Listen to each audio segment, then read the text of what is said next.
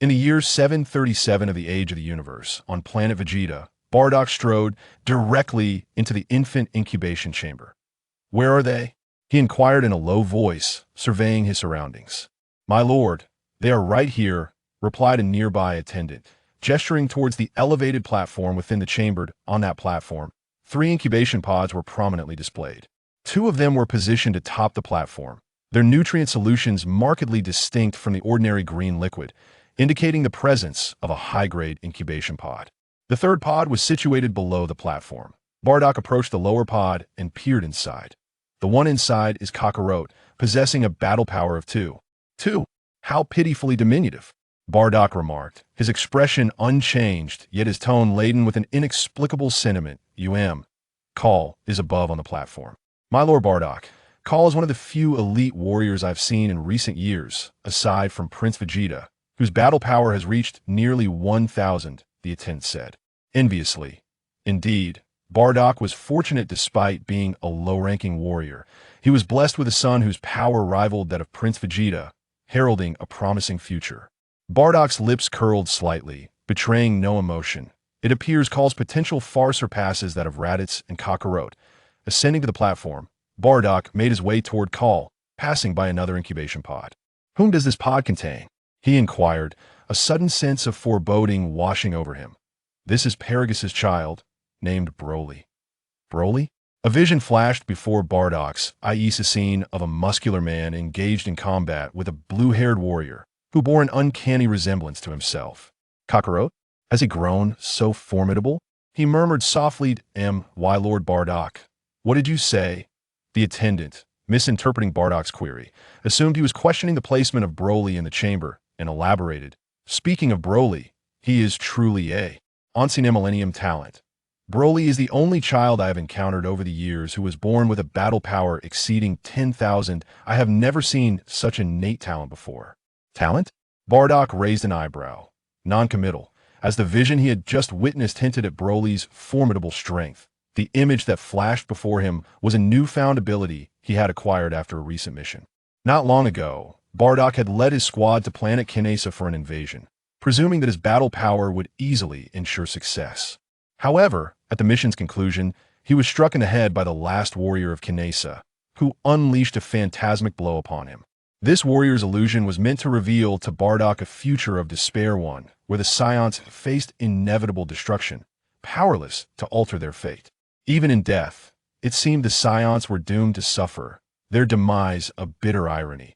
After being struck, Bardock frequently encountered visions of future Scions facing annihilation, along with other scenarios whose timelines remained unknown to him. For instance, he now beheld the youthful forms of Kakarot and Broly, engaged in a fierce battle. As time passed, Bardock grew accustomed to the emergence of these future images. He soon recognized that the scene he had just witnessed depicted Kakarot's destiny. A fleeting thought crossed his mind, accompanied by a glimmer of despair and determination.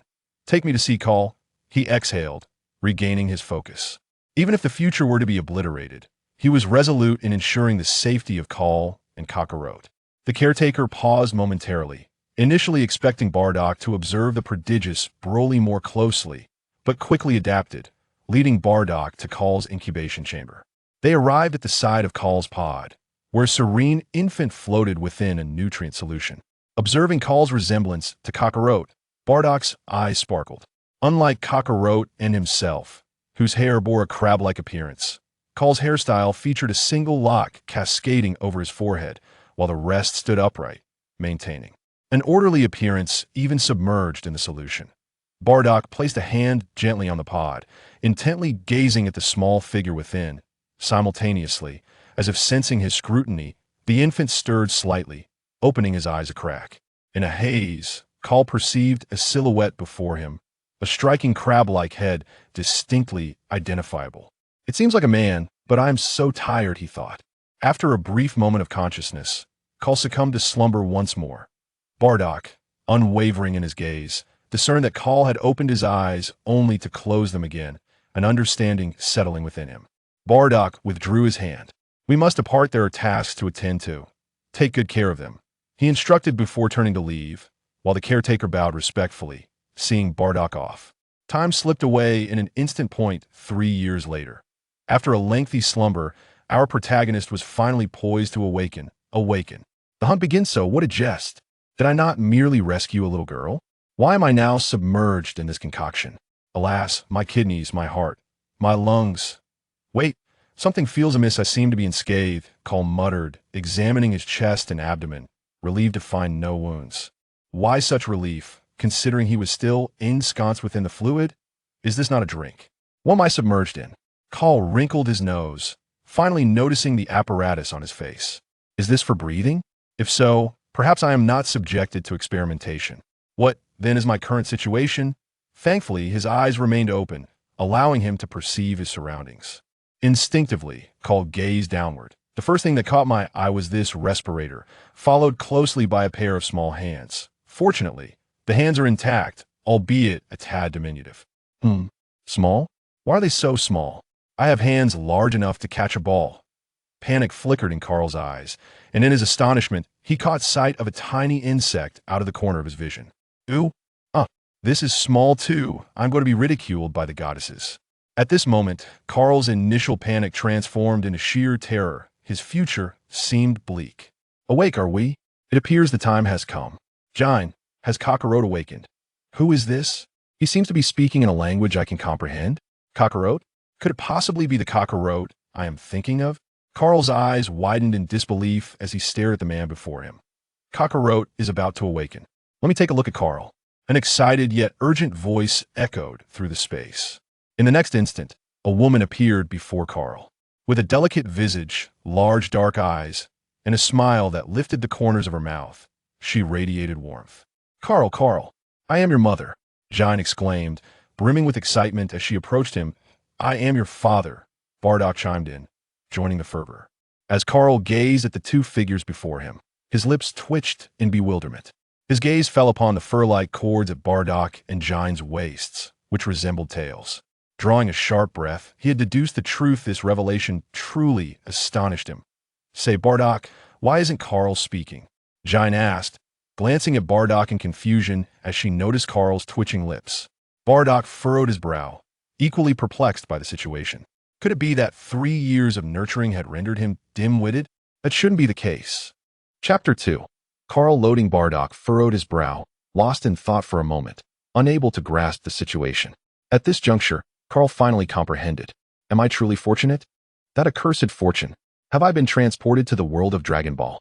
From their recent conversation, it seems I have become their child, and they are Bardock and Jain? Karl mused, gazing at the imposing figure of the man and the youthful beauty of Jain before him. After a brief period of bewilderment, he accepted this new reality. Father, mother. Embracing his identity, Karl found himself effortlessly uttering the words, after a lifetime of toil in his past existence, unaware of his parents' whereabouts. Having a family now felt like a dream come true. Finally hearing his child speak, the confusion on Bardock's face dissipated, while Jain beamed with joy, reaching out to lift Karl into her arms. Shyly averting his gaze, Karl allowed Jain to embrace him. Bardock bore a striking resemblance to Kakarot, cradling Karl under his arms. Jain lifted him into the air, glancing at Bardock, her eyes narrowing into crescent shapes from her smile. Bardock nodded repeatedly, his expression calm, yet his gaze was filled with affection for Karl. Over the past 3 years, Bardock had witnessed visions of Kakarot's future on numerous occasions, but he had never glimpsed the fate that awaited Karl, leaving him with a deep-seated concern for his son's future. After all, Kakarot had safely arrived on Earth, becoming a formidable warrior.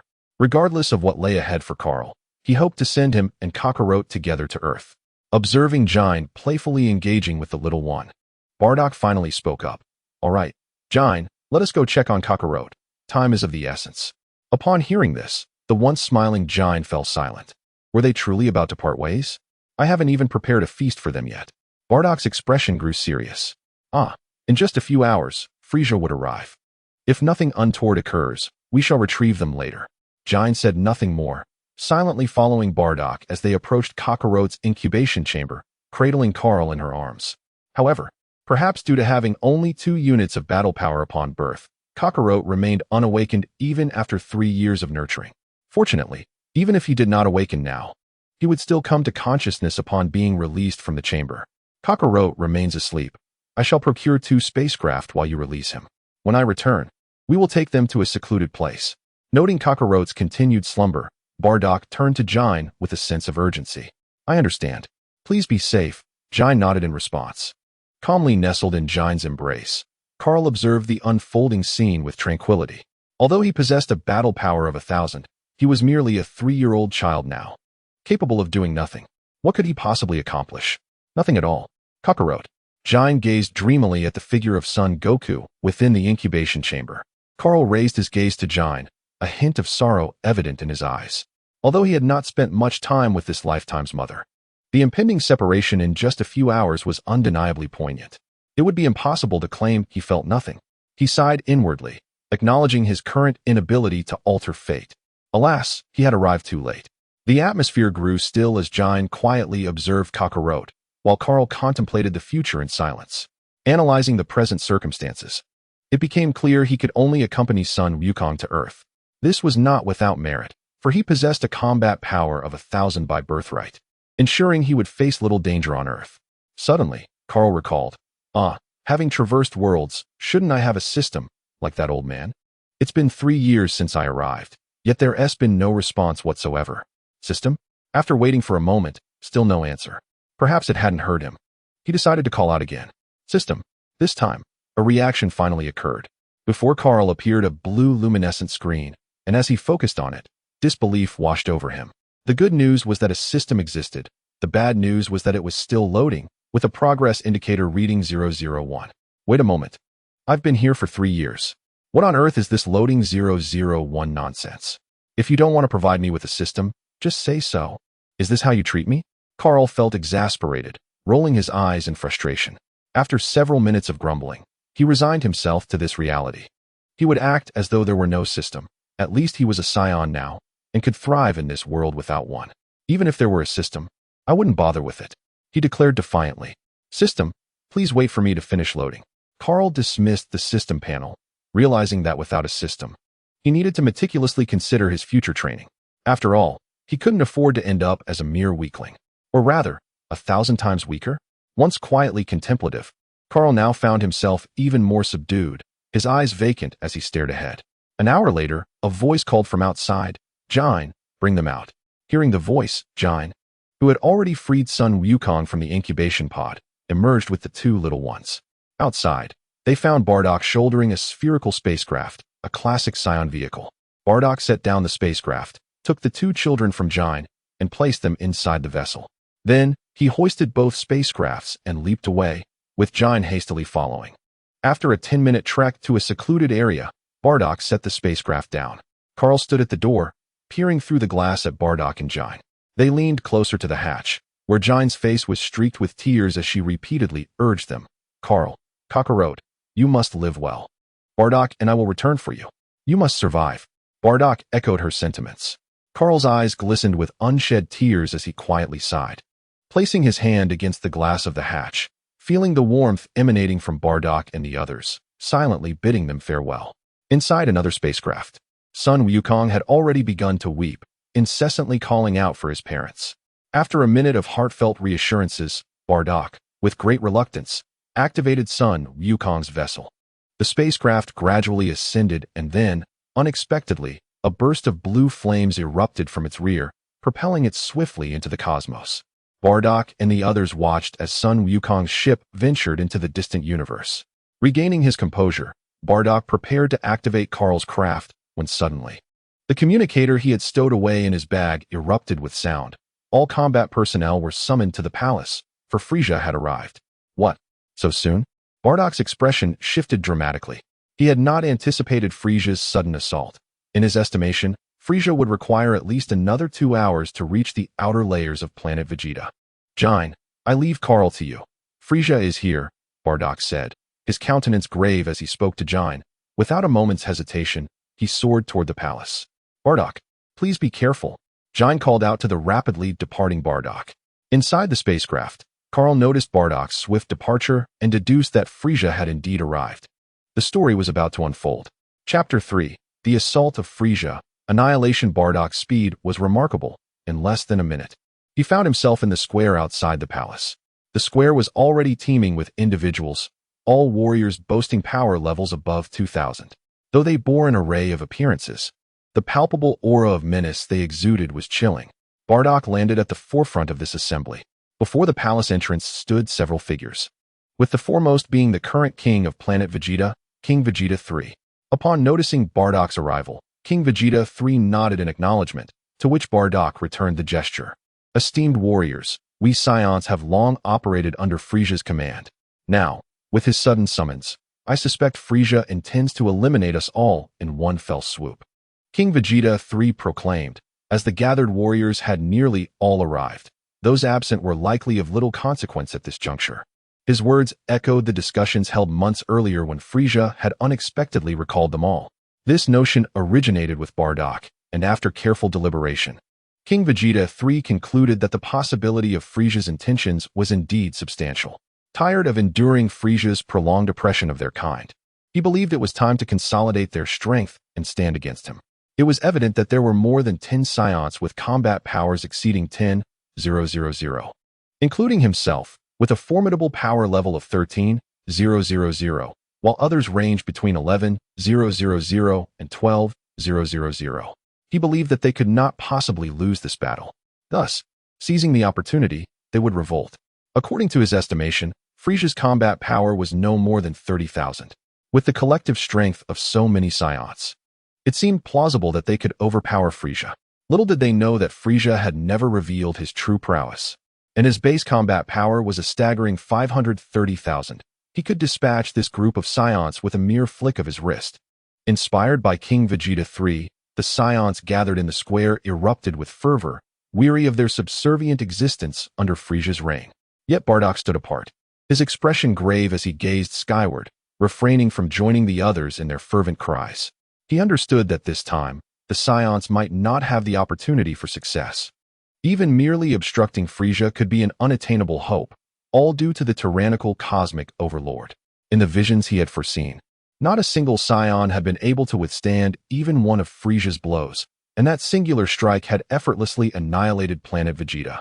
The cacophony of voices in the square rose and fell, a crescendo that reached the cosmos. Meanwhile, not far beyond planet Vegeta, in the vastness of space, a voice emerged from a floating infant chair. Mr. Dodoria, what is the current status of those Scion monkeys? Lord Frieza, the Scions are currently convening, plotting their rebellion against us, replied a figure with 2 antennae, resembling a sentient slug. Ho ho ho, in that case, let us pay this gathering of Scion monkeys a visit. Before this situation escalates further, we must take decisive action, Frieza chuckled, his laughter laced with a gentlemanly elegance, as he peered through the ship's viewport at the distant planet, then turned and drifted towards the ship's exit. Follow me, prepare for battle. Seeing the fervor of the moment, King Vegeta's confidence swelled, and he surged ahead into the sky. One by one, the Scions followed in his wake, ascending towards the heavens, signaling that an epic confrontation was imminent. Bardock hesitated for a moment, observing the multitude of Scions soaring into the sky, a resolute determination glinting in his eyes. With a powerful leap, he propelled himself forward, swiftly surpassing his fellow Scions to claim the lead. If a battle was to ensue, he would face Frieza as the vanguard. King Vegeta, noticing Bardock's advance, opened his mouth to speak, but ultimately refrained. As fierce clashes erupted, on the other side, Jine was imparting words of caution to Kakarot. Carl, once you reach Earth, take care of your brother Kakarot. Stay safe. If Bardock's concerns prove unfounded, we shall come to retrieve you. Tears welled in Carl's eyes. His lips pressed tightly together, filled with reluctance. Jine's gaze remained fixed on Carl, tears streaming down her face. Yet her hands moved resolutely as she pressed the ignition button of the spacecraft. The vehicle powered up, ascending slowly into the air. Jine stepped back, her eyes following Carl as he ventured into the darkness, her face streaked with tears. On the battlefield, Bardock had vanquished countless nameless foes. Yet the overwhelming forces under Frieza's command rendered the efforts of just a few hundred Scions futile. After enduring a fierce struggle, many were left panting, while only a handful of the highest-powered Scions appeared relatively unscathed. However, even they wore expressions of despair as they beheld the relentless tide of enemies approaching. Bardock stood at the forefront, his heart heavy with hopelessness as he surveyed the chaos around him. He was unwilling to concede defeat, no matter the odds.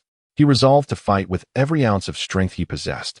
Ah, science, quite impressive, indeed, to have dispatched so many of my subordinates.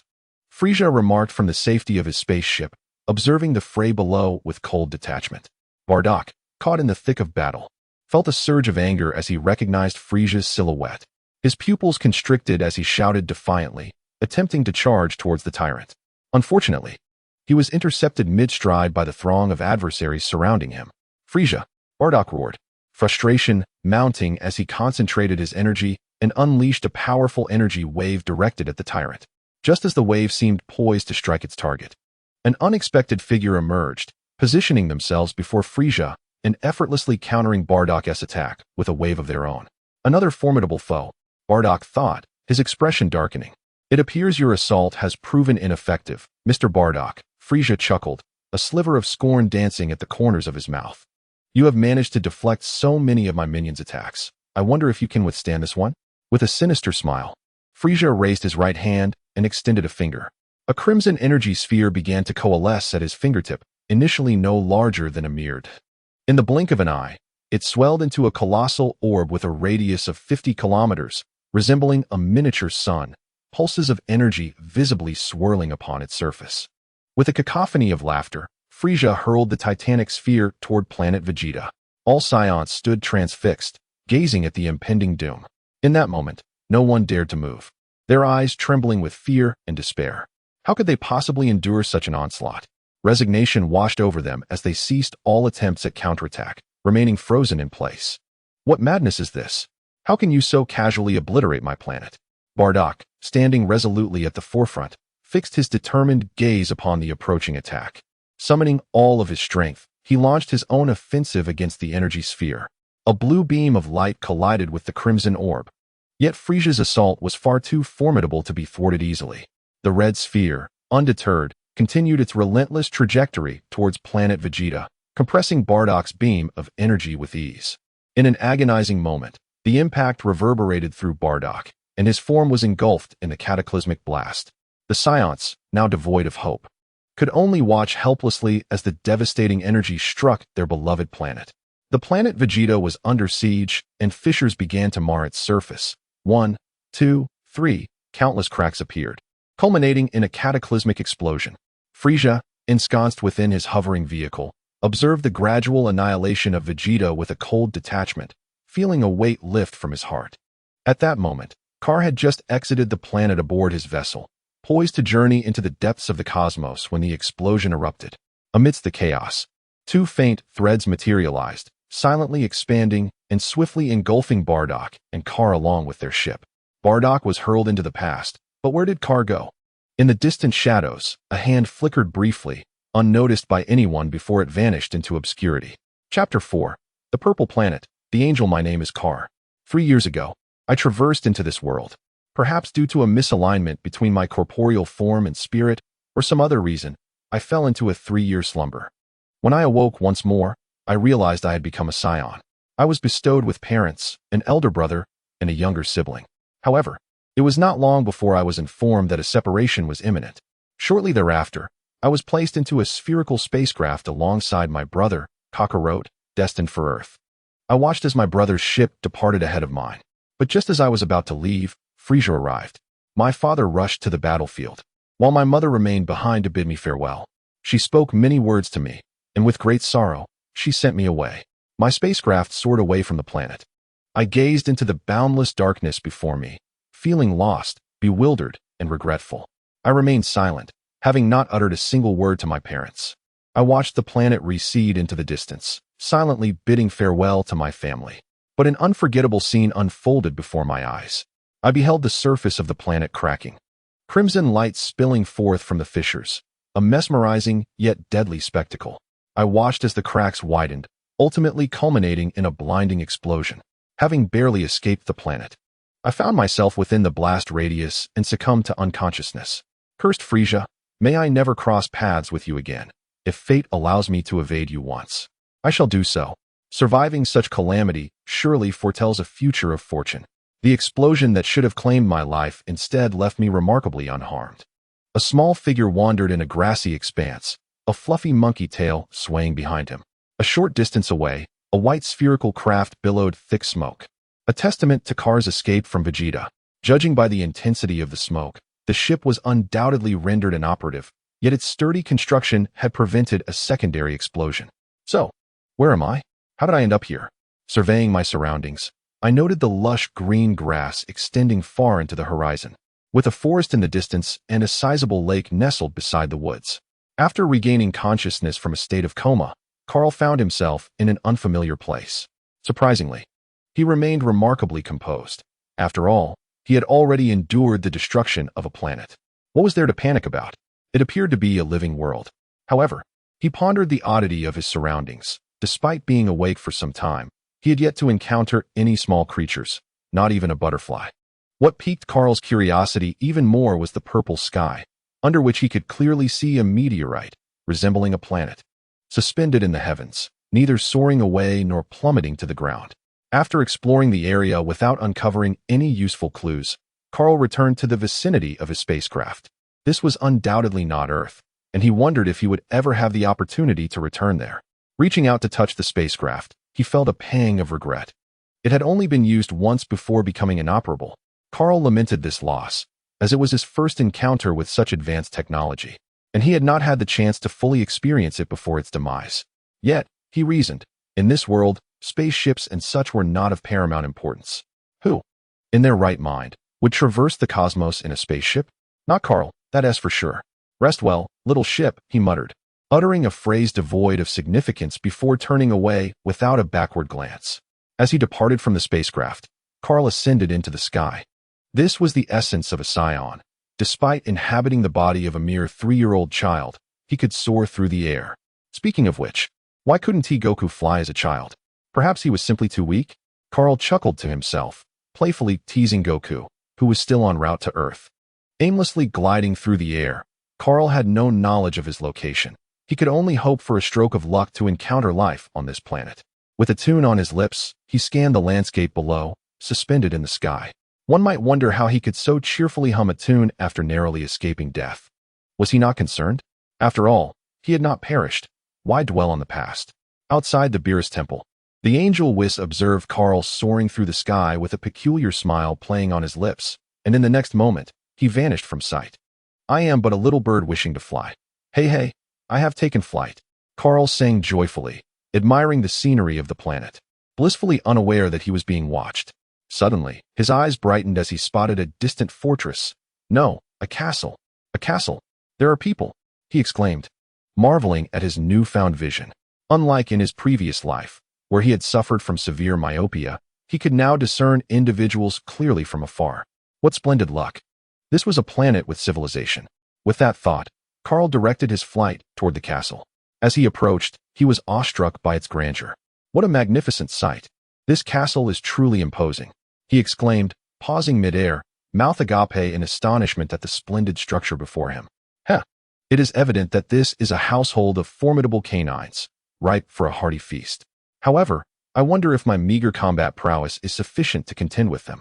Regardless, I shall first investigate. What if they are benevolent souls? With a multitude of thoughts swirling in his mind, Kaal hesitated between striking a forceful pose or extending a friendly gesture. Yet, considering his own capabilities, he decided it prudent to assess the situation before taking action. After all, while his strength appeared formidable in the vast cosmos, it was merely that of a cannon fodder. Thus, he resolved to project friendliness first, should they exhibit overwhelming strength. He could resort to physical confrontation, and if he found himself outmatched, he would flee. With his mind made up, Kaal dove forward, preparing to rush towards the castle. Suddenly, a figure materialized before him, and an inexplicable voice echoed in his mind. The situation was dire. He was a mere millimeter away from collision, yet in the next heartbeat, the outcome would change entirely.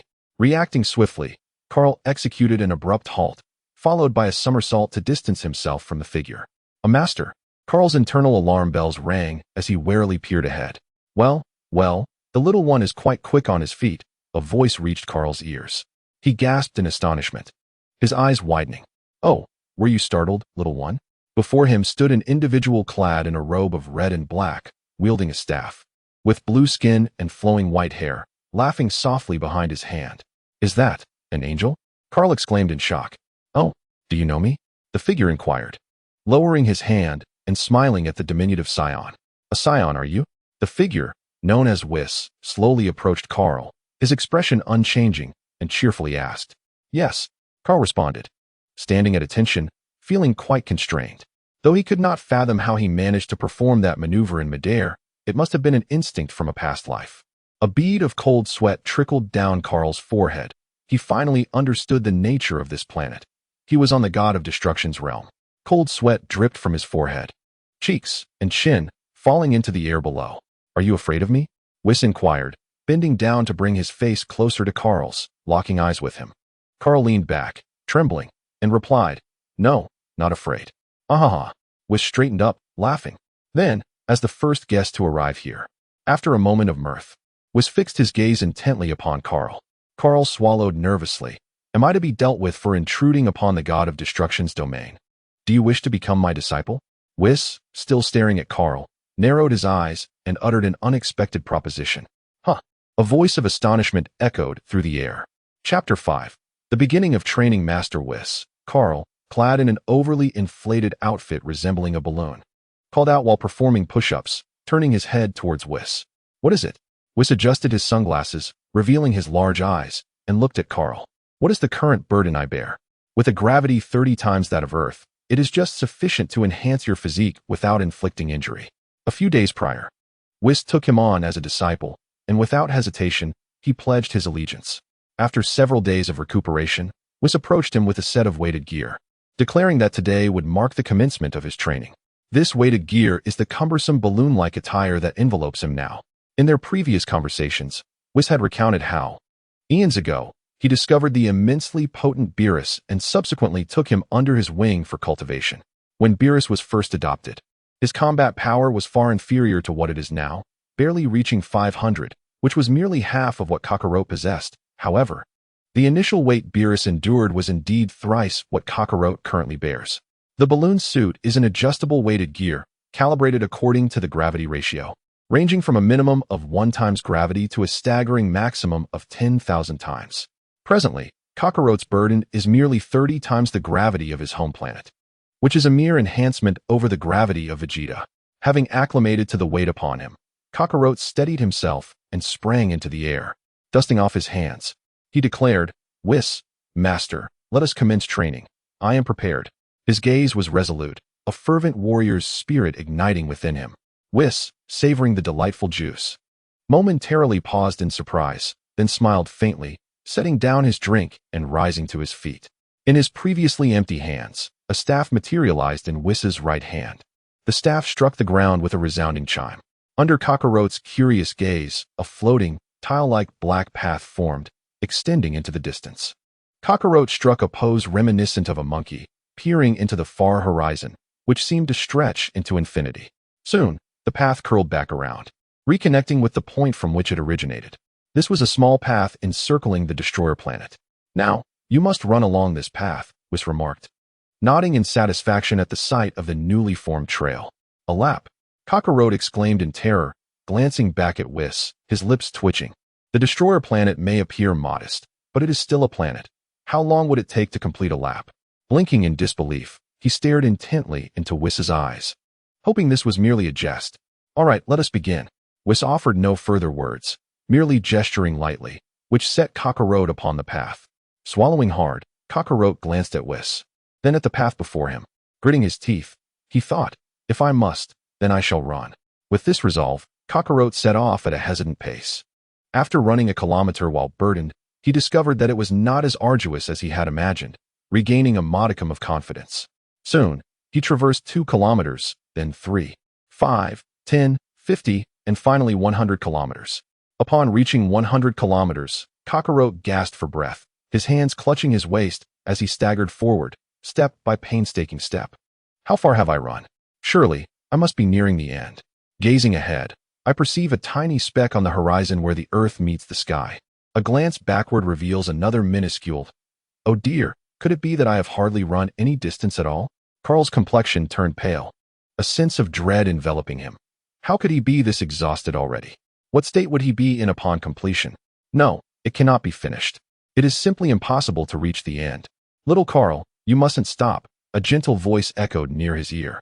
Kaal contemplated sitting down to rest for a moment before continuing, yet upon turning, he found no one there. Looking skyward produced no results either. You need not search for me.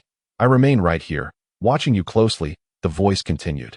Witnessing Kaal's struggle, Whis burst into laughter, reveling in the joy of training the young one once more. It had been eons, perhaps 100 million years or two, since he had enjoyed such a pastime, yet now, here it was, the thrill of nurturing a talent. Lord Beerus, however, only indulged in slumber, oblivious to the joys of life. Once Lord Beerus awakens, I shall certainly have much to discuss with him. Kaal grimaced. Oh, come on, not this again. It's truly unbearable. Noticing Kaal's stillness, Whis conjured a whip from thin air, inspecting it with a contemplative gaze. Will this harm him? Scions are typically tough, right? Surely, this won't break anything. With a decisive flick of his wrist, he brought the whip down. Kaal, seated cross-legged on the path, had unknowingly produced a bento box from somewhere, happily savoring his meal when a sharp sting jolted him. Ouch! Instantly, he leaped to his feet, clutching his rear, feeling as though he had been struck. Whis, who had been observing the scene unfold, smirked in satisfaction. Indeed, little Kaal, you did not misinterpret the sensation. He raised the whip before him, pleased with the impact it had caused. If you do not run faster, another strike is imminent. Whis's voice reverberated around Kaal. His eyes widened in horror, realizing that the earlier sting was indeed from a real whip. A wave of resentment enveloped the air as a black leather whip materialized before him, its tip poised to strike again. Panic surged through Kaal.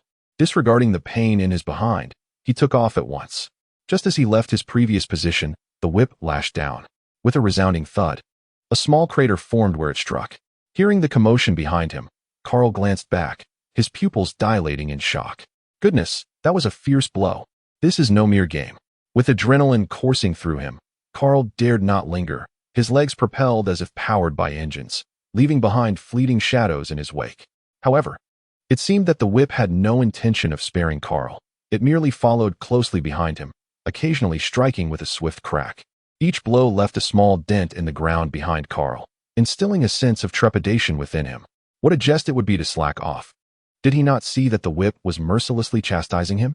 A moment's delay could necessitate the gathering of friends and family for a feast the following day. Whis observed the live broadcast, chuckling incessantly, while only Kaal bore the brunt of this arduous endeavor. Chapter 6. The Awakening of Beerus. Boom. Bang. Crash. The noise was unbearable. Deep within the castle, a large purple feline lay on its bed, muffling its ears with a pillow, its expression one of sheer annoyance. Boom. Ah, how irritating. Whis. The purple cat suddenly sat upright, exclaiming loudly. Ah, has Lord Beerus awakened? Is he ready to commence his duties? In an instant, Whis appeared at Beerus's bedside, his eyes gleaming with mirth as he gazed at Beerus. What on earth are you doing? It's so loud that I can't sleep. Beerus, digging at his ears, momentarily disregarded the notion of work, his expression darkening as he inquired. I thought Lord Beerus was about to begin his work. I must admit, it stirred a small thrill within me, Whis replied, maintaining his cheerful demeanor while his tone gradually shifted to one of playful mockery. After a brief bout of banter, Beerus began to rouse from his stupor. Hearing Whis's words, he scratched his back sheepishly and asked, Whis, is there anything delicious to eat? Oh dear. Speaking of delectable delights, Lord Beerus, do you have any idea how many exquisite dishes I have savored recently? Whis raised a finger to his chin, feigning contemplation. There's sweet and sour pork, kung pao chicken, sweet and sour fish, cola chicken wings, and so many other delectable treats. Whis squinted his eyes, clasping his hands into fists at his chest, swaying joyfully. Upon hearing Whis enumerate those culinary delights, Beerus sprang up, pointing at Whis while exclaiming, Whis, how could you indulge in such sumptuous fare without me? Oh, but Lord Beerus was asleep, so I took it upon myself to enjoy your share as well. Whis replied nonchalantly. How outrageous. Whis. Beerus's head swelled with indignation. The thought of all those delicacies consumed by Whis shattered his composure. It is well known that among the destroyers of universes 6 and 7, they possess a profound love for gourmet cuisine. Beerus, the destroyer of Universe 7, had a penchant for fine food. Though he exhibited moderation, his only vice was an affinity for slumber, which could last for many years. In contrast, Kampa, the destroyer of Universe 6, was notoriously gluttonous, the most rotund of all destroyers, unmistakably corpulent. At this moment, upon hearing that Whis had devoured his share of delicacies, Beerus felt tears welling up within him. Such culinary delights missed. Boom. Just then, another explosive sound reverberated from outside. The sudden noise startled Beerus, momentarily halting his anger. As he turned to Whis with a look of bewilderment. What are you up to, causing such a commotion? Are you redecorating this planet? Huh.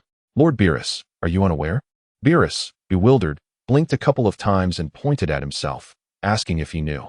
I have taken on a new disciple, Whis stated with an air of calmness, though the smile on his face betrayed his excitement.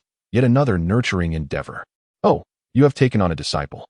Upon hearing Whis's words, Beerus nodded in a composed manner. However, in the next moment, his eyes widened, and he trembled as he pointed at Whis.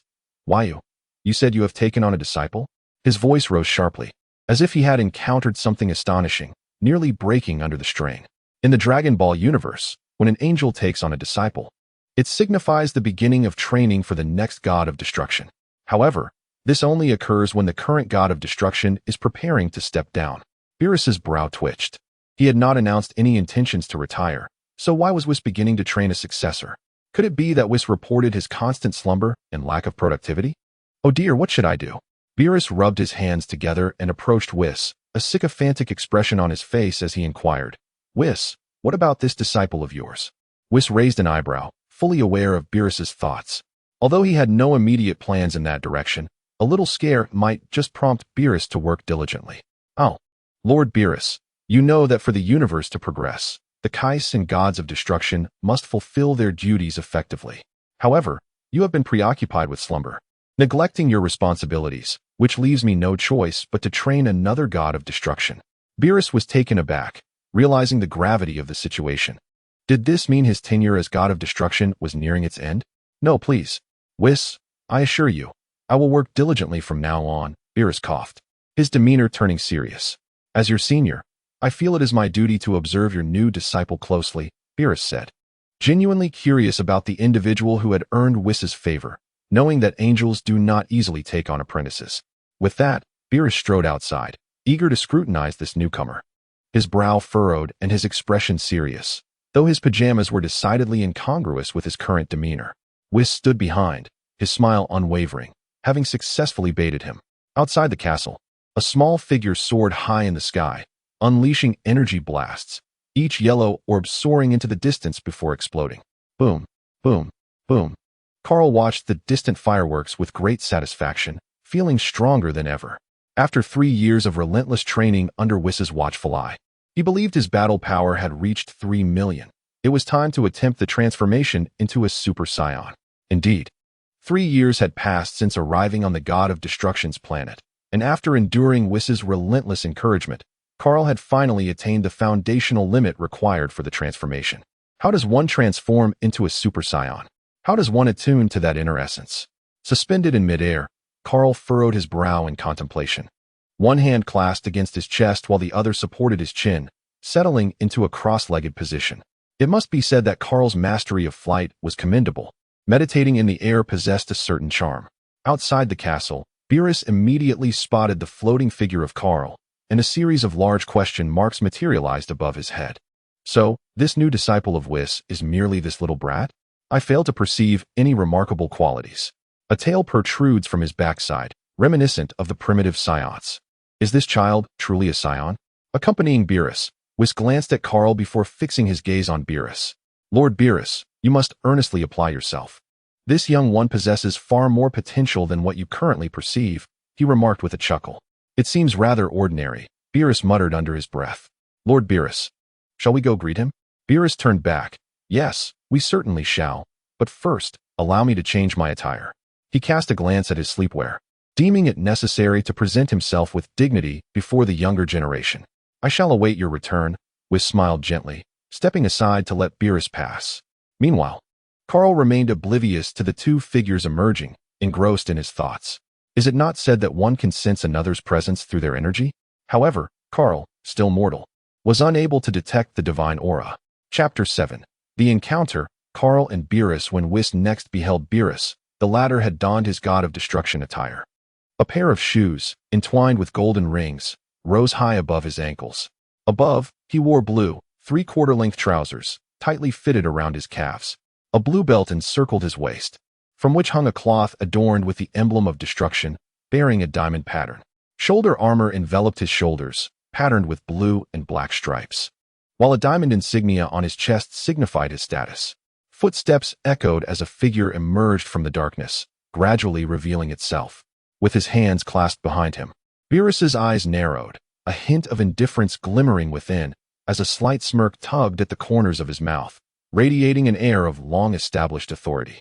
"Oh, is Lord Beerus so solemn today?" Whis chuckled lightly, amusement dancing in his eyes. "Whis." Beerus did not respond to his words, instead bypassing him and advancing with measured steps. "Greetings, Lord Beerus." Whis's tone grew slightly more earnest. "Come, let us meet your new disciple." "Yes, Lord Beerus," Whis replied softly, setting off to follow Beerus. The two walked into the sunlight, exiting the castle and pausing at the entrance, gazing at Kaal suspended in the distance. At that moment, Kaal was still preoccupied with thoughts of transforming into a super scion. He had attempted to concentrate his energy in his back, but after several tries, he consistently fell short at the final step, as if something elusive prevented him from breaking through. Yet, he could not discern what that something was. Sensing a gaze upon him, Kaal swiftly turned to identify the source of the scrutiny. A glimpse revealed a purple figure in the direction of the castle. Kaal's pupils instantly contracted to the size of pinheads, startled by the sight. In his recollection, Beerus's slumber was meant to last 39 years.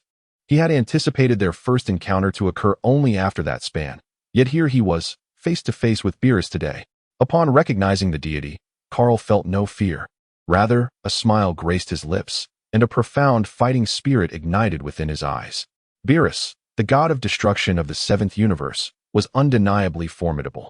In this cosmos, apart from the angel who served as both servant and mentor to Beerus, no one could rival his power. Despite this, Kaal harbored no trace of trepidation. The mere fact that Beerus had appeared before him indicated that, even if he did not acknowledge Kaal, he would not cause him trouble either. Moreover, Kaal could not sense Beerus's aura or feel any pressure, which further alleviated the innate fear that creatures often experience.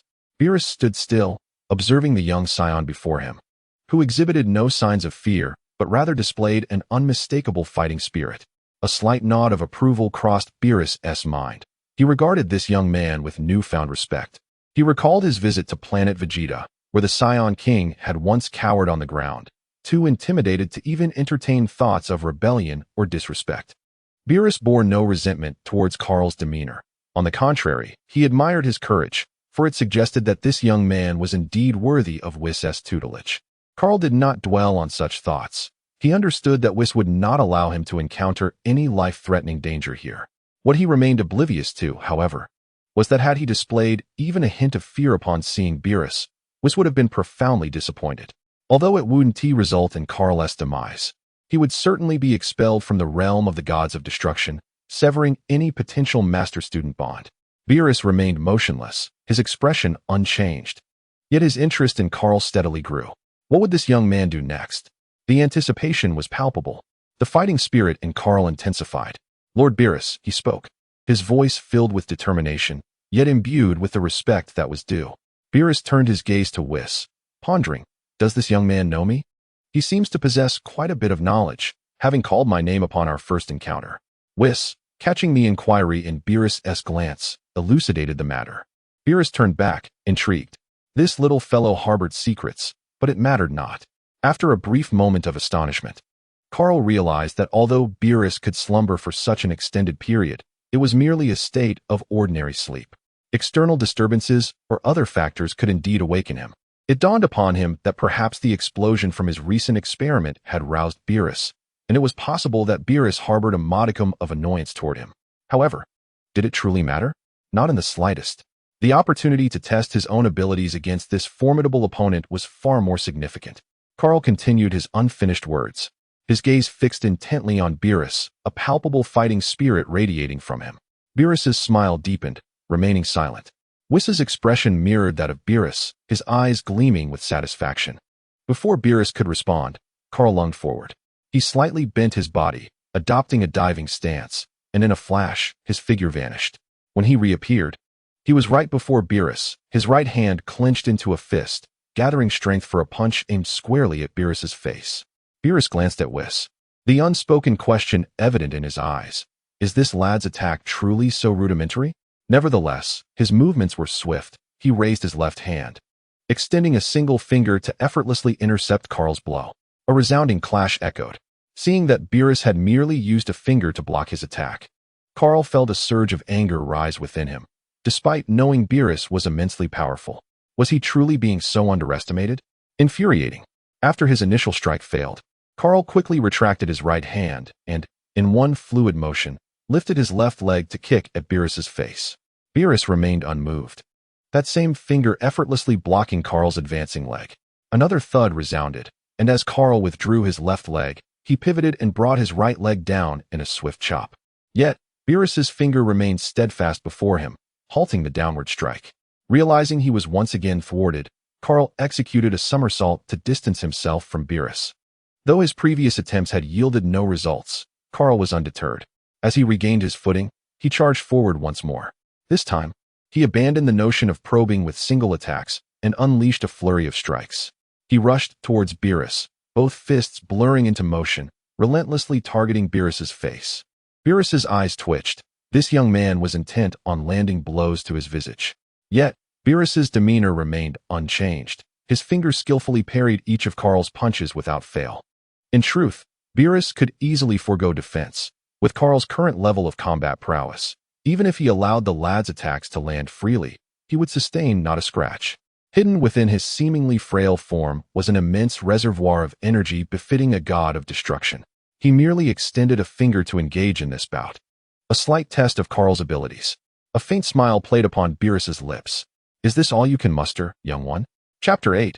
Kahl vs. Beerus, 2. Noticing the smirk on Beerus's face, Kahl felt a twinge of mockery and a wave of anger surged within him. This was far from over. After another punch was parried, Kahl leaped back, establishing a distance of approximately 10 meters from Beerus, spreading his legs and positioning his hands in a lotus-like posture at his waist. Kahl murmured softly, his voice a mere whisper. Yet the pre-battle shouts served only as a fade, an embellishment to the moment. They were optional, but to vocalize them added a certain grandeur. Between Kahl's palms, a sphere of cerulean light coalesced, pulsating with energy. With the final syllable resonating in the air, Kahl thrust his hands forward. The energy sphere expanded dramatically, radiating outward at an angle dictated by his hands, transforming into a 2-meter-wide column of light, hurtling towards Beerus. The entire space was suffused with a blue-white hue. Beerus's expression remained impassive as he fully extended his raised hand. Kahl's Kamehameha surged forth, seemingly aimed directly at Beerus's palm, colliding with it head-on. In an instant, the technique met resistance, unable to advance further.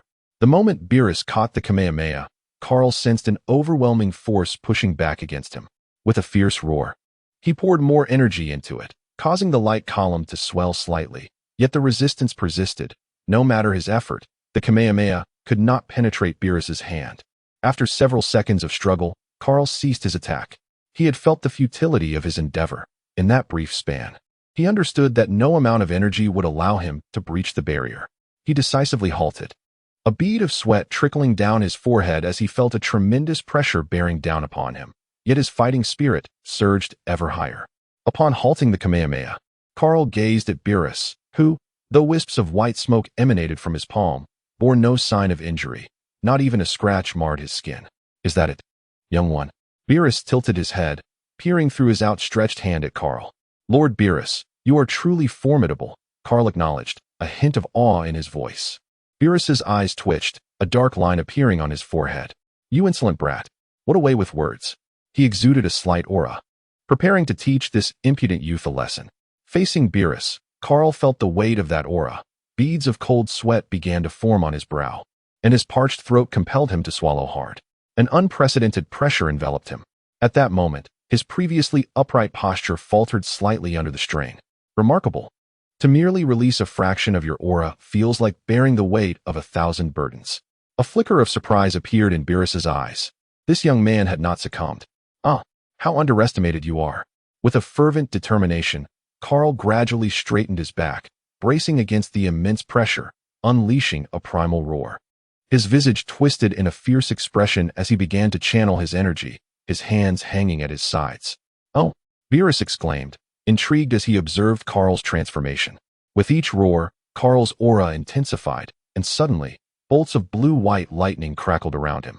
Flashes of energy appeared and vanished in an instant, while the dust upon the ground swirled around him, animated by the force of his furious declaration. As the roar persisted, Kahl began to undergo a transformation. His dark hair shimmered, oscillating between shades of yellow and black.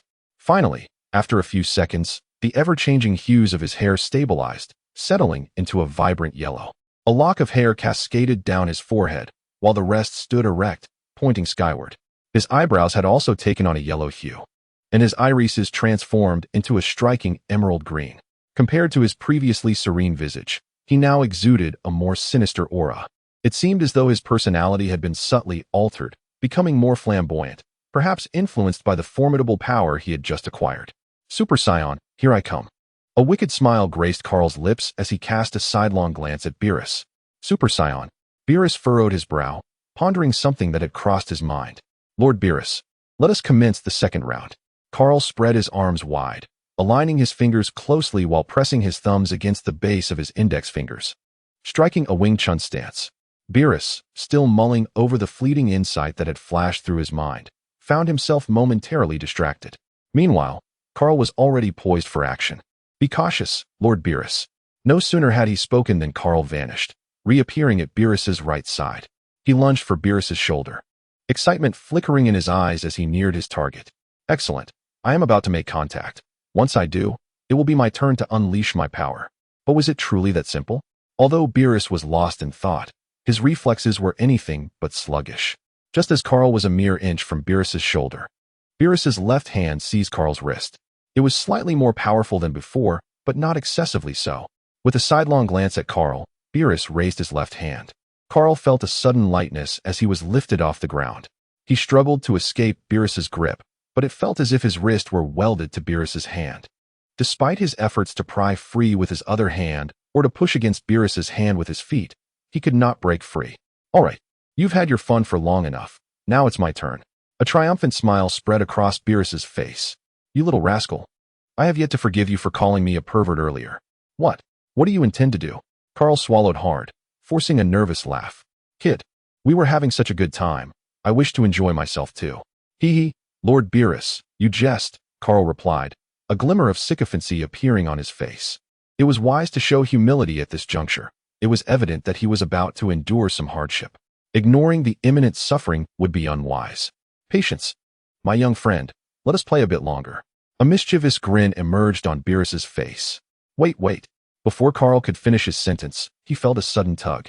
Behold, Lord Beerus raised his hand, commencing to draw circles, while Kahl, ensnared by him, mirrored the movement. 1 circle, 2 circles, 5 circles, 10 circles, 30 circles. Kahl's eyes began to spin in dizzying circles alongside the illustrious Beerus. The latter erupted into joyous laughter, a smile that would not wane, but only grow in delight. After an indeterminate number of spins, Beerus deemed it sufficient and casually tossed Kahl aside, who fell with a thud, raising a cloud of dust. In a peculiar pose upon the ground, Kahl lay with rolling eyes, momentarily incapacitated. Thus was the match decisively won by Beerus. Chapter 9. Cooking for Beerus. Acknowledgement. Beerus approached Kahl, bending down to scrutinize him closely. "Whis, what is it about this lad that captivates you? Aside from that recent transformation, I see little of distinction. His courage is commendable, yet he is rather foolish." Beerus smirked. "Oh dear, does Lord Beerus not hold him in high regard?" Whis replied nonchalantly, appearing beside Beerus, his face drawn near. Beerus, feeling somewhat uneasy, leaned back slightly and turned his head away, muttering to himself that perhaps it was best to let the boy remain here for now. However, he mused, this lad was still far from claiming the position of god of destruction. Standing upright with arms crossed, Beerus turned his back to Whis and Kahl. "Ah, indeed. Lord Beerus is the mightiest god of destruction," Whis remarked, observing Beerus's haughty demeanor with amusement, offering praise akin to that of a child. A smile played at the corners of Beerus's mouth. "Whis, is there anything delectable around?" he inquired, rising to head toward the castle. "None, I'm afraid," Whis replied. prompting Beerus to momentarily halt, scoff, and then continue on his way. However, little Kaal is quite the cook, Whis added. Beerus's ears perked up. Another reason to keep the lad around had emerged. Whis chuckled, glancing at the unconscious Kaal on the ground, lightly tapping his staff against the earth, which ignited a soft glow around Kaal, causing him to levitate. With a step forward, Whis moved alongside the floating Kaal, who drifted slightly ahead. Together, they followed Beerus toward the castle. 2 hours later, Kaal gradually regained consciousness. Ugh, I still feel a bit woozy. Lord Beerus is truly excessive, he groaned, rubbing his forehead as he sat up slowly. Hey, kid, I have yet to address your trespass upon the god of destruction's planet, a voice remarked. Kaal turned his head toward the source and beheld Beerus and Whis, each reclining on a lounge chair, with a glass of juice, resembling orange juice, by their sides. The speaker was Beerus, adorned with sunglasses and resting his hands behind his head. Kaal scratched his head, offering an awkward smile. Lord Beerus, it is a pleasure to meet you. I look forward to your guidance, he greeted. TCH, Beerus scoffed, dismissing Kaal's greeting without acknowledgement.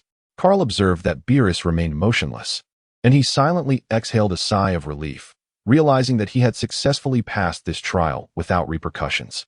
He quickly rose to his feet and approached Beerus from behind. Remembering Beerus's fondness for exquisite cuisine and slumber, Kaal thought to himself that culinary creation was indeed his forte. Although he had spent decades in solitude during his previous life, he had nonetheless honed his culinary skills. While he may not rival the esteemed chefs of the culinary world, his prowess was not lacking by any means. Seizing the opportunity to impress the god of destruction who had yet to savor Earth's delicacies, he felt confident in his abilities. With this in mind, Kaal glanced at Whis. Noticing that Whis was not observing him, he leaned in and softly inquired, Lord Beerus, what would you like to eat? I shall prepare it for you. A hint of a smile graced Beerus's lips, though it quickly faded as he adjusted his sunglasses and glanced at Kaal, casually responding. Then let us begin with sweet and sour pork, sweet and sour fish, and perhaps those chicken wings with cola, along with that diced chicken dish. Kaal was taken aback, surprised at Beerus's knowledge of these dishes. A fleeting glance at Whis revealed the truth. It seemed Whis had shared this information, though it appeared he had not divulged everything. I didn't expect you to be such a knowledgeable master, Whis, Kaal thought, taking note of his impressive demeanor. Should the dishes fail to meet your expectations? Beerus cast a sidelong glance at Kaal. Cold sweat trickled down Kaal's forehead as he quickly patted his chest, affirming with utmost sincerity, I assure you, Lord Beerus will be thoroughly satisfied. Beerus nodded in acknowledgement, remaining silent. Kaal wiped his brow and turned to Whis with a flattering smile. Could you kindly assist me in retrieving the kitchenware and ingredients? Whis said nothing, effortlessly summoning his staff and lightly tapping the ground, causing the utensils and ingredients Kaal required to materialize a few meters away. Please wait a moment, it will be ready shortly. Kaal called out as he dashed toward the cooking area. Whis, are those dishes truly prepared by this lad? Beerus inquired, sitting up and removing his sunglasses to observe Kaal fervently chopping vegetables. Rest assured, Lord Beerus, they will be delectable. In the billions of years I've existed, these are among the finest dishes I have ever tasted, Whis replied confidently. This juice was crafted by him as well. It certainly holds some merit. Very well. I shall await and see what culinary delights he presents, Beerus remarked, unable to resist licking his lips. After years of slumber, it was high time for him to indulge in exquisite cuisine. At the stove, Kaal was passionately at work. Half an hour later, he approached Beerus and Whis with an exuberant expression, balancing several plates of food and a pot of steaming rice atop his head. Tada! Distinguished guests, please enjoy, he announced, arranging the dishes with pride and placing his hands on his hips, beaming with satisfaction. Beerus sat cross-legged, eyeing the dishes with curiosity. He leaned forward, inhaling the fragrant aroma, which indeed was enticing. Meanwhile, Whis could hardly contain his anticipation, eagerly picking up chopsticks and diving into the feast, even serving himself a generous portion of rice to accompany the meal. Beerus picked up his chopsticks and tentatively sampled a piece of sweet and sour shredded pork, bringing it to his nose to inhale its delightful aroma. The sweet scent, tinged with a hint of acidity, piqued his curiosity. With a wide-open mouth, he placed the morsel on his tongue, and his pupils instantly dilated, sparkling with astonishment. The flavor was exquisite, tangy and sweet, despite its peculiar name. The moment it graced his palate, he felt as though he were floating in a culinary paradise, although even paradise might hesitate to claim him. Without further ado, he quickly grabbed 2 more pieces, his eyes gleaming brighter with each bite, relishing the memory of the countless bland and unremarkable dishes he had consumed over the eons. Consequently, his pace of eating quickened, and he even drew the dishes closer to himself. "Might I suggest, Lord Beerus, that it pairs even better with rice?" Kaal offered, presenting a bowl of rice. Beerus accepted it eagerly, devouring it alongside the sweet and sour pork. "Wow, this dish is even more delectable with rice. How could I have only just discovered such a delightful culinary treasure?" He shot an accusing glare at Whis, blaming him for not inviting him to share in the feast. However, Whis remained oblivious to Beerus's displeasure, his gaze fixated on the dishes before him, his eating undeterred. Kaal observed with a satisfied smile, knowing that when others devour the dishes he has prepared, it is a testament to his culinary skills, a chef's highest praise. 5 minutes later, the table was cleared, every last morsel consumed, including the entire pot of rice. Beerus leaned back in his recliner, patting his belly. "Well done, my boy." Kaal smiled faintly, relieved that Lord Beerus was pleased. "Indeed," Beerus responded with a soft hum. "From now on, these culinary endeavors shall be entrusted to you." Kaal nodded appreciatively. Then, as if struck by a sudden thought, Beerus sat up again. "I acknowledge your talents," he declared, giving Kaal's somewhat frail shoulder a pat before reclining once more. Kaal paused, glancing at Whis, who smiled and nodded slightly. An excited grin spread across Kaal's face as he leapt into the air, immediately dashing away to practice his martial arts. Beerus watched with a smile that soon faded, turning his gaze to the enthusiastic Kaal. "A fine opportunity has been bestowed upon you." Chapter 10. The 12th year of the God of Destruction. Kaal. "I am hungry," Beerus called out, languishing on a beach chair while watching the mock battle between Kaal and Whis. Though it was termed a battle, it was merely Kaal being playfully toyed with by Whis in midair. Since the duel commenced, Kaal had attempted numerous strategies to land a hit on Whis, only to have each one deftly evaded or effortlessly countered. In Whis's words, this was his own form of ultimate freedom. The moment Kaal launched an attack, his body instinctively evaded the blow. Kaal delivered another kick, only for Whis to deftly intercept it with a gentle tap on his ankle. Upon hearing the voice of Beerus, his already irritable mood, having been toyed with earlier, grew increasingly impatient. He turned and shouted at Beerus, "Lord Beerus, you're so annoying. Can't you take care of it yourself? Hey, you brat, do you think I won't destroy you?" Beerus retorted loudly in response to Kaal's outburst. "Come on, you've been saying that for 9 years, Kaal scoffed. Realizing that the training session with Whis was now disrupted by Beerus's interruption, he conceded that it was perhaps for the best. After all, he had been treated like a plaything for so long, unable to even touch Whis. Standing in midair with his staff, Whis observed the scene with a slight smile before descending. Kaal followed suit, grumbling as he descended, "Lord Beerus, after all these years, haven't you learned how to do it yourself? Why not just handle it yourself?" A hint of embarrassment crossed Beerus's face as he muttered under his breath, "If I could do it, why would I call you?" This marked the 12th year since Kaal had arrived on the Destroyer planet. Ever since Beerus had awakened 9 years ago, Kaal's routine had been transformed into an endless cycle of training, sparring with Whis, growing stronger, and then repeating the process. Occasionally, if Beerus felt inclined, he would summon Kaal for guidance, which invariably led to Kaal being subjected to a barrage of punishment, followed by him preparing meals for the 2 divine beings. After 9 years, Kaal had exhausted his repertoire of culinary skills for these 2, and he was often tasked with developing new dishes. This relentless practice not only honed his combat prowess, but also refined his culinary abilities. He felt that with his current skills, he could easily apply as a royal chef in his past life. Over the years, he had attempted to teach the 2, but aside from Whis, whose skills had improved, Beerus's culinary talent was painfully subpar, a stark contrast to his martial prowess. With a slight grimace, Kaal rolled his eyes at Beerus. "Lord Beerus, your culinary talent is truly lacking." Beerus scowled, a vein popping on his forehead. "You little brat. Stop talking nonsense and get cooking." Resigned, Kaal proceeded to prepare a meal, opting for something simple. "I want a new dish, Kaal," Beerus demanded. Kaal felt a vein throb on his forehead as he gritted his teeth. "Fine, just wait." An hour later, Kaal presented a pot brimming with a spicy broth adorned with chilies and Sichuan peppercorns, the surface entirely covered in a vibrant display of ingredients. He ignited the flame, heating the broth, and after arranging the fresh vegetables and meats on the table, announced, "Today, we are having hot pot." "Hot pot? Is it delicious? I've never had it before." Beerus queried. You'll find out once you taste it, Kaal replied, demonstrating how to enjoy the dish. Beerus and Whis mimicked his actions. As the tender slices of meat entered their mouths, their eyes sparkled with delight. This brat has hidden a gem. Such deliciousness has never been presented before. Perhaps training has been too lenient, they mused internally. The trio busily wielded their chopsticks, sweat beading on their brows as they savored the meal. Are you ready to face the trial of destructive energy? Beerus inquired. Mid-meal, Beerus suddenly inquired. Kaal's gaze remained fixated on the steaming duck intestines upon his chopsticks. Mere seconds away from consumption. Upon hearing Beerus's question, Kaal, without a moment's hesitation, thought, perhaps in a few years, as he sensed his energy still lacked a certain depth. Beerus cast a glance at Kaal, his expression inscrutable. It is worth noting that Beerus was astounded by Kaal's innate talent. Having resided on the planet of destruction for 12 years, Kaal had arrived at the tender age of 3, with a mere power level of 1,000.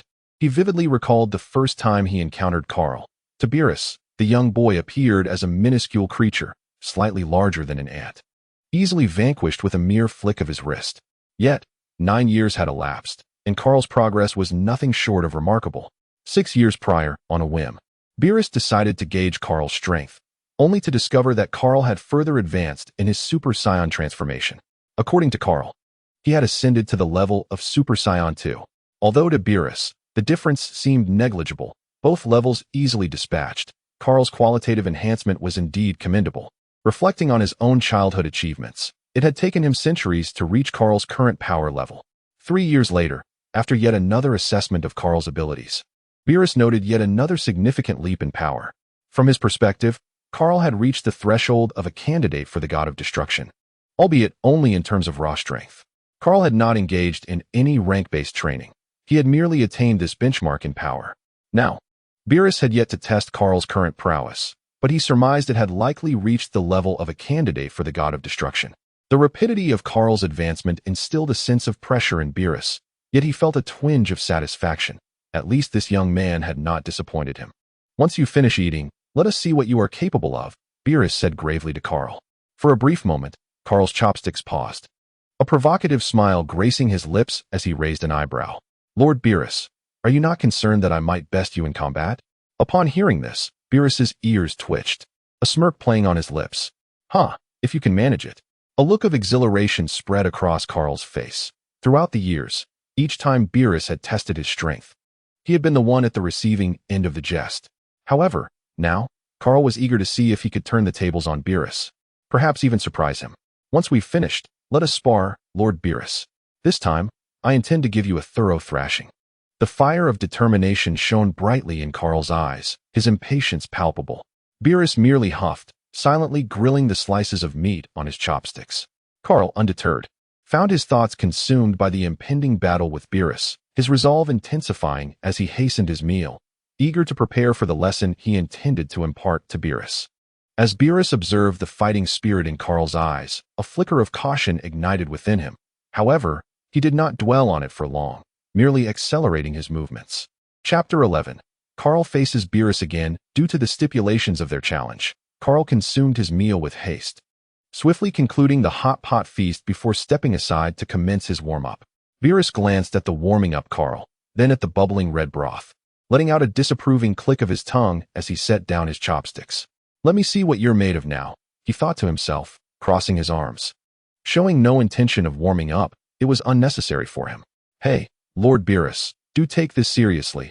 I wouldn't want you to weep in defeat later, Kaal retorted, twisting his wrist before executing a stretch, ultimately striking a classic Dragon Ball pose. His legs were positioned at an angle while one hand was raised in front and the other rested behind him. Beerus remained motionless, arms crossed, his eyes half-lidded, his expression placid. Lord Beerus, be careful now, Kaal cautioned before suddenly propelling himself toward Beerus with a burst of energy. He raised his fist, aiming for Beerus's face. Using that technique again? Haven't I dealt with you sufficiently before? Beerus smirked, tauntingly, as he awaited Kaal's approach without any movement. Kaal offered no reply. As his fist neared Beerus's face, the latter finally reacted, lifting a hand to seize Kaal. Yet, Kaal deftly sidestepped, reappearing behind Beerus, his fist transforming into a kick aimed at Beerus's head. Just as Kaal was about to land the strike, Beerus deftly rotated his wrist, reaching out to grasp Kaal once more, all the while mocking, "Too slow." In an instant, Beerus had seized Kaal's ankle. However, Kaal remained unfazed. As soon as Beerus caught him, he executed a swift kick toward Beerus's armpit. Hit in the vulnerable spot, Beerus felt a brief numbness in his arm. "Good job, young one," he acknowledged, though the sensation dissipated almost immediately. Seizing the fleeting opportunity, Kaal vigorously pulled his trapped leg free from Beerus's grasp, leaping backward to a safe distance where he resumed his initial stance. "Lord Beerus, I am no longer the novice I once was. You cannot catch me now," Kaal declared, a triumphant grin adorning his face. Beerus smiled slightly. "Come again, let us see if I can catch you this time." He beckoned Kaal with a finger. "Then, Lord Beerus, do keep your eyes peeled." With his hands positioned at his waist, Kaal let out a fierce shout, unleashing his energy as he transformed into a super scion. Without a moment's pause, he surged toward Beerus. "Child, that alone is insufficient," Beerus remarked as Kaal materialized before him, unleashing a flurry of rapid punches. With composure, Beerus shifted his feet slightly, deftly evading each of Kaal's strikes by mere fractions of an inch. As Kaal observed the ineffectiveness of his previous attack, he swiftly repositioned himself behind Beerus. A subtle smirk appeared at the corner of Beerus' mouth, and he refrained from turning around. Just as Beerus anticipated Kaal would replicate his prior maneuver, Kaal executed an unforeseen action. "Huh, gotcha, mm." A slight tremor coursed through Beerus' body as an unusual sensation enveloped his tail. It turned out that after Kaal had dashed behind him, he seized the opportunity while Beerus was preoccupied with his own fist to grasp Beerus' tail. The expression on Beerus' face shifted, a flicker of irritation igniting within him. Before Beerus could react, Kaal yanked the tail backward, straightening what had been a relaxed curve. He then began to spin around, holding onto the tail. "Hey, wait," Beerus exclaimed, a hint of panic in his voice as he attempted to intervene. Yet, Kaal had no intention of complying. He chuckled mischievously and twirled Beerus around, reciting a playful chant.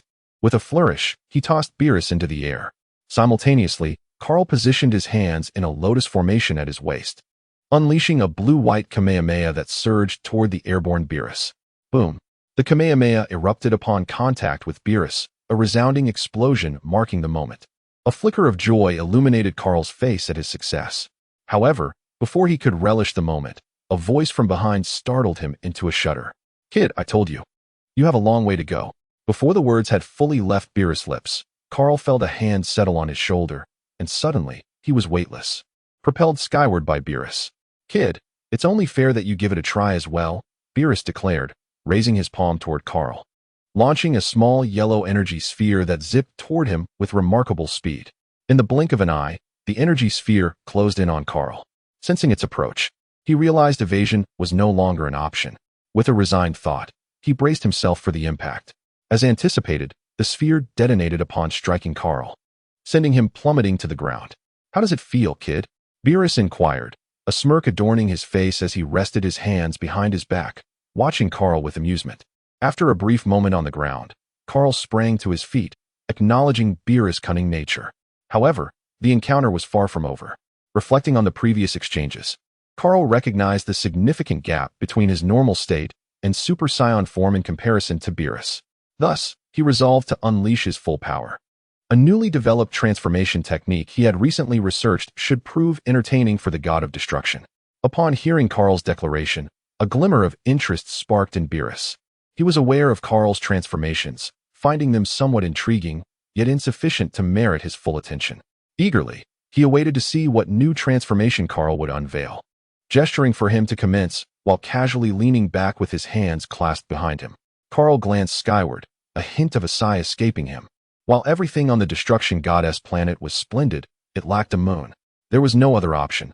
Kaal could only emulate Vegeta. He spread his palms, a sphere of white light materializing within them. Raising his hands, the orb floated upwards, halting at a certain altitude. Kaal's gaze fixated upon the luminous sphere, and after a mere 2 seconds, his eyes became veined with crimson, his mouth agape, and his body began to swell. Beerus turned to Whis, and they exchanged a knowing glance, fully aware of Kaal's current transformation. What Kaal was undergoing was the exclusive scion transformation into a great ape, catalyzed by the specific radiation of the moon. However, what puzzled them was the fact that, even in this form, The boost to Kahl's power was not as substantial as anticipated. What, then, was the purpose of his transformation into a great ape? Whis gestured for them to continue observing. Beerus returned his attention to Kahl. At this moment, Kahl's transformation was nearing its conclusion. He had morphed into a towering great ape, standing 20 meters tall. Covered in brown fur, with crimson irises and exposed fangs, his mouth wide open towards the sky. Beerus raised an eyebrow. Was this it? Yet it was evident that it was not over. Kahl lowered his gaze and addressed Beerus. My lord Beerus, do not rush. It is not finished yet. Kahl's rationality remained intact. After a brief pause, Beerus observed as further changes began to manifest in Kahl. His massive form began to shrink, the fur undergoing a transformation as well. Moments later, Kahl's great ape form had reduced to half its size, the brown fur transforming into a brilliant golden hue. His eyes now a fiery red. Intrigued, Beerus watched Kahl. The color change was fascinating. Yet Kahl's metamorphosis was far from complete. In Beerus's eyes, Kahl continued to diminish in stature, radiant golden light enveloping him. Soon, the figure of the great ape vanished, replaced by a silhouette emerging from the luminous glow. Chapter 12. Super Saiyan 4 Kahl Beerus. As the light gradually dissipated, a red figure emerged. The intrigue in Beerus's gaze intensified as he suddenly recalled a figure from his dreams, also a silhouette amidst a crimson backdrop. However, the figure before him differed significantly from that of his dream. The dream's figure was notably taller, despite being 15 years old. Kahl's scion physiology rendered him only 1.30 meters, appearing distinctly childlike. Additionally, the figure from his dream seemed to embody the Super Saiyan god, with red hair. In contrast, the one before him was adorned with red fur, with only the head, chest, and palms free of it, complemented by a disheveled mane of black hair, quite dissimilar. Beerus narrowed his eyes. The light had fully faded, and the transformed Kahl stood with his eyes closed. Suddenly, he opened his eyes, unleashing a piercing aura that radiated outward. Kahl looked down at his hands, incredulous, and clenched his fists with forceful determination. This sensation, this power, was astonishing, and wonder filled Kahl's gaze.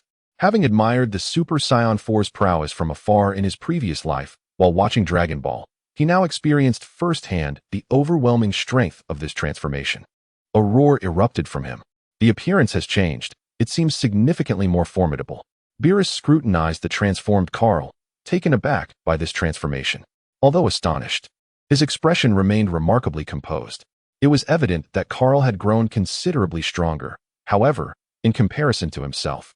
Beerus realized that Kahl's current state compelled him to utilize 80% of his power, which elicited a glimmer of excitement in Beerus's eyes.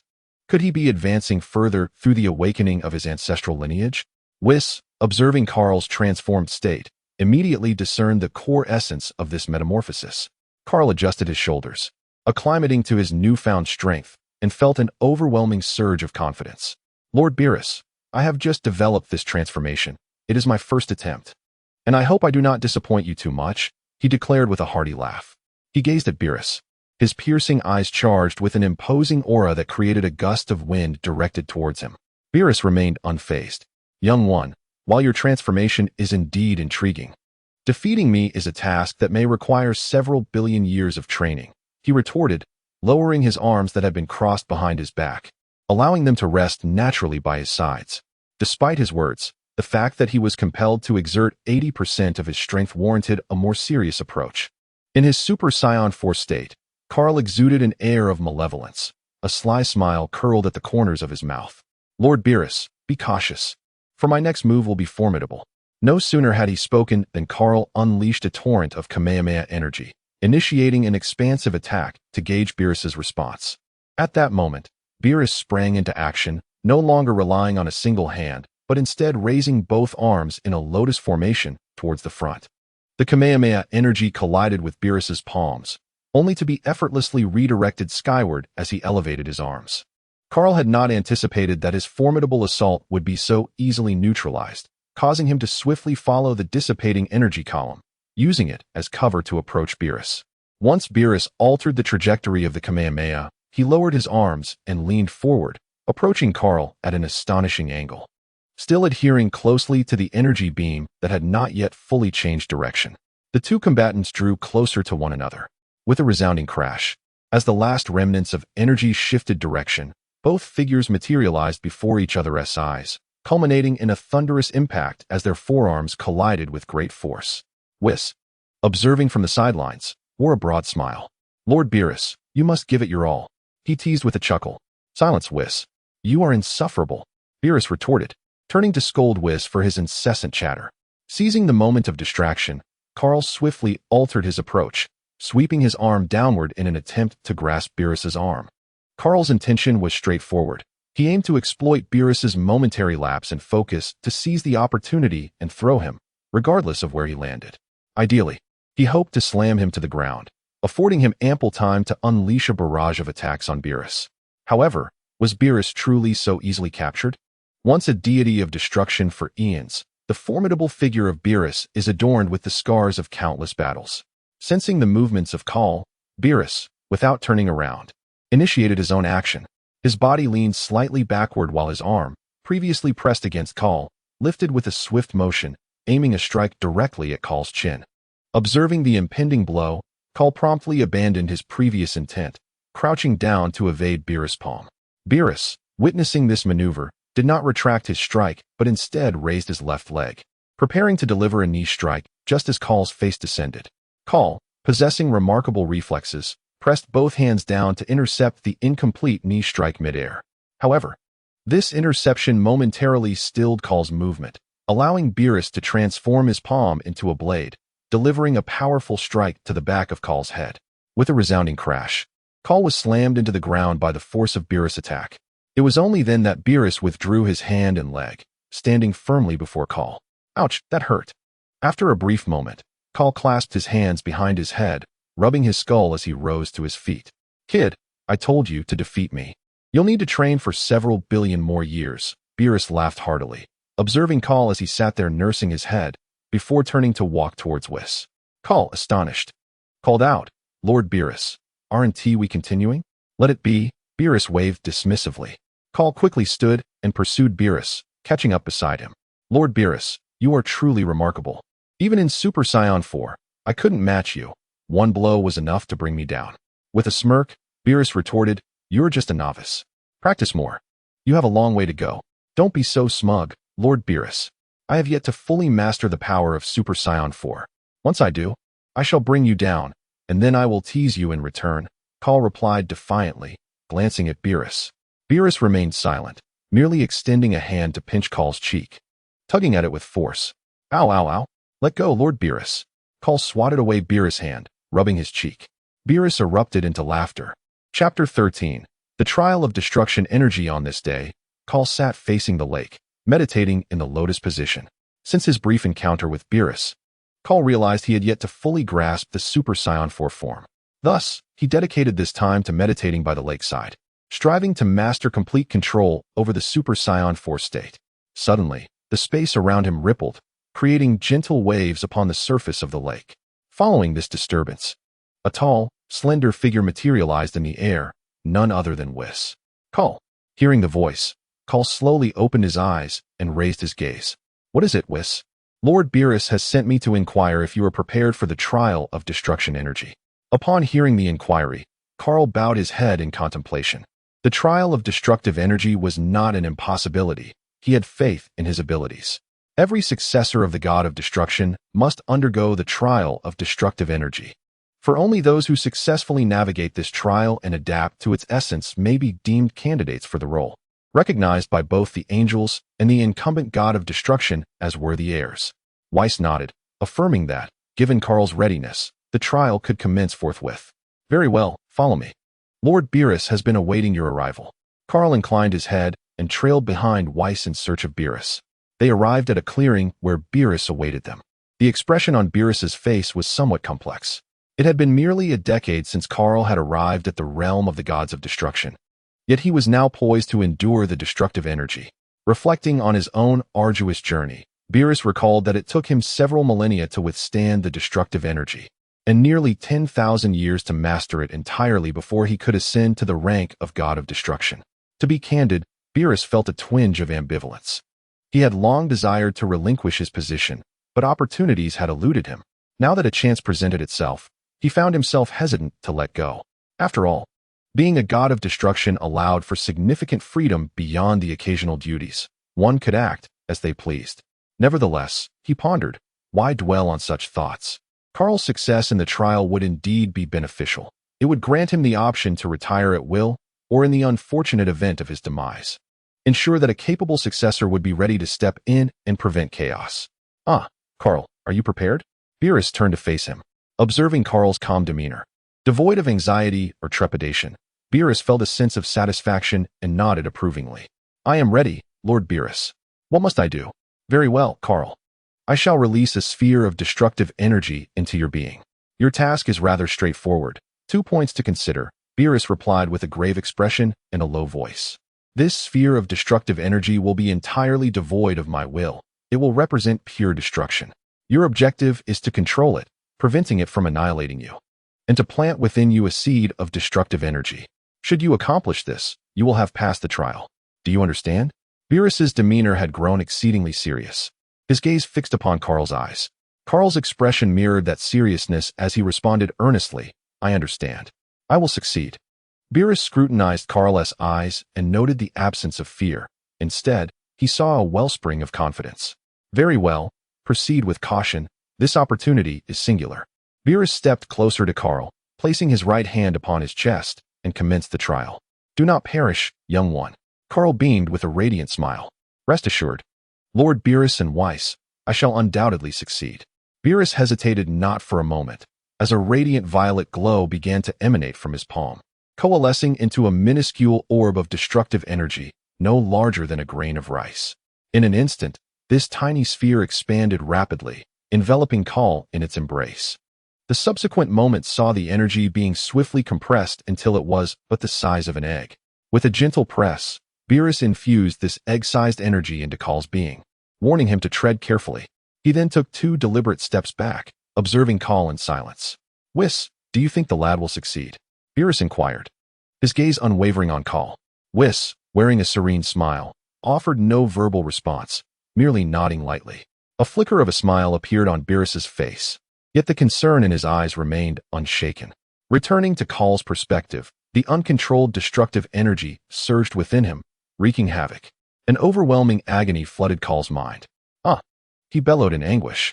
While it may seem effortless for Beerus to wield destructive energy, it was a testament to years of mastery.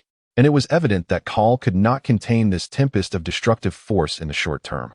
The torment persisted. Kahl gritted his teeth, his eyes bulging, as tendrils of destructive energy seeped through his skin, swirling around him, at times penetrating his body, and at others, bursting forth. Underneath this onslaught, Kahl clung to his resolve, blood trickling from the corner of his mouth. He was already injured. This won't do. If this continues, I won't even be able to plant the seed, let alone endure. I must find a way to transform, but the will of this energy is destructive, rendering me unable to control my transformation, Kahl thought. Beads of cold sweat dotting his forehead. Each drop evaporated into the air, annihilated by the destructive energy. The chaos left Kahl unable to gather his strength to transform. He must first master the destructive energy, yet without the ability to transform, he found himself ensnared in an inescapable cycle. Desperation welled within Kahl as he pondered his predicament, the scene hanging in a tense stalemate. Observing Kahl's plight, Beerus's concern deepened. Suddenly, Kahl recalled the principles of scion transformation and contemplated whether he could first tame the destructive energy in his back, subsequently harnessing the mechanics of scion transformation. The transformation process involved gathering energy to stimulate the cells in the back, leading to a powerful eruption. With a newfound determination, Kahl endeavored to control the destructive energy at his back, though it proved to be a formidable task. Gradually, he discovered that managing a singular portion of the destructive energy was indeed more feasible than attempting to control the entirety. While still arduous, it was a relief to no longer be a mere spectator to the chaos. Thus, Kahl momentarily relinquished control over other portions of the destructive energy, maintaining only a threshold to prevent erosion, focusing all his efforts on managing the energy at his back. After several attempts, the destructive energy began to shift under Kahl's influence, gradually redirecting towards other avenues. Success. Just like that, Kahl marveled at the transformation, elated that this method proved effective. The next step was to fully harness this control over the area of his back, seizing the opportunity to attempt a transformation. Chapter 14. The Seed of Success. Time passed incrementally. Despite a slightly slower pace, Kahl's progress was gratifying. It was uncertain how long had elapsed, perhaps 2 hours, or 3, but the destructive energy residing in his back had diminished significantly. Soon, he would be able to expel it entirely from that region. The joy on Kahl's face deepened. Almost there, just a bit more effort. With a determined breath, Kahl concentrated on expelling the remaining vestiges of destructive energy. Though it seemed minimal, the remnants of energy, after such prolonged resistance, proved to be a formidable challenge. At last, after an arduous struggle, Kahl completely cleared the destructive energy from his back. Success. Let's see if I can transform. I hope it goes smoothly.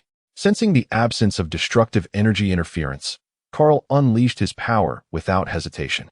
In that moment, his energy intertwined with the remnants of destructive energy, causing a slight distortion in the surrounding space. As his energy erupted, Kahl directed it forcefully into the cells of his back. With the initial infusion, the cells began to react, and his hair started to shift. It oscillated between shades of yellow and black. As Kahl infused more energy, the transformation stabilized. It appeared he was on the verge of achieving the Super Saiyan state. Yet, Kahl sensed that merely attaining the Super Saiyan form would not suffice to control the destructive energy within him. It was evident that destructive energy belonged to the divine realm. To master it, one must either possess divine attributes of a higher order or exert overwhelming force to subdue it. While the Super Saiyan state was indeed powerful, it remained inadequate against the destructive energy. To successfully control it, a higher state was necessary. Perhaps the Super Saiyan 4 could achieve that. Recognizing the difficulty of the Super Saiyan state in confronting destructive energy, Kahl unleashed an even more ferocious wave of energy. This surge invigorated his cells, enveloping him in a golden aura. With a fierce roar, Kahl's visage contorted, revealing a more menacing expression. With all his might, as his energy surged, the golden flames surrounding him expanded dramatically, transforming his appearance. He was cloaked in a layer of red fur. His muscles appeared more defined and powerful, and his hair, though disheveled, radiated an undeniable charm, while his features took on an alluring intensity. Kahl had transformed into the Super Saiyan 4 state. In that instant of successful transformation, the overwhelming energy caused the destructive energy to momentarily stagnate. This sense of power, regardless of how many times he transformed into Super Saiyan 4, it felt as though he could command the very world itself. The enhancement of his strength allowed Kahl to no longer feel powerless against the destructive energy. In the second round, as his power grew, he finally learned to manipulate the destructive energy according to his own will. Although resistance still lingered, it was evident that this force could no longer impede him. Kahl exuded his aura, gradually enveloping the destructive energy. The inner layer was a chaotic swirl of destructive energy, while the outer layer was a meticulously controlled cyclone orchestrated by Kahl. Soon, the destructive energy was entirely encased within his grasp. Under Kahl's command, the destructive energy began to compress gradually, initially forming a sphere with a radius of 2 meters. Slowly, it diminished to 1 meter, half a meter, 20 centimeters, and then 10 centimeters. Ultimately, the destructive energy was successfully reduced to a small sphere with a radius of merely 5 centimeters. Strangely, although Beerus had channeled all the destructive energy into Kahl's body, the minuscule sphere that Kahl had formed extracted all of that energy, manifesting in front of him. Seeing Kahl successfully control the destructive energy, Beerus finally breathed a sigh of relief. The most challenging step had been surmounted, and the subsequent task of planting the seed of destructive energy would be comparatively simpler. However, to plant the seed, the energy ball currently formed was still inadequate. Kahl needed to compress it further, ideally to the size of a grain of rice, as this would greatly benefit his future control over the destructive energy. Gazing at the energy sphere before him, Kahl exhaled deeply. Kahl, my boy, this level is insufficient for planting the seed. You must compress it to the size of a grain of rice. Kahl's expression turned serious. This posed a considerable challenge, as forming the current sphere had already demanded significant effort. Yet, having come this far, could he really abandon his endeavor? He resolved to push forward. Kahl clasped the energy sphere between his palms, attempting to draw them together, but no change occurred. It was indeed more complicated than he had anticipated, the resistance now far surpassing what he had faced before. With furrowed brows, Kaal began to exert his aura, attempting to compress the sphere. No, my aura remains unchanged. It can only be compressed to this extent. What other options do I have? Kaal pondered, contemplating how to further condense the energy sphere. At this moment, without a more potent aura, he could only reduce it to this degree. He needed to find a way to enhance his aura. Kaal felt a flicker of anxiety, yet he maintained his composure. If only I could harness the Kaioken or transform into a super scion, that would surely suffice. Yet, in the present circumstances, what other methods remained? For a time, Kaal found himself ensnared in a dilemma. What other options were available? The Dragon Ball world was not a realm of mere wishful thinking. It was not as simple as wanting to unleash one's potential.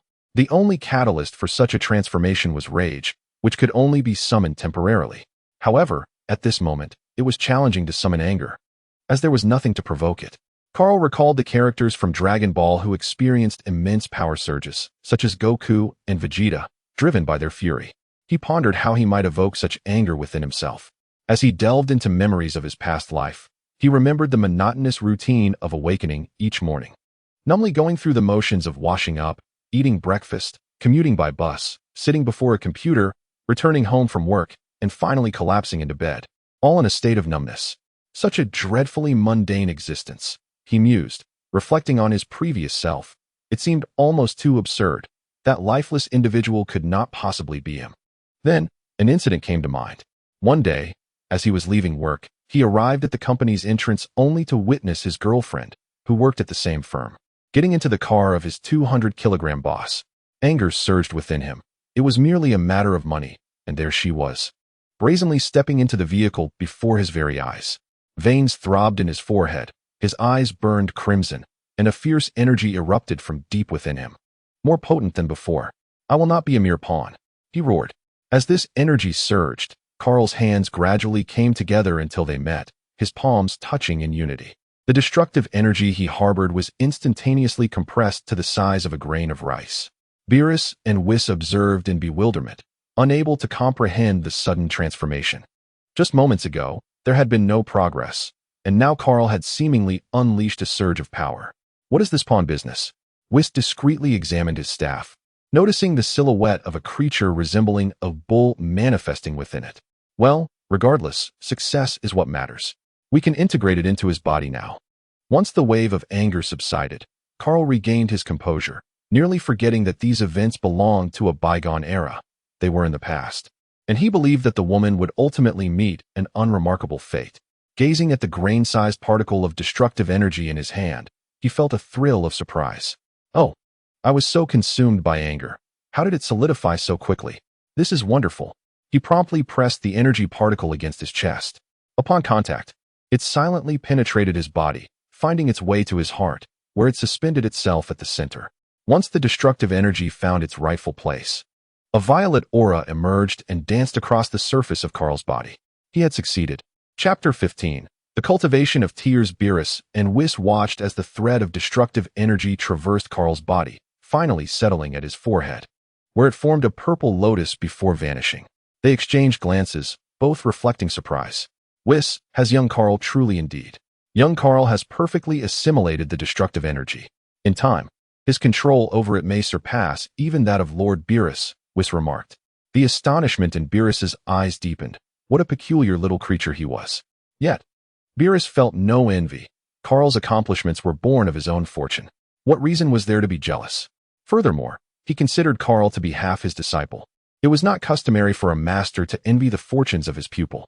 Well then, since he has passed this trial, let us proceed with the subsequent training. I shall take a brief rest. Beerus waved his hand, preparing to depart. Whis cast a sidelong glance at Lord Beerus and remarked, "It is time to resume work. It has been half a year since your last endeavor." Beerus froze momentarily, forcing a sheepish smile. Perhaps a few more days of respite would suffice. This trial for young Kakarot has utterly exhausted me. Whis remained silent, and the atmosphere fell into a contemplative hush. A bead of cold sweat trickled down Beerus's brow. He cleared his throat. Well, it seems I am not quite so fatigued after all. Perhaps it is time to engage in some work and stretch my limbs. The icy demeanor of Whis softened, and he replied with a smile. Then, Lord Beerus, may your journey be swift and fruitful. Kakarot, with his eyes closed, was deeply immersed in contemplating the essence of destruction. After a while, he finally opened his eyes. "How do you feel?" Whis inquired. Kakarot furrowed his brow. "It feels as if nothing particularly special has occurred." Whis maintained his serene smile. "That is precisely the case. It is because you have yet to undergo the cultivation of your realm. Once you ascend in your level, you will gain mastery over the destructive energy within you." Kakarot nodded in understanding, realizing that controlling destructive energy was not as immediate as he had thought. "Then shall I begin my training in the realm?" he asked. "If I achieve this realm, does that mean I will become a deity?" "For now, consider it the lowest echelon of divinity," Whis replied. Kakarot's expression fell. He had hoped to ascend directly to the ranks of the destroyer gods. "So, Master Whis, how is this realm classified? Is it akin to my transformation?"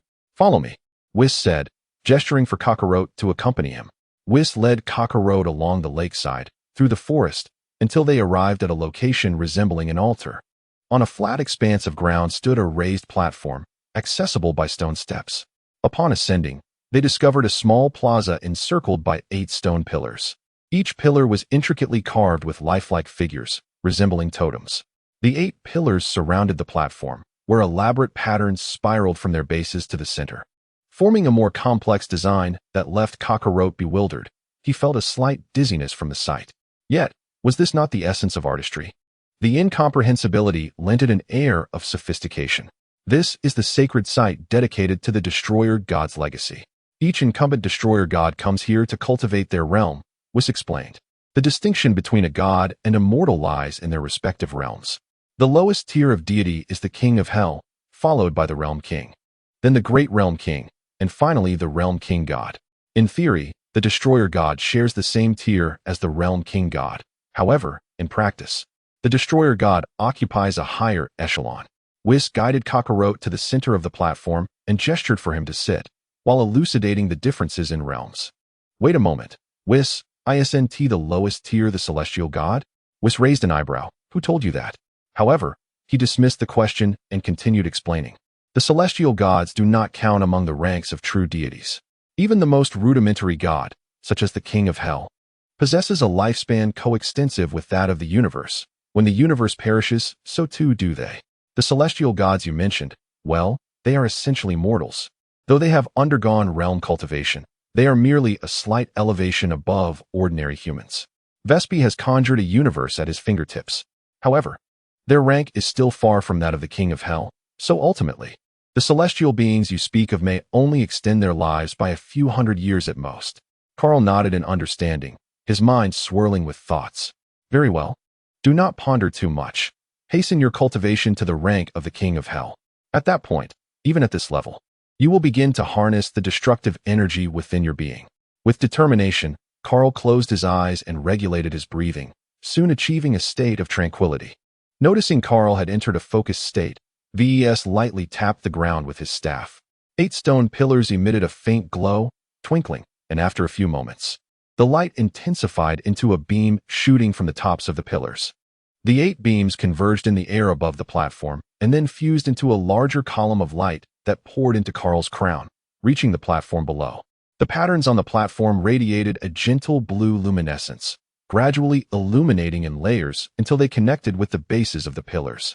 Once the entire platform formed a flawless closed loop, a membrane materialized around its perimeter, encasing the entire structure. Whis flickered and appeared outside the membrane, which now provided protection for those within. Even a god of destruction would find it arduous to breach this barrier, established by the high priest across various universes. Within the platform, Kaal, with closed eyes, began to take on an enigmatic aura amidst the ethereal blue light. Soon, he sank into profound enlightenment. Whis cast a glance at Kaal, confirming all was well, before turning away and vanishing from sight. In the cosmos, outside an unknown planet, Beerus extended a finger, gathering a small purple sphere at its tip. "Destruction." His tone remained flat as the purple orb soared toward the uncharted planet. Upon contact with the planet's surface, it instantaneously disintegrated into particles of light, vanishing from this realm. Suddenly, a figure appeared behind Beerus, revealing Whis. "Has it begun, Whis?" Beerus inquired, sensing the presence approaching him. "Indeed, Lord Beerus," Whis replied. "Then let us proceed to the next planet." A smile graced Beerus's face as he refrained from further comment, soaring toward the next celestial body. Lord Beerus seems quite pleased. Let us capitalize on this momentum and work a bit longer, Vs teased. He was well aware of what Beerus was thinking and the source of his joy. After billions of years, Beerus yearned to take a step back from the forefront. Furthermore, he had nurtured an individual who could match him in strength, thus alleviating the monotony of existence. Although Kaal had yet to reach that level, Beerus believed that soon he would push him to unleash his full potential. It had been a long time since Beerus experienced the thrill of giving his all, and he found himself feeling impatient. Chapter 16. 3 years had elapsed since Kaal embarked on his ascension to a higher plane of cultivation. Throughout this time, he abstained from food and drink, immersing himself in deep meditation and training. At this moment, one may wonder, would Kaal perish from hunger within? Initially, Kaal required sustenance daily.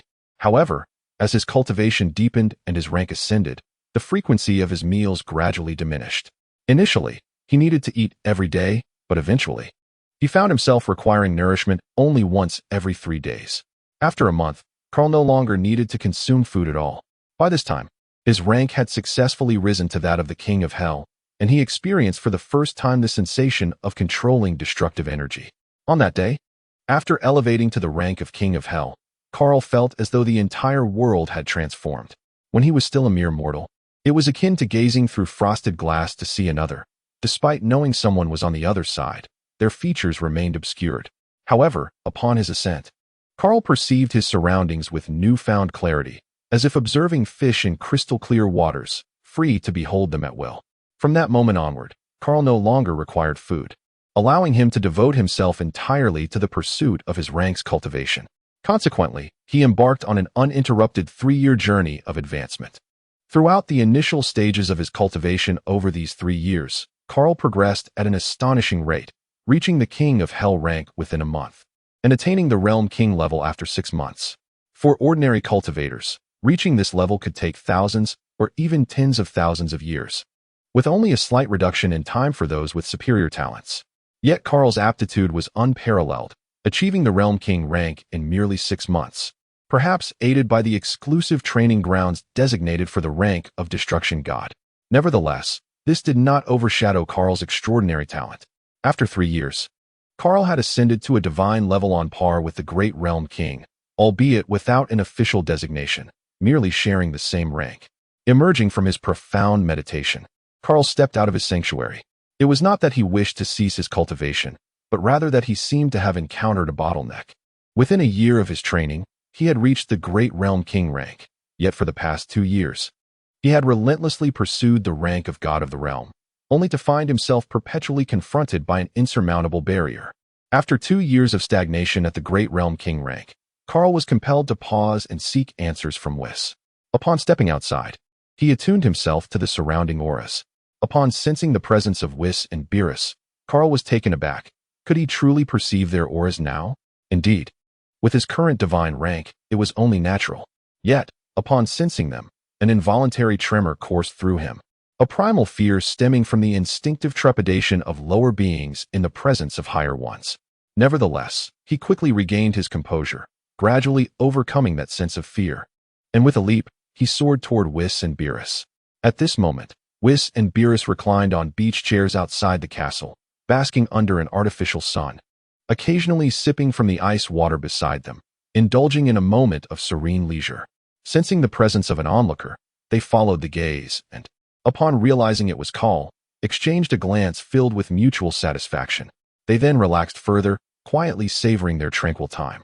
Upon seeing them, Kaal was momentarily speechless. These two truly knew how to enjoy life. Whis, Lord Beerus. Kaal, how far have you come?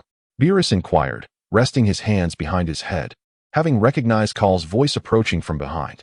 According to Whis, I have nearly reached the level of a Supreme Kai, Kaal replied with a cheerful grin. Not bad. Your progress barely meets the standards, Whis remarked, casting a sidelong glance at Beerus, knowing that Kaal's advancement vastly surpassed Beerus's own at that stage. However, out of deference to Beerus, Whis refrained from voicing this comparison. Kaal chuckled sheepishly, scratching the back of his head. By the way, Whis, how long have I been training? 3 years, young Kaal, Whis answered. 3 years. I can't believe it's already been that long. I was so immersed in my training that I thought only a year had passed.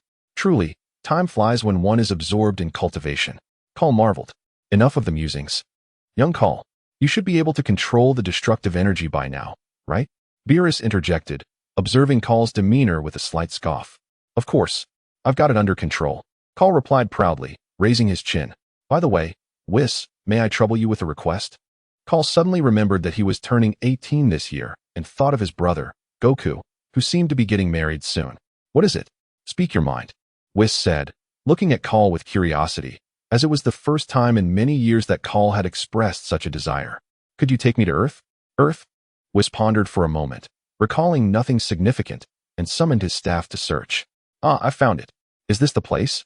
A projection revealed a blue planet, and he turned to Kaal for confirmation. Kaal focused intently. Yes, that's it. Can you take me there? He asked, his face alight with hope. Why would you want to visit such a lowly planet? Beerus interjected, intrigued. My brother is on Earth, and it seems he is getting married this year, so I want to see him. Plus, there are many delicious foods to enjoy there. Upon hearing Kaal's mention of delectable cuisine, Whis, who had already agreed to the trip, suddenly became eager. Let's go right now. He grabbed Kaal, ready to head to Earth. Wait, I want to go too, Beerus exclaimed, feeling slightly miffed that Whis had not included him. Oh dear, I almost forgot about you, Lord Beerus. Do you wish to join us? Whis turned, feigning a sudden realization. A vein throbbed on Beerus's forehead as he gritted his teeth and declared, I shall go as well. With a shrug, Kaal understood that Whis was merely teasing Beerus and would certainly take him along. All right, let us set off, Whis exclaimed with exuberance, tapping the ground with his staff. Kaal and Beerus placed their hands on Whis's shoulder, and in an instant, the three vanished into the distant sky, causing a star to suddenly illuminate. Chapter 17. The meeting with Goku in just a matter of minutes. Whis transported the two through the vast expanse of the universe, arriving outside Earth. Have we arrived? Is this the place? Kaal's eyes sparkled with excitement as he gazed upon the blue planet before him. Though it was not the Earth he once knew, the sight of the azure sphere felt remarkably familiar. It doesn't appear to be anything special, Beerus remarked dismissively, casting a sidelong glance at Kaal. Come on, let us hurry inside. If we delay, we shall miss the delicacies. Kaal paid no heed to Beerus's words, for he understood that Beerus, the deity, was quite contradictory in nature. Humph, if there are no delicacies to be had, I might just obliterate this planet, Beerus pouted. Oh, relax, Kaal gestured dismissively, urging them to move along. Whis observed their banter with amusement, internally anticipating the culinary delights Kaal had mentioned. With a gentle touch on the space, the base of Whis's staff seemed to skim the surface of water, creating ripples as the trio vanished from their location. At the edge of West City, the announcer's voice resonated. Next up is our runner-up from the previous tournament, and also our dear friend, contestant Goku. On the arena stage, a young man with blonde hair passionately introduced the upcoming participant. As he spoke, Goku, sporting a crab-like hairstyle, stepped onto the stage. Standing at 175 meters. With a resolute face, he donned an orange martial arts uniform that enveloped his muscular frame, prominently displaying the turtle symbol on his chest and back. On the opposite side, the only female contestant of this tournament made her entrance. Demonstrating exceptional skill, she had eliminated most of her opponents and secured her place in the top 8. She was none other than Kiki, hailing from the Bull Demon Mountain. As the announcer concluded, a youthful girl adorned in a blue qipao entered the arena. However, her expression was notably serious, with a hint of fury glimmering in her eyes. Ah, it seems we have arrived at just the right moment. High above, guided by Whis, Kaal and the others reached the venue of the martial arts tournament. Upon witnessing the scene below, Kaal felt a surge of joy, initially fearing he would miss Goku's wedding, but now fortunate to witness such a significant moment. Kaal, weren't we supposed to indulge in culinary delights? Why are we lingering here? Beerus expressed his dissatisfaction at their pause. Patience, Lord Beerus. I assure you, we shall savor the delicacies soon. Let us first enjoy the splendid competition below. Kaal replied with a smile, turning to Beerus. Your brother should be down there, right, Kaal? Whis quickly deduced the situation. Kaal gave Whis a thumbs up, affirming his admiration for Whis, unlike a certain deity. Beerus's veins bulged, yet he found himself powerless, merely emitting a grunt before turning his head away, refusing to gaze at Kaal any longer. Kaal, undeterred by Beerus's childish tantrum, cheerfully observed the impending battle below. As the match commenced, Goku and Chi-Chi engaged in a fierce confrontation, neither side yielding ground. However, Goku's relaxed demeanor clearly indicated that he was holding back. Frustrated by her inability to gain the upper hand against Goku, Chi-Chi's anger intensified, prompting her to unleash a flurry of attacks.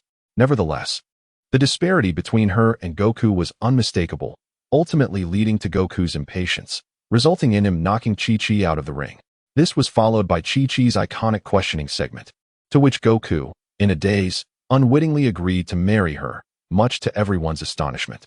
Though Goku's acceptance appeared rather hasty, Kaal, watching from above, found himself thoroughly entertained by the obliviousness of Goku. Unable to contain his amusement, Kaal descended from the sky, landing in the center of the arena.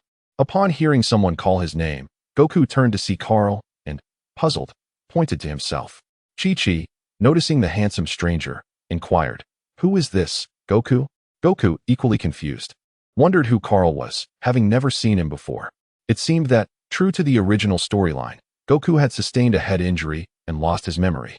With a resigned shake of his head, Kaal let his tail, which had been coiling around his waist, drop down. Goku, astonished by the sight of Kaal's tail, pointed at him, exclaiming, "You have a tail too?" Chi-Chi, equally astonished, recalled that Goku had possessed a tail in his youth but had since lost it. Seeing Kaal's tail aroused her suspicion about whether he might be related to Goku, though she had never encountered any of Goku's kin. However, the Na'vi, Goku remained blissfully unaware of such implications, merely fascinated by the fact that Kaal was the first person he had seen with a tail, aside from himself. In a short while, Goku dismissed the matter from his mind, asking, "Who are you? How do you know me?" "Congratulations on your upcoming marriage, Goku." "Oh no, Kakarot." "Who is Kakarot?" Goku inquired, perplexed by the name. Looking around, aside from Chi-Chi, there was no one else present. The spectators below erupted into chaos. Look, that person just descended from the sky. He can fly? Is he a god?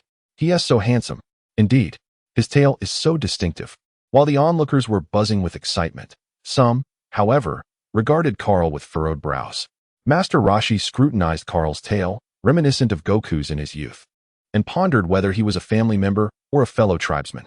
Having descended from the heavens, was he from the Crane School? Yet, he bore no Crane School martial arts attire. Unable to sense his energy, Master Roshi remained vigilant, silently assessing Kaal's intentions. Observing the dazed expression of Sun Wukong, Kaal's mischievous side emerged, and he decided to have some fun, believing it would be quite amusing. A wicked smile crept across his face, transforming his countenance into one of malevolence, his lips curling into a chilling grin. "Kakarot, have you yet failed to annihilate the Earthlings?" Upon hearing Kaal's inquiry, the previously vacant expression of Sun Wukong shifted to one of seriousness. "I do not comprehend your words. Why would I seek to destroy the Earthlings? Who exactly are you?"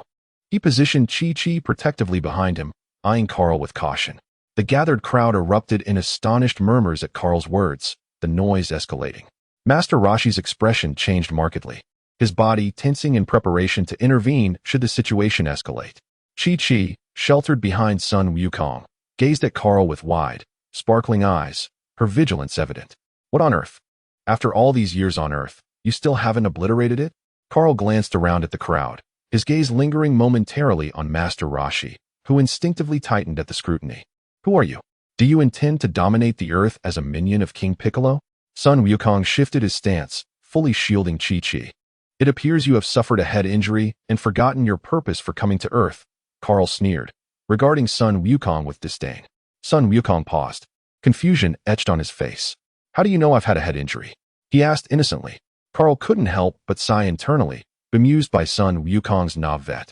Despite the events surrounding King Piccolo, he still appeared blissfully unaware of the tension in the atmosphere. "It seems you have truly forgotten. No matter.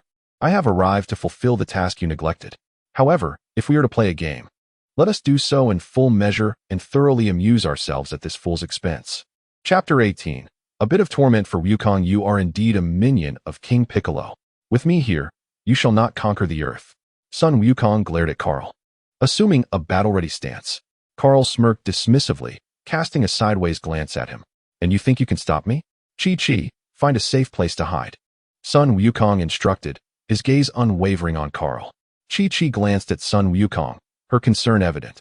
After a moment's hesitation, she bit her lip and said, Be careful, Wukong, before swiftly retreating from the arena. At that moment, Master Roshi, who had been watching from below, called out, Wukong, be cautious. This individual is formidable. I cannot sense his energy. Sun Wukong nodded, having tried to sense Kahl's energy as well. No matter how he focused, he felt nothing within Kahl, an empty void devoid of any presence. Yet, from Kahl's demeanor, it was clear he was a master of considerable skill. Sun Wukong's demeanor shifted to one of solemnity, though he felt no fear. His experiences throughout his life had instilled in him a profound confidence. He believed that, with his current abilities, he could surmount any challenges, just as he had triumphed over King Piccolo years prior. At this moment, neither Sun Wukong nor Master Roshi could sense Kahl's presence. Not even the celestial being residing in the heavens could perceive him. Otherwise, the entire population of Earth would tremble in fear. Fortunately, Sun Wukong was oblivious to the aura emanating from Kahl, allowing him to face the situation with composure. Do you wish to contend with me?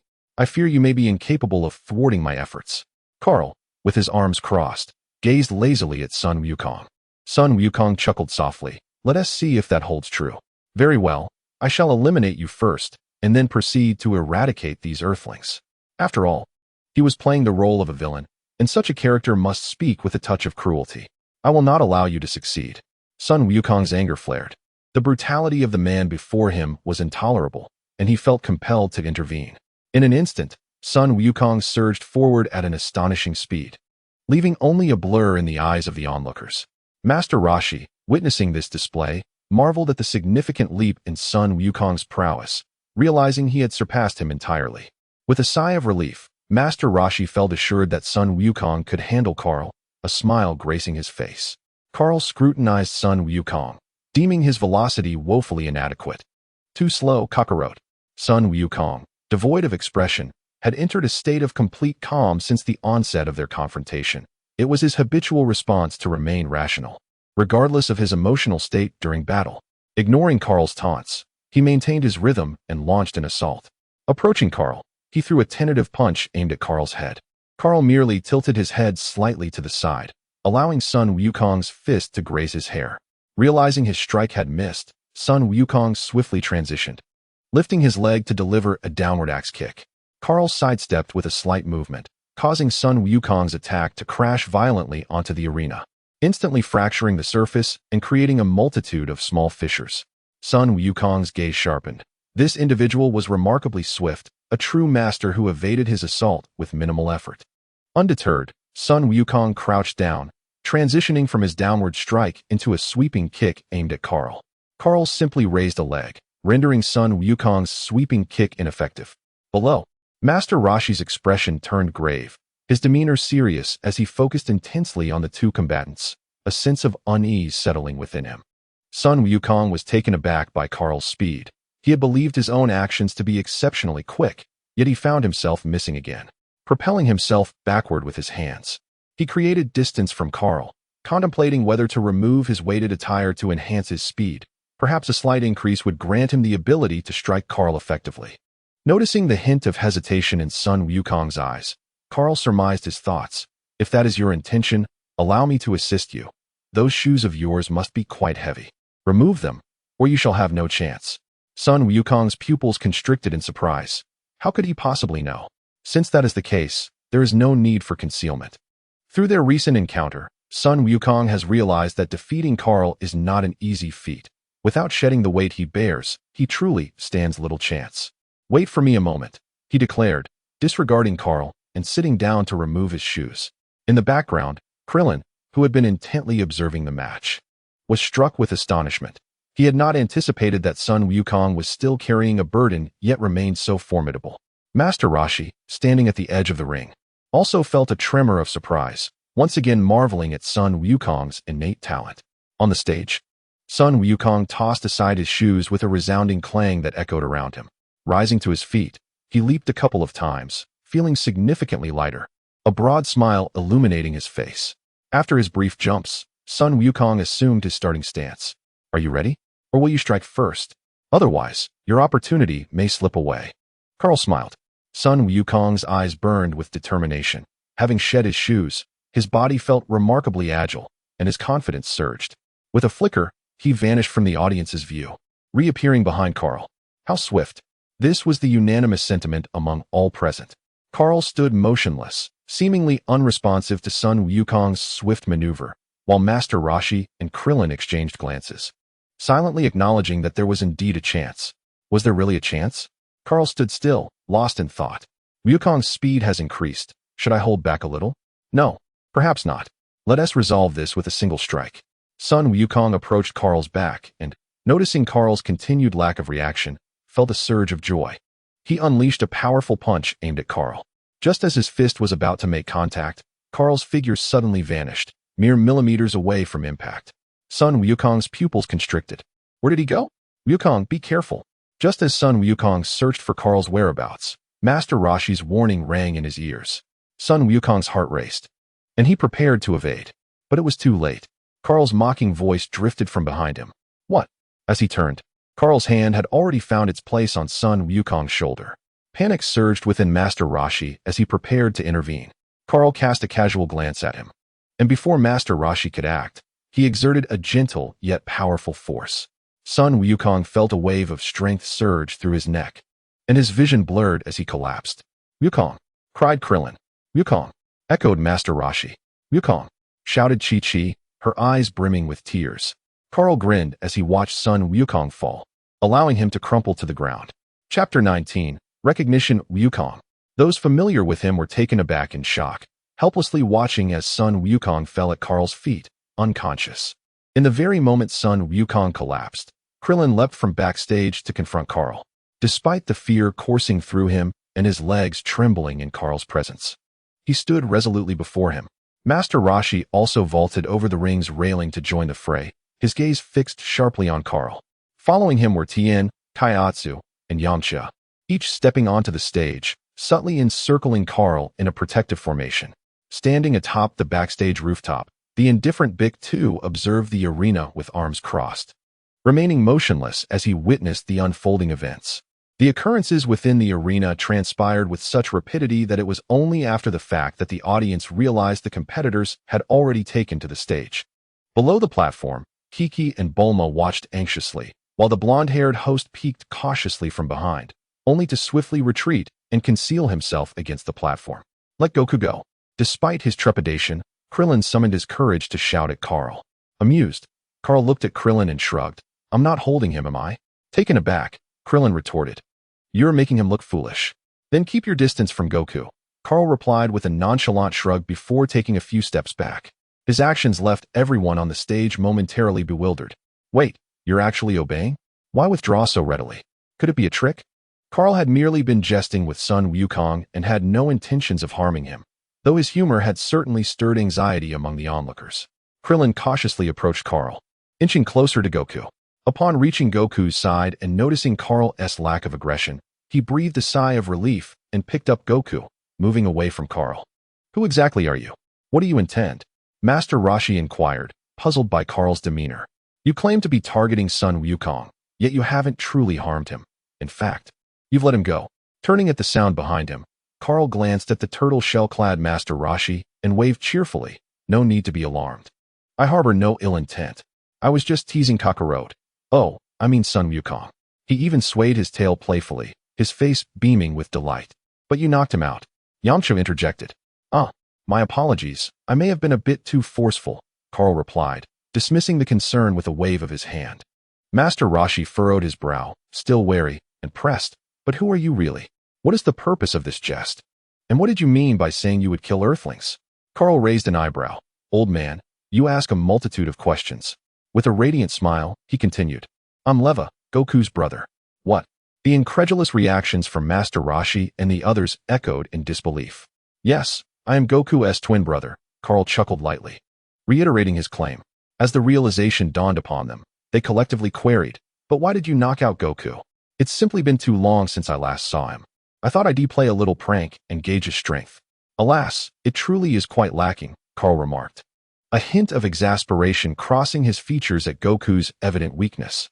The group exchanged glances, uncertain. Rest assured, Goku will awaken shortly. With some reassurance, they approached Goku to check on his condition. Indeed, as Kaal had predicted, it wasn't long before Sun Wukong regained consciousness. Ah, my neck aches terribly. How formidable. Rubbing his neck, Sun Wukong sat up and immediately spotted Carl standing at a distance with his arms crossed. Everyone, quickly hide. This person is exceptionally strong. In an instant, Sun Wukong's gaze sharpened as he beckoned the others to take cover while he prepared to confront Carl. Krillin, observing Sun Wukong, hesitated to speak. Krillin, lead everyone to safety first, Sun Wukong instructed, shielding Krillin behind him without glancing back. Well, Wukong, he claims to be your brother, Krillin said, poking Sun Wukong's waist and expressing his confusion. What? Sun Wukong exclaimed, turning to look at Krillin, then glancing at Master Roshi and the others, who nodded in affirmation. Seeing that Sun Wukong had awakened, Carl clasped his hands behind his back and approached slowly. My foolish Adudu, you don't even greet your brother? Carl loomed over Sun Wukong, who had grown to a height of nearly 6 feet, making Carl quite justified in looking down at him, especially since Sun Wukong, upon reaching adulthood, stood only 5 feet 9 inches, and with that crab-like hairstyle, barely reached 5 feet 11 inches. Are you truly my brother? Sun Wukong questioned, skepticism evident in his tone. Indeed, without a doubt, Carl replied, spreading his arms as if to embrace the world. Then why have I never seen you before? Sun Wukong remained unconvinced. We have met. How could we not? When we were 3 years old and sent aboard a spaceship, that was when we first encountered each other. 3 years? Spaceship? A wave of confusion swept over the crowd, hinting at an extraterrestrial origin. They gazed in astonishment at Carl, wondering if he truly meant to imply he was an alien, then turned back to Sun Wukong, observing his resemblance to them, which hardly suggested an alien appearance. Ah, I forgot you bumped your head and lost those memories, Carl continued. At 3, our parents sent us away to escape danger, placing us on a spaceship bound for Earth. Unfortunately, I encountered some mishaps during the escape and never made it, leaving you as the sole one to arrive safely. So you really are aliens, Krillin exclaimed, his voice rising in excitement. Sun Wukong shot a disapproving look at Krillin, stating sternly, I am an Earthling. Krillin, taken aback by Sun Wukong's expression, nodded blankly. But why did you attack me as soon as you arrived? Sun Wukong found this puzzling. If Carl was indeed his brother, why would he strike him? Oh, don't concern yourself with such trivial details. Just know that I am your brother, Carl waved dismissively, having already addressed that question. Very well, brother, what brings you to Earth? Sun Wukong inquired, sensing Carl's impatience with the question. Isn't it obvious? I came to celebrate your impending marriage and, while I'm at it, to see how this little rascal has grown. Carl replied casually, only then recalling he had forgotten 2 individuals and waved toward the sky. What are you doing, brother? Sun Wukong asked, curiously glancing upward as Carl gestured toward the heavens, but saw nothing. You will find out shortly, Carl replied, continuing his solitary waving. In the sky, Whis and his companion were enjoying a melon when they suddenly spotted Carl waving at them. They exchanged a glance and descended. Chapter 20. An invitation to Bulma. As they touched down, Beerus eagerly inquired, What is up, Carl? Have you finished your tasks? If so, take us to indulge in some culinary delights. Upon landing, Beerus could hardly contain his excitement to be led to a feast. The turtle hermit and the others observed the peculiar duo descending from above, dressed in unusual attire, and felt a sense of curiosity. However, recognizing them as acquaintances of Goku's brother, they refrained from making any odd comments. Only Krillin leaned closer to the turtle hermit and quietly asked who they were. The turtle hermit glanced at Krillin but remained silent, as he too was unaware of the identities of these 2 figures. Lord Beerus, please be patient. Just a moment, and I will take you to West City for some delectable food. Carl attempted to placate Beerus with a few kind words. After all, if Beerus grew irate and decided to unleash his wrath upon him, it would be a painful experience indeed. Make it quick, Beerus replied impatiently. Of course, I will hasten. Carl nodded obsequiously. Subsequently, Beerus crossed his arms and stepped aside, with Whis following closely behind, once again engrossed in the spectacle. Brother, who are they? Are they your friends? Goku asked, his curiosity piqued as he gazed at the newcomers. They are the greatest deities of this world, Carl replied. The greatest deities? Are they the heavenly gods? Upon hearing the term gods, Goku immediately thought of the heavenly gods he was acquainted with, though he found it hard to believe these 2 resembled them in any way. Heavenly gods, what nonsense! Carl scoffed dismissively. The others were baffled. Were there truly gods in this world? They had never heard of such a thing. Only the turtle hermit was aware that there were indeed heavenly gods on Earth, albeit he had never encountered one. Hearing Kahl's assertion that these two were gods, he felt a surge of respect. At that moment, in the Heavenly God Palace, the heavenly gods observing the martial arts tournament below furrowed their brows in contemplation. They could not discern the full extent of the three newcomers, but had heard they were related to Goku. However, the unknown always posed the greatest danger, and their attention remained fixated on Kahl and his companions. Meanwhile, sensing the scrutiny directed at them, Beerus shot a glare, causing the heavenly gods to immediately feel an overwhelming divine pressure descend upon them. Cold sweat broke out as they found their ceremonial robes drenched, and they collapsed to the ground, ceasing their attention on Kahl and the others. In that fleeting moment, they felt as though they were trapped in a realm of divine might, mere ants at the mercy of this overwhelming force. Once they halted their probing gaze at Beerus, the pressure dissipated, and they realized they were in the presence of true divinity. Wiping the sweat from his brow, the heavenly god trembled as he returned to the palace, no longer regarding the affairs of the lower realm, at least while Beerus remained on Earth. Humph! Beerus snorted disdainfully, not inclined to take action against a mere heavenly god. After all, were they not gods themselves? Sun Wukong was filled with perplexity. In his current understanding, the celestial beings represented the most formidable deities he had encountered, particularly as they were capable of imparting martial skills to him. However, setting aside this topic, he noted, "Do you not have a competition to attend? Please, continue with your contest. I shall return to see you when you and Chi-Chi are wed." Kahl, wishing to refrain from further discourse, recognized that since they had convened this time, future encounters would be more frequent.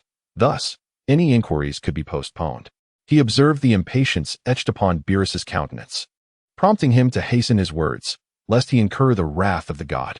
As the mention of the competition revived their focus, the group suddenly remembered that they were indeed there to compete, diverting their attention back to Kahl's brother. "By the way, where's Bulma?" asked one. "Oh, brother, do you know Bulma?" another queried. "I know. Bulma is over there watching us," chimed the diminutive yet spirited Krillin, pointing towards Bulma, who was eagerly observing them from the sidelines. "All right, I understand. Thank you, little bald head," Kahl acknowledged. Krillin's expression froze, his face contorting comically, eliciting laughter from those nearby. Subsequently, Kahl made his way towards Bulma. Upon noticing Kahl's approach, Bulma's face revealed a clear sign of anxiety.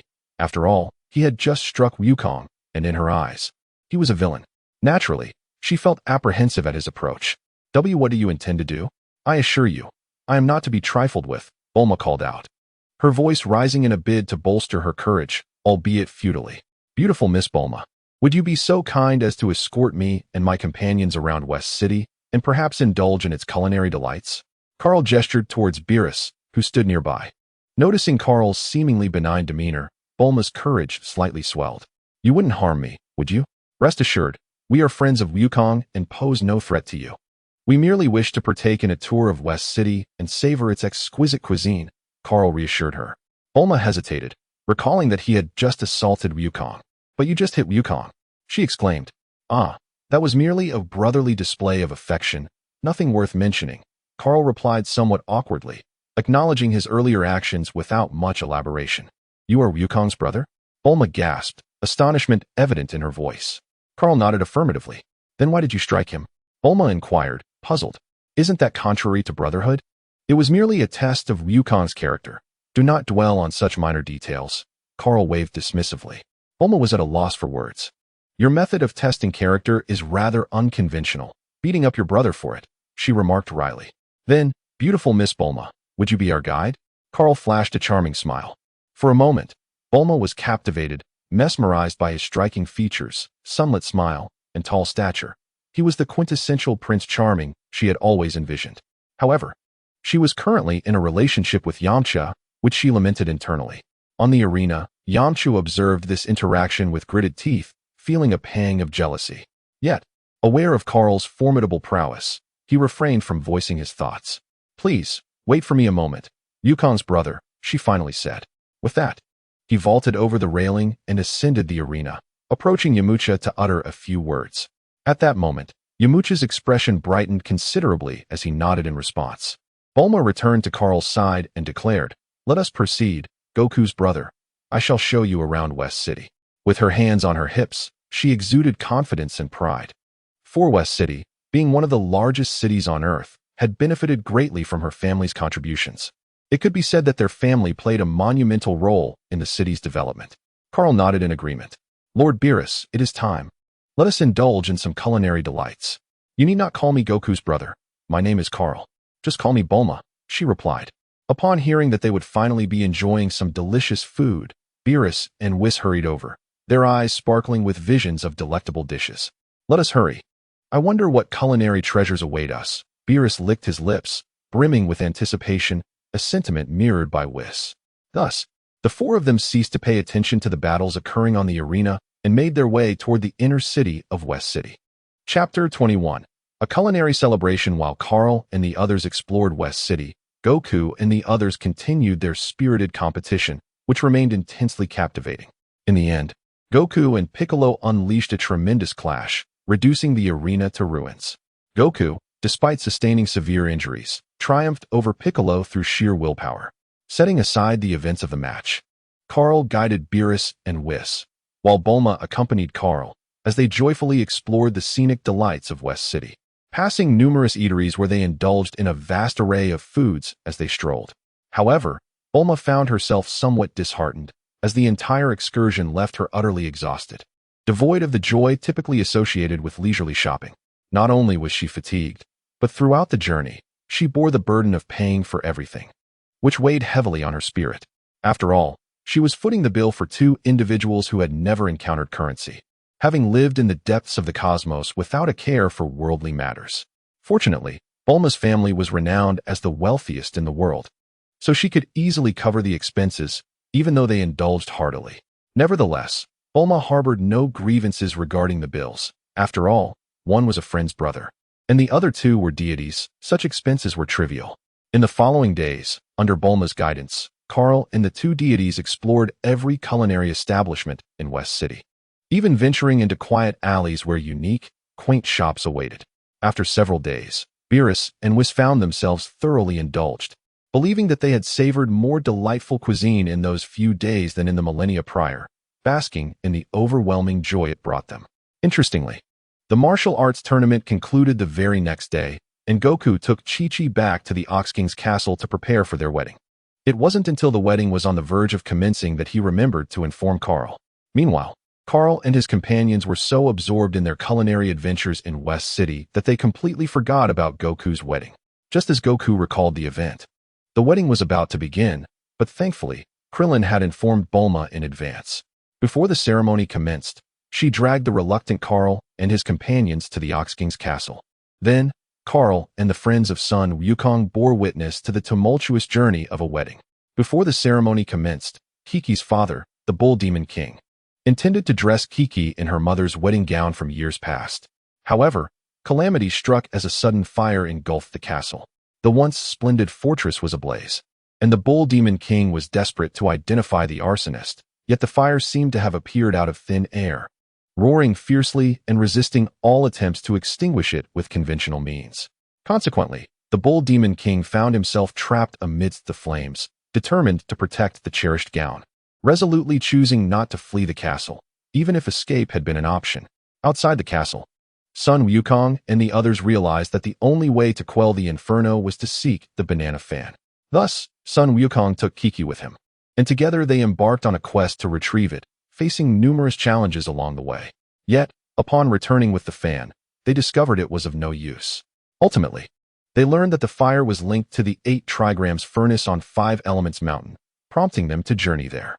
After enduring a series of trials, they finally resolved the crisis, extinguishing the flames of the Bull Demon King's castle, allowing the couple to wed. Kaal and the others, through the projection of Whis' staff, watched the entire adventure of Wukong and Kiki unfold. Though the journey was fraught with peril, the couple's affection for each other shone brightly, bringing joy to the spectators, who momentarily forgot about the Bull Demon King enduring the searing heat within the flames. Only the Bull Demon King bore the brunt of the ordeal. Among those present, there were indeed individuals capable of quelling the fire. Kaal and Beerus could have intervened, but the cost would have been substantial, as their solution would have resulted in the destruction of the castle and the Bull Demon King along with it. Whis could have resolved the situation as well, but no one sought his assistance, and thus he remained indifferent. Those on Earth, including Sun Wukong and his companions, were unaware of Whis' capabilities and did not call for help. Although Kaal was aware, he too did not request aid. Was it merely a lapse of memory? Perhaps he was so engrossed in the spectacle that the thought never crossed his mind. Fortunately, in the end, the festivities proceeded smoothly, and the guests joyously celebrated the wedding feast. Sun Wukong officially tied the knot, a moment of great joy, marking him as the first among the remaining scions to marry. At the banquet, Kaal and Beerus indulged in copious amounts of food. Admittedly, while the fare could not compare to that of West City, the vibrant atmosphere rendered the meal a rare delight, and the trio reveled in their enjoyment. The celebration lasted a full day and night, filled with merriment, accompanied by a tinge of envy towards Sun Wukong, particularly from Krillin, whose jealousy was palpable, nearly manifesting as tears. He incessantly muttered about how fortunate Wukong was to marry such a lovely girl. Yet, amidst the envy, there was genuine happiness for his dear friend, as it would be disingenuous to claim otherwise. Krillin found himself daydreaming of his future bride, a notion that stirred a sense of longing within him, as he too wished to wed a charming companion. At the wedding, Kaal, with food stuffed in his mouth, wore a look of contentment. The Kakarot family had finally begun to expand, which was indeed a cause for celebration, prompting him to indulge in even more delicacies. The Kakarot family? There were only two members bearing the surname, Kaal and Kakarot, the latter also known as Sun Wukong. Ultimately, Kaal was the sole representative of the Kakarot lineage, entirely forgetting his brother Raditz, who was adrift on an unknown planet. Raditz might have protested, proclaiming, "I am not adrift. I am engaged in battle." Nevertheless, it mattered little, as the two had yet to meet. With their parents gone, Kaal now held the reins of the family, while Raditz was deemed too weak. Kaal was undoubtedly the head of the household. During this gathering, Beerus was the most delighted, having not feasted on such exquisite cuisine for eons. He savored the abundance and, in addition, stuffed numerous delicacies into Whis' backpack, with instant noodles being the most prominent. Despite the delightful banquet, Beerus developed a particular fondness for the noodles. After a day and night of revelry, the festivities concluded, and Sun Wukong and Chi-Chi returned to settle at Bun Mountain. As the head of the family, Kaal visited Bun Mountain to check on his brother. Kaal rigorously trained Sun Wukong on the mountainside, informing him that he would not remain on Earth, but would return frequently to see him. Upon learning of his brother's impending departure, Sun Wukong felt a deep sense of loss. However, it should not be misconstrued as a profound familial bond. Rather, he viewed his brother's formidable strength as a means of comparison and rivalry, and he lamented the loss of a worthy opponent. Understanding Sun Wukong's sentiments, Kaal delivered a stern lesson, instilling in him the essence of a brother's authority and the unyielding fist of brotherly love. Shortly thereafter, Kaal, having feasted to his heart's content alongside Beerus and Whis, returned to the God of Destruction's planet, while Earth descended into a tranquil period. Chapter 22. 5 years later, after attending Sun Wukong's wedding, Kaal returned to his training. Perhaps inspired by the presence of various characters from the Dragon Ball original series, or perhaps after meeting Sun Wukong, the shackles that once bound him began to dissipate. His cultivation progressed smoothly, and within the first year of returning to the God of Destruction's planet, he successfully ascended to the realm of the Supreme Kai. However, Kaal did not pause there. After attaining the Supreme Kai level, he pressed onward toward the rank of God of Destruction. After 4 years of rigorous training, he discovered that the journey upward was indeed challenging. Although he made progress, he had yet to reach the status of a God of Destruction. By his own estimation, he was now on the cusp of becoming a half-step God of Destruction. Nonetheless, the Dragon Ball universe does not recognize such distinctions, so it could only be said that his rank was infinitely close to that of a God of Destruction, yet not quite there. This advancement in rank also enhanced Kaal's mastery over destructive energy, and he estimated he now possessed about 60% of Beerus's power. Furthermore, over the past few years, Kaal had also been refining his combat abilities. 5 years after achieving Super Saiyan 4, he began experimenting with the divine transformations originally developed by Sun Wukong. In recounting the tale, it is evident that Kaal's development of divine forms proceeded rather smoothly. By the 4th year, harnessing the unique divine essence associated with the realm of the Kaishin, Kaal successfully manifested a divine state. The first divine state he unveiled was the Crimson form, in which his muscle density increased remarkably, rendering him somewhat leaner in appearance, yet the enhancement in strength was astonishing. Simultaneously, his agility heightened, allowing him to wield energy with unparalleled finesse, adeptly controlling the intensity of his power and meeting the mightiest of assaults with minimal exertion. Subsequently, he advanced beyond the Super Saiyan God Red to achieve a cerulean state, characterized by blue hair and further amplified strength. However, this form bore a drawback, as the energy consumption escalated, reducing the duration for which he could maintain it. After 5 years of rigorous training, Kaal emerged even stronger, and upon ascending to the Kaioshin rank and mastering the Super Saiyan Blue, he officially became Beerus' successor, the prospective god of destruction for the 7th universe. Earth. 5 years later, following the climactic battle between Piccolo Jr. and Son Goku, the planet enjoyed a peaceful interlude lasting 5 years. Throughout this time, Goku diligently continued his training, nearly doubling his combat prowess compared to 5 years prior. Yet, the most significant development during these 5 years was the birth of his son, named Son Gohan. Perhaps due to the hybrid heritage of Scion and Earthling, Gohan exhibited remarkable potential. Had it not been for his subsequent focus on studies, he would have become renowned as God Gohan, a title often playfully teased among peers. On this particular day, Goku and his companions, after a long absence from one another, arranged to gather at Master Roshi's island. Goku, accompanied by his 4-year-old son Gohan, soared towards the island atop his flying Nimbus. The Nimbus traveled swiftly, soon revealing the picturesque Turtle Island within their sight. "Daddy, look! Is that Turtle Island ahead?" Gohan exclaimed, pointing excitedly at the emerging land. Having spent his childhood on Mount Pazu with limited company, primarily his parents and his grandfather, King Piccolo, Gohan had often heard tales of Master Roshi, Krillin, and others, yet had never met them, knowing only of them as distant uncles and aunts. "Ah, we've arrived, Gohan." Goku beamed upon spotting the island, his anticipation of reuniting with friends illuminating his face with a radiant smile. Everyone, as they approached the island, Goku waved enthusiastically at the gathering of friends, calling out loudly. Meanwhile, on the island, Krillin and the others, engaged in casual conversation, turned their gaze skyward upon hearing his voice. Their eyes widened in delight at the sight of a golden cloud. "It's Goku. Goku's here," Krillin shouted in excitement, reminiscing about their shared childhood as rivals and brothers. After 5 years apart, their longing for each other was palpable. "Goku's back. It's been so long since I last saw him. I wonder how he has been," Yamcha remarked, a hint of nostalgia in his tone.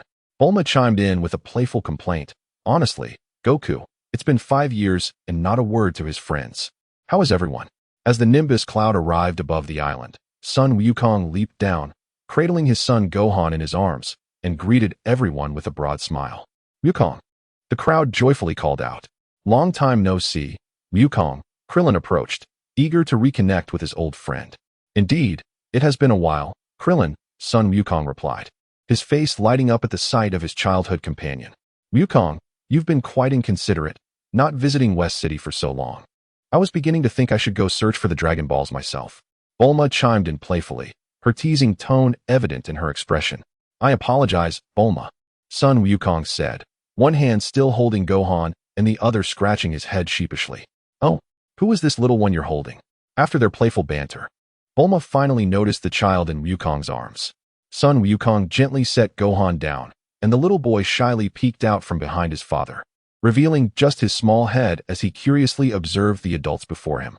"Ah, this is my son," Son Wukong announced proudly. "What?" the crowd gasped in unison. Bulma was particularly astonished, realizing that Wukong, who was younger than her, had a child who was already so grown. Son Wukong chuckled innocently. "Gohan, come say hello to everyone," he encouraged, lightly patting his son.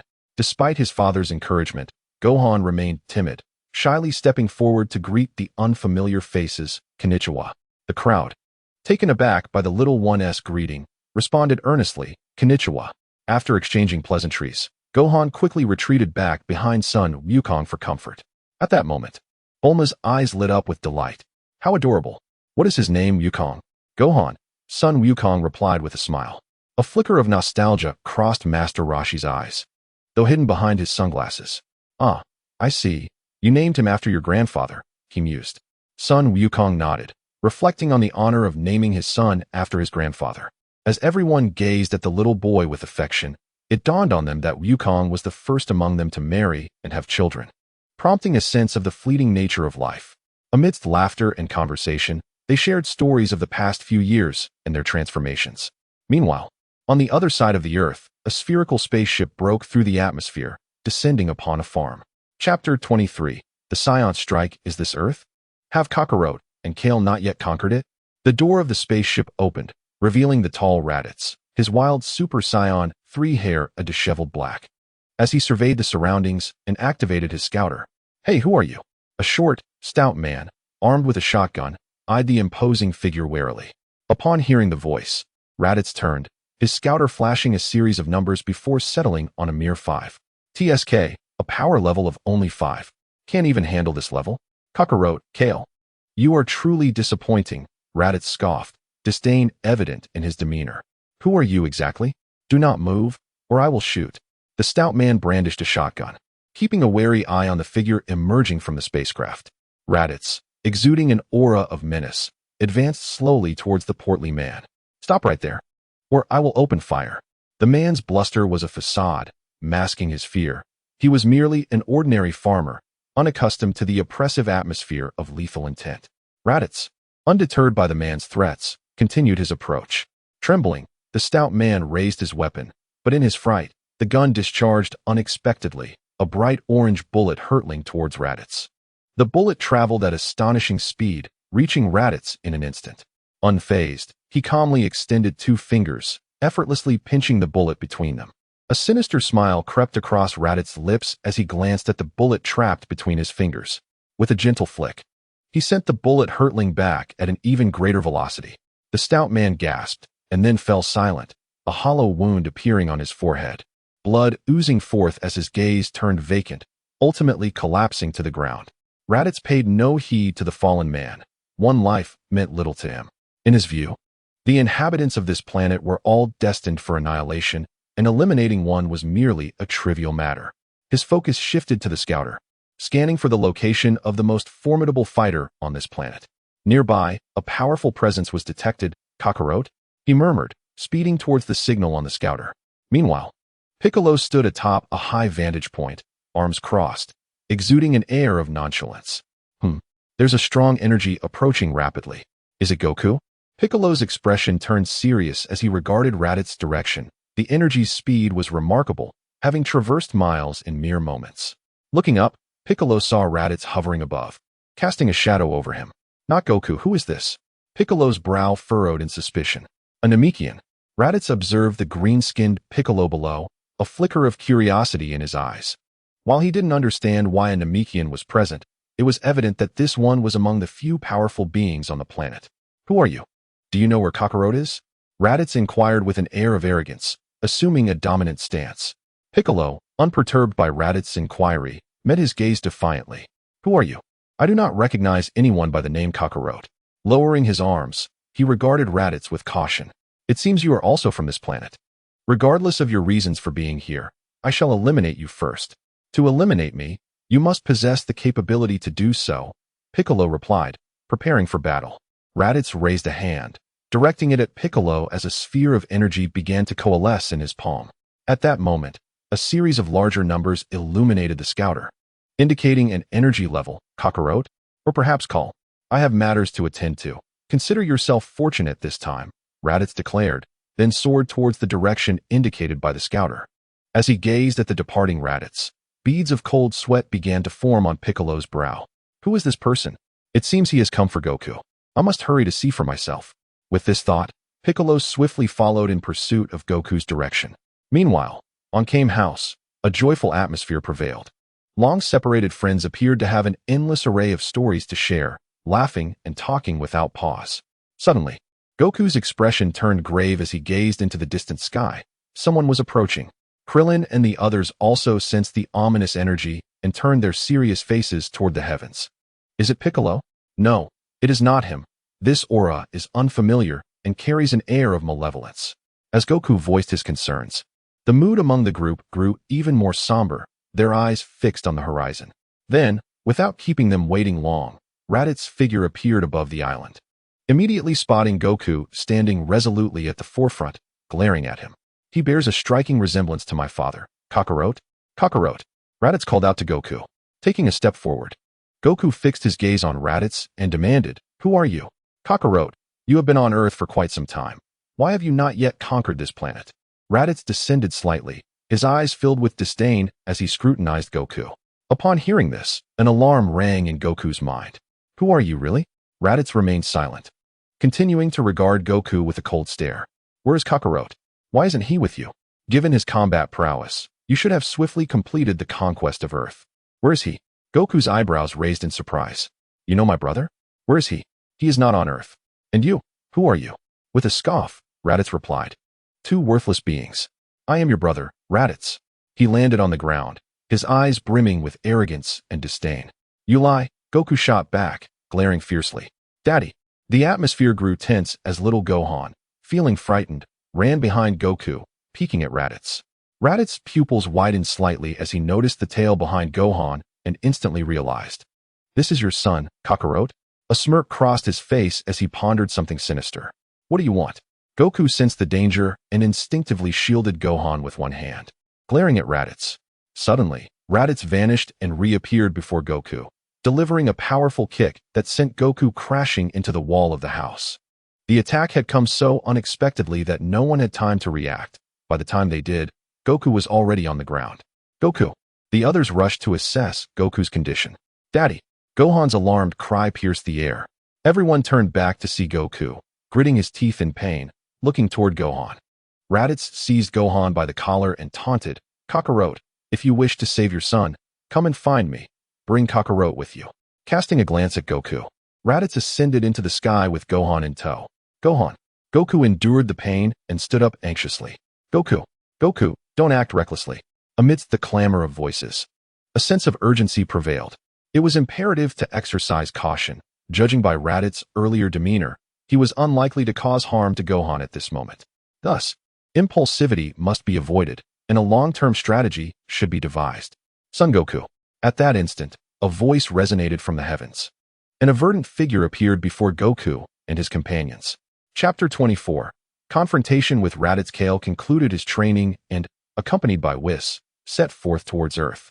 Initially, Kaal had intended to invite Beerus along, but after ascending to the Kaioshin level and subsequently achieving Super Saiyan Blue, Beerus felt confident in relinquishing his duties to Kaal, opting instead to return to his castle for a well-deserved slumber, indulging in food and rest. Consequently, for this journey to Earth, Kaal decided against bringing Beerus, choosing to take Whis instead, all while fulfilling several tasks across different planets. Speaking of work, Kaal had already completed a few assignments and was well acquainted with the procedures, now navigating them with ease. Furthermore, Kaal had acquired the ability to survive in the cosmos, capable of breathing in space. Unlike Goku and his companions who found themselves utterly helpless in the void, this was largely attributed to Kaal's rigorous training regimen. Despite Goku and his friends possessing formidable combat prowess, they remained unable to endure the harshness of space. Although they could transform into Super Saiyan forms, their reliance on divine energy rather than enhancing their own levels meant they had limited recourse in the universe. As Kaal and Whis traversed the cosmos, they were mere minutes away from reaching Earth. "Son Goku, I shall accompany you," remarked Piccolo, arriving unexpectedly. "Piccolo, what brings you here?" Goku exclaimed, surprised to see his ally. "That bald-headed fellow brought me along. He is exceptionally strong, and you cannot face him alone," Piccolo replied with a serious expression. Goku's demeanor shifted to one of solemnity. "You are right. He is indeed powerful. I believe we can only confront him together." I have yet to kill you, so how could I possibly collaborate with you?" Piccolo scoffed, though his true thoughts remained concealed within. "Please, Piccolo, if we do not join forces, we will surely be unable to defeat him.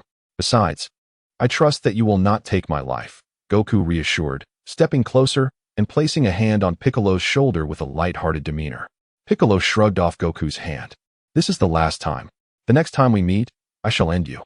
Observing Piccolo's prideful stance, Goku chuckled nonchalantly, then turned serious. "Krillin, everyone, stay here. Piccolo and I will retrieve Gohan." "Absolutely not. That is far too dangerous, Goku." Krillin immediately interjected, unwilling to let his best friend risk his life alone. If Goku was to venture forth, he would join him. "I will go as well, to rescue Gohan," Krillin declared, his face resolute. Goku was in trouble, and he had to assist. Without uttering a word, Goku met Krillin's determined gaze and nodded. Very well, Piccolo and I will head out first. You all can follow shortly. As the words fell, Sun Wukong activated his air dance technique, pursuing Raditz with fervor. Piccolo cast a glance at Krillin and the others, remaining silent as he followed Sun Wukong. In his view, the presence of Krillin and the others was inconsequential. They were simply too weak. Exchanging glances, Krillin and the others resolved to hasten after them. Soon, they too activated their air dance technique, trailing in the direction of Sun Wukong. Over the past 5 years, they had all learned the technique, albeit their lack of combat prowess rendered their speed rather sluggish. Nevertheless, it was significantly swifter than that of an aircraft. Sun Wukong and Piccolo, however, moved with remarkable speed. After half an hour, they finally located Raditz, who stood alone outside, seemingly awaiting their arrival. Raditz, where's Gohan? Sun Wukong bellowed upon sighting him. The little brat is inside the spaceship. Kakarot, I am here to recruit you into our ranks. That child is your son and a scion. He should join us as well, Raditz said, gesturing towards the spaceship, where indeed Gohan was inside, wailing for his father. I will not join your so-called ranks, nor will Gohan. Return him to me. Sun Wukong glared fiercely. Raditz, incensed by Sun Wukong's words, retorted. Then it seems you must perish, Kakarot. If you possess the ability, then come and try. Sun Wukong landed on the ground, facing Raditz, his fighting spirit ignited. In that case, you shall meet your end. Raditz sneered, seizing the initiative as he raised his hand, launching an energy blast towards Sun Wukong.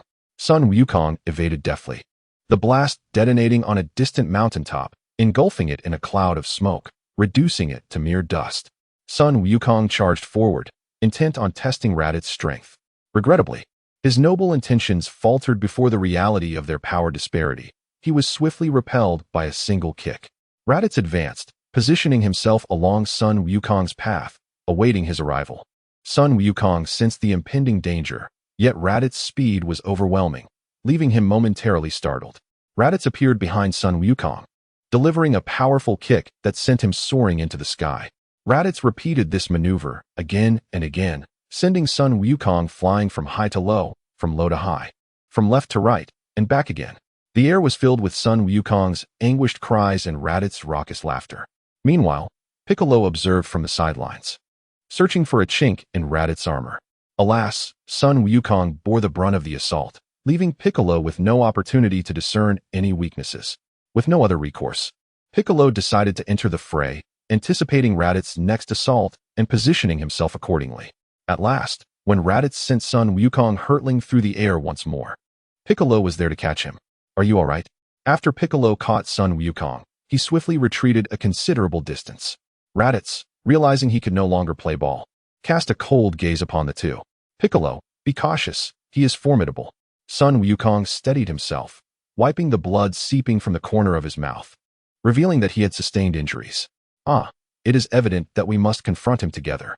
Piccolo's expression turned grave as he focused intently on Raditz, his body taut with tension. Kakarot, do you perceive my might? Raditz proclaimed. To be frank, among our ranks, there are two who far surpass me.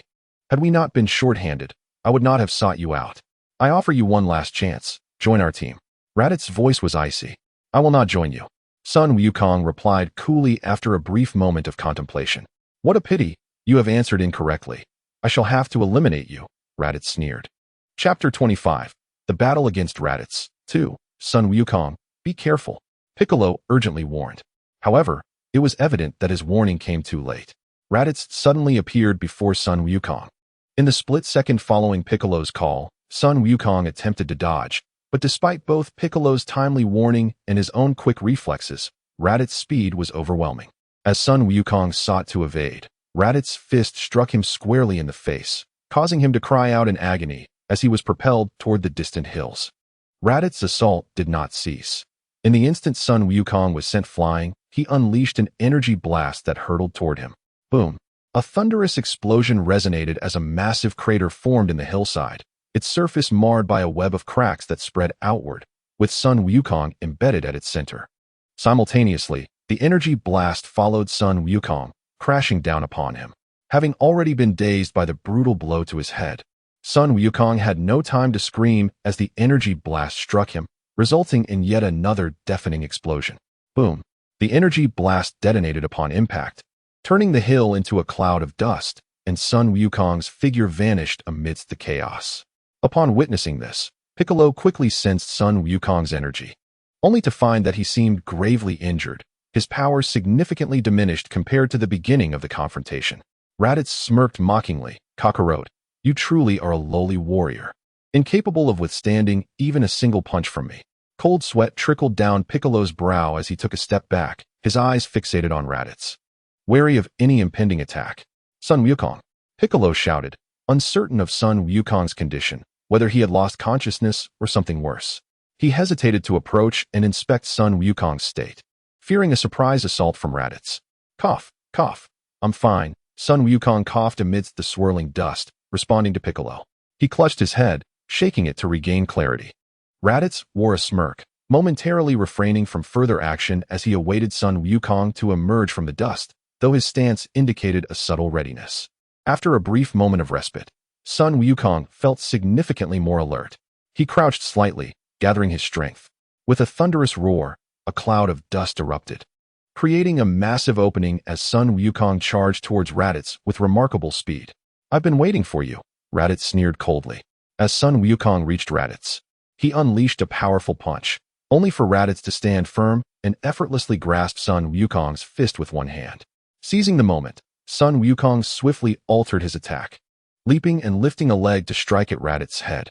Raditz raised his other hand to block the kick with his arm. Quick to respond, Sun Wukong twisted his waist, spinning in midair while delivering a kick aimed at Raditz's neck.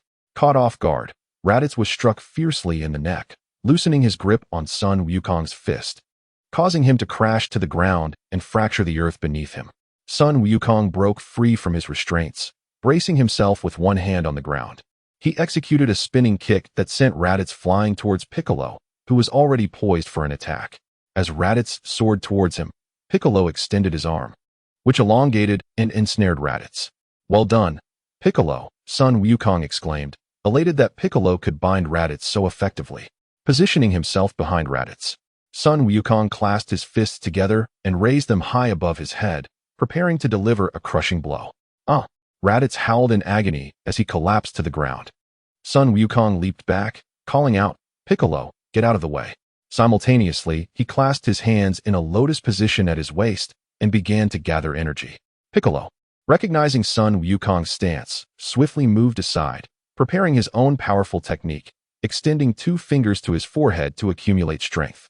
With a resounding cry, the iconic blue energy beam of the Kamehameha surged towards the prone Raditz, while a golden ray, formed from Piccolo's brief accumulation of energy, hurtled towards him as well.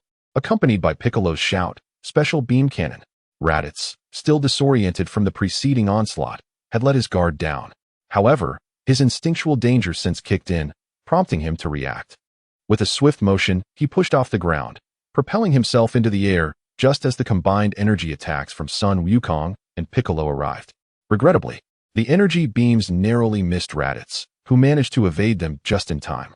That was close, Raditz thought, realizing that a direct hit could have been catastrophic. As Sun Wukong and Piccolo concluded their powerful techniques, they panted lightly, exchanging astonished glances at Raditz. Their expressions grew grave as they locked eyes, both sensing the imminent danger. Having evaded the assault, Raditz slowly descended to the ground, his gaze sharp and filled with fury. "Very well," he declared. Sun Wukong and Piccolo assumed their battle stances. Fully aware that defeating Raditz would not be an easy feat, they realized that they would need to fight with everything they had. If they failed to do so, it would be their lives on the line next. "You two have truly provoked my ire," Raditz roared through clenched teeth, subsequently unleashing a barrage of energy blasts towards the pair. Goku's pupils dilated as he swiftly darted to the side, narrowly evading the explosive projectiles that followed closely behind him. Meanwhile, Piccolo leapt into the air, continually anticipating and dodging the onslaught. Raditz's gaze scanned left and right as he recalibrated his focus on Goku and Piccolo's positions, realizing that this approach would not suffice to subdue them. According to the readings from his scouter, their combat power was still less than half of his own, barely reaching 600. The most effective strategy was to eliminate them one by one. Thus, he charged towards Goku, who was sprinting along the ground. Goku, noticing Raditz barreling towards him, felt a spark of combativeness ignite within him and immediately altered his course to meet Raditz head-on. As they closed the distance rapidly, the energy blasts were neutralized. Goku cast a glance at Piccolo, who was positioned just behind Raditz, realizing he needed to devise a plan to enable Piccolo's attack to land successfully. As Goku and Raditz approached with great speed, they both unleashed their fists, clashing in a powerful exchange. However, Goku was ultimately outmatched by Raditz, resulting in him being sent flying backward. Raditz seized the opportunity to close in once more, delivering a brutal punch to Goku's abdomen, followed by a relentless flurry of strikes targeting various parts of Goku's body, his head, stomach, and back. Goku cried out in agony, suffering a severe beating. Witnessing Goku's precarious position, Piccolo felt a surge of urgency and swiftly joined the fray, launching a barrage of strikes aimed at Raditz's back. Sensing the incoming attack, Raditz kicked Goku away, bending low to evade Piccolo's onslaught. After dispatching Goku, Raditz pivoted to confront Piccolo directly. In Chapter 26, Capturing Raditz, Piccolo realized the immense pressure Goku had been under, as he had borne the brunt of the assault from the very beginning. Gritting his teeth, Piccolo withstood Raditz's attacks, occasionally retaliating with punches and kicks. It was not that he lacked the desire to fight back, but rather that he was powerless in the face of Raditz's overwhelming force. Experiencing the stark disparity in combat prowess, he found himself on the receiving end, and his meager counterattacks inflicted little damage upon Raditz. Goku, panting heavily and aching all over, contemplated their dire situation. This cannot continue. I must devise a strategy, otherwise, Piccolo and I will surely be defeated. Suddenly, he noticed Raditz, caught up in the intensity of battle, had unwound his tail from around his waist. An idea sparked in his mind. Yes, the tail. I remember from my childhood, when Grandpa grabbed my tail, I felt utterly powerless. I must grab his tail. Goku called out urgently to Piccolo, Piccolo. His weakness lies in his tail. Seize his tail. Piccolo exerted all his strength to block Raditz's punch, casting a fleeting glance at Raditz's tail. Gritting his teeth, he exclaimed, "It's easy for you to say. Come over and lend a hand." Raditz, taking a moment to glance at Son Goku, smirked coldly. Well aware of the Saiyant's glaring vulnerability, his tail. The tail was both a source of strength and a significant weakness. An untrained Scion, once captured by the tail, would swiftly succumb to a state of helplessness. If an enemy exploited this, it would lead to dire consequences. However, Raditz felt no fear. The gap between him and Son Goku was insurmountable. The notion of them grasping his tail was utterly fanciful, and he had no intention of granting them that opportunity. Upon hearing Piccolo's furious shout, Son Goku chuckled sheepishly, momentarily distracted by the prospect of finding Raditz's weakness, inadvertently becoming an observer. Regaining his composure, he immediately rejoined the fray, coordinating with Piccolo to launch a two-pronged assault. The moment Son Goku entered the battlefield, the dynamics shifted. Raditz found himself somewhat overwhelmed by the simultaneous attacks, with both sides evenly matched. Yet, mere parity in strength was not advantageous for Son Goku and Piccolo. Should Raditz possess a hidden tactic, they could soon find themselves in peril. Son Goku, realizing the standoff was becoming increasingly tense, felt a pang of urgency. He had tried to seize Raditz's tail earlier, but each attempt was deftly evaded, leaving him to silently lament Raditz's formidable combat instincts. "Give it up. You two stand no chance," Raditz taunted, his tone dripping with disdain and impatience. Having engaged in this struggle for so long, he was incensed that he was being held at bay by two weaker opponents. His pride felt deeply insulted. Meanwhile, Piccolo, fatigued yet fiercely proud, refused to concede defeat easily. He believed there remained a glimmer of victory if they could maneuver Raditz into revealing a flaw, seeking a decisive strike.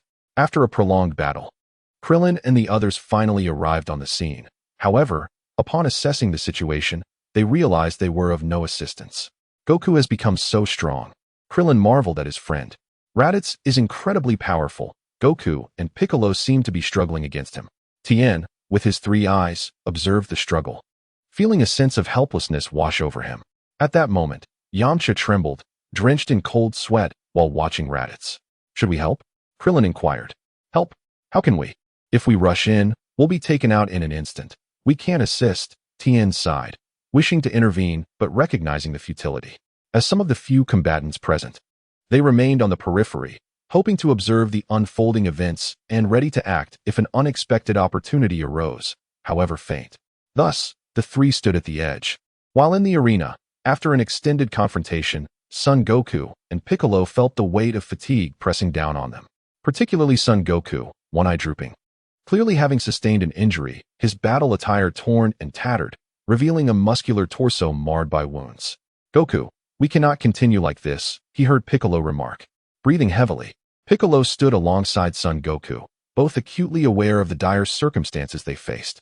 Their stamina was waning, and it was evident that if this continued, defeat was inevitable. Piccolo, you will press him from the front, while I approach from the side. I will devise a way to seize his tail, if I can grasp it. Our opportunity will present itself, Son Goku instructed. Piccolo furrowed his brow, listening intently to Goku, and though he lacked a better plan, he nodded in agreement. However, intensifying pressure on Raditz would not be an easy task. Let us proceed, Piccolo stated firmly. Son Goku shifted to the side, while Raditz observed their movements with a cold gaze, uncertain of their intentions. Piccolo launched his arm toward Raditz, who, having suffered a minor setback earlier, was prepared to evade the incoming strike. Piccolo had not anticipated the attack's success. Upon seeing Raditz dodge, he quickly retracted his arm and advanced rapidly towards him, beginning to charge up energy. Before long, Piccolo's physique began to swell, and in the blink of an eye, he had transformed into a larger version of himself. This was his innate ability. As his form expanded, so too did his strength, albeit at the cost of his speed. Nevertheless, he believed that increased power would afford him greater opportunities to apply pressure upon Raditz. Indeed, as he closed the distance, Raditz found it increasingly difficult to withstand Piccolo's might, leading to an even contest. Raditz sensed a modicum of pressure, all the while remaining wary of Son Goku's potential ambush. Glancing sideways at Goku, Piccolo seized the moment. Now's your chance, he thought as he swiftly diminished in size, darting forward to grasp one of Raditz's arms while entangling his leg around Raditz's body. Son Goku, Piccolo internally exclaimed, recognizing the opportunity they had long awaited. Seizing the moment while Raditz was hindered, Goku swiftly maneuvered behind him and grasped Raditz's tail. An instant later, a wave of weakness washed over Raditz, and his futile struggles ceased under the weight of his newfound helplessness. Piccolo exhaled in relief, having successfully captured Raditz. He released his hold on Raditz's leg and positioned his palm toward Raditz's head. Overcome by his inability to fight back, Raditz collapsed to the ground, gazing up at Piccolo with an expression of fear. Kakarot, release me, Raditz pleaded, his eyes widening in terror as he noticed the growing light in Piccolo's palm. Son Goku remained resolute, firmly clutching Raditz's tail. Kakarot, you must make him stop. I am your brother. You cannot kill me. As the light in Piccolo's hand intensified, Raditz's desperation escalated. Kakarot, have you forgotten what Mother taught us? She wanted us to look after one another. Please, let me go. And I promise to leave Earth at once. Raditz began to plead for mercy. A flicker of hesitation crossed Son Goku's eyes.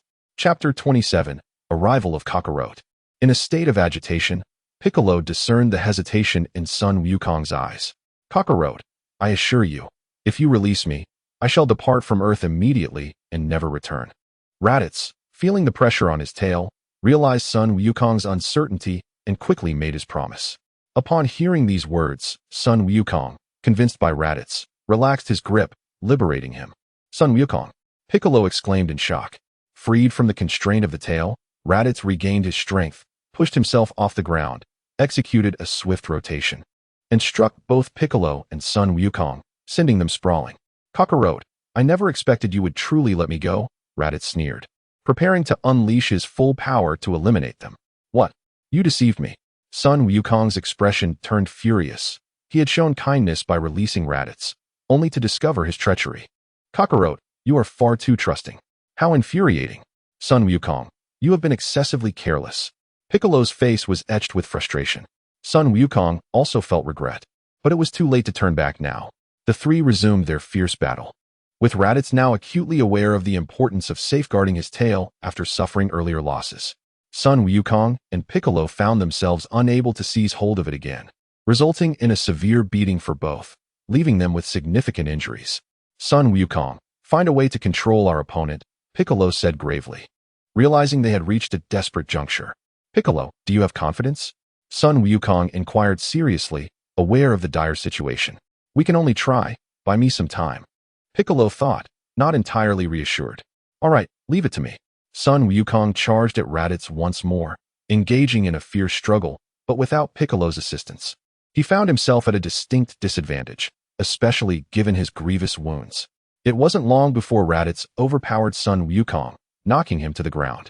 As Sun Wukong lay there, trembling and reaching out to impede Raditz, through his scouter, noted Piccolo's power rapidly increasing, his expression shifting to one of astonishment. What? His power level has surpassed 1,000.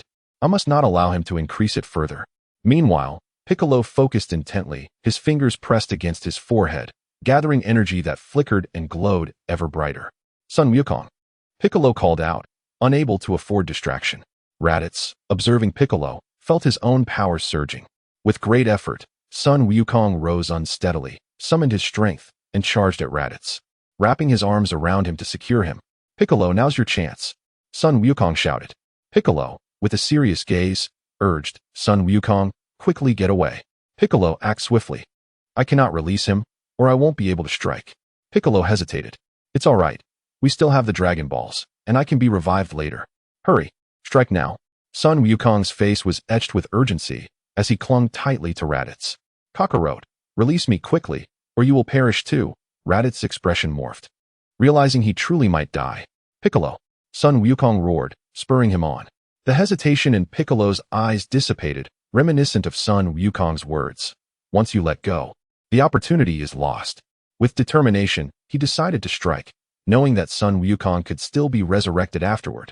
Energy had coalesced, and Piccolo extended his hand, directing it toward Raditz's heart, unleashing a beam of radiant light that surged toward him.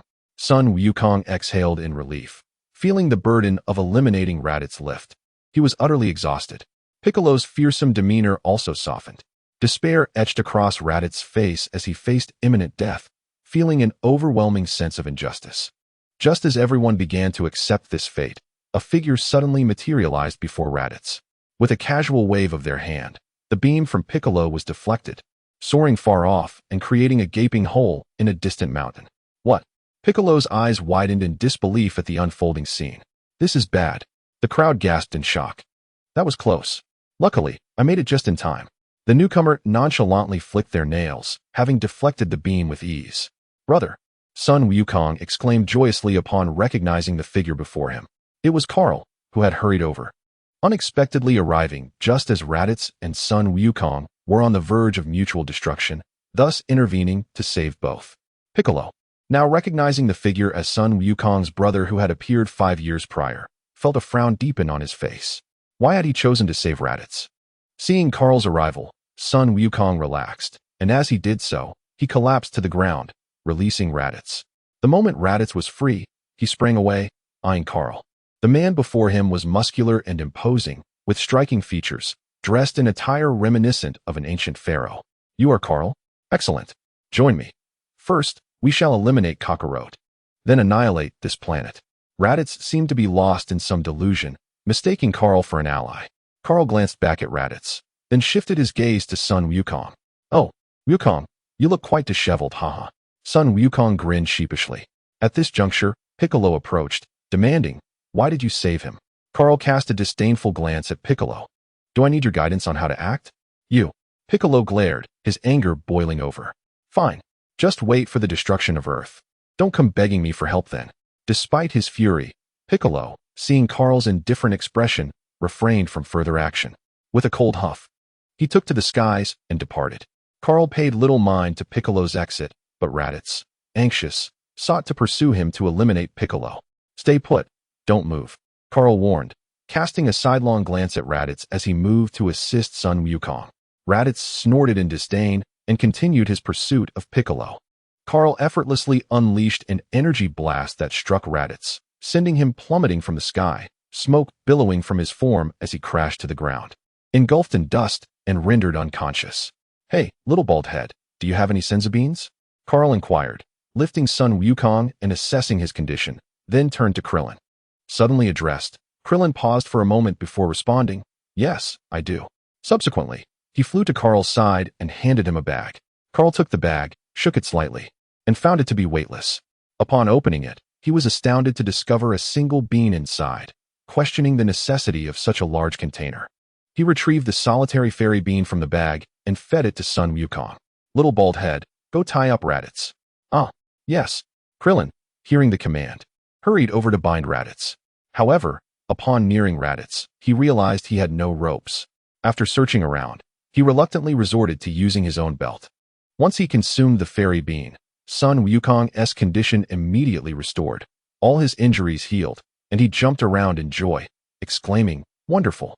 I'm healed." Kaal observed Sun Wukong's exuberance, a smile gracing his lips. Chapter 28. Educating Raditz. All right, no more jumping. Kaal placed a hand on Sun Wukong's shoulder.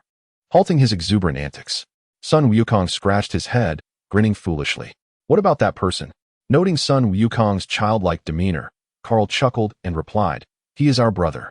Although he has strayed from the right path, we cannot let him perish." With a sigh, Kaal added, "Don't worry. I will properly guide him, our dear brother." Ah, Sun Wukong acknowledged, choosing not to pursue the topic further. However, he was indifferent, for apart from those he truly cared about, he held little concern for others. "Wukong, that person has awakened." At that moment, Krillin shouted in a slight panic, swiftly retreating from Raditz to stand beside Sun Wukong. Kaal glanced over to confirm Raditz was indeed awake. Although he had merely dealt a casual blow, it was impressive that Raditz had regained consciousness so quickly. Kaal approached Raditz, crouching down. "Oh, my dear brother, are you awake? If so, rise quickly, the ground is cold. Youth is wonderful. You can sleep anywhere without regard for your health." Upon opening his eyes and seeing Kaal, Raditz's face twitched at Kaal's words. Was he being mocked? Certainly, he was being mocked. "Kaal, why did you attack me?" Raditz glared fiercely. "Are you still a scion?" he demanded loudly, fixating his gaze on Kaal. "Oh dear brother, after so many years without seeing each other. Oh no, we have never met. Have you already forgotten your brother's identity?" Kaal continued to speak in a sarcastic tone. Raditz's lips twitched, veins bulging on his forehead. "Let me go? I need to teach Kakarot a lesson." Kaal smacked Raditz on the head, causing him to cry out in pain as a large bump formed on his forehead. "Kaal, I will slay you." Kaal's expression shifted slightly. This kid still did not grasp the situation. Who was the prisoner here? He raised his hand to strike again. Seeing Kaal's hand raised once more, Raditz's eyes hardened. "Kaal, don't get too proud. I have comrades. They are already aware of our location through their scouters and will arrive on Earth in a year. Just wait. Hey, you still haven't seen the situation clearly. Have you? Let them come. Just wait and see if I don't deal with them." Kaal scoffed dismissively. "Just wait. They are far stronger than I am. Once they arrive, everyone on this planet, including you and Kakarot, shall perish." Raditz scoffed at Kaal's words, utterly unconvinced. In his eyes, Nappa surpassed him by several magnitudes. Let alone the Scion Prince, Vegeta. He acknowledged Kaal's strength, considering he had been able to strike him down with a single blast. And with a battle power of 1,000 at birth, Kaal had only slightly increased his power since then. Nevertheless, Raditz believed that Kaal had not made significant improvements over the years. On this backward planet, his battle prowess would surely lag compared to theirs, who had been engaged in constant warfare. Hence, he was certain Kaal could not defeat Vegeta. "Bring it on. It's been 20 years. And Vegeta may not be as formidable as you think," Kaal retorted disdainfully. The thought of Vegeta made Kaal chuckle, recalling the jokes from online communities about the second-rate Scion. He couldn't help but laugh aloud. "What are you laughing at?" Raditz questioned, puzzled. "They say Vegeta and the others are coming to fight you. Yet you still find it amusing." "Nothing much, just a few amusing thoughts." Kaal waved his hand, dismissing the topic. Raditz sneered, not believing that Kaal was truly unafraid of Vegeta's impending arrival. "Since you know, why not release me?" "All right, I will." Kaal narrowed his eyes, smiling as he responded. Raditz's expression remained cold as he awaited Kaal to free him. Oddly enough, he had attempted to break free from the belt binding him, but despite his efforts, he could not escape its grasp. After several futile attempts, he relinquished the struggle. Kaal did not deceive him. He grasped the belt and gently tugged, causing it to loosen. As soon as the belt slackened, Raditz broke free and stood up, lightly twisting his wrist, a cruel smile creeping across his lips. "Excellent, I'm unbound. Since you have chosen to humiliate me, Kaal, you shall die." Without waiting for a reaction, he raised his hand to unleash a ki blast aimed squarely at Kaal's heart, confident that even a hasty shot would leave Kaal gravely wounded. Kaal's lips curled into a smile. "Ah, I was just waiting for this. I didn't expect you to fall for it so easily." With a gentle clap, The ki blast veered off course, soaring into the sky. Raditz, this is your own doing. I was just lamenting my inability to find a reason to beat you. Kahl's face radiated with a bright, sunny smile, so vibrant it was nearly blinding. However, as Raditz beheld that smile, a chill coursed through his body, and he inwardly cursed his misjudgment, stepping back cautiously while keeping a wary eye on Kahl. Are you ready to take your punishment, dear brother? Kahl asked, stretching his hands and preparing for the inevitable. Wait, listen to me. Raditz flailed his hands, attempting to halt Kahl. Very well, take your time to speak, Kahl sneered, reaching out to seize Raditz. What followed was a thorough beating, a feast of retribution. Sun Wukong and Krillin sat together, pointing and occasionally exclaiming in delight at the spectacle before them. Within the arena, however, the air was thick with anguished cries, echoing one after another. Half an hour later, Kahl stood with arms crossed, his demeanor calm and collected, gazing down at Raditz, who knelt before him, his head adorned with bruises and his face resembling that of a disfigured visage. Raditz mumbled incoherently, expressing his grievances with a hint of desperation. Speak sincerely and offer a louder apology. Have you not eaten? Raditz lowered his head further, feeling a twinge of injustice. You dare feel wronged? Look at yourself after all these years following Vegeta. Does this reflect the stature of an elder brother? Instead of fostering a bond with your sibling, you contemplate his demise. Do you not recognize the enormity of your actions? The circumstances do not favor you, Raditz, and you must submit to your errors, Kahl stated firmly. Despite Raditz's begrudging acknowledgement, a flicker of hatred still shone in his eyes. Kahl, somewhat reluctantly, accepted the apology, understanding the turmoil brewing within Raditz. Yet, he believed that time would afford him the opportunity to guide Raditz toward redemption. Sun Wukong and the others applauded, exclaiming how impressive Kahl was. With a wave of his hand and a faint smile, Kahl observed their jubilation. Chapter 29. A year's arrangement for everyone. Sun Wukong and his companions indulged in a moment of revelry. Kahl, not wishing to dampen their spirits, allowed them to celebrate their victory over a formidable foe. After a while, however, he interrupted their merriment. Enough celebration for now. I have something to discuss. The group turned their attention to Kahl, curious about his announcement. As you heard earlier, in a year's time, Raditz's companions, two individuals even stronger than him, will arrive on Earth. Your joy may be premature, he stated, surveying their faces with a stoic expression. The atmosphere shifted, faces growing serious. Yet they did not dwell on the gravity of the situation. With Kahl present, they felt a sense of security, having witnessed his effortless defeat of Raditz, which reassured them of his strength, far superior to their own. Observing their expressions, Kahl pressed on. When that time comes, I will not intervene. All responsibilities will rest upon your shoulders. If you prevail, you will protect yourselves and this planet. If you falter, do not expect my assistance. The expressions of Krillin and the others shifted, exchanging glances filled with uncertainty. Sun Wukong, in contrast, remained unfazed by Kahl's words.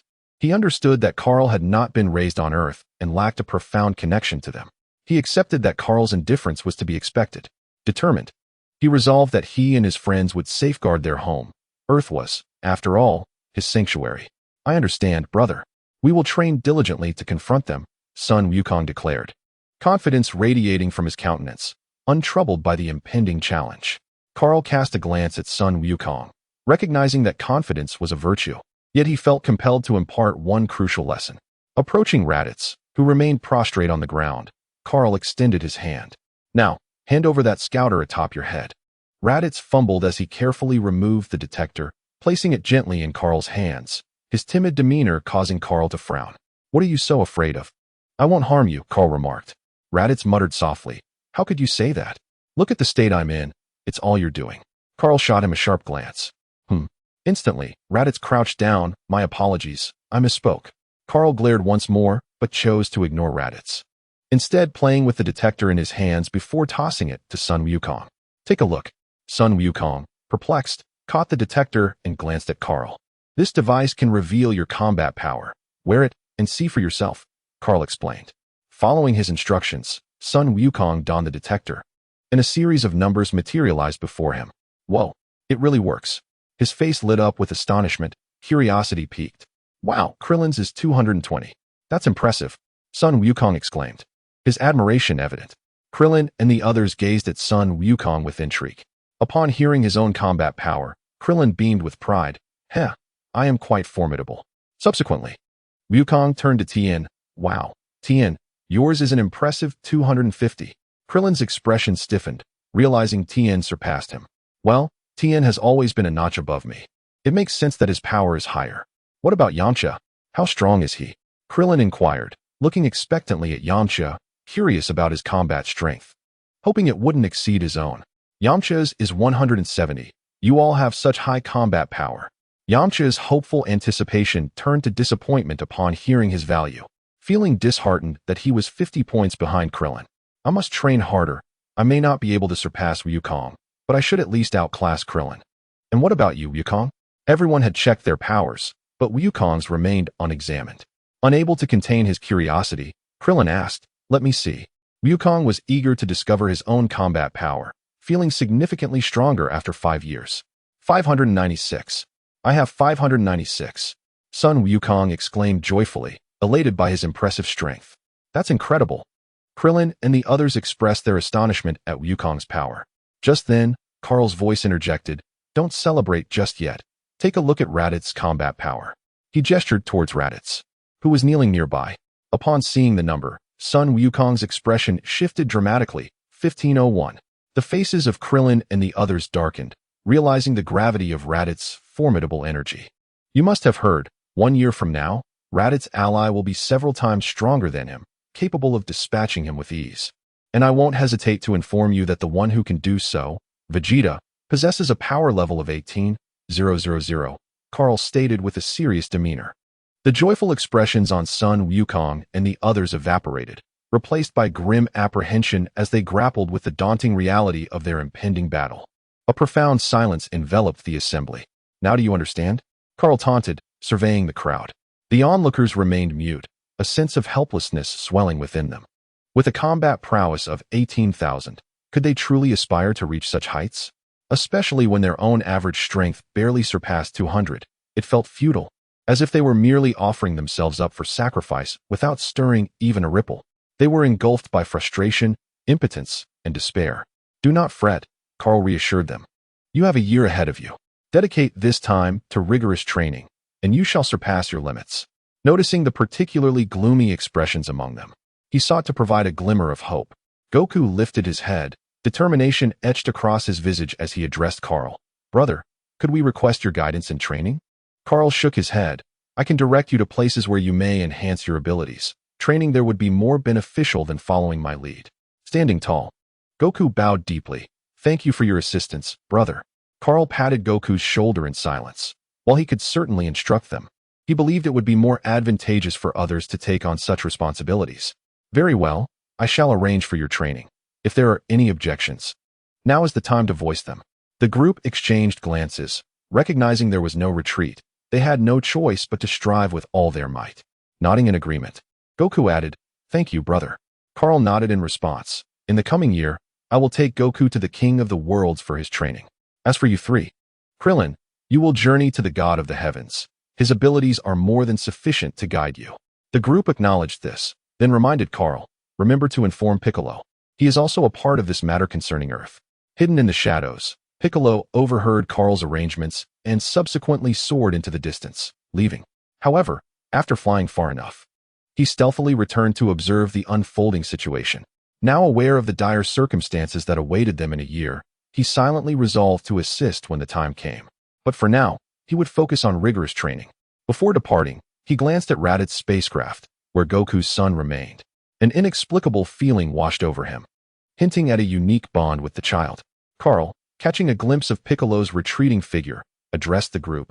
You will make your way to the God of the Heavens. Locate the Korin Tower. From there, you can ascend. He turned his gaze skyward. Ensure you teach them well. In the heavenly realm, the God of the Heavens, who had been closely monitoring the situation below, broke into a cold sweat, his face reflecting sheer terror. Could he truly perceive my scrutiny? Yet, even without Kahl's prompting, he would diligently instruct Krillin and the others, fully aware of the formidable strength of the adversaries they would face in a year. He placed his hopes on their shoulders. Kahl then addressed Goku. Come with me. We shall first head to West City. Whis is there. Let him guide us. Additionally, inform Chi-Chi and bring your son back. He is of no use at present. Goku nodded, understood. Very well, you may depart now. Oh, and when you reach the Korin Tower, remind that plump cat to cultivate more senza beans. If that rotund fellow is there, give him a good thrashing. Carl suddenly recalled the portly Yachabilo and, after a brief mention, took Sun Wukong and Raditz with him, releasing Gohan before bidding farewell and soaring into the sky. Krillin and the others exchanged determined glances and set off towards the Korin Tower. Meanwhile, Yachabilo, languishing at the Korin Tower, shivered and rubbed his arms, puzzled by the sudden chill creeping up his back. At this juncture, Carl and Sun Wukong parted ways. Carl made his way directly to West City, while Sun Wukong escorted Gohan back to the Capsule Corporation. Upon their return, Sun Wukong briefed Chi-Chi on the situation, only to be met with a wave of complaints from her, expressing her frustration over the constant upheaval. Additionally, she queried why he hadn't invited his brother over. Sun Wukong, embarrassed, offered repeated apologies before stepping outside and heading towards West City. Eventually, Sun Wukong and Carl reconvened in West City. Prior to their meeting, Carl had sought out Whis, who was enjoying a meal with Bulma, to explain the circumstances and arrange for Raditz, giving him a stern warning. Wukong, you must focus on your training. You will be the primary force in a year, while the others will merely provide support, Carl remarked. Sun Wukong, somewhat dissatisfied, retorted. They're quite strong too. With a resigned sigh, Carl replied, just remember, you are the main player. Once you're ready, we shall depart. He chose not to argue, recognizing Sun Wukong's unwavering trust in his companions, and nodded towards Whis. Upon receiving the signal, Whis summoned his staff, and after tapping it on the ground, a sphere enveloping Carl and Sun Wukong formed, launching them into the sky, disappearing in the blink of an eye. Whis' speed was remarkable, and within minutes, they arrived at North Kai's planet. After stowing away his staff, the sphere dissipated, revealing the three of them. At that moment, North Kai was reclining in a chair, asleep, while a monkey and an ant, though I could not quite identify the creature, let us assume it was a mutated ant, frolicked beside him. Carl approached and playfully slapped North Kai's head, exclaiming, still sleeping? Time to wake up. Startled, North Kai blinked awake to behold a handsome face, causing him to tumble off his chair in surprise. Who are you? He stammered, pointing at Carl with indignation. There's work to be done, Carl retorted without answering North Kai's question, gesturing towards Sun Wukong. Work? What kind of work? North Kai inquired, tilting his head in confusion. Teaching him to train, Carl replied, pointing at Sun Wukong. Sun Wukong greeted North Kai with a smile, and North Kai's eyes widened in realization. Oh, you want me to teach him? But wait, who are you to ask me to do that? I am the illustrious North Kai. How could I possibly teach someone so casually? However, he continued, if you each tell me a joke that makes me laugh, I shall indeed teach him. I must inform you that my sense of humor is rather elevated. It is no simple task to amuse me. The North Kai prattled on incessantly, while Carl felt the veins in his forehead throb with irritation, thinking how insufferable this North Kai was. Who needs to hear your jokes? Carl remained silent, merely gathering a sphere of destructive energy in his hand. The North Kai's chatter abruptly ceased as he caught sight of the energy, his mouth agape in sheer astonishment. Have you recognized it? Do you still wish for me to tell jokes? Carl wore a sunny smile on his face. No, esteemed one. I am but a humble being, unworthy of your jesting. It is I who should entertain you, the North Kai responded, his demeanor suddenly obsequious. Carl rolled his eyes and retracted the destructive energy.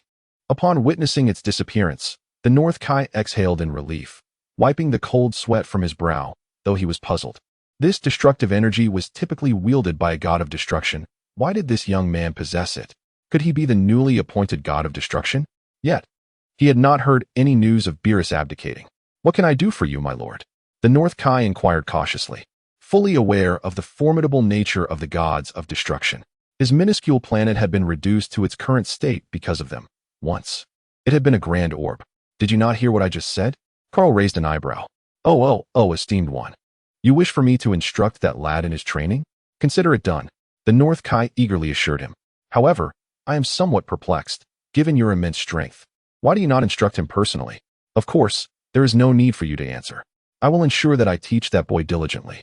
Noticing Carl's expression shift, the North Kai quickly added, I shall do my utmost. Carl nodded and walked over to Sun Wukong. Wukong, from now on, you shall train with the North Kai. Remember to extract every bit of knowledge from him. Understood, brother, Wukong replied. Very well. You shall train here while Whis and I take our leave. Kaal patted Wukong on the shoulder and cast a significant glance at the North Kai, implying the necessity of thorough instruction. Otherwise, he would face dire consequences. The North Kai, frightened by Kaal's gaze, nodded furiously, fearing Kaal might misinterpret his willingness. Satisfied, Kaal turned to Whis, who had remained silent throughout, observing the exchange. Let us depart, Whis. With that, their figures vanished into thin air. Once Kaal had finally left, the North Kai slumped down, exhaling a sigh of relief, grateful to have escaped unscathed. Chapter 30. A year later, the North Kai slowly rose from the reclining chair behind him, regaining his haughty demeanor as he faced Sun Wukong. Boy, I have a question for you. Huh, what is it? Are you going to begin my instruction now? Wukong replied, his expression adorably clueless and cheerful. The North Kai's cheek twitched, ignoring Wukong's self-talk, and continued, I ask you, who was that esteemed individual we just encountered? Esteemed one? Who? That young man we just saw. What is his relation to you? My brother, Wukong grinned. What? You mean to say he is your sibling? The North Realm King widened his eyes in astonishment. A brother? How can that be? A god of destruction, and yet one so weak. He said disdainfully as he regarded Sun Wukong. Indeed, I have not seen my brother since childhood. It was only 5 years ago that he found me, revealing that I had a brother. Oh no, two, one of whom just received a lesson. Sun Wukong, oblivious to the North Realm King's disdain, rested a finger on his chin, gazing skyward in contemplation. The North Realm King donned a look of understanding, scrutinizing Sun Wukong's appearance more closely. They did indeed bear a resemblance, confirming their brotherly bond. What did your brother bring you here for? The North Realm King inquired, examining Sun Wukong from head to toe. He brought me here to have you teach me cultivation. Sun Wukong replied. Ah, yes, your brother mentioned as much. The North Realm King suddenly recalled, remembering that Kaal had conveyed this to him. Teaching you cultivation is certainly feasible, but you must meet my requirements for me to instruct you. The North Realm King assumed an enigmatic demeanor, instantly captivating Sun Wukong. With an earnest expression, Sun Wukong declared, No problem. I am certain I can accomplish it. The North Realm King clasped his hands behind his back and circled around Sun Wukong, stating, You need to tell me a joke. If you can make me laugh, I shall teach you cultivation. If the joke fails to amuse, despite your relation to that esteemed individual, I shall not instruct you. I must forewarn you, my sense of humor is quite discerning. Upon hearing this, Sun Wukong's expression soured. Telling jokes was not his forte, and this presented a considerable challenge for him. Frowning as he pondered the task, the North Realm King gazed at him with eager anticipation. After much contemplation, Sun Wukong lamented his inability to conjure any jokes. How he wished Yamcha or Bulma were present. They would surely have delivered something amusing. Have you thought of anything? The North Realm King continued to watch Sun Wukong with keen interest, despite the lengthy pause. Yes, I have, Sun Wukong replied, steeling himself. Unable to think of anything better, he awkwardly shared. There was a fellow who fell asleep with a cup on his back. An awkward silence enveloped the atmosphere, and Sun Wukong's heart sank as he realized the joke had not landed well. Moments later, the North Realm King seemed to snap back to reality, clutching his stomach as he erupted in laughter. Ha ha, a cup on his back. Ha ha. He laughed so heartily that he eventually collapsed on the ground, still chuckling. This scene left Sun Wukong bewildered. Is my joke truly that funny? After a while, once the laughter subsided, the North Realm King stood up, approached Sun Wukong, and said, Your joke was quite amusing. Therefore, I shall teach you cultivation. He gave Sun Wukong a pat on the shoulder. Sun Wukong's face brightened with joy. That is wonderful. Thank you very much, sir. The North Realm King's expression turned serious. Address me as Lord King. Very well, Lord King. Following this encounter, Sun Wukong remained with the North Realm King to pursue his cultivation. Meanwhile, on Earth, Krillin and the others finally arrived at the Temple of the Gods, where they briefly exchanged pleasantries with the deity before Bobo commenced their training. When it comes to Bobo, the character remains shrouded in mystery. It is said that he has served several celestial beings, and his combat prowess remains an enigma. He is akin to the elusive figure from a neighboring universe, universally undefeated. Meanwhile, Kakarot and Whis have returned to West City, residing at Bulma's home, where she has graciously arranged for their sustenance. Their days are spent in leisurely comfort, with Kakarot occasionally venturing forth to wreak havoc upon a couple of planets, enjoying a most pleasant existence. Ah, and then there is Raditz, who is under Kakarot's guidance. Each day, he receives a thorough reprimand for his disobedience. Initially, Raditz would resist, but after months of this routine, he discovered that Kakarot only disciplined him when he strayed from the path, never seeking to take his life. Realizing resistance was futile, he ultimately surrendered and complied. Thus, each individual busied themselves with their respective pursuits, diligently training and reveling in their carefree lives, and a year slipped by in a flurry of activity. One day, the celestial beings approached Krillin and the others, who were deep in their training. They had arrived.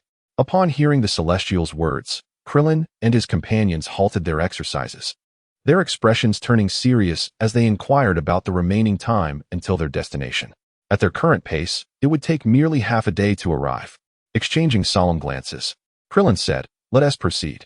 "Krillin, Yamchu, Tien, the front is entrusted to you," the celestial being declared with a grave demeanor. Nodding in agreement, Krillin and the others ascended into the air, heading towards the location where Vegeta and his companion were about to land. Meanwhile, Kakarot, relaxing on the couch with a bowl of ice cream, glanced out the window and acknowledged that the time had come. "Whis, it's time for us to go welcome Goku back," he stated.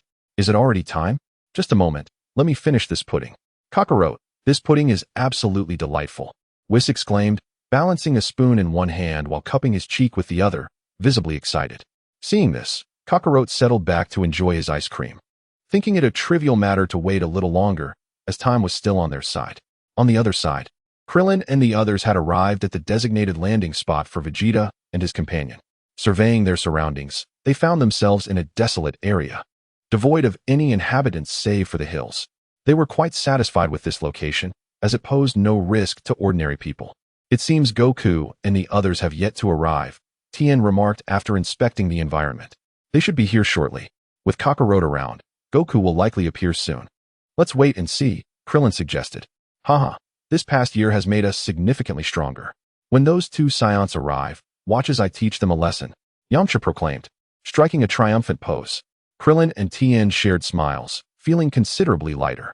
Over the past year under the Celestial's guidance, they had indeed grown stronger. Even though they might not be able to match Vegeta, they were confident they could handle the slightly weaker individual. Indeed, Krillin and his companions had made substantial progress. A year ago, their average combat power was merely 200, but after a year of rigorous training, they conservatively estimated their power now exceeded 1,000. The exact figure remained unknown due to the absence of a scouter, yet their confidence soared. Three individuals engaged in conversation, awaiting the arrival of Vegeta and his companion. Chapter 31. An unusual disturbance, a never-before-seen entity. "These vegetables are quite formidable," Krillin, bearing scars upon his visage, remarked wearily after vanquishing his adversary. Tien Shinhan stood beside him, his expression grave.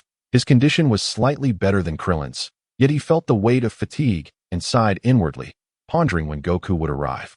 At this moment, only he possessed the capability to confront the two foes before them. Yamcha, having barely subdued his opponent, gasped for breath and collapsed onto the ground. Utterly unresponsive to Krillin and Tien's conversation, too exhausted to utter a word.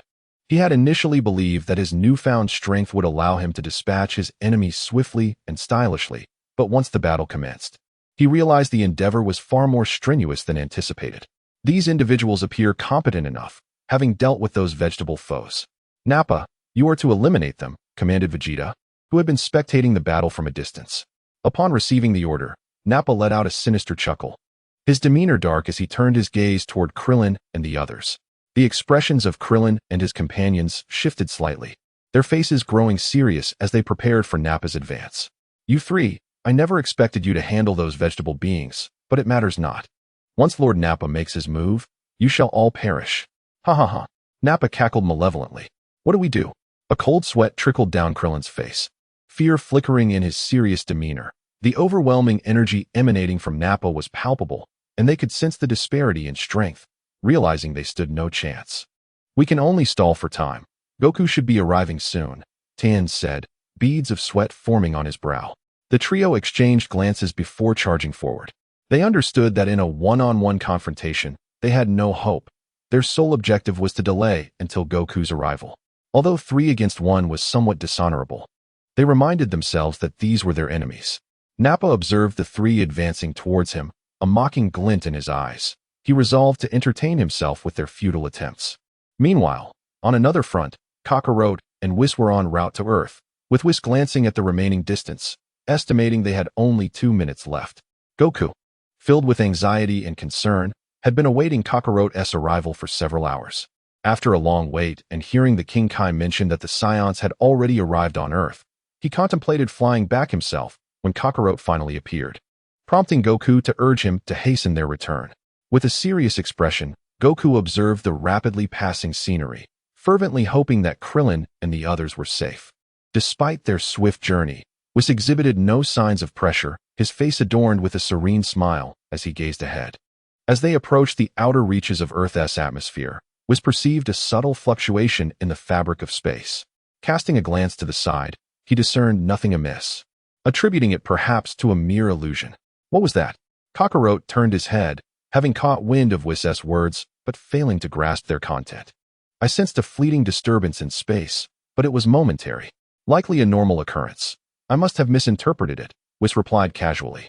Kaal cast a glance at the scene outside, and aside from the radiant earth before him, the surroundings were engulfed in darkness, lacking any indication of irregularity, prompting him to divert his attention.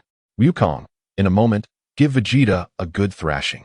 A mischievous smile crept across Kaal's face as he suddenly yearned to witness Vegeta's expression of defeat in his previous life. He found it exceedingly amusing to see Vegeta wear such peculiar expressions whenever he was bested by Sun Wukong. Ah, Sun Wukong replied in a low voice, his gaze fixed ahead. Moments later, the trio materialized at the center of the battlefield.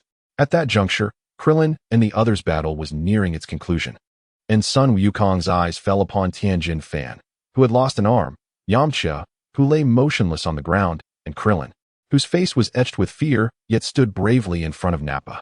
The instant Kaal and his companions appeared, Krillin's expression brightened, and he exclaimed excitedly, Wukong. Upon surveying the battlefield, Sun Wukong noticed Tianjin Fan's grievous injury and the stillness of Yamcha, leading to an unsettling realization. Krillin, Yamcha. Upon hearing Sun Wukong's voice, Krillin's eyes dimmed. Wukong, Yamcha has been killed by him. What? Wukong gasped in disbelief, his countenance filled with sorrow. Taking a deep breath, Sun Wukong turned to face Nappa. You've all done well, Krillin. Take care of them. I will handle the rest. Meanwhile, Kaal and Whis strolled leisurely to the side, observing the unfolding drama. Whis, how long do you think Wukong will take to resolve this battle? According to Wukong-san, it should take about 10 minutes to defeat this bald scion. As for the other one, Whis glanced at Vegeta. It seems they will both sustain injuries. Kaal inwardly sighed, realizing that things remained unchanged. However, it hardly mattered. The atmosphere on the battlefield was relatively tranquil for the moment, with Nappa and Sun Wukong locked in a standoff, neither showing interest in dialogue, allowing the sounds of Kaal and Whis' conversation to resonate clearly among the spectators. Upon hearing Whis' remarks, Nappa shot a fierce glare in his direction, his anger palpable. Yet constrained by Vegeta's presence, he merely huffed disdainfully and resumed his confrontation with Sun Wukong. On the other side, Vegeta's pupils constricted the moment Kaal and his companions entered the arena, his gaze fixated on Kaal and Whis. Noticing the attire Kaal donned, a flicker of confusion crossed his eyes, as the outfit seemed vaguely familiar, though he could not recall its origin at that moment. Nappa, make it quick. Unfazed by the exchange between Kaal and Whis, Vegeta's eyes glinted coldly as he issued a chilling command to Nappa. Upon receiving Vegeta's order, Nappa's body tensed, and with a sinister grin, he charged at Sun Wukong, leading to an intense clash. Kaal and Whis watched with intrigue as the two warriors battled, with Kaal occasionally offering commentary on their performance. Before long, the outcome became evident. Just as Whis had predicted, 10 minutes later, Wukong, after exerting himself, managed to bring Nappa to his knees, but spared his life. Oh, it seems I arrived just in time. Vegeta observed Nappa's defeat with disdain, preparing to eliminate him. At that moment, an incongruous voice reached the ears of those present. Upon hearing the voice, Vegeta retracted his hand and slowly turned his gaze toward the source. Whis and Kaal immediately looked in that direction. Whis squinted his eyes, peering at the newcomer, muttering about the powers of space and time. Kaal furrowed his brow, perplexed as he regarded the figure hovering in the air. Is that Android 21? What brings her here? Whis glanced at Kaal, realizing that Kaal recognized the individual. Clearly, This being who wielded the ability to manipulate time and space was of significant importance. Engaging with a key figure, system activated. Chapter 32. Android 21. The system. Oh ho ho. It seems I have arrived at just the right moment. A stunningly alluring figure laughed. Kaal frowned at the beautiful silhouette in the sky, wondering why this was Android 21, yet she appeared different from his memories. Recalling the image of the 21 he remembered, she had skin akin to Boo's, always adorned with a bewitching smile. However, the figure before him sported red hair, a lovely visage, and was clad in black leather that accentuated her alluring form. As for how Kaal recognized her as 21 at first glance, he could not explain it. It was as if her name surfaced in his mind the instant he laid eyes on her, reminiscent of an old friend he hadn't seen in ages. Android 21? Why is she here? Kaal's brow furrowed deeper. The unfolding events diverged from the narrative he was familiar with. Yet, in the next moment, his attention shifted, prompted by a sudden voice echoing in his mind. Engaging with a key figure, system activated. System? I am here. Kaal was taken aback. The system had actually activated. But why? It had been 24 years since he arrived in this world. Although the system had been loading and reached 999 after he became a candidate for the God of Destruction, it had seemingly stalled, remaining motionless thereafter. He had presumed that the system would activate only after he advanced his strength further. However, it appeared that encountering a key figure was necessary. And that key figure was Android 21. Did this mean that if he never encountered 21, the system would remain perpetually dormant? Yet, why was 21 deemed the key figure? Questions swirled in Kaal's mind, though his expression remained composed as he gazed at 21, mentally conversing with the system. Are you Shao AI? Not at all. Why did you activate? Because the host engaged with a key figure. Are you referring to 21? Indeed. Kaal displayed an expression of realization. Thus, 21 was the key figure. But for what reason? Observing Kaal's enlightened demeanor, Whis assumed he had grasped something significant and intended to elucidate further, but opted to remain silent. Please, elaborate on the nature of your system. Host, I am the Battlefield Conquest system. Battlefield? Conquest. Kaal furrowed his brow. A battlefield? If it is referred to as such, does that mean a war has erupted between various universes, or is it a conflict from elsewhere? Could it be related to events following the Power Conference? However, even considering the impact of those few individuals, it hardly seems sufficient to describe it as war. Indeed, host, I will transport you to the battlefield in advance to engage in warfare with other worlds. These words sent a shiver down Kaal's spine. Yet a smile soon adorned his face. Intriguing, it appears that exciting events await in the future. Very well. Besides that, do you possess any other functions? Also, upon activation, is there a beginner's gift? There are no additional functions, nor is there a beginner's gift, host. Kaal was momentarily at a loss for words. If the system lacked any functions and offered no gifts, what purpose did it serve? Are you so disdainful of the system, host? I am merely a humble system assisting you, guiding you to the battlefield. Your disdain is quite understandable. Yet, are you not the least bit pleased that the system has finally activated?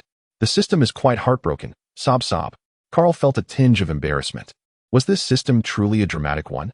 Nevertheless, at least it possessed one function, so it was not entirely useless. Given that he anticipated a monotonous life ahead, having this system might offer him the chance to explore and experience new realms. Indeed, Kaal foresaw a rather dull existence, as he would become the god of destruction of the seventh universe. As long as no significant events transpired, he would be confined to his own universe, endlessly repeating the same tasks. What difference was there between such a life and that of cattle? All right, you may kneel and rest for now. I have no need for you. Very well. This handsome fellow, staring at me so intently, is rather impolite. Though she remarked on the rudeness, number 21 displayed no signs of shyness. Instead, her gaze burned with intensity as she looked at Kaal. Number 21 covered her mouth with the back of her hand and chuckled softly, her eyes narrowing. Oh, I see. The handsome gentleman likes me, does he? Kaal raised an eyebrow. Was this the nature of number 21? With a slight smile, he inquired, how about conversing a little more? Miss, since the handsome gentleman has invited me, I shall comply, number 21 said with a sweet smile, her dimples appearing as she gracefully descended to Kaal's side. Her eyes fixed upon him. What are you staring at me for? You are so handsome, I simply wish to gaze upon you. Number 21 responded with a charming smile, her gaze unwavering. Kaal felt a bit awkward, while he acknowledged his own handsomeness, akin to that of the esteemed readers, being stared at so intently was somewhat uncomfortable. "Please do not look at me like that," Kaal expressed with dissatisfaction. "I refuse. I reject your refusal." Kaal frowned. "I reject your rejection of my refusal. You, do as you please." Kaal sighed in resignation. If she insisted on staring at him, he had no choice but to endure it. He certainly could not strike her for no reason. Number 21 inched closer to Kaal once more, still smiling as she gazed at him. Kaal paid no further attention to her. He thought, let them watch, for he would incur no loss. He then turned to Sun Wukong. "Wukong, why are you standing there in a daze? There's another one over there." Sun Wukong, with a serious expression, nodded and turned to Vegeta. "Your companion has already been defeated by me. If you leave now, I can pretend nothing has transpired."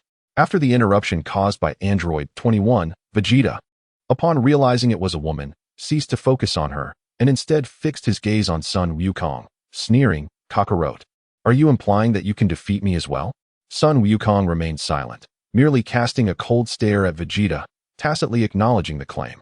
Vegeta, filled with indignation, laughed scornfully. "Kakarot, do you truly believe that defeating that worthless Nappa enables you to contend with me?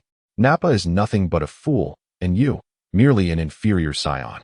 You have no comprehension of the heights I, as the Prince of Scions, have reached. I shall defeat you." Sun Wukong refrained from elaborating, simply stating a fact. Vegeta scoffed. "Huh. With your meager battle power of 8,000, you can only best that useless Nappa, whereas I possess a battle power of 18,000 as the Prince of Scions. What do you have to challenge me?" The atmosphere grew increasingly tense as Vegeta and Sun Wukong faced off. Hearing laughter nearby, Kaal turned his head in surprise to look at Android 21. "What are you laughing about?" he asked. "Vegeta is still such a showman." Kaal nodded in agreement. "You are not mistaken.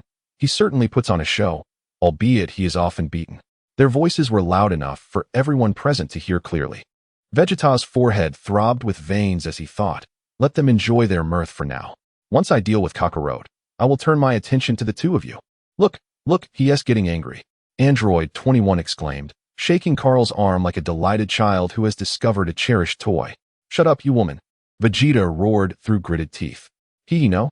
If you have the ability, come and hit me," Android 21 retorted playfully, sticking out her tongue. Vegeta shot her a glare, thinking, "I will deal with you later."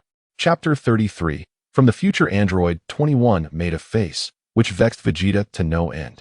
He silently vowed to teach her a lesson soon. Who said he would never strike a woman? It simply had not reached that point yet.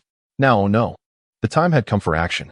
To avoid wasting time, Vegeta now found himself too lazy to even converse with Sun Wukong.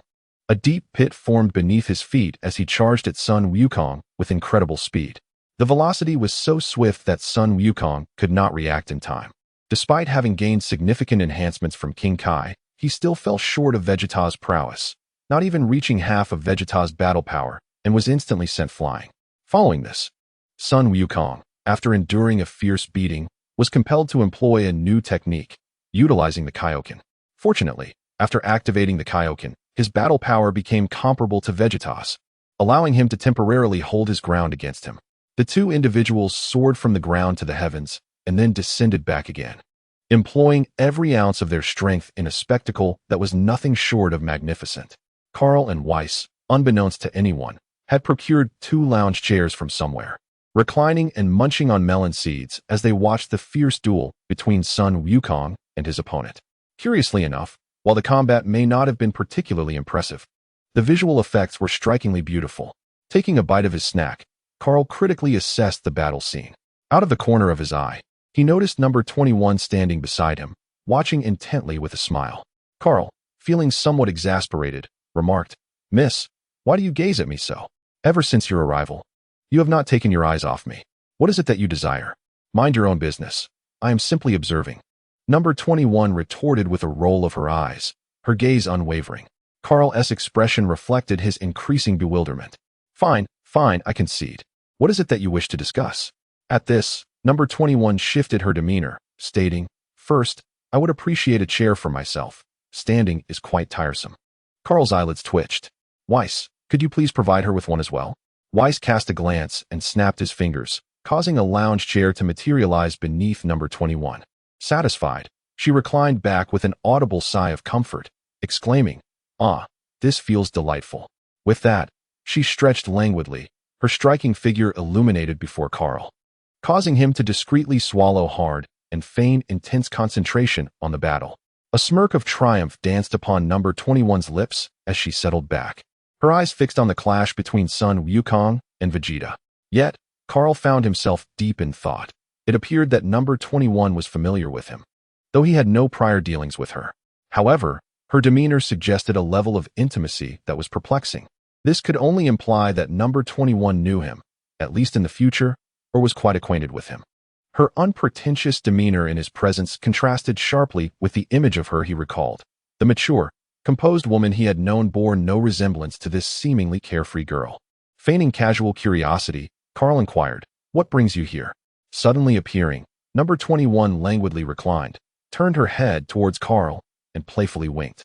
"I popped in quite suddenly," she replied. A vein pulsed on Kaal's forehead. "What I meant to say is you were not supposed to appear here at this time." He straightened up, fixing his gaze on her. "You hail from the future, do you not?" Number 21 sat up, her eyes sparkling with intrigue. "You've deduced it correctly. I indeed come from the future." Kaal scrutinized her, his gaze appraising. As she noticed his scrutiny, number 21 puffed out her chest and teased him with a playful look. Momentarily taken aback by her demeanor, Kaal soon furrowed his brow. "From your behavior, it is evident that you know me, at least from the future. However, I do not foresee any intertwining paths between us." Number 21 smiled enigmatically, remaining silent. Noting her reticence, Kaal continued, "I am uncertain why you are here, but I assume you have come to seek out Wukong, correct? The future undoubtedly necessitates certain actions. However, one should not traverse the timeline to the present, or perhaps it is more accurate to say, one should not toy with the fabric of time." Kaal's gaze grew serious. "Kain sent me, and I have come to find you." After a moment of silence while locking eyes with Kaal, number 21 finally spoke. Beside them, Whis, who had been munching on snacks, turned her head in mild surprise upon hearing number 21's words, noticing the undeniable power of Lord Kain emanating from her. Kaal stroked his chin, deep in thought. He was aware of Kain, the god of time, yet he pondered why this deity would send number 21 to the present, or rather, why it was specifically her that was chosen for this task. Furthermore, what was the purpose of seeking him? Number 21 remained silent for a time, simply gazing at Kaal with a hint of infatuation in her eyes. For a moment, Kaal found himself unable to decipher anything. "What do you want from me?" "I assume that by the time of the future, Goku should be able to assist you, correct? Seeking the present me seems rather futile, does it not?" After pondering for a while, he realized he could not ascertain anything of significance, and since number 21 had not divulged any information, he decided to pose the question directly. Number 21 flashed a charming smile, the infatuation in her eyes intensifying slightly. "I don't know. Lord Kain instructed me to come." Kaal's confusion deepened. What could have compelled her to seek out his present self? "System, assist me in analyzing this situation." "Apologies, host. But the system can only transport you to the battlefield and engage in conversation. It is incapable of anything else." Kaal felt a sense of incredulity within. This system was utterly useless. Other travelers possessed systems that could accomplish myriad tasks. Why did his feel so ineffectual? Had something transpired in the future? If the future was beyond resolution, then surely the present him would be equally incapable of resolving it. With the system proving futile, he could only rely on his own inquiry. "Well, the future seems promising, though I know nothing about it. Asking me is of no avail." Number 21 shrugged, indicating her own ignorance. Kaal's pupils widened and narrowed, seemingly unable to extract any information. He could not discern whether this woman was genuinely ignorant or merely feigning ignorance. It appeared he would need to exercise caution. Nevertheless, Kaal was undeterred. Should any adverse circumstances arise, he was not without the means to retaliate. Having not received the answers he sought, he chose not to pursue further inquiries, opting instead to avoid unnecessary complications. However, "Lord Kain has tasked me with a particular request," Number 21 stated after a moment's contemplation. "What is it?" Kaal asked, perplexed. "To accompany you." "Yes, to follow you wherever you go," she replied, half closing her eyes and resting a hand on his arm, speaking seductively. Kaal shivered, feeling a chill run down his spine. He shot a glare at number 21. "Behave yourself and speak appropriately." Chapter 34. Interruption and conversation with the system. "Follow me? What purpose does that serve?" Kaal inquired, his eyes questioning. "I do not know. Lord Kane instructed me to stay by your side. Number 21 blinked innocently at him. Kaal mused for a moment. Very well, if you wish to accompany me, then so be it. However, I have one condition. Number 21, Kaal gestured for her to continue. I can comply, but you must heed my words from now on. The combat strength of number 21 is formidable. The precise extent remains uncertain, yet it is undoubtedly at least on par with the Super Saiyan level. With number 21 on our side, certain matters will become considerably more manageable. No problem, number 21 readily agreed. Well, that is the sole condition. Your agreement suffices. Observing number 21's consent, Kaal felt a sense of satisfaction. What purpose she served was inconsequential. At the very least, he had gained another ally, and perhaps even a cook, relieving him of the burden of preparing meals. It seemed that number 21 was also a scientist. Who knows, she might invent some intriguing gadgets in the future. Not bad at all. Kaal chose to dwell no longer on these thoughts, focusing instead on the fierce battle between Goku and Vegeta. At that moment, the clash between Goku and Vegeta intensified. Goku, utilizing the Kaioken ×2, had the upper hand against Vegeta, who was seething with frustration. As the prince of the Scions, endowed with extraordinary talent, it was utterly intolerable for him to be overpowered by a lower-class scion like Kakarot. After a brief separation, Vegeta transformed into a great ape. Although his pride weighed heavily upon him during this transformation, the thought of defeat was even more unbearable. That's enough. This battle has progressed far enough. Kaal observed the escalating conflict. There was ample time for them to spar later. Today, it would end here. Rising from his reclined position, Kaal stepped forward, placing himself between the two warriors. This ends now, he declared, hands clasped behind his back. In the instant Kaal appeared, Goku ceased his Kaioken, reverting to his normal state. Recognizing Kaal's presence, he understood that the fight could not continue and willingly halted. However, Vegeta was unwilling to relent. Who are you to dictate the terms? I, the illustrious Prince Vegeta, will not heed your command. I am exceptionally powerful now. Utter another word, and I'll eliminate you as well. Kaal's expression remained impassive as he cast a cold gaze upon Vegeta. Though he spoke not a word, his meaning was unmistakable. Dare to challenge me if you wish. Startled by Kaal's penetrating gaze, Vegeta felt an inexplicable sense of dread. Tentatively, he inquired, "Who exactly are you?" "Kaal," came the detached reply, the chill in his voice causing Vegeta to shiver involuntarily. "You are Kaal? Then do not interfere. I intend to teach Kakarot a lesson." Vegeta frowned, irritation evident in his demeanor. "That is an order." Kaal raised an eyebrow, a sardonic smile creeping onto his lips. "How presumptuous of you to issue commands. What if I refuse? What will you do then? Then I shall have no choice but to eliminate you as well." The momentary trepidation faded, and Vegeta's confidence surged, returning to his familiar brash demeanor, viewing everyone as beneath him. "Huh, then come and try," Kaal replied, his expression as inscrutable as before, turning his attention back to Vegeta. Vegeta fell silent, his rage indescribable. Both Kakarot and Kaal had turned against him, and his only desire was to rend them apart. He charged towards Kaal with the might of a great ape. His massive form appeared clumsy, yet moved with astonishing speed. Kaal merely raised a finger, a sphere of destructive energy coalescing between them. As Vegeta sprinted forward, his gaze fixated on the gathering energy in Kaal's hand. A profound dread washed over him. He sensed that if he dared to strike, the next instant, that energy blast would be unleashed upon him, leading to his demise. Under the weight of this fear, Vegeta abruptly halted mid-charge, suspended in the air. Kaal regarded him calmly, the destructive energy swirling at his fingertip. Vegeta swallowed hard, conceding this time, "I shall spare you. No attack." Upon hearing this, a smile returned to Kaal's face. "Precisely, halt when instructed. There's no need for theatrics." With that, he dissipated the energy at his fingertip. "Very well, Vegeta, take Daba and accompany me.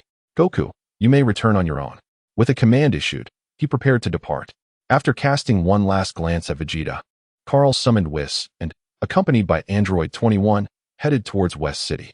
Vegeta hesitated momentarily, reverted to his normal form, took Daba, and pursued Kaal. A few days later, Kaal lounged in the yard, basking in the sun when he recalled the system he had activated days prior. "System? System, I'm here. I think you should be called Little AI from now on."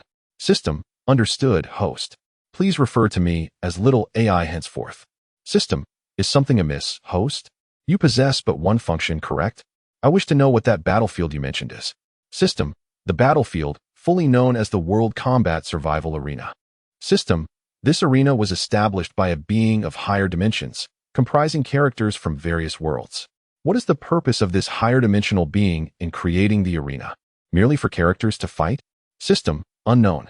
Were you also designed by this being? System: indeed. Thus, you are the key to entering the battlefield? If I had not activated you, would one still enter that arena? System: yes, I am indeed that key. As for your question, if I remained inactive, one would eventually enter the battlefield, albeit much later. Earlier, you mentioned activation occurred upon contact with a key character, Android 21, correct? System: affirmative. Each world possesses a key character, though the system is unaware of their identities. The selection of these key figures is determined by that higher dimensional being. Kaal was lost in thought. What was the purpose of the battlefield established by this higher dimensional entity? A game? Or something more sinister? The concept bore a resemblance to the breeding of parasitic creatures, sending a chill down his spine. So, are you saying that the world selected by that individual will ultimately enter the battlefield? System: indeed. All right, I understand. What advantages does entering the battlefield hold for us? System: it allows the world to ascend dimensions. Kaal gasped in astonishment. This was quite a grand undertaking. What are the conditions? System: achieving final victory. Kaal felt a chill run through him, realizing that this was indeed a breeding ground for trouble. Chapter 35. First arrival at the battlefield. Please explain how one enters the battlefield. System: once the host is adequately prepared, entry into the battlefield can occur at any moment. Simply notify me, and I shall escort you to the battlefield. Is it possible to bring another person, or is it solely an individual endeavor? Kaal casually flipped through a newspaper set aside, though his mind remained focused on the conversation with the system. System: aside from the host, you may bring one trusted companion. When the time is right, you may enter freely. When is the time considered right? Before Kaal could summon it, the system illuminated a panel, presenting a progress bar alongside a parameter ratio displaying 0, 8, 10. What does this signify? System: please observe, this represents the world's combat power parameters. Once the world's combat power reaches 1, entry into the battlefield will be unrestricted. Kaal's eyes widened in shock. Is 0, 8 the current combat power of the world? Does this include all combatants? System: indeed, it aligns precisely with your understanding. A weight settled heavily in Kaal's heart. The combat power he inquired about encompassed not only the prowess of mortals akin to Sun Wukong, but also the entirety of the Dragon Ball universe's 12 realms, inclusive of deities of destruction, angels, and even the Grand Priest. Is there presently a world into which I can enter freely? System: yes. Startled, Kaal leaped to his feet, his eyes brimming with profound apprehension. What if the world's combat power never reaches the required threshold? He pondered whether a lack of qualification would exempt him from entering the battlefield, thus avoiding conflict with other worlds. However, the system's cold response chilled his heart further. System: that will not be the case. You will ultimately be compelled to enter the battlefield, even if the world does not meet the requirements. This was dire. It meant that the world's combat power must indeed be elevated. His hopes of idling away were dashed. Can I enter now? System: yes. But I advise the host to prepare thoroughly. The battles raging in the battlefield are quite intense. What is the current situation in the battlefield? System: the host must venture forth to ascertain, though it is perilous. Kaal rested his chin in contemplation, pacing back and forth. System: I have another query. System: please, ask away. If I go to the battlefield now, what can I bring to our world? System: once you arrive at the battlefield, you will comprehend its significance. But the most immediate benefit will be the enhancement of understanding and combat power for the individuals in the current world. All right, I understand. I shall prepare. I am ready to venture to the battlefield. After pondering for a moment, Kaal reached a decision. Having arrived in this world and possessing the means to contribute, he felt a sense of belonging and a responsibility to make a difference. With this resolve, he called out to Whis. Whis, I have something to attend to. Please keep an eye on Raditz and Vegeta for me. Upon hearing Kaal's voice, Whis emerged from the room and nodded in acknowledgement. With that assurance, Kaal soared into the sky. 21 also heard Kaal's voice and approached the window, gazing at him as he ascended into the air, a flicker of inexplicable light dancing in her eyes. As Kaal ascended to great heights, the scenery of West City faded from view. System: take me to the battlefield. He commanded. The system responded, Understood, host. Please prepare yourself. In an instant, Kahl's body shimmered, and the space around him rippled. The ripples converged. And with a flash of darkness, Kahl vanished from sight. Whis, standing at the doorway, sensed Kahl's disappearance. A glimmer of brilliance flashing in his eyes before he turned and returned inside. Is this truly the battlefield? Merely standing upon this land imbued him with a solemn feeling. The system then announced, Host has arrived at the battlefield. The system will enter a cooldown phase for 72 hours. After this duration, the host may return to the Dragon Ball world at any time. Please exercise caution, it warned before falling silent. Upon arrival, Kahl noticed that the system's functionalities seemed to have expanded. A panel materialized, allowing him to view his current status and the conditions of the world he inhabited. Kahl opened the panel. Name, Kahl. Origin, Dragon Ball world. Status, healthy. Personal combat power, early stage of the 6th level. World comprehensive combat power, 08012. World, level 8 world, not promoted. Kahl perused the information displayed on the panel. While simple, it conveyed much. Firstly, regarding his personal strength, he was currently at the level of a candidate destroyer. The 6th level, as indicated, corresponded to the power classification of the Dragon Ball world. Angels were likely at the 7th level, and the number of levels beyond that remained a mystery, suggesting a long journey ahead. Additionally, the classification of the world intrigued him. Although he was uncertain what a level 8 world entailed, it presumably represented a tier of worlds. The mention of a potential promotion indicated that there were indeed higher tiers. Though it seemed that the Dragon Ball world was not lacking in stature. Having absorbed the details from the panel, Kahl prepared to close it, but suddenly noticed an icon in the bottom right corner labeled Map. Curiosity piqued, he opened it, and the panel expanded, transforming into a map. Kahl studied the map before him, searching for his location. Different regions were marked with various names, the most prominent being the central area labeled Dao, surrounded by an array of other territories, both large and small. Kahl glanced at his position and discovered that a small blue dot represented himself. Currently situated at the farthest edge of a map labeled Guihai. This place appeared vast, and the names on the map bore an uncanny resemblance to the celestial stems and terrestrial branches of his previous life. To his astonishment, there were also names he had never encountered before. After the initial surprise, Kahl's expression turned grave. The map revealed numerous territories, hinting at the brutality of the ongoing war. Perhaps lives were extinguished with every passing moment.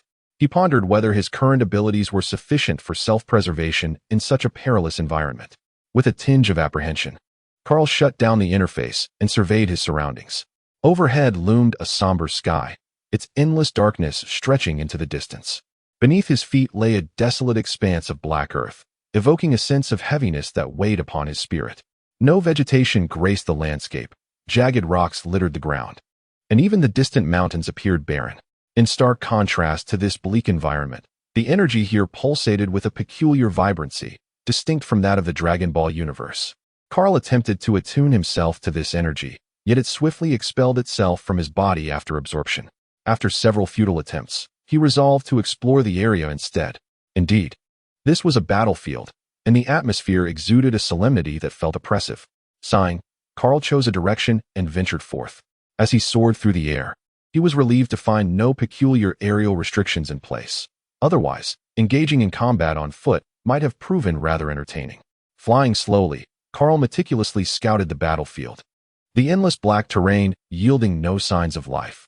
The system had previously mentioned enhancing one's perception and strength, and he wondered if this was connected to the energy he had sensed earlier or perhaps a stroke of fortune. While exploring, he pondered these thoughts. Suddenly, Kahl's gaze sharpened. There was something.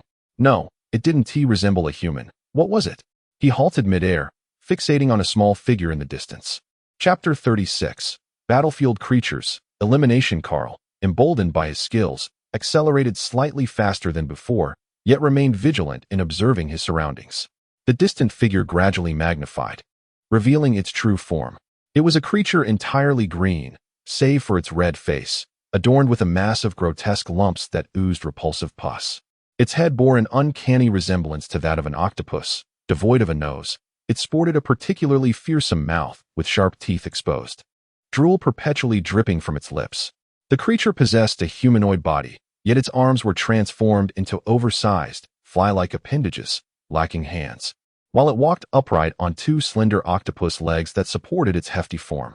Strangely, it maintained balance effortlessly, rendering its human-like physique all the more bizarre. What an odd creature. It appeared devoid of intelligence. Kaal furrowed his brow, gazing down upon the peculiar being from his aerial vantage point. Kaal stood high above, and the creature below seemed to have noticed his presence, letting out a fierce roar towards him. This monstrous being certainly had a volatile temperament. What are you roaring about? Beast, do you seek a fight? Kaal raised an eyebrow and shouted down, though it appeared the creature did not comprehend his words. Indeed, the monster failed to understand. It merely perceived Kaal's taunt as a challenge, driven by an instinctual desire to shred the being before it and devour him whole. The creature continued to bellow at Kaal, its thunderous roar piercing the skies, yet it appeared to be bound to the ground, lacking any ability to float. This fate is of your own making. Do not blame me when you meet your end. The monster, oblivious to Kaal's words, continued its furious howling. Kaal lifted his hand, conjuring a sphere of energy that shot directly towards the beast. There was a resounding explosion as the energy orb detonated upon impact. Yet the creature did not even attempt to evade the attack, absorbing the blow without flinching. A thick cloud of smoke billowed up, and Kaal's gaze sharpened. As the adage goes, where there is smoke, there is no injury. The emergence of smoke from the creature signaled to Kaal that his initial strike had inflicted no damage. However, this was of little concern, as it had merely been a probing attack to gauge the creature's defenses, which, as it turned out, were formidable. What about this? Kaal positioned his hands at his waist, gathering energy, and unleashed a beam of blue-white light aimed straight at the monster. With his power amplified, the charging time had significantly decreased. The creature seemed to sense the impending threat, its roars becoming more frantic and louder. It no longer remained stationary, swiftly dodging as it relied on its instincts to evade Kaal's assault. Oh, a miss. The prince's tactic. Seeing the creature evade, Kaal increased his output, sending a barrage of energy orbs hurtling towards the beast. These orbs were markedly different from the previous tentative strikes. Having assessed the creature's defenses, Kaal calibrated the energy's potency to ensure it would inflict harm, and the sheer number of orbs left the creature with no viable escape. As for Kaal's aerial assault, it was a matter of self-preservation in this unfamiliar terrain against an unknown entity. Descending could expose him to potential harm. Countless energy orbs rained down upon the monster, eliciting agonized shrieks as the wounds on its body multiplied, oozing a repugnant green pus. With each injury, the creature grew increasingly frenzied, its eyes blazing crimson, and its maw agape with elongated fangs poised to sever Kaal's neck. Yet, Kaal remained aloft, refusing to descend, leaving the monster powerless to retaliate. Only able to endure the assault. Before long, the creature was riddled with wounds, its breath growing feeble as it collapsed to the ground. Yet it continued to howl defiantly at Kaal. Observing the creature's state without the slightest relaxation, Kaal maintained his barrage of energy orbs, watching as the monster's life force dwindled and its body became a tattered wreck. Kaal paused, gazing at the creature below, ensuring it was immobile before he slowly descended. As he drew closer, a gasp escaped his lips. This abomination was truly repulsive and vicious. The creature was oozing a greenish, putrid liquid, leaving traces of corrosion on the ground around it. In the next moment, Kaal's eyes widened in disbelief as he witnessed the creature's corpse gradually vanishing, not dissipating into dust, but transforming into a mere phantom, along with the viscous blood pooling beneath it. What in the world is this? As the monster's body disappeared, Kaal's gaze shifted, and he bent down to retrieve an object left on the ground. It resembled a crystal, perhaps a remnant of the creature he had just encountered. Handling the crystal, he noted its pale purple hue and diamond shape. Examining it closely, he sensed that this crystal was extraordinary. It contained an exceptionally pure energy, akin to the one he had sensed earlier, yet far more refined. Unfortunately, Kaal found himself unable to extract the energy from it. I should keep this safe. It might be a unique treasure of this realm, and there could come a day when it proves useful. With that thought, Kaal stowed the crystal away. He then resumed his exploration of the area. Despite the vast expanse, after searching for quite some time, he encountered not a single soul. However, he did come across a few more of those creatures, all of which fell beneath the force of his energy blasts. Having learned from his first encounter about their corrosive nature, Kaal refrained from engaging them at close range. He couldn't help but marvel at his own prudence. It was fortunate he had exercised caution, for the venom of those monsters appeared highly corrosive and could undoubtedly pose significant trouble. 6 hours had elapsed, during which Kaal had slain 10 creatures. Indeed, it was merely 10. It was not that he lacked the desire to confront more, but the area was expansive, and the monsters seemed to possess their own territories, making encounters rare. It was only through his relentless expansion of the observation area that he managed to gather a meager count of 10. Yet, what frustrated Kaal was that not every creature bore a crystal. Of the 10 he had dispatched, only 4 crystals had been obtained, a rather disheartening probability of 40%. Am I the only one in this region? After flying for 6 hours, I have yet to encounter a single human, aside from the monsters. Just then, Kaal's eyes narrowed as he focused on a distant point, which was rapidly approaching him. Was it another creature? No, that speed was uncharacteristic of monsters. Could it be a person? Kaal's expression turned serious as he remained alert, watching the approaching figure. Chapter 37. A being from another world. The distant figure closed in on Kaal with astonishing speed. Standing still, with his hands poised at his sides, he furrowed his brow and murmured to himself. It must be someone from another world. The figure, swift in its approach, was soon within 10 kilometers of Kaal, who felt a weight of gravity settle on him. This individual, moving at such a pace, was likely formidable. In the next moment, the figure stood face to face with Kaal, their piercing gaze fixed upon him like a predator stalking its prey. A sense of foreboding washed over Kaal. It seemed an altercation was unavoidable. "Who are you?" he inquired, eyeing the stranger warily. The individual remained silent, their fierce eyes locked on Kaal, their body lowering into a predatory stance. With a furrowed brow, Kaal steeled himself, preparing for the imminent confrontation. "Shall we discuss this?" he ventured, but the stranger uttered not a word. Before Kaal could continue, the figure sprang into action, rapidly striking the ground with their feet, vanishing in an instant, only to reappear before Kaal with fingers poised like a deadly weapon aimed at his forehead, an attack delivered with precision. Reacting swiftly, Kaal leaned back, narrowly evading the assault. A denizen of the pirate world? He pondered as he evaded the strike. In the blink of an eye, he vanished, reappearing behind the assailant, one hand reaching forward, intent on seizing the nape of their neck. Sensing the impending grasp, the stranger leaned forward and executed a swift maneuver, teleporting 10 meters away to face Kaal once more. Launching into the air with a powerful kick, unleashing crescent-shaped blades of air towards him. Kaal retaliated instinctively, conjuring 2 energy spheres that collided with the air blades, both dissipating into nothingness. "Halt! If you persist, I shall not hold back," Kaal declared coldly, reluctant to engage in a battle with someone from another realm, as there remained much to uncover, and time was of the essence. Yet the strangers showed no hesitation, continuing their assault. A fiery fist ignited beside their head, flame fist. The blazing punch surged towards Kaal like a pillar of fire. "Since you refuse to relent, I shall have to subdue you first. Good luck." Realizing the opponent had no intention of ceasing hostilities, Kaal resolved to incapacitate them before initiating a dialogue. He swiftly gathered energy, executing the Kamehameha wave. The technique surged forth, clashing with the fire pillar in a stalemate that lasted mere seconds before the Kamehameha broke through, scattering the flames and hurtling towards the adversary. As the assailant witnessed their attack disintegrate, their pupils dilated in alarm, but it was too late to evade. The Kamehameha struck them directly. A cry of pain erupted as they were engulfed by the brilliant energy, and in the next instant, the light vanished. Kaal had ceased his onslaught. "Now, may we converse properly?" Kaal remarked coolly, advancing cautiously. He had sensed the individual's formidable energy, yet it did not pose a significant threat to him. It was likely on par with Krillin's strength, perhaps even less. Thus, he felt less inclined to tread carefully.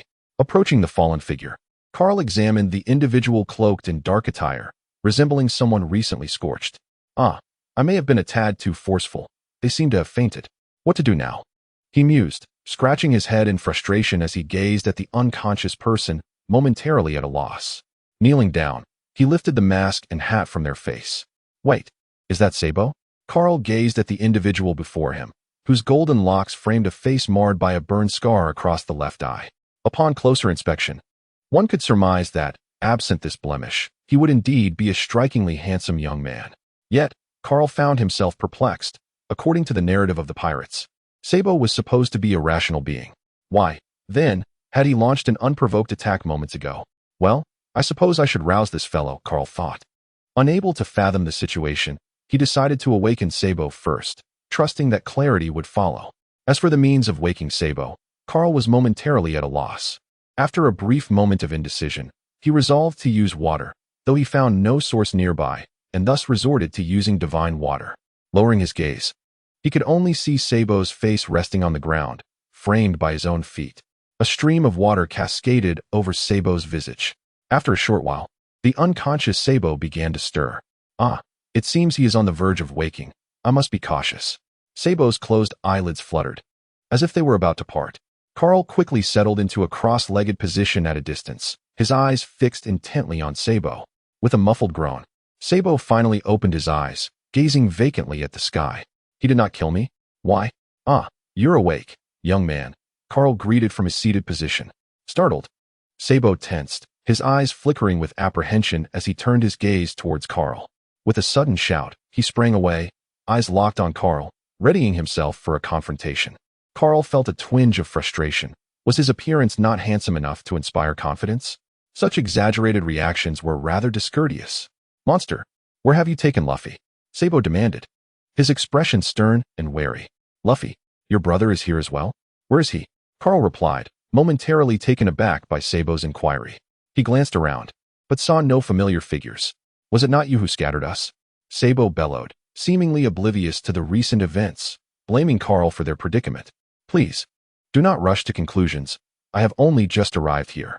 Let us sit and converse calmly, Kaal urged, gesturing for Sabo to relax. You claim to have just arrived? Sabo scrutinized Kaal with skepticism, noting his peculiar attire, barely clothed, save for a shawl draped over his shoulders, while his trousers appeared intact. Indeed. I just arrived here 6 hours ago, Kaal affirmed, nodding for Sabo to take a seat. Seeing Kaal remain seated and seemingly non-threatening, Sabo gradually lowered himself. Though his gaze remained fixed on Kaal, vigilance undiminished. With Sabo now seated, Kaal ventured, You are Sabo, correct? You mentioned Luffy. Has he also arrived? How many of you are there? How do you know us? Did you not just arrive? Sabo questioned, incredulity etched upon his features. The tale is long. We shall discuss it later. First, you must answer my inquiries, Kaal interjected, waving his hand dismissively to sidestep Sabo's questions. Sabo regarded Kaal in silence for a moment. And Kaal, too, remained patient, awaiting his response. After a while, Sabo spoke up, stating that all those capable of fighting had gathered here for quite some time. The moment Sabo began to speak, Kaal's expression turned serious. Chapter 38. Accompanying Sabo subsequently, Kaal engaged in an extensive conversation with Sabo, during which he gained a rough understanding of the battlefield situation. Currently, 3 worlds were represented on the battlefield: his own Dragon Ball world, the One Piece world, and finally, the Fairy Tail world. The inhabitants of the Fairy Tail world were the first to arrive, after spending some time on the battlefield. They had progressed to being able to send 10 individuals. Initially, they, like Kaal, could only send 2 at most, and they endured a challenging period of survival. After overcoming great difficulties, they finally managed to increase their numbers to 10, significantly alleviating their stress. Next was the One Piece world, which currently had only 5 members: Sabo, Luffy, Zoro, Sanji, and Usopp. As for the Dragon Ball world, only Kaal had arrived thus far. During their conversation, Kaal discovered the reason behind Sabo's immediate aggression towards him. It turned out to be due to a monster they had previously encountered. While they were deliberating on how to defeat the creature, it had suddenly intruded upon their resting area. They had exerted all their efforts to vanquish it, but the monster unexpectedly awakened and unleashed spatial powers, scattering them all. Sabo was transported to the area where Kaal was, yet he sensed something peculiar. After all, the monsters they had encountered before had not exhibited any special abilities. The sudden appearance of one with such powers led Sabo to suspect that someone was manipulating their situation. Thus, when he spotted a figure from a distance, he mistakenly assumed Kaal was the one behind it, prompting his initial attack, which ultimately did not succeed. After their discussion, the sequence of events was clarified. Sabo's separation was merely a matter of misfortune, coincidentally encountering a unique monster. Kaal also learned that monsters were not solely the mindless beings that could be easily dispatched. Some possessed special skills. Regrettably, Kaal had not encountered such a creature himself, leaving him uncertain whether the crystals produced by these unique monsters would possess distinctive qualities. Since that is the case, shall we accompany each other? It would ensure greater safety. You could also seek out your companions, while I explore this area, suggested Kaal. Upon hearing Kaal's proposal, Sabo pondered for a moment before agreeing. Very well, then. I am Sabo, Chief of Staff of the Revolutionary Army. Sabo approached Kaal and extended his right hand. Kaal rose and reciprocated the gesture, shaking Sabo's hand. I am Kaal, the candidate god of destruction. Candidacy? You are a deity? Sabo exclaimed in astonishment, taken aback to discover that this individual before him was indeed a god. No wonder he had been so swiftly defeated. I am still in the candidate phase, yet to be confirmed, Kaal replied with a slight smile. Sabo paused momentarily, then chuckled. You are quite intriguing. You are not so bad yourself, Kaal responded. Kaal, as a candidate god of destruction, what exactly does that entail? Is this deity solely focused on destruction? Observing Kaal's amiable demeanor, Sabo felt a sense of ease and ventured a jest, albeit one that held a kernel of truth. His curiosity about the god of destruction was piqued. Kaal appeared momentarily taken aback, sensing that Sabo had inadvertently touched upon a significant point. After all, the god of destruction was indeed one who wreaked havoc, obliterating planets deemed superfluous or misaligned in their development. With a smile, Kaal affirmed, Indeed, I am one who causes destruction. Sabo's expression morphed into one of perplexity. His mouth agape as he struggled to articulate a response. Noticing Sabo's bewilderment, Kaal surmised the nature of his thoughts and chuckled as he elucidated. The god of destruction holds a legitimate divine title in our realm, being the most formidable deity in the universe.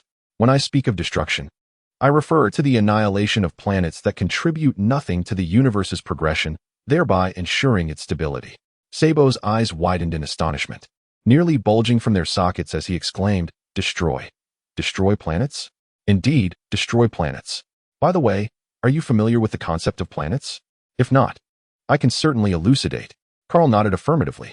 Sabo swallowed hard and nodded. They had acquired a wealth of information since arriving on this battlefield and were aware of what planets entailed. However, at that moment, Sabo's thoughts raced. This was a powerful individual capable of casually obliterating planets, rendering their entire world incapable of mounting any resistance. Yet, you need not be so astonished. Kaal reassured him. For the god of destruction, it is merely a matter of duty, and we possess specialized abilities tailored for such destruction. However, it appears that my abilities are rendered ineffective in this particular locale. He waved a hand dismissively, acknowledging Sabo's surprise while offering a brief explanation. Sabo collected himself, relieved that the destructive powers were not applicable. Should they encounter a formidable foe, there would still be a chance to fight back. However, he realized that merely because the specific ability was unavailable, alternative methods for destruction could still be employed. Kaal added, What I mean is, to obliterate a planet. It is not solely reliant on my specialized destructive powers. Sabo gazed at Kaal in awe, recognizing him as a true powerhouse. Just as I demonstrated earlier. If I amplify that technique, it could suffice. In that instant, Sabo felt compelled to kneel before Kaal, exclaiming, Big brother, I humbly seek your protection. Kaal, you are truly remarkable. I shall follow your lead. Can you ensure my safety from now on? He grinned somewhat obsequiously. Kaal erupted into hearty laughter, patting Sabo on the shoulder. Fear not, I assure you of your safety. Sabo chuckled in response, feeling reassured that he no longer had to fear such monstrous threats, as facing them alone was quite daunting. All right, Sabo, let us be on our way. I will accompany you in search of your companions, while simultaneously exploring this battlefield, Kaal said, placing an arm around Sabo's shoulders and nudging him in a random direction as they set off. Sabo wore a beaming smile, devoid of any resentment, as he strode forward alongside Kaal. Thus, the two of them commenced their journey, engaging in light-hearted conversation and laughter, while Kaal gained insight into the properties of crystal stones. According to Sabo, the crystals are exclusively produced by certain monsters, and they hold immense significance for individuals of their kind. These crystals can enhance their potential, which is directly reflected in their combat prowess, meaning that as their potential rises, their fighting capabilities are simultaneously augmented. As for the utilization of these crystals, it is quite straightforward. One merely needs to absorb them. The most direct method of absorption is to consume them, although this approach is not particularly efficient. The optimal strategy involves discovering the nuances of absorption through cultivation techniques, thereby maximizing the efficacy of the crystals. Regrettably, Sabo and his companions have not yet uncovered a superior method of absorption, relying solely on the rudimentary act of swallowing them. Additionally noteworthy is the fact that these crystals can be taken off the battlefield, implying they can be returned to their own world. This realization brought great satisfaction to Kaal. Since they could be brought back, he could gradually investigate methods of absorption. Even if he were unable to unravel the mysteries himself, there was still Whis. And should Whis also find it beyond his grasp, there were other angels and high priests. There would surely be a way to discover the secrets of absorption. With determination, Kaal resolved to seize the opportunity of the next 3 days to acquire more crystals and enhance their world. As for the present, he decided not to rush into their use, for he did not yet have an immediate need for them. Chapter 39. Encountering unique monsters this time. Kaal refrained from flying and instead ran alongside Sabo. Sabo, where are your friends? This place is so vast. How can we possibly find them? Sabo turned his head toward Kaal, pausing momentarily before responding. I don't know. This area is too expansive.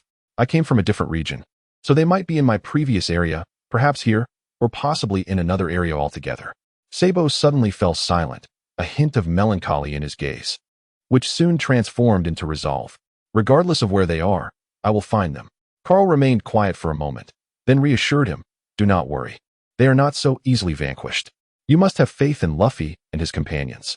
Kaal's comforting words lifted Sabo's spirits somewhat. Indeed, I believe in Luffy. The two fell into a comfortable silence, the only sound being their frantic footsteps echoing against the terrain. The region Kaal inhabited was vast. After several hours of running, they encountered nothing. Upon opening the system map, Kaal was astonished to discover that after all this time, they had yet to explore even half of the area. Even though they were running rather than flying, they had only covered a third of the region. Sabo, were you the first to arrive here, or was it Luffy? How do you return to your world? Kaal inquired casually as he closed the map. Sabo glanced at Kaal, stating, it was me. As for how we return to our world, we must remain here for 3 days each time. It seems this place only permits us to stay for that duration. After 3 days, we are forcibly transported back. A glimmer of curiosity crossed Kaal's eyes.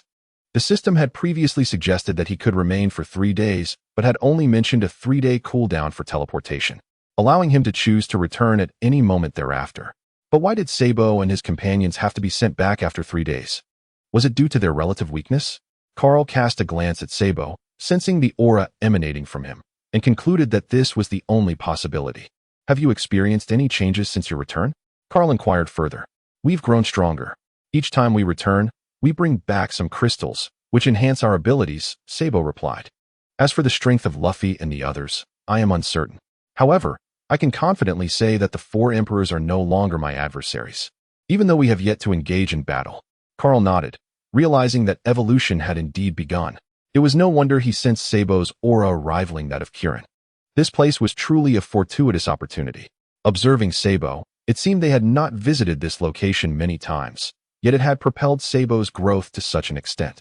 Suddenly, Kaal's expression shifted as he gazed ahead. Sabo, there's a monster up ahead, approximately 50 kilometers away. Sabo's eyes widened with astonishment, despite his relentless pace. He could not suppress his surprise. Truly, a divine being could perceive such distances, while he himself could not sense anything from that range. Should we investigate? Sabo asked. Shall you go, or shall I? Kaal smiled, posing the question. You go ahead. Facing these monsters alone would be too daunting for me, Sabo admitted, a hint of embarrassment crossing his face. The divine being had overestimated his capabilities. He had always confronted these monsters alongside his comrades, and tackling them alone was indeed a formidable challenge. Very well, let us proceed, Kaal stated without further ado, viewing the creature merely as a minor obstacle. The two hurried towards the monster, and soon they beheld the creature before them. Ah, this monster is injured, Kaal exclaimed softly, noting the numerous wounds adorning the beast's body, resembling deep cuts from a blade, alongside bruises and scorch marks. It is the one, Sabo gasped. Kaal's eyes widened in realization. Is this the creature you encountered? Yes, Sabo replied, a glimmer of malice flashing in his eyes as he glared at the creature across from them. Very well, I shall take the lead and discern what distinguishes this monster from the ordinary, Kaal declared, launching a blast of energy towards the beast. Sabo observed Kaal in astonishment. That ability, a devil fruit power? No, it is not from my world. It must be a power from his realm. How formidable. He appears so at ease. This seems to be a mere casual strike. Unbelievable. This man must be an ally, not an enemy.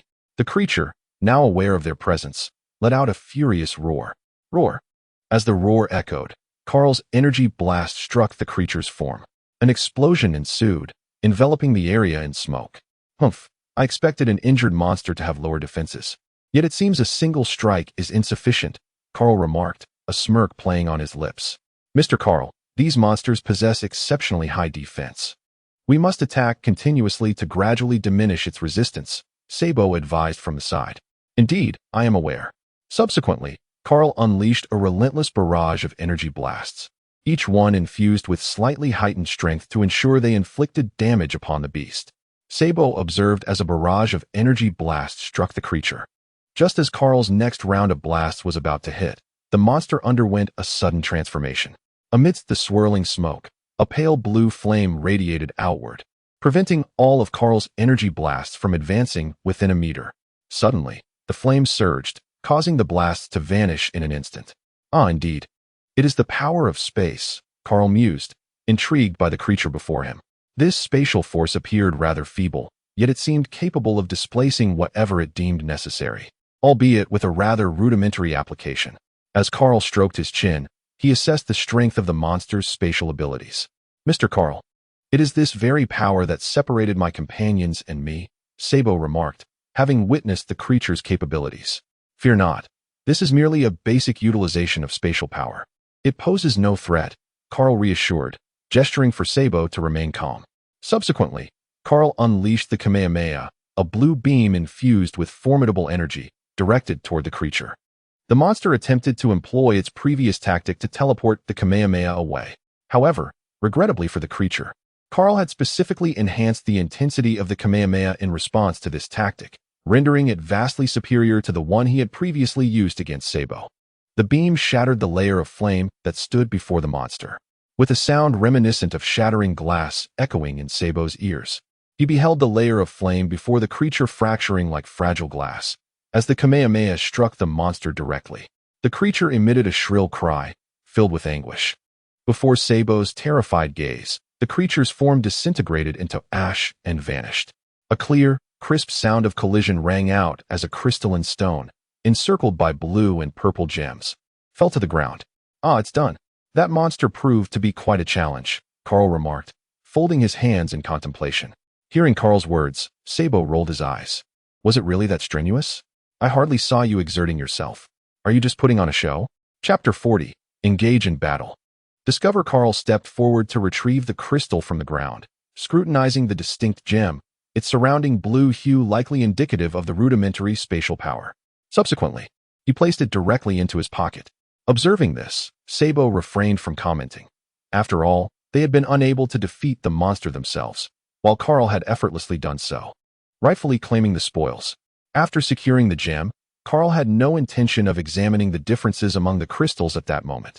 He decided to wait until they returned, intending to invite Whis for a collaborative study, knowing well that their combined efforts would yield far greater insights than his solitary endeavor, especially given his relative youth and inexperience. Mr. Kahl, you are truly remarkable. Is this the power of the divine?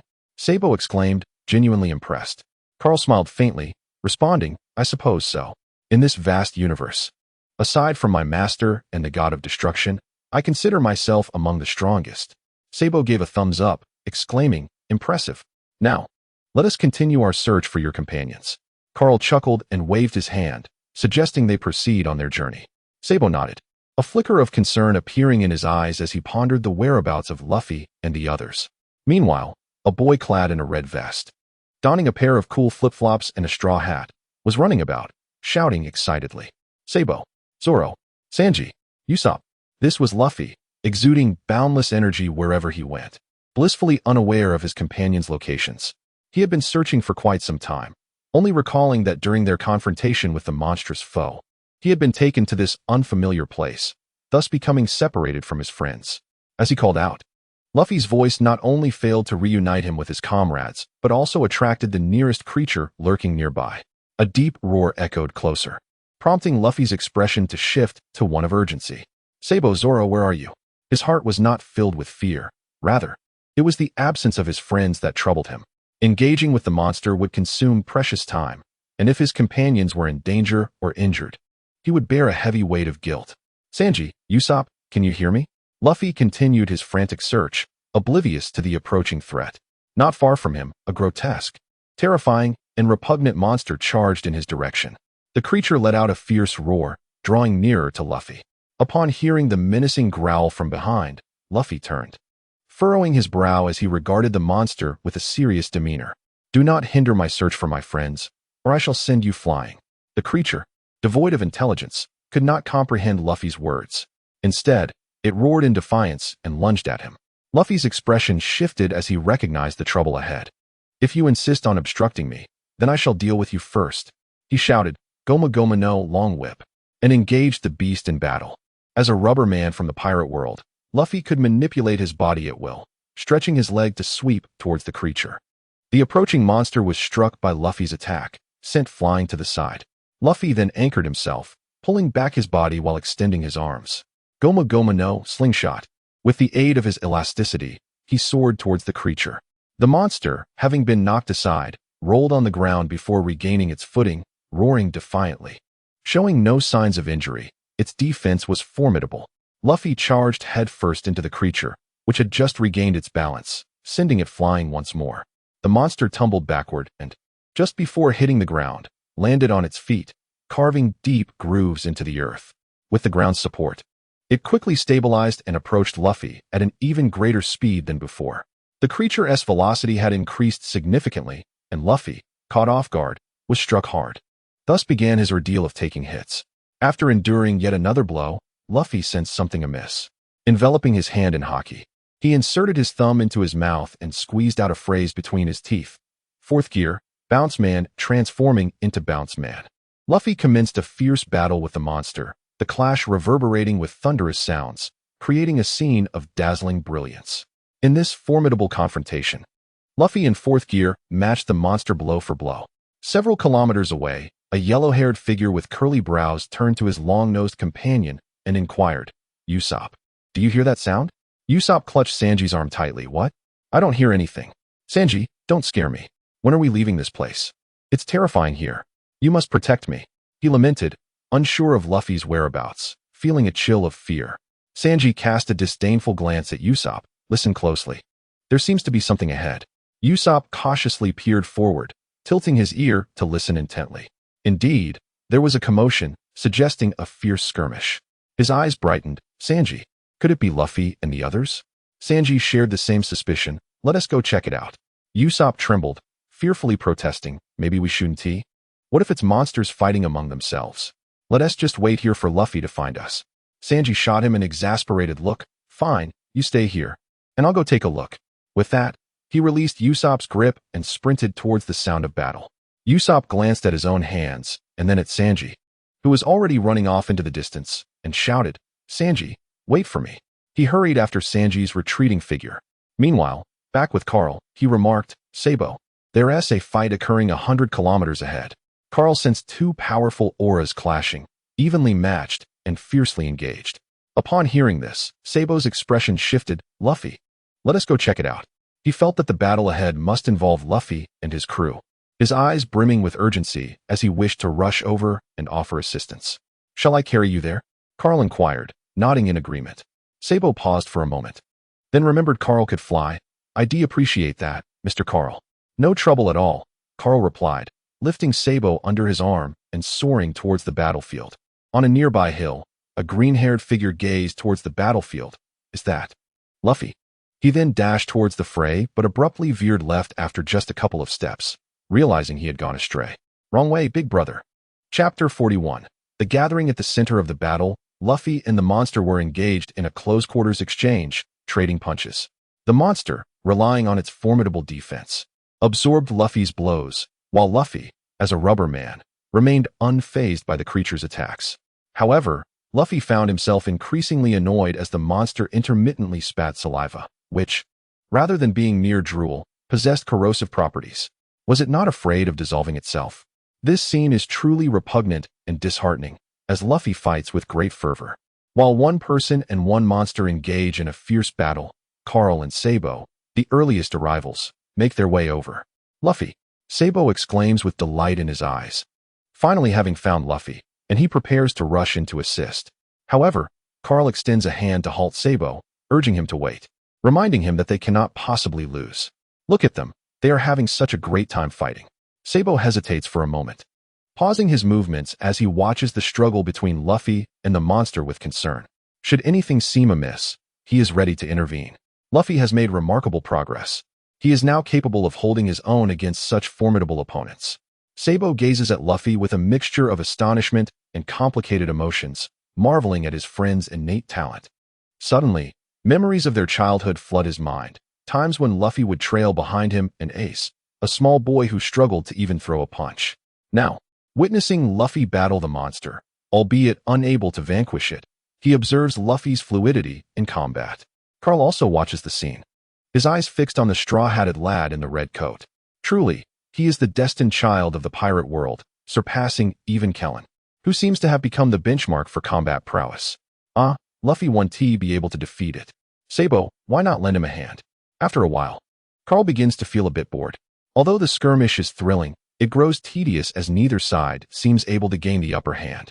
Thus, he suggests, why don't you join in, Sabo? Sabo, who has long wished to assist, swiftly leaps into the fray. Flame Fist. He unleashes a fiery blow, sending the monster soaring, flames scorching its form. Sabo. Luffy's eyes light up with joy at the sight of his friend's intervention. Don't worry, I'm here to help you. Sabo smiles back, affectionately glancing at Luffy. Luffy leaps on his Sabo, his face streaked with tears, pitifully lamenting, Sabo, I thought I would never see you again. Sabo gently pats Luffy's back and ruffles his hair, saying, it's all right, I'm your brother. With tears still flowing, Luffy looks up at Sabo and nods emphatically. Now, let us deal with this monster. Sabo sets Luffy down and points at the creature, still engulfed in flames. All right, let us do this. Luffy wipes his tears away and stands resolutely beside Sabo. Together, they engage the monster, and with Sabo's support, the wounds on the creature become increasingly visible. They are confident that soon they will be able to eliminate this foe. Kaal takes a seat, observing the unfolding drama, wishing for some watermelon, sunflower seeds, and bottled water. While Kaal enjoys the spectacle, he glances to his side and is surprised to see someone else has arrived first. Next to him stands a green-haired figure, arms crossed, wearing a stern expression as they watch the battle unfold. Who are you? The figure inquires. I don't believe we have met before. Zoro cast a sidelong glance at Kaal, a figure whose bulging muscles suggested formidable strength, rivaling his own. It remained uncertain whether this individual was a swordsman. If he were, Zoro would not hesitate to engage in a duel. Having arrived alongside Sabo, he pondered whether to sit back and observe or to offer assistance. Kaal turned his head towards Zoro, inquiring if he needed help. No, this beast can be managed by the two of us, he replied, settling down beside Kaal. The situation had not yet escalated to a point where he felt compelled to intervene. Luffy and his companion were more than capable of handling the creature. Are you not concerned that I may pose a threat to you? Kaal asked, his brow furrowing in confusion. You needn't worry, Zoro stated calmly, casting a glance at Kaal. Kaal chuckled lightly, shaking his head. You lot are quite amusing. Oh, Green Algae Head, you're here too? Did the monster not devour you? Zoro's forehead creased with irritation. As he retorted, are you looking for a fight, you colorful kappa? He sprang to his feet, nearly colliding with Sanji's head. Hey, Zoro, Sanji. Aren't you going to help Luffy and the others with the monster? Usopp interjected, his arms wrapped around Zoro's waist, whispering in concern. Rest assured, for now, I shall not turn my attention to you. Kaal replied with a smile at Usopp's voice.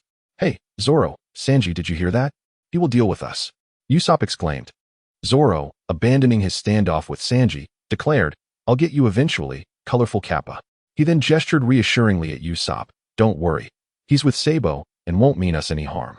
With Sabo? Then I can relax, Usopp sighed in relief. Not quite. I merely won't be attacking you for the time being, Kaal clarified. As Usopp took a couple of steps back, trembling and pointing at Kaal, glancing nervously at Zoro and Sanji. Zoro approached Usopp and gave him a reassuring pat on the shoulder before sitting down again. Let us watch the fight. Kaal directed his gaze towards the battle, falling silent thereafter. Sanji shot a glance at Kaal, but chose not to speak, opting to sit beside Zoro. Trusting Zoro's judgment about this oddly dressed individual, he felt assured. After all, they were comrades, despite their frequent squabbles. Meanwhile, the battle was reaching its climax. The creature struggled to retaliate. Before long, a resounding boom echoed, and the monster erupted in a spectacular explosion, leaving a purple crystal to tumble to the ground. Sabo picked up the crystal and approached Kaal with his companions. "Hey, Zoro, Sanji, Usopp," Luffy exclaimed joyfully, waving as he dashed towards them. "Oh, and who is this new person beside you?" he inquired, greeting Kaal with a smile. Kaal returned the gesture, smiling back. "Luffy, be cautious. He may turn against us," Usopp whispered anxiously. Luffy paused, tilting his head to look at Kaal with a bewildered expression. "Will you?" he asked innocently. "Not for now," Kaal replied, narrowing his eyes with a grin. "Well, Usopp, he says he won't," Luffy laughed heartily, addressing Usopp. Meanwhile, Zoro observed the exchange with a thoughtful expression. Chapter 42. Communication between worlds. "Are you from another universe?" Zoro inquired, gazing intently at Kaal, voicing the question that lingered in his mind. Kaal remained silent, simply smiling back at Zoro. Luffy, undeterred, continued to revel in his joy. Regardless of which world Kaal hailed from, in the present moment, he was their friend, and Luffy cared not for the origins of his companions. With wide, starry eyes, Luffy regarded Kaal, fascinated by this being from another realm. He playfully entwined himself around Kaal, scrutinizing him closely. Kaal, accustomed to Luffy's eccentricities, found no offense in his actions, understanding that this was merely Luffy's nature, albeit a bit peculiar. "Hello, Luffy. I am Kaal from the Dragon Ball universe," he greeted with a smile. Sabo looked on with an amused expression, while Zoro maintained his stoic demeanor, fixated on Kaal. Sanji, with a hand on his forehead, could only shake his head at Luffy's antics. Usopp, however, cowered behind Zoro, fear evident in his eyes. "Luffy, be careful. He is from another world." Don't worry. Luffy replied casually, inspecting Kaal from various angles. "Hey, you have a tail," Luffy exclaimed, noticing the tail wrapped around Kaal's waist, his surprise palpable. The others shifted their gazes to Kaal's waist, confirming the presence of the tail. Yet, their astonishment was fleeting, for they were accustomed to the bizarre races of their own world. Be it the furry folk, giants, or fishmen, they had witnessed countless peculiar beings. Thus, after a brief glance at Kaal's tail, they returned to their previous conversations. "I am a scion, hence the tail," Kaal explained. "But what exactly is a scion?" Luffy queried, praising Kaal even though he had little understanding of what he was lauding. "Scion is the name of our race. Each member possesses a tail. Moreover, we are known as a warrior race," Kaal teased Luffy, akin to a playful adult amusing a child. "A warrior race? So you must be quite formidable," Luffy remarked, clearly enjoying the banter. "Well, I suppose we manage. Typical warriors can handle these monsters with relative ease," Kaal stated. Upon hearing this, aside from Luffy and Usopp, the rest wore grave expressions, their gazes fixed on Kaal with a sense of unease. Luffy's carefree nature rendered him indifferent, while Usopp's cowardice left him trembling. "Now, tell us about yourselves, you who hail from the pirate world. Why are you not off seeking the grand treasure, but instead here?" Kaal asked. "There are intriguing adventures here as well," Luffy replied. In truth, after Sabo had first discovered him, Luffy had followed Sabo to this place, believing it to hold even more exciting adventures, hence his decision to accompany him. "Our captain has arrived. We must keep an eye on him, especially in such an unfamiliar territory," Kaal acknowledged, understanding Zoro and the other's sentiments. With a captain who was both reassuring and occasionally worrisome, it was indeed prudent to stay close for peace of mind. "And you? What brings you here?" Zoro probed, locking eyes with Kaal. "I came to scout," Kaal replied. "Scout?" The crowd was filled with confusion, sensing an ominous undertone in Kaal's words. "Sabo, did you not inform them?" Kaal inquired, directing a questioning gaze toward Sabo. Sabo shook his head, responding, "I felt it was not yet the appropriate moment to disclose this. However, since the topic had been broached, I shall no longer keep it a secret." Sabo locked eyes with Kaal. "Shall I reveal it, or will you?" "Allow me to speak," Kaal contemplated briefly before continuing. "This place is known as the battlefield, a site of conflict among various worlds." "Battlefield?" Zoro and Usopp gasped in unison. "Indeed. The purpose of this battlefield is to facilitate warfare among different realms. As for me, I am the chosen vanguard of our world. Sabo here serves as the vanguard of your realm, albeit now he can accompany you." Zoro and the others nodded in understanding. Kaal proceeded thus. "Do not be misled by my current amiable demeanor, for in the end, I will undoubtedly become your adversary." The expressions of Zoro and his companions grew grave. Moreover, since this is a battlefield of worlds, there will inevitably be disparities in strength among them, much like the contrast between your world and ours. Zoro, with a heavy countenance, pondered aloud, "Which of our worlds is stronger?" "Without a doubt, my world surpasses yours by a considerable margin," Kaal replied with a smile. "Pray tell, how vast is this disparity?" Sanji inquired, his brow furrowed in concern. "The difference is akin to that between a drop of water and the ocean." "The strongest entity in your world scarcely ranks in our realm," Kaal remarked, leaving Sanji stunned, Zoro brooding, Luffy unfazed, and Usopp nearly collapsing in trepidation. "If that is the case, why not eliminate us now?" Kaal contemplated for a moment. "Perhaps it is unnecessary for the time being. It would be far more interesting to wait until you have all matured." A broad grin spread across his face. "Ha ha ha. Kaal, you truly are amusing. However, should you ever contemplate harming my comrades in the future, I shall surely retaliate," Luffy declared. "Of course, do not hold back then, Luffy," Kaal responded with a chuckle. "So, how strong are you?" Zoro queried. Kaal raised his gaze, noticing the fierce determination in Zoro's eyes, as if inviting a challenge. "Do not harbor such thoughts. I am merely a tad stronger than you all, nothing more," he said, gesturing with his fingers to indicate a minuscule margin. "Just a tad?" Zoro's enthusiasm ignited further upon hearing Kaal's words, his resolve intensifying. "Zoro, cease your provocations," Sabo interjected, looking sharply at him. Zoro turned to Sabo, who shook his head once more. "Well, I suppose I cannot defeat you," Kaal said, slightly disappointed, having expected Zoro to rise to the challenge. Subsequently, Kaal shook his head with a chuckle. What was he thinking? Challenging me was one thing, but in due time, I shall bring some companions who would surely relish the opportunity to engage in combat with you, for they are quite fond of fighting. Zoro's eyes flickered. "Are they as formidable as you?" Kaal shook his head and formed a gesture resembling a miniature universe with his fingers. "They are slightly inferior, perhaps by a billionth, but they should provide a worthy challenge for you." A smile crept onto Zoro's lips. "Splendid. I look forward to a proper match with the friends you bring." Upon hearing this, Kaal thought of Sun Wukong, Vegeta, Krillin, and others, believing that by the time he returned, those individuals would have grown exponentially stronger, perhaps several times over. He then cast a sympathetic glance at Zoro, hoping that when the time came, Zoro and his companions would not be disheartened. Chapter 43.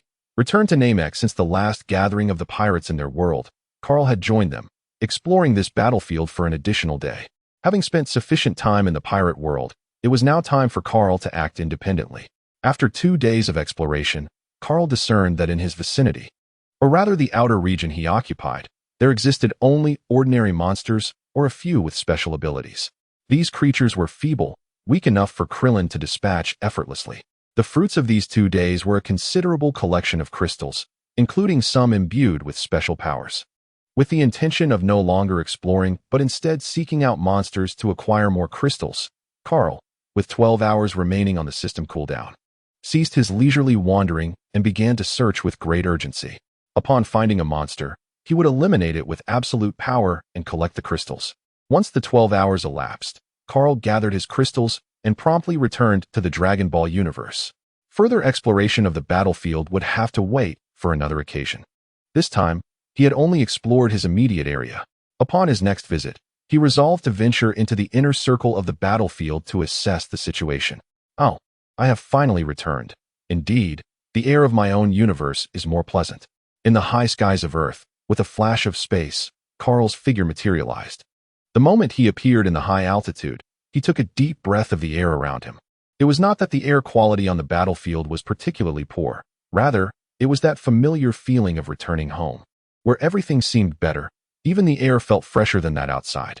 At Bulma's residence, sensing the presence that had appeared on Earth, Whis's expression shifted, and he vanished from his location. Kaal. Turning around, Kaal's face lit up with a joyful smile. "Whis, you are still on Earth. I thought you had returned to the Destroyer planet." Whis smiled gently. "How was your journey?" Upon hearing this, Kaal retrieved a crystal from his pocket and presented it to Whis. "Whis, take a look at this." Whis's eyes sparkled as he took the crystal from Kaal's hand. Examining it closely, "Is this the bounty of your journey?" "It contains a unique energy. Indeed, the energy within appears to hold potential for evolution. Although I am uncertain of its utility for us, Whis inspected the crystal from various angles before stating, "I shall keep this crystal for now." And he glanced up at Kaal. Kaal shrugged and chuckled. "All right then, it's just a crystal. If you discover anything further, just let me know." He then inquired, "By the way, where are Goku and the others?" "They have gone to Namek. It seems something has transpired there, and Bulma has accompanied them." Whis replied as he stored the crystal within his staff. Suddenly, a thought struck Kaal.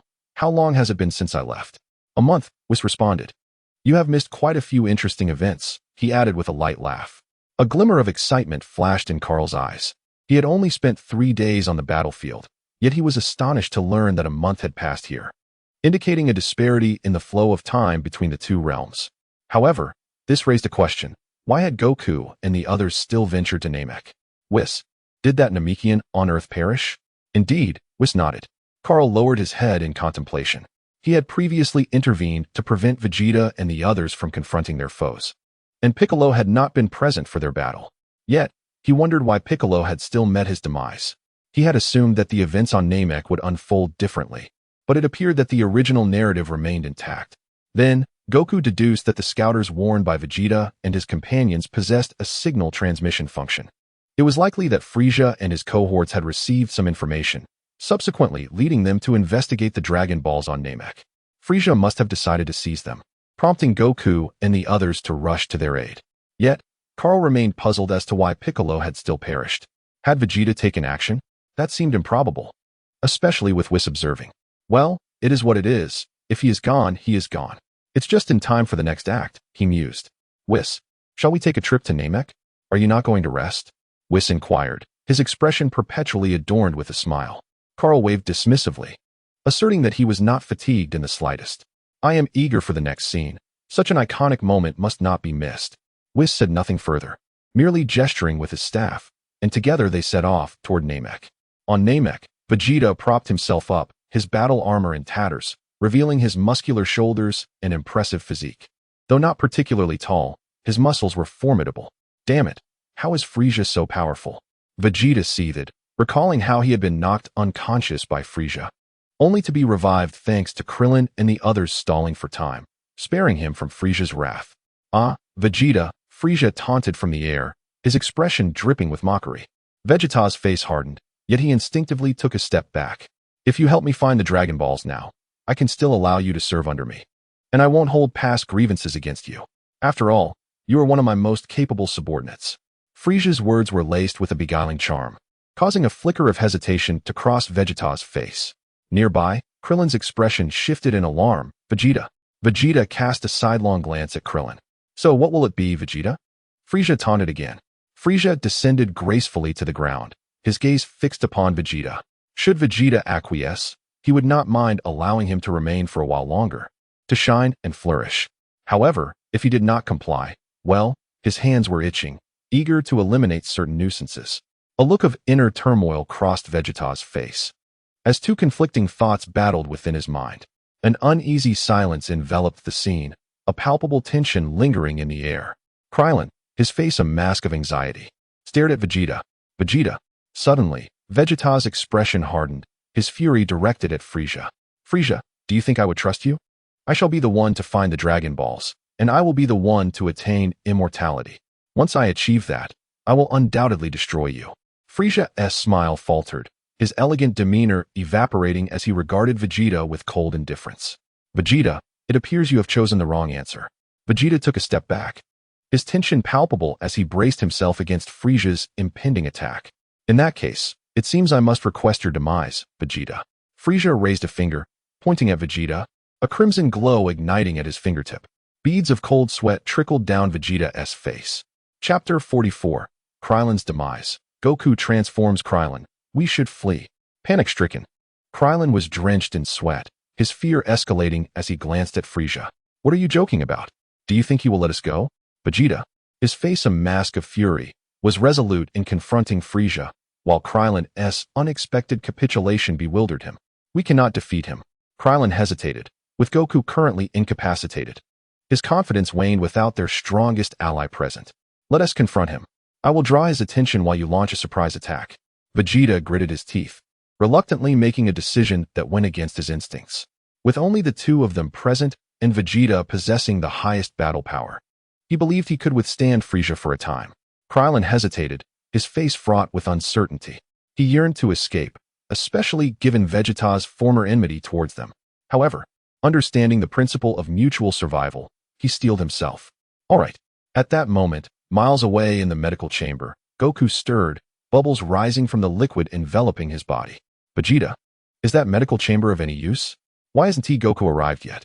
Krillin felt immense pressure, although they had planned a sneak attack. Frieza's combat prowess was not something he could recklessly challenge. It won't be that quick.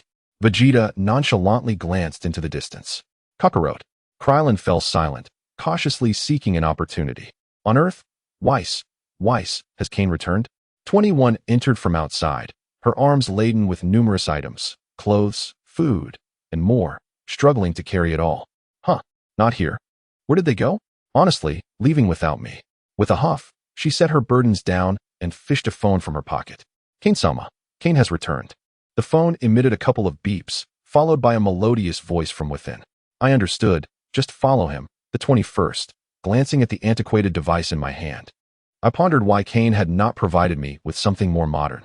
In the vast cosmos, Whis and Kaal were traversing through space. I wondered how their battle was progressing.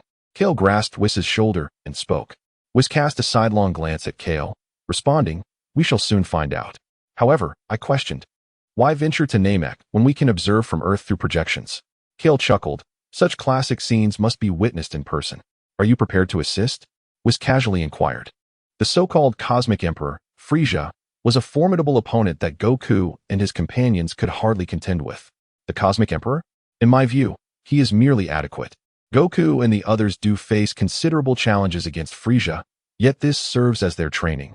We shall offer aid if circumstances permit, Kaal replied, scratching his backside with a smirk. Upon hearing Kale's remarks, Whis fell silent. Soon, they found themselves hovering above Namek. Ah, is the battle quite lively down there? Kaal mused, observing the landscape marred by craters and devastation. His gaze fell upon the figures below. Vegeta, battered and bruised, lay curled in a corner, while Krillin, though similarly injured, managed to stand, perhaps due to Frieza's lack of focus on him. Meanwhile, Goku, having recovered from his wounds, was engaging Frieza with renewed vigor. Despite not being evenly matched with Frieza, Goku's strength had notably increased following treatment in the medical pod, allowing him to endure the clash. Kaal watched with keen interest as Goku faced his adversary, occasionally offering commentary. It must be said, Goku, the protagonist of the original tale, was favored by fate. Although his power fell short of Frieza's final form, he nonetheless posed a significant nuisance to the tyrant. Goku's relentless pursuit provoked Frieza's ire. And Kaal observed as Frieza extended his hand towards Krillin, who felt as though he were ensnared by an unseen force, struggling futilely to break free. Kaal contemplated intervening to save Krillin. Krillin, Goku's voice, laced with fury, echoed through the air. Considering Goku's impending transformation, Kaal decided not to intervene just yet, believing that Krillin's demise might spur Goku into becoming a Super Saiyan, at which point he could rescue him. Whis, I need you to assist me shortly. Whis glanced at Kaal, deducing he intended to save Krillin. Indeed, but only after Goku witnesses Krillin's demise. Can you manage that? Whis nodded, though he added a condition. After this ordeal, accompany me to visit Lord of the All. Kaal was taken aback. Isn't that somewhat inappropriate? I am not a destroyer god. Whis smiled reassuringly. It is of no concern. It has nothing to do with your status as a destroyer. Kaal pondered, recognizing that the request likely pertained to the battlefield, as recent events had only revolved around that matter. Very well, let us proceed then. Karl glanced down, where Krillin had been lifted effortlessly by Frieza, his body swelling as if inflated. Krillin. Goku reached out toward Krillin, desperate to grasp him, his heart filled with fear and anger. Goku. Krillin cried out in agony. And with a final scream, his body reached its limit, erupting into a shower of blood and flesh. Karl, suspended in the air, witnessed this horrific scene. Whis. Meanwhile, Whis was already prepared. With a flick of his divine staff, an enigmatic wave emanated, enveloping the remnants of Krillin's exploded form. In mere seconds, Krillin's body began to reassemble. Whis, conceal him for now. With a gentle wave of his staff, Whis caused Krillin's restored form to gradually fade from view, remaining present yet invisible to Goku and the others. Goku, seeing Krillin's dismemberment, stood frozen in place, his expression riddled with anguish, tears streaming down his face. Frieza. The words emerged from Goku's clenched teeth, imbued with rage and sorrow. As his fury erupted, a force surged around him, causing debris to levitate and swirl in his vicinity. Goku's hair shifted between black and gold, and upon reaching the zenith of his wrath, it stabilized into a brilliant golden hue.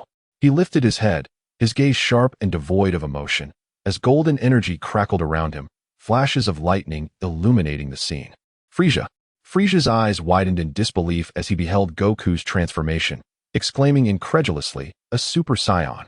Whis observed Goku's metamorphosis, glancing at Kaal. "Ah, I see now.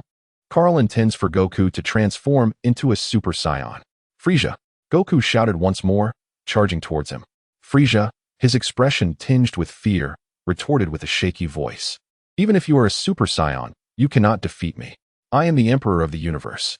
He too lunged at Goku. Chapter 45. The destruction of Namek and the King's Temple. Goku and Frieza had been locked in combat for some time. True to his lineage as the most talented member of the Frost Demon clan, Frieza, despite being overpowered by the Super Saiyan, displayed remarkable resilience, enduring severe injuries, yet continuing to fight fiercely. Kaal observed from above, thoroughly entertained, grateful for Whis' presence and the abundance of delightful snacks contained within his staff: watermelons, winter melons, cantaloupes, sunflower seeds, peanuts, and mineral water, a veritable feast for the eyes. Otherwise, he would have been left merely watching, which would have been rather dull. "It's about to conclude." Kaal glanced below, discarding the shell of a sunflower seed. Goku had managed to bring Frieza to the ground, and Frieza showed no signs of rising again. Below, Frieza lay prostrate, and Goku regarded him coldly. "Frieza, you're finished." With that, he turned to leave. "Ha ha ha, Goku perish." Severely injured yet still capable of movement, Frieza unleashed his villainous skill, launching a surprise attack with a powerful energy beam directed at Goku. Although Goku appeared unguarded against the defeated Frieza, he was acutely aware of Frieza's movements from behind. Sensing the treacherous assault, he swiftly turned, summoning a disc of energy in his hand and hurling it towards Frieza. The energy disc struck true, cleaving Frieza in two. The dismembered Frieza fell to the ground, his eyes vacant as he gazed at Goku, who, with an icy demeanor, approached him and extended his hand. Goku had resolved to end Frieza's life, driven by the memories of Krillin's death and Frieza's intent to attack him even after being spared. From above, Kaal observed, noting that without his intervention, the plot unfolded as originally scripted. In a fit of rage, Frieza, despite his half-dismembered state, annihilated planet Namek. Fortunately, Krillin, Vegeta, Bulma, and the others managed to escape just before the planet's destruction, leaving Goku behind. Lacking the ability to pilot a spaceship, Goku inadvertently sent the craft hurtling towards Yardrat. At this juncture, Kaal had no intention of saving the planet. The Namekians had already departed, and under their stewardship, the planet had not flourished. Even without Frieza's attack, Kaal had contemplated relocating the Namekians beforehand, so the planet's destruction spared him considerable effort. As he watched planet Namek transition into a spectacle of fireworks, he remained impassive, but then pondered Goku's journey and suddenly inquired of Whis, "Should I consider learning instant transmission? Which is more effective, the Kai's instant transmission or that of Yardrat?" Whis glanced at Kaal and replied, "You cannot learn the Kai's instant transmission. It requires the power of a Kai to wield. Destruction energy and Kai energy are incompatible forces, and since you have already mastered destruction energy, it is beyond your grasp." Kaal's expression reflected regret. "So, I can only learn the Yardrat instant transmission? Actually, there is no need for you to learn it. Once your status ascends to that of an angel, you will begin to master the laws, and at that point, the abilities you desire will come to you," was stated calmly. Laws. The ability to master laws? Kaal was taken aback. In a world dominated by energy, he had believed that simply cultivating energy was sufficient. The notion of controlling laws was indeed a profound revelation, though he had been in this world for quite some time. Studying under Whis for 2 decades, there remained many concepts yet to be explored, making his ignorance entirely understandable. Kaal bowed his head in contemplation, realizing he should have anticipated this. The power of angels was formidable. It would be unreasonable to attribute it solely to their divine status. It was evident that only by mastering the laws could angels accomplish feats that seemed impossible. With this realization, Kaal concluded that learning instant transmission was no longer a priority. Focusing on elevating his status was far more crucial. During the course of their conversation, the planet Namek could no longer bear the strain and erupted in a spectacular explosion. Whis, shall we proceed? Is there anything else that requires our attention? No. It seems we should indeed make our way to the King's palace. The Grand Priest just sent me a message requesting our immediate presence. Kaal nodded, realizing there was nothing else to attend to. It was indeed time to visit the King's palace and converse with the Grand Priest regarding their recent experiences. Kaal had always maintained a calm demeanor towards the idea of meeting the King and the Grand Priest. Despite the King's seemingly childish behavior in the original narrative, his wisdom and capabilities were beyond question. The urgency with which the Grand Priest requested Whis to take him to the King's palace suggested that they had likely discerned a hint of something significant. With this in mind, Whis lightly tapped his staff, enveloping himself and Kaal in a shimmering aura, and as the fireworks of the planet's explosion illuminated the scene, their figures vanished from sight. Meanwhile, Beerus was still lying in bed at the castle, blowing bubbles from his nose.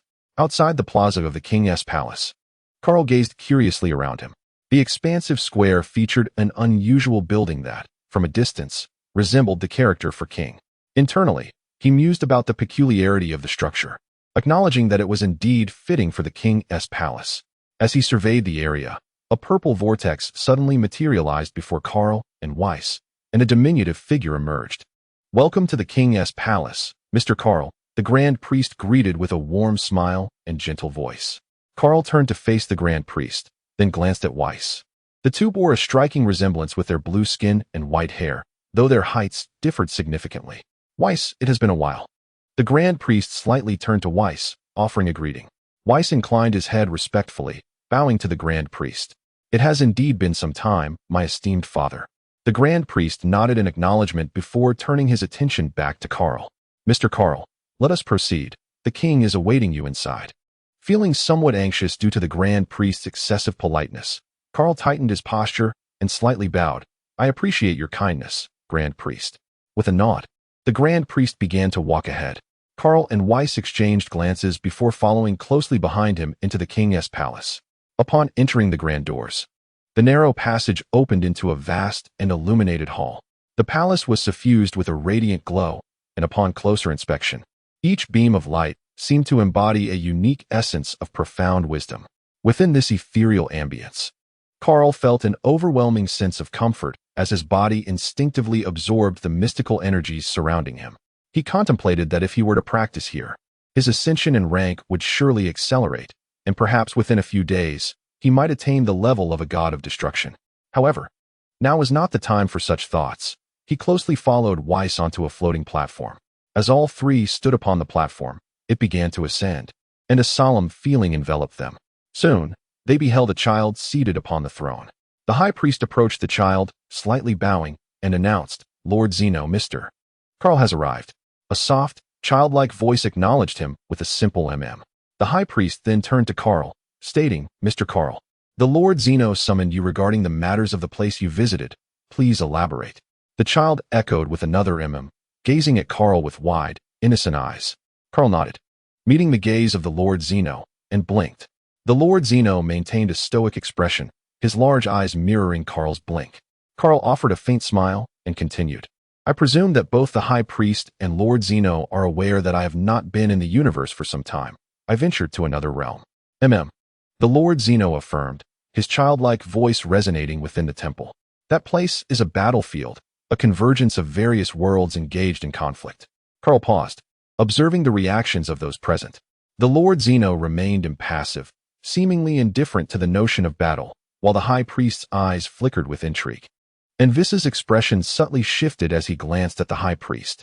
The two guards stationed behind the Lord Zeno showed no change in demeanor, their concerns solely focused on the safety of the Lord. Kaal disregarded the guards and continued, "As the name suggests, it is a battlefield where worlds clash. When I arrived, several worlds were already active on this field. I collaborated with individuals from one of those worlds, and currently, they pose no threat to us. However, it is noteworthy that their rate of advancement on the battlefield is remarkably swift.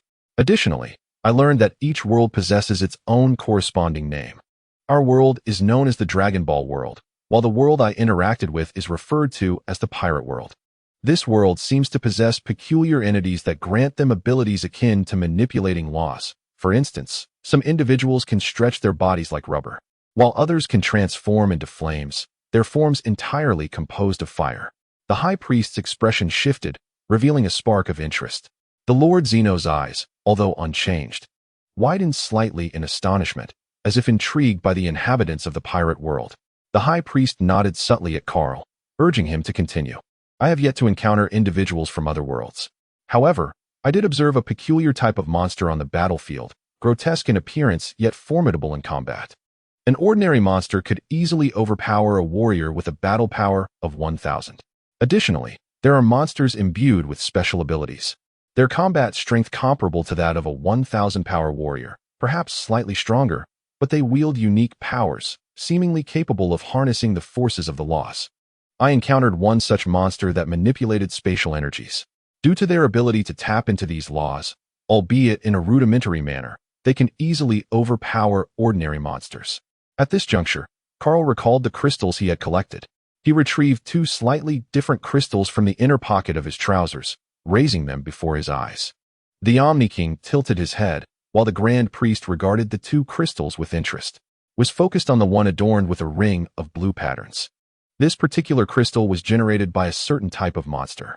Kaal raised the one in his left hand and remarked, "This one is produced by ordinary monsters." He then gestured to the one in his right hand. This one, however, is created by a monster wielding spatial power. Although the crystals bore slight distinctions, they shared a fundamental purpose: to facilitate evolution. I believe it is this crystal that enabled the individuals from the pirate world to become remarkably powerful in such a short span of time. Nevertheless, I am uncertain about the nature of the evolution that this crystal, imbued with special powers, might induce. As the individuals from the pirate world had never before encountered such a crystal, the Grand Priest beckoned to Kaal, and the crystals in his hand began to levitate, drifting toward the Grand Priest. Upon receiving the crystal, the Grand Priest's eyes glimmered faintly.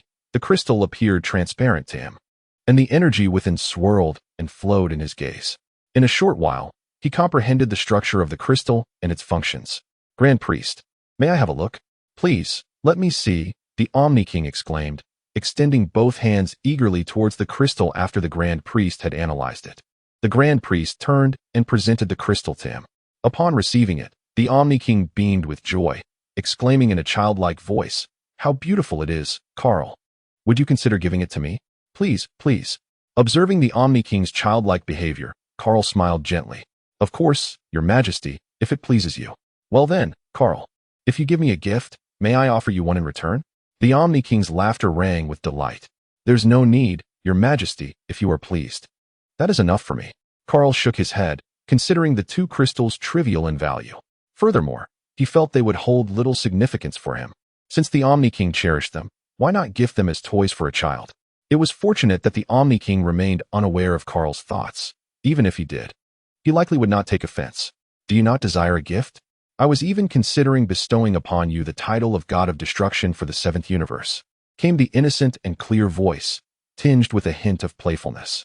Kaal's lips twitched as he forced a smile, mourning for Beerus for a brief moment. Yet he understood that the Omni King was merely jesting.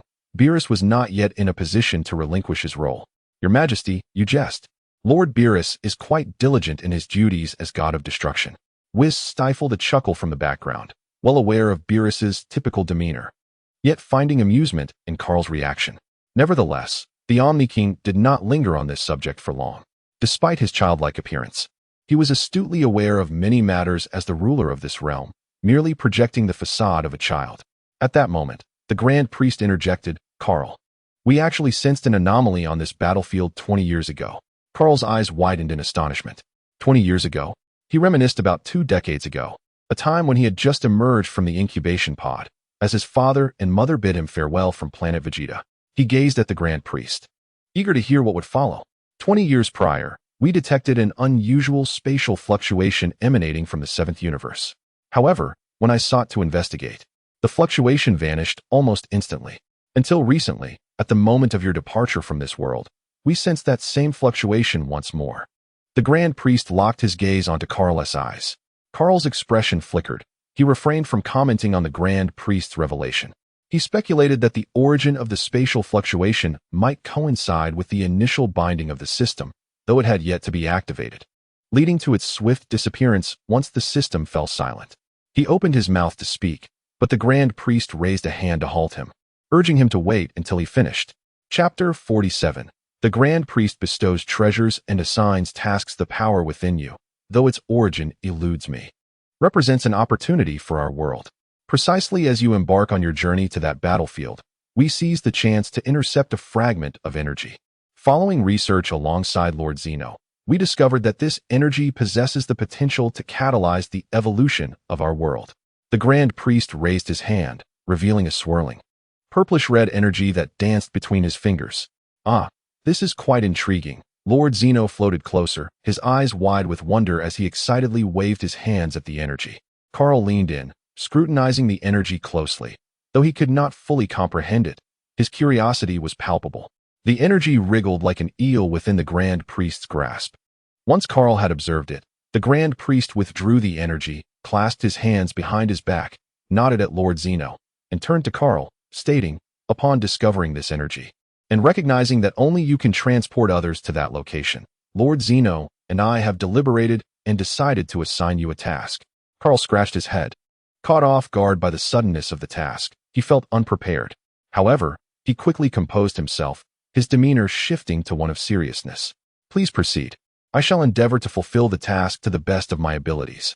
The Grand Priest nodded, his gaze towards Kaal brimming with admiration.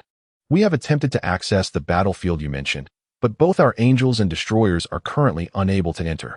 When you venture to that battlefield, we sought to trace the residual energy you left behind to explore it first. Yet, a formidable energy thwarted our efforts.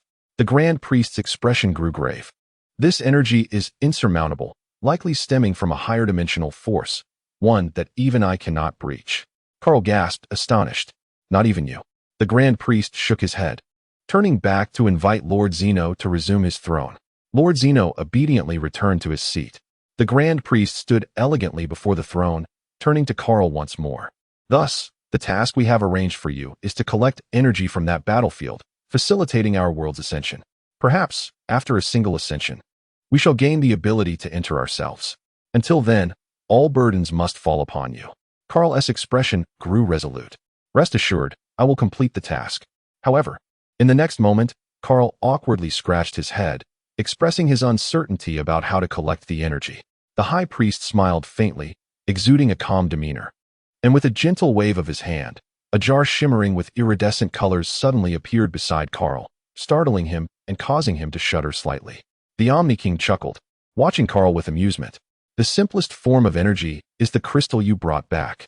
However, the energy contained within those crystals does not contribute significantly to the elevation of our world. Yet, if collected in substantial quantities, it can indeed lead to a transformative change.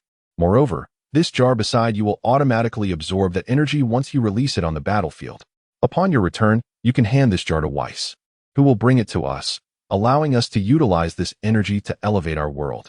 Understanding dawned upon Kaal, and he realized that the task had become quite simple. Still, he sought confirmation. So, I just need to release it, correct? The Omni King waved his small hands excitedly, exclaiming, Yes, yes. Be sure to bring back as much as you can. This energy is quite fascinating. The High Priest cast a quick glance at the Omni King and nodded, stating, Indeed. Just release it. Although I am unaware of the conditions on that battlefield, this energy should be abundant throughout it, with varying concentrations and rates of absorption. Kaal stepped forward, cradling the jar in his hands and inspecting it closely. Its vibrant colors were quite striking. He then turned earnestly to the High Priest, declaring, I will do my utmost to collect it. The High Priest nodded, and with a gentle wave of his hand, the jar vanished from Kaal's embrace. Kaal gazed in astonishment at his empty hands, only to hear the High Priest's voice. The jar has been placed in the spatial realm I just created for you. It can be summoned at will with a mere thought. Upon hearing this, Kaal's face lit up with joy. Did this mean he had his own personal space, crafted by the High Priest himself? He quickly focused his mind to sense the spatial realm. As he concentrated, he indeed sensed a small space. Though nothing in his immediate surroundings had changed, it felt as if this small realm overlapped with the present world, which filled Kaal with wonder. he decided to test it. Envisioning the jar's retrieval, the previously vanished container reappeared in his hands. Thinking to return it, the jar promptly disappeared once more. Upon sensing again, he found the jar floating serenely within the small space. Kahl's eyes sparkled with delight. This small space was incredibly convenient for storing items. However, he noted that it was somewhat limited in size, only capable of holding a few items. With a glint of mischief in his eyes, he turned to the high priest. Might I inquire if this small space can accommodate anything other than the jar? The high priest maintained his serene smile, replying, yes. You may store anything else you desire within it, aside from the jar. Kahl rubbed his hands together, a somewhat mercenary grin spreading across his face. Then, esteemed high priest, could you assist me in expanding this small space a little further? It feels a bit cramped, don't you think? The great priest and Whis exchanged amused glances, shaking their heads lightly. Whis, it seems your disciple harbors quite the ambition, remarked the great priest. Whis chuckled as he glanced at Kahl, saying, Father, I appreciate your assistance. The great priest shook his head, a smile in his eyes, and playfully glared at Whis. A luminous orb materialized in his hand, which he then directed toward Kahl. Upon contact, the orb seamlessly integrated into Kahl's being. I shall elevate your level. The space remains the same for now, but as your strength grows, so too will the expanse of this space. If you desire a larger realm, then strive to enhance your power. Wonderful. Thank you, great priest, Kahl exclaimed, his face alight with joy as he nodded vigorously in gratitude. The great priest, suppressing a chuckle, responded, Very well, Mr. Kahl, remember to fulfill your tasks. You may return now. As the great priest signaled for their departure, Whis led Kahl in a respectful farewell to both the Omni King and the great priest. With a subtle tap of his staff, the two vanished from the temple. Why did they not exhibit such flair upon entering the temple? A sense of ceremony is essential, is it not? Observed the Omni King, his childlike voice resonating throughout the sacred space. Great priest, I shall rely on your efforts henceforth. The great priest turned to bow respectfully, replying, It is my duty, your majesty. Subsequently, silence enveloped the hall. Chapter 48. Extracting crystal energy in the seventh universe. Amidst the darkness, a gentle white light flickered, revealing two figures, Kahl and Whis. The joy on Kahl's face remained unwavering. What brought him such happiness? It was undoubtedly the bountiful gains from this venture. The crystals harvested from the battlefield were trivial compared to the significant enhancement of his backing. Previously, he had only Whis and Beerus to rely upon. While Whis had been immensely helpful, there were still matters beyond his reach. This time, however, his support had ascended. The great priest's power was beyond his current imagination.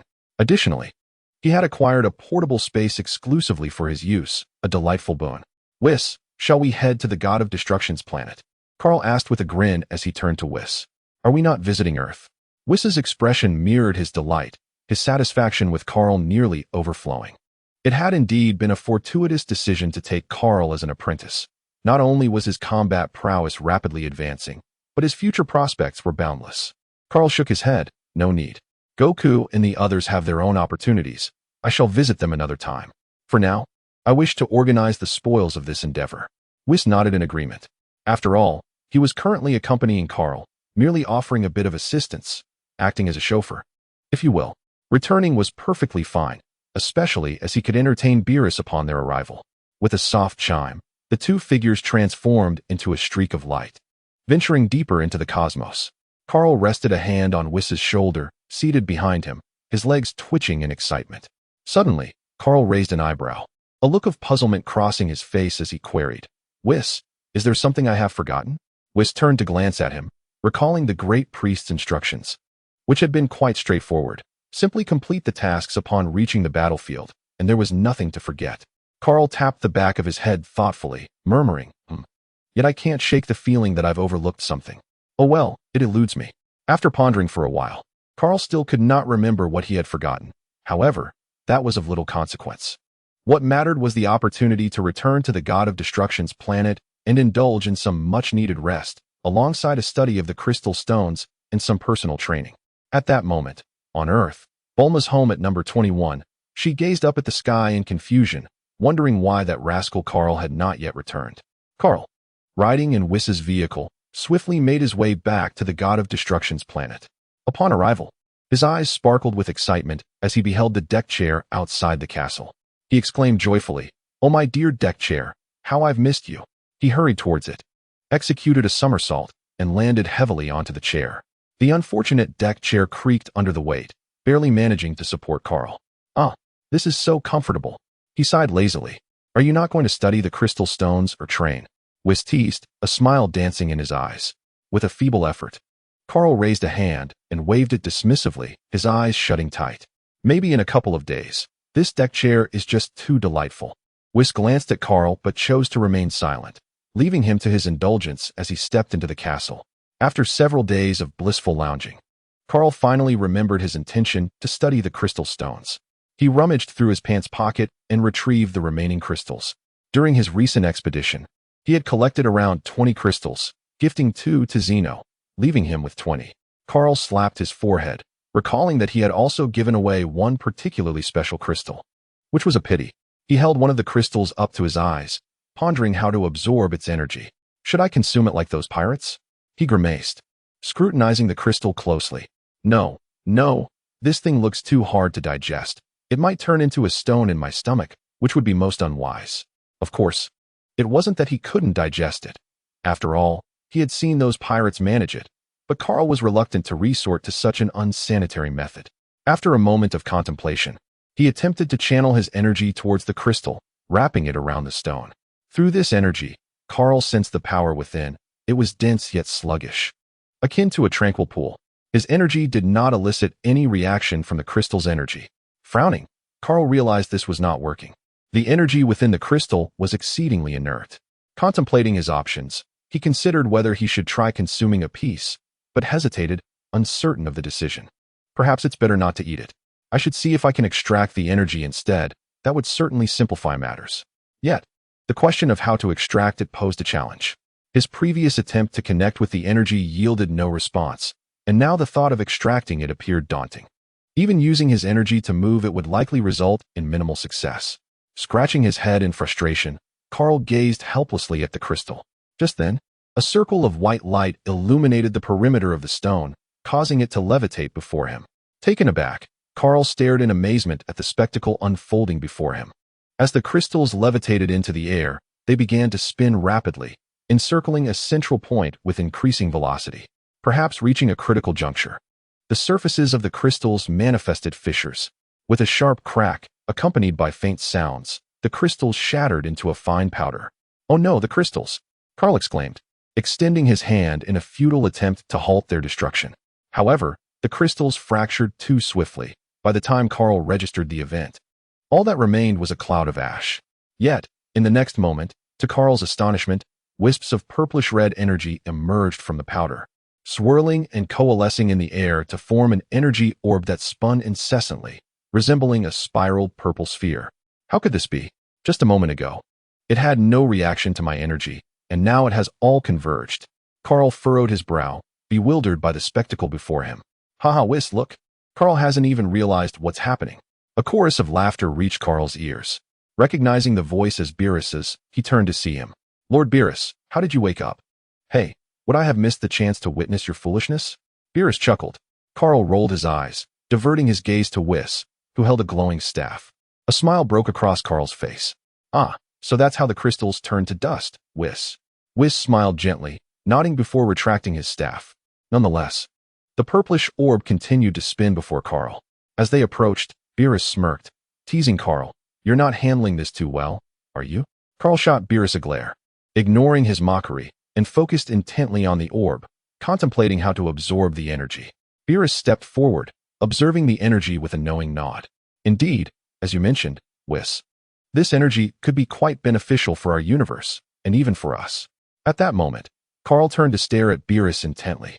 "What is it, Kaal?" Beerus asked, slightly taken aback. With a mischievous smile, Kaal locked eyes with Beerus. "Lord Beerus, would you like to try absorbing this energy?" Beerus paused, pointing at himself in disbelief.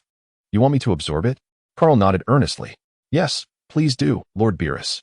Skeptical, Beerus scrutinized Kaal's expression and suddenly caught a glint of mischief in his eyes. "You little rascal, you want me to pave the way for you, don't you?" Beerus's look suggested he saw through Kaal's intentions. Kaal sheepishly grinned. "You caught me." Lord Beerus, rising from his seat, he placed a hand on Beerus's shoulder, gently urging him into a reclining position. Lord Beerus, please help me out. I just tried, and I haven't figured out how to handle this yet. Kaal lowered his hands and bowed slightly before Beerus. I beg you, Lord Beerus. Beerus swatted Kaal's hands away, rolling his eyes. Just this once, but I am quite busy. Kaal tapped his forehead with determination, pleading, just this once, please, Lord Beerus. Beerus huffed, waving his hand dismissively, signaling Kaal to step aside. Obediently, Kaal moved to stand beside Whis, observing Beerus. By the way, Lord Beerus, this energy exhibits significant inertia and is not easily absorbed. I thought I'd remind you, Kaal interjected. Beerus cast a sidelong glance, but remained silent. Directing his full attention to the mass of energy before him, he scrutinized it closely, extending a finger to probe its core, attuning himself to its essence. Indeed, as Kaal had indicated, its inertia was substantial. Thus, the challenge lay in activating it for absorption. But how could he achieve that? With his finger embedded in the energy, Beerus fell into contemplation.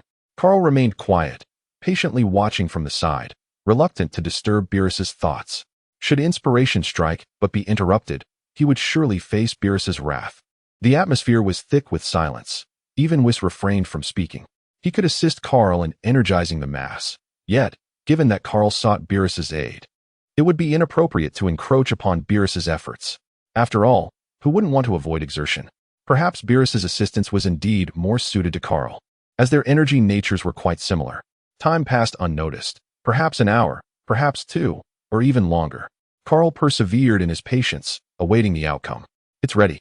Beerus's exclamation broke the stillness.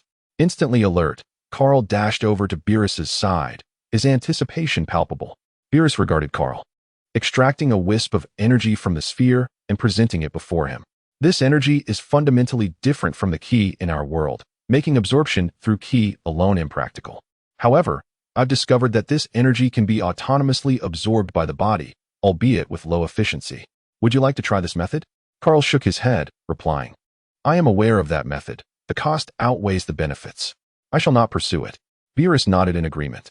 I would not advise it either. There remains another approach, utilizing destructive energy. Like this. With that, Beerus began his demonstration. He enveloped the extracted wisp of energy with his ki, then conjured a small sphere of destructive energy with his other hand. Gradually, he enveloped the destructive energy around the wisp, and upon fully encasing it, Beerus compressed the destructive energy. The orb shrank in size, while the inner wisp of purplish-red energy began to fragment, initially breaking into larger pieces. It soon shattered into smaller fragments, eventually resembling grains of sand. However, Beerus's compression of destructive energy did not cease. The sphere of destructive energy continued to diminish visibly. The purplish-red energy within it intertwined, gradually coalescing into a grain-sized orb that shimmered with a radiant crimson glow, captivating the eye. Kaal seemed to sense a warmth emanating from within. Once this transformation was achieved, Beerus beckoned to Kaal, signaling him to approach closer. Kaal edged nearer, and in a sudden movement, before Kaal could react, Beerus thrust the minuscule orb of energy against Kaal's chest. Upon contact, the energy seamlessly melded into Kaal, and at once, he felt a surge of energy coursing through his body. Kaal's expression was one of astonishment. This energy had become remarkably vibrant, albeit somewhat unruly. There was promise. Absorption was indeed possible. Feeling the energy swirling within him, Kaal settled into a cross-legged position, attempting to commence the absorption process. Beerus retreated beside Whis, squinting at Kaal, silently awaiting the completion of his absorption. At that moment, Kaal exerted all his effort to control the tumultuous energy. Although it had become lively and absorbable, the differing attributes of the energy meant that fully assimilating it would require considerable effort. After 10 minutes, Kaal finally managed to tame the erratic energy, guiding it in a rhythmic flow from his chest to the crown of his head, then to his limbs, and finally to his lower abdomen, before cycling it back to his chest. This process repeated, 1 circuit, 2 circuits, 3 circuits, until, at last, Kaal could no longer feel any trace of energy, prompting him to cease. He opened his eyes, excitement illuminating his gaze as he looked at Beerus. I did it, Lord Beerus. You are incredible. Beerus let out a huff, a smirk creeping upon his lips as he raised his head with a touch of pride. I shall attempt this method again, Kaal declared, turning back to replicate Beerus's earlier technique. If he could emulate Beerus, then the energy within the crystal could be absorbed steadily in the future. He then extracted a thread of energy from the purplish-red mass, encasing it in a sheath of air, followed by a layer of destructive energy, and finally compressing it. The initial steps went well, but when it came to the compression phase, Kaal discovered it was not as straightforward as he had anticipated. Watching Beerus compress the energy seemed effortless, but when it was his turn, he realized the multitude of challenges involved. The foremost task was to maintain stable compression throughout the process. Any deviation in speed could prevent the encapsulated crystal energy from fracturing. Moreover, the aggregation of crystal energy posed an additional layer of complexity. As Kaal endeavored to compress the energy, he became acutely aware of the immense strength required for such a feat. He glanced at Beerus, his expression a tapestry of emotions. Lord Beerus, just how much power did you wield when you struck me? Chapter 50. The power of crystal energy. With a slight smirk at the corner of his mouth, Beerus chose to disregard Kaal's inquiry, secretly reveling in his own prowess. Kaal scoffed. He had anticipated Beerus would be formidable, yet this level of strength bordered on the absurd. From the ease with which Beerus had harnessed the energy moments ago, it was evident that he had barely exerted himself during their previous encounters. Shaking his head, Kaal ceased to engage with Beerus and instead concentrated on gathering the crystal energy. Despite his relentless efforts, Kaal ultimately faced failure, his gaze dimming as he turned towards Beerus. Rolling his eyes, Beerus remarked, "Enough, young Kaal. I have shared the method with you. Now it is up to you to find your own way. I have matters to attend to." With that, he turned and departed. Kaal extended a hand, mouth agape, yet before he could utter a word, Beerus had vanished from sight. Whis, observing from the sidelines, chuckled softly before leisurely making his exit as well. "Wait, Whis, come back." With both mentors leaving, panic surged through Kaal. What was he to do with such a vast amount of energy before him? However, Whis departed without a hint of hesitation, leaving Kaal to watch helplessly as they disappeared. Realizing he had no choice but to tackle this challenge alone. Since he was currently unable to absorb the energy, he resolved to first enhance his own abilities, focusing on elevating his rank and improving his control over destructive energy. Fortunately, after Whis had extracted the crystal energy, it remained stabilized, preventing it from dissipating into nothingness, granting Kaal ample time to gradually refine this energy. After absorbing a small portion of crystal energy earlier, Kaal sensed a subtle enhancement within himself. Though perhaps due to its meager quantity, the improvement was not overtly apparent. He could not yet discern the specific aspects that had been elevated. Perhaps once he absorbed the entirety of the substantial crystal energy before him, he would gain clearer insight. As he gazed at the energy, a thought struck him regarding the system. Ever since his return, the system had fallen into a state of silence, nearly forgotten by Kaal. Calling out to the system yielded no response, and in his confusion, he opened the system panel, where the prominent words "cooling down" caught his eye. Is it in cooldown again? How inconvenient. Closing the panel, Kaal chose to disregard the system for the time being and decided to focus on his training instead. Thus, Kaal, with a considerable mass of crystal energy, made his way to the training ground. This training session would extend over 2 long years. During this time, Kaal remained oblivious to any happenings in the outside world, yet life continued to unfold according to its own rhythms. On Earth, the Dragon Ball team, having returned from Namek, enjoyed a period of blissful tranquility. The surviving members of Vegeta's team also settled on Earth, having no home to return to. After this journey, they resolved to abandon their servitude to Frieza and dedicate themselves to earnest training on Earth. Upon returning from Namek, Vegeta, spurred on by Goku, intensified his training. However, he remained unable to transform into a Super Saiyan, which left him feeling quite indignant. Nevertheless, a silver lining emerged as he had become one of the 2 formidable powerhouses on Earth, alongside Goku, boasting a combat strength in the millions. As for Raditz and Nappa, after their experiences on Earth, they decided to adopt a more disciplined approach to their training, choosing to enjoy their newfound strength. Previously, out of fear, they had refrained from joining Vegeta and others in confronting Frieza on Namek.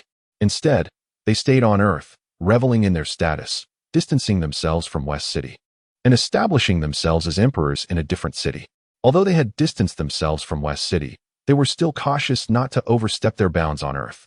Thus, while they began to indulge in a life of both training and enjoyment, they managed to avoid creating any significant turmoil, which the other members of the Dragon Ball team chose to overlook.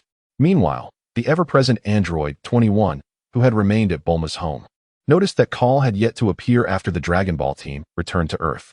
After expressing her frustration with Kaal, she decided to venture alone to the God of Destruction's planet.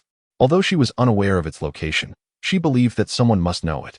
Retrieving an old phone from her bag, she contacted her superior, the Supreme Kai of Time, Saiyan. Upon learning of the God of Destruction's planet, she took off on her own. If one were to inquire how she could survive in the universe, working for Saiyan certainly granted her some unique abilities.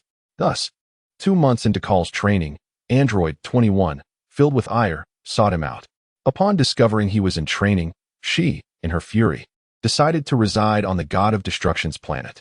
That day, as she arrived, Beerus, infuriated by her intrusion, contemplated eradicating her presence. After all, who could trespass on his territory? Fortunately, Whis recognized her, and after a heated exchange, where 21 did most of the talking and Whis listened, she settled in. Beerus, initially resistant, prepared to eliminate 21 when Whis interjected, explaining that she was associated with Kaal. With a frustrated huff, Beerus begrudgingly allowed her to stay. Time slipped away like sand through fingers, and soon 2 years had passed. One day, the radiant light that had shone from the forest behind the castle suddenly extinguished. In the plaza, a figure emerged from the fading glow, gradually opening his eyes. This figure was none other than Kaal. As he blinked, his eyes shimmered with a violet luminescence, which soon vanished to reveal bright black irises. Kaal gazed down at his hands, astonishment filling his eyes. After 2 years of rigorous training, he could hardly fathom the extent of his progress. During this time, Kaal not only enhanced his control over destructive energy, but also elevated the tier that had long constrained him. Meanwhile, these breakthroughs enabled Kaal to make significant strides in the absorption of crystal energy. The once elusive crystal energy, which he had been unable to condense, could now be successfully harnessed. Although he could not condense it as swiftly as Beerus, with a bit of time, he managed to achieve it. Consequently, he completely absorbed the cluster of crystal energy he had cultivated over the past 2 years. Upon absorbing this energy, he began to comprehend why individuals in the pirate world could rapidly evolve their combat power. Initially, he had overlooked this due to his own formidable strength and elevated status. The minimal energy he had absorbed previously rendered it difficult for him to discern the truth. Now, after absorbing a substantial amount of crystal energy, Kaal experienced a profound realization. He understood that crystal energy could elevate one's life level. Although his current life level was already considerable, the enhancement from the crystal energy was not particularly pronounced. However, the most crucial insight he gleaned was that crystal energy could enhance dimensions, a concept that emerged naturally in his mind after absorbing a certain quantity of it. Thus, he understood why the High Priest advocated for the collection of this energy to facilitate the evolution of the world. He resolved that during his next expedition to the battlefield, he would endeavor to gather more of this energy. Chapter 51. Wherever you go, I shall follow, eh? What are you doing here? Upon concluding his training, Kaal flew back to Beerus's castle and, upon landing, discovered number 21 reclining leisurely in a chair. Beerus and Whis removed their sunglasses slightly, adopting an expression akin to spectators witnessing a spectacle as they gazed at Kaal. Hearing Kaal's voice, number 21 immediately lowered her face, stood up with a scowl, and glared furiously at him. Kaal perceived flames of fury seemingly emanating from her head and instinctively took a couple of steps back. What do you intend to do? Number 21 remained silent, merely responding with a chilling smile. Kaal cautiously approached Beerus, leaning in to whisper, Lord Beerus, did you provoke her? Stealing a glance at number 21, he silently nodded to himself, convinced that Beerus must have incited her wrath. Otherwise, why would she be so infuriated upon seeing him? Especially considering he hadn't interacted with anyone in the past 2 years? Yet, unbeknownst to Kaal, who fancied himself discreet, his every movement was apparent to number 21, who clearly overheard his whispered words to Beerus, her striking eyes ablaze as they fixate on him. Beerus cast a sidelong glance at Kaal, and, turning his head, huffed. Look at whom she is glaring at. Kaal, with wide eyes, responded, Who is she looking at, if not you? Rising to his feet, he turned towards number 21 and took a couple of steps sideways.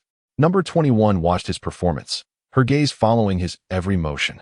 Kaal soon realized that number 21 seemed to be observing him intently. Thus, he shifted sideways once more, prompting her eyes to follow him again.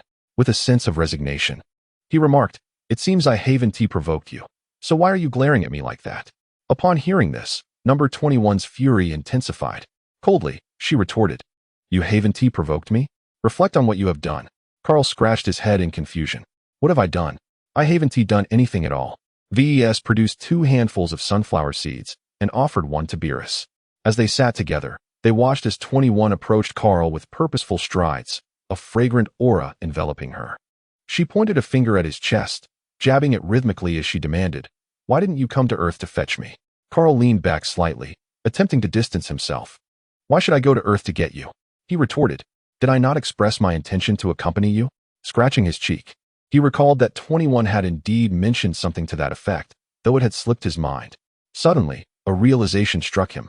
He had forgotten about 21 upon returning from the King of All. Come now, don't be upset. It was merely an oversight, he said, resting a hand on her shoulder. An oversight?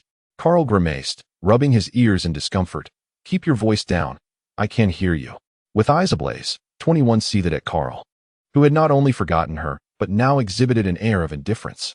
Unable to tolerate his demeanor any longer, she clenched her fist and struck him squarely in the abdomen.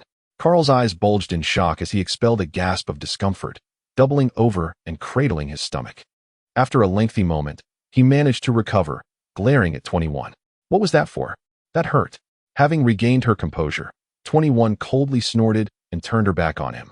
Feeling somewhat appeased after delivering the blow, yet still unwilling to extend him any kindness, Kaal, noticing her refusal to engage, felt his frustration mount. This woman, inexplicably enraged, had struck him and now ignored him entirely, as if she were made of clay. He contemplated confronting her when Beerus intervened.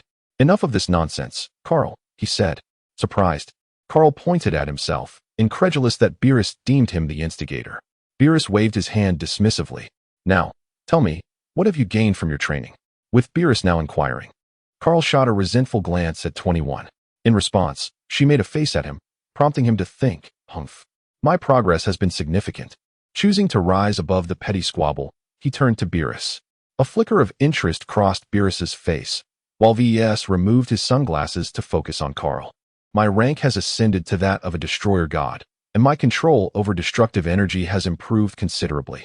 Both Vs and Beerus nodded, their expressions brimming with pride for their pupil's achievements. Kaal, somewhat bewildered, mused, Vs is one thing. But when did you, Beerus, ever put in such effort?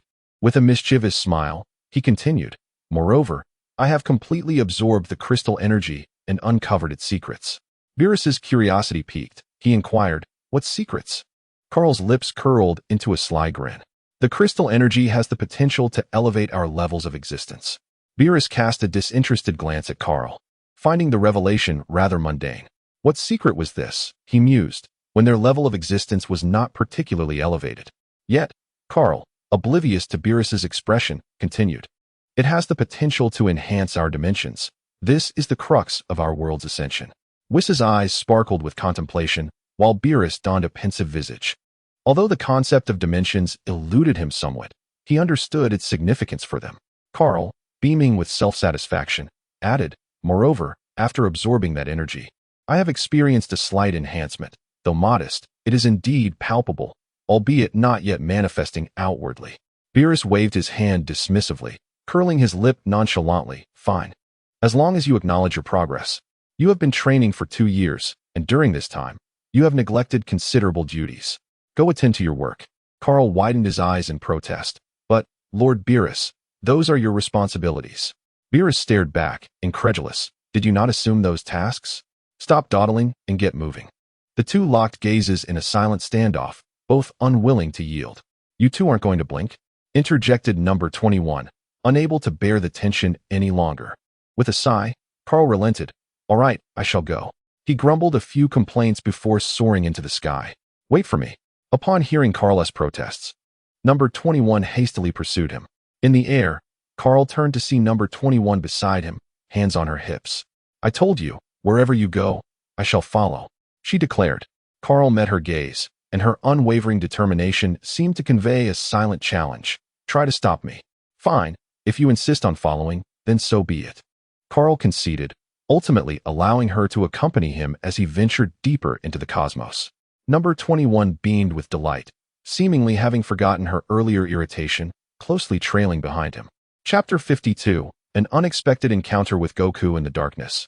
Kaal suspended himself in the vacuum of space, his hands clasped behind his back. A flicker of violet light dancing in his eyes. Perhaps due to his prolonged association with Beerus, he had adopted this small quirk of clenching his fists behind him. Upon embracing this mannerism, Kaal discovered a sense of strategic control enveloping him, a feeling of mastery overall. He had grown fond of this sensation. Before him lay a deep gray planet, marred with cracks and radiating a blinding luminescence, reminiscent of a shattered porcelain doll. This planet was one that had diverged in its development. Life thrived within, yet these beings lacked intelligence. Their actions were driven solely by instinct, albeit accompanied by formidable combat prowess. After millions of years of evolution, true wisdom had yet to emerge among them. Perhaps their instinctual violence and bloodshed had ultimately precluded the birth of intellect. Fortunately, these beings lack wisdom, otherwise, upon their emergence from this planet, the cosmos would undoubtedly be drenched in blood. However, Kaal harbored no sympathy for such a world and decisively obliterated it. For that was the duty of a harbinger of destruction. With a furrowed brow and downturned lips, he pondered how Lord Beerus had managed his responsibilities over the eons, allowing such a planet to remain. As the planet shattered with a blinding brilliance, fragments scattered throughout the expanse, only to be transformed into luminous points by an inexplicable force, vanishing without leaving a trace of cosmic dust behind. Kaal turned to the radiant girl beside him, inquiring how many planets had met their demise thus far. The ever-enthusiastic number 21, captivated by the spectacle before her, retrieved a notebook from her chest and perused its pages. The 183rd, she announced. Despite having witnessed this scene many times before, Kaal couldn't help but feel a twitch at the corners of his mouth. Was that dimension truly different? How could such a sizable notebook fit within without a trace? Surely, the universe ought to adhere to the principles of science. However, Kaal quickly regained his composure. Scratching his cheek, having worked diligently for an extended period, he yearned for a break. Are you tired, number 21? Shall we rest? After marking the 183rd planet, she flipped to the back of the notebook and exclaimed, "Oh dear, there are still 2025 more planets listed by Whis." Upon hearing this number, Kaal's expression fell, grinding his teeth in frustration. That rascal Beerus. Why must he delegate the work to me, a mere substitute? Listening to his grumbling, number 21 smiled subtly, reveling in her secret triumph. Little did Kaal know, it was not Whis who assigned him this task. She had subtly inquired and had him listed as a form of punishment for not including her previously. Of course, she would never divulge this to Kaal. Enough of this. I need a vacation. I'm exhausted. After a bout of complaints, Kaal resolved to slack off and take a break. Why should Beerus enjoy leisure while he toiled? Simply because he was in a position of authority? Absolutely not. Shall we head to Earth?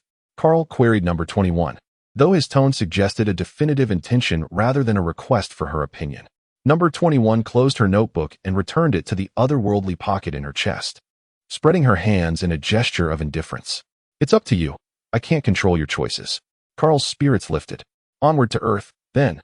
Number 21 smiled, her eyes narrowing gently as she regarded the young man who was shirking his duties. Subsequently, Kaal snapped his fingers, enveloping them both in a layer of violet light. As the shimmering aura fully enveloped them, they soared swiftly toward Earth, their speed rivaling even half of Whis. This technique, learned during his time working with Whis, had remained in use until now. Meanwhile, on Earth, the Dragon Ball warriors congregated in a desolate landscape. Previously, the Dragon Ball warriors went about their lives, until they suddenly sensed two formidable and malevolent energies emanating from the cosmos. Most of the warriors, having previously journeyed to Namek, were intimately familiar with one of these ominous presences, and upon sensing it, they instantly recognized that Frieza had returned. Consequently, they resolved to find a suitable location to confront him, ultimately deciding on a desolate wasteland, far removed from civilization. Although the Dragon Ball warriors had undergone several years of rigorous training since their return from Namek and had significantly grown stronger, Frieza's combat prowess still vastly surpassed theirs. It seemed inevitable that a fierce battle awaited them before Goku could return to Earth. On board a spaceship hurtling through the cosmos at faster-than-light speeds, Goku was engaged in various fitness routines, alternating between push-ups and sit-ups. The confined space of the spacecraft limited his ability to perform more diverse exercises. Meanwhile, Kaal, Racing through the galaxy with Android 21, plunged into the void without creating a single ripple, steadfastly heading towards Earth. Suddenly, Kaal turned his head to glance at another spacecraft that momentarily matched his speed. Before he could react, he had already outpaced it. With a sudden halt, Kaal came to a steady stop and turned to observe the vessel trailing behind him, which was progressing at a snail's pace. The spaceship seemed to mock. "You are impressive. You are aloof. You resemble a rabbit. Why have you stopped?" Android 21, perplexed, looked at Kaal. As the abrupt stop nearly caused her delicate nose to collide with his shoulder. Such a mishap would have been rather unfortunate. "I just overtook you, wait up," Kaal casually replied.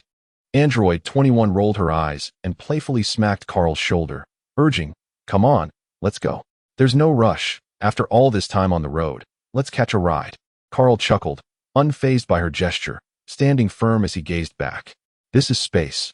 Who would be so kind as to offer you a lift?" Android 21 shot him another incredulous look, reminiscent of how a girlfriend might roll her eyes at her partner. "Of course, that's my little brother," Kaal said proudly, placing his hands behind his back. Android 21, taken aback, asked, "Are you saying that the person behind us is Goku?" "Indeed," she nodded, realization dawning upon her. That should make for a convenient ride.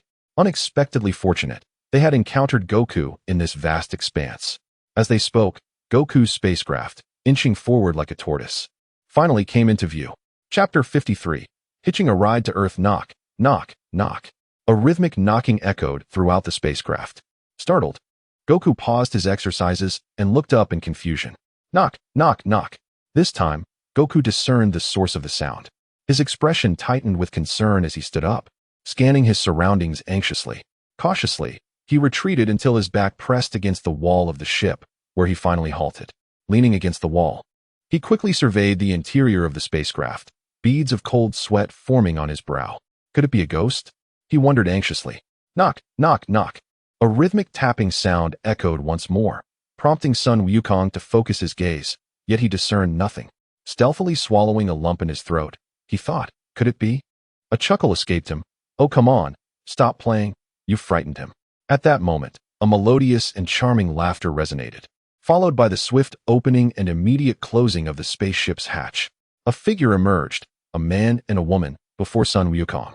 The man wore a mischievous grin, while the woman squinted her eyes slightly, her lips curving into an alluring arc, revealing a set of 8 pearly white teeth. The sudden appearance of these figures caught Sun Wukong off guard. His eyes blinked in bewilderment, and he exclaimed in a panic, "Ah, brother, begone, begone." Kaal, who was about to greet Sun Wukong, froze momentarily, the grin on his face becoming fixed and somewhat speechless. At this sight, the nearby 21 couldn't contain her laughter any longer, bursting into hearty guffaws.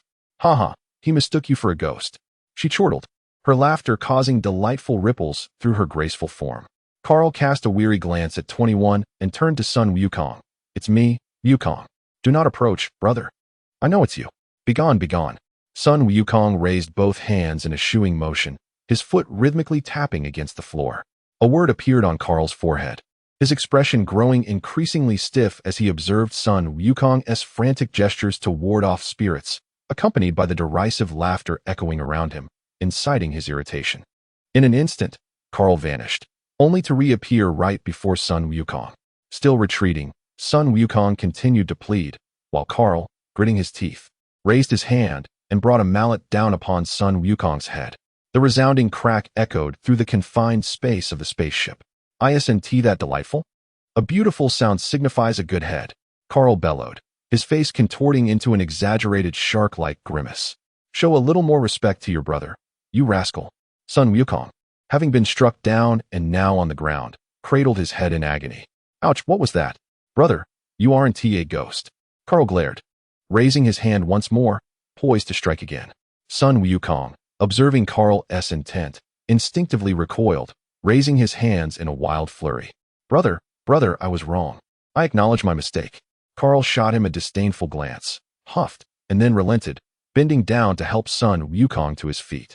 Once upright, Sun Wukong, still shaken, cast a wary glance back, recalling the genuine pain of that blow, which surpassed even the injuries inflicted by Frieza.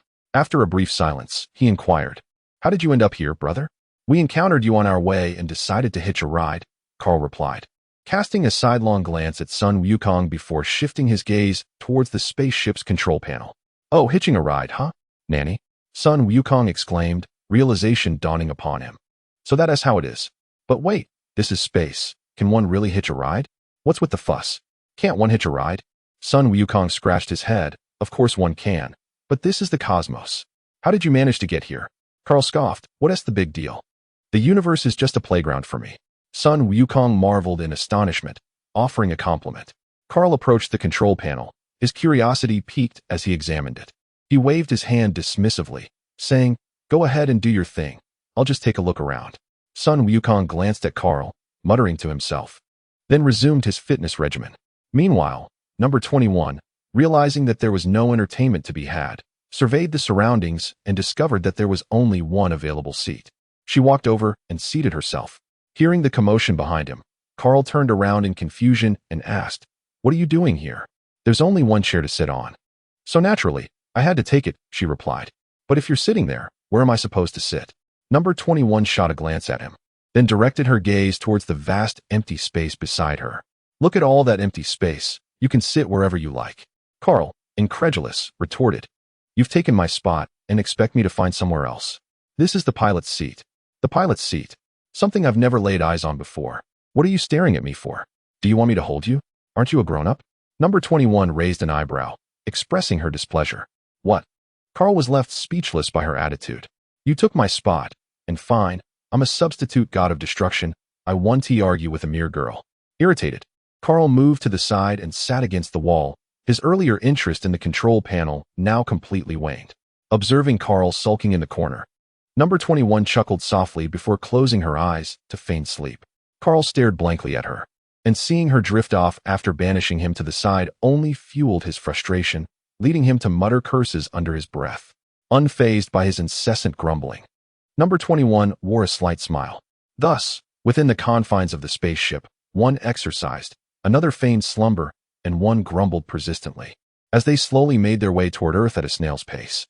Meanwhile, on Earth, Frieza, having already landed, clenched his fists and cast an evil grin at the gathering of Dragon Ball warriors before him. The warriors, visibly anxious, regarded Frieza with grave expressions, save for one. Vegeta wore a look of disdain. After 2 years of relentless training, he believed himself to be stronger than Frieza, confident that this time he would avenge his previous humiliation and trample Frieza beneath his feet. As the tyrant continued his declaration of revenge, a purple-haired man suddenly appeared between Frieza and the group of Dragon Ball warriors. The man, with a fierce countenance, glared at Frieza and declared, Frieza, I will defeat you with a single blow.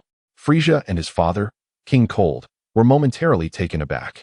Who was this brash newcomer, seemingly unaware of their notorious reputation? A smirk spread across Frieza's face as he shook his head in amusement. Though his body had been modified into a semi-mechanical form, the elegance he possessed was ingrained in his very being. Do you think your son Wukong? Only a super scion can defeat me. The violet-haired man curled his lips into a sinister smile and disdainfully remarked that the super scion was not solely represented by Son Goku. Frieza and the assembly of Dragon Ball warriors were taken aback. Could it be that this enigmatic figure with purple hair was also? Chapter 54. The battle concludes. Yet the journey persists. Vegeta stood before the Dragon Ball warriors, his expression one of astonishment, his mind consumed by the golden silhouette of Son Goku. Could it be that this purple-haired man before him was also one? No, it was impossible. Only 5 scions remained in this world. Apart from Son Goku, who could transform into a super scion, neither Kakarot, Nappa, nor Raditz had the potential to achieve such a transformation. Kakarot, what? Vegeta's voice, filled with fervor, pierced through the battlefield like an arrow. Trunks cast a fleeting glance at his father, choosing not to engage. This was not the moment for familial recognition. Besides Son Goku, I too am. Trunks, with his strikingly handsome visage, wore a cold and steely expression, his half-closed eyes brimming with intensity. Suddenly, Trunks unleashed a surge of energy, a white aura sweeping outward. In the blink of an eye, the flames of energy surrounding him shifted, transforming from white to a radiant golden hue, his purple hair morphing into the signature golden locks of a super scion. Super scion. Trunks dissipated the effects of his energy release, his emerald eyes devoid of emotion, gazing at Frieza as though he were a mere corpse. Frieza, taken aback, recoiled slightly, gripped by the terror of the scene before him. Reminiscent of the torment he had endured at the hands of Son Goku on Namek. In a fit of rage, he unleashed a yellow energy wave directed at Trunks. Yet Trunks, brimming with confidence, stood resolute, allowing the energy blast to collide with him without flinching. Boom! The energy wave struck Trunks, erupting in a thunderous explosion, enveloping the area in a thick cloud of smoke. It is well known that in the Dragon Ball universe, the only truth is that where there is smoke, there is no harm. The denser the smoke, the lesser the damage, potentially even none at all. Indeed, as the smoke cleared, Trunks emerged unscathed. His golden hair remained untouched, his expression still icy, and his attire bore not a speck of dust. Trunks stood perfectly intact, a faint smirk playing at the corners of his mouth, exuding a sense of disdain as Frieza's astonished eyelids twitched uncontrollably. In an instant, he leapt into the air. With his hands before him, Trunks began to weave intricate seals. After a few moments, having completed a complex formation, he thrust his palms forward towards Frieza, unleashing a powerful energy wave that surged directly towards him. Perhaps the lead-up was too lengthy. As the monarch, Frieza effortlessly evaded the attack, leaping into the air. As he soared, he glanced down at the ground he had just vacated, the smoke billowing ominously. Alas, how perilous! Unbeknownst to him, this was merely a feint by Trunks, a diversion. The true assault was yet to commence. Observing Frieza ascend into the air, Trunks swiftly drew the mighty sword from his back, gripping it with both hands as he charged towards Frieza. With swift and deadly precision, a flurry of blade flashes, imbued with a chilling aura, rained down upon Frieza, each strike echoing with lethal intent. As Frieza's astonished gaze lingered, he sensed an unsettling shift within his own body. Before he could utter a single word amidst the astonished stares of the Dragon Ball warriors, his form disintegrated into numerous chunks of flesh. Subsequently, Trunks, wielding his sword in his left hand, unleashed a ki blast at the scattered remnants. After firing the energy wave, he retreated to a small hill, sheathed his sword, and crossed his arms, directing his attention towards King Cold, who was watching from a distance. With a brief whiff of meat wafting through the air, all remnants were reduced to ash by the ki blast, which was then carried away by a gentle breeze to an unknown destination. What? Exclaimed Vegeta in disbelief. Frieza has been vanquished just like that? Stuttered Krillin, fully aware of Frieza's formidable strength. The memory of Frieza controlling his own self-destruction still haunted him, igniting a deep-seated fear. Witnessing Frieza's abrupt demise left him in shock. Meanwhile, King Cold, who remained irate while glancing at the slumbering Android 21, was still en route to Earth aboard his spaceship. The astonishment was palpable on King Cold's face. He was well aware of Frieza's talents and combat prowess. Yet he never anticipated that the Super Saiyan before him could so effortlessly dispatch Frieza. However, mere seconds later, a smile crept across King Cold's lips. Indeed, you have managed to eliminate Frieza with such ease. Impressive. King Cold approached Trunks, extending his right hand. Join me. With your fighting prowess, you could reign supreme. Second only to me. What do you say? Your status would only be beneath mine. King Cold extended an olive branch to Trunks, seemingly indifferent to the recent defeat of Frieza. His eyes sparkled with intrigue as he regarded Trunks. How does my proposal strike you? Trunks remained impassive, silently observing King Cold's performance. If you hand over your sword, you shall become the unparalleled ruler, and together we shall conquer the universe, establishing ourselves as its sovereign. It appeared that King Cold's rhetoric had begun to sway Trunks. Without hesitation, Trunks drew his sword and tossed it towards King Cold. King Cold caught the weapon, examining it with delight. Huh, you are quite remarkable. Now that you are without this sword, how can you possibly stand against me? With the great sword in his possession, King Cold's demeanor shifted dramatically. He viewed Trunks as insignificant and lunged towards him with the blade. In truth, Trunks had intentionally thrown the sword. While it was his weapon, it was not the source of his strength. Rather, it was his prowess that rendered the sword formidable. Maintaining his composure, Trunks calmly watched the blade approach, effortlessly raising his left hand to catch the sword, securing it firmly in place. The Kurdish king across from him wore a look of astonishment, perplexed by how effortlessly this man had caught him. No matter how hard he tried, he could not extract the sword from Trunks' grasp. It appeared that Trunks, with a devilish smirk at the corner of his mouth, firmly held onto the blade, his right hand pressed against the king's chest. while the Kurdish king continued to exert himself in an attempt to pull the sword away. "You are mistaken," Trunks declared, and before the words had fully escaped his lips, a wave of energy was unleashed from his right hand. The energy blast surged forth with sudden ferocity, piercing through the Kurdish king's chest and propelling him towards a distant hillock. With a resounding crash, the king collided forcefully against the mountainside, rubble cascading down around him. He lay against the rock face, his wide, terrified eyes fixated on Trunks. Without affording the king a moment's reprieve, Trunks coldly launched another energy wave that erupted upon impact with the mountainside, sending a plume of crimson dust swirling into the air. Thus, the Kurdish king met his end in a manner both swift and unceremonious. The Dragon Ball warriors soared into the sky, their expressions filled with astonishment as they regarded Trunks, marveling at how effortlessly he had dispatched both Frieza and his father. Meanwhile, Kaal had ceased his gaze upon Android 21, irritation flashing in his eyes, as he became entranced by the sight of Goku, who was still engaged in his push-ups, while their spaceship continued its journey toward Earth. Chapter 55. In search of the shattered time machine, 3 hours had passed since Trunks had vanquished Frieza and his cohorts. Suddenly, maintaining his enigmatic demeanor, Trunks turned his attention skyward, having sensed Goku's energy. Simultaneously, the Dragon Ball warriors also looked up, their faces lighting up with joy as they too felt Goku's presence. As anticipated, it wasn't long before a spacecraft appeared on the horizon, landing not far from where they stood. Excitement surged through the group as they flew to greet it. "Goku!" Krillin exclaimed with enthusiasm, rushing towards the open hatch, eager to welcome his dear friend. However, it was not Goku who emerged, but rather his brother. To Krillin's surprise, the first figure to appear was Kaal, causing his excitement to falter, replaced by an awkward smile as he greeted Kaal, turning discreetly to Trunks with a questioning glance. "Did you not say this was Goku's ship? Why is Goku's brother Kaal descending instead?" Trunks, equally taken aback, furrowed his brow in confusion, pondering who this man was. Having never encountered him before, and instinctively adopting a posture of vigilance, as Kaal, who had initially only shown his head, now fully emerged at the hatch. He surveyed the gathering crowd with a grin. "Oh my, you are all too kind to come out and greet me," he said, clasping his hands together in a gesture of gratitude. The assembled warriors exchanged awkward smiles, their expressions betraying their discomfort.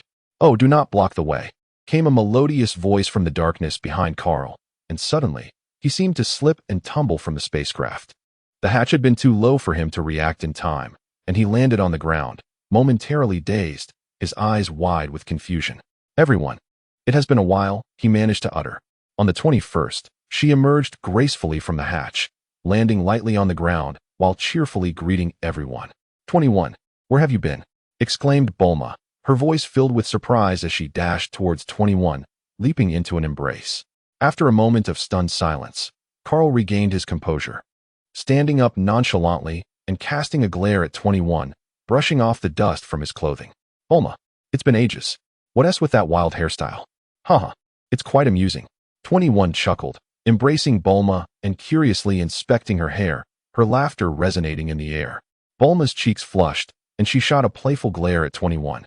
Unbothered by what she perceived as teasing, she understood 21 was merely jesting. Vegeta, observing the nostalgic reunion from a distance, approached Kaal with an air of arrogance. "Why are you all aboard Kakarot's ship? Where is Kakarot?" Kaal cast a sidelong glance at Vegeta, smirking. "Ah, this must be true love. Always thinking of Kakarot, isn't it? Well, look who has arrived." Just as Kaal finished his remark, Goku's silhouette emerged from the hatch. "Kakarot!" Vegeta bellowed in excitement upon spotting Goku. Hearing Vegeta's voice, Goku greeted him with a smile, and then turned to the other Dragon Ball warriors. "Mina, it's been too long." The sight of Goku filled the Dragon Ball warriors with warm smiles as they greeted him in return. Trunks sighed in relief at finally seeing Goku. Despite the unexpected presence of two newcomers, Goku's timely return to Earth was sufficient. "Mr. Goku, may I have a word?" Trunks called to Goku from a distance. "Do I know you? Who are you?" Goku replied with a puzzled gesture towards himself, having never encountered Trunks before. Nevertheless, Goku, ever bold, approached Trunks, curious about his intentions. Thus began Trunks' inquiry, where he assessed Goku's strength before introducing himself. Occasionally, Goku glanced back at Vegeta, his astonishment evident. Piccolo, arms crossed and exuding coolness, eavesdropped on their conversation, occasionally casting surprised looks at Vegeta. "All right, I understand now. Thank you, Trunks," Goku whispered his gratitude. Minutes later, after Trunks clarified his origins and purpose, he bid farewell to the group. Before departing, he cast a fleeting glance at Kaal and 21, his eyes shimmering with intrigue. Noticing the gaze, Kaal smiled and waved at Trunks. "Ah, poor Trunks from another timeline. Uncle Kaal, the prospective god of destruction, won't trouble you with time travel." As he watched the time machine vanish before him, a glimmer of determination flashed in Kaal's eyes as he turned to 21, who was still engaged in reminiscing. "I must go to a certain place, but I shall return shortly." With that, he prepared to leave. Suddenly, 21 grasped Kaal's hand, her expression displeased. "Where are you going?" Kaal clutched his small hand twice, reassuring himself that he was still on Earth and would return shortly. Then, he vanished without a trace. "Where did he go?" Bulma inquired, her brow furrowed in confusion. "I don't know. Let him be," Number 21 replied with a huff, clearly directed at Kaal, as she resumed her whispered conversation with Bulma.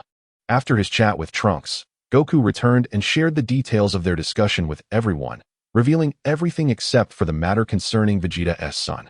Upon learning about the formidable adversary they would face 3 years hence, the group's spirits soared with fervor, and they pledged to train diligently during that time to prepare for the androids. After a brief discussion, they each departed, agreeing to reunite in 3 years to confront the androids together. Only Number 21 and Bulma remained engaged in conversation, alongside Vegeta, who waited silently. Meanwhile, Kaal was searching in a mountainous forest. Upon spotting Trunks' time machine, he realized that the saga of the androids was about to unfold. Thus, it was inevitable that the creature from the future, Cell, had also arrived in this world. If that were the case, would the time machine that Cell used be unclaimed? Could he, therefore, rightfully claim it as his own? The reason Kaal sought the time machine was that after encountering Trunks, a thought emerged within him. Could he traverse to other parallel timelines using the time machine for a little adventure? The current map level felt too low, lacking excitement. Ever since becoming a candidate for the god of destruction, he had yet to engage in a proper battle, and his hands itched for a challenge. Wasn't it just mentioned that there was a Beerus? What a joke. Who would willingly seek out punishment? At that moment, someone inquired whether it was impossible to use the Kaioshin's time ring instead of the time machine. Kaal lifted his head, his expression grave. "I am merely a candidate for the god of destruction. Besides, that Kaioshin of this universe is nothing more than an ignorant fool. Consulting him would be futile. As for using the time ring without permission, do you really think that being on good terms with Whis and the others grants me license to act recklessly? The time machine requires caution. If they discover it, turning a blind eye would only be a temporary reprieve. To act brazenly in their presence would be courting disaster." Chapter 56. The unexpected little insect. Where is it? Kaal soared through the sky, his gaze scanning the surroundings. At that moment, a bright light flashed before his eyes, prompting him to look toward it. A piece of metal reflected the sunlight directly into his eyes. Found it. A flicker of joy crossed his features. He hadn't anticipated that locating the machine would be rather simple. Was it truly the case that a higher vantage point afforded a broader view? Descending, he landed beside the time machine. The surface was overrun with unfamiliar vegetation, and moss had taken root. He marveled at how these mosses could survive on metal. Yet, this was of little consequence. Kaal brushed aside a small patch of plants, revealing a crooked signature that shone brightly. Indeed, this was the one. He grasped a corner of the machine, preparing to hoist it up and return to find Number 21. As for the inspection of the machine, it is unnecessary. If memory serves him correctly, this machine has been sitting here for several years, exposed to the elements. Whatever was destined to malfunction has already done so, and an inspection would yield no improvements. Kaal is not skilled in repairs. It would be far more prudent to return it to Bulma for restoration. Once repaired, it would be much more advantageous for him to utilize it directly. Just as Kaal picked up the machine, preparing to carry it back, something caught his eye in his peripheral vision. What could it be? Kaal approached the object that had piqued his curiosity. Upon closer inspection, he discerned that it was likely the shell of Cell. Such a lack of civic responsibility to discard refuse carelessly. Realizing this, Kaal turned away, dismissing the cast-off cicada exoskeleton, and with a couple of leaps, vanished into the distant woods. Silence enveloped the area, occasionally interrupted by a gentle breeze swaying the grass and leaves, punctuated by the distant calls of cicadas and the symphony of the forest. Amidst the subtle rustling sounds, a figure emerged from the shadows of the woods. At last, he had departed. Cell wiped the cold sweat from his brow. Who was this individual? There was no record of him in the data. He wondered if androids 17 and 18 had been activated yet. It should be imminent. Once he absorbs them, he would be invincible. The figure emerging from the forest was indeed Cell. A year prior, he had arrived from a future timeline and had since concealed himself. At that time, he was uncertain whether Trunks would detect his clandestine arrival, yet he was confident that, by suppressing his energy, he would remain undetected. Thus, he had adopted this forest as his temporary base, venturing into the city to hunt solitary humans, consuming their flesh and blood to gradually increase his strength. However, relying solely on this method proved insufficient, as the energy contained within ordinary humans was minimal, resulting in an agonizingly slow increase in power. After a year, he was still not particularly strong and struggled even against Krillin. Just recently, he had returned from the city, where his hunting activities had drawn considerable attention, creating an atmosphere of alarm throughout the area. Fearing that the commotion might attract Goku and others, and uncertain if Trunks might be present in this timeline, he decided to remain in the forest for a few days until the situation calmed down before resuming his hunts. To his astonishment, upon returning, he observed Kaal tampering with the time machine.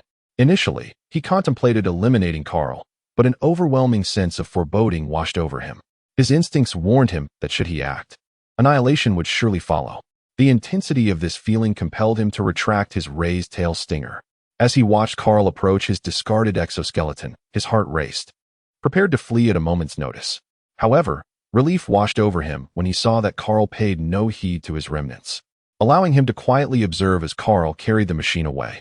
Only after Kaal had long departed did Cell emerge cautiously from the forest, his heart still pounding, realizing that the one lurking behind him was none other than Kaal. "Little bug, are you searching for me?" The voice emanated from behind, triggering alarms in Shalu's mind. He swiftly turned to locate the source of the sound. Upon catching sight of the figure, Shalu's eyes widened in disbelief. You didn't leave?" Kaal, maintaining an impassive demeanor, gazed at Shalu with interest. "I have returned." Why are you back?" Shalu's expression was one of suspicion, poised to flee at any moment. "Little bug, are you ready to escape?" Shalu hesitated in his backward movement, his gaze sharpening with vigilance as he regarded Kaal. Kaal set down the machine he had been shouldering, brushed off the dust from his hands, and approached Shalu. Rooted in place, Shalu dared not move, fearing that even the slightest action might provoke the mysterious individual's wrath. Kaal circled Shalu twice, prompting a tightening of Shalu's features. Was he about to strike? Shalu's muscles tensed, ready to activate his escape reflex. Is this form synthesized to resemble a bug? Quite grotesque. Cold sweat trickled down Shalu's face as he gulped, sensing that this enigmatic figure seemed to know his origins. What do you mean? Who are you? Observing Shalu's fearful expression, Kaal chuckled softly. Fear not, little bug. I have no intention of interfering with your ambitions. As long as you can achieve them, you may flounder as you wish. Shalu's wariness lessened somewhat, and he inquired with uncertainty, You truly won't obstruct me? Create chaos if you wish. As long as it doesn't trouble me, I prefer to remain uninvolved, Kaal replied nonchalantly. However, in the next moment, Kaal's expression shifted to one of ominous intent. But, should you bring trouble to my doorstep, you will find no escape from the underworld. Suddenly, an immense pressure bore down on Shalu, the oppressive aura radiating from Kaal causing his breath to seize. The sensation of impending doom wrapped around his heart. Why yes, my lord. Shalu stammered, trembling both in voice and body. Kaal nodded, satisfied with the warning issued to prevent future complications. After cautioning Shalu, he regarded the unappealing bug-like figure with disdain, thinking to himself, I must depart. This visage is too unsightly to behold. Grasping the machine, he pivoted and soared into the distance. Shalu, filled with trepidation, watched the direction in which Kaal had vanished. Had that person truly left? No, it would be wise to remain still. If he were to be lurking in the shadows, seeking to ensnare him, it would be in vain. Steady yourself, hold your ground, wait a moment longer. Shalu stood immobile, counting silently. 1, 2, 3, wooden man.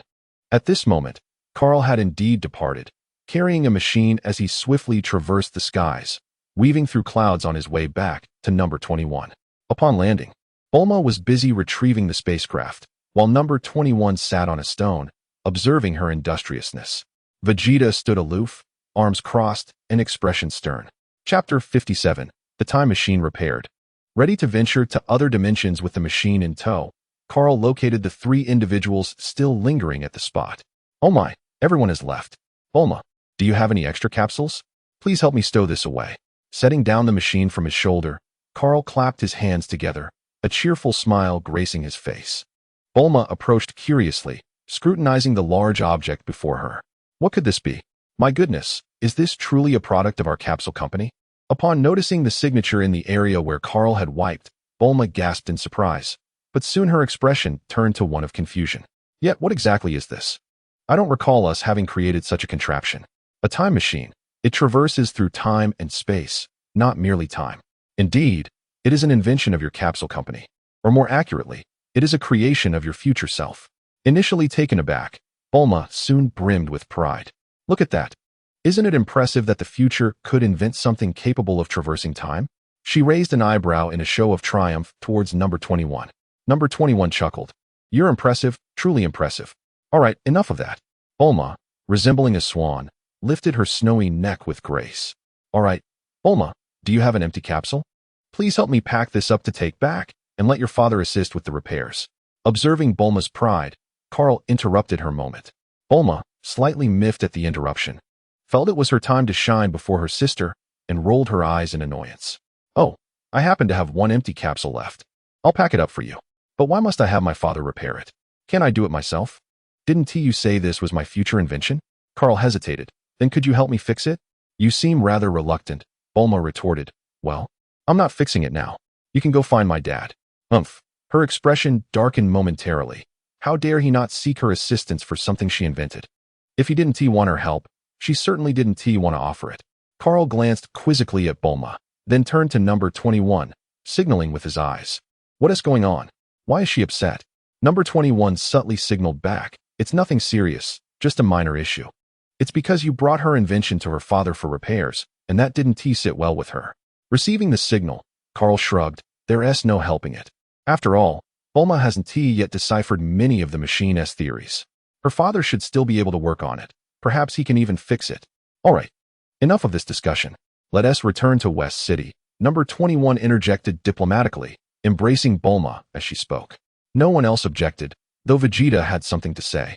He opened his mouth, but just then, Bulma produced an aircraft and took off with number 21, leaving Kaal unperturbed.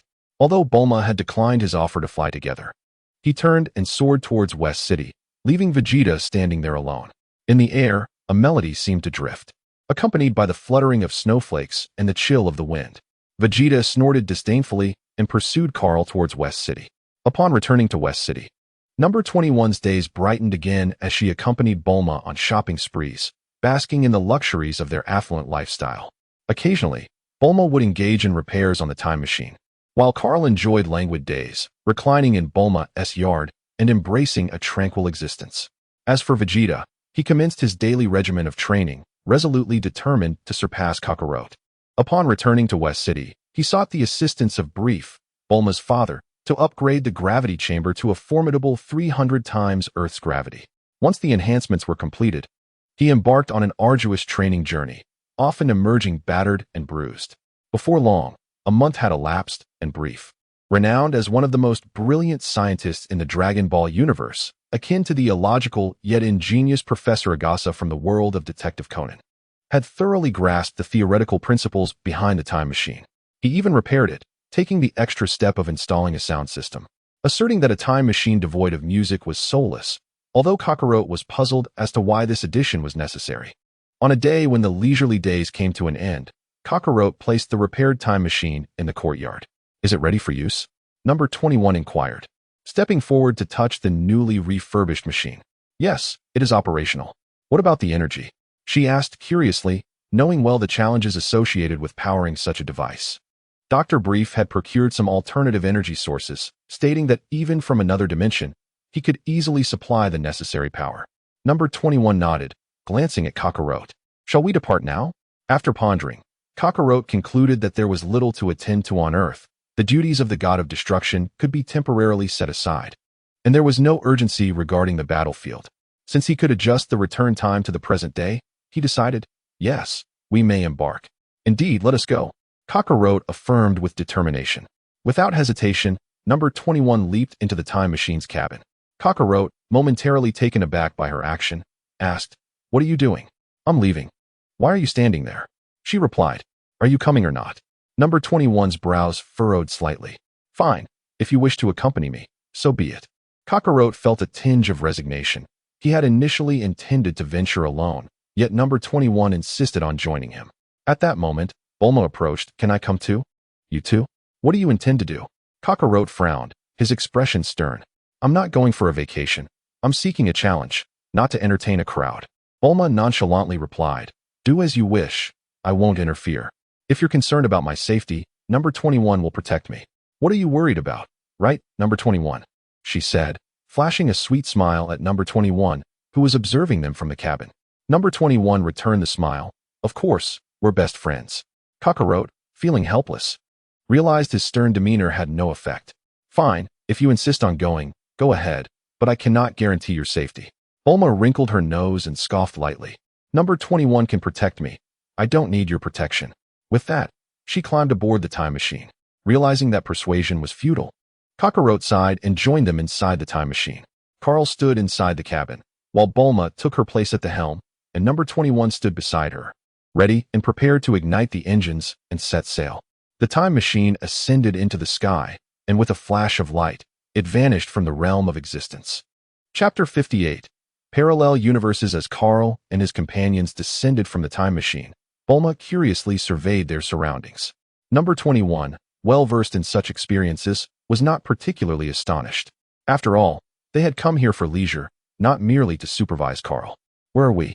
Bulma inquired, gazing at the azure sky, fluffy clouds, verdant mountains, and clear waters. This place bore a striking resemblance to Earth. "Earth? Is this another universe's Earth? It appears quite similar to ours." With her hands on her hips, Bulma inhaled deeply, the fresh air filling her lungs, circulating briefly before returning to the atmosphere. Kaal glanced at her and scoffed. "It's all Earth. What difference does it make? You might even encounter another version of yourself." Bulma, surprised, asked, "Is there another me here?" "How fascinating. The machine you invented traverses parallel dimensions." Ignoring Kaal's sarcastic remarks, she turned to number 21. "Where shall we go to have fun?" Number 21 did not respond, her beautiful eyes fixed on Kaal. "You two can explore at your leisure. Seek out this world's Bulma, or go anywhere you desire. Just be cautious. I will first investigate which timeline this is." Kaal shrugged, having arranged matters for the two of them. Thus, Bulma promptly decided to find this universe's Bulma, to see if she too was as youthful and radiant as herself. Of course, bringing number 21 along. Number 21 was indifferent. She was agreeable to any destination. Since the three were in a parallel world, Kaal could not venture too far, and she was aware of his motives for being here, allowing him to act independently for the time being. However, before departing with Bulma, number 21 pointed to her eyes and then to Kaal, indicating, "I am watching you." Kaal's lips twitched in response as he turned away, flying towards the Temple of the Gods. And so, the trio split into two groups. Kaal expanded his senses, detecting familiar auras on this earth. Two particularly strong and recognizable presences belonging to Son Wukong and Vegeta. However, he chose not to seek them out, continuing his journey to the Temple of the Gods. Minutes later, Kaal leisurely descended onto the plaza before the temple, which appeared remarkably unchanged from the original narrative. There stood Bobo, a small black creature, gazing at Kaal with a look of astonishment. This place, aside from a few Dragon Ball warriors from Earth, had not seen anyone else. Yet here stood a person who could approach. What puzzled him further was the intense divine aura emanating from Kaal, far exceeding that of the god of the gods, even surpassing the supreme Kai he had encountered previously. Who was this individual? Was he a deity? He had never heard of him before. "Hello, sir." Bobo's expression remained largely unchanged throughout their encounter. Upon first seeing Kaal, his face shifted momentarily in astonishment, only to revert to an expression of serene indifference. "Greetings, Mr. Bobo." Kaal greeted amiably. Bobo nodded, gazing at Kaal with curiosity. Kaal, undeterred by the scrutiny, thought to himself that it was merely a gaze, nothing to lose. "Mr. Bobo, may I inquire if Dandy has successfully teleported? You know, from here to the King of Hell." Bobo remained silent, his face still as calm as a placid lake, showing no signs of alteration. Kaal raised an eyebrow, locking eyes with Bobo. It seemed as if Bobo were a beat behind, for after a significant pause, he finally replied, The deity has mastered it. He then fell silent once more, continuing to observe Kaal intently. An unusual atmosphere enveloped them as they exchanged deep stares, neither blinking. Deep affection? Bobo queried. A calumny. I am but a normal individual. Kaal sighed, conceding that he and Bobo were not quite on the same wavelength. Where's Dandy? I have a matter to discuss with him. Kaal glanced at Bobo, who was still fixated on him with his wide, white eyes. After yet another moment, Bobo raised a hand and pointed behind Kaal. The deity is right behind you. Kaal rolled his eyes and turned to look. Sir, do you require something? Dandy, assessing Kaal, sensed the immense divine power within him. Though he could not ascertain its full strength, it was sufficient to affirm that Kaal was indeed a god, prompting Dandy to inquire kindly. Could you assist me by taking me to the King of Hell? I need to find the King of the North. Dandy nodded, certainly. Shall we depart now? Kaal expressed his gratitude, affirming that he was ready to go. In truth, Kaal could have made the journey alone, but he could only fly. The prospect of flying to the King's planet would prolong his travel, and lacking the ability to teleport directly. The most efficient route was to enlist a deity to transport him to the King of Hell, then traverse the serpentine path. Dandy said nothing further, stepping before Kaal and placing his hand on Kaal's arm. In an instant, the two vanished, only to return shortly thereafter. Deity, are you unscathed? Bobo approached, concern lacing his voice.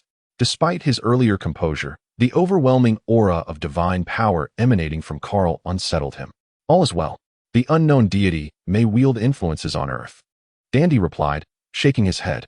Over the years, Dandy had matured significantly, no longer succumbing to panic in the face of uncertainty. His gaze turned anxiously towards the realm beneath them.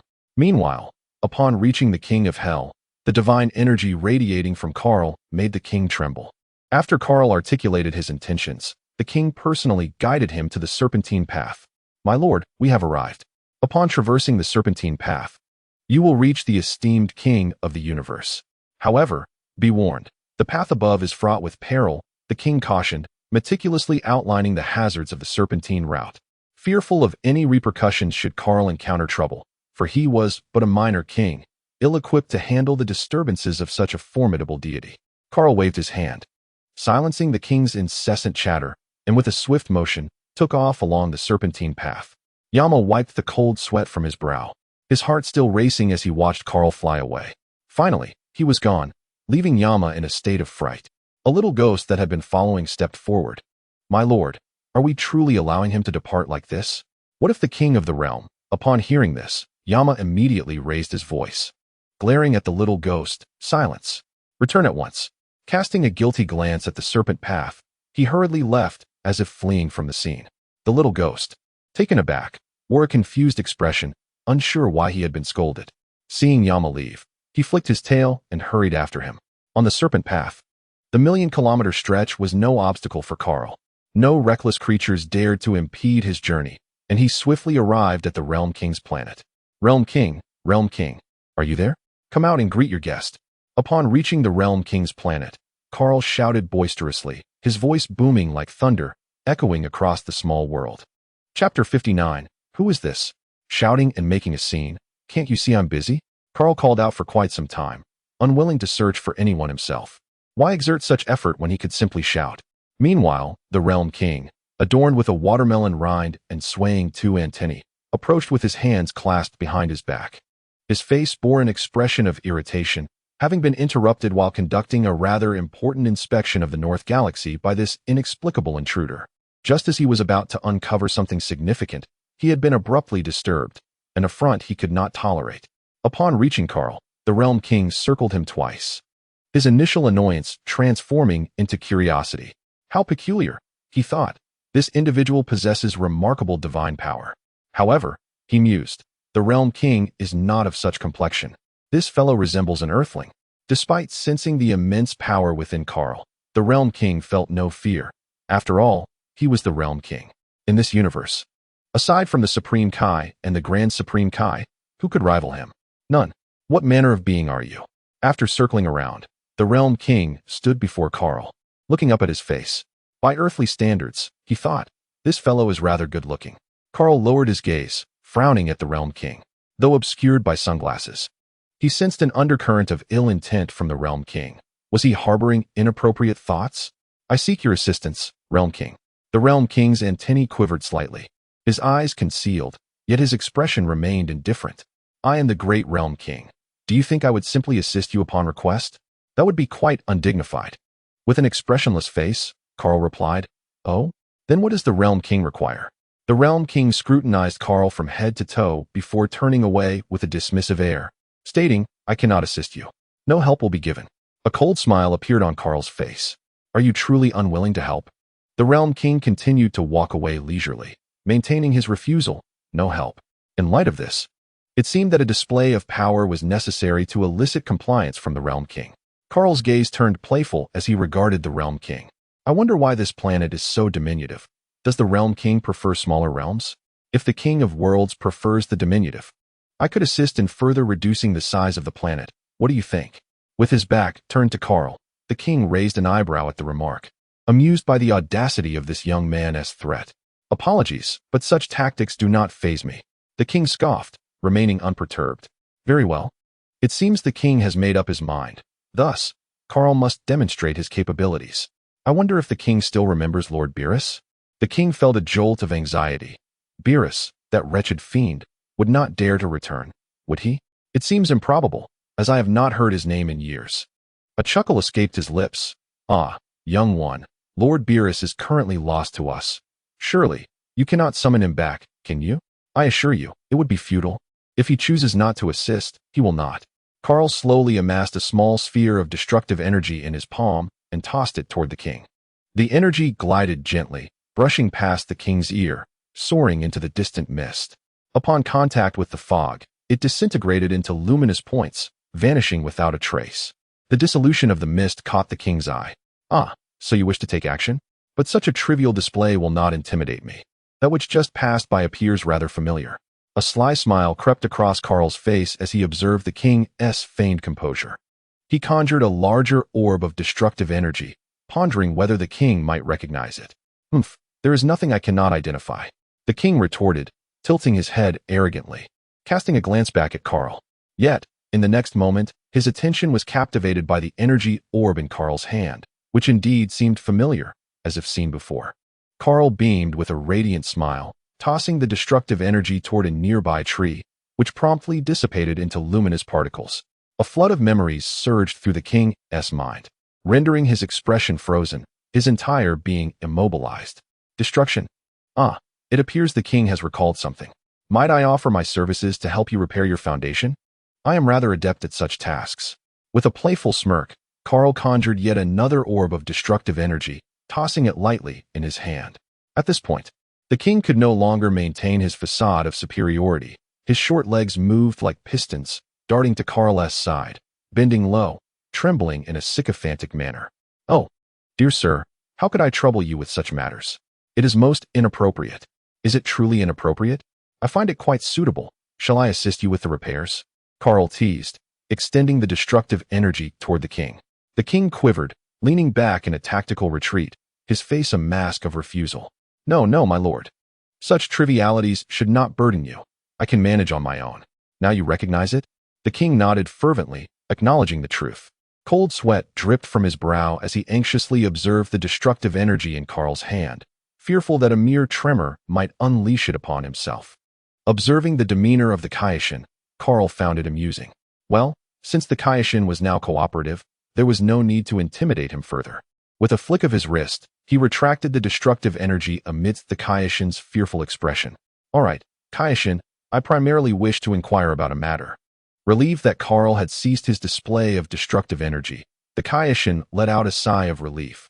He had truly been frightened moments before. Upon hearing Kaal's words, he promptly thumped his chest, declaring, If you have any commands, my lord, please do not hesitate to issue them. Kaal waved his hand dismissively. Kaioshin, how long has it been since you last saw Lord Beerus? The Kaioshin furrowed his brow at Kaal's question and cautiously replied, My lord. What is your relationship with Lord Beerus? Consider it a master-disciple relationship, Kaal responded. Understanding dawned upon the Kaioshin, for it explained how this individual could manipulate destructive energy. However, he soon frowned again. It has indeed been a long time since I last encountered Lord Beerus. I cannot recall when he first vanished. It seems his presence has long been absent, and I have not heard any signs of his activity in quite some time. Kaal raised an eyebrow and continued. So Beerus is missing? Let me ask you, the Earth's previous Elder Kai had 2 Dragon Balls. Are you aware of this? The Kaioshin nodded, though he was puzzled as to why Kaal would inquire about it. Has the Black Star Dragon Ball on Earth ever been utilized? The Kaioshin nodded once more, saying, not long ago, the Black Star Dragon Ball was indeed used. Goku even shrank due to its effects. Kaal pondered this information. The Black Star Dragon Ball had been employed, and as far as he knew, it was only the Black Star Dragon Ball across all parallel universes that had been activated. Thus, they were in a different time and space. Those dragons should be quite resilient. Engaging them will surely provide a delightful experience. A mischievous grin crept across Kaal's face, which instilled a sense of dread in the nearby Kaioshin. Oh no, he's smiling, my planet. Chapter 60. The plot commences. Journey to the God of Destruction's planet. While the Kaioshin was lost in thought, Kaal contemplated the malevolent dragons of this universe. His memories were hazy, but he recalled that the adversaries seemed to be the evil dragons, with a lingering impression of the 1-star dragon and the 4-star dragon. The 1-star dragon was the final adversary, while the 4-star dragon appeared to have formed a friendship with Son Goku. The evil dragons were indeed formidable. Each time, Goku transformed into Super Saiyan 4 to conclude the battles. However, Kaal held no interest in the other dragons. His curiosity was solely directed at the ultimate 1-star dragon, which seemed to have fused all the Dragon Balls, becoming the Super 1-star dragon. At that time, he was quite powerful, and Kaal was most intrigued by the Super 1-star dragon, eager to test his strength and see if he could contend with this candidate for the God of Destruction. Glancing at the Kaioshin diligently attending to him, Kaal asked, Kaioshin, what is the current situation on Earth? Yes, I shall check immediately, the Kaioshin replied, jolted by Kaal's voice. After scanning the state of Earth, he respectfully reported, my lord, Goku and his granddaughter have set out in search of the Black Star Dragon Balls, while Vegeta and the others remain on Earth. Kaal nodded, realizing that the plot had commenced, and there remained a considerable interval before the emergence of the 1-star dragon. Seizing this opportunity, he decided to investigate the whereabouts of Beerus and his companions. Thank you for your assistance. I shall now look into Lord Beerus's whereabouts. Please keep a watchful eye on Earth. Yes, I assure you I will fulfill this task. The Supreme Kai stood upright and saluted Kaal, eagerly anticipating his departure. The formidable individual was finally about to leave, and internally, he felt immense joy, though he maintained a serious faade, dutifully performing his role. Casting a glance at the Supreme Kai, Kaal chose to ignore him. He was indifferent to the Supreme Kai's thoughts, merely wishing for him not to linger here, as he was intent on uncovering the mystery behind Beerus's disappearance. The Supreme Kai of this realm still existed, and that old man was living quite well. However, Beerus had vanished, which was, under normal circumstances, inconceivable. After all, Beerus was the mightiest god of destruction. What entity could cause him to disappear without reason? This matter necessitated thorough investigation. Kaal soared from the Supreme Kai's planet, heading directly towards the God of Destruction's planet. Supreme Ancestor, Supreme Ancestor. The anxious and hurried Supreme Kai Scion exclaimed as he rushed in. The old Supreme Kai, calmly sipping his tea, glanced at Scion and remarked, why the hurry? Did I not instruct you that as a Supreme Kai, you must embody the composure befitting your status? Is there anyone in this world whose rank surpasses yours? As the greatest Supreme Kai, poise and equanimity are qualities you must cultivate. From tomorrow onwards, visit the Library of Scrolls and familiarize yourself with the self-cultivation of a Supreme Kai. Unexpectedly burdened with an additional task following the old Supreme Kai's reprimand, Sion's expression froze, and he awkwardly smiled, momentarily forgetting his purpose for coming, feeling quite aggrieved. Yes, Supreme Ancestor. Observing Sion's comprehension of his errors, the old Supreme Kai nodded, relieved that there was still hope. After taking another sip of tea, he inquired, now, speak. What is the matter? It was only then that Sion recalled the urgency of his errand, having momentarily forgotten amidst the old Supreme Kai's lecture. With a worried expression, he spoke hastily, Supreme Ancestor. There is grave news. The old Supreme Kai's countenance darkened, displaying displeasure. Did I not just advise you to remain composed and exhibit the demeanor of a Supreme Kai? Oh, my apologies. Sion, startled, instinctively bowed in apology. Now, speak slowly. There is no need to panic in our presence. After receiving another reprimand, Sion felt embarrassed. Taking a deep breath, he finally managed to articulate, Supreme Ancestor, 2 Bulmas have appeared on Earth, along with a seemingly formidable individual. Upon encountering him, the North Supreme Kai displayed caution, appearing quite fearful. This individual surely harbors ill intentions. The old Supreme Kai's expression shifted at the mention of two Bulmas. Quick, let me see. He immediately activated the crystal ball to connect with the Earth's visuals. Oh ho ho, there truly are two Bulmas, and one appears younger, with an exquisite figure. TSK TSK. The old Supreme Kai leered at the crystal ball, his face nearly pressed against it. Beside him, Sion's lips twitched. Supreme Ancestor, Supreme Ancestor. What is it? The old Supreme Kai replied absent-mindedly, his gaze fixated on the crystal ball. Sion gazed at the old Supreme Kai, his expression tinged with helplessness. Ancestor.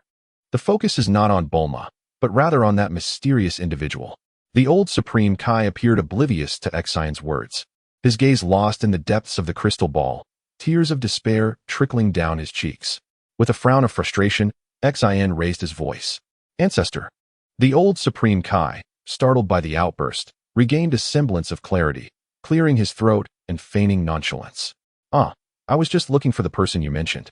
With a swift motion, he altered the image in the crystal ball, revealing a figure racing through the cosmos. Car. Sion rolled his eyes in exasperation. The old Supreme Kai had many admirable qualities, yet his lecherous tendencies often led him to engage in trivial pursuits with the crystal ball. The old Supreme Kai focused intently on the orb, his brow furrowing. This individual I do not recognize, yet the aura of divine power he possesses feels familiar. Familiar? Sion inquired, leaning closer, puzzled. The old Supreme Kai's brow furrowed even deeper. Where is he headed? Based on this trajectory. Sion also frowned, scrutinizing the crystal ball. Ancestor, what is it? The old Supreme Kai remained silent, rummaging through his mental archives. The attire is familiar, the divine power is familiar, and this direction. I comprehend now. It leads to the God of Destruction's planet. The God of Destruction's planet? What is that place? I've never heard of it, Sion replied, bewildered. Looking up at the old Supreme Kai. The God of Destruction's planet. This is troubling. He has discovered us. The old Supreme Kai's expression shifted dramatically as he observed Kar, turning his head towards him, seemingly uttering something in his direction. In a panic, he severed the connection of the crystal ball, beads of cold sweat forming on his forehead as he gasped for breath. Meanwhile, Kar, soaring through the cosmos, suddenly sensed a gaze fixed upon him. He turned towards the source of the scrutiny, only to find nothing but shimmering lights and darkness in the vastness of space. Realizing that only the Supreme Kai possessed the capability to observe him from such a distance, a smile crept across his lips. I shall seek you out shortly. With that, he disregarded the Supreme Kai's presence and accelerated towards the God of Destruction's planet. Half an hour later, having traversed the universe, Kar arrived at the periphery of a violet planet. I've arrived. In a flash of light, Kar's form vanished into the purple sphere. Chapter 61. The cocoon of light in the castle. Kar descended before a familiar castle. The sky, the environment, the castle, all remained unchanged. However, an unsettling stillness pervaded the air, an absence of life that struck him as peculiar. What has transpired here? Kar mused, frowning as he surveyed his surroundings, unable to discern any clues. Approaching the castle doors, he gently pushed them open, which creaked ominously. Lord Beerus, Whis, Kar called as he stepped into the castle, only to be met with an enveloping darkness, devoid of even the most basic illumination. It appeared that the castle's power supply had been severed for quite some time, and an eerie silence enveloped the interior. Determined, Kar ventured deeper into the castle, heading towards Beerus's bedroom, hopeful that he might uncover some trace of information there. The bedroom of Beerus remained enveloped in darkness. With a leap, Kar landed on the cat bed where Beerus typically resided. The bedding appeared somewhat disheveled, indicating that Lord Beerus had vanished abruptly from his slumber. Propping his chin on his hand, Karl scrutinized the cat bed, furrowing his brow. He discerned no other traces of energy in the vicinity. Beerus's sudden disappearance was undoubtedly due to external interference, yet the cause eluded him entirely. What of Whis? Had he also vanished? Finding no clues, Karl departed from Beerus's chamber. Delving deeper into the castle, Karl scoured the castle's various corners and ultimately arrived at the outer door of the highest room at the center of the castle. Just as he was about to push the door open, a flicker of light danced across it, followed by a subtle flow of energy. Karl withdrew his hand, only to witness the energy dissipate. Had Whis set up this energy barrier? A thought crossed his mind, and he raised his hand once more, enveloping it in a thin layer of destructive energy that extended to his fingertips. As his hand approached, the protective energy of the door surged forth. However, once the destructive energy coiled around his hand, the door's energy exhibited a hint of familiarity. As Kahl's hand made contact with the portal, the protective energy began to dissolve, creating a void that expanded until the entire barrier melted away. A flash of purple light flickered in Kahl's eyes as he pushed open the door. A gentle radiance emerged before him, and as the door fully opened, the light spread, illuminating his surroundings. His gaze sharpened, fixating on the scene ahead. In the center of the room, a luminous cocoon hovered in midair, emitting a soft white glow that filled the chamber as if it were daylight. Surrounding the cocoon was a faint rainbow halo, pulsating rhythmically, encircling it like a breath. Kahl approached the cocoon slowly. The light emanating from it seemed to possess a sentient quality, becoming animated as if welcoming his presence. Standing before the cocoon, he focused intently, and it appeared to grow transparent, revealing a clearer image within, which elicited a look of astonishment from Kahl. Inside the cocoon lay an angel clad in a deep crimson robe adorned with black, possessing blue skin and white hair. His delicate features were peacefully closed in slumber, curled up like an infant, while a divine staff unique to angels floated beside him, occasionally shimmering with light. "Whis!" Kahl exclaimed in surprise. Within the cocoon, it was none other than Whis himself, who seemed to have entered this state of slumber following Beerus's mysterious disappearance. Kahl, with his hand enveloped in destructive energy, reached toward the cocoon. Just then, his hand made contact, and the cocoon erupted in an unforeseen transformation. A multitude of radiant beams radiated outward, growing increasingly brilliant and blinding. Kahl was compelled to shield his eyes with one hand, peering through the crevices of his palm towards the luminous cocoon. When the cocoon's light reached its zenith, it suddenly ascended into the air, hovering at a greater altitude. At this moment, Kahl, rendered nearly blind by the brilliance, sensed the tactile sensation of the cocoon fading from his grasp. Just as he was about to react in anxious anticipation, all light vanished, plunging the room into profound darkness. Fortunately, the obscurity did not endure for long. In the very next moment, the room was illuminated once more. This time, it was not the cocoon that cast the light, but rather objects embedded in the walls, reminiscent of luminous stones, which exuded a serene ambience throughout the chamber. Kahl's eyes regained their ability to perceive, and he hastily sought the cocoon that had just vanished. Casting his gaze upward, he beheld the cocoon suspended in the higher reaches of the room. To Kahl's astonishment, cracks began to emerge around the cocoon, spreading until it was entirely covered. With a soft crack, the cocoon shattered, scattering fragments that radiated light. The figure of Whis materialized within the room, encircled by the luminescent shards, which spiraled around him, generating a gust of energy that tousled Kahl's hair. "Whis!"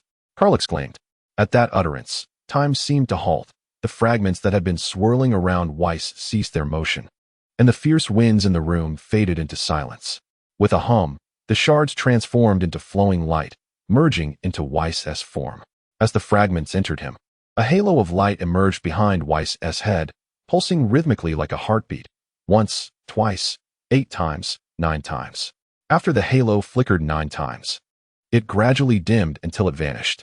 With the disappearance of the halo, Whis' tightly shut eyes slowly opened. A staff, suspended nearby, flickered and appeared in Whis' hand. His expression remained impassive. As he grasped the staff, he gently descended from the air. With a soft thud, he touched the ground, and a faint smile appeared on his previously expressionless face. I did not expect a new god of destruction to assume their role so swiftly. "Welcome, Lord of Destruction." Whis inclined his body slightly, expressing his respect towards Kahl.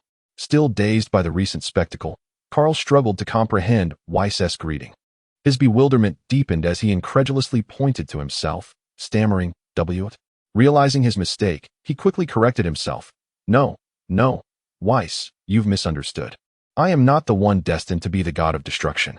Whis straightened his posture, smiling as he gazed at Kahl.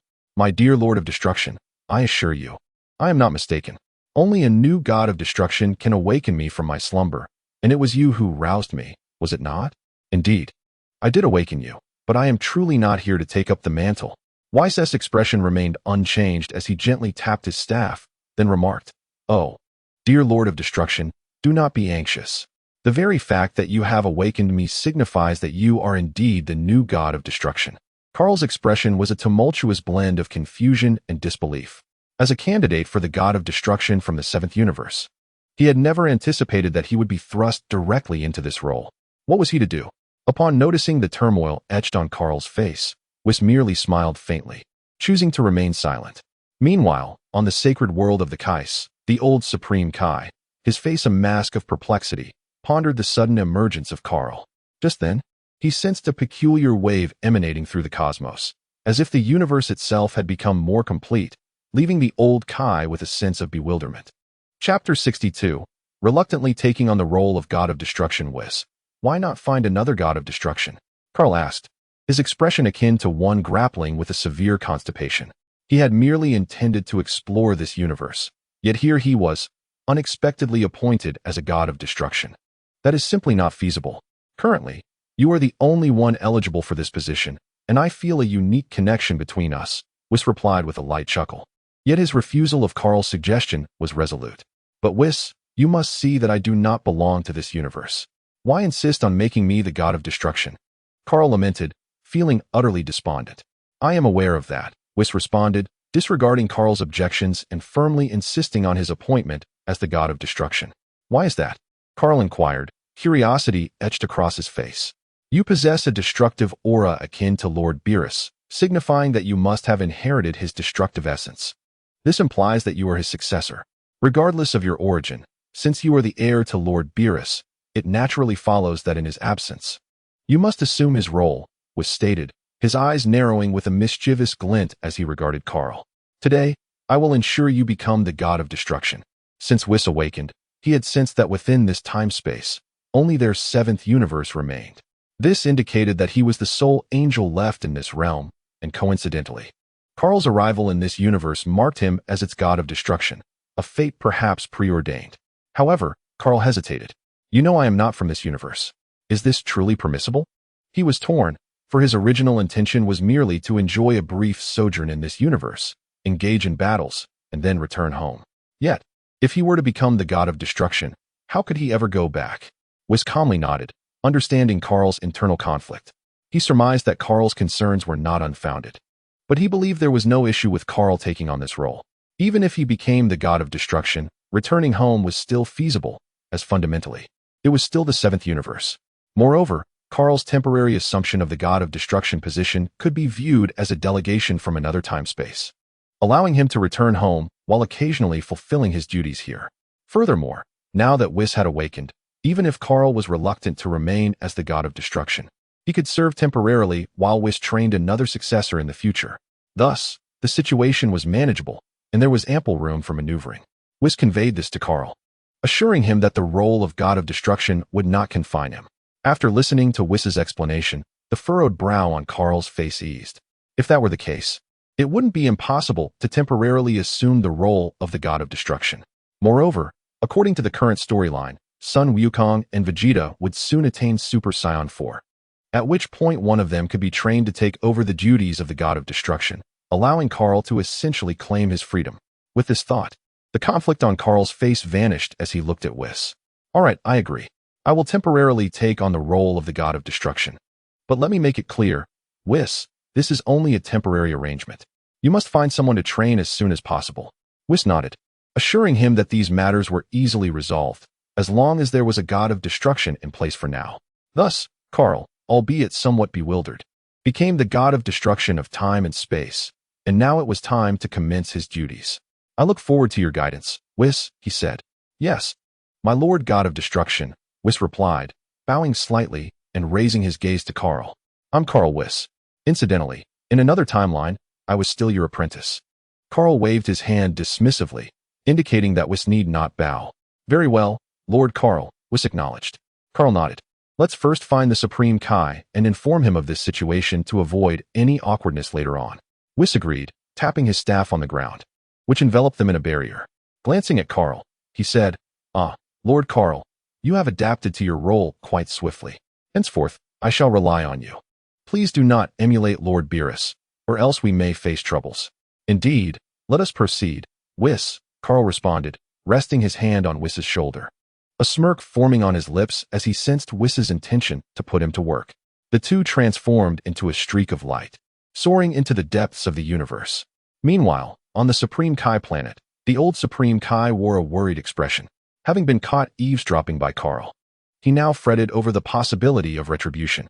Additionally, he sensed a shift in the cosmic order and was uncertain of its implications, whether it heralded fortune or misfortune. Pouring himself another cup of tea, he sighed, "Ah, what a tumultuous time this is. Whether it is a blessing or a curse, one cannot escape fate. I shall leave it to the natural course of events." At this moment, Saiyan, who had been reprimanded twice, was fervently poring over the guidelines compiled by the old Supreme Kai. "What sighs are you heaving, old Supreme Kai? Would you care to share?" The old Supreme Kai, taking a sip of tea, was startled by a voice from behind, causing him to spit out his drink in surprise. Turning in haste toward the source of the sound, he was once again taken aback upon seeing the visitor inadvertently biting his tongue. "Why you? How did you get here?" "I came specifically to find you," Kaal replied, a cryptic smile playing on his lips. "Just now, you were spying on me, weren't you?" The old Supreme Kai's face flushed crimson with embarrassment, feeling awkward at having been caught in the act, now confronted with the consequences. Observing the old Supreme Kai stammering, Kaal chuckled. "Relax, I am not here to settle scores. I have something to discuss with you." "Why, you may proceed," the old Supreme Kai stammered. The old Supreme Kai smiled obsequiously, relieved that he was not being summoned for retribution. Upon observing the robust physique of Kaal, he felt that he could not withstand a beating from such a formidable figure. Thus, he was grateful that Kaal's intentions were not hostile. Kaal cast a glance at the steaming cup of tea on the table and inquired, "Am I not permitted to enjoy a cup of tea?" The old Supreme Kai, momentarily taken aback, quickly responded with a smile, "How thoughtless of me. Please, take a seat and refresh yourself with some tea." He gestured for Kaal to sit down and noticed Whis standing behind him, a figure that seemed familiar yet elusive to his memory. Kaal and Whis exchanged smiles and took their seats, while the old Supreme Kai poured 2 cups of tea, offering them with grace. Kaal lifted his cup, gently blowing on the surface before taking a sip. He then looked up at the old Supreme Kai and asked, "Are you aware that Lord Beerus has vanished?"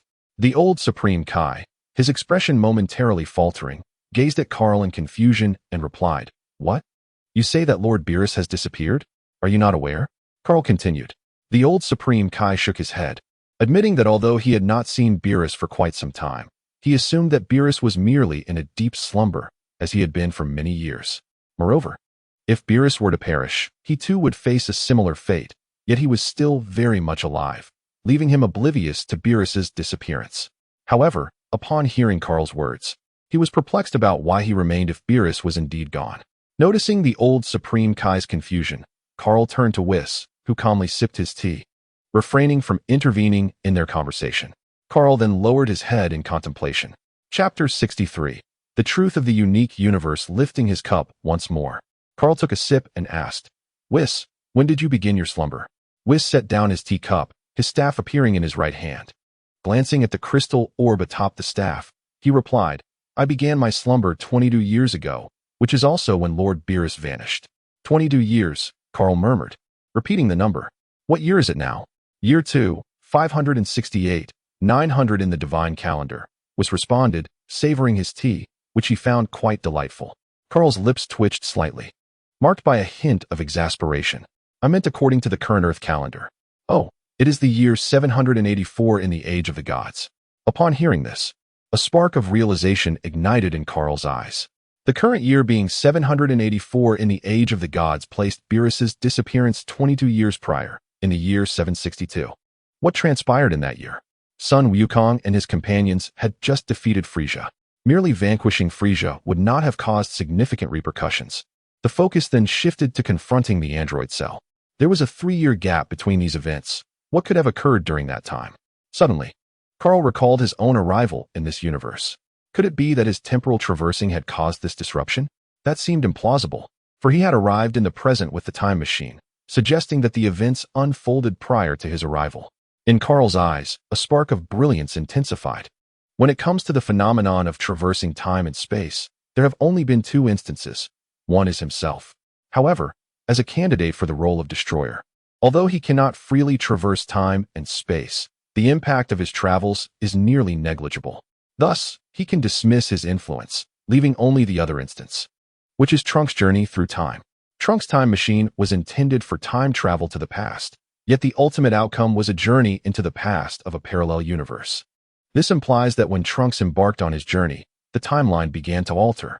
Perhaps it is more accurate to say that it was not merely the timeline that changed, but rather the fabric of space-time itself. In this realm, apart from deities, no mortal is permitted to traverse the timeline and alter events without affecting the overall continuum. This may elucidate why Trunks did not return directly to the past, but instead arrived in the time and space where Kaal resides. Typically, when a mortal traverses time, the timeline reacts correspondingly, the most immediate effect being the creation of a parallel universe. In essence, when Trunks journeyed through time, a parallel universe was formed, and Kaal is convinced that the realm he inhabits is the primary universe. Thus, the future world inhabited by Trunks must be the newly formed parallel universe. Reflecting on this, Kaal speculated that Trunks' traversal likely spawned multiple parallel universes, not just the future world where Trunks exists, but also the current universe.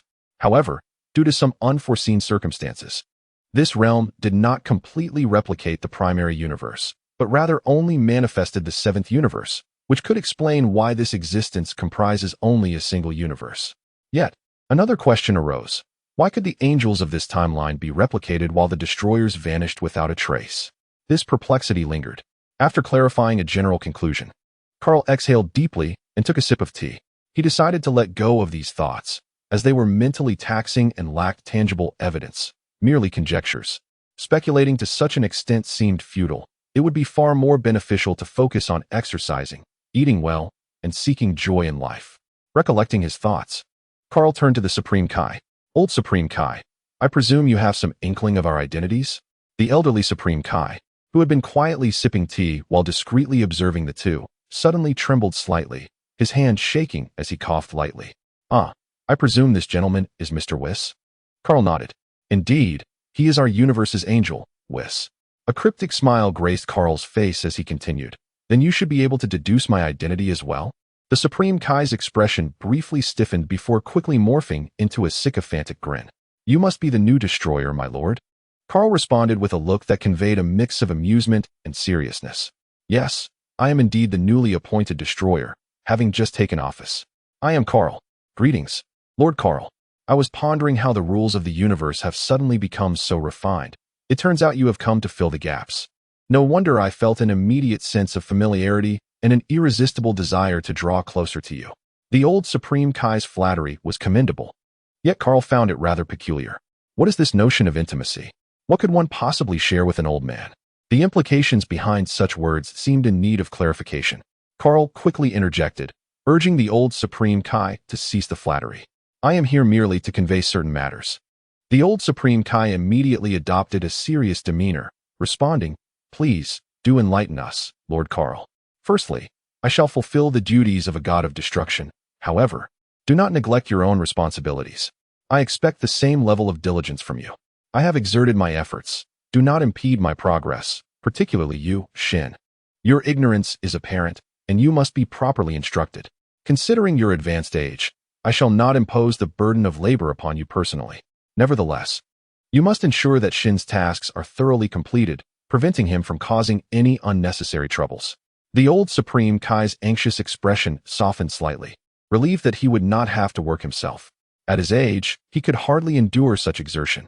As for Shin, the young lad would simply have to endure a bit of hardship. After all, he was still inexperienced. Rest assured, Lord Kaal, I guarantee Shin will be kept busy without a moment's respite. The old Supreme Kai spoke earnestly, his demeanor grave. But, ancestor, this is madness. It may lead to dire consequences. Shin protested. Kaal nodded. I am not entirely devoid of compassion. I cannot deny him any rest altogether. How about this? Work for a month, followed by a day of rest. Is that not reasonable? The old Supreme Kai's face twitched slightly. Goodness. Most jobs entail a 6-day workweek, with at least one day off. You propose merely one day off after an entire month? What a relentless schedule. Silently mourning for Shin, he thought. Dear Shin, for the sake of my own future comfort, you must bear this burden. Please, ancestor. I wish to appeal. Shin exclaimed. Secondly, while I am indeed the god of destruction in this universe, I am not originally from here. Therefore, I shall return to my own realm after a while. I will be traversing between two universes. However, do not let my absence breed negligence in your duties. Should I find any signs of sloth during my inspections, my method shall not be any gentler than Lord Beerus's. Cold sweat trickled down the old Supreme Kai's brow as he acknowledged, understood, Lord Kaal. Aside from that, there is nothing more to discuss. Just attend to your tasks and refrain from causing me any trouble. Kaal contemplated briefly, seemingly satisfied with these 2 points for the time being. Chapter 64, 7 months. The arrival of Bebby. Very well, let us leave it at that for now. Kaal finished his tea, rising to his feet and casting a glance at the old Supreme Kai. Why not enjoy another cup of tea, Lord Kaal? The old Supreme Kai stood as well, urging Kaal to continue sipping, yet his expression suggested a desire for him to depart swiftly. Whis also rose, lightly tapping his staff, and with that, he and Kaal transformed into a streak of light, heading towards the cosmos. The elder Supreme Kai wiped the sweat from his brow and finally departed, leaving the universe bustling with activity. Shaking his head, he realized he must swiftly assign that young scamp, Cinna, to a task, lest he return seeking retribution. Resolute in his decision, the elder Supreme Kai clasped his hands behind his back and headed to the library to peruse the records, contemplating what duties to allocate to Cinna first. Poor Cinna, unaware of the arduous days that lay ahead, remained engrossed in studying the Supreme Kai's code of conduct. Meanwhile, Kaal, having taken on the role of Destroyer God, had commenced his official duties. The universe was plagued with an abundance of substandard planets, starkly contrasting with Kaal's previous universe, where most of the planets requiring eradication had already been dealt with during his tenure as a candidate Destroyer God. In this new cosmos, even before Beerus's disappearance, numerous inadequate planets had persisted, diminishing the overall quality of the universe. Thus began a frenzied 7 months, with Kaal working under Whis' vigilant supervision. One by one, planets fell to his destructive prowess, the cosmic environment gradually improving with each obliteration.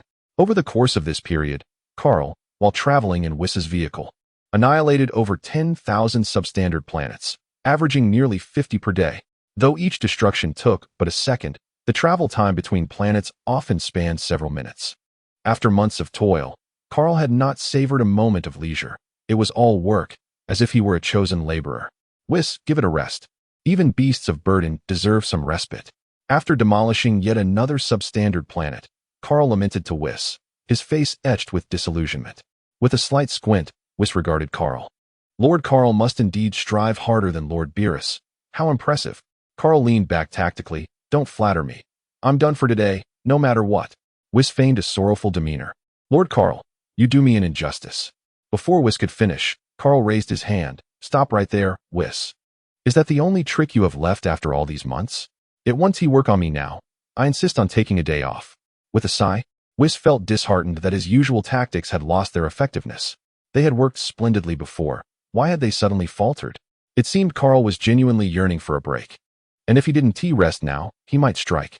Very well, you've cleared quite a number of planets. Let us take a break. A smile broke across Kaal's face, his fatigue vanishing as if by magic. That is more like it. After working nonstop for 7 months, I deserve this. Even those who work regular hours take 2 days off a week. Let us go. We'll indulge in some delightful cuisine, he exclaimed, his elation palpable. Fully aware of Whis' penchant for gourmet food, he suggested they seek out a meal, feeling a pang of hunger himself. Curiously, it seemed that every Whis across the multiverse shared an affinity for exquisite delicacies. Without further ado, Kaal instructed Whis to activate the navigation system, setting their course for Earth. Under the navigation, 2 individuals raced towards Earth at an unfathomable speed, traversing light years in mere seconds. Meanwhile, on Earth, the vengeful entity Baby had possessed the body of Gohan, anxiously seeking Vegeta. Uncle Vegeta, it seems Baby has appeared near Goten. What should we do? Goten? That boy has squandered his talent, neglecting his training to pursue frivolous romantic entanglements. What is his current predicament? Vegeta expressed a look of disappointment towards Goten. Having grown up alongside Gohan, the son of Goku, he had high hopes for Goten, yet the lad had shown little dedication to his training, maturing into a version of Yamcha, with a new girlfriend almost daily. However, as Goku's son, Goten was now in peril. Vegeta could not remain indifferent and had to devise a plan to rescue him. Goten is still holding on. Uncle Vegeta, we must hurry. Gohan feigned concern for his brother. Vegeta nodded, maintaining a serious demeanor. Let us proceed, he declared, leading the way towards Goten. Gohan lagged behind, a sinister smile creeping upon his lips as he cast a furtive glance at Vegeta. Ah, Vegeta, I did not anticipate it would be so effortless to deceive you. Therefore, I shall graciously accept your body. A mass, resembling a gelatinous substance, emerged from Gohan's head, writhing and quickly seizing control of his crown. Vegeta, your body is now mine. Subsequently, Baby transformed into a stream of pearlescent light, penetrating Vegeta's back. Gohan's consciousness surged back. Yet he found himself engulfed in a state of utter weakness, collapsing to the ground, desperately gazing at Vegeta. Vegeta, he shouted, attempting to caution him. However, Baby had already infiltrated Vegeta's body, and Gohan's warning was rendered futile. What? Vegeta uttered in disbelief, losing consciousness before he could react. Taking advantage of Vegeta's unguarded moment, Baby swiftly commandeered his body. Vegeta's expression morphed into one of malevolence as he looked at his hands, clenched his fists, and erupted into laughter. Ha ha ha. This body is magnificent. Such immense power. Gohan struggled to rise. Baby, I will not allow you to succeed. Release Vegeta. Possessed Vegeta cast a sidelong glance at Gohan, casually unleashing an energy blast. Gohan, still recovering, was struck and propelled into the debris, slamming his fist against the ground in frustration. Curse it. Ha ha ha. With this body, Earth will ultimately meet its demise at my hands. Now, it is time to control all of humanity and hasten the planet's destruction. Baby, commanding Vegeta's form, ascended into the sky and unleashed a barrage of pale, living eggs towards the planet, each one seeking out humans scattered across the globe to possess. Gohan watched helplessly as the living eggs floated away, unable to prevent their escape. He steadied himself and obliterated the eggs that were directed at him. This was futile. He needed to seek his father's assistance. Embodying Uncle Vegeta's baby, he realized he was no match for him. Trembling, he turned to catch a glimpse of Vegeta still suspended in midair, gritting his teeth as he sensed Goku's energy and rushed towards him. Chapter 65, Is Living Not Enough? The journey from King Kai's planet to Earth took merely about 10 minutes. Along the way, Kaal enthusiastically introduced Whis to the delectable cuisine found on Earth, such as octopus balls, pudding, and ice cream. Regrettably, he lamented the unavailability of the culinary delights from his previous life, like lion's head meatballs and dompa pork. One might wonder why Kaal, capable of cooking himself, did not simply prepare these dishes, especially as a god of destruction. It seemed somewhat out of character. As Whis listened to Karl's descriptions, his anticipation grew stronger. These were delicacies he had never encountered before, having never visited Earth while accompanying Beerus. Their radiant journey culminated at Bulma's residence in West City. In the yard, Android 21 was enjoying a cold beer and indulging in barbecue treats. Upon seeing Kaal and Whis arrive, she was pleasantly surprised, wondering when Kaal had invited Whis. Didn't Beerus come along? She inquired. 21 handed over a couple of skewers of grilled chicken wings to Kaal and Whis. Kaal accepted them naturally, while Whis, taken aback by the girl's familiarity, also graciously took the wings. This is Whis from here, Kaal explained, chewing on the meat and speaking somewhat indistinctly. 21 paused for a moment, then acknowledged, Ah, right.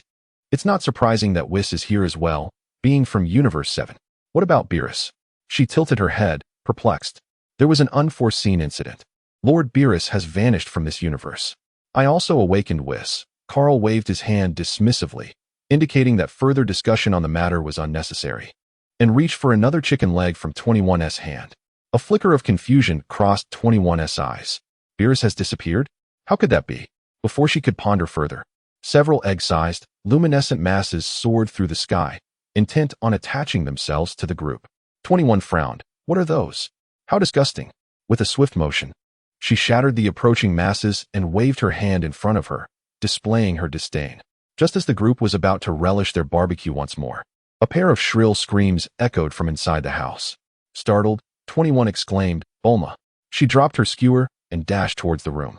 Kaal remained unfazed, continuing to enjoy his barbecue while observing 21 rush inside, speculating whether those repulsive masses had returned and if Bulma and the others had been affected. Whis remained stoic, his gaze fixed on the skewers, contemplating what delicacy to indulge in next after finishing his current morsel. Kaal was unconcerned. He believed he could handle those little nuisances once 21 brought Bulma, and the others outside. Meanwhile, Gohan was still unable to shake off Baby, who pursued him relentlessly. Son Gohan's visage contorted with fury as he muttered a curse under his breath. How infuriating. Ha ha ha. Do not attempt to flee any longer, Son Gohan. Escape is not in your fate. Baby toyed with Son Gohan like a cat with a mouse, relishing the sight of despair etched across his face after so long of having him under control. How vexing. There is no escape. He is pursuing too closely. In light of this, I shall fight back. With weariness etched into his angry countenance, Son Gohan resolved to exert himself, realizing there was no retreat. He turned to face Baby, his gaze fierce as he looked upward at the hovering foe. Not running anymore. Are you, Son Gohan? Baby mocked with a taunting grin. Son Gohan remained silent, gathering energy in his hands before swiftly launching an attack at Baby.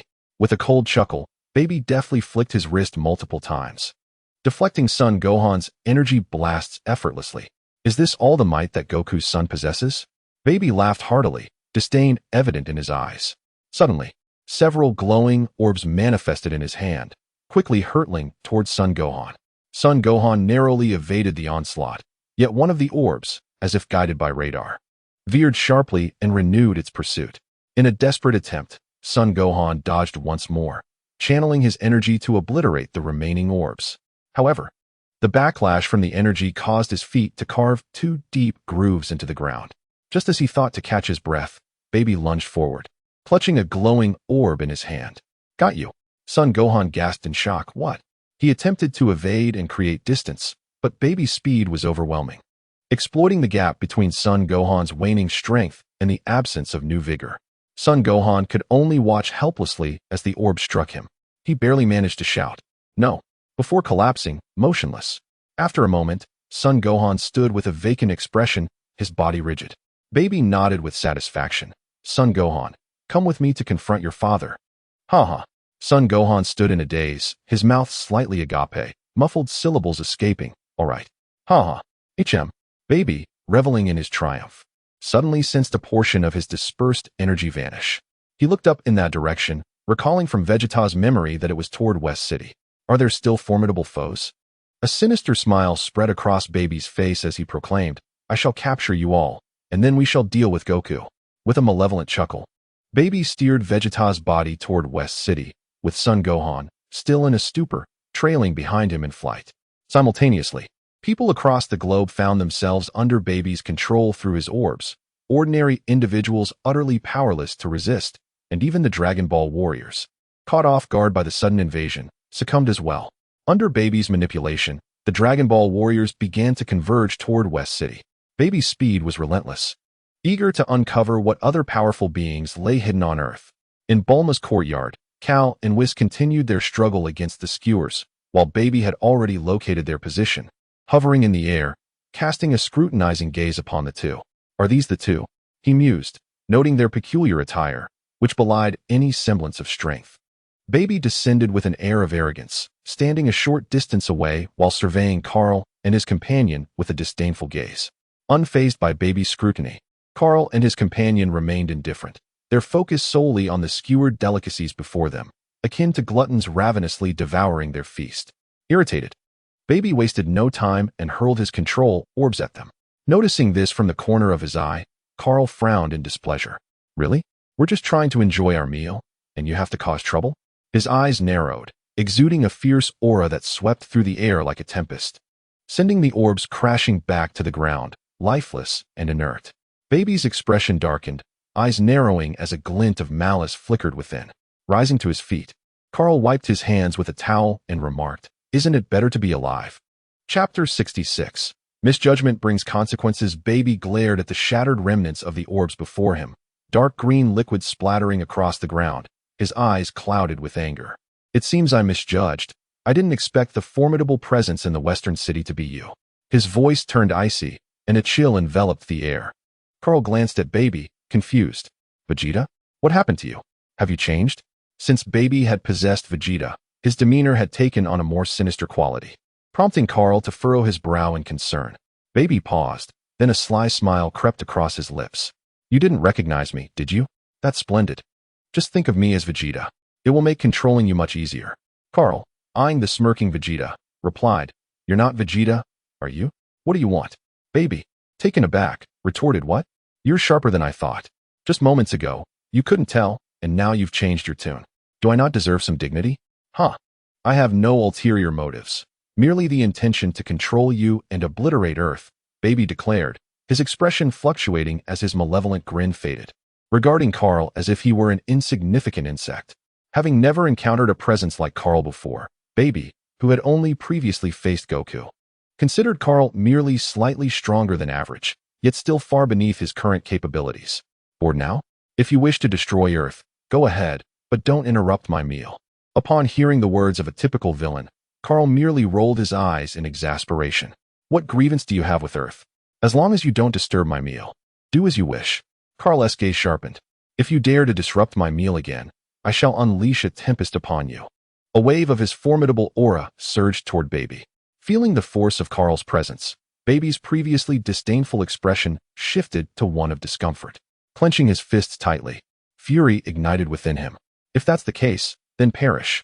As soon as Kaal's advice had been imparted, Baby could no longer restrain himself. In his eyes, Kaal's previous actions were nothing short of a blatant affront, an indignity he could not abide.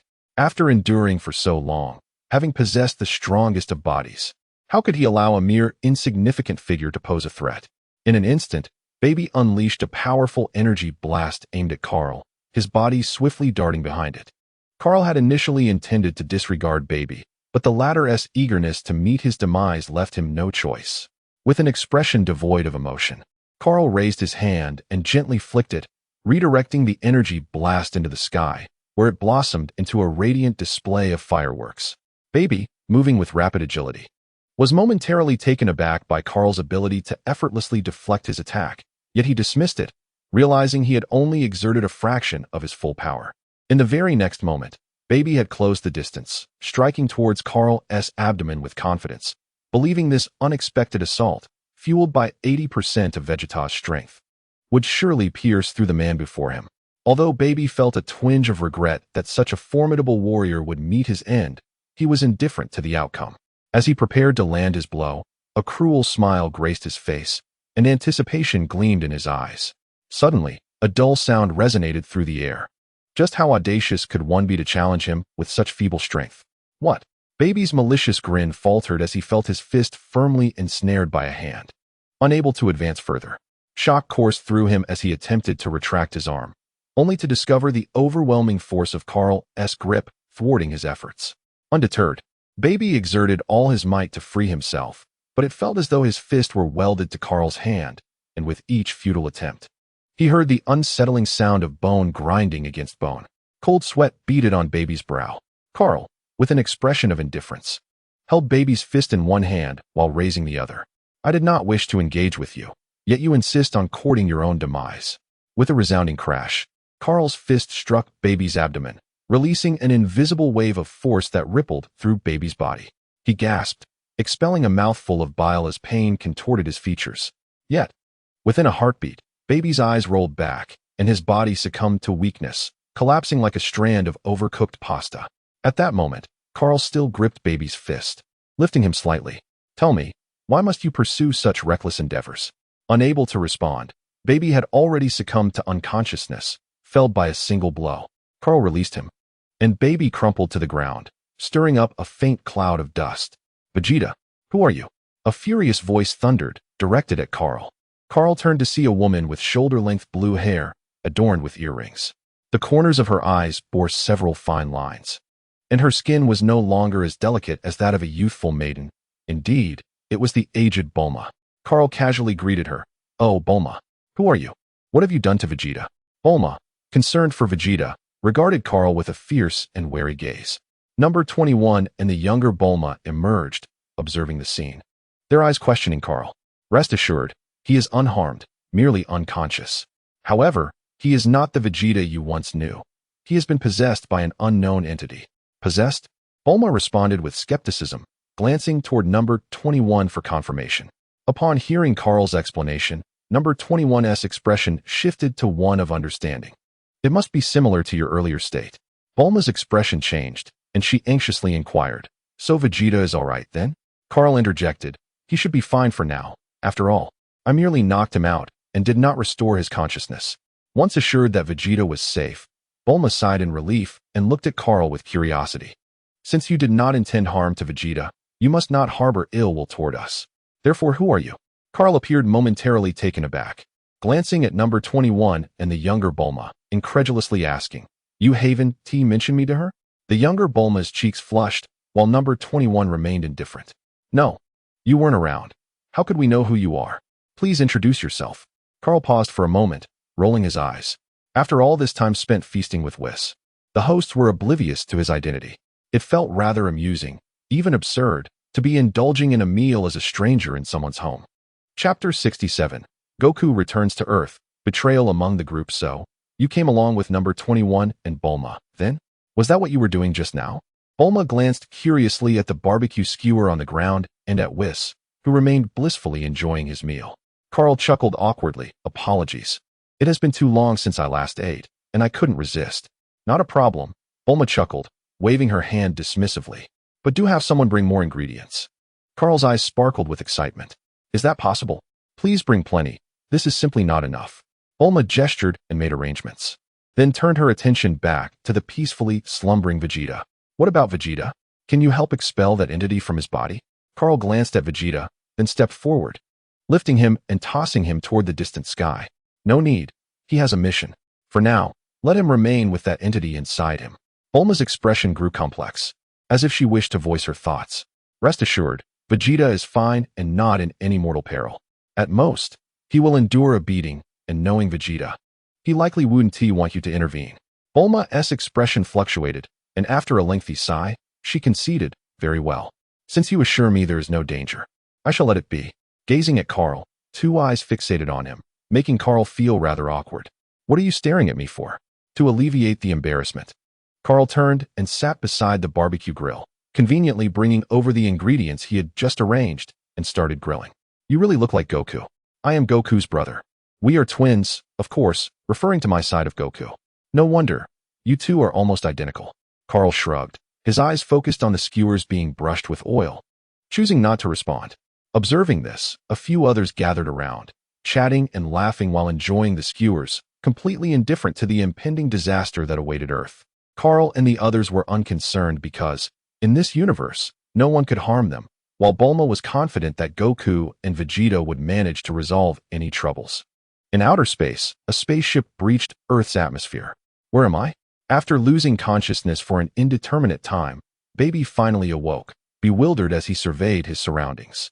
It was an open area, surrounded by jagged rocks, a suitable place for a confrontation. Have I been thrown here? Recalling the punch he received from Kaal, he felt a trickle of cold sweat and a tinge of fear in his eyes. That man was incredibly strong, momentarily beyond his capability to confront. Once I have Goku under my control, I will return to confront that man.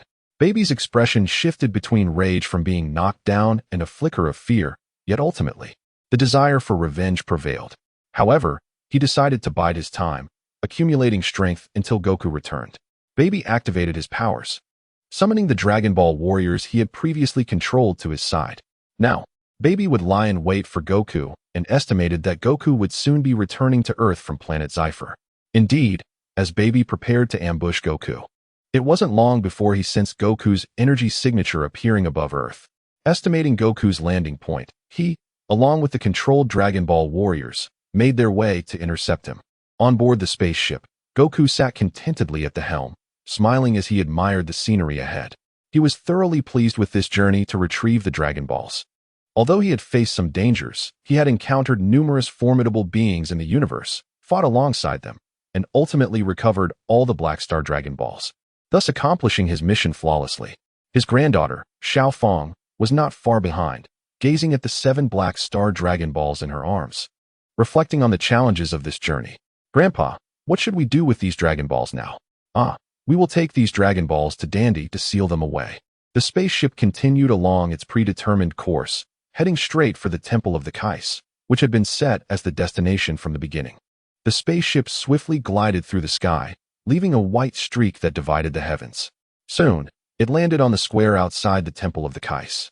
Exiting the spaceship, Goku leaped down, and Dandy and Bobo, who had been waiting, approached. Xiao Fong handed over the Dragon Balls, saying, Dandy, We have collected all 7 Dragon Balls. Dandy received the Dragon Ball from Xiao Fang's embrace, nodding solemnly. Rest assured, I shall securely seal the Dragon Ball. Ha ha ha, Dandy, there's no need to be so serious. The matter of the Dragon Ball is entrusted to you, replied Sun Wukong, appearing like a child, his eyes squinting into delightful slits as he laughed. A smile also graced Dandy's face as he nodded in response. Sun Wukong.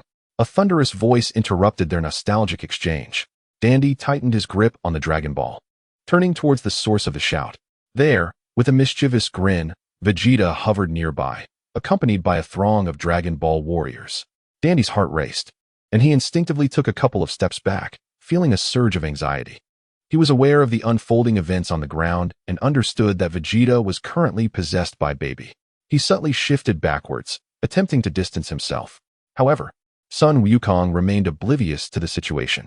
Spotting Vegeta and the Dragon Ball warriors, he mistakenly assumed they had come to greet him, beaming as he waved enthusiastically.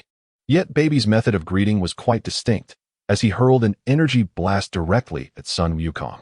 Taken by surprise, Sun Wukong was sent hurtling away by the explosion. What are you doing? He exclaimed, glaring at Baby in indignation. Xiao Fang, initially filled with joy at seeing her father alongside Vegeta, was abruptly frightened into silence by Baby's energy blast. Her expression of delight swiftly morphed into one of fury. What are you doing? Why are you attacking my grandfather? She cried out, turning to seek solace from Son Gohan. Yet, the Dragon Ball warriors, now under Baby's control, failed to recognize Xiao Fang. Son Gohan's expression was numb, his ears deaf to her cries, completely ignoring her plea. Attack! Baby commanded simply, raising a hand to direct the warriors towards Sun Wukong. Just as Sun Wukong regained his footing, his expression shifted in confusion, bewildered as to why his comrades were attacking him. Stop! What has happened to all of you? Gohan, Krillin, he shouted, dodging their relentless onslaught while trying to awaken them. However, Baby's grip was not easily broken, and the warriors launched their attacks with swiftness and ferocity. In contrast, Sun Wukong was forced into a defensive stance, only able to parry and occasionally strike back, constrained by the bonds of familiarity with his assailants. Xiao Fang, filled with anxiety, wondered what had come over everyone and why they were attacking them. She yearned to assist, but was unsure whom to aid, left to fret helplessly on the sidelines. Xiao Fang, quickly help Wukong. They are all under control. Chapter 68, The Great Battle. Earth's destruction. Dandy watched in despair as the group besieged Sun Wukong, feeling a deep sense of urgency. What could be done? Sun Wukong stood alone against former companions, unable to strike back, merely enduring the blows. In a moment of desperation, he called for Xiao Fang to assist, and she rushed forward, only to be sent flying back. Clutching her forehead in pain, Dandy's expression shifted dramatically. Xiao Fang. He rushed to support her, but at that moment, Bobo held him back. Lord Supreme Kai, the only way to confront Baby and his minions is to summon the powerful warrior on the ground. Dandy recalled the sight of Kaal he had just seen, realizing that there was indeed someone who could contend with Baby. Turning to Bobo, he said, You are right, Bobo. Please take Xiao Fang and invite that formidable warrior from Bulma's home to assist us. I will keep an eye on Goku and provide support. Thank you, Bobo. Hurry. With a serious expression, Dandy watched as Bobo nodded and swiftly made his way to Xiao Fang. Summoning a magical flying carpet, Bobo pulled Xiao Fang aboard and soared towards Bulma's residence. Grandpa, cried Xiao Fang, tears brimming in her eyes, as she was whisked away, lying on the carpet and calling out to Sun Wukong. Sun Wukong, having been knocked away once more, glanced at the retreating Xiao Fang and sighed with relief. He dared not unleash his full power while she was present. However, upon seeing Xiao Fang being taken away by Bobo, Sun Wukong resolved to retaliate with all his might. After silently apologizing to his comrades, he began to unleash his energy. A formidable aura emanated from Sun Wukong, radiating outward as his hair began to lengthen, shimmering between black and gold. Upon reaching a critical threshold, Sun Wukong completed his transformation, his golden locks cascading down to his waist, wild yet sharp in appearance. His emerald green eyes gazed indifferently at his opponent, the full power of Super Saiyan 3 unleashed, sending forth a gust of wind. The controlled Dragon Ball warriors also began to unleash their energy, with Gohan and others transforming into Super Saiyans, while Baby, controlling Vegeta's body, followed suit. The two sides clashed once more, and at this moment, Sun Wukong finally had the capacity to counterattack. With a sweeping motion, he cleared the opponents in close proximity, while Baby, lurking behind the others, incessantly bombarded Sun Wukong with energy blasts. Irritated by the harassment, Sun Wukong found himself besieged by the relentless attacks from the Dragon Ball warriors, struggling to defend himself without resorting to excessive force. Gradually, he began to find himself at a disadvantage in his Super Saiyan 3 form. Dandy, though anxious, could only watch helplessly when suddenly, the Black Star Dragon Ball he had set aside began to emit a red glow, causing his expression to shift dramatically. Goku, the sealing time is approaching. If we do not seal it soon, the Earth will be doomed. Sun Wukong's expression changed as well, but he was unable to disengage at that moment. Dandy, you must seal the Dragon Ball first. Baby, lurking at the battlefield's edge and overhearing their conversation, sensed an opportunity. With a wicked grin, he swiftly materialized beside Dandy and delivered a powerful kick, sending him sprawling away. So, the Dragon Ball cannot be sealed, and the Earth is to face destruction? Dandy cried out in pain, crashing against the temple wall and spitting blood, his complexion pale. Sun Wukong also cast a worried glance at Dandy, clearing away the approaching foes before charging toward Baby with a concentrated energy attack in hand. Baby had anticipated Sun Wukong's assault and evaded it with another swift movement. Sun Wukong's Kamehameha struck the celestial temple, shattering the stone into fragments. A sinister voice emerged from behind Sun Wukong. I've been waiting for you. At last, you've revealed your weakness. Ultimate Flash. With that, Baby unleashed a devastating move, hitting Sun Wukong from behind. Sun Wukong cried out in pain as he was sent flying, feeling a searing agony and spitting out a mouthful of blood. Goku! Dandy exclaimed in shock. Sun Wukong was struck by the ultimate flash, causing the celestial temple to be reduced to ruins, thick plumes of smoke rising and engulfing his figure. Lying amidst the haze, Sun Wukong coughed up blood, his body marred with wounds, gravely injured. Dandy, on the outskirts of the debris, strained to glimpse through the smoke in search of Sun Wukong's silhouette. At that moment, the Black Star Dragon Ball, discarded nearby, began to flicker violently. Time was of the essence. If the Dragon Ball was not sealed soon, it would be too late. Wukong. The side effects of the Black Star Dragon Ball are about to commence. In the smoke, wounded Sun Wukong struggled to rise. He heard Dandy's voice and was also devising a plan. With a weakened voice, he called out through the mist, Dandy, use the Dragon Balls to transport the people of Earth to planets fewer. I will hold them off and ensure they do not disrupt you. As soon as Sun Wukong's words fell, he drew in a breath, dispersing the smoke, and charged forth from the haze, heading straight for Baby, subduing him while simultaneously diverting some of his energy to intercept the Dragon Ball fighters. Receiving the command, Dandy sprang into action. The scene was divided into two parts, one where Sun Wukong and the others battled with all their might, and the other where Dandy made wishes beneath the overcast sky. The dragon was summoned, the colossal being weaving through the dark clouds before finally halting before Dandy. Meanwhile, on a magical flying carpet, Bobo and Xiaofeng had arrived at Bulma's home. At that moment, Carl and the others had just finished consuming all the provisions, contentedly resting with hands on their bellies.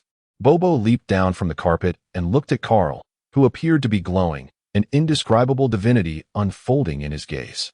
You are a deity, Bobo exclaimed, his expression neutral, yet his eyes betraying his astonishment. Carl glanced at Bobo. It has indeed been a long time, Mr. Bobo. Bobo, puzzled, inquired, Sir, do you know me? Carl responded, I am aware of your intentions. Rest assured, Wukong is safe, and there is no need for you to return to the Celestial Temple. Just take a moment to rest here. He then called over Xiaofeng. Come here, let your granduncle have a look. Carl smiled warmly, his expression kind as he regarded Xiaofeng, always having cherished this little granddaughter of Sun Wukong's. She was remarkably strong, albeit occasionally mischievous, yet undeniably adorable. Granduncle? Xiaofeng tilted her head, regarding Carl with suspicion, then glanced at Bobo before shaking her head. I have no granduncle. Carl chuckled softly. This little one is rather cautious. Do not fret, by relation. I am indeed your grandfather Wukong's brother, so it would not be incorrect for you to call me granduncle. You are truly grandfather's brother? Why have I never seen you before? The little girl's expression turned wary. Bulma approached and ruffled Xiaofeng's hair, assuring her, do not worry, Xiaofeng. He speaks the truth. By kinship, he can indeed be considered your granduncle. After Bulma's reassurance, Although a part of Xiaofang remained skeptical, she chose to believe a fraction of it. Then granduncle, could you perhaps save my grandfather? He is in great danger. Kaal cast a glance at Xiaofang before turning his gaze towards the celestial temple, where a massive green dragon loomed. Rest assured, this is Wukong's destiny. He will be fine. However, the situation here is on the brink of explosion. We must depart and prepare ourselves. Chapter 69, Ultra Super Saiyan Goku, Baby meets his end. In the Divine Temple, Dandy had finished making his wish, and the dragon's eyes glowed a crimson hue. Your wish is rather simple, yet how does that esteemed individual find himself on Earth? Cold sweat trickled down the dragon's face. Filled with dread, Dandy, perplexed, gazed at the dragon, asking, Dragon, is this wish unattainable? The dragon's cold sweat intensified. My creator, please hold on a moment. Kaal was looking towards the Divine Temple when suddenly, the dragon's voice resonated above him. Esteemed god of destruction, the distance is too great. I beg your pardon, but I am unable to approach. Xiaofang and Bulma stared in astonishment at the sky, exclaiming, Is that the voice of the dragon? How could the dragon's voice be heard here? Who summoned him? A god of destruction? Is there a deity present? Kaal waved his hand dismissively. It's fine. You carry on. Just send us over as well. Thank you for your understanding, esteemed one. I shall transport you now, the dragon replied. In the Divine Temple, upon hearing Kaal's words, the dragon sighed in relief, grateful that Kaal did not hold his actions against him. He then turned to Dandy, producing the dragon's pedestal, my creator. Your wish is exceedingly simple. Subsequently, the dragon unleashed his power, transporting everyone on Earth, including the battling Goku and others, to the planet Zafel.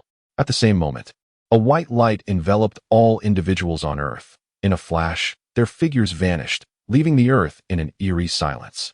Just after the dragon had sent everyone away, the Black Star Dragon Ball radiated a sinister glow, and an eerie crimson light swiftly engulfed the entire planet.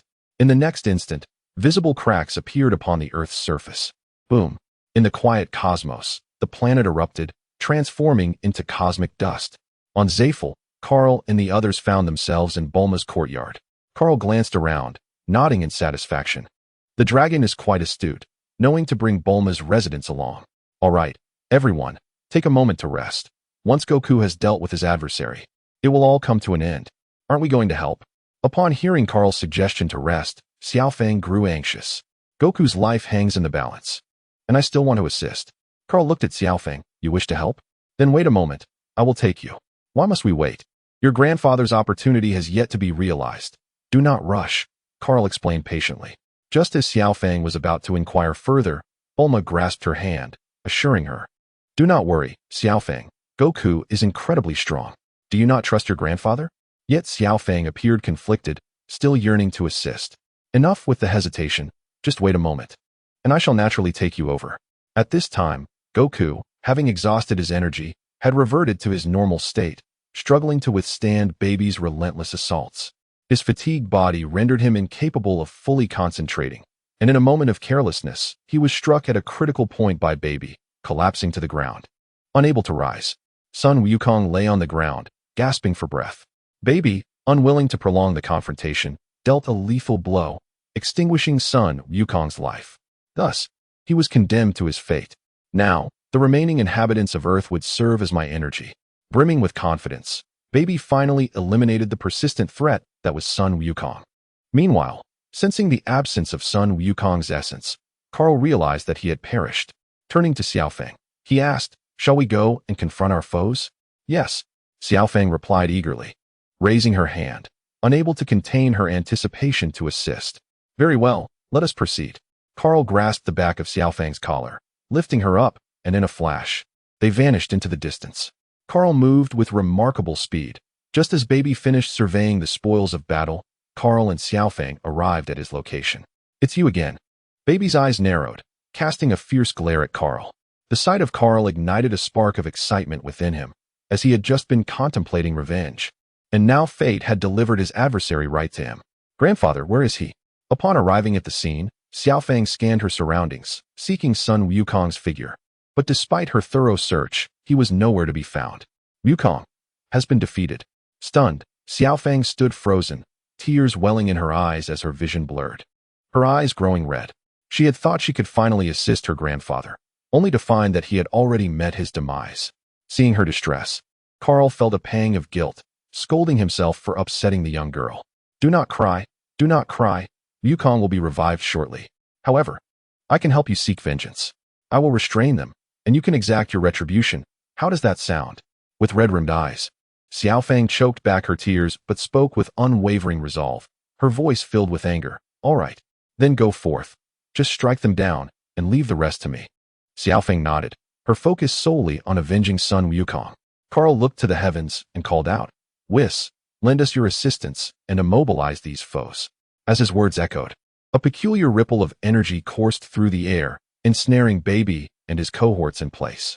Kaal crossed his arms and sat cross-legged, watching with amusement as Xiaofang navigated through the immobilized adversaries, delivering a series of resounding blows. In the realm of the King of Worlds, the narrative unfolded as per the original tale, with the old Kai sacrificing his life to resurrect son Wukong, aiding him in removing his tail. Upon sensing the energy within it, son Wukong transformed into a colossal gorilla. After a tumultuous bout, he regained his senses and returned to the battlefield.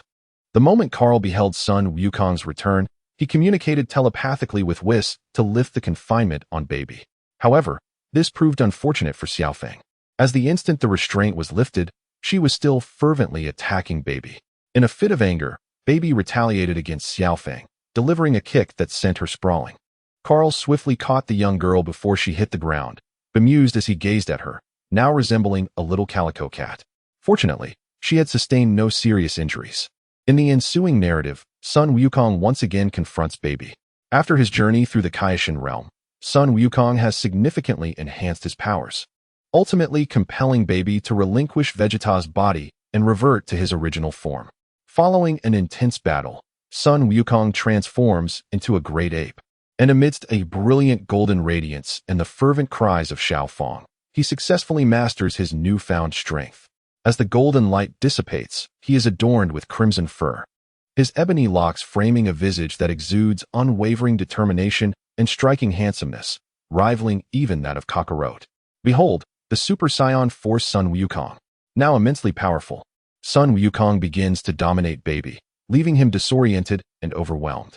Eventually, after having his fill of the skirmish, son Wukong unleashes his ultimate technique, and Baby, unable to evade, is unceremoniously defeated. Observing from the sidelines, Kakarot applauds this display. Son Wukong casts a sidelong glance, noticing the oddly dressed Kakarot standing beside Xiaofang, momentarily taken aback, having not sensed this individual's presence until now. Xiaofang, come here, this person is perilous.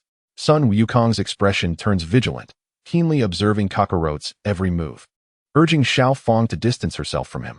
Xiaofang hesitates, casting a wary glance at Kakarot. In response, Kakarot smirks, deciding to play a ruse. Chapter 70, Kakarot's Super Saiyan 4. Kakarot claps, addressing son Wukong. Your granddaughter is truly naive and easily deceived. Xiaofang's eyes widen in disbelief as she stares at Kakarot. Great-grandfather, what are you saying? Kakarot glances at her before returning his gaze to son Wukong, chuckling. With just a slight show of force, this little girl believes me. In truth, my ultimate aim is to confront you. Xiaofang, incredulous, forces a strained smile. Great-grandfather, please, do not jest. At that moment, Xiaofang's expression shifts from disbelief to one of profound anger. You have been deceiving me all along. You are not my great-grandfather. With those words, she lunges at Kakarot. Humph, little brat, you are of no use to me now. Perish. Kakarot scoffs, swiftly evading as Xiaofang charges, delivering a powerful punch that sends her sprawling.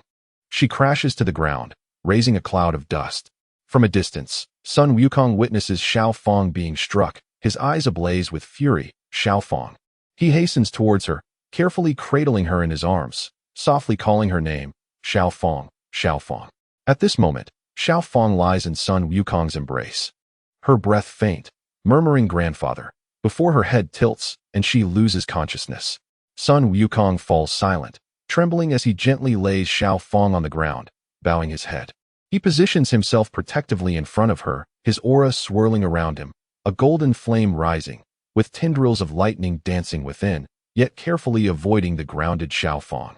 Kakarot observes son Wukong with keen interest, his eyes momentarily blinking, Well played, little girl. Meanwhile, lying behind Sun Wukong, Xiaofeng subtly opens her eyes, her beautiful orbs blinking at Kakarot. Earlier, after Kaal spoke, he discreetly conveyed his plan to Xiaofeng, asking her to cooperate in staging a performance. Despite her youth, Xiaofeng exhibited commendable acting skills. Should she choose not to pursue the path of a martial artist, a career in acting would undoubtedly suit her well. Thus, when Xiaofeng was sent flying to the ground, it was all part of the act they orchestrated together. Although Kaal propelled Xiaofeng away, he exerted no real force, barely making contact. Instead, she merely fell in accordance with the momentum. As for her weakened breath, Xiaofeng was inherently weaker compared to Sun Wukong, making any minor fluctuation in her energy imperceptible to him at that moment. After exchanging glances with Xiaofeng, Kaal turned his attention to Sun Wukong, whose fury had taken hold of his heart. Consumed by anger at Xiaofeng's injury, he felt an uncontrollable urge to eliminate Kaal. Indeed, Sun Wukong's energy intensified, the aura surrounding him expanding once more, his furious gaze locked onto Kaal.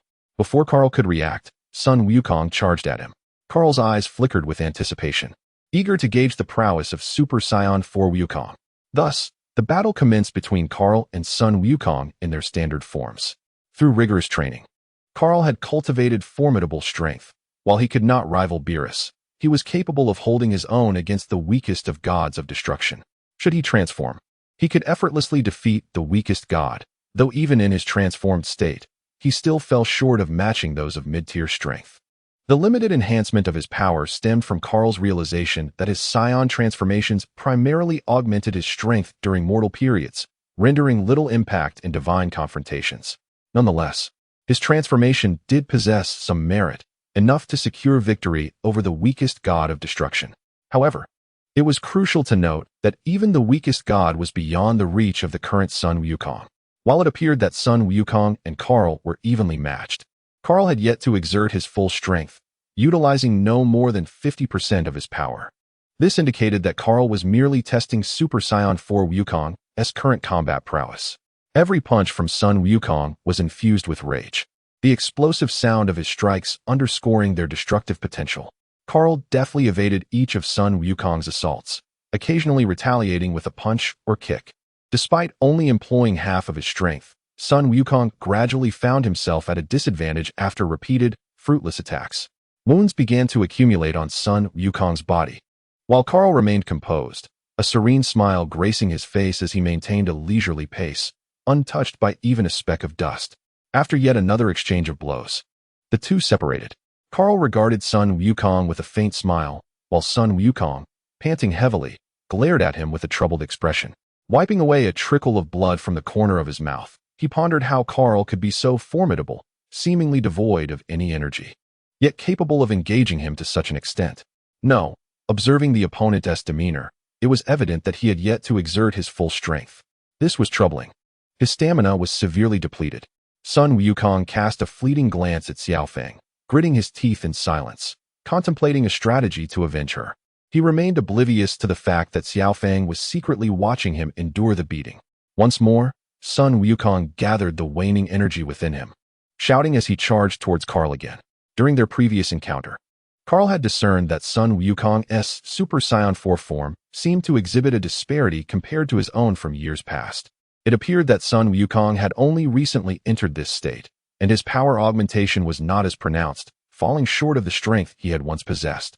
As Sun Wukong approached yet again, Kaal considered the contest nearly concluded. Sun Wukong, if you wish to protect your loved ones, you are still woefully inadequate.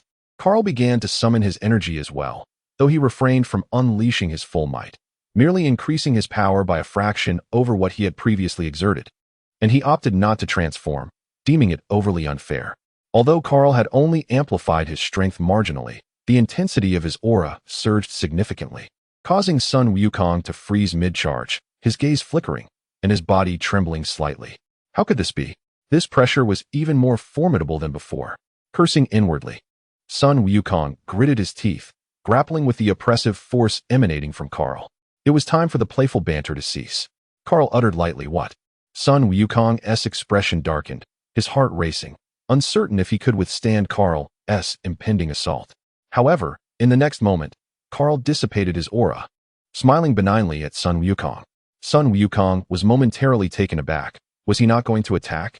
Yet still, he remained vigilant, prepared to retaliate at a moment's notice. Grandpa! A lively, youthful voice rang out from behind Sun Wukong. He glanced back, his eyes nearly bulging in astonishment. Xiaofeng, are you unharmed? Xiaofeng beamed sweetly, sticking her tongue out playfully as she moved to Sun Wukong's side. Xiaofeng, are you okay? Sun Wukong released his fierce aura, joyfully lifting her into his embrace, though his mind was still clouded with confusion. Hee, Grandpa, that was just a performance for you. Great uncle asked me to do it, Xiaofeng said, playfully. Sun Wukong, tenderly ruffling Xiaofeng's hair, inquired with curiosity. I'm glad you're safe, but who is this great uncle you mentioned? Xiaofeng blushed, relishing the warmth of his touch. Is this the first time Grandpa has patted my head? Kaal stepped forward, hands clasped behind his back, declaring, the great uncle she refers to is me. Sun Wukong's confusion deepened. Xiaofeng, isn't he an enemy? And why do you call him great uncle? Kaal wore a knowing smile, gazing at Xiaofeng nestled in Sun Wukong's arms. Xiaofeng glanced at Kaal and whispered into Sun Wukong's ear, great uncle says he is your brother. My brother? A deity? Sun Wukong exclaimed in disbelief, recalling that he had vanquished Raditz long ago. Is this person truly a deity, akin to the Supreme Kai? Xiao Fong did not err. I am indeed your brother, albeit from an alternate realm. Kaal gazed into Sun Wukong's eyes, asserting that his divine status surpasses that of the Supreme Kai. Sun Wukong was taken aback, his mouth agape. It was no wonder this man possessed such formidable strength, even eclipsing that of the Supreme Kai. The sheer force he emanated suggested he could effortlessly vanquish him in an instant. Approaching Sun Wukong, Kaal lifted Xiao Fong, playfully brushing her little nose, which elicited an endearing smile from her. He then patted Sun Wukong on the shoulder, saying, let us proceed. There are matters to attend to. You may call me brother. Sun Wukong nodded, realizing that this person was not an adversary, thereby eliminating the need for further conflict. He accepted Kaal's fraternal claim, not solely due to Kaal's status, but because of his undeniable strength. The prospect of sparring with such a powerful ally thrilled him. Sun Wukong reverted from his Super Saiyan form, returning to his youthful visage. What is next? He inquired. The enemy has been vanquished. We can return to Earth. Earth is destroyed, and there is no time for respite. You must journey to Namek, procure the Dragon Balls to restore Earth, and then bring all the Earthlings back. Currently, they remain on this Sfuver planet, and with your ability to instantaneously teleport, you should go ahead. I will take Xiao Fong to find your companions, Kaal instructed, cradling Xiao Fong as he soared into the skies. Sun Wukong harbored no objections to Kaal's plan, but felt the urge to ensure his friend's safety first. Once reassured, he would seek the Dragon Balls. Following Kaal, Sun Wukong ascended towards the direction of his comrades. Kaal and Xiao Fong soon located Whis and others. Given the inability to return to Earth at that moment, they decided to rest for a while. Not long after, Sun Wukong confirmed the safety of his friends and set off to borrow the Dragon Balls from Namek. The endeavor unfolded seamlessly. Upon recognizing Sun Wukong, the Namekians willingly lent him the Dragon Balls they safeguarded. With the aid of the Namekian dragon, Earth, which had been obliterated by the Black Star Dragon Balls, was restored to its former state, and the Earthlings on Sfuver were relocated back to Earth. Upon returning, Sun Wukong's mission was far from over. He still needed to assist the Earthlings in regaining their sanity alongside Dandy at the Heavenly Temple, as they had previously been under Baby's control. Additionally, he needed to resurrect those who had perished due to Baby's influence. However, the subsequent events were not of concern to Kaal. The moment they returned to Earth, he whisked Whis away to indulge in a gastronomic spree at various eateries. Meanwhile, upon reaching the Heavenly Temple, Sun Wukong, with Dandy's assistance, utilized the heavenly water to enact a synthetic rainfall across the entire Earth. The instant the heavenly water made contact with humanity, it disrupted Baby's control that had ensnared them. Subsequently, Dandy produced the Dragon Balls and wished to resurrect the humans who perished due to Baby's demise. An intriguing occurrence was that Piccolo also met his end during the Baby incident. In the aftermath, Piccolo took the Black Star Dragon Balls to the underworld for sealing. When the Eternal Dragon prepared to revive him, Piccolo declined the resurrection, stating his intention to keep the Dragon Balls sealed in the underworld indefinitely. However, these matters were of little consequence. After completing these tasks, Son Goku finally found some leisure time and, eager to engage once more, promptly returned to West City, yearning to spar with Kaal again. In their prior battle, he had been utterly defenseless, and he sought to improve himself through further practice with Kaal. Yet, he remained oblivious to the fact that after utilizing the Dragon Balls, the 7 stars had turned pitch black. The once vibrant, golden Dragon Balls now exuded a malevolent aura, their surfaces marred by deep cracks. With Earth restored to tranquility, Kaal and Whis settled down, realizing there was no necessity to remain perpetually at the God of Destruction's realm. Previously, Beerus, the God of Destruction, preferred to sleep on his planet, but Kaal, in contrast, found Earth far more intriguing. Consequently, Whis chose to remain on Earth alongside Kaal. Thus, Kaal became involved in the endeavors of the Dragon Ball warriors, frequently finding himself invited by Son Goku for sparring sessions, with Vegeta joining as well. Kaal harbored no grievances about this. In fact, he relished the opportunity to teach these two a lesson whenever they dared to provoke him, ensuring they understood the gravitas of a God of Destruction's authority. It was amusing how these two, fully aware of their inferiority, continued to challenge him daily, only to be soundly defeated, yet they persisted in their futile attempts. Such was the nature of scions. He recalled his initial encounters with Beerus, where he would frequently seek a beating from the God of Destruction without any apparent reason, and he found the same peculiar enjoyment in their current dynamic. Time passed peacefully amidst these exchanges, and a year swiftly elapsed. During this year, Son Goku and the others encountered the Super Android 17 incident, in which Kaal did not participate, finding 17 far too weak to pique his interest. After a year, Dandy finally discerned the unusual state of the Dragon Balls, which had been tainted by dark energy, transforming into inky orbs, their surfaces riddled with cracks. Upon recognizing this anomaly, Dandy aimed to address the situation. However, before he could approach the Dragon Balls, they soared skyward, shattering above the heavenly temple. Dandy's expression changed dramatically as he attempted to intervene, but it was already too late. From the shattered Dragon Balls emerged 7 figures, unlike anything in this world, each flying toward disparate destinations, their sinister energies radiating deeper into the cosmos. Chapter 72. A new foe. In the aftermath of these events, the Dragon Ball warriors immediately sensed the 7 malevolent presences.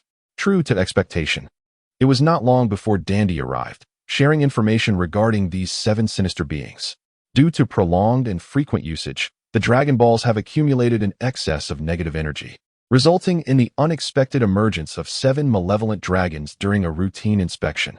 Goku, only you can confront them now, Dandy said, his face etched with concern. Rest assured, I shall vanquish these wicked dragons and restore the Dragon Balls to their former state, Goku replied solemnly, his gaze resolute. He felt an immense strength within him. Having sensed the 7 dark auras moments ago, he was confident in his ability to overcome them. After all, this past year had not been spent in vain. At that moment, Kaal was leisurely enjoying himself nearby. He had just returned with Whis from outside when he sensed the sudden emergence of these 7 energies on Earth, realizing that the evil dragons had appeared. However, he was indifferent to the ongoing discussions among the others. The fate of these dragons was already sealed. They would undoubtedly be defeated, given the training Goku had undergone over the past year. Kaal believed that defeating these dragons would take significantly less time than in the original narrative, as Goku had made considerable progress under his guidance. Nevertheless, Kaal felt compelled to caution Goku. Goku, these dragons are formidable foes, but you possess the capability to take on all 7. However, I have one stipulation. Aside from the 1-star dragon, you may deal with the others as you see fit. The others looked on in confusion as Goku inquired, Why, brother? You need not concern yourself with the others. Just leave the 1-star dragon to me, Kaal replied, offering no further explanation. You cannot do that, Dandy exclaimed, visibly agitated, unable to comprehend Kaal's rationale for sparing the 1-star dragon. Enough with the chatter. Goku, go forth. I shall seal the earth. Those evil dragons will not escape. Remember my words. You may engage with the other dragons freely, but the 1-star dragon must be preserved. Kaal waved dismissively, casting a cool glance at the agitated Dandy. Very well, brother. I understand. Goku nodded in acquiescence to Kaal's request. Whis, please seal the earth. Kaal wasted no time, instructing Whis to carry out the task. Whis produced his staff, and with a flick, a transparent barrier shot upward from its tip, expanding to envelop the entire planet. The evil dragons, now scattered across Earth, looked up, sensing an ominous change in the atmosphere, yet they could not discern the exact nature of the disturbance. Go forth, Goku, Kaal nodded at him, signaling the commencement of action. Oh yes, Goku exclaimed, brimming with confidence and anticipation at the prospect of facing 7 formidable adversaries. With that, Goku set off in the direction of the malevolent dragons. Dandy cast a glance at Kaal, perceiving the deity's strange demeanor. Yet, feeling powerless, he resigned himself to follow suit, sighing in resignation as he returned to the heavenly palace to assist Goku in combating the evil dragons. Once the others had departed, Kaal turned to Whis. Whis, why do you think the evil dragons came into existence? The staff of Whis has been put away. He glanced at Kaal, raised a cup of tea to his lips, and took a sip. It should not be so simple. Mere negative energy could not conjure such malevolent dragons. Kaal let out a soft exclamation and urged him to elaborate. I suspect it may be the Dragon God realm causing trouble from behind the scenes. The Dragon God realm? Does such a place truly exist? Whis took another sip of tea, set down his cup, and turned his gaze towards Kaal. The Dragon God realm has existed for eons, even prior to the creation of this world by the All-King. However, following the All-King's creation of the universe, at his behest, the Dragon God realm concealed itself. Nevertheless, its influence still manifests in this world, as evidenced by the existence of the wish balls, which can only be wielded by deities. Kaal nodded, but new questions arose. What, then, could be the intention behind the Dragon God realm's creation of these malevolent dragons? Whis shook his head, admitting uncertainty. Yet one thing I know. Since the All-King's creation of the cosmos, it appears that the Dragon God of the Dragon God realm made a pact with the All-King, allowing only a fragment of the Dragon God's power to exist within the universe, while the Dragon God realm itself must remain hidden and refrain from interfering with the world's development. Kaal's expression shifted slightly, sensing that there might be deeper secrets at play. And what followed? After the wish balls, the Dragon God realm vanished entirely from the universe. However, the current situation seems somewhat altered. Kaal, intrigued, pressed for details on why this situation was different. Lord Kaal, have you taken note of the appearance of the 7 malevolent dragons? Appearance? Kaal recollected the aura he had sensed earlier, conjuring images of the 7 malevolent dragons in his mind, humanoid forms with draconic features, emanating an evil essence akin to that of the abyss. Are you suggesting that these 7 malevolent dragons are, in fact, creatures of the Dragon God realm? Whis nodded. I have never encountered a true being from the Dragon God realm, but my father once showed me images of the Dragon God. The likeness of these malevolent dragons bears a striking resemblance to that of the Dragon God. Kaal's curious expression dimmed as the complexity of the situation unfolded. If what you say is true, it seems these malevolent dragons might be a test from the Dragon God realm regarding this world. Whis regarded Kaal, nodding in agreement. Indeed, it does seem so. However, given the accord between the Dragon God and the All-King, their intrusion into our world should be inexplicable. Perhaps it is merely 7 young dragons that have wandered in by chance. Kaal rested his chin in thought. Whis, what is the nature of the relationship between the Dragon God realm and our world? He inquired, looking into Whis's eyes. Whis stared back intently. In the next moment, his words confirmed Kaal's suspicions. Adversarial. Kaal's pupils constricted at the utterance of the word adversarial. He understood that matters were far more complicated than they appeared. But why had he never heard of such occurrences in his own time? While here, these malevolent dragons had emerged. Whis, do you know the reason behind the emergence of these 7 malevolent dragons? Whis shook his head, then nodded. Kaal, puzzled, questioned, what does your shaking and nodding signify? Whis looked at Kaal with a serious demeanor. I do not know the specific reasons. Lord Kaal, in this timeline, we are left with but a single universe. Even Lord Zeno is absent from this realm. I trust you can surmise the implications of my words, correct? Chapter 73, A Most Fortunate Employment. Whis's inquiry pierced the heart of the matter like a finely honed arrow. Kaal's eyes sparkled with realization, as if a flash of insight illuminated his mind. Whis, are you suggesting that this timeline, having only one universe, has become a target for the Dragon God realm due to Lord Zeno's diminished power within it? Whis nodded, affirming such a notion. Kaal fell into contemplation once more. Observing Kaal's pensive demeanor, Whis continued. Moreover, if it were solely Lord Zeno's power at play, it would not suffice to entirely thwart the beings of the Dragon God realm. Lord Zeno and the Dragon God exist on a comparable tier, meaning that while Lord Zeno can impede the Dragon God, he may not fully restrain the beings beneath the Dragon God's command. Thus, The remaining entities must rely on the universe to address the situation themselves. Consequently, this gave rise to the angels and destroyers within each universe. A spark of enlightenment flickered in Kahl's mind. This explanation provided substantial clarity. Essentially, while Lord Zeno could obstruct the dragon god, his powers were primarily devoted to that endeavor, leaving him with insufficient strength to counter the lesser beings. It became evident why there exists a ranking of cosmic coefficients across universes, excluding the timelines. In the particular realm where Kahl resides, there exists a hierarchy amongst the universes. Kahl's own seventh universe ranks second to last, with an overall cosmic coefficient of 318, a metric reflecting the combat prowess of the beings within. The higher the combat strength, the greater the universe's coefficient. Everything is ultimately measured by combat strength, whether it be individual might or technological advancement, culminating in a manifestation of martial capability. Thus, combat strength emerges as the pivotal factor. Kahl recalled that in his original timeline, there were initially 18 universes, yet 6 were eradicated by Lord Zeno. The reasoning behind this annihilation could not have been mere whimsy, despite Lord Zeno's childlike appearance. As the apex entity of existence, he would not frivolously engage in cosmic games. Whis. What prompted Lord Zeno to obliterate those 6 universes? Reflecting on the vanquished universes and the recent incursion of the malevolent dragon, Kahl formed a hypothesis. Yet its validity remained contingent upon Whis's confirmation. Whis gazed deeply at Kahl, recognizing his awareness. This matter was not yet ripe for disclosure, but since you have inquired, I shall enlighten you. As you have surmised, the annihilation of the 6 universes resulted from the incursion of the dragon god realm.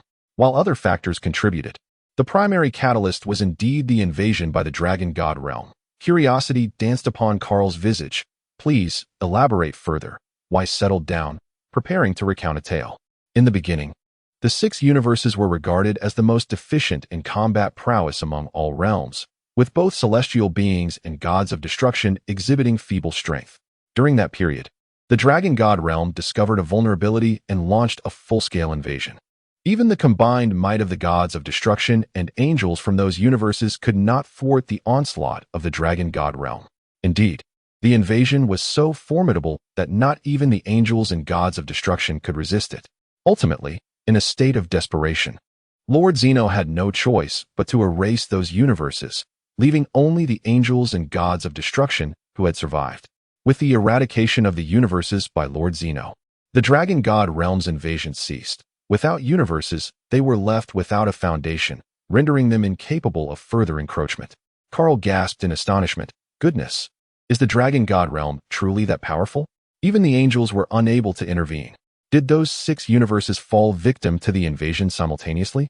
Whis cast a glance at Kahl. Of course not. The dragon god realm could not invade all at once. They could only conquer one universe at a time.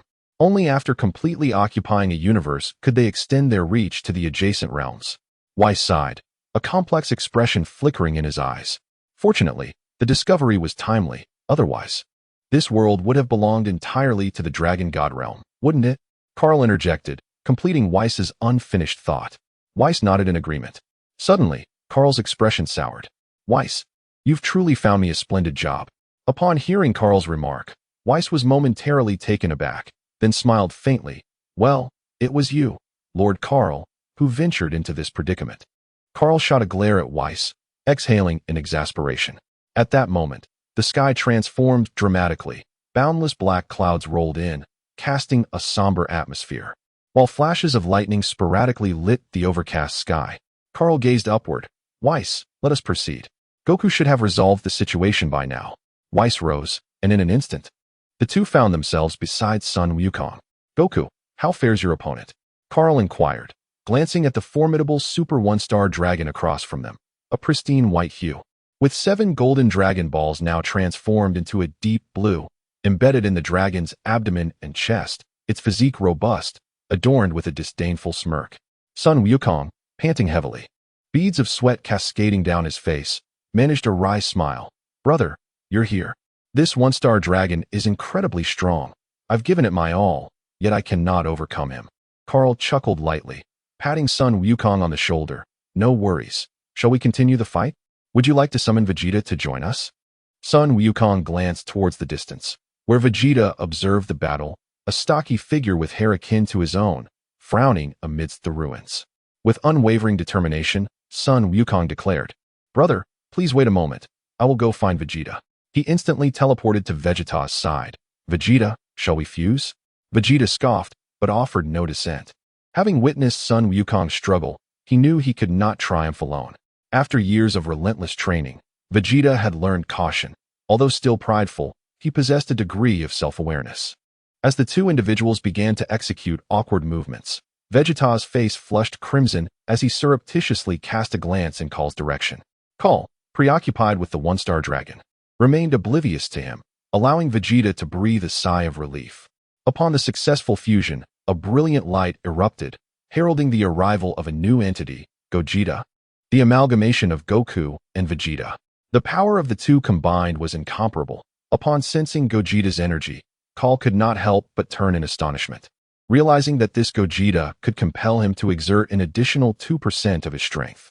Perhaps buoyed by the success of their fusion, Gogeta, after assessing his newfound power, flashed a devilish grin and swiftly appeared before Kaal.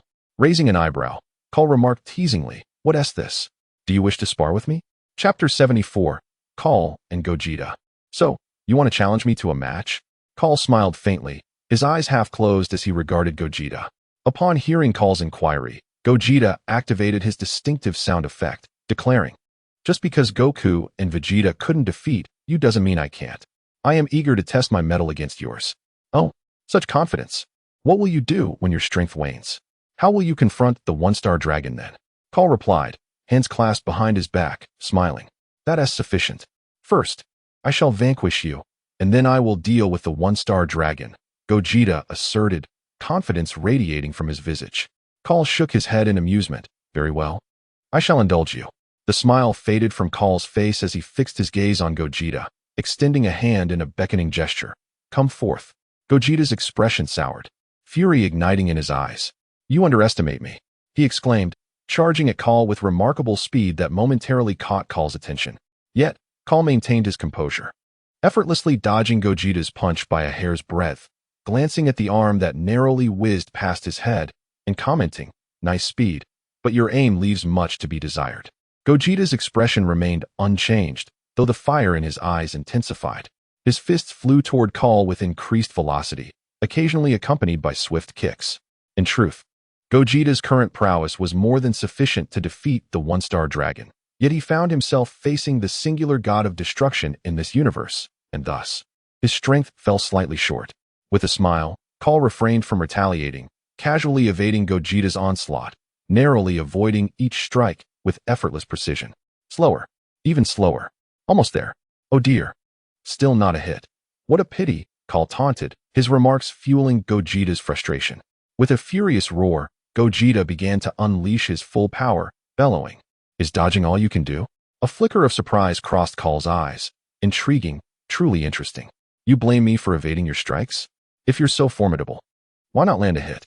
However, since you insist, I shall commence my counterattack now," Kaal teased, fixing his gaze on Gogeta. "Humph," Gogeta snorted, launching into a new wave of attacks. Unlike before, he anticipated Kaal's evasions, angling each punch and kick slightly off course. Nevertheless, even with this adjustment, Kaal effortlessly sidestepped Gogeta's assaults. With a swift motion, Gogeta unleashed a powerful punch aimed directly at Kaal's chest. A resounding thud echoed as Gogeta's eyes gleamed with triumph, believing he had struck his target. However, Kaal's voice soon pierced through Gogeta's moment of victory, causing his pupils to tremble as he instinctively withdrew his arm. In that very moment, Kaal seized Gogeta's wrist with an iron grip, firmly restraining it against his chest. A fleeting expression of panic crossed Gogeta's face, akin to a fish caught in a trap, unable to extricate himself despite his best efforts. Drawing from the combative experiences of both Goku and Vegeta, Gogeta swiftly adapted his strategy. Realizing he could not free his arm, he resolved to attack from a different angle. He charged at Kaal, head first. But Kaal was not to be outwitted. Sensing Gogeta's intent, he deftly redirected Gogeta's arm aside, causing him to lunge uncontrollably towards Kaal. Kaal raised his knee, perfectly positioned to intercept Gogeta's advance. Though he exerted minimal effort, the force of Gogeta's collision was significant. The impact was brutal as Gogeta's abdomen struck Kahl's knee, eliciting a pained cry and a surge of bile. It felt as if he had been struck by a colossal hammer, sapping his strength and clouding his vision momentarily. After the knee strike, Kahl took a slight step back, creating distance between them and loosening his grip on Gogeta's arm. As Gogeta descended, his awareness gradually returned, and he steadied himself, turning to face Kahl. Wiping the remnants of his anguish from his lips, a newfound fervor ignited in Gogeta's eyes. He raised his head, exuding a fierce determination, and began to gather his energy, finally unleashing his full potential. A golden aura enveloped Gogeta, his gaze sharp as a blade. In an instant, he teleported behind Kahl, gathering the Kamehameha energy in his hands. Just as he was about to unleash his attack, he realized Kahl had vanished from his sight. In a moment of bewilderment, he scanned his surroundings. Behind you, Kahl's light voice echoed in Gogeta's ears. Turning swiftly to release his Kamehameha, Gogeta was halted by a single finger that appeared beside his cheek. Enough. I've only used 80% of my strength, and you've performed admirably. Frustrated by the dent left in his cheek from Kahl's fingertip, Gogeta mumbled in discontent. That's unfair. You didn't fight me with your full power. Kahl withdrew his finger, allowing Gogeta to turn around. Meeting Kahl's gaze, Gogeta puffed up his cheeks in defiance. Kahl couldn't help but chuckle at the sight. Do you still wish to continue? Gogeta, resolute, nodded vigorously, determination burning in his eyes. Sighing, Kahl stepped back, releasing his full aura. An overwhelming presence filled the air, causing debris from the surrounding ruins to levitate, a fierce wind sweeping towards Gogeta. With a cold demeanor, Kahl questioned, will you still fight? As the fierce wind swept through, Gogeta was sent tumbling backward, his eyes quivering and his throat constricting slightly, the confidence in his voice waning. This is truly absurd, Kahl murmured, vanishing from sight in an instant. In the next moment, he reappeared behind Gogeta, his hand slicing down decisively upon the nape of Gogeta's neck.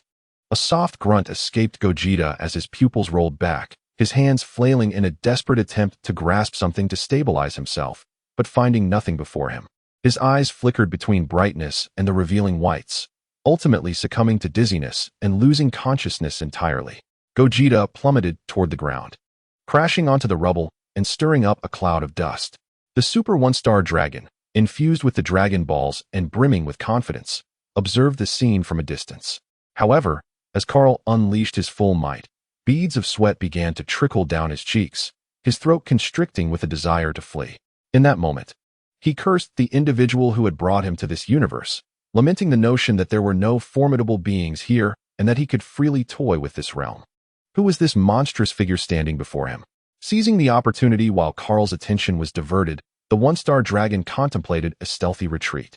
Just as he prepared to turn away, Kahl's gaze shifted towards him. Stiffening, the One-Star Dragon stood frozen in place. Chapter 75. The Inquiry. Gogeta lay quietly on the ground, his serene visage reminiscent of a newborn infant. With Gogeta incapacitated, Kahl turned his attention to the One-Star Dragon, declaring, now, it is your turn. The One-Star Dragon wore an odd expression, taking a step back as beads of cold sweat trickled down his face. Casting a glance at the infant like Gogeta, his lips quivered. What do you intend to do? Approaching the One-Star Dragon with an imposing presence, Kahl stated, now, it is I who shall inquire. Do you understand? The One-Star Dragon swallowed hard, nodding vacantly, slowly bowing his head, his voice deep and subdued. Yes, my lord. In the shadows where Kahl could not see, the One-Star Dragon's eyes flickered with trepidation. Noticing the One-Star Dragon's compliance, Kahl advanced a step closer, proclaiming, you will answer my questions. The One-Star Dragon smirked subtly, thinking, come a step closer, just a step closer. As the One-Star Dragon anticipated, Kahl moved in closer, and his eyes gleamed with malice. Excellent. This distance is just right. Perish. The One-Star Dragon unleashed a sphere of blue energy, thrusting it forcefully against Kahl's abdomen. Kahl did not evade, absorbing the blow directly, smoke rising from his midsection. Still not resigned, are we? Kahl's expression remained impassive, his gaze icy. Upon realizing his attack had inflicted no damage, the One-Star Dragon's expression shifted to one of despair. This is bad. I miscalculated, he thought, attempting to flee. Kahl extended a hand, resting it firmly on the One-Star Dragon's shoulder. So, you finally thought of escaping, have you? Feeling the pressure on his shoulder, the One-Star Dragon wished to weep, regretting his earlier bravado and attempts to deceive Kaal. Now caught, he realized escape was futile. It seems you still refuse to cooperate willingly. Why choose the path of hardship? Kaal let out a sigh, shifting his grip from the shoulder of the first star dragon to its wrist, lifting it effortlessly. The first star dragon attempted to resist, but was powerless against Kaal's overwhelming strength. No matter how hard he struggled, he could not break free. Kaal showed no leniency, swinging the first star dragon by its arm, causing it to spin like a grand windmill above his head. The fierce gusts whipped against the first star dragon's face as it twirled around in circles. 1, 2, 10, 30, 150 times, its sturdy form beginning to feel dizzy. Sensing the time was right, Kaal released his grip, sending the first star dragon crashing to the ground, creating a deep crater beneath it. Kaal descended lightly beside the first star dragon, placing one foot upon it, rolling it over a couple of times as if it were a mere ball. Subsequently, he hooked his foot beneath the first star dragon and kicked upward, launching it into the sky like a cannonball. Kaal looked up at the diminishing figure of the first star dragon, reminiscing about the many years since he last played football. Though the ball was not ideal, it was still manageable. With a flash, Kaal positioned himself in the path of the first star dragon, performing a side kick that sent it flying in another direction. Just as it was about to collide with an undamaged skyscraper, Kaal appeared once more, delivering another kick. Thus, Kaal delightedly continued his game of football, while the first star dragon endured the torment of being kicked about, its body swelling as if filled with water. After countless rounds, Kaal grew weary, and the first star dragon had transformed into a true ball. Ultimately, Kaal delivered one last kick, sending the first star dragon crashing into the ground, further deepening the crater it had previously created. Disoriented, the altered first star dragon groggily awoke, its tongue heavy, murmuring incoherently. Kaal swiftly appeared before the first star dragon. "Have you calmed down?" The first star dragon nodded fervently, its mind clouded. Kaal frowned. "Vs. Lend a hand. Help him speak more clearly." A glimmer of light appeared on the first star dragon's face, and in an instant, the swelling subsided, restoring its lips to normal. Fear filled the first star dragon's eyes as it stammered, "Please, don't strike me, I was wrong." With the first star dragon's words now clearer, Kaal nodded in satisfaction. "Do you understand what this attire represents?" The first star dragon gazed at Kaal's outfit, consisting only of trousers, shoes, and a cloak, uncertain of its meaning. Hesitating, it cautiously glanced at Kaal's face before quickly lowering its head. "Does it represent you as a rogue?" Kaal's expression turned icy, a glint of murderous intent flashing in his eyes.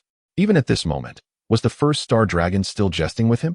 Did it not realize the gravity of its situation? Seeing Kaal's demeanor shift, the first star dragon immediately sprang to life, prostrating itself before him. "Please, don't hit me. I don't know anything." The first star dragon's actions left Kaal in doubt. Could this truly be a forward sent by the Dragon God realm?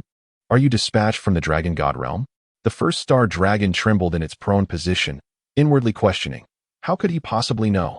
However, his mouth was not idle. "Indeed, my lord. Why have you sent such a cowardly creature here? Are there no dragons left?" The one-star dragon's lips curled in disdain. What did it mean to be called a coward? Could one not speak? After all, he was the most formidable soldier under the general's command. At that moment, he yearned to rise and vehemently deny any accusation of cowardice, but the memory of Kaal toyingly manipulating him like a mere plaything extinguished that thought. A wise man does not suffer immediate losses. "My lord, I am merely a soldier, albeit one with decent combat abilities. The general sent me here to assess the combat power of this side." Kaal's eyes brightened. "Oh, the general? How formidable is your general?" One-star dragon glanced at Kaal, making a comparison. "The general is equally powerful as you." Kaal frowned. If they were on the same level, it implied a comparison to a destroyer. He wondered who was slightly more formidable, himself or that general. "How many generals do you have?" Kaal continued his inquiries, deeming it essential to scout the capabilities of his adversary. Upon hearing this, one-star dragon's expression swelled with pride. "To be candid, my lord, we have 12 generals, each exceptionally powerful. As for myself, I am the mightiest soldier under the 10th rank general." Kaal's expression turned cold. "Are you truly formidable? What is there to be proud of?" One-star dragon's demeanor fell, mumbling under his breath, "I am formidable enough. Besides you, who in your world can match me? Even Sun Wukong and that Vegeta could not defeat me together." Through their exchange, one-star dragon revealed considerable information. It became evident that he was indeed sent by the dragon god realm, not mistakenly wandering in. Furthermore, their generals were comparable to destroyers, with the 10th-ranked general being a match for Kaal, suggesting that the higher-ranked generals were undoubtedly even more powerful. No wonder those 6 universes could not contend with the dragon god realm. A sense of crisis settled in Kaal's heart. Chapter 76. The Power of the Dragon God Realm. Kaal glanced at the creature before him. Your strength is commendable. How many individuals of your caliber exist?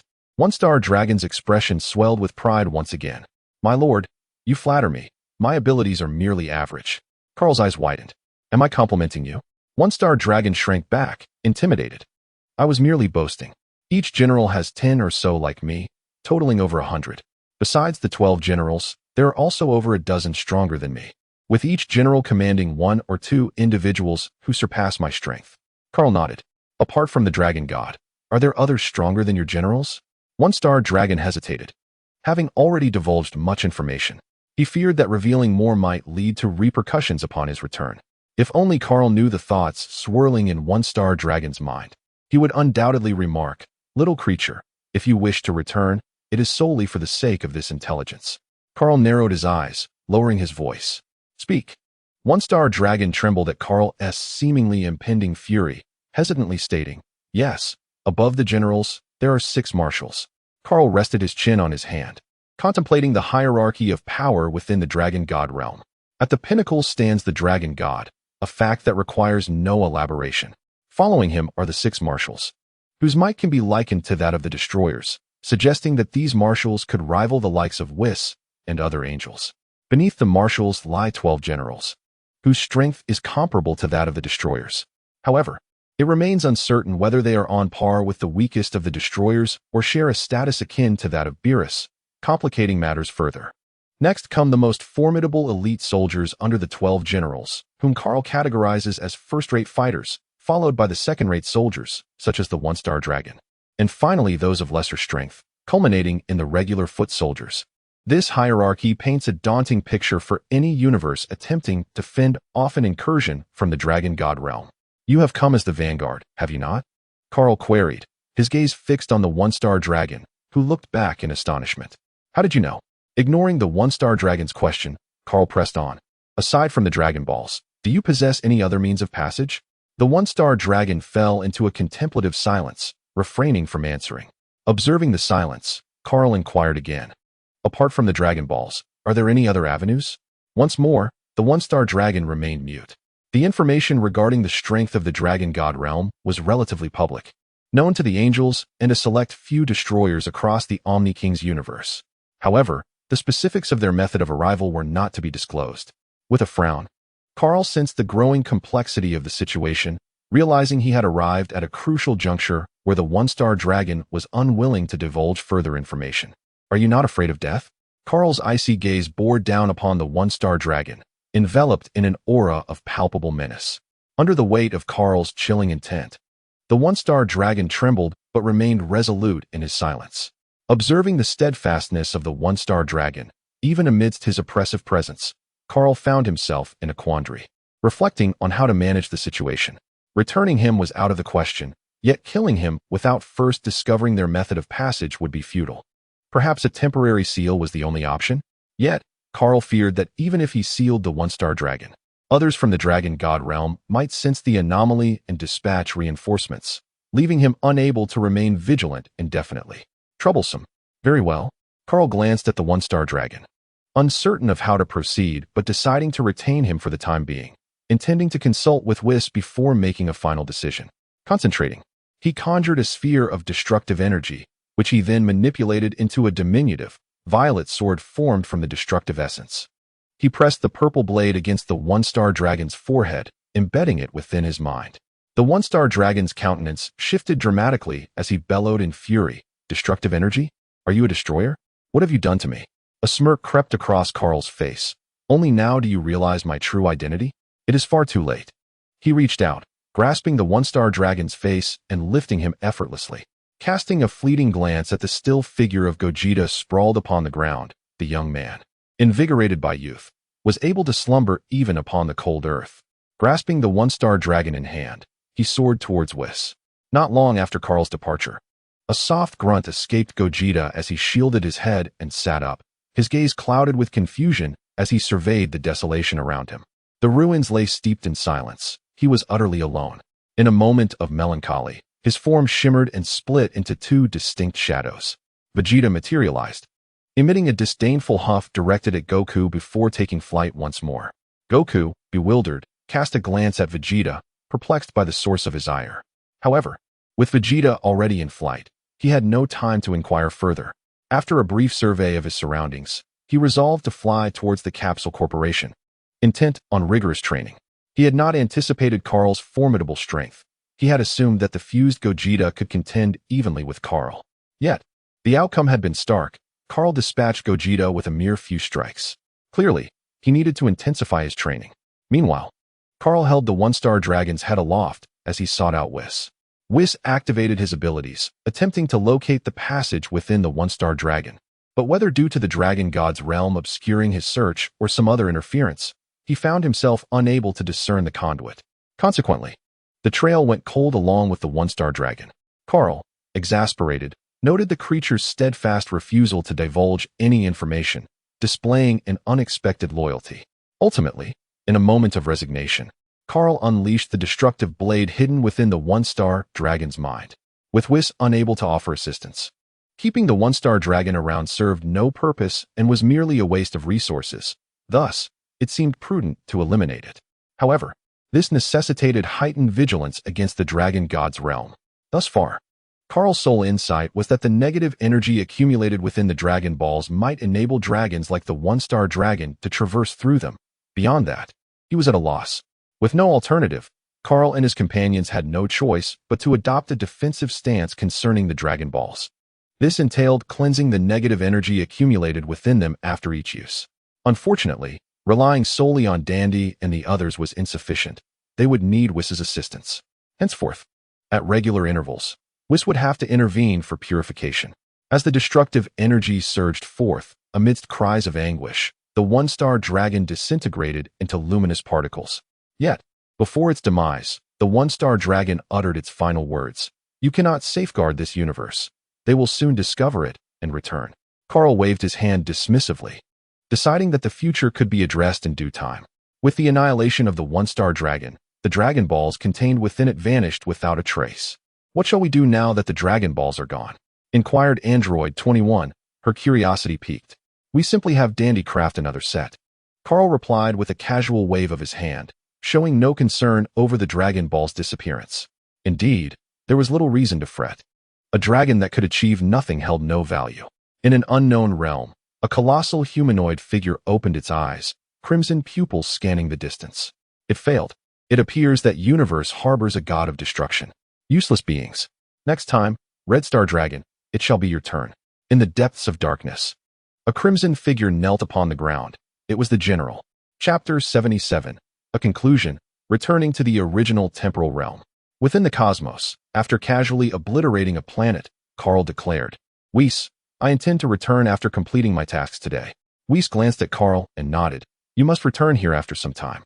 With a flicker of light from the divine staff in his hand, a time ring materialized before Kahl's eyes.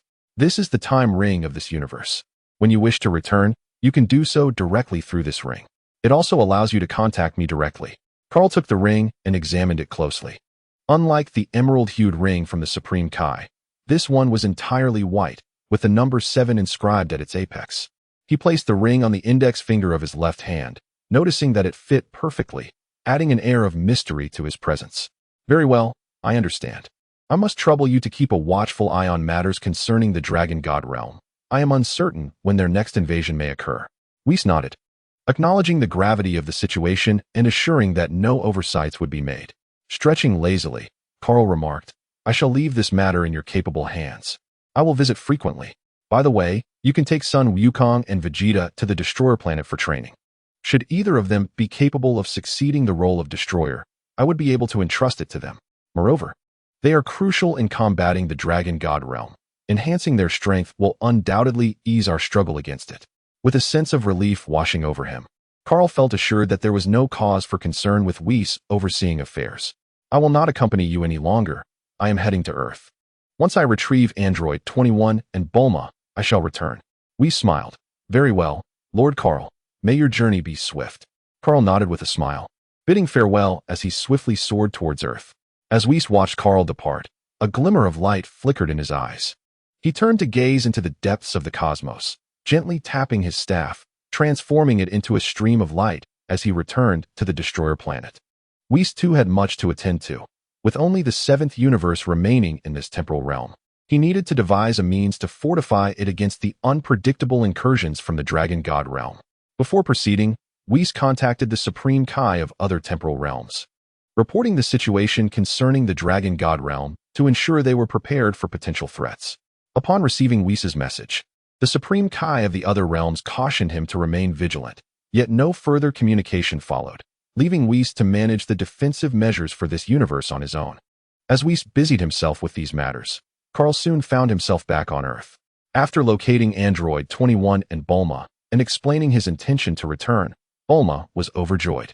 Having spent nearly a year in this universe, she had grown weary of the familiar faces and places. Had it not been for waiting on Kaal, she would have already returned via the time machine. They can return now. How delightful. Bulma leaped with joy. She shot a glance at Bulma and asked, "What? Have I treated you poorly that you are already longing to leave? After all, this is your home." Bulma giggled and playfully stuck out her tongue at Bulma. In response, Bulma lightly poked her forehead, well aware of her own temperament. Aside from her unwavering dedication to scientific pursuits, she lacked patience in other areas. Her previous remarks merely expressed her reluctance at Bulma's departure. Over the past year, Bulma, and Android 21 had formed a close friendship. A bond between two versions of Bulma that was quite unexpected. Android 21 approached Kaal, gazing into his eyes. "Is everything settled?" she inquired. Kaal nodded affirmatively, assuring her that all was well, with Whis overseeing matters on that end. Furthermore, he could arrive at any moment if needed. He raised his left hand, showcasing the time ring before her. Android 21 nodded, indifferent, as she would accompany Kaal wherever he went. After bidding farewell to their companions, the three of them boarded the time machine. In a flash of white light, they vanished from sight. Below, Bulma waved her hands energetically, calling out, "Make sure to come back and visit." Vegeta stood a short distance away, arms crossed and observing with an impassive expression, his eyes only reflecting a rising fighting spirit. With a snort, he strode off to the gravity chamber for training. The departure of Kaal and the others was unnoticed by Goku. They slipped away quietly. In this time and space, above Bulma's residence, a flash of light heralded the arrival of the yellow time machine. It descended to the ground with a creak, the hatch above opening. Bulma straightened herself, leaning towards the edge of the time machine and inhaling deeply. It felt comforting to be back in her own timeline.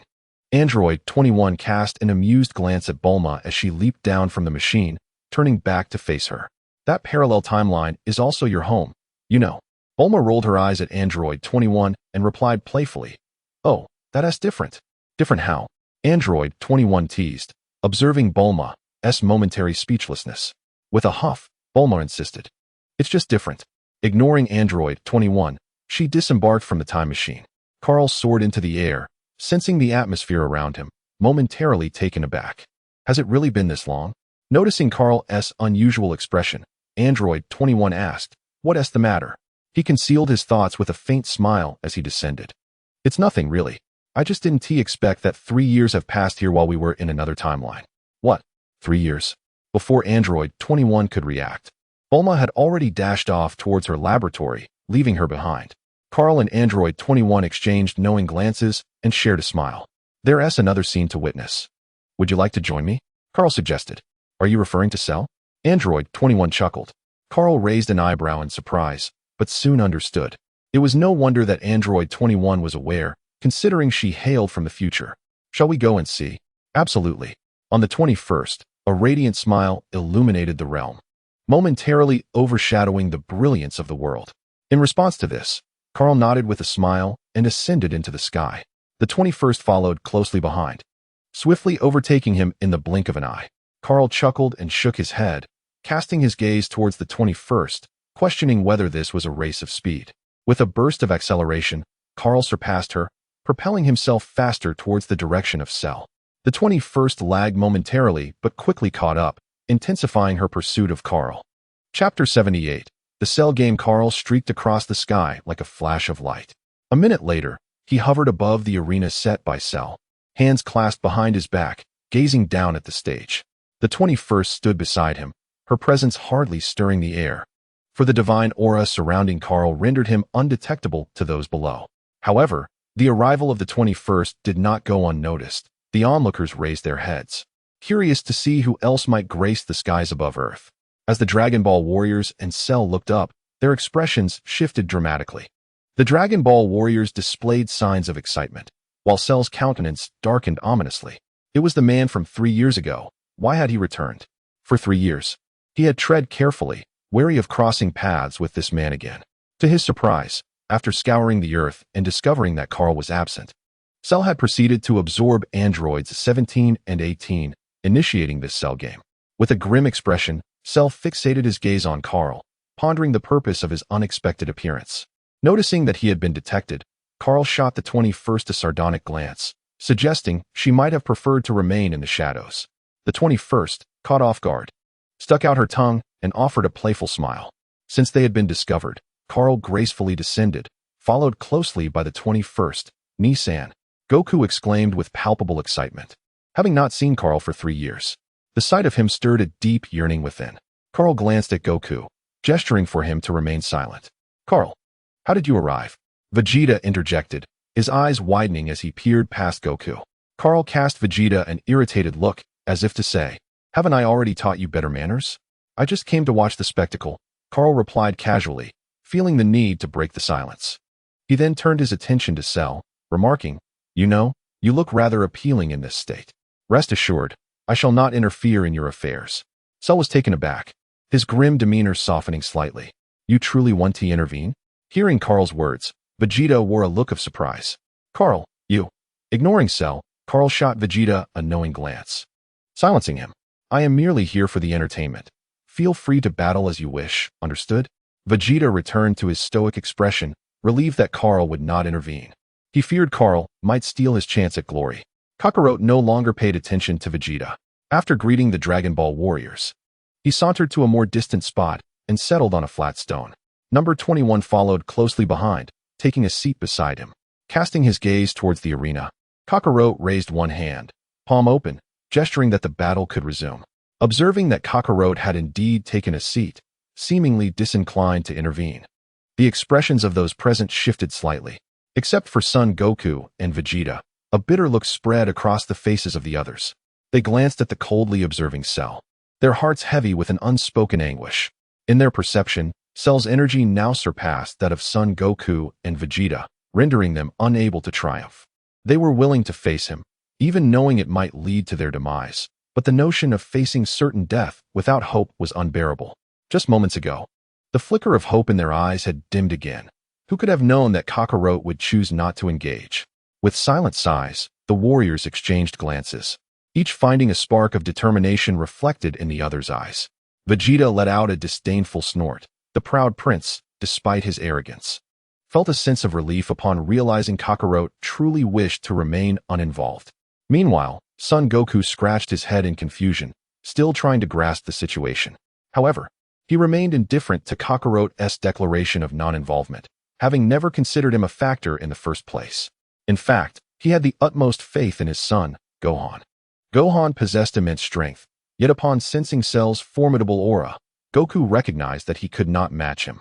Even if he managed to unleash his latent potential once more, he doubted he could defeat Cell. As for Vegeta, he was hardly in a position to compete. Amidst the assembly, only his son Gohan seemed to harbor the potential to prevail.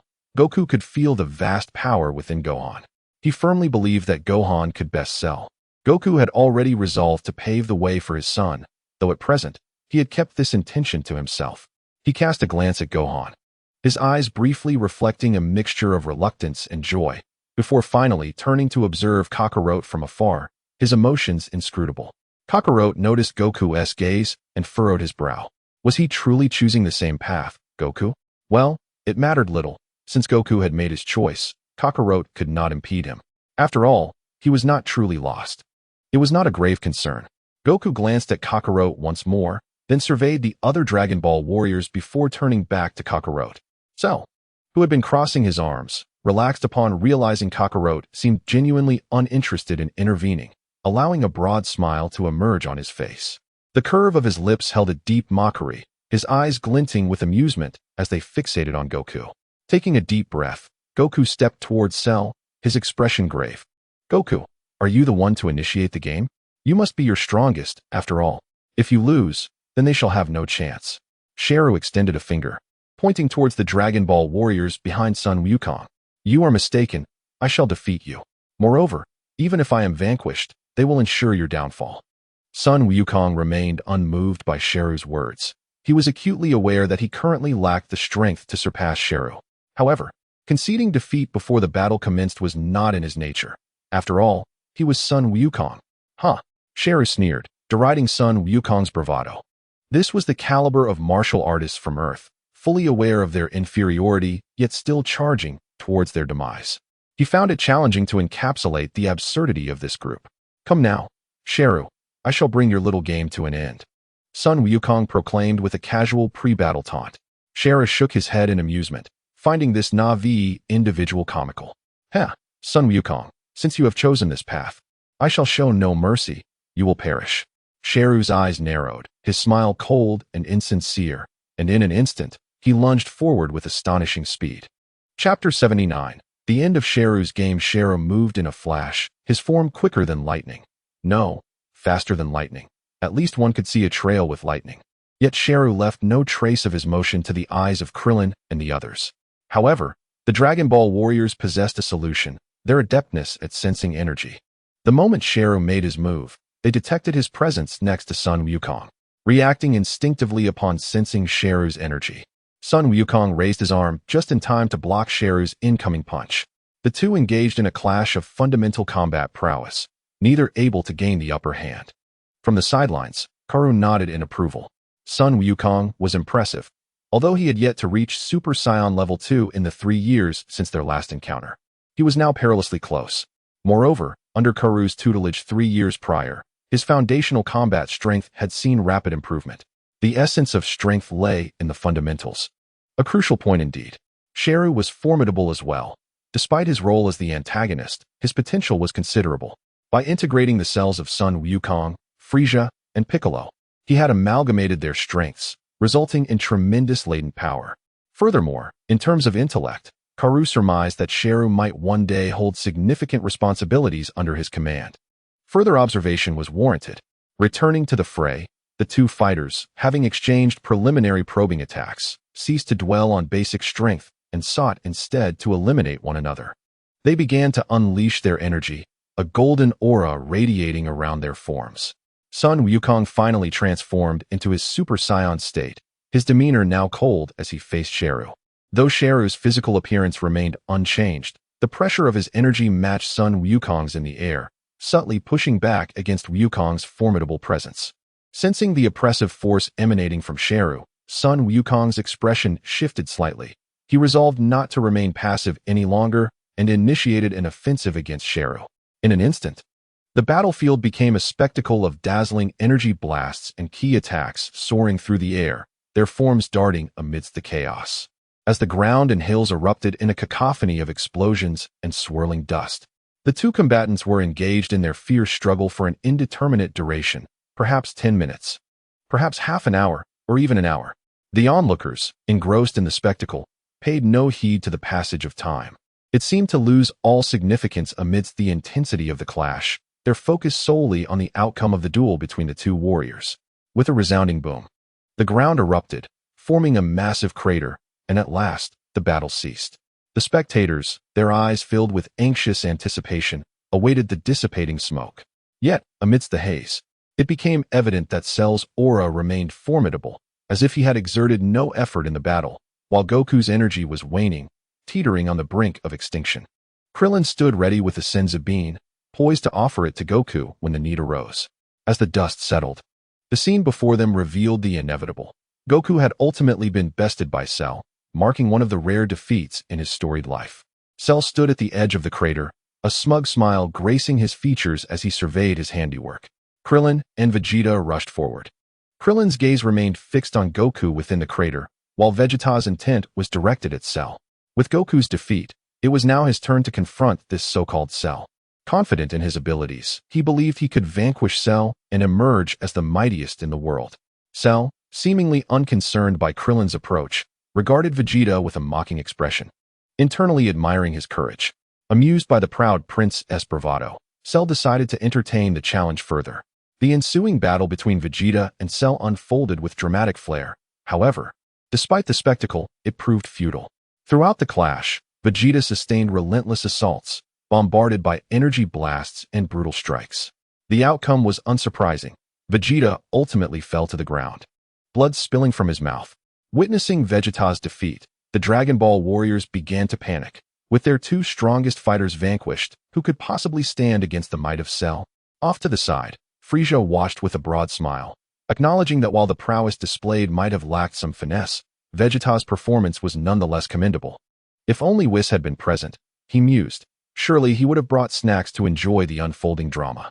In the midst of the despairing crowd, it was Goku who stepped forward.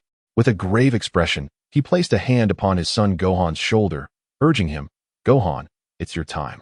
Believe in yourself. I have always believed in your latent potential."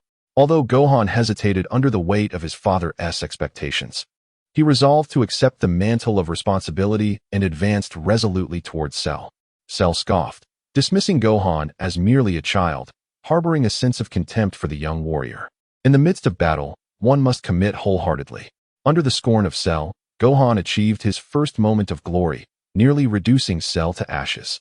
Fortunately, the Frieza cells within him and the influence of Piccolo came into play, granting Cell extraordinary vitality. By stalling for time, he eventually regained his strength. At this juncture, Gohan found himself in a dire state, his body battered and one arm severed, yet he struggled to rise, determined to continue the fight against Cell. Having narrowly escaped demise, Cell came to a realization. He resolved to cease his delay and unleashed a devastating attack, intending to obliterate the Earth. With Frieza's cells coursing through him, he felt assured of survival in the vastness of space, rendering the destruction of the planet inconsequential. Observing this, arresting Goku recognized that the moment had arrived to unleash his ultimate technique. In his heart, he recited, "Deadly move, the art of self-sacrifice." He instantaneously teleported beside Cell, bracing himself to absorb the energy blast capable of annihilating the Earth. Just as he was on the verge of disintegration, he glanced back at Gohan, leaving him with an unforgettable smile before vanishing into dust. Kaal, witnessing the scene, was taken aback. Goku was truly willing to do anything for his son, yet he pondered the implications of such an act. What would happen to Chi-Chi, his wife? Would she not be devastated? Nevertheless, Kaal refrained from intervening. After all, the dragon could revive Goku. If the dragon was unwilling, he mused whether his destructive energy could also reduce it to ashes. Gohan, witnessing the death of his father, was filled with tears and fury as he directed his gaze at Cell. In a fit of rage, he transcended his limits, successfully transforming into Super Saiyan 2. With one arm raised, Gohan unleashed his most powerful Kamehameha wave. In that moment, he felt the presence of his father supporting him from behind. Cell, now facing despair, clashed with Gohan's beam, but this time, the Sun family's power prevailed. Cell could only watch in despair as his cells were reduced to dust. The game was over for Cell. Kaal applauded, impressed by the performance of his brother and nephew. "Well done. As a reward, let us increase your training regimen tenfold." Chapter 80. The Resurrection of Cell. The death of Goku cast a pall of sorrow over the crowd, each face etched with grief as they gazed upon the spot where he had perished. An air of melancholy enveloped the scene, and Gohan, tears brimming in his eyes, reverted to his original form, crying out for his father. However, the somber atmosphere did not affect Kaal. After all, life continued, so why wallow in sadness? He clapped his hands, interrupting the collective sorrow. "Hey, little bald head, do you have the Dragon Balls with you?" Kaal's question jolted everyone back to reality. Indeed, the Dragon Balls were present, and the dragon could surely revive Goku. Krillin wiped the tears and dust from his face, exclaiming, "Yes, the Dragon Balls." He hurriedly retrieved the bag containing the Dragon Balls from his belt, in preparation to confront Cell and to avert any unforeseen circumstances. The Dragon Ball warriors had prudently gathered the Dragon Balls in advance, entrusting them to Krillin for safekeeping. Initially intended as a precautionary measure, it was indeed fortunate that they proved necessary. "Now that we have the Dragon Balls, Why do you all wear such mournful expressions? It's not as if resurrection is impossible, Kaal remarked, casting a sidelong glance at the group, interrupting their sorrowful incantations. Little Bald Head, summon the eternal dragon. Kaal stepped forward, gesturing for Krillin to produce the Dragon Balls and call forth Shenron. Ah, right, of course, Krillin stammered, his neck retracting in embarrassment for having overlooked such an essential task. With a sheepish grin, he hurriedly emptied the bag of Dragon Balls onto the ground. As the 7 Dragon Balls lay before them, their collective presence seemed to resonate with an impending summoning, glowing softly in a rhythmic flicker. Kaal observed intently, a hint of violet light gleaming in his eyes as he peered into the depths of the Dragon Balls. Inside, he discerned faint black threads entwined within the brilliantly yellow orbs. Indeed, there was a slight accumulation of negative energy, yet fortunately, the concentration within the Dragon Balls of this timeline was minimal. Retracting his gaze, he felt a sense of relief regarding the minor negative energy, knowing that he could address it effortlessly later, though it was not imperative. Let us begin, Kaal announced. Krillin nodded, and the group gathered closely, with Gohan anxiously watching Krillin's every move. After exchanging glances with the others, Krillin began the incantation to summon the dragon. Come forth, Shenron. Grant my wish. The 7 Dragon Balls radiated brilliant light, and suddenly, dark clouds gathered in the previously clear sky, enveloping it entirely. A soft dragon's roar echoed, and beams of orange-yellow light shot into the heavens from the Dragon Balls. The dragon's roar crescendoed, resounding powerfully moments later. A shadow emerged from the Dragon Balls. Initially a mere speck that raced towards the sky, gradually expanding in size. Amidst the inky clouds, a verdant dragon twisted and rolled, its form weaving through the air, until finally, the red-eyed visage of Shenron hovered before them. Speak your wish, O summoner. Any desire shall be fulfilled, the dragon proclaimed, its crimson eyes glowing with a fierce light and an air of haughty arrogance that words could scarcely describe. Kaal smirked, finding the dragon's pretense amusing. He raised his gaze to Shenron, commanding, "Look at me as you speak," and unleashed the formidable aura of his destroyer status. Shenron faltered under the weight of Kaal's presence, its proud demeanor momentarily faltering as beads of sweat cascaded down its form. Its gaze darted, locking onto Kaal, who wore a mocking expression. The dragon's countenance shifted from one of arrogance to awkwardness, quickly morphing into fear as it hastily bowed its head, unable to lower it any further before exclaiming, "My lord, I sincerely apologize for my rudeness. I am unable to descend." "Very well," Kaal replied calmly. The sudden shift in the dragon's demeanor left the onlookers utterly bewildered. What could be the cause? Wasn't the dragon typically characterized by an air of arrogance? Yet, upon the sight of Kaal, it transformed into a figure of subservience. The crowd exchanged astonished glances, mouths agape, momentarily at a loss for words. Ultimately, it was Son Gohan, emboldened by a surge of courage despite his fatigue, who broke the silence. "Uncle, what is happening here?" Kaal ruffled Son Gohan's already disheveled hair with a hand, further tangling it in a display that seemed to mock the dragon's pretentiousness, urging it to speak plainly. Son Gohan stared blankly, his wide eyes filled with confusion as he looked at Kaal. Kaal withdrew his hand and, disregarding Krillin, addressed the dragon directly. "Revive Sun Wukong and sell for me." Relieved that Kaal did not hold him accountable for his prior hesitations, the dragon felt a weight lift from his chest. Terrified, he thought to himself, how could one of the 2 calamities in this universe be here? He cast a furtive glance at Krillin, blaming the insufferable bald man for the situation. Upon hearing Kaal's demand, the dragon wasted no time and summoned his powers. Kaal waited patiently, but after a minute, the dragon's face reflected his resignation as he bowed his head and spoke submissively. "My lord, I am unable to revive Sun Wukong. I sincerely apologize.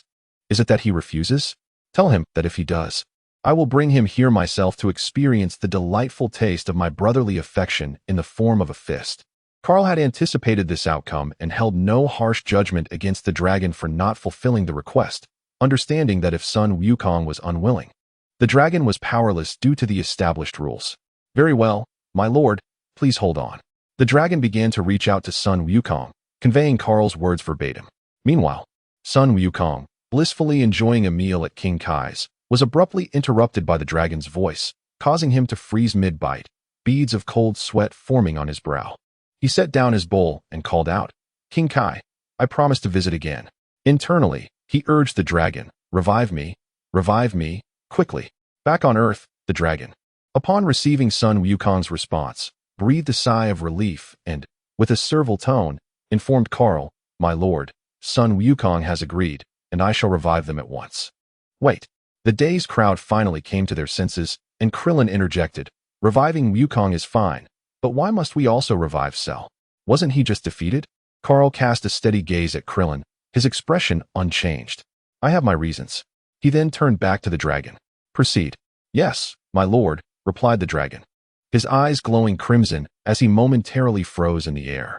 After 10 seconds, his eyes returned to normal, and he resumed his movements. "My lord, Sun Wukong and Cell have been revived. Do you have any further commands?" The dragon looked at Kaal, his eagerness nearly spilling over. The appearance of the divine dragon is a rare occurrence. However, in order to fulfill Kaal's demands, it exerted its power and maintained its presence, fearing that its sudden disappearance would lead to trouble from Kaal later on. Thus, to resolve matters once and for all, it remained steadfast. "That will be sufficient. You may withdraw." Kaal waved his hand dismissively, akin to shooing away a fly. The divine dragon bowed its head, bidding farewell with a wish for the esteemed one's prosperous martial fortunes. Upon uttering this farewell, the divine dragon radiated brilliance and vanished, departing at a speed surpassing any previous instance. Kaal murmured to himself, "Am I truly that fearsome?" At the very moment of the divine dragon's disappearance, the figures of Sun Wukong and Cell materialized in the air. Chapter 81. Subduing Cell. Sun Wukong appeared, awkwardly greeting everyone, with a particular emphasis on Kaal. "Brother, I have returned." Observing Sun Wukong's sheepish demeanor, Kaal regarded him with indifference, offering a nod as a form of acknowledgement, for it was not yet the time to settle scores. Sun Wukong, noting Kaal's expression, managed a sheepish smile and quietly took his place beside Krillin and the others. The group was elated by Sun Wukong's resurrection, each expressing their joy in enthusiastic greetings. However, Sun Wukong's enthusiasm was notably lacking as he responded in a perfunctory manner. Ignoring Sun Wukong, Kaal approached the revived Cell. At this juncture, having lost the powers of androids 17 and 18, Cell had reverted to his insect-like appearance, grotesque in visage. Kaal looked upon Cell with evident disdain.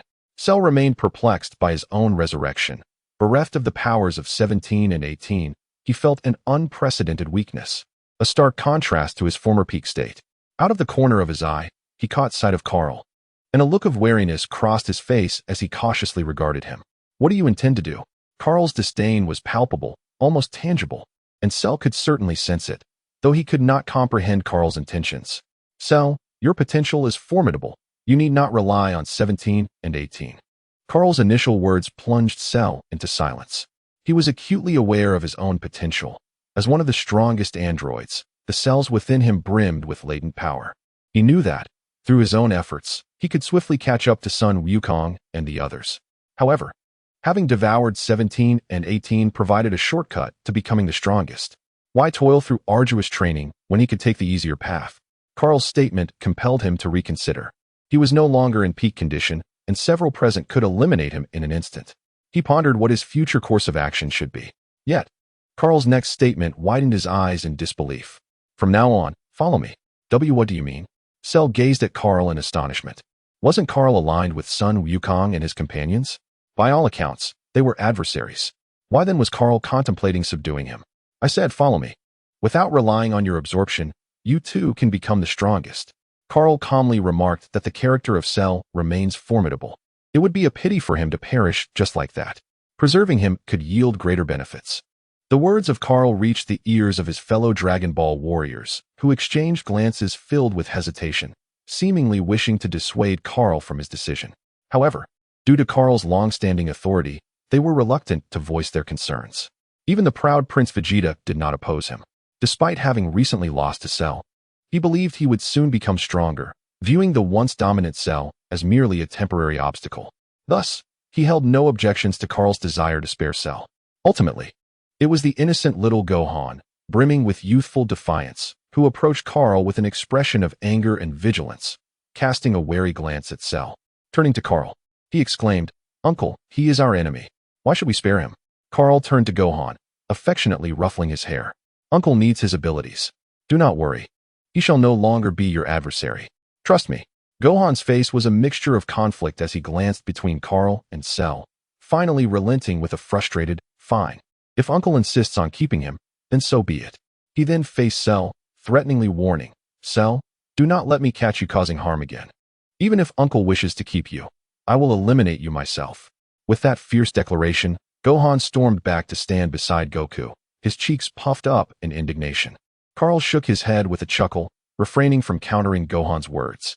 However, he knew that Cell would have little opportunity for mischief in the future, as his plans for Cell were far from simplistic. Cell remained silent, contemplating Kaal's words, disregarding Gohan's threats as he considered the potential advantages of aligning with Gohan. "So, what do you think?" Kaal inquired, glancing back at Cell with a faint smile. Though Cell hesitated, he had already internally accepted the notion of following Kaal. Nevertheless, he sought to test the waters, asking, "What if I choose not to follow you? What would you do?" "I would eliminate you, though the Dragon Balls cannot revive such a being," Kaal replied. "However, this refers only to the Dragon Balls of Earth or Namek. The Super Dragon Balls are not included." Cell's pupils dilated. He had experienced the dragon's capabilities firsthand, realizing that even when he should have been entirely absent, the dragon had revived him. The revelation that Kaal could achieve a level of power beyond what even the dragon could restore left Cell astonished. Kaal's statement prompted Cell to make a decision. "Very well, I shall follow you, sir." He bowed his head in an expression of loyalty. Kaal nodded in satisfaction. "Excellent. Your vision should not be confined to this planet. By following me, you shall witness a far broader world." Cell kept his head bowed, asking, "Sir, if I accompany you, will I still be able to absorb androids 17 and 18? Do not contemplate shortcuts. Those would only bind you. Your potential is immense, rivaling that of Goku." "I harbor great expectations for you," Kaal replied. Cell's eyes flickered with surprise. He had not anticipated Kaal's regard for him, leading to a slight sense of acknowledgement toward Kaal. As the glimmer in his eyes flickered, Cell suddenly posed a question. "Master, are you a god?" "To my knowledge, the King of Worlds does not possess such formidable strength." A glimmer of satisfaction crossed Kaal's gaze. The fact that Cell could conceive such a notion indicated that his mind was transcending earthly confines. "Not quite," he replied. "Merely my rank surpasses that of the King of Worlds by a considerable margin. Rest assured, your choice is not in vain."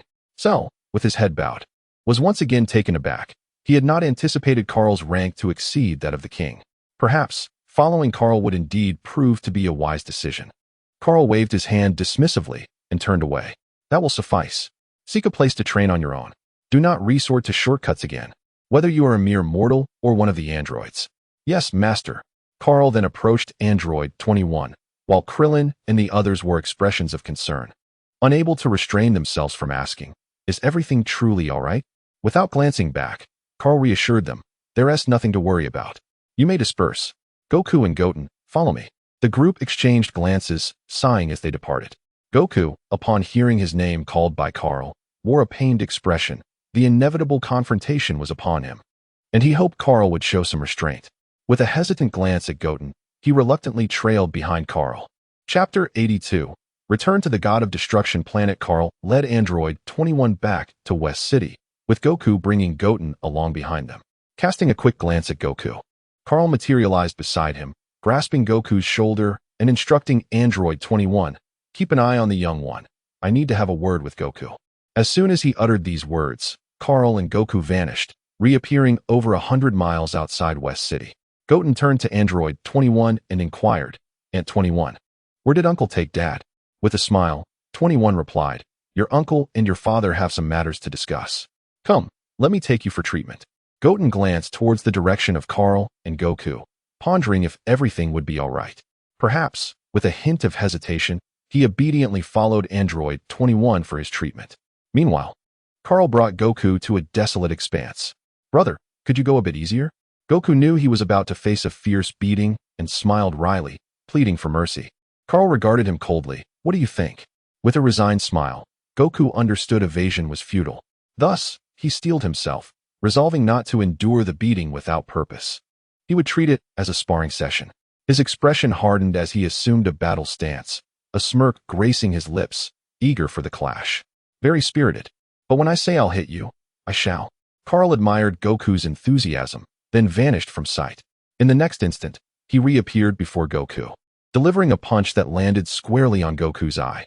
Goku, though he had anticipated Kahl's disappearance and was mentally preparing to evade, found his body unresponsive, and he bore the brunt of Kahl's powerful fist. With a swift punch, Kahl sent Sun Wukong reeling backward. Without pausing, he delivered another blow, striking Sun Wukong's other eye.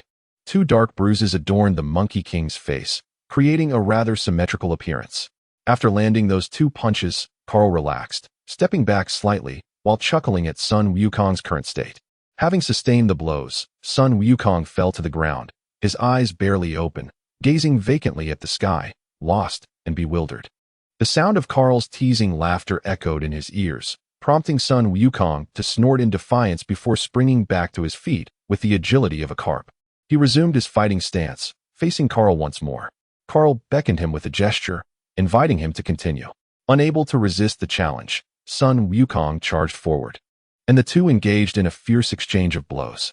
Kahl adeptly evaded most of Sun Wukong's strikes, while the latter absorbed each of Kahl's punches, feeling them land on his body, face, legs, and stomach.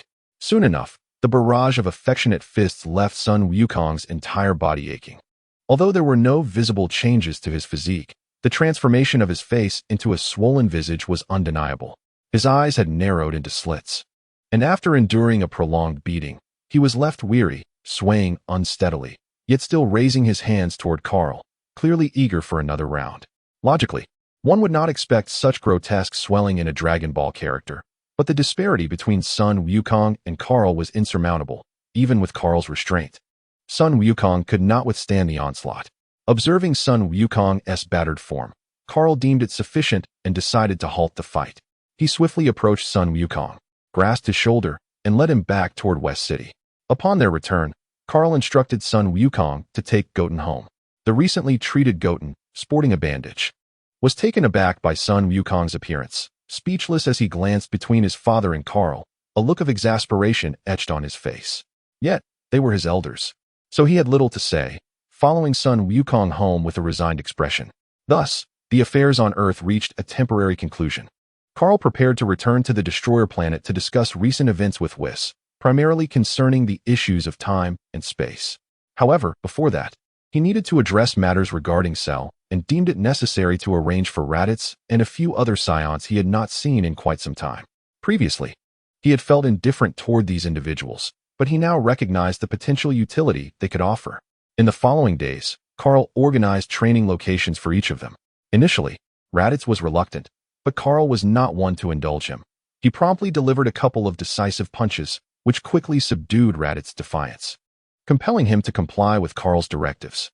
Once these arrangements were made, Kahl returned to the Destroyer planet with Android 21. Inside the Destroyer temple, Whis and Beerus were enjoying a cup of tea. "Ah, Kahl has returned, Lord Beerus," remarked Whis. The breath of Beerus manifested above the planet of destruction, and Whis sensed it. After sipping his tea, he spoke leisurely. "If he wishes to return, let him do so. Am I to welcome him?" Beerus set down his cup, inhaling the aroma in the air. "Ah, it's ready, it's ready." He pulled over a bucket of instant noodles, lifted the lid, and took a hearty whiff. "This is the scent, truly delightful." He then bent down and began to eat with gusto. "Whis, Whis," soon echoed the exuberant voice of Kahl in the hall. Whis glanced up briefly, continuing to savor his tea. Beerus finished the broth in the noodle bucket, exclaiming, "Delicious. Hey kid, where have you been playing after abandoning your work for 3 years?" Number 21 stole a glance at Kahl and chuckled softly. Kahl, aware of his fault, chuckled sheepishly.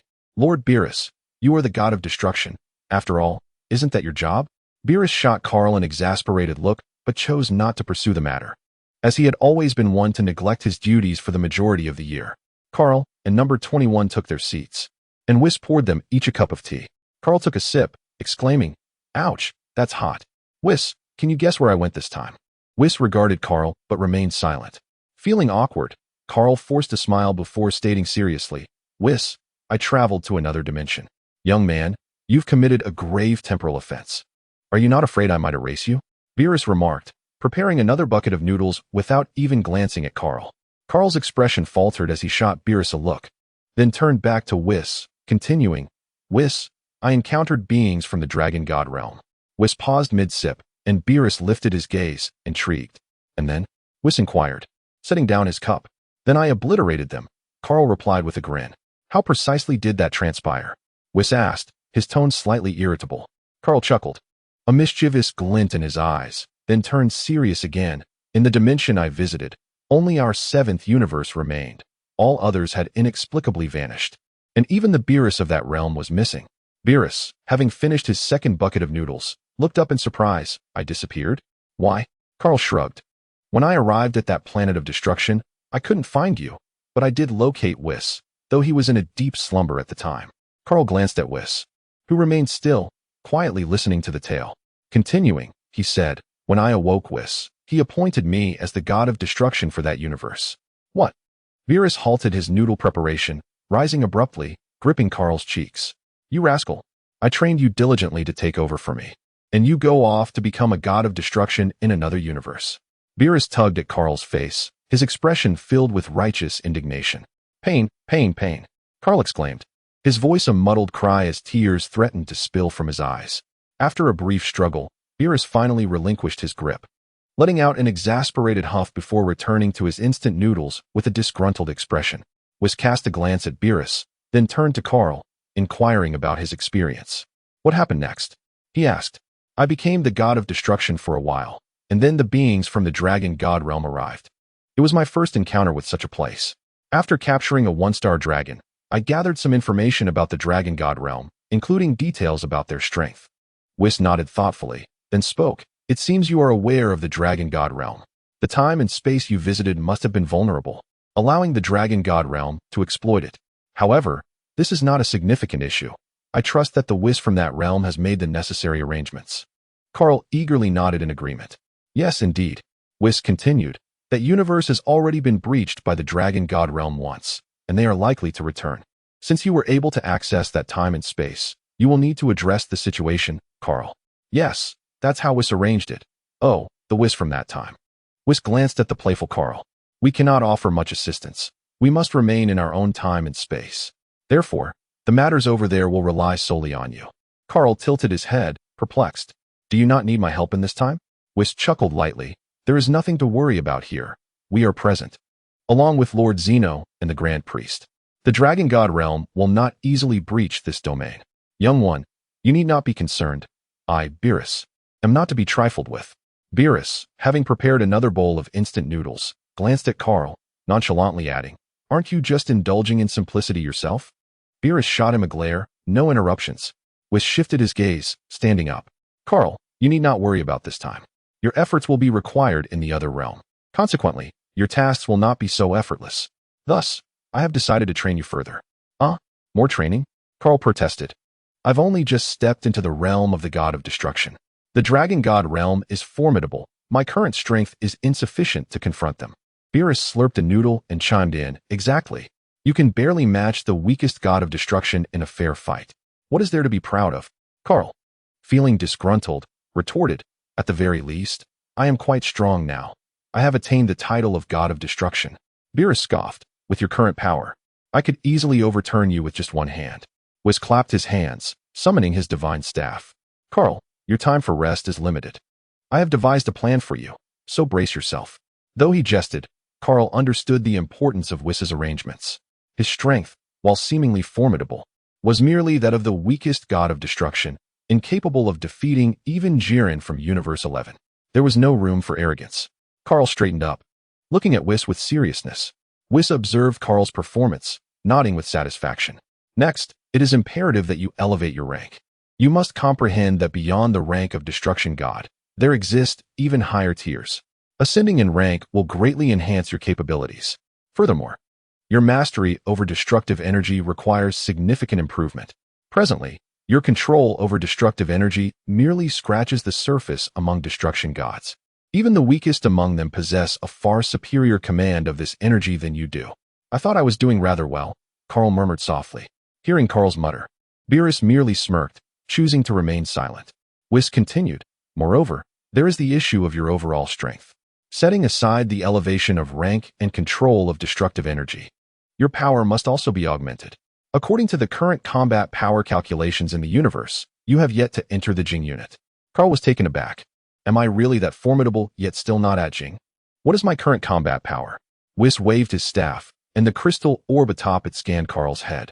After a moment, Whis stated, "You have just reached the terabyte level, with a combat power of 1153 terabytes." Kahl fell silent. He was indeed quite powerful. Yet his combat power was so modest. Does that imply that even those like Super Saiyan 4 Goku have only just crossed into the terabyte threshold?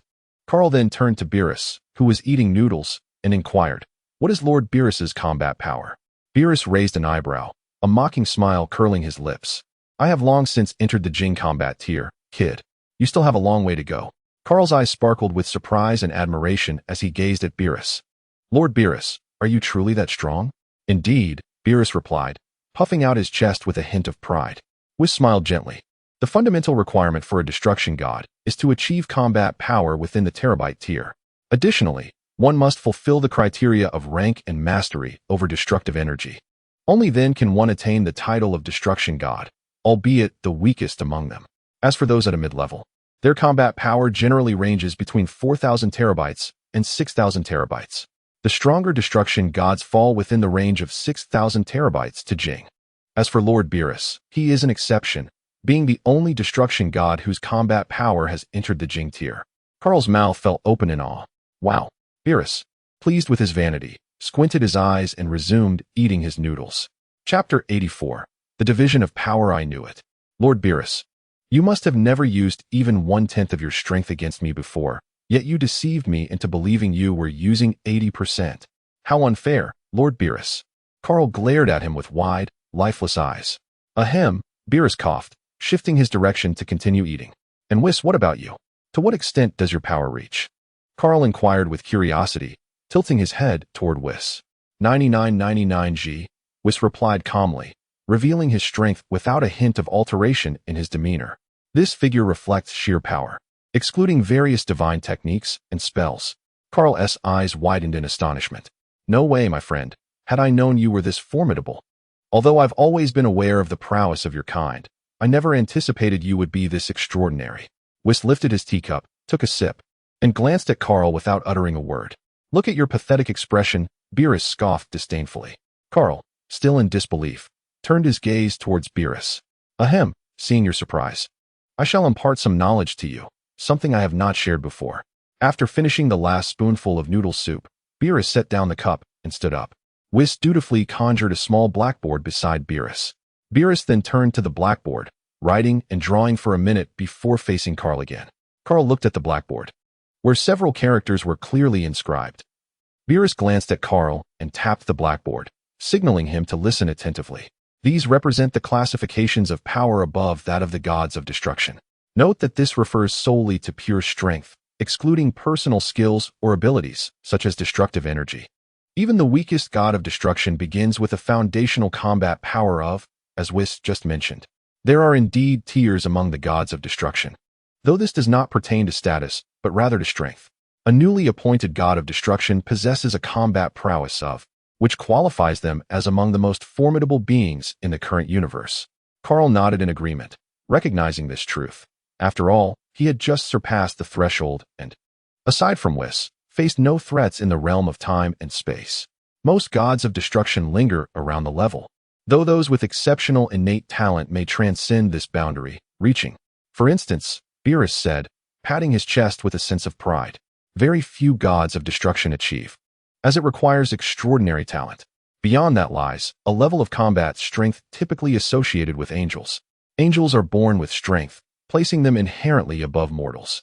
Coupled with their unparalleled gifts, most angels attain the combat tier through training, such as Whis, Bardock, and Kaal, with only a select few remaining at the level, all of whom are exceedingly close to.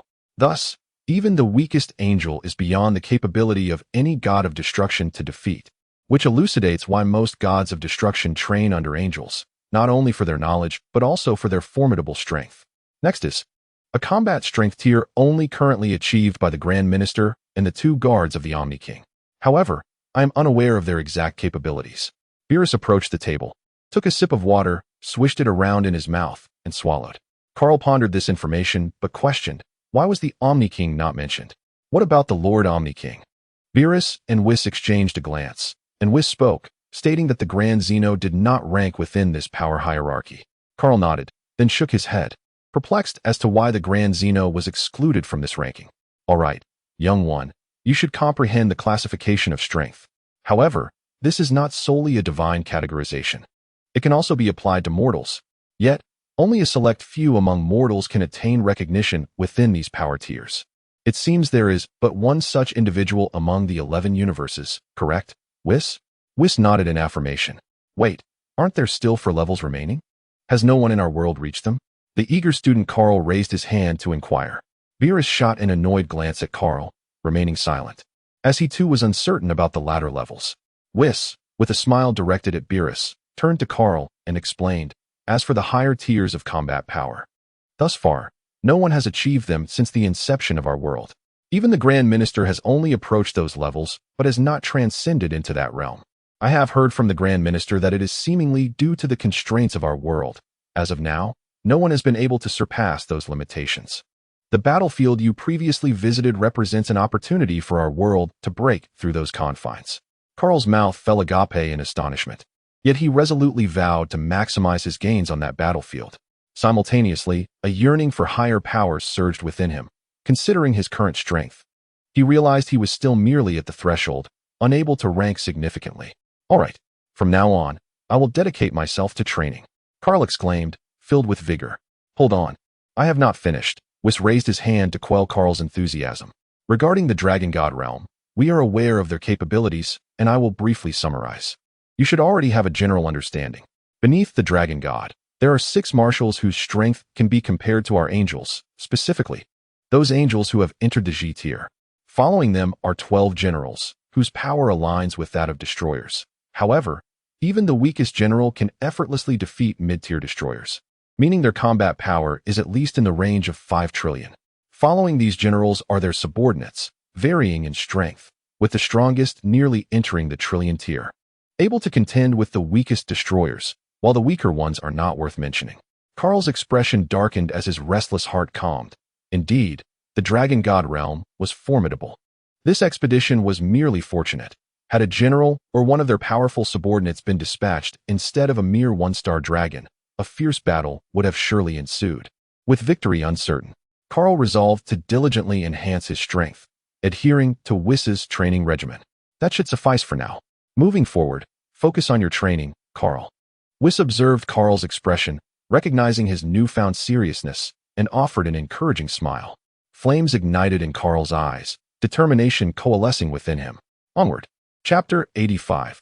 Time flows like water in the ensuing days. Life settled into a mundane yet busy routine. On Earth, due to Carl's prior arrangements, the Dragon Ball warriors embarked on a more arduous training regimen. Raditz and Nappa returned to Vegeta's side, engaging in training alongside him. However, the disparity in their progress was so vast that they found themselves enduring relentless beatings. Vegeta's temperament is well known, although he held the two in disdain. Under the oppressive influence of Carl, he begrudgingly accepted these 2 laggards. Nonetheless, Vegeta did not emerge empty-handed from this arrangement, at the very least. He could vent his frustrations on Raditz and Nappa. Where did Vegeta's daily ire originate? It was, of course, from his repeated defeats at the hands of Goku. Frustrated by his losses, he would seize upon the lackluster progress of the two, leading to their daily thrashings, which he justified as a means of fostering their growth. Goku, on the other hand, adhered unwaveringly to his routine, teleporting daily to King Kai's realm for training. Equipped with the gravity-enhancing gear provided by King Kai, he diligently sought to strengthen himself. Every evening, he would return to spar with Vegeta. Remarkably, despite the sameness of their opponents, the growth of both warriors was palpable, as each devised new strategies to counter the other's techniques. Thus, although the combatants remained unchanged, their enthusiasm for these encounters never waned. As for the other Dragon Ball warriors, they trained at their own pace. Krillin returned to Master Roshi's island for practice. Tien and Kairatsu journeyed across the world while honing their skills, and Piccolo remained solitary. His training methods a mystery. As for Yamcha, it is perhaps best left unsaid. Regarding Cell, Carl instructed him to find a secluded place to train, much like Piccolo. However, Carl imposed restrictions on Cell, permitting him to train only if he did not disrupt the tranquility of Earth. Following this warning, Cell diligently sought a remote location to train. And over the years, he successfully attained his perfect form, transforming into a far more aesthetically pleasing being, shedding his previous insect-like appearance. His strength had also notably increased, achieving a balanced matchup with Goku. Time meandered slowly amidst their leisurely yet engaging training. 7 years swiftly passed, during which several noteworthy events unfolded. True to the original storyline, Vegeta and Bulma found mutual attraction, resulting in the clandestine birth of their child, Trunks, albeit slightly later than in the original narrative. Another significant development was the marriage of Krillin and Android 18, a union that seemed almost inevitable. Initially, Krillin was smitten with 18, having aided her during the Cell Games, which led 18 to regard him with newfound appreciation. After the conclusion of the Cell Games, they parted ways, but fate intervened, reuniting them in a city where they spent time together, ultimately falling in love and marrying. The little bald man had found his bride, a cause for celebration. Meanwhile, Kaal delved deeper into his own rigorous training. The daily regimen consists of the cultivation of both rank and destructive energy, occupying the majority of Kaal's time throughout the day. The remaining hours are devoted to refining his personal energy. As previously mentioned, excluding the enhancements from his rank and destructive energy, Kaal's strength hovers around the terawatt level. Occasionally, during his training, Kaal takes time to visit Earth to assess the progress of others' training while also attending to tasks in the space-time continuum. He is generally satisfied with the training advancements of those on Earth. As for the space-time aspect, it remains stable since the visit from the one-star dragon and others. No dragons have appeared again, which brings Kaal a sense of relief. Following the completion of his duties, Kaal returns to his own time and continues his training. At this juncture, it is worth mentioning that Kaal possesses extraordinarily exceptional talent, far surpassing that of Sun Wukong and Vegeta by an immeasurable degree. In just 7 years, Kaal's strength has multiplied several times over. One day, after finishing his daily training, he was unexpectedly visited by Kampa, the brother of Beerus. Although framed as a social call, it was essentially a display of prowess before Beerus, who showed little interest. In a moment of inspiration, Kaal proposed a friendly contest with Kampa. While the competition was one facet, the primary purpose was to evaluate the fruits of his training. As an experienced god of destruction, Kampa could not tolerate the provocation from a seemingly unknown young challenger and retaliated with combat. They were taken to the void by Whis and Beerus, where an intense battle ensued. Armed with confidence from his training, Kaal faced the veteran god of destruction, who initially dismissed him. However, the ensuing clash in the void turned into a monumental showdown. The outcome, however, was somewhat unexpected for Kampa. The two fought to a standstill without the aid of destructive energy. Ultimately, Kampa, in his quest for victory, resorted to utilizing destructive energy, narrowly securing a win. Through this encounter, Kaal gained a clear understanding of his current capabilities. The results of his training exceeded expectations, allowing him to contend with a mid-tier god of destruction like Kampa. Afterward, Kaal sought Whis to assess his power level, which, as anticipated, exceeded 5,000 terawatts.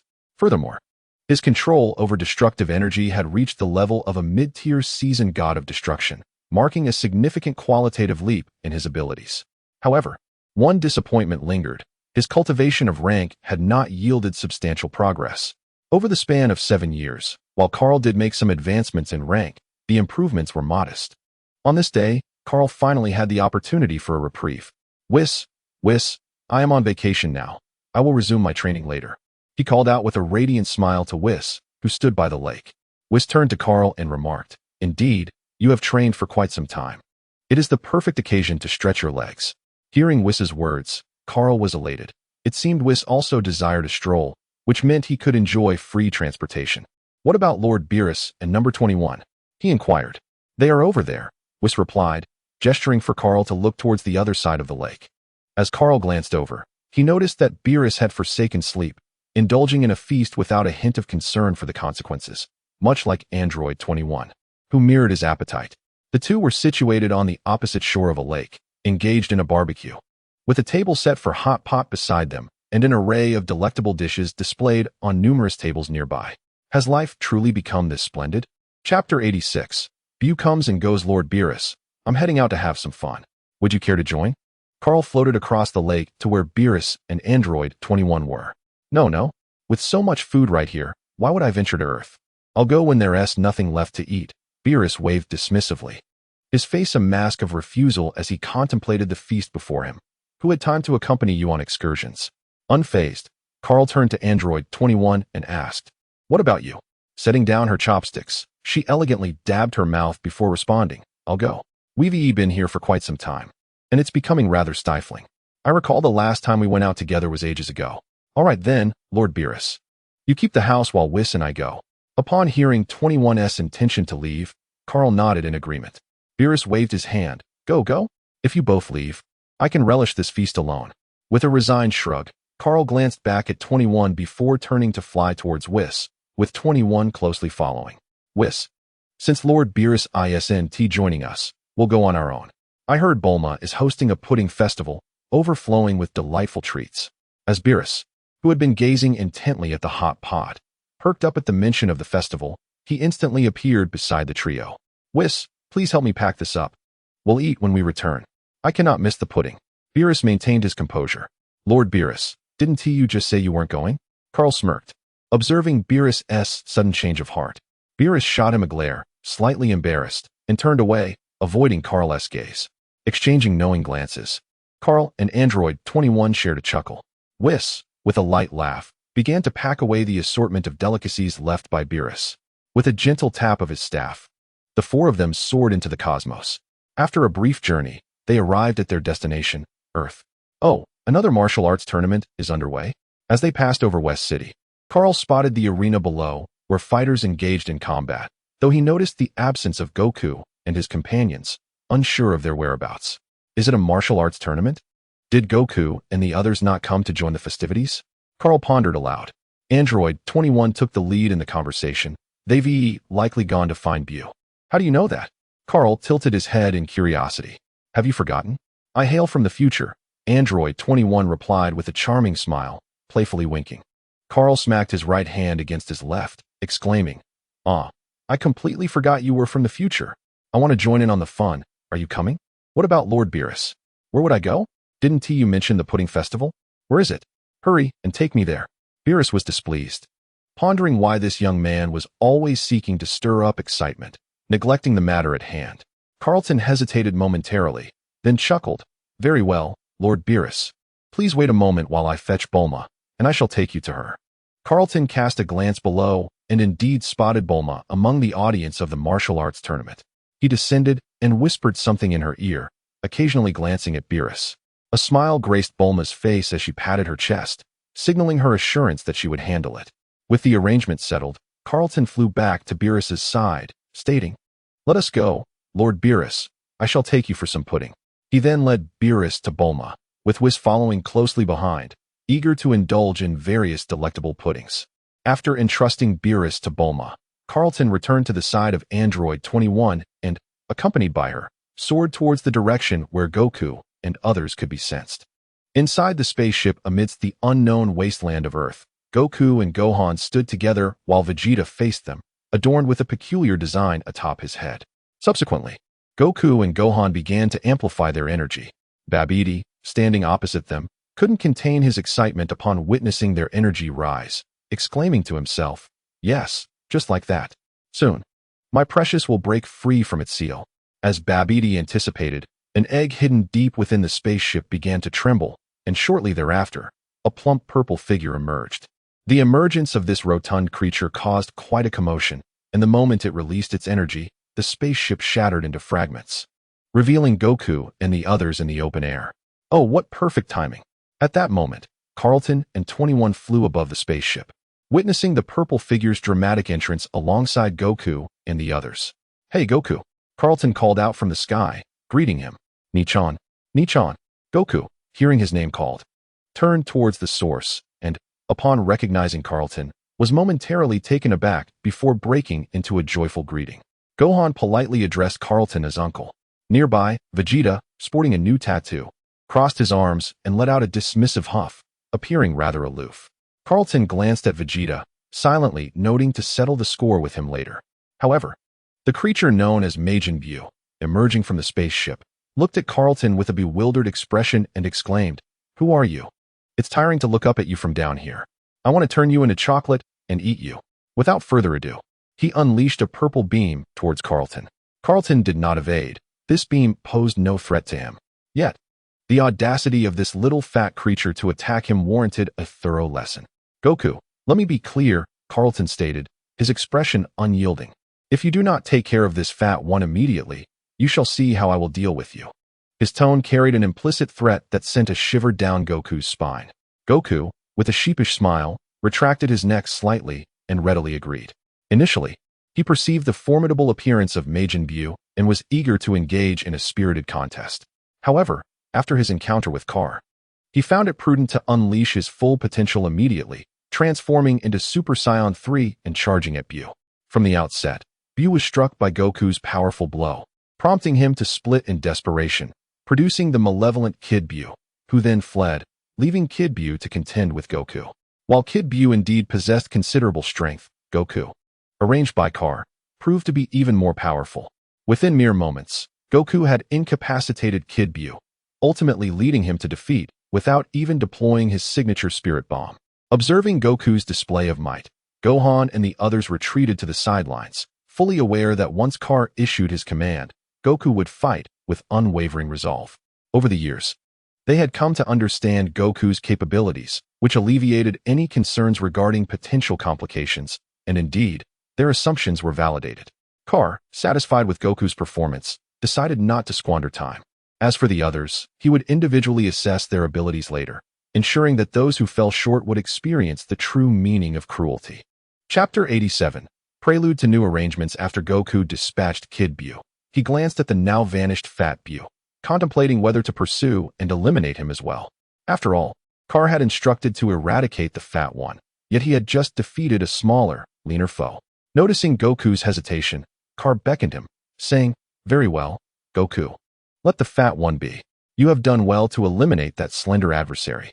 Allow the Fat One to fend for himself. Should he cause harm in the future, you may deal with him then." Upon hearing Kaal's call, Goku promptly abandoned his pursuit of Fat Buu, having sensed no lingering malevolence from him.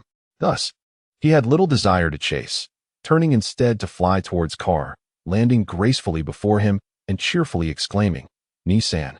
Kaal nodded, patting Goku's shoulder, expressing his delight in Goku's accelerated growth, which surpassed that of the original storyline. Subsequently, Kaal addressed the surrounding group, commanding, "Everyone, come over." As soon as Kaal's words resonated, the reluctant Vegeta, who had been conspicuously distant, begrudgingly approached. Simultaneously, Krillin and the others, who had been hiding behind a nearby hill, awkwardly made their way over. Kaal surveyed the gathered individuals, noting, "We are missing a certain green insect's presence. Please wait a moment." He then closed his eyes, sensing Cell's location. Upon locating him, Kaal relayed a message through the energy he had emitted. "Cell, come to me and locate Goku's position. You have 5 minutes." Meanwhile, in an unknown realm, Cell was testing his new technique, as the distant icy plain stirred with a swirling mist. Observing the scene before him, Cell felt satisfaction with the power of his new move. He believed that if given another opportunity, even the original Gohan would hesitate to confront him, who claimed that the Sun family always triumphed in battles. He wondered if this time he would emerge victorious. However, at that moment, Kaal's voice echoed through the air. Cell, astonished, lifted his gaze towards the sky, where Kaal's voice reverberated across the expanse. "At long last, the moment has arrived. I am uncertain whether I have met your expectations, esteemed one." With a fervent glint in his eyes, Cell promptly sensed the location of Son Goku and swiftly propelled himself towards the horizon. Kaal had allotted him merely 5 minutes, yet Cell exerted every ounce of his strength to soar through the skies. Before long, the figures of Kaal and the others materialized before him, causing Cell's eyes to brighten as he accelerated, vanishing from his previous position in an instant. Krillin and the others had sensed Cell's energy earlier, albeit from a considerable distance, and were taken aback when he suddenly appeared before them. Their expressions were a mixture of shock and solemnity as they regarded Cell's silhouette. Son Goku, upon glimpsing the green figure before him, felt a weight of seriousness descend upon his countenance. He could perceive that Cell's power had significantly enhanced since their last encounter, igniting a spark of combativeness within him, yearning for a duel with the current Cell. Kaal was not surprised by Cell's velocity. Rather, such swiftness was fitting for one who bore the name of Cell. Observing the individual before him, who had now attained a perfect form, Kaal nodded, pleased that Cell had not disappointed his expectations, as his combat prowess had escalated remarkably. Well then, now that everyone is gathered, Kaal surveyed the circle of individuals surrounding him. "Uncle, what brings us together?" The now-grown Gohan inquired, displaying his characteristic curiosity. "Since everyone is here, I shall now outline a new arrangement for you." He believed that over the past 7 years, each of them had made substantial progress, particularly Vegeta, Goku, and Cell. The three singled out beamed with smiles, especially Vegeta, whose lips curled into a grin more pronounced than ever before. However, Kaal continued, "Although your advancements are commendable, in my estimation, they remain insufficient." Following this praise, he delivered a stinging critique. The expressions of the gathered individuals fell, astonished by the implication that their efforts were lacking. "Uncle, is this not enough?" Gohan voiced his dissent. Feeling as the sole younger member present, Cell did not count. He believed that the uncles around him, including himself, had made significant strides. Yet, Kaal perceived their progress as merely mediocre, leaving them perplexed as to what would suffice to satisfy him. "The one who should be criticized the most is you, Gohan. How dare you speak up? Have you been preoccupied with romance? Your strength has hardly improved, squandering your prodigious talent," Kaal remarked with a sideways glance at Gohan, expressing his disappointment that Gohan, like in the original narrative, had wasted these years. Gohan sheepishly smiled and quietly stepped back, realizing that he had overstepped in challenging Kaal, only to find himself reprimanded. After addressing Gohan, Kaal did not linger on the reprimand, stating, "I understand that you all feel you have made great strides and are now quite proud. But in my eyes, your current combat capabilities are hardly noteworthy. You are still far from the mark." The crowd was filled with disbelief. They had already proven themselves to be formidable. Setting aside figures like Sun Wukong and Vegeta, this group on Earth possessed battle powers in the hundreds of thousands. With the exception of Yamcha, isn't that impressive?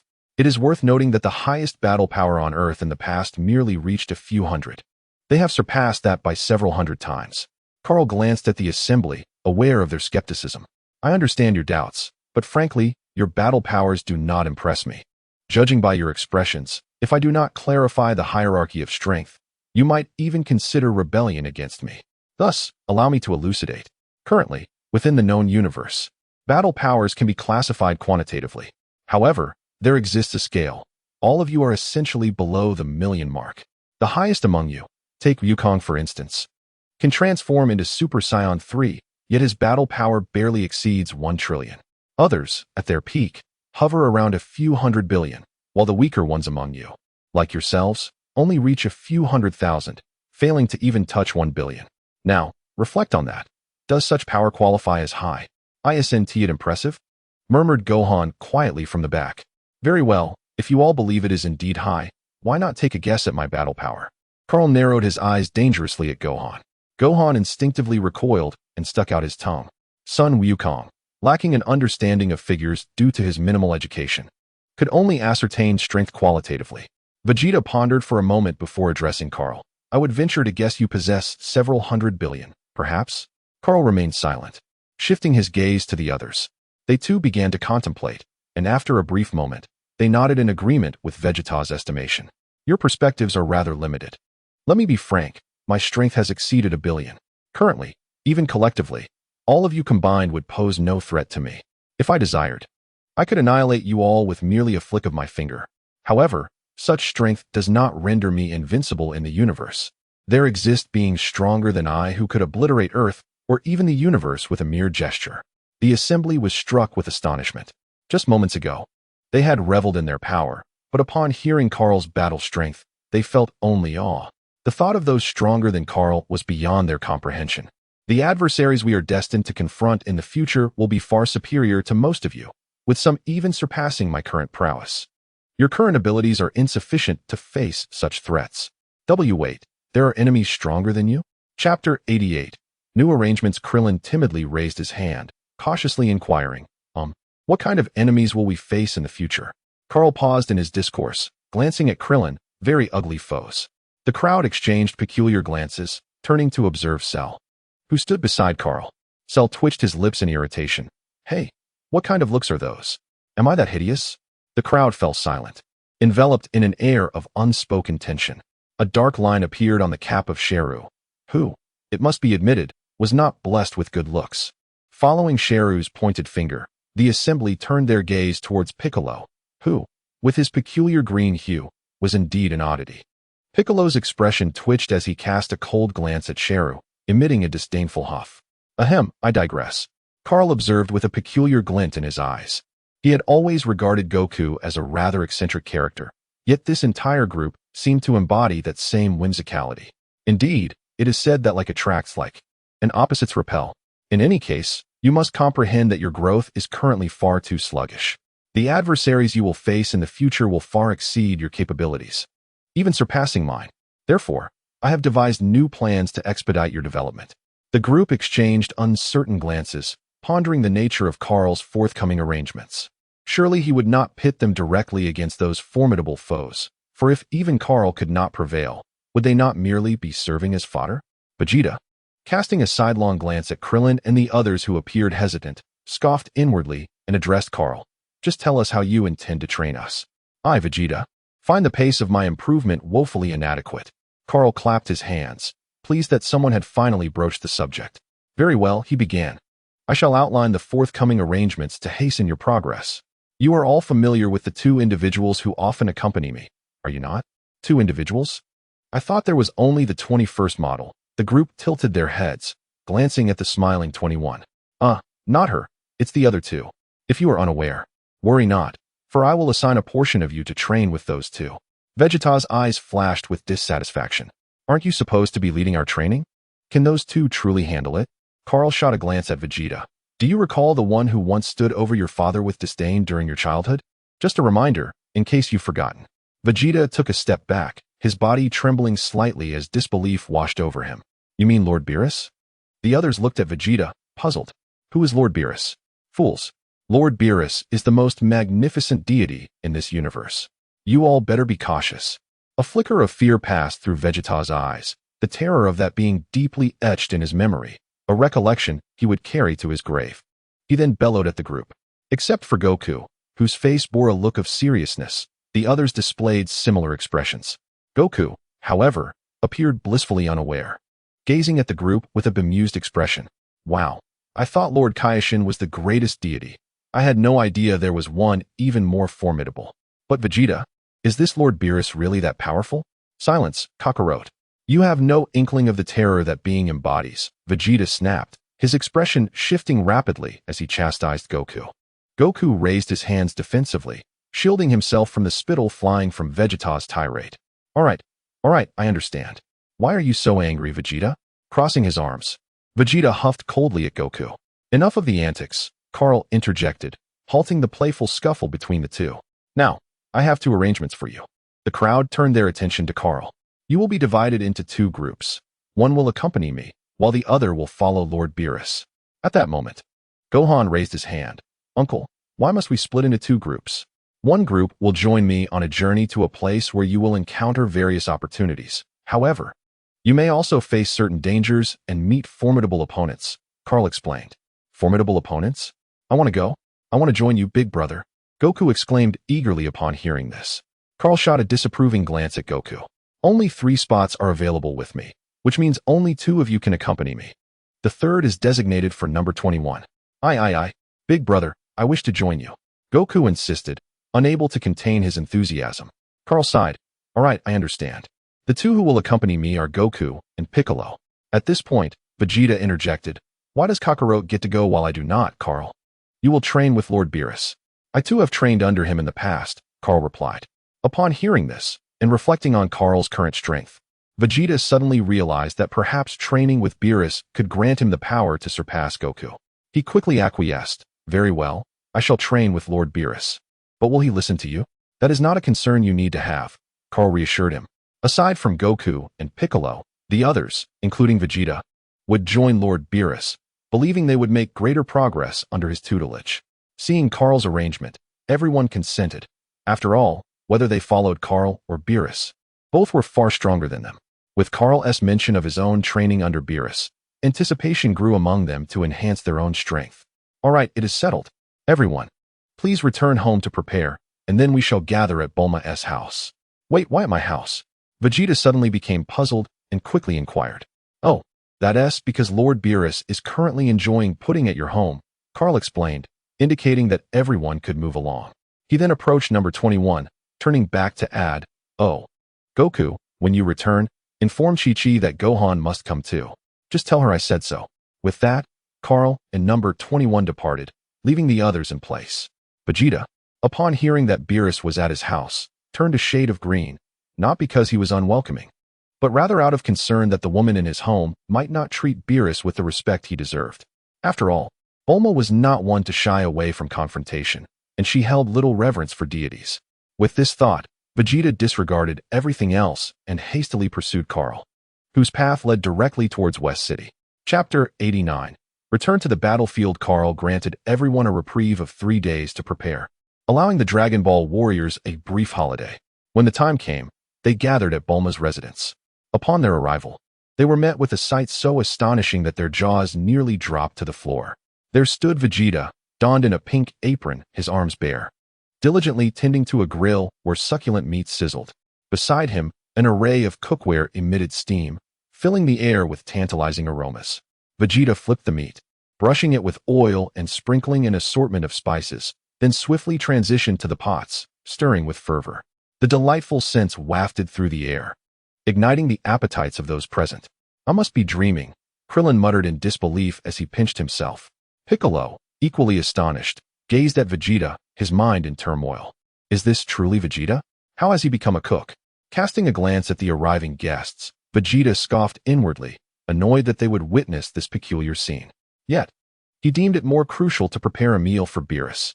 These unrefined individuals had no inkling that delectable cuisine could win over Beerus. "Huh, I have outsmarted you all. Kakarot, while you accompany Kaal, I shall grow stronger under Beerus' tutelage." Krillin and Piccolo tiptoed past Vegeta, their expressions a mix of bewilderment, and approached Goku, who had already arrived. They hesitated, eager to inquire about the unusual situation. "I have no idea," Goku shrugged, "but I was surprised to see Vegeta cooking. It actually tastes quite good." Krillin scanned the surroundings and spotted Beerus, comfortably reclining in a lounge chair. He tugged at Goku's sleeve and whispered, "Is that Lord Beerus? He seems to dress like Kaal." Goku followed Krillin's gaze, his face lighting up with a smile. "Indeed, Krillin, that is Lord Beerus. My brother did not deceive me. Lord Beerus is immensely powerful." Goku's voice was not particularly quiet, and Beerus, who had been lounging, twitched an ear at the praise, a smirk forming on his lips. "So, how does he compare to brother Kaal?" Krillin leaned closer to Goku, his voice barely above a whisper. "My brother claims he is stronger," Goku confided in a hushed tone. Beerus' smile widened, and although he and Goku believed their conversation was discreet, the gathering, save for Bulma, was filled with skilled individuals, making their exchange echo like a conspiring whisper. Kaal shot a glance at Goku, muttering under his breath, "He is only stronger for now." Beerus half opened his eyes and glanced at Kaal, retorting silently that indeed, he was stronger. Kaal glared at Beerus, who maintained a stoic expression, returning to his restful state. Awaiting Vegeta's culinary creations, 21 exchanged a knowing look with Whis, both sharing a quiet chuckle. After a while, Kaal noticed that most people had arrived, and he called out to Sun Wukong and Piccolo, asking if they needed anything to eat. If not, they were ready to set off. Sun Wukong nodded vigorously, eager to savor Vegeta's culinary skills. Piccolo, however, shook his head. He was akin to a plant, thriving solely on photosynthesis and requiring no food. Observing Piccolo's refusal, Kaal nodded, concluding that they were all set to depart. Sun Wukong, taken aback, protested internally, "I didn't shake my head. Nissan, I want to eat." Ignoring him, Kaal turned to Beerus, stating, "Lord Beerus, I entrust them to you. Please train them well." Beerus grimaced, urging, "Hurry up, you troublesome brat." Kaal then looked to Whis, who nodded with a smile, assuring, "Rest assured, I will ensure their training is thorough." At that moment, Android 21 stood up and grasped Karl's hand, causing his eyes to flicker. He said nothing but turned to Sun Wukong and Piccolo, extending his other hand. Sun Wukong, still preoccupied with thoughts of Vegeta's food, reluctantly placed his hand on Karl's, his gaze drifting toward Vegeta. Piccolo stood beside him, clasping Sun Wukong's hand. "Let us go," he urged. As they prepared to depart, Kaal discreetly activated a system that had lain dormant for a decade. The system lamented, "Finally, you remember me. I haven't been called upon in 10 years. With Karl's silent command to set off, the system whisked them away, and in a flash of light, the four figures vanished. The onlookers were unfazed by this spectacle.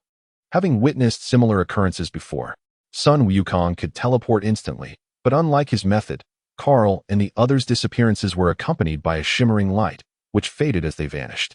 The system complained, "Wait, why not let me say a few words?" Meanwhile, Beerus glanced at the spot where Kaal and the others had just been, then at the crowd surrounding him, sighing, "That rascal Kaal has brought me yet another heap of trouble." Whis, with half-closed eyes, observed Beerus's exasperation with a smile. Upon arrival at their destination, Kaal released the hands he had been holding and surveyed his surroundings. The environment was unfamiliar to him, yet it appeared distinct from the last time he had been there. Opening the system's map, he noted four small dots located near the center of the battlefield. Upon closer inspection, he realized they were merely 2 zones away from the central area. Frowning, Kaal pondered, "Why are we so close to the central region this time? Is each arrival here random?"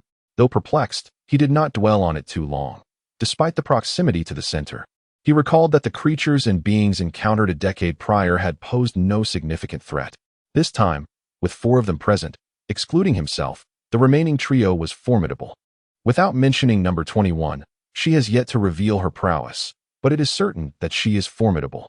Additionally, both Son Goku and Piccolo possess battle powers in the billions, with Super Saiyan Goku reaching an astounding trillion-level strength, so there is no need for concern. Now, we have arrived at our destination, and I shall elucidate the situation here. Kaal glanced at the trio. Son Goku and Piccolo wore serious expressions, curiously surveying their surroundings before turning their gaze back to Kaal, eager for his explanation. Number 21 exhibited no extraneous emotions, her eyes sparkling with interest as she observed Kaal. She was familiar with this place, having been active on this battlefield before her arrival from the future, yet she refrained from interrupting Kaal's discourse, patiently awaiting his words. Chapter 90. The initial exploration of the new map, noticing the earnest expressions on their faces. Kaal wasted no time and spoke directly. This is a battlefield known as the World Battlefield. As the name suggests, you will encounter individuals from other worlds here. The term battlefield is apt, as ultimately our world will engage in combat with others. Piccolo's expression shifted dramatically, his green complexion darkening to a deep shade, as if clouds had gathered upon his visage. Meanwhile, excitement ignited in Son Goku's eyes at the mention of beings from other worlds. He was brimming with vitality, feeling as though this place was crafted for him. After all, his greatest passion has always been to clash with diverse masters, under the guise of sparring. Furthermore, this battlefield is not solely inhabited by beings from other realms. It is also home to a variety of monsters, whose appearances are difficult to describe, but you shall encounter them in due course. These creatures possess remarkable physical attributes. I once encountered a visitor from another world, and it required a concerted effort from them to inflict damage upon the monster before it could be vanquished. Moreover, some of these monsters possess unique abilities, the specifics of which remain unknown to me. If fortune favors you, you shall discover them firsthand. During my previous solitary visit, I encountered relatively weak beings and monsters, perhaps due to my position at the battlefield's outermost edge. However, today is different. We are situated in a more central area, indicating that the monsters and beings from other worlds here will be significantly stronger. Piccolo's eyes narrowed, processing Kaal's words with gravity. Son Goku, on the other hand, wore an excited grin, flames of battle igniting within his gaze. Number 21 maintained her serene demeanor, her expression unchanged, still smiling at the group. Before Kaal could finish, he cautioned, "Goku, do not be hasty. Hold your eagerness for now." After restraining Goku's impulse to seek out these beings, Kaal continued, "Although the central area is somewhat smaller than the outer region, it remains vast. I cannot ascertain the likelihood of encountering monsters here, so you must exercise caution. The creatures in the central area will undoubtedly be more challenging than those on the periphery. Especially you, Goku, do not act recklessly. If you encounter a monster, unleash your full strength." Son Wukong was momentarily halted, feeling somewhat disheartened, yet he heeded Kaal's counsel. "Very well, let us proceed. Onward." Observing the efficacy of his words, Kaal nodded with satisfaction and gestured grandly, prompting everyone to commence their exploration upon this battlefield. Before embarking, Kaal recalled the task bestowed upon him by the High Priest and retrieved a jar prepared by the High Priest from a space he had not accessed in quite some time. As soon as the jar was extracted, it began to levitate behind Kaal, moving in tandem with his every step. Wisps of visible energy flowed into the jar, and upon witnessing this phenomenon, Kaal understood that the jar had commenced its function. However, he could not suppress his astonishment. The object provided by the High Priest was indeed remarkable, capable of absorbing energy within this battlefield. This was the inner region, and he pondered whether the energy here would be purer and more concentrated compared to that of the outer regions. Piccolo and Sun Wukong curiously scrutinized the jar floating behind Kaal. Although they were unsure of its purpose, they refrained from inquiring, trusting that Kaal posed no threat to them. The jar's presence was inconsequential to their situation. The group began their exploration, remaining united as they advanced in the same direction. The surroundings were entirely transformed from Kaal's previous visit, the last time he had encountered a battlefield strewn with bizarre rock formations and scant vegetation. Here, however, the landscape was lush, teeming with greenery, a vast expanse of verdant grasslands interspersed with dense forests, where the trees stood robust and towering. Each colossal tree would require 3 or 4 adults to encircle it completely, with branches flourishing abundantly. In stark contrast to the previous battlefield, the sun shone brightly here, illuminating the grassy fields that sparkled under its rays, while the sunlight filtered through the canopy, casting dappled patterns on the forest floor. The sound of flowing streams could also be heard amidst the trees. The four traversed the grasslands and forests, yet after several cycles of exploration, nothing noteworthy occurred. Sun Wukong, displaying signs of boredom, complained, "Brother, did you not say there would be monsters and beings from other worlds here? We have been walking for quite some time and have yet to encounter anything." At that moment, they passed through another stretch of forest where still nothing transpired. Upon emerging from the woods, a startling transformation unfolded before them. No longer were they greeted by grasslands, but rather a vast and turbulent river. The river was wide, easily exceeding 1,000 meters in breadth, with tumultuous waters occasionally carrying broken logs downstream. Hearing Sun Wukong's inquiry, Kaal remained silent, fixated on the water's surface, feeling his perception dulled by the rushing river. Nevertheless, even with this impairment, he sensed an unusual disturbance within the waters. "Wukong," he said, "the monsters you seek may very well be upon us now." Sun Wukong's expression brightened as he turned to Kaal. "Really? Where? Where, brother?" "Do not rush," Kaal replied. "I believe it will soon reveal itself." He then glanced at number 21. "Can you sense it?" On the 21st, the smile on his face slightly faded. He nodded, affirming that there was indeed a substantial creature lurking beneath the water. Kaal glanced at Piccolo, wondering if he had sensed anything. Piccolo closed his eyes to attune his senses, and after a while, he opened them and shook his head, indicating that he had not perceived anything. It seemed that the river was obstructing their investigation. Sun Wukong, having overheard the conversation, also closed his eyes to sense the surroundings, but like Piccolo, he felt nothing. "Brother, is that monster truly beneath the water? Why can't I sense anything?" Sun Wukong queried, looking puzzled at Kaal. Kaal did not respond directly. Instead, he instructed, "Wukong, ascend above the river and do nothing but remain still."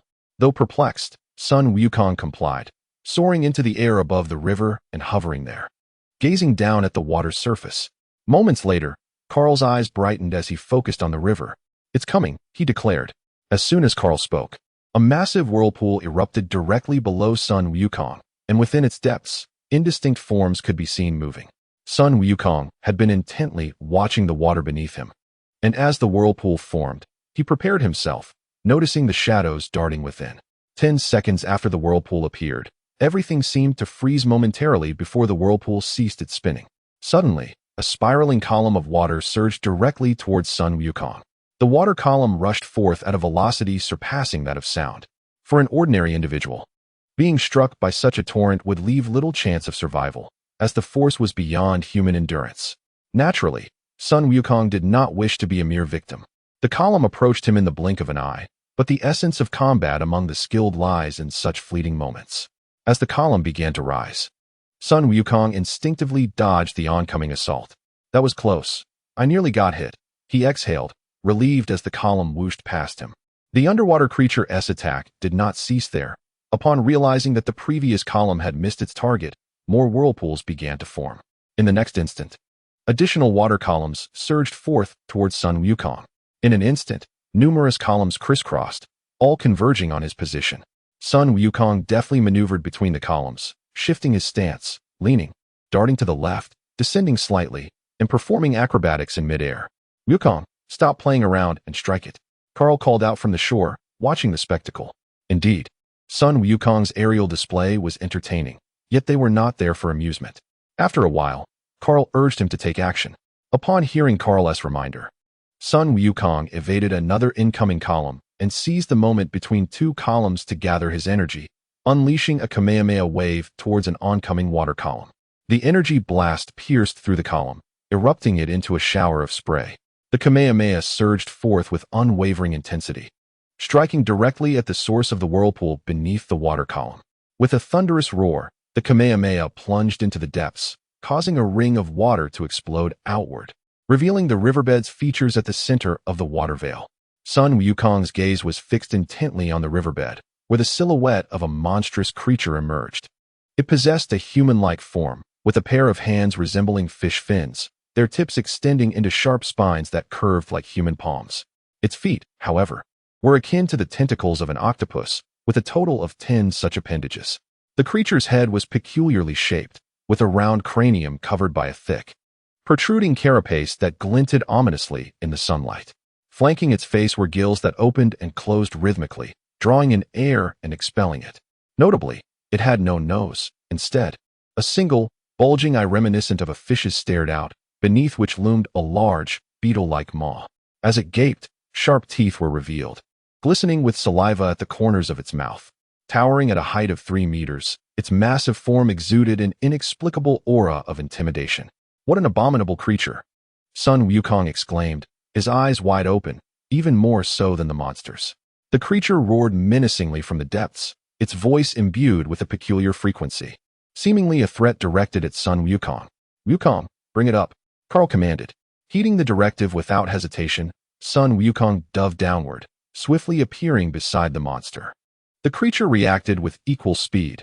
As Sun Wukong approached, it opened its gaping maw, launching a water arrow imbued with a pungent stench directly at his face.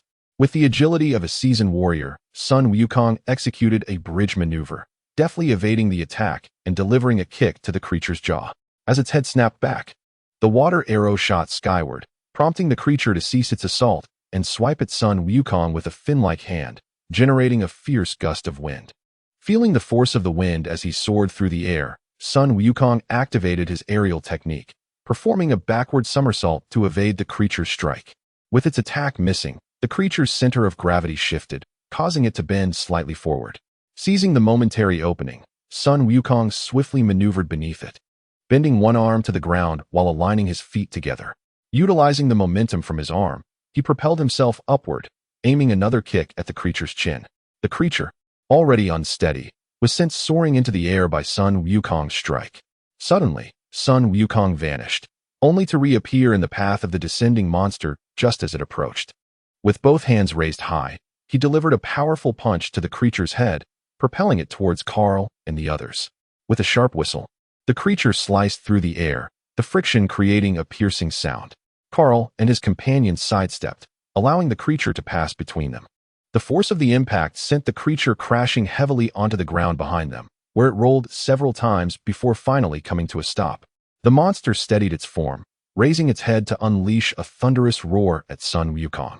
The sound, akin to a blade scraping against glass, was grating and discomforting. Kaal furrowed his brow, glancing back at the creature. The monster had also noticed Kaal and his companions, letting out a menacing growl directed at them. This new creature was unlike any they had encountered before. Its strength compared to the previous one remained uncertain. Kaal raised an eyebrow, surprised by the monster's ferocity.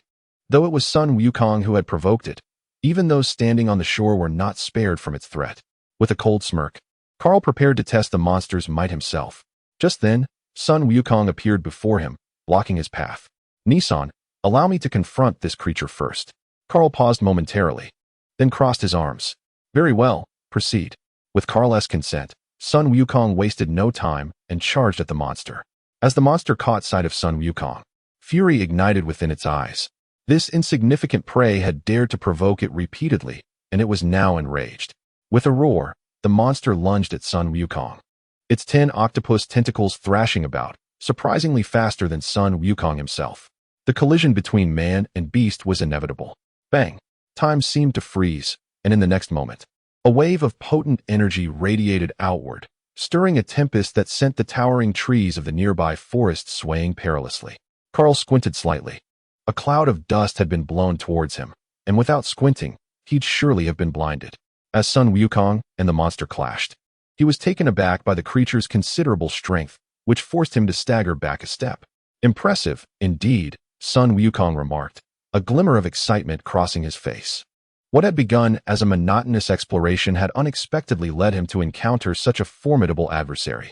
Eagerly, he yearned for a proper battle. Chapter 92. The Battle of Man and Monster. Sun Wukong made slight adjustments before charging once more. Currently, he was in his normal state, yet he realized that the creature was stronger than him at this moment, and its speed exceeded his own. Nevertheless, he was undeterred. He could still fight. In his typical state, Sun Wukong surged forward, swiftly appearing beside the monster and delivering a punch that harnessed nearly all his strength. The creature recoiled, bending under the force of his blow. In pain, it let out a furious roar, spitting foul saliva onto Sun Wukong's face. Unperturbed by the monster's spittle, Sun Wukong darted behind it and executed an axe kick from above. The creature, already hunched, bent even further but remained upright. In the next instant, the monster suddenly straightened, 4 of its 10 tentacles splitting off to strike at Sun Wukong, one ensnaring the foot that had just kicked it, while the other 3 aimed for his hands and neck.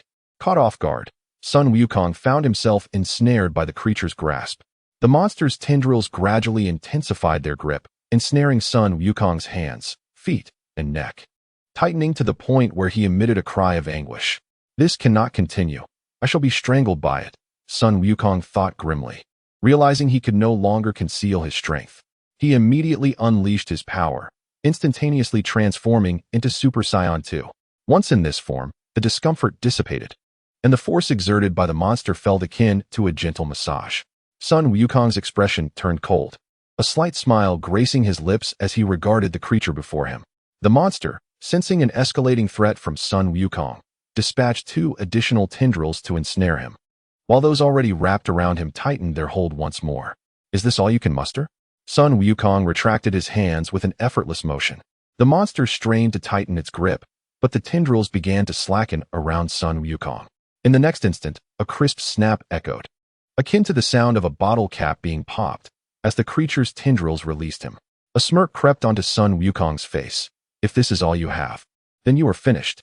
With a swift motion, he seized the monster's tendrils, grasping them firmly in both hands, and brought them together, casting a mischievous smile at the creature.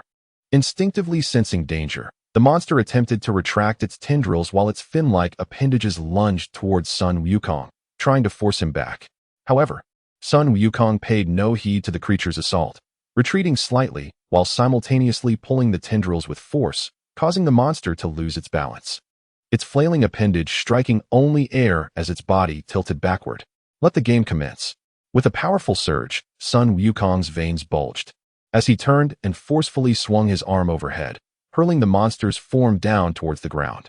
The creature's fear was palpable, its bulging fish-like eyes reflecting terror as its mouth gaped wide, a long tongue lolling out.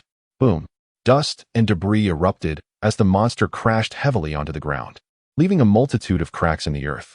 Subsequently, Sun Wukong repeated the maneuver, swinging the monster's tendrils to hurl it to the opposite side, where it again struck the ground, causing further fissures. After several repetitions of this Hulk-like throw, Sun Wukong released the tendrils, gazing down at the dazed creature, so feeble. As if hearing Sun Wukong's thoughts, the monster instinctively extended a tendril towards his face. With a casual swipe, Sun Wukong deflected it, chuckling, "These creatures are remarkably weak." He turned to Kaal, expressing his dissatisfaction. Kaal nodded, agreeing, noting how effortlessly Sun Wukong had dispatched the monster with just a transformation into Super Saiyan 2. "All right, Wukong. Finish it off." Kaal gestured for Sun Wukong to conclude the battle.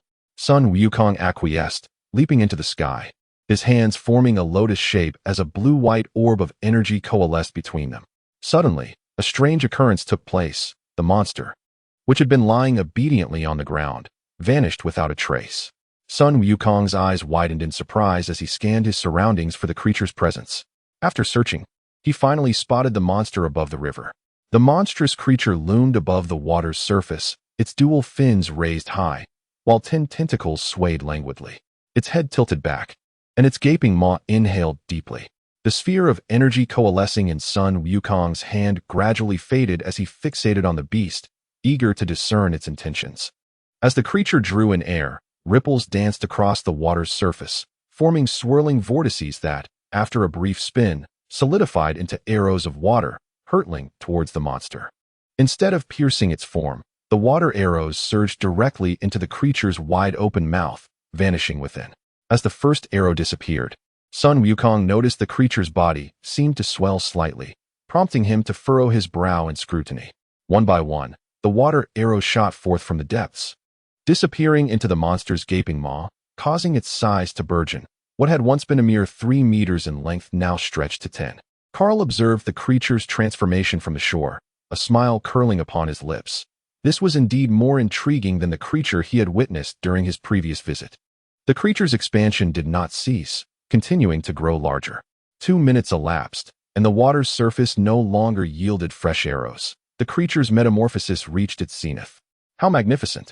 Sun Wukong gazed upward, the immense shadow eclipsing the blinding sunlight, estimating the beast's height had surpassed 100 meters.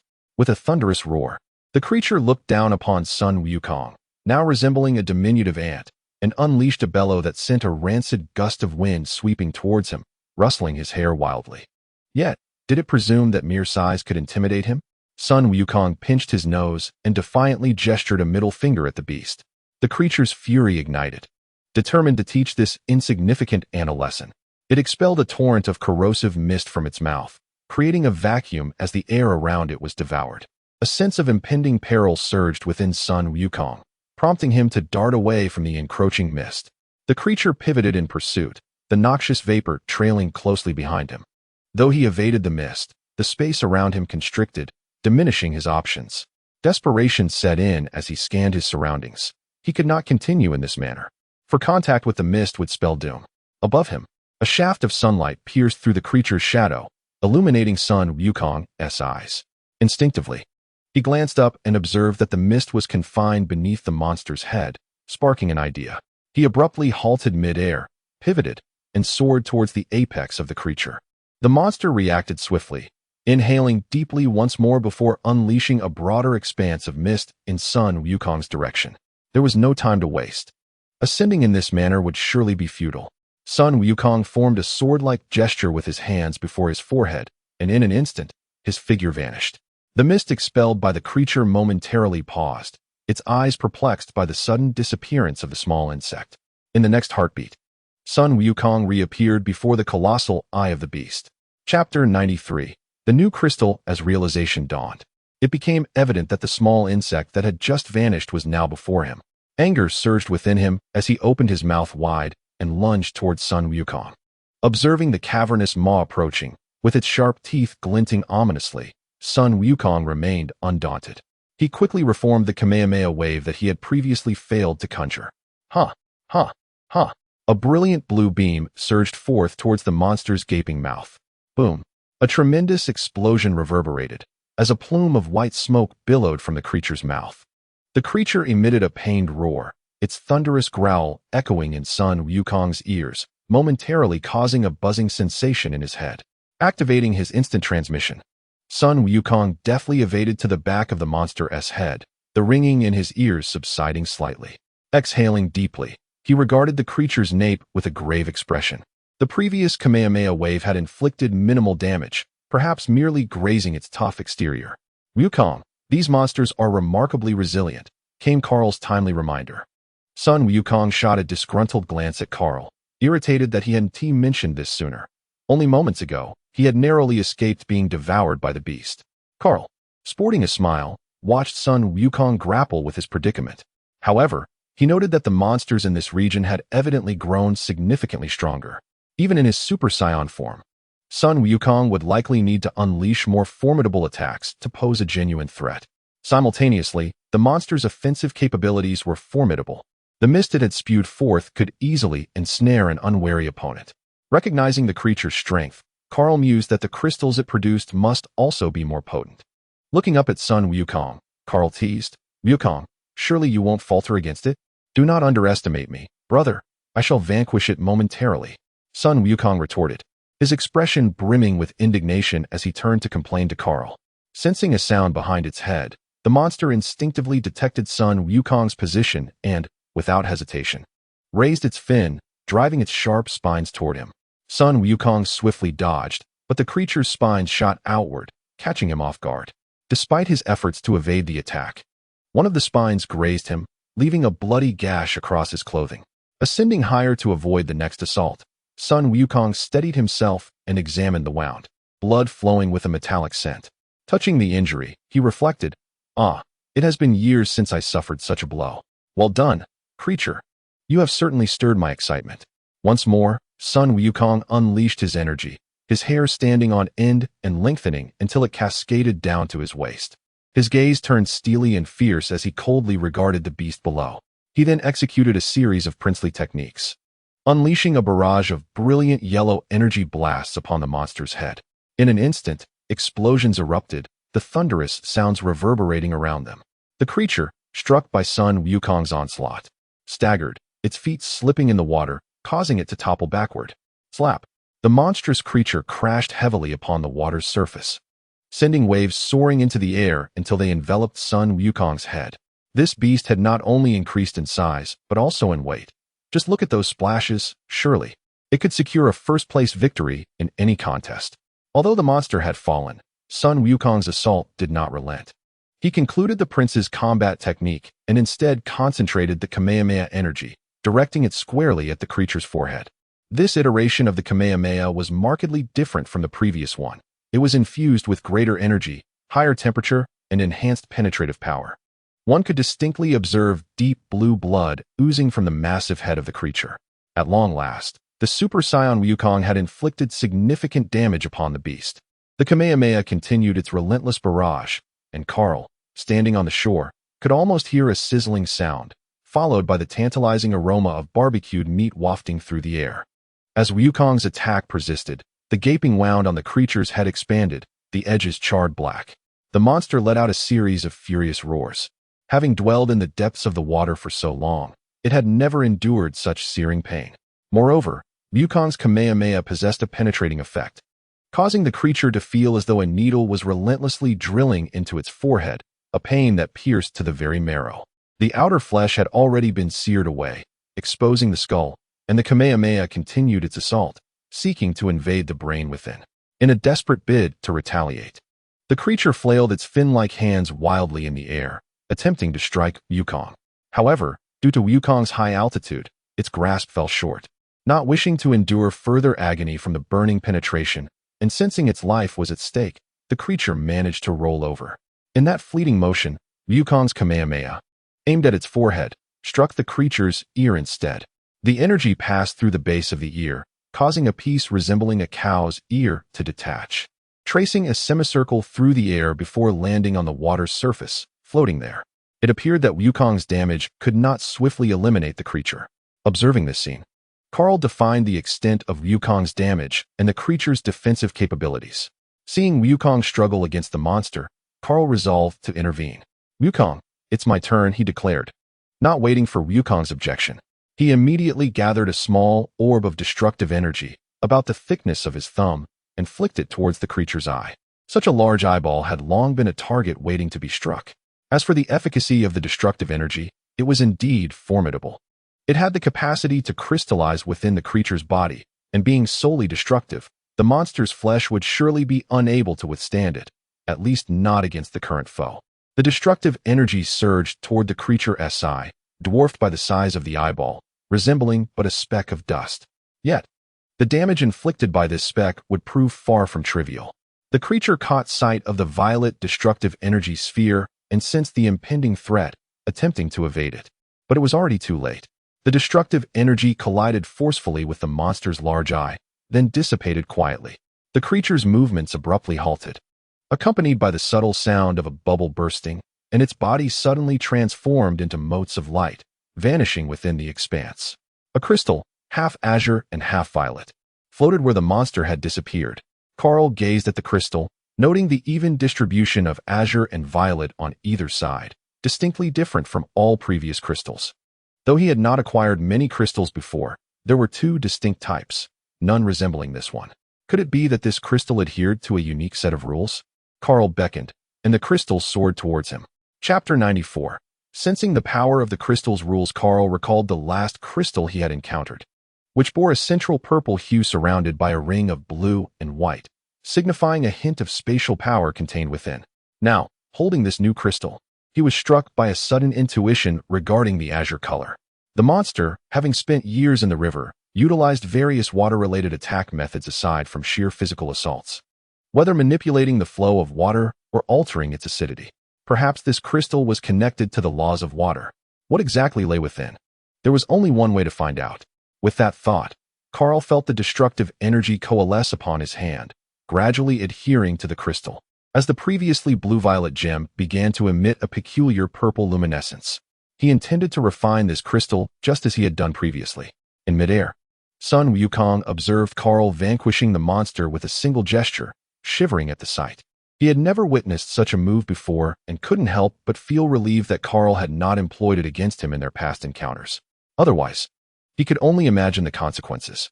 Moreover, the energy that Kaal had unleashed was palpable, and although he had not directly experienced it, he had been in close proximity, sensing the aura of annihilation that emanated from it, a presence he found unsettling. Beside Kaal, Piccolo gazed at him with trepidation, aware of Kaal's formidable strength. Having always been in the company of Beerus, however, he had never anticipated that Kaal possessed such overwhelming energy. That small orb of destructive energy felt utterly untouchable, and he silently thanked his stars for refraining from speaking disrespectfully when they first met. He also felt fortunate to have befriended Sun Wukong. Had he been like his father, the old Piccolo, with ambitions of world domination, he shuddered to contemplate the potential repercussions. Sun Wukong descended, his face a mask of grievance, merely staring at Kaal in silence. Kaal remained absorbed in the crystal in his hand and did not notice Sun Wukong's gaze until he had completed the processing of the crystal. Upon lifting his head, he was met with the melancholic eyes of Sun Wukong. Kaal was startled by Sun Wukong's sudden presence, wondering how the fellow could approach him without a sound. He shot a disapproving glance at Sun Wukong and remarked, "What are you doing, Wukong? You promised me that monster." In an instant, Sun Wukong displayed a look of feigned grievance. Kaal rolled his eyes dramatically, replying, "Given your skill level, you couldn't handle it after all that time. Yet you have the audacity to complain. Let me show you something remarkable." Kaal reached over, draping an arm around Sun Wukong's shoulders, while raising his other hand to reveal a peculiar object. Almost immediately, Sun Wukong's attention was captivated by what lay before him. "What is this, Nissan?" he inquired curiously, gazing at the orb enveloped in destructive energy. Within this energy was a crystalline grain that emitted a soft glow, shifting from violet to aquamarine hues. Recognizing that the spectacle might not be apparent enough, Kaal concentrated and replaced the destructive energy with his own aura, encasing the crystal. "You'll find out by trying it," he said. "How do I try?" Sun Wukong asked, puzzled. With a mischievous grin, Kaal suddenly grasped Sun Wukong's chin and tossed the crystal into his mouth. Taken aback by the unexpected intrusion, Sun Wukong coughed instinctively, attempting to expel the object. Quick as a flash, Kaal covered Sun Wukong's mouth, urging, "Don't spit it out. Contain it, and let your body digest it." He then settled into a meditative position to attune himself to the power within. Realizing that Kaal was not merely playing a prank, Sun Wukong complied, sitting cross-legged to focus on the energy within the crystal as instructed. At that moment, Piccolo finally regained his composure from earlier shock and approached, casting a curious glance at the meditating Sun Wukong. "Is there something special about what you just gave him, Kaal?" he inquired. Seeing Sun Wukong sitting quietly in contemplation, Kaal felt relieved and turned to Piccolo, explaining, "I discovered this after my last visit here. This crystal, which fell from the monster, holds tremendous potential for us. The energy within can elevate our levels across the board, physically, spiritually, and in terms of our inner aura. In other words, the energy within the crystal can facilitate our evolution." Piccolo's eyes gleamed with intrigue as he pondered the crystal's origins. "Where can we obtain such a crystal? Is it solely produced by those monsters?" Kaal chuckled, patting Piccolo on the shoulder, fully aware of his intentions. "Rest assured, since I've brought you along, you'll certainly have your share," he continued to explain. "So far, I've only found these crystals within monsters. I'm uncertain if they exist in the environment as well." But every monster contains one, and the energy or power within each crystal varies. However, fundamentally, they all enable evolution. The extent to which one can harness the energy of the crystal is ultimately determined by one's own capabilities. Upon hearing Kahl's words, Piccolo realized the significant enhancement that crystals could provide. At this juncture, his combat prowess had plateaued, and he was eager to discover methods to elevate his strength to catch up with Sun Wukong and the others. Is this crystal something we can only manipulate as you suggested? Kahl shook his head, explaining that the crystal could only be refined through specific methods or energies, which they were currently incapable of.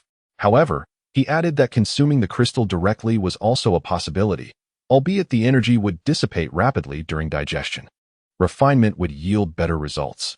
Yet even after such refinement, the encapsulated energy would still escape, albeit at a slower pace than if it were consumed whole. Ultimately, the amount of energy one could extract from the crystal depended on their own capacity for absorption. Piccolo nodded, turning to Kahl, and inquired, "Do you not need it?" "Of course I do," Kahl replied with a smile. "This crystal holds immense value for me as well, but I can acquire it far more swiftly than you. For now, I shall prioritize your enhancement, as I can return to this place at any time. I am not lacking in crystals at the moment." Kahl patted Piccolo on the shoulder, his gaze reflecting satisfaction, acknowledging Piccolo as the caretaker of the Sun family. In Chapter 95, titled A Different Sun Wukong, Piccolo's eyes sparkled with a desire to obtain a crystal for experimentation. However, according to Kahl, these crystals could only be found on monsters, leaving Piccolo uncertain about other potential sources. He lamented, "I cannot defeat those monsters." Noticing the flicker of concern in Piccolo's eyes, Kahl asked, "Are you afraid of not obtaining a crystal?" After a moment of hesitation, Piccolo nodded, admitting, "I truly cannot defeat the monsters." Kahl chuckled, reassuring him, "No worries. Let Wukong assist you. Together, you should be able to dispatch a monster swiftly." After a contemplative silence, Piccolo agreed, recognizing that their combined efforts were the most effective means to acquire the crystals. He ceased speaking, choosing instead to observe the transformation of Sun Wukong. Since beginning to absorb the energy of the crystal, Wukong was enveloped in a radiant glow. Piccolo stood by, arms crossed, watching intently, while Kahl, feeling fatigued, chose to recline and rest, awaiting Wukong's completion. Meanwhile, 21 remained silent beside Kahl. 2 hours later, the ethereal glow surrounding Sun Wukong abruptly vanished. Piccolo's eyes flickered with curiosity. Had it ended? 21 gently nudged Kahl, who slowly awakened from his slumber. "Has it concluded?" he inquired, to which 21 nodded, gesturing for him to observe Sun Wukong. At that moment, Wukong opened his eyes, and a glimmer of blue light flashed within them. The trio noticed this phenomenon. Kahl rose and approached Wukong, asking, "How do you feel, Wukong?" Still immersed in the extraordinary sensations, Wukong looked up at Kahl and replied, "It's a marvelous feeling. Something I can hardly articulate. Words that cannot be expressed can be resolved through a battle with Piccolo. However, one may only engage in their normal state."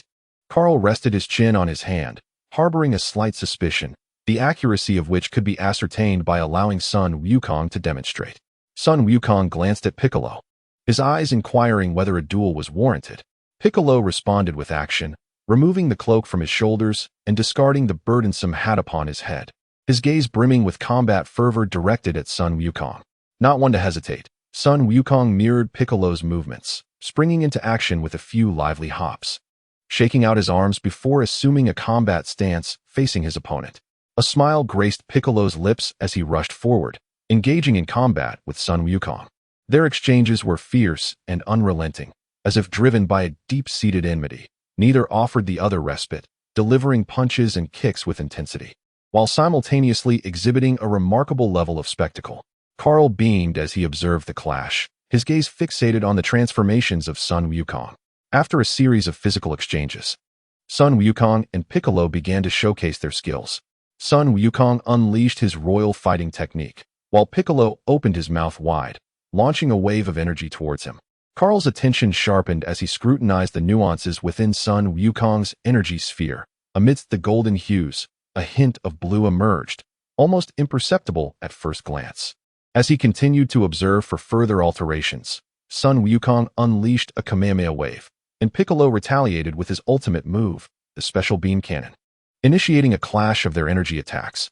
Kahl's focus remained on Sun Wukong, noting that even within the Kamehameha, there was a trace of blue, a blue-white hue, where the edges glimmered blue, while the core of the energy beam remained white. Yet, now there was a subtle hint of blue in the center of the energy cannon, though not overtly pronounced. As both warriors began to amplify their energy, Kahl's gaze shifted upward to Sun Wukong's head. More specifically, he focused on the tips of Sun Wukong's hair, which exhibited slight changes during his energy buildup. At the tips, a flicker of blue and black alternately appeared, illuminating momentarily as Sun Wukong concentrated his energy. Indeed, after absorbing the energy of the crystal, Sun Wukong now harbored an additional force within him, albeit faint and indiscernible at this stage. Realizing that he could not discern the nature of this newfound power, Kahl decided to test it. Just as Sun Wukong and Piccolo concluded their energy clash, Kahl called out to Sun Wukong, urging him to direct a Kamehameha toward him. Sun Wukong hesitated, puzzled by Kahl's request, yet trusting in Kahl's capabilities, he swiftly unleashed another Kamehameha aimed at his ally. Kahl did not evade. Instead, he stood firm, bracing himself to absorb Sun Wukong's energy wave directly. As Kahl felt the energy emanating from Sun Wukong's Kamehameha, he noted that most of it comprised Sun Wukong's own ki, imbued with a burning sensation, yet ultimately ineffective against him. Concurrently, he sensed a lingering tether of the Kamehameha's energy wrapping around him. In principle, the Kamehameha should not possess such a convoluted sensation. However, it manifested itself within Sun Wukong's ultimate move. This alteration must be attributed to the crystalline stone's influence on him. Kahl did not intervene, allowing Sun Wukong to continuously unleash the Kamehameha upon him. The exhilaration he felt was unprecedented. Usually, it was Kahl delivering brutal blows, but today, he relished the opportunity to unleash his full power on Kahl. At that moment, Sun Wukong disregarded everything else, seizing this rare chance to strike. Kahl remained oblivious to Sun Wukong's myriad thoughts. Even if he were aware, it mattered little, for Sun Wukong could not breach his defenses. As Kahl experienced the sensations brought forth by Sun Wukong's ultimate technique, he surprisingly discerned the nature of this feeling. Reflecting on the monstrous encounter in the water, it was evident that this sensation was intrinsically linked to the element of water. Indeed, within Sun Wukong's ultimate move, Kahl detected a breath of water, an encompassing essence. Yet, it appeared that this enhancement was not significantly potent for Sun Wukong. All right, Wukong, cease your attacks. Have you had your fill? Upon hearing this, Sun Wukong immediately halted, but a hint of embarrassment surfaced on his face as he acknowledged Kahl's latter statement, despite having thoroughly enjoyed himself. Kahl gestured for Sun Wukong to approach. Piccolo descended alongside him, positioning himself beside Kahl, observing intently. Kahl addressed both Sun Wukong and Piccolo, stating, "The energy from this crystalline stone has a considerable effect on Wukong. It embodies the principles of water's power. After absorbing this energy, his attacks now carry that essence of principle. However, the water's power does not currently provide a substantial enhancement, likely due to its limited quantity." Piccolo stroked his chin, contemplating Kahl's words. The term principle of water's power was unfamiliar to him. Would this imply the ability to manipulate water in the future? How many such crystalline stones does Sun Wukong require? Piccolo inquired. I'm uncertain.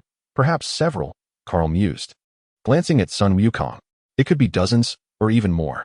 Sun Wukong chuckled amiably, showing little concern for the crystalline stone, as he felt he had yet to fully engage with the monster. If every creature were as formidable, he would be reluctant to return to Earth. Piccolo began to ponder, considering how many stones he might need if Sun Wukong required such quantities. I do not know. Well, let us not dwell on that too much. We should gather as many crystalline stones as possible, Kahl remarked, interrupting Piccolo's rumination, noting Sun Wukong's carefree demeanor. Piccolo, having been interrupted, did not feel anger but turned to Kahl, eager to hear his further thoughts.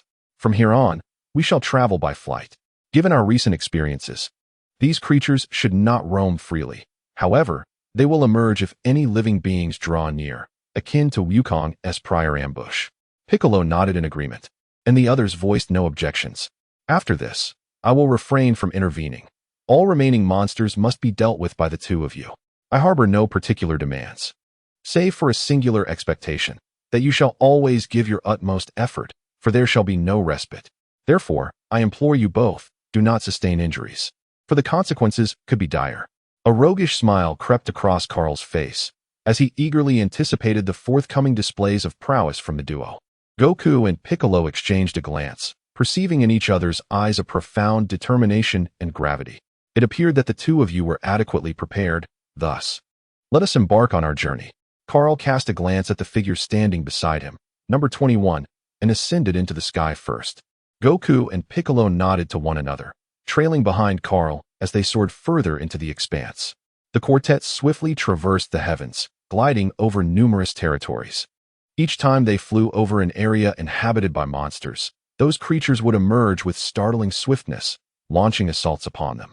In such moments, Kahl would halt, allowing Goku and Piccolo to engage in battle with the monsters, and the two did not disappoint. The variety of monsters they encountered broadened their horizons immensely. Kahl insisted that they exert themselves fully with each encounter, and the two complied, unleashing their full might. However, the strength of the monsters varied greatly.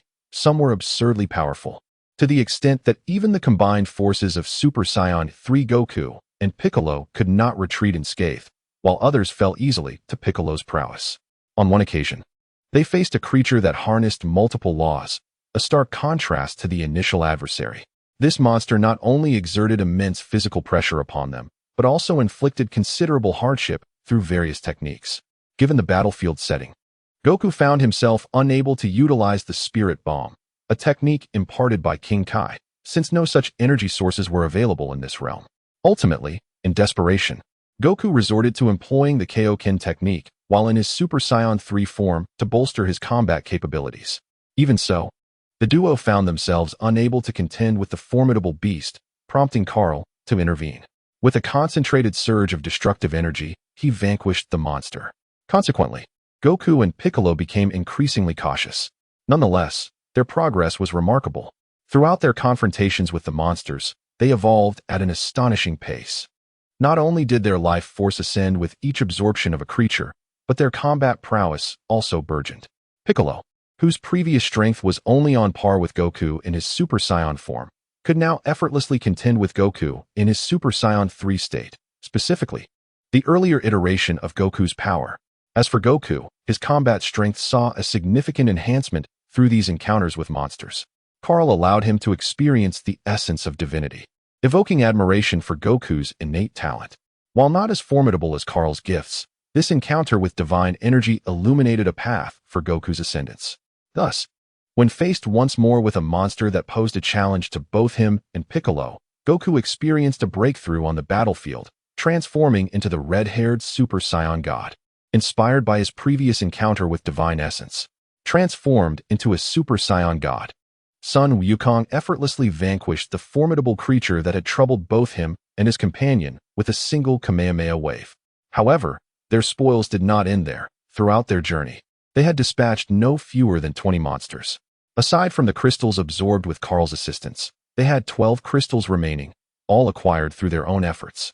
Kahl had no intention of claiming these crystals for himself, and inquired how Sun Wukong wished to proceed. After absorbing several crystals, Sun Wukong recognized their significance and unhesitatingly declared his desire to return and share them with his companions. Kahl supported this decision, as he held no interest in the energy contained within the crystals. The group continued their joyous adventure, battling monsters, until one day. Their otherwise monotonous days were invigorated by a new challenge. On this day, Sun Wukong and Piccolo encountered yet another powerful beast. However, in his Super Saiyan God form, Sun Wukong had already inflicted severe injuries upon the creature, which seemed on the brink of defeat.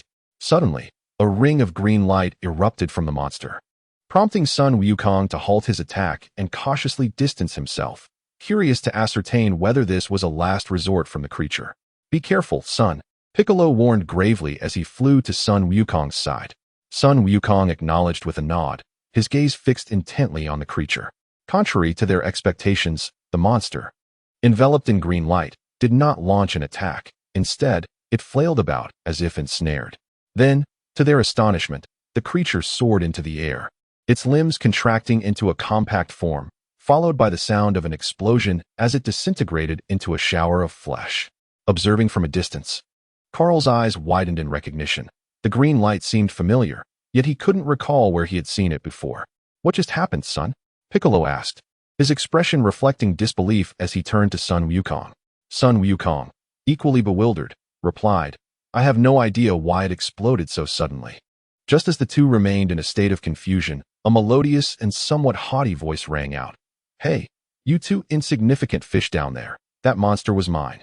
Sun Wukong and Piccolo exchanged glances, directing their attention toward the source of the voice. There, hovering in the air, stood a petite girl clad in a green, high-slit dress. Her hair also green, radiating a green glow as she regarded them with a sidelong glance. Strangely, though the dress billowed in the wind, they could see nothing from their vantage point below. Chapter 97. Has the bald one arrived too? Kaal, observing from below, also spotted the diminutive figure in the air. For some time, he had been curious about whether the green figure was truly wearing anything at all. His eyes narrowed into slits as he strained to discern any details. But even when number 21 called out to him, he found nothing amiss. The mysterious anti-exposure rule at play. Nonetheless, Kaal's curiosity was piqued by the appearance of this figure, igniting a flicker of anticipation within him to see if the bald one had also arrived. Sun Wukong leaned in and whispered to Piccolo, "Look up there. Isn't that a child? A frail little girl, in fact." The petite figure hovering in the air was still quite a distance from the two of them. Yet, Sun Wukong leaned closer to Piccolo, speaking quietly. The girl seemed to have touched upon some taboo. Although she could not hear his words, her expression clearly suggested they were not complimentary. Her exquisite visage was accentuated by fierce, glaring eyes, and the swirling green light surrounding her emanated an aura of strength. With her arms crossed and eyes narrowed, she glared at the figure clad in yellow below. "Did you just utter something disrespectful?" Sun Wukong, bewildered, pointed at himself, a multitude of questions evident on his face. "No, miss, could you hear me from this distance?" He chuckled awkwardly. "My apologies." "Indeed," she retorted, "you have said something quite rude. Prepare to face the consequences." The green light around her intensified, casting its glow upon the environment, even illuminating the ground beneath Kaal's feet. Kaal looked down, intrigued. Is this what superpowers are like? How fascinating. "Move aside, you insignificant one," the girl commanded, her gaze fixed upon Kaal. "Are you talking about me?" he asked. "Step back, or you might find yourself hurt," she warned, her demeanor haughty yet allowing him a brief moment to retreat. With a rather smug expression, he noted her muscular build but dismissed it, thinking, "A pretty face is still just that. I'll give you a moment to dodge, but do not impede me in teaching that crab-headed one a lesson." Kaal chuckled, raising his hands in surrender. "All right, I'll step aside." He grabbed number 21 and jumped toward the area untouched by her green light. "At least you're sensible," she remarked. "Do not say I bullied you. If you can withstand my next attack, I shall let you go." Pleased that Kaal had moved aside, she nodded in satisfaction before turning to Sun Wukong. Sun Wukong, visibly displeased, thought to himself, "What is this girl's problem? She keeps calling me insignificant. I am quite formidable, you know? Hey, young lady, who are you?" "And I am not insignificant," he retorted, annoyance etched on his face. "You do not recognize me? Remember this.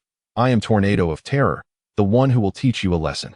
She regarded him with disdain, looking down upon him with an air of superiority. "Tornado of Terror? What a peculiar name." "I am Sun Wukong," he replied, lifting his gaze to meet hers with a serious expression, only to realize the absurdity of arguing with the girl. At that moment, Piccolo interjected, his expression a mixture of pride, derision, and a hint of caution, suggesting, "Little girl, I advise you to reconsider. You might end up in tears. It will hurt." "Little girl?" Tornado of Terror's face darkened ominously. "You are the little one. I am already 28. Her delicate features twisted into a snarl as she extended her hand toward Piccolo, dismissively waving it aside. Suddenly, Piccolo felt as though his body was ensnared. His already verdant skin had taken on an even deeper hue, radiating a luminous glow. Then, he sensed a force pulling him violently and rapidly into the distant forest. There, a cloud of dust coalesced into a passage, as towering trees toppled one after another, producing a thunderous roar. Kaal and number 21 observed this spectacle, exchanging gasps. Number 21 nudged Kaal, inquiring if everything was all right. "Who?" "Piccolo. He'll be fine. Tornado is merely teaching him a lesson. It won't cost him his life," Kaal replied, momentarily perplexed by number 21's question before realizing whom they were discussing. With a shrug, Number 21 accepted Kahl's assurance, suggesting they need not worry further. Piccolo. Sun Wukong had yet to comprehend the situation when Piccolo was abruptly hurled away. By the time he grasped what had occurred, Piccolo's silhouette had vanished. "You're up, scum." With Piccolo dispatched, Tornado felt a slight lift in her spirits as she cast her gaze towards Sun Wukong. His expression was grave, recognizing the familiarity of Tornado's earlier technique, reminiscent of the troubles they faced in childhood when Dumpling employed it. Yet, this Tornado seemed to possess an even more formidable power, capable of casting Piccolo aside. Sun Wukong remained vigilant, prepared for defense. At that moment, a sonic boom resonated from the depths of the forest, swiftly followed by Piccolo's silhouette. He charged toward Tornado, intent on retaliating. With remarkable speed, Piccolo reached Tornado, raising his fist to strike her face, devoid of any thoughts of mercy. While his intentions were noble, reality often proves harsh. Just as his fist was about to connect with Tornado, a figure suddenly appeared before her. This individual, sporting a prominent bald head and clad in a yellow jumpsuit draped with a red cape, mirrored Piccolo's stance, ready to counterattack. Piccolo's face registered shock. Where had this person emerged from? He sought to evade, yet having already committed to his punch, he found himself caught in a limbo of spent energy and unspent force. Unable to withdraw in time, he could only watch in horror as a colossal fist, emblazoned with the character for death, bore down upon him. Time seemed to freeze. "I'm going to die. I'm going to die. Move, body move." The bald figure, as he struck at Piccolo, muttered that this strange individual seemed familiar. Meanwhile, Kahl, who had been enjoying the show from below, sprang into action. As soon as he spotted the yellow figure, he teleported in front of Piccolo, grasping the bald head's fist. "Hey, stop that." The bald figure stood frozen, his typically placid, deadpan eyes widening in shock, soon replaced by excitement as he gazed intently at Kahl. Chapter 98. The bald cape hero Kahl flashed a grin at the bald-headed figure. "Saitama, I didn't expect to see you here." Originally exuding the aura of a formidable warrior, Saitama transformed into a bewildered yet endearing figure upon hearing Kahl's inquiry, tilting his head in innocence. "Oh, you know me?" As Kahl released his grip on Saitama's fist, the latter began to descend towards the ground, still gazing at Kahl with a dazed expression. "Who are you?" Watching Saitama fall, Kahl chuckled softly. "My name is Kahl." "Oh." As Saitama neared the ground, he responded with a simple acknowledgement, devoid of further comment. With a sudden shift in demeanor, Saitama's previously vacant expression transformed into one of fervor. "He just caught my punch, didn't he?" He effortlessly intercepted my attack. Rising to his feet, Saitama dusted off some small pebbles from his pants and fixed a piercing gaze upon Kahl, declaring, "Let us have a spar." Approaching them, Number 21 glanced at Saitama, noting his slender frame and a bald head shining even brighter than Krillin's, appearing rather lackadaisical, lacking the essence of a true warrior. "Bald-headed cloak hero?" Number 21 inquired curiously. Intent on challenging Kahl, Saitama, upon hearing Number 21's remark, felt a vain throb on his forehead. He turned stiffly, then sprang up as if stepping on a foot. "What is wrong with being bald? Did the bald head eat your rice? Besides, this is the trendiest hairstyle now." He then adopted a pose of a solitary master, exclaiming, "Watch out, I might just hit you." Tornado, noticing Saitama's arrival, twitched her eyebrows and angrily shouted at him, "Baldy, why are you here so soon? Step aside. This is my target." "Hey, kid, I just saw that peculiar individual about to strike you. I was merely saving you." Saitama scratched his cheek, perplexed, realizing he had just rescued the haughty little girl, who seemed ungrateful for his good intentions. Stay calm, stay calm. This bald head is like that. Do not provoke him, or you will develop wrinkles." Tornado stated coldly, crossing her arms. "In any case, this is my fight. Do not interfere." "No," Saitama responded with an unchanged expression, remarkably composed. Tornado, exasperated, unleashed a surge of green energy towards Saitama, attempting to push him away, yet he remained steadfast, unmoving. After several attempts, Tornado let out a sigh of frustration. "Why does my telekinesis have no effect on this bald head?" Meanwhile, Saitama remained oblivious to the impending crisis he had just faced, feeling no sense of danger, even humorously adjusting his posture. Kahl, witnessing this amusing scene, burst into laughter, finding Saitama endlessly entertaining. Turning to Sun Wukong, he suggested, "Wukong, why don't you have a match with Saitama?" "Me? Isn't he supposed to challenge you, brother? Just go ahead. I'm not in the mood to fight. The young girl protested. Hey, you are the one I want to teach a lesson.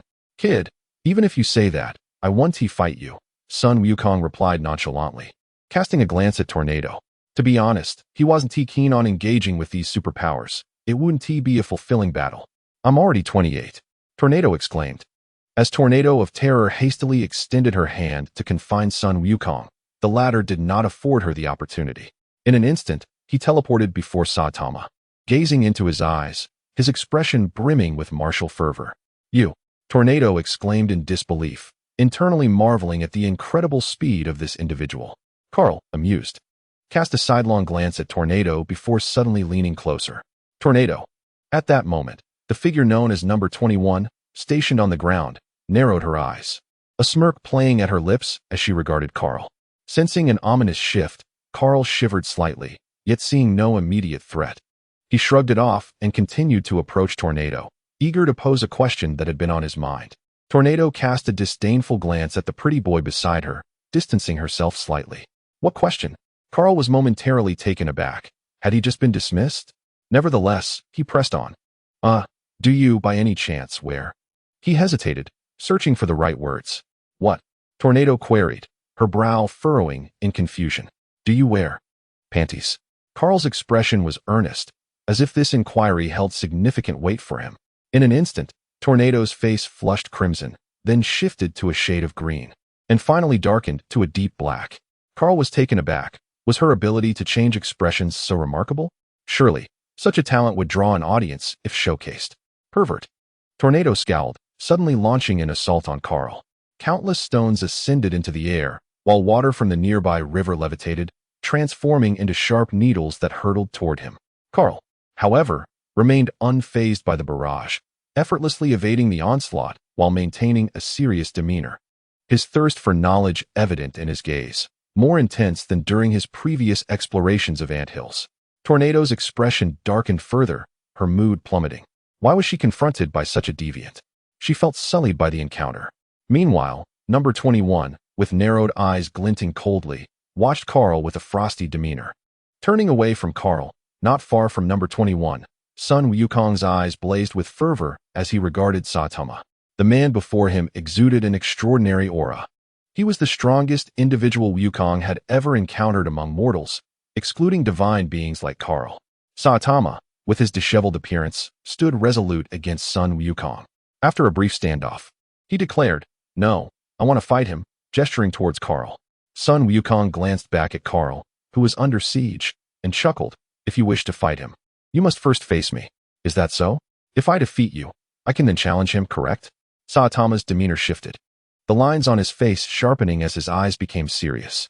"Indeed, if you can best me, you shall have your chance," Sun Wukong replied, a smile gracing his lips as he assumed a fighting stance. Without uttering another word, Saitama vanished from sight. How swift, Sun Wukong thought, momentarily blinded as Saitama's figure disappeared. Yet, he quickly regained his composure, propelling himself forward with a powerful kick, rolling into position and glancing back. The scene before him made his heart race. Despite Sun Wukong's attempt to advance, when he turned around, he discovered that Saitama remained behind him, his right fist already raised.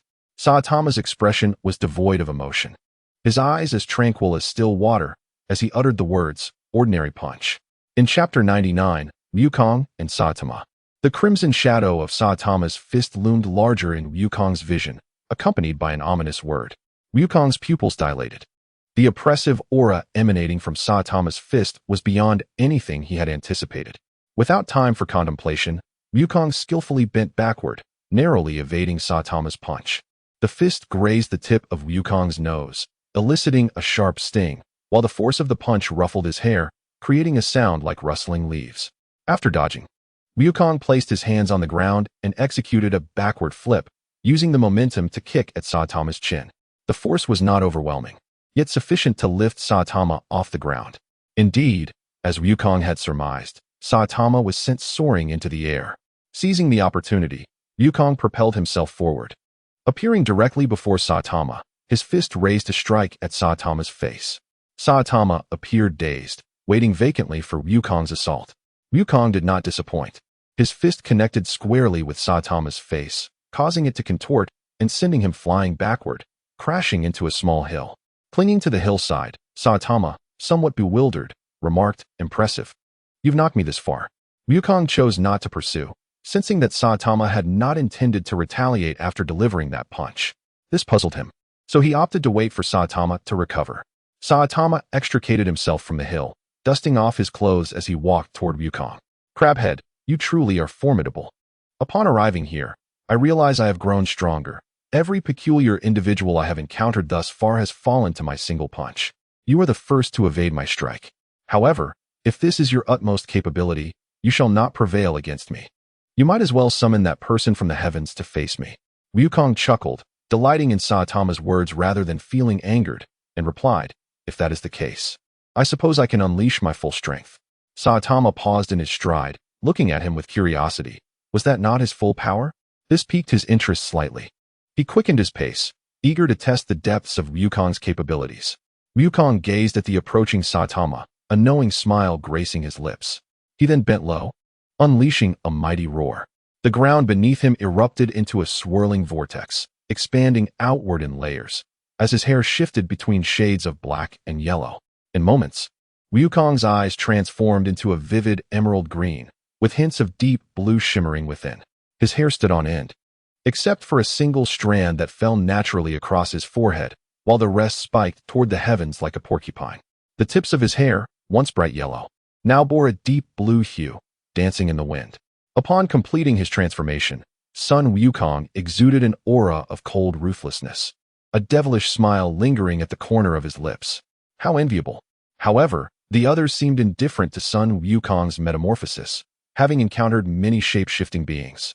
They noted that Sun Wukong's transformation had not altered his physique, merely his hair, adopting a delinquent appearance. Saitama's pace remained unhurried, yet his gaze fixated intently on Sun Wukong's hair, so dense and voluminous. Although styled poorly, the sheer abundance was indeed enviable. Unable to help himself, Saitama reached up to touch his own scalp, lamenting the absence of such luxuriance. He longed for the days of his former self. Sun Wukong's smile widened, as if to say, "Surely, this will not disappoint you." "Disappointed? What are you talking about?"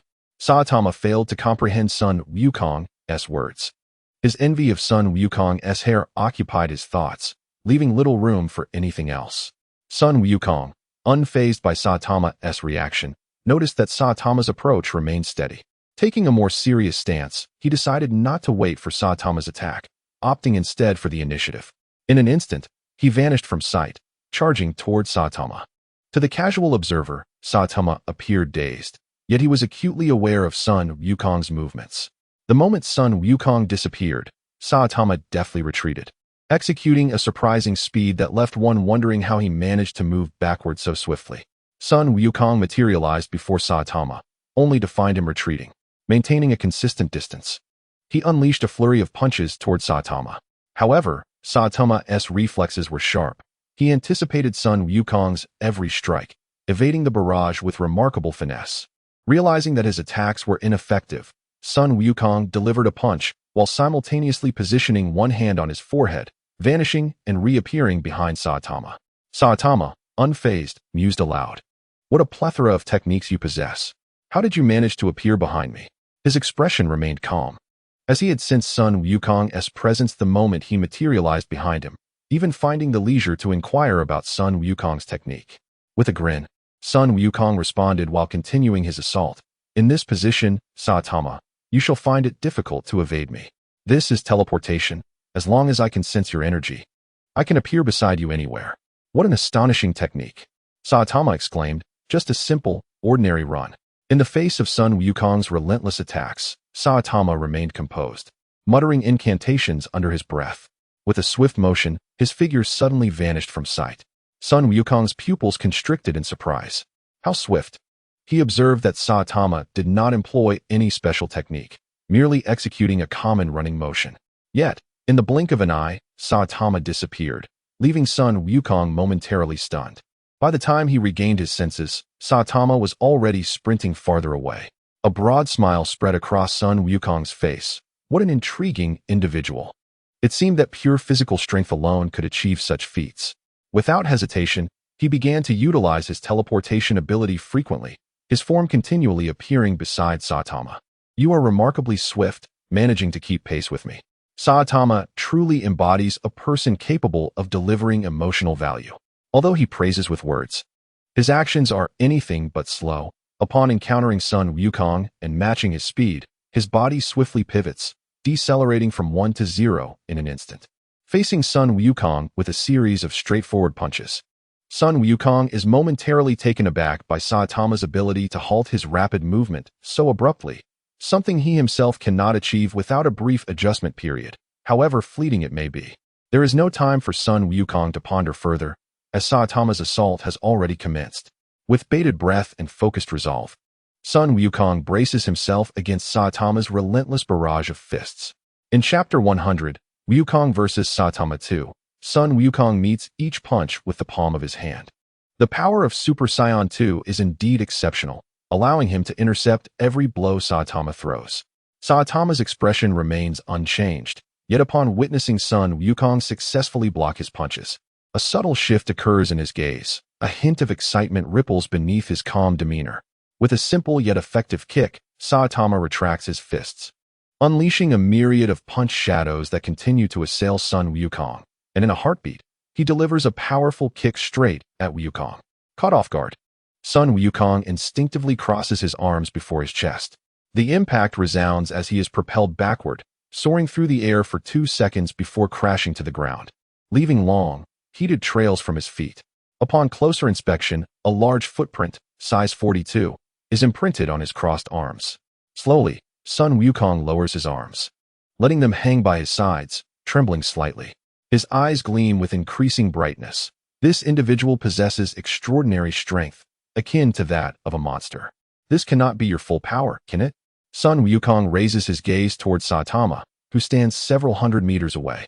Saitama casually scratches his cheek with a finger and asserts, "No, this is indeed my full strength." The bald-headed fighter resembles someone I know.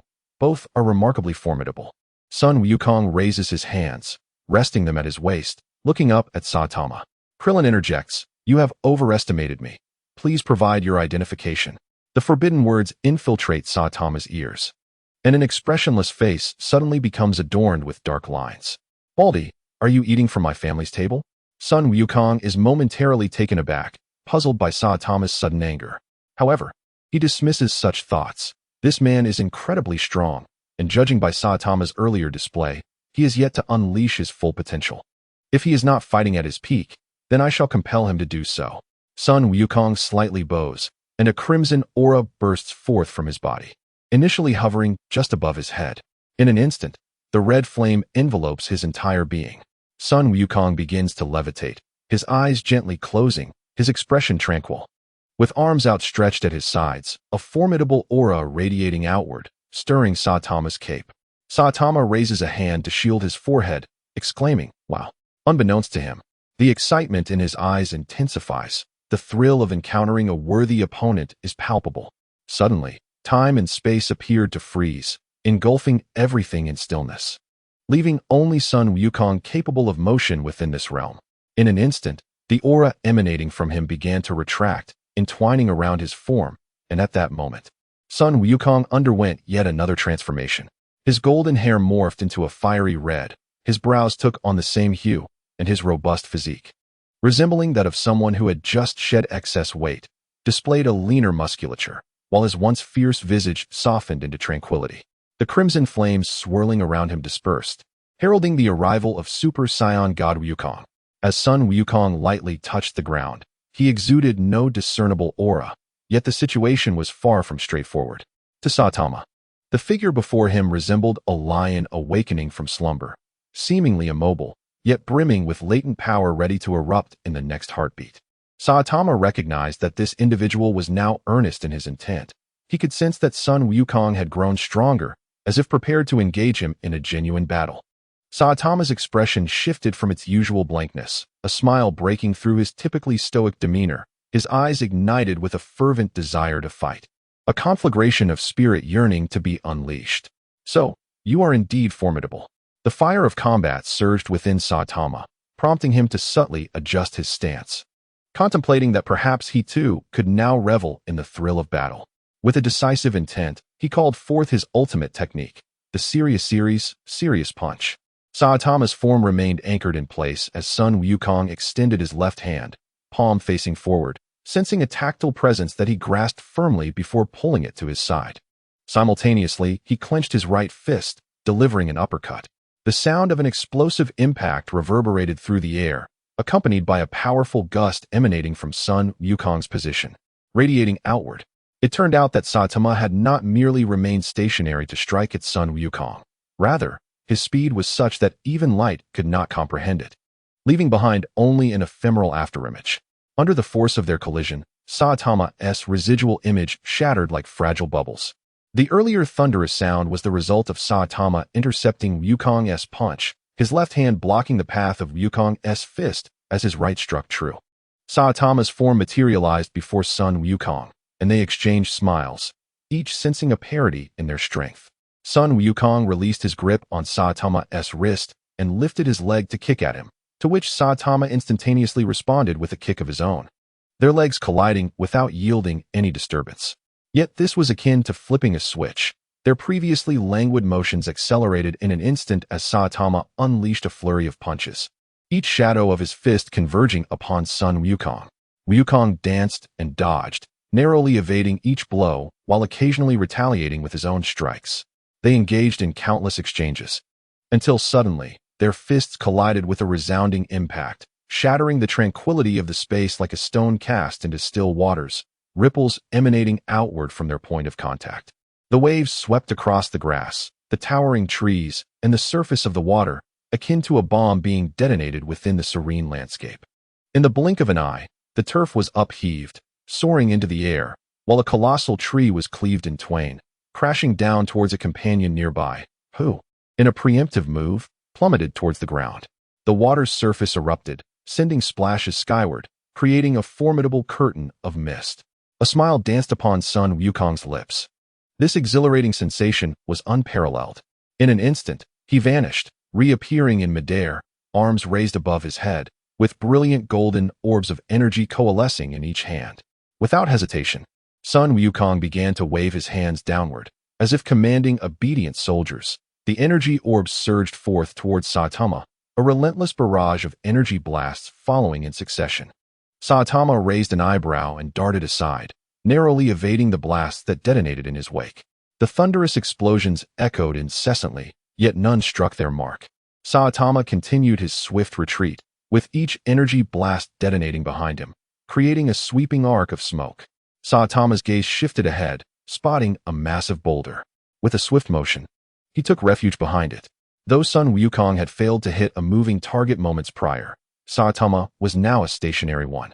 In the blink of an eye, Sun Wukong unleashed hundreds of energy blasts aimed at the boulder. Following this barrage, he did not relent, though he ceased the output of energy blasts. His hands converged at his waist, enveloping the surrounding space in a radiant blue-white glow. Meanwhile, Saitama, concealed behind the boulder, was not idle. Utilizing the boulder's cover, he seized a fleeting moment to gather his strength. The ground beneath him fractured, his legs bent as if coiling with energy. A crackling sound emerged amidst the explosions. Suddenly, the earth beneath Saitama gave way, revealing a deep pit. Propelled by this force, Saitama launched himself towards Sun Wukong in the sky. Just as he broke free from behind the boulder, it shattered into fragments under Sun Wukong's attack. However, Sun Wukong was already poised to unleash the Kamehameha wave. And the moment Saitama's silhouette emerged in the air, he released the energy blast. Saitama's gaze sharpened, his body defying the laws of physics as he veered sideways, narrowly skimming past the Kamehameha wave before charging directly towards Sun Wukong. Below, the spectators marveled at this astonishing maneuver, recognizing that only Saitama, with his extraordinary physical prowess, could achieve such a feat, which was almost routine in the realm of Dragon Ball. Sun Wukong, taken aback by Saitama's evasion, promptly retracted the Kamehameha and dove downward towards him. Saitama murmured incantations of impending doom, invoking his serious series, culminating in a serious punch. As Saitama's fist ascended, ignited by his rapid charge, flames erupted from his fist. In response, Sun Wukong swiftly adjusted his position, transitioning from a downward dive to a downward kick. One knee bent and the other extended, akin to a Leo's flying kick. The two figures rushed towards each other at a rapid pace, and soon, Saitama's fist collided with Sun Wukong's foot. A fierce gust of wind swept through the surroundings, wreaking havoc once again, and caught in the turmoil was Piccolo, who, caught off guard, tumbled through the air. Upon their brief contact, Wukong and Saitama immediately separated, both plummeting towards the ground simultaneously as if they had a silent agreement. In unison, they unleashed their ultimate techniques. Sun Wukong gathered an even more powerful Kamehameha wave directed at Saitama, while Saitama, having charged his power for a moment, struck towards Wukong's Kamehameha with a monumental punch. Kamehameha. The ultimate, serious punch. Boom. A thunderous roar, more intense than before, echoed across the heavens and the earth. It was evident that Saitama's fist impacted the Kamehameha wave, splitting it in two, which then passed harmlessly on either side of him. The wind generated by Saitama's punch swept away from the Kamehameha wave, spreading across the space. The vibrant blue light filled the entire atmosphere. After a minute, tranquility returned. The winds ceased, the rivers flowed gently, and both Sun Wukong and Saitama lay on opposite sides. Saitama's cape was tattered, yet other than that, he bore no injuries. Sun Wukong, dust-covered, had his hair reverted to its natural black. Both men lay on the ground, gasping for breath, their heavy breaths audible even to the distant Kaal in the sky. After a moment's respite, they sat up and exchanged glances, recognizing a mutual respect reflected in each other's eyes. Subsequently, they burst into hearty laughter. In the sky, Kaal clapped his hands, having paused his conversation with Tornado during the clash to observe the duel. It must be said that the match between the two was indeed exhilarating for the spectators. From the initial blows to the grand finale, they fought evenly, providing plenty to behold. It was truly a splendid exhibition. Kaal appeared between the two, still applauding. Sun Wukong nodded in agreement and looked at Kaal. "Nisan, he is remarkably strong. You're not too shabby yourself, crabhead," Saitama replied, rubbing his bald head in response to Wukong's praise. Kaal approached Sun Wukong and helped him to his feet. Rising, Wukong extended his hand to Saitama. "I am Sun Wukong. What is your name, you big bald head?" Saitama placed his hand in Wukong's and stood up with his assistance. "Saitama, crabhead." Wukong scratched the back of his head and smiled sheepishly. "You are truly formidable. You must be from another world, right?" Saitama's expression returned to its usual indifference as he replied, "Only after coming here did I learn that my world is referred to as the One-Punch World, though I do not understand why it bears that name. Indeed, it is a rather unappealing name. I believe it should be called the Tornado World. What a delightful name that would be." The floating tornado descended, casting a disdainful glance at Saitama, expressing her discontent. "Haha, what it is called is of little importance." Kaal stepped forward, placing his hand upon Sun Wukong's shoulder, and inquired, "From what world do you hail?" Tornado cast a curious glance at this handsome man and asked, but then recalled Kaal's earlier peculiar behavior and shot him a glare. Kaal, feeling slightly embarrassed, touched his nose and turned his gaze elsewhere, choosing not to respond. At that moment, number 21 approached, giving Kaal a stern look before addressing Saitama and Tornado. "We come from the world of Dragon Ball." "Dragon Ball? Are there dragons there?" Saitama asked, his expression momentarily blank. Dragons were something he had never encountered. All he had seen were bizarre creatures and enormous insects, and he had yet to lay eyes on a living dragon. "Indeed, there are," number 21 nodded. "Wow, there are truly dragons. Did you bring any with you? May I see one?"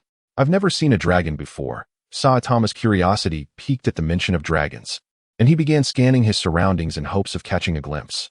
"We can't bring them here," number 21 chuckled, amused by the curiosity of this bald man who would soon become quite active on the battlefield. Piccolo returned from a distance. He had been unable to participate in the earlier battle between Sun Wukong and Saitama, nor could he even get close enough to watch. After being blown away, he had remained at a distance, waiting for the two to finish before leisurely returning. "Ah, it's that strange fellow from earlier," Saitama exclaimed, pointing in surprise. Piccolo's expression soured as he shot Saitama an angry glare, but knowing he was outmatched, he quickly averted his gaze. Kaal laughed heartily, saying, "He is with us, a Namekian. Not just some oddity. An alien?" Saitama tilted his head. Tornado glanced over, letting out a soft huff. "That's not entirely inaccurate, but he was born and raised on Earth, so he is essentially an Earthling." "Oh, I think I fought someone who looks quite similar to him before. I thought he was just another oddity, Saitama mused. Kaal chuckled, recalling the creature Saitama mentioned, something called Vaccine Man, who did indeed bear a resemblance to Piccolo. Allow me to introduce, this is Piccolo, a Namekian from Earth, and he is quite a formidable contender. Tornado, upon hearing Kaal's words, scoffed derisively. Not that impressive. Just a weakling. Piccolo's expression darkened considerably. He wished to retort, yet words failed him. Tornado seemed to speak the truth among those present. He did indeed appear to be the least formidable. Chapter 102. Temporary companions, is it just the two of you? Kaal laughed heartily, finding amusement in Tornado's jibe at Piccolo. Tornado believed that Piccolo was weak and had sought to provoke him, perhaps to teach him a lesson. She had already given him a slight reprimand. There was no need for further action against him. In general, she was somewhat haughty towards ordinary individuals, which bore little consequence. Saitama shrugged nonchalantly. Yes. Just the two of us. I thought so. It's been quite some time, and I still haven't seen your companions arrive, Kaal nodded. Tornado crossed her arms, her face etched with disdain. What right do those weaklings have to be here? This bald man came here purely by chance alongside me.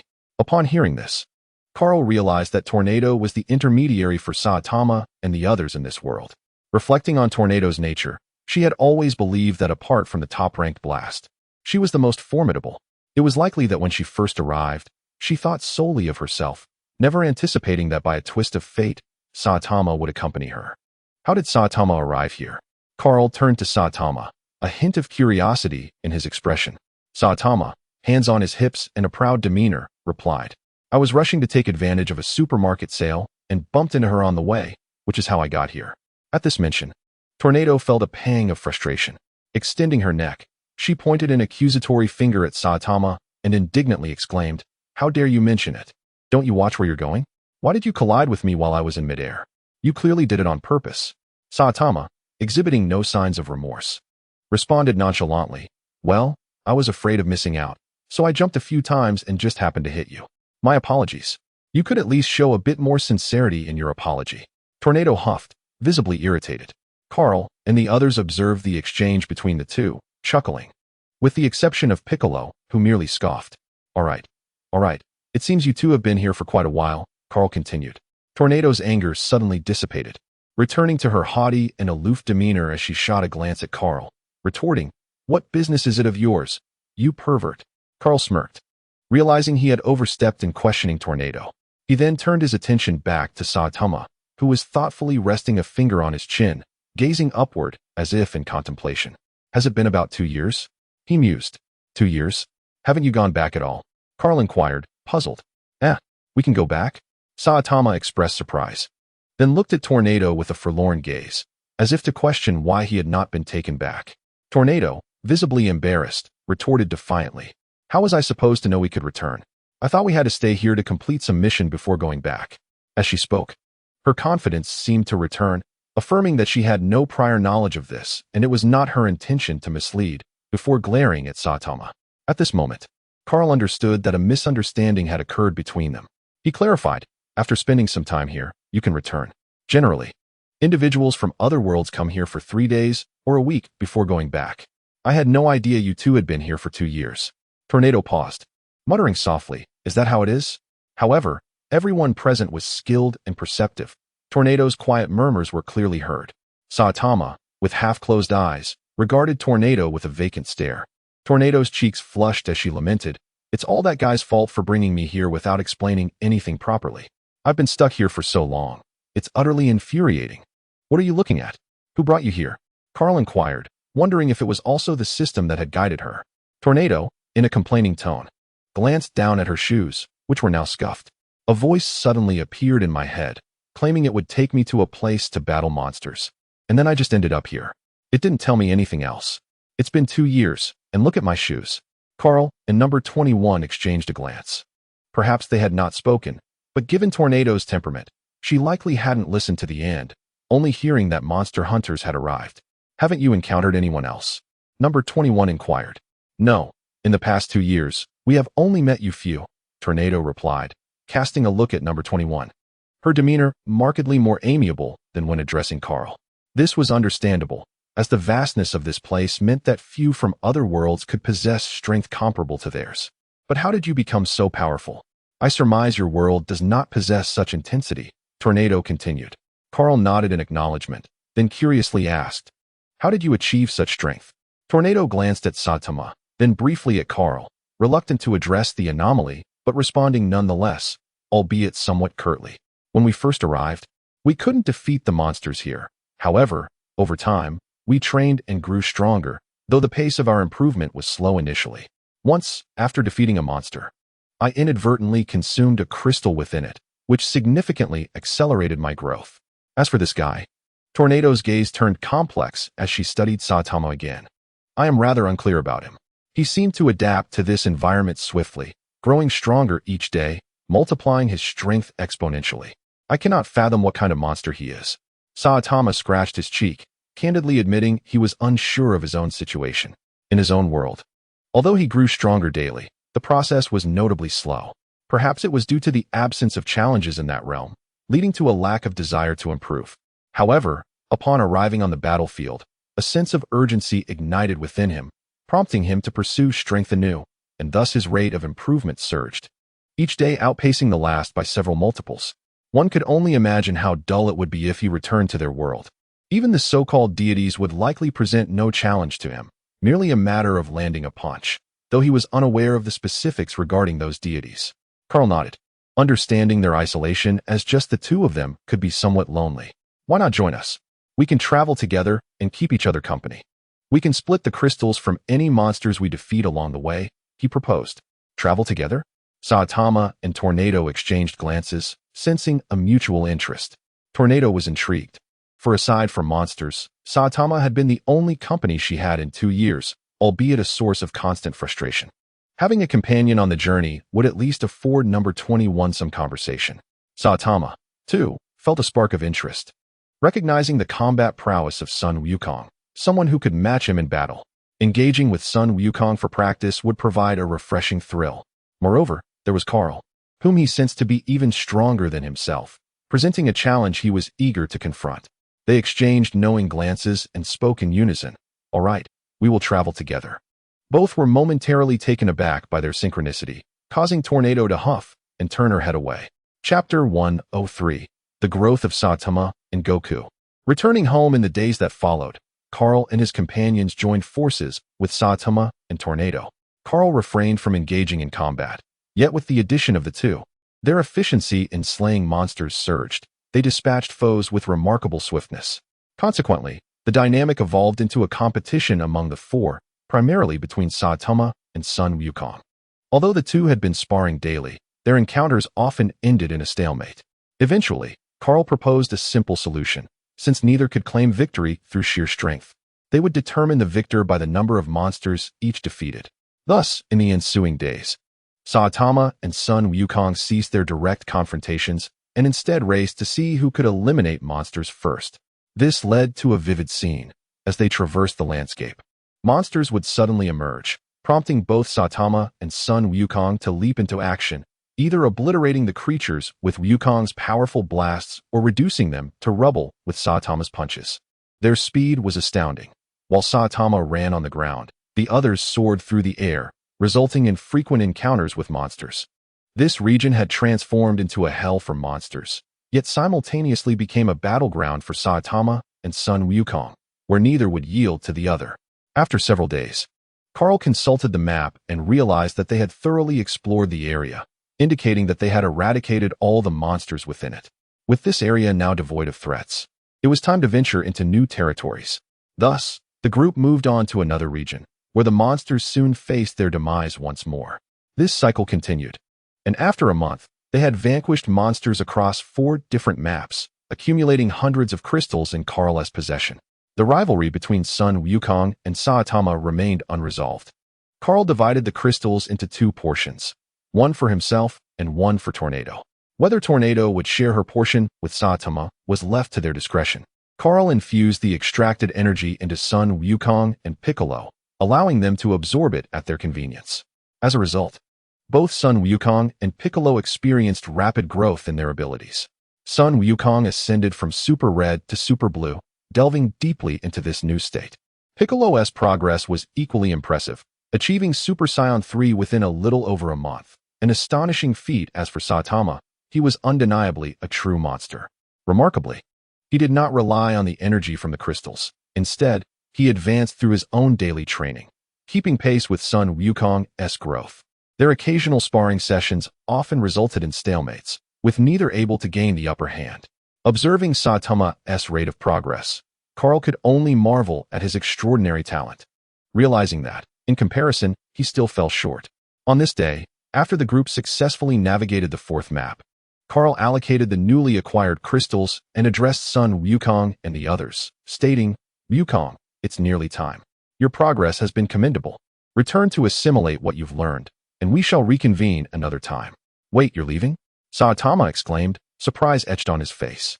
After over a month of exhilarating battles with Sun Wukong, he felt there was still much more to explore. "Are we really going back? I haven't had enough yet." Sun Wukong lamented, his spirits dampened.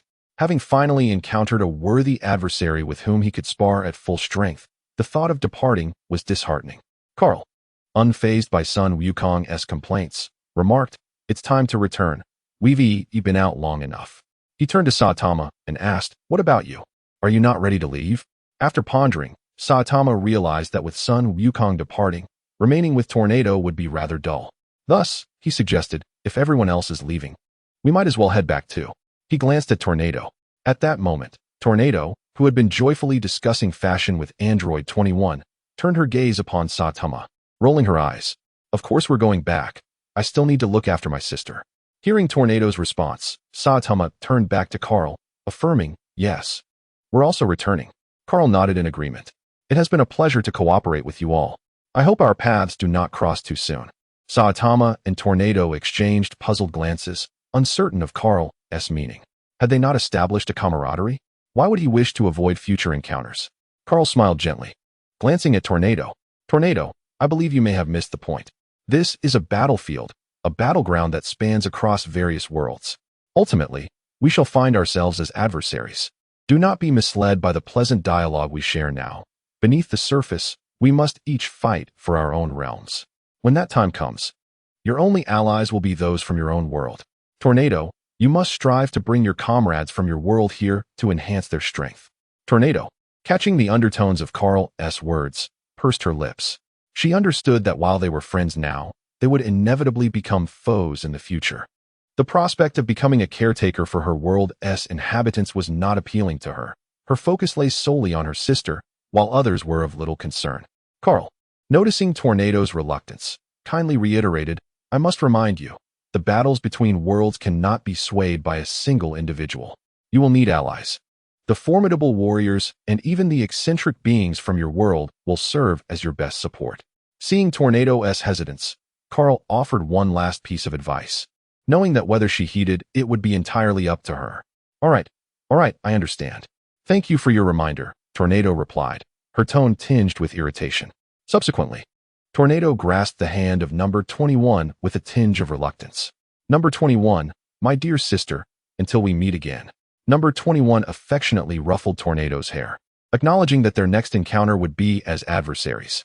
"Tornado, you must strive to excel." Tornado, feeling a hint of sadness, nodded solemnly. Number 21 offered a faint smile. After number 21 finished speaking, Sun Wukong bid farewell to Saitama as well, with both agreeing to settle their rivalry in their next meeting. Seeing everyone else say their goodbyes, Kaal did not hesitate any longer. He allowed Sun Wukong and the others to pull him along, summoning the long-absent system, and in a flash, they vanished from sight. As Saitama and Tornado witnessed Kaal and the others depart, they exchanged glances. Tornado, with a hint of disdain, extended her hand, and Saitama, maintaining his impassive demeanor, clasped it. Soon, the pair also disappeared. Chapter 104. Envy to the point of separation in the One-Punch world. Gazing at the familiar architecture before him, Saitama mused, wondering if the supermarket still had discounted beef available. Tornado, overhearing Saitama's remark, shot him a disapproving glance before soaring into the sky without uttering a word. Heading straight for her home. Having spent 2 years on the battlefield, she was uncertain how much time had elapsed here.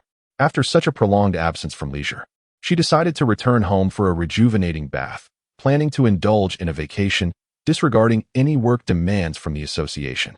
Meanwhile, upon seeing Tornado depart, Saitama contemplated checking for discounts at the supermarket. With a mild gaze towards the distant sky where Tornado had vanished, he turned and hurried towards the supermarket, optimistic about the bountiful finds awaiting him. He also looked forward to his next encounter with Sun Wukong, determined to best him next time. Now, let us shift our focus from the trajectory of the One-Punch world to the realm of Dragon Ball. Carl, accompanied by a group, suddenly appeared above Bulma's residence. Oh, we are finally back. Gazing at the familiar scenery below, Sun Wukong's spirits lifted as he descended directly into Bulma's yard without any formal greeting. Noticing this, Piccolo nodded at Carl in acknowledgement before flying off alone into the distance, seeking a tranquil place to reflect on his recent experiences and solidify his combat prowess. Piccolo estimated that he might now be the second strongest person on Earth, second only to Sun Wukong. Carl shook his head and exchanged a glance with number 21, and the two of them also descended. However, it was peculiar that after searching around the yard, they found no one present. Carl sensed that Beerus and Whis were still on Earth, but at a considerable distance, appearing to be over the ocean. Wukong, stop looking. There is no one here. They have all gone to the sea. Sun Wukong turned, scratching his head sheepishly. That explains why there's not a soul around. Let us hurry to find them. Carl nodded, placing his hand on Sun Wukong's shoulder, while number 21 obediently took Carl's hand. In a flash, Sun Wukong teleported them all onto a deck. Everyone, I have returned. As soon as Sun Wukong arrived on the deck, he observed his companions engaged in lively conversation, merrily eating and drinking. He greeted them cheerfully. The joyous group, upon hearing his voice, looked up and immediately surrounded Sun Wukong. Wukong, you're back, Krillin exclaimed as he rushed over, scrutinizing Sun Wukong from head to toe. He sensed that Sun Wukong seemed different. Even though it had only been a few days, his presence felt remarkably more formidable. Although Krillin perceived that Sun Wukong's aura was not overwhelmingly strong, he still sensed a considerable pressure emanating from him. Krillin, Sun Wukong responded with delight, bumping fists with him. Dad. Gohan approached, looking at Sun Wukong with a sigh of relief as his worries dissipated. How has everyone been training? Sun Wukong inquired, exchanging pleasantries with the group. Carl glanced at the group engaged in conversation and walked over to Beerus, who was obliviously stuffing his face with food. Whis, Lord Beerus. Did you enjoy your time on Earth? Carl asked with a beaming smile. Beerus glanced at Carl, swallowing his mouth full of food. Ah, it's you, Carl. Back so soon. I thought you would linger there for a while longer. After savoring a spoonful of ice cream, Whis began to sway, exclaiming, delicious. How were your harvests? Carl raised an eyebrow, retrieving a jar from his own space and presenting it to Whis. Look, Whis, it's brimming with treasures. Whis smiled faintly. That's splendid. He continued to savor his ice cream while effortlessly stowing the jar away. Seeing Whis put the jar away, Carl took a seat, and 21 joined him. Eyeing the delectable spread on the table, she tore off a chicken leg and asked, by the way, Lord Beerus, how have they fared in their training? Without lifting his gaze from the food, Beerus nonchalantly replied, you can observe for yourself. Aside from that, Vegeta, the rest are quite lacking. Carl's expression shifted as he turned to the group surrounding Sun Wukong. They were laughing and chatting, except for Vegeta, who stood at the periphery, arms crossed, not participating. His eyes were fixed on Sun Wukong. While he sensed that Sun Wukong had grown stronger, he was uncertain of the extent. In contrast, he himself had made significant progress during his time training with Beerus and believed he was now stronger than Sun Wukong. Vegeta's eyes glinted with intensity. Kakarot, share your experiences with us. Sun Wukong was momentarily taken aback before breaking into a grin. Vegeta, you've grown quite powerful, haven't you? I've also become much stronger. Shall we compare? A smirk appeared on Vegeta's lips as he provocatively replied, Indeed, Kakarot, I've made considerable strides, so don't be too astonished. Haha, Vegeta, let me see just how much stronger you've become. With that, Sun Wukong leaped into the air, looking down at Vegeta. Vegeta lifted his gaze, a sly smile curling at the corners of his mouth. Kakarot, you shall no longer be my rival. With that, he vanished, reappearing before Son Goku and delivering a powerful punch. Bulma emerged from the cabin, having just instructed the chef to prepare additional delicacies. For Beerus and Whis had not ceased their feasting since they began. Upon stepping out, she beheld the aerial duel unfolding. Truly, they were at it again. Goku had returned? Surely, number 21 must have as well. Bulma glanced towards Beerus's table and, indeed, saw number 21 beaming at her, prompting Bulma to joyfully sprint towards her. In the sky, Goku and Vegeta engaged in a fierce contest, neither gaining the upper hand. With pride evident in his demeanor, Vegeta addressed Goku. "Kakarot, behold the fruits of my training." Suspended in the air, Vegeta transformed into Super Saiyan 2, his golden aura billowing fiercely as it surged toward Goku. Unfazed, Goku's eyes sparkled with admiration. "Impressive, Vegeta. You've grown stronger. However, I too have evolved. Allow me to showcase my latest form." Vegeta's expression shifted, pondering Goku's newest transformation. Suddenly, Goku unleashed a roar. And unlike his golden aura, waves of blue energy erupted from him, causing the air to tremble and the sea to surge with colossal waves. "Damn it. Kakarot has grown even stronger," Vegeta thought, his eyes darkening with a hint of envy as he regarded Goku. Chapter 105. Vegeta desires to keep up with Kakarot. Vegeta's eyes widened in shock as he gazed at the azure figure of Goku before him, feeling an overwhelming sense of envy that nearly consumed him. How could this be? He was the prince of all Scions. It was one thing for Caulifla to surpass him, but why did Kakarot have to outshine him as well? It was utterly unfair. Vegeta glared fiercely at Goku, refusing to concede defeat.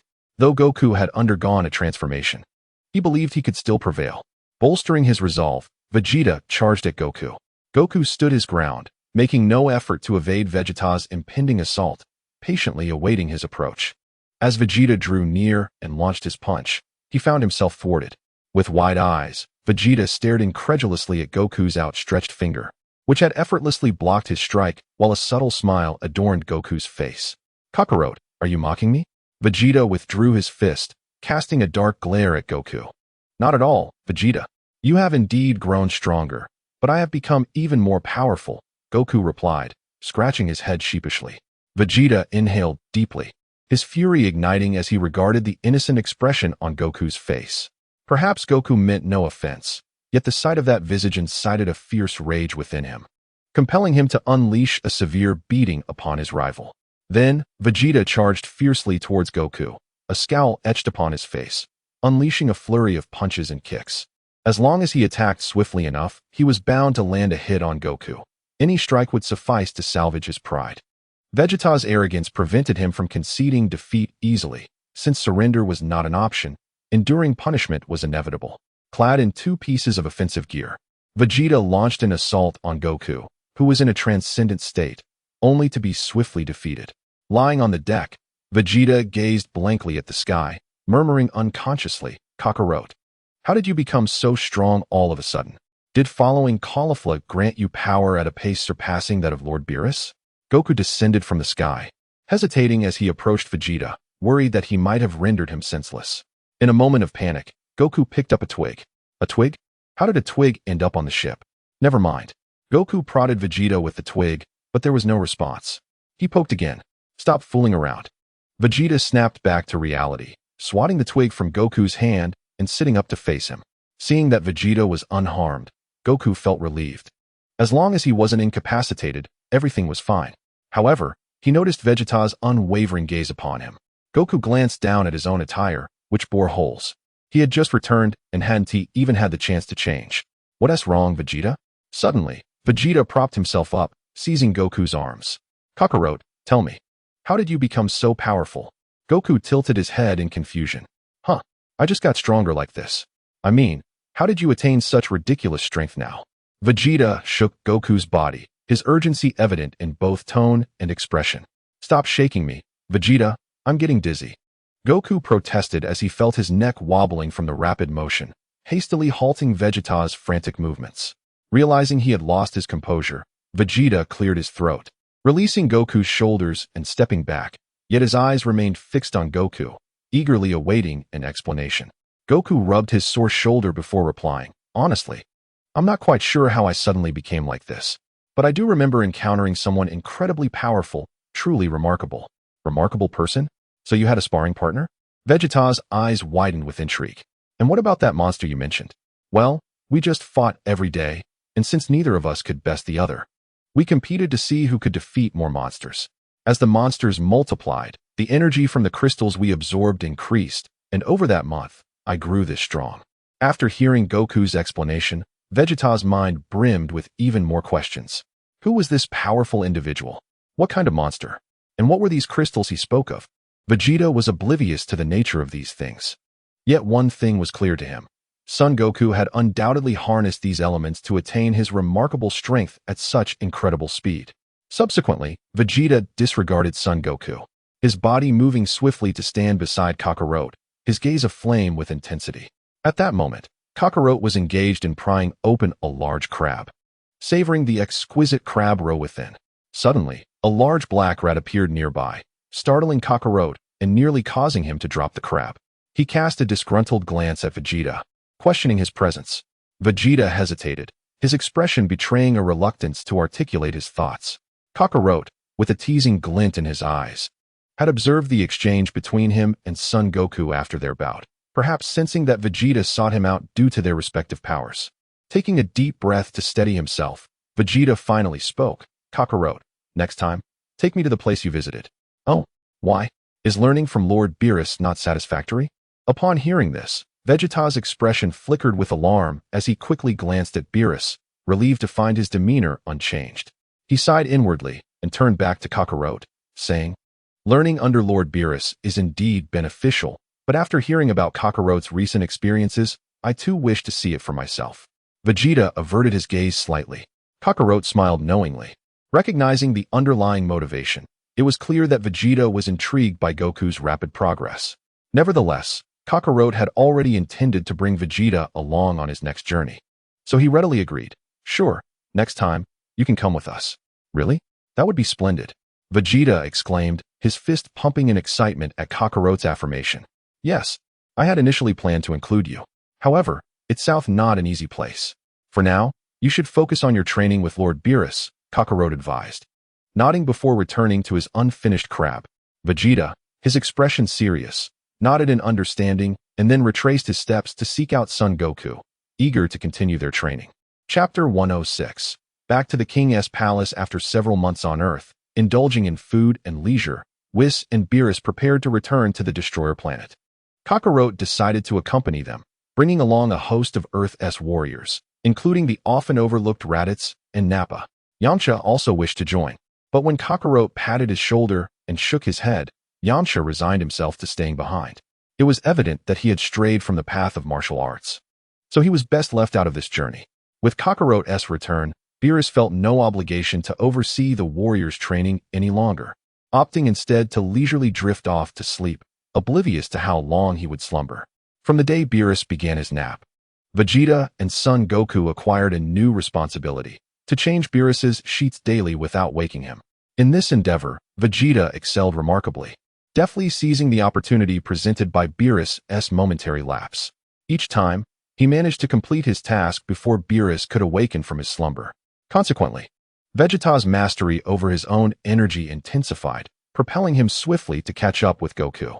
As for Goku, he too engaged in this task for the sake of his training. However, he did not perform as adeptly as Vegeta. On this particular day, Whis received a summons from the Grand Minister and made his way to find Kaal. Kaal, the Omni King wishes to see you. Upon hearing Whis' words, Kaal, who was reclining on a chair observing Krillin and the others in their training, immediately rose and approached Whis, placing a hand on his shoulder. In an instant, their figures vanished from sight. Outside the Omni King's palace, the Grand Minister had been waiting patiently. As Kaal and Whis materialized, Whis slightly bowed to the Grand Minister. Father. The Grand Minister regarded Whis with a warm smile. It has been a while, Whis. Your Universe 7 has been flourishing of late. Whis nodded with a smile, indicating his agreement. The Grand Minister then turned his attention to Kaal. It has been some time. Mr. Kaal, how has your harvest fared? Kaal also offered a slight bow to the Grand Minister. Thanks to your blessings, the results have been quite satisfactory. The Grand Minister smiled gently and beckoned to Whis. Whis produced a jar and handed it to the Grand Minister, who accepted it without hesitation and remarked, "The Omni King is awaiting you. Please enter the palace." With that, he turned and walked toward the hall, with Whis and Kaal following closely behind. Thus, Kaal once more beheld the magnificent appearance of the Omni King's palace. The Omni King sat upon a high platform, playing with marbles like a child. Upon closer inspection, it appeared as though galaxies flowed within these marbles. With a flick of the Omni King's hand, one marble collided with another, causing both to vanish from sight. The Grand Minister approached. "Your Majesty, they have arrived." A youthful voice responded, as the Omni King pushed aside the marbles in front of him and lifted his gaze toward Whis and Kaal. "Kaal, it has been far too long since you last visited me." The voice of the Omni King was bright, visibly filled with joy. Kaal responded with a smile. "It has indeed been a while, Your Majesty. How have you been?"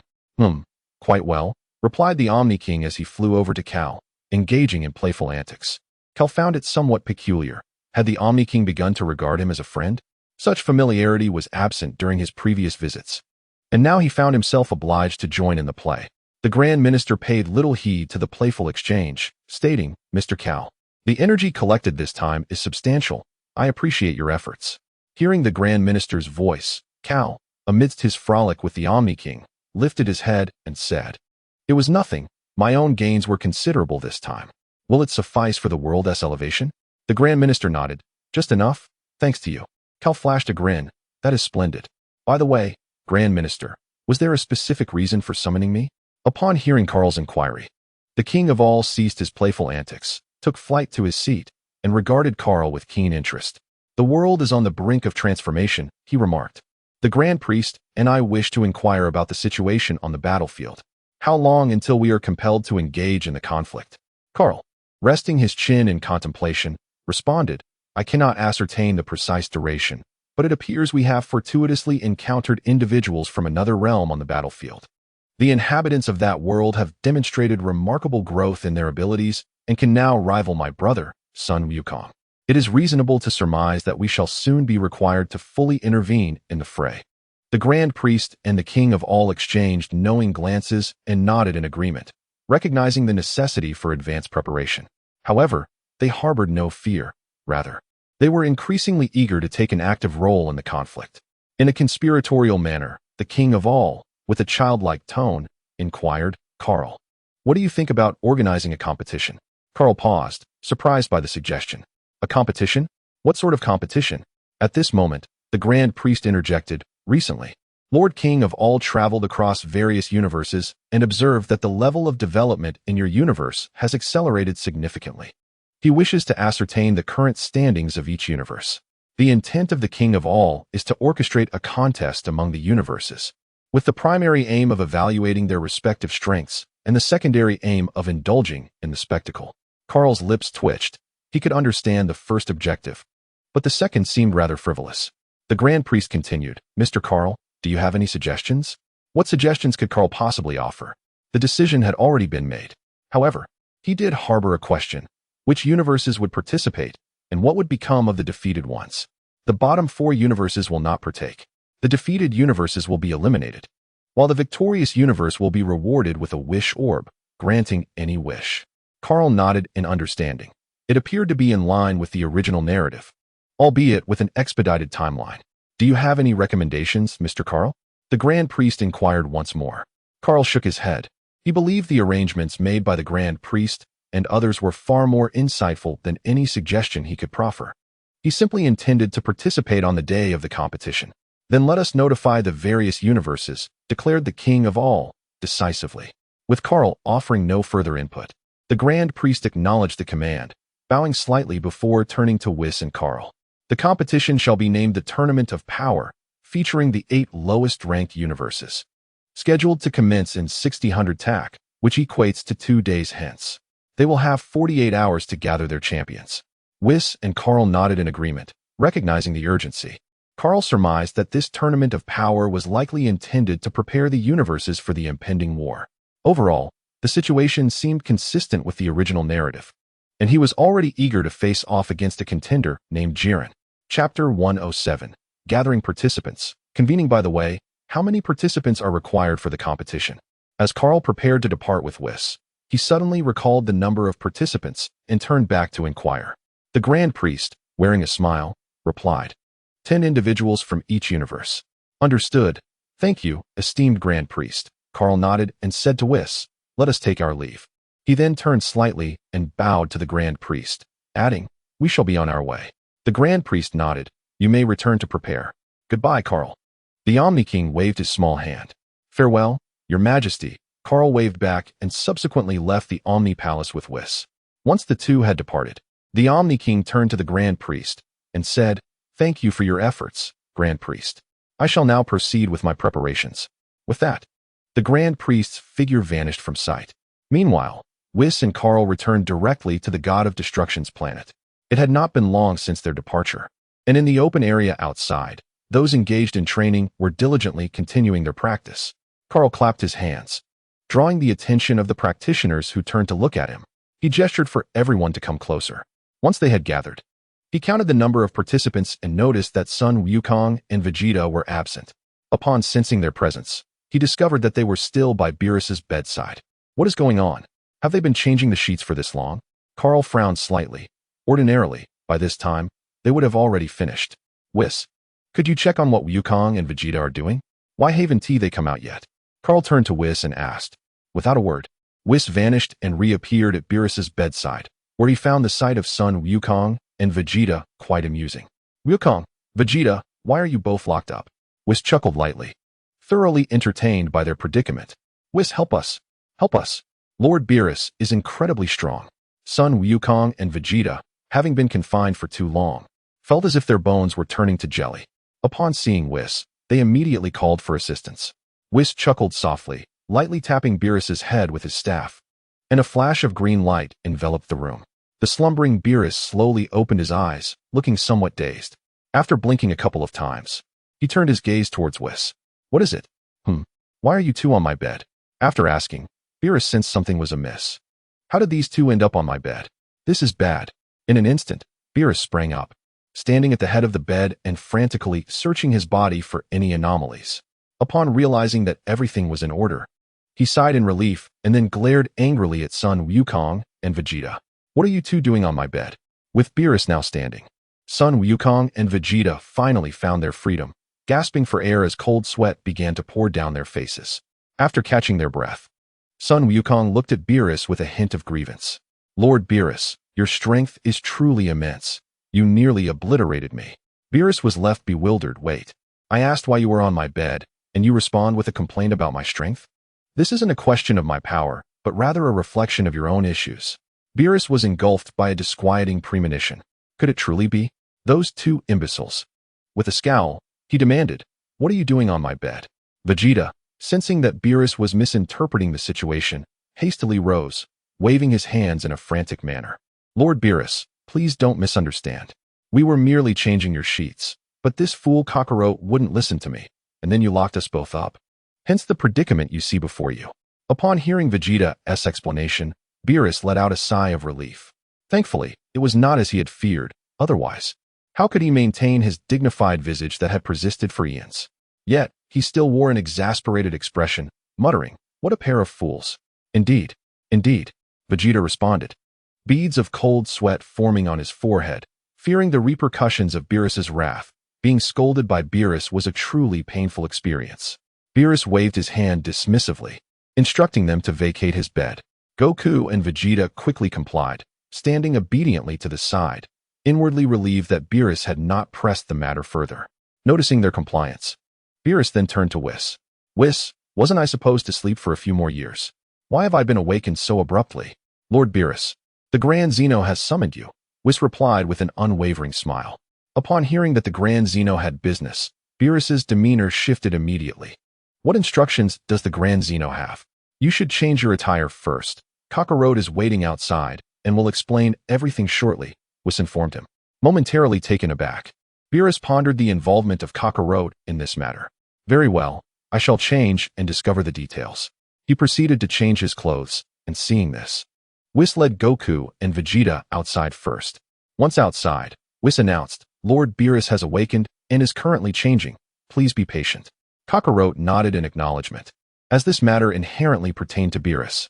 Before long, Beerus emerged from the castle, joining the gathered company. Speak, what is the situation? This involves you, Kakarot. What arrangements has the Grand Zeno made? With everyone present, Kakarot surveyed the crowd before stating, the Grand Zeno intends to host a tournament among the universes, and we need to select participants. The Grand Zeno wishes for us to compete? Beerus's brow furrowed slightly, failing to comprehend the Grand Zeno's motive. Indeed, This tournament concerns the fate of our universe, Kakarot continued. Beerus nodded, signaling Kakarot to elaborate. Each universe must select 10 participants. The losing universe will face annihilation. Kakarot looked to Beerus, gauging his reaction. Upon hearing that the defeated universe would be erased, Beerus's expression darkened significantly. What are we waiting for? Summon our universe's strongest warriors at once. Lord Beerus, please do not rush. I have not finished, Kakarot interjected. While the losing universe will indeed be erased, the victorious universe shall receive a reward. The winning universe will be granted a wish through the Dragon Balls. Klin raised his hand, stating that the Dragon Balls existed on Earth. Kaal cast a glance at Vegeta and then spoke. The reward Dragon Balls are the Super Dragon Balls, capable of granting any wish, including immortality. Upon hearing the word immortality, Vegeta's eyes widened in astonishment. Was this not the very wish he had longed to fulfill? His breath quickened. Chapter 108. Contestants Vegeta, with flushed cheeks and rapid breath, stepped forward and declared, I will participate. Kaal glanced at him, pondering if Vegeta still harbored thoughts of immortality. Noticing his blushing face, he asked, So, Vegeta, what is your reason for entering? Is it immortality? Vegeta fell silent, his reddened face returning to its natural hue. What was his purpose for participating? Once, he sought immortality to become stronger and to defeat Frieza. Yet now, Frieza posed no threat to him, and he had grown significantly stronger. What use would immortality serve him? Was it merely the desire for eternal life? Then, Vegeta thought of Bulma on Earth and his son Trunks. Recalling Kaal's earlier statement that should they lose this battle, the entire universe would vanish. He realized that Bulma and Trunks would also be lost. Indeed, he was not entering the competition for the sake of immortality, but for the sake of those he cherished most. With clarity, Vegeta lifted his head, his gaze resolute as he looked at Kaal. Have you come to terms with it? Kaal recognized the unmasked determination in Vegeta's eyes, signaling that he had found clarity within himself. Vegeta nodded, I will participate. Rest assured, you are one of the main participants. Kaal replied with a slight smile. He then addressed the group. For this competition, I have already formed my candidates in mind. I will share them for your consideration. The others nodded in agreement. Firstly, there was Goku, Vegeta, Gohan, and Piccolo. At present, these four were indeed the strongest among them, and there was no dissent regarding this. Next were Krillin, along with androids 17 and 18. Krillin was taken aback. Could he truly participate? Setting aside the fact that he could not match Goku and the others. He could not even defeat android 18, his own wife. Was he suitable for such a contest against the strongest beings from other universes? Krillin, do not doubt yourself. You are indeed strong and possess untapped potential. Do not underestimate your abilities, Kaal encouraged, sensing Krillin's hesitation. Krillin nodded vigorously. I will do my best. Then there were Frieza and Cell, whose powers also warranted a place in this cosmic contest. Finally, as Kaal mentioned the last two candidates, the mention of Frieza left the crowd in shock, particularly Krillin, as memories of fear from their previous encounters with Frieza resurfaced.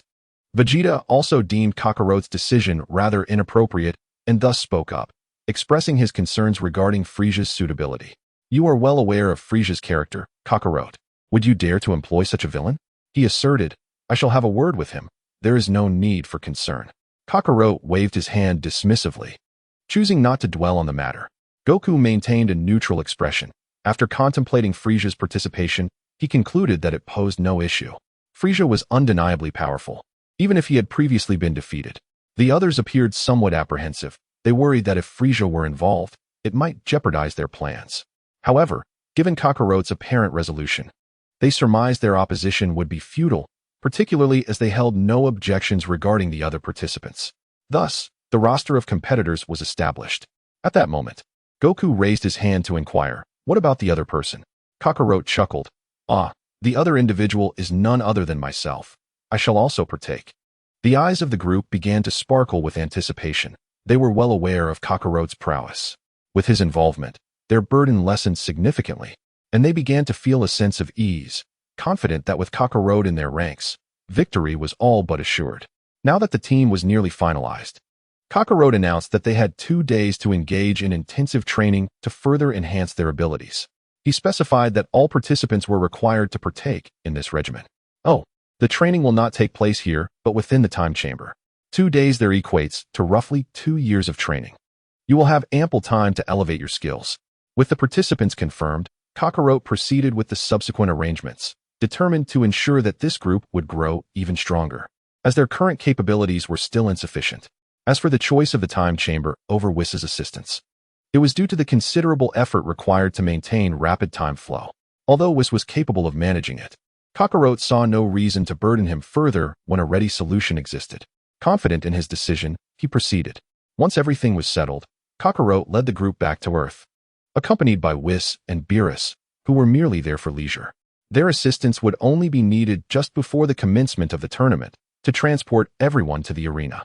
Upon their return to Earth, the group materialized above West City. The choice to arrive there rather than directly at the Supreme Kai's temple was Beerus's doing. He was too lethargic to make another trip, and thus the group was left to journey to the Supreme Kai's temple on their own. After arriving in West City, Kakarot instructed Krillin to return home and summon Android 18, while he asked Goku to locate Android 17. Meanwhile, he made his way to Hell to retrieve Frieza. The group divided their tasks accordingly. Upon reaching Hell, Kakarot found Frieza ensconced in a small garden, bound into a ball and suspended from a tree, surrounded by a host of cheerful little creatures singing merry tunes. However, Frieza's expression was one of profound discomfort, as if he had just ingested something vile. "Frieza!" Kakarot called out as he approached. The uncomfortable Frieza turned his gaze towards Kakarot, furrowing his brow. Though he had never seen him before, the figure seemed somewhat familiar. "Who are you?" he inquired. "I am Goku's brother." "Goku? You are Goku's brother? Damn it, Sun Wukong. Once I am resurrected, I shall certainly take my revenge upon you and your brother as well." Frieza glared fiercely at Kaal, his expression twisted in rage. "Do not be so agitated. If you assist me with the task, I can also facilitate your resurrection," Kaal interjected, raising a hand to signal Frieza to calm down. Frieza scoffed, casting his gaze aside. "You expect me to help you? Dream on." A faint smile graced Kaal's lips. "Do not be so hasty in your refusal. It is not a daunting task. For you, it is quite simple, and the reward I offer is your resurrection. Surely, this transaction is quite advantageous." Frieza fell silent, contemplating the proposal. "What task do you have in mind?" "Engaging in combat." "How does that sound? Quite easy, is it not?" "Combat? So simple? There are no other conditions?" Frieza questioned, skeptical. Sun Wukong is sly as a fox. One could only imagine how cunning his brother might be. Nonetheless, he pondered the possibilities. "Of course not, merely combat. In return, I can ensure your immediate resurrection." Frieza hesitated, glancing at Kaal with curiosity. "Is such a boon truly possible? Are you not concerned that I may retaliate against you upon my revival?" Kaal smiled lightly, raising his right hand towards Frieza. "Retaliation? I believe you would refrain from such actions." Chapter 109. The King's Participation. A sphere of purple energy gradually emerged from Kaal's palm.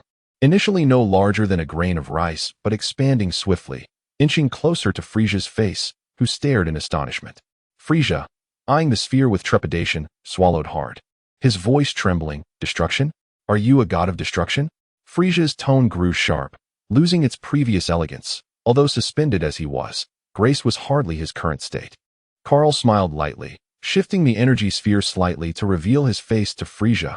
"You are correct, though not entirely. I am the next god of destruction." "Ah, how delightful." Frieza's face twitched. "Had you mentioned earlier that you are Beerus's successor, I would not have wasted my breath arguing with you. Now, how do you wish to proceed?" Kaal inquired, his eyes narrowing playfully at Frieza. "Since the esteemed one has spoken, I shall comply." At that moment, Frieza regained his former elegance, though still suspended. The innate grace within him was undeniable. Kaal regarded Frieza with admiration. "Indeed, your courage surpasses that of most." Upon hearing Frieza's agreement, Kaal suddenly retracted the destructive energy, effortlessly severing the silken strands that bound Frieza. The cocoon shattered as Frieza fell to the ground. Now liberated, Frieza stood upright, flexing his wrists before approaching Kaal. "What must I do, my lord?" "Simply call me Kaal. You are currently in a state of spirit. Now that I have released you, remain here without causing trouble for the little spirits. Should I hear complaints, rest assured, I shall not be lenient." Kaal did not elaborate on the process. Instead, he issued a stern warning to Frieza before departing without a backward glance, his figure vanishing in an instant. Frieza gazed at Kaal's receding silhouette, a sinister smirk curling at the corners of his mouth. "Kaal, the brother of Son Goku. How amusing," he thought, casting a disdainful glance at the surrounding sprites. Despite his growing impatience, he refrained from taking action, choosing to endure the sprite's incessant singing. Meanwhile, Kaal swiftly returned to Earth, arriving at the God Temple, where Dandy was engaged in casual conversation with a group of individuals. Upon observing that nearly everyone had gathered, Kaal approached Dandy and said, "Dandy, please bring forth the Dragon Balls." Dandy nodded and handed over the already prepared Dragon Balls. "However, my lord, are you truly intent on resurrecting Frieza?" he inquired. "Of course. Is there any doubt?" Kaal replied, taking the Dragon Balls and tilting his head in inquiry. Dandy hesitated, realizing he could not dissuade Kaal, and with a resigned sigh, stepped back. Seeing this, Kaal wasted no time. He placed the Dragon Balls on the ground and summoned the Eternal Dragon. Upon its emergence, the dragon, initially brimming with confidence, lowered its head upon seeing Kaal, adopting a sycophantic grin. "My lord, it is a surprise to see you once more. Is that so? Do you truly wish to avoid my presence?" Kaal teased. "Not at all. It is a great fortune to behold you, my lord," the dragon flattered, inwardly lamenting the return of this troublesome figure. "Enough of the pleasantries. Revive Frieza and bring him here." Kaal waved dismissively, unimpressed by the dragon's flattery. "Very well. I shall comply at once," the dragon replied, not daring to hesitate. In an instant, Frieza materialized at the God Temple. Upon seeing Frieza, Kaal gestured to the dragon. "You may leave." "Yes, my lord," the dragon acknowledged before darting away in a flash, perhaps the fastest escape in its history. "Krillin, did you not mention there would be a reward? Are you certain that participating in the tournament will yield such a prize?" Just as Kaal was preparing to lead the group to the time chamber, Android 18 suddenly inquired of Krillin. Krillin, feeling awkward, tugged at 18's sleeve. She turned her head. Puzzled, "What is it?" The others also looked at Krillin, their expressions filled with curiosity. "Is this how you speak to your wife?" Clearing his throat awkwardly. Krillin's face flushed crimson. Observing his demeanor, 18 quickly pieced it together. "Krillin, did you deceive me?" Stammering under 18's scrutinizing gaze, Krillin eventually confessed, 18, "I'm sorry. I didn't mean to. Kaal said he wanted you to come along, and fearing you might object, I told a little lie." He lowered his smooth, shiny head. 18's eyes widened in disbelief, and she delivered a sharp slap to Krillin's head. "Krillin, do you truly not trust me?" Panicking, Krillin lifted his head. "No, that's not it." On the 18th, she cast a glance at Klin, noticing the red mark on his head where she had struck him. With a twinge of sympathy, she gently rubbed the area. "You can speak the truth with me. Do you perceive me as a woman unworthy of trust?" "Of course not," Klin replied, a hint of urgency in his tone. "Then be forthright with me. Why did you choose to participate in this competition?" the 18th asked, her expression serious. Her gaze fixed unwaveringly on Klin. Ultimately, Klin divulged the truth, and upon learning it, the 18th shot him an exasperated look. "You could have told me sooner. Why the secrecy?" Klin scratched his head, a sheepish smile creeping onto his face, and then lifted his gaze to meet hers. "So will you join us?" The 18th rolled her eyes at him, laughing lightly, and playfully rubbed his smooth head before uttering a definitive no. Initially buoyed by the conversation, Klin felt his joy deflate as her cold rejection echoed in his ears, leaving his smile frozen in place. "What?" he exclaimed in astonishment, staring at the 18th. She calmly tossed her hair and replied, "What do you need me for? You're all burly men going to fight. I'm just one woman." "Well, you'll have to figure it out on your own. I need to return and check on Marlin. The little girl has been a bit unruly lately." With that, the 18th flashed a bright smile at Klin and planted a kiss on his cheek before soaring away.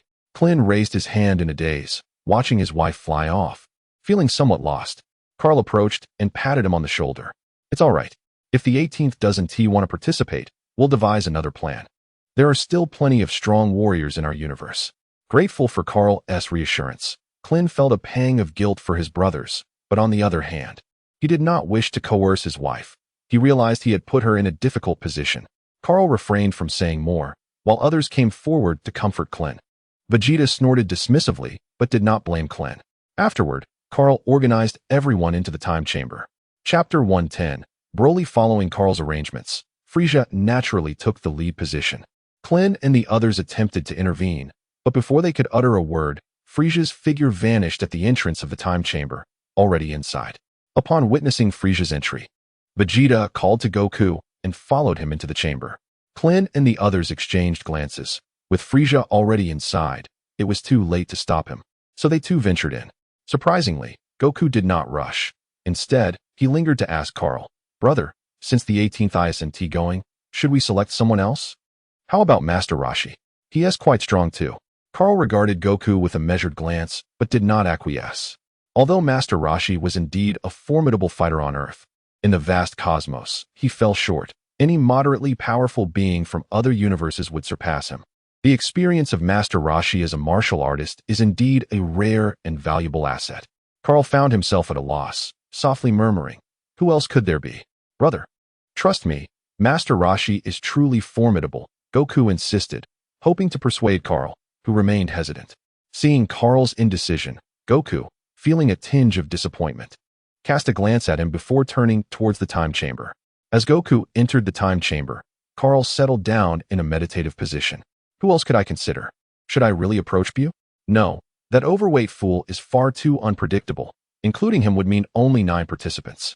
Thus, Kaal pondered, becoming increasingly bewildered. Perhaps I should consult Whis. After a moment of contemplation, unable to recall anyone else, Kaal resolved to seek Whis for assistance. He rose and soared westward. Before long, Kaal located Whis and presented his dilemma. Whis, ever resourceful, produced his staff and began scanning the cosmos. Goku's suggestion was excellent, yet upon further reflection, Kaal felt that involving Master Roshi might not be the best course of action. Eliminating just 1 or 2 participants wouldn't significantly impact their situation. Even if they managed to eliminate 2, there would still be 68 others remaining to contend with. Thus, after careful consideration, Kaal concluded it would be wiser to enlist someone more powerful. Whis' energy swiftly traversed the universe, and when it reached planet Vampa, he raised an eyebrow. Having detected a high combat power signature, another scion. Planet Vampa? That name sounds familiar, Kaal thought, his eyes widening as realization struck him. How could I have forgotten about him? Whis turned in surprise. "Oh, do you know this individual?" "Indeed, he lived next door to us when Goku and I were young." Kaal replied, "Whis, take me to him. You must hasten your speed." Whis nodded, deeming it a trivial matter. Without hesitation, the two soared into the cosmos. Moments later, they breached the atmosphere of planet Vampa. Below, Broly, engaged in a hunt, glanced upward in confusion, sensing something amiss but spotting nothing, and thus returned to devouring his prey. In the sky, Kaal, sensing a potent aura, swiftly flew toward Broly's location. Upon noticing Broly's brief gaze upward, Kaal was slightly taken aback. Broly's perceptiveness was quite sharp. Kaal descended gracefully, landing not far from Broly. "Broly," he called out. Hearing his name, Broly looked towards the source of the voice, rising to his feet, eyeing Kaal with curiosity. "Who are you?" he inquired. "My name is Kaal. We were neighbors when we were children." Kaal approached him. "What is a neighbor? Is it something delicious?" Broly asked, momentarily bewildering Kaal, who paused in his tracks, suddenly recalling that Broly and his father Paragus had always resided on this planet, and realizing that Paragus was not one to nurture children. Kaal felt a sense of understanding wash over him. Neighbors are merely neighbors. Their significance is negligible. "Broly, I require your assistance." Broly's expression was one of increased bewilderment. Having lived solely with his father, this was his first encounter with someone beyond that familiar bond, and he regarded Kaal with unbridled curiosity. He discarded the prey he had been holding and swiftly approached Kaal, sniffing inquisitively. "Hello, neighbor. What do you need help with? Where is Paragus?"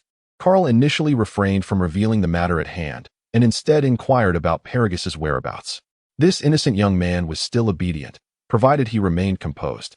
Therefore, if Kaal sought Broly's aid, he must first communicate clearly with Paragus. "Dad, he should be stargazing, I suppose," Broly responded without hesitation upon hearing Kaal's inquiry. "Very well. Lead me to him. I have certain matters to discuss." "Oh, then follow me." The naive young man, without a moment's hesitation, took Kaal to seek out Paragus. As Kaal trailed behind Broly, he couldn't help but muse on the boy's limited social exposure, for he had not considered the potential risks that could arise from their actions. Seeing Kaal follow Broly into the sky, Whis leisurely pursued them. In a short while, under Broly's guidance, Kaal encountered the elderly Paragus, his hair as white as snow. Paragus, who had been gazing at the heavens, sensed an approaching presence and turned to find Broly, exhaling a sigh. He then noticed Kaal following closely behind. Not just Broly. How splendid. At last, someone has come. We can leave." The moment Paragus laid eyes on Kaal, a thrill surged within him. This signified the possibility of him and Broly departing from this desolate planet. Paragus hurried forward, calling out, "Broly! Broly!" Kaal observed Paragus' approach. His hair was white, his beard unkempt, and one eye was blind, yet his physique remained robust. Despite his age, he still boasted a battle power of 4,000, which was commendable given the generally low combat abilities of scions at that time. As the two parties converged, Paragus soon noticed the tail trailing behind Kaal and, with surprise, inquired a scion. In the midst of their encounter, Kaal crossed his arms and nodded, scrutinizing Paragus from head to toe. "Very well, I have already discerned your nature. There is little of interest here," he stated. "Paragus, I can facilitate your departure from this place, but I require Broly's assistance." Paragus's brow furrowed, his countenance, which should have been filled with excitement, now appeared somewhat sullen as he regarded Kaal with suspicion. Chapter 111. The joining of Broly. "Do you intend to take my Broly from me?" Paragus asked, his face darkening and his teeth gritted. Just as Kaal was about to respond, he realized that Paragus viewed Broly merely as a tool, aiming to exploit him for his own ends. With that in mind, the notion of taking him away did not seem entirely unfounded. After a moment of contemplation, Kaal solemnly nodded his agreement. Paragus was taken aback. Could he truly dare to seize that which belonged to him? Did he not realize that Broly could easily obliterate him? "Broly!"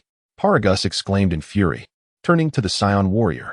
Broly, perplexed, glanced at Paragus, wondering why he was so enraged. "Eliminate him," Paragus commanded, pointing a finger at Broly.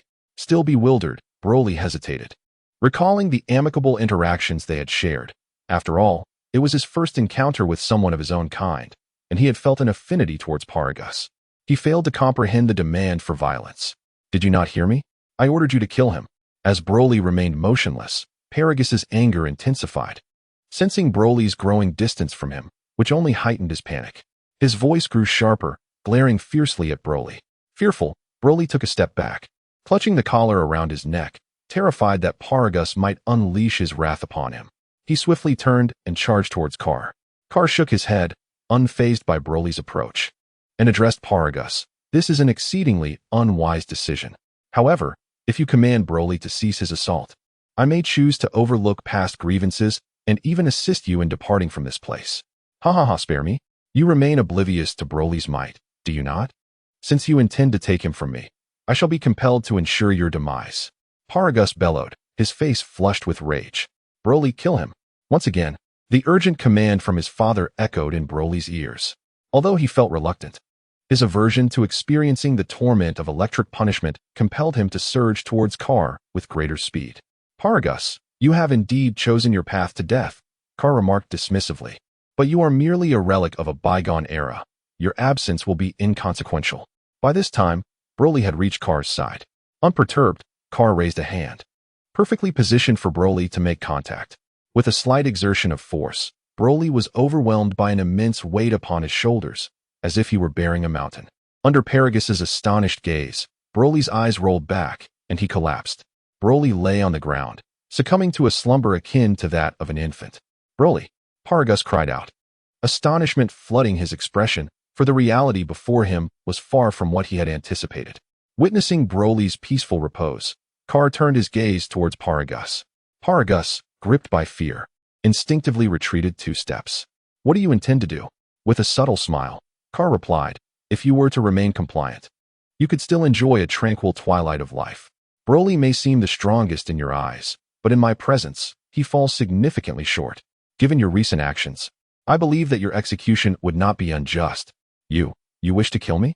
"No, you cannot," Paragus retorted, retreating further, his countenance etched with profound terror. Then quickly realizing his predicament, he shouted at Kaal with a facade of bravado. A sneer curled at the corners of Kaal's mouth as he raised a finger, directing it towards Paragus, a faint blue glow shimmering at its tip. "No, you cannot kill me. If you do, Broly will surely not spare you upon awakening." Observing the faint smile still lingering on Kaal's face, Paragus felt an acute sense of dread. That smile now resembled a death sentence directed at him. In a sudden panic, Paragus turned and fled, desperate to escape this place. Kaal's resolute intent to end his life was unmistakable, and there was no time to hesitate. Paragus summoned every ounce of speed he possessed, yearning to distance himself from Kaal, to flee to a place where Kaal could not find him. Yet, his cleverness was misplaced. To Kaal, His escape appeared as sluggish as a snail's pace, slow enough to induce a yawn. Enough of this, Kaal murmured, and with a casual flick of his finger, unleashed a beam of energy that pierced directly through Paragas's back. A dark void manifested at Paragas's chest, halting his flight as disbelief washed over him. He gazed incredulously at his heart, breathlessly whispering, "Why?"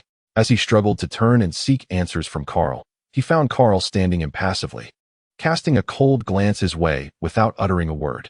Paragas collapsed, and Kaal paid him no further mind. Bending down to lift Broly by the collar and relocating him to a distant spot, obscured from the sight of Paragas's lifeless body, before awaiting Broly's awakening.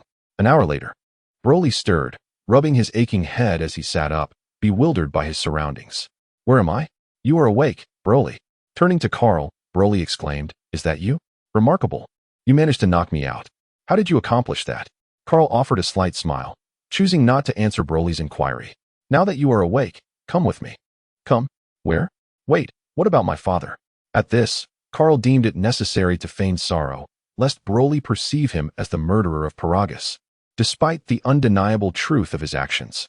Donning a facade of grief, he said, "Broly, I'm sorry, but I could not save your father. While you were unconscious, a monstrous creature seized him and swallowed him whole. I was unable to rescue him in time." What? Broly's expression froze, disbelief etched across his features. It was his father, and his breath began to falter. "Broly, remain calm. Your father entrusted you to me in his final moments. From now on, you shall follow me." Kaal placed his hands firmly on Broly's shoulders, applying a gentle pressure. Feeling the weight of his restraints, Broly steadied himself, suppressing his rage, though his gaze turned icy. "I shall avenge my father." Kaal shook his head. "There is no need. I have already avenged him. From now on, you will accompany me, understood? This was your father's wish for you." Upon hearing Kaal declare that he had avenged himself, the furious Broly resembled a deflated balloon, instantly deflating. With a somewhat dazed expression, he lifted his gaze towards Kaal. Kaal patted Broly on the shoulder and sighed inwardly, "Forgive me, Broly, this is the last time." Chapter 112. Journey to the realm of nothingness without the interference of Paragas. Kaal smoothly brought Broly under his wing. For the foreseeable future, Broly would need to accompany Kaal. Given that Kaal had taken Broly in rather early, the matter of Broly's future romantic prospects could be set aside for now. Accompanied by Broly, Kaal and his companions boarded Whis's swift transport and returned to Earth. There were no plans to send Broly to the hyperbolic time chamber, given Broly's innate talent. He had no need for such an enhancement. So, what had Broly been doing during these 2 days? During this time, Kaal treated Broly to exquisite delicacies he had never tasted before. Through Kaal's generosity, the emotional distance Broly felt towards him gradually diminished. Anyone who could provide him with such delightful food could not possibly be a bad person, but rather an exceedingly good one. Kaal had effectively earned a good person card, though it mattered little. Additionally, Kaal took the opportunity to impart some basic knowledge to Broly, which prompted yet another critique of Paragas, that old man. Aside from insisting that Broly call him father, had imparted no fundamental knowledge or wisdom. After 2 days of interaction, Bulma and the other young women developed a sense of compassion for the Na'vi giant that was Broly, contributing their efforts to his education. Fortunately, the 2 days were not insignificant, and Broly began to grasp some essential concepts, avoiding any further embarrassing blunders.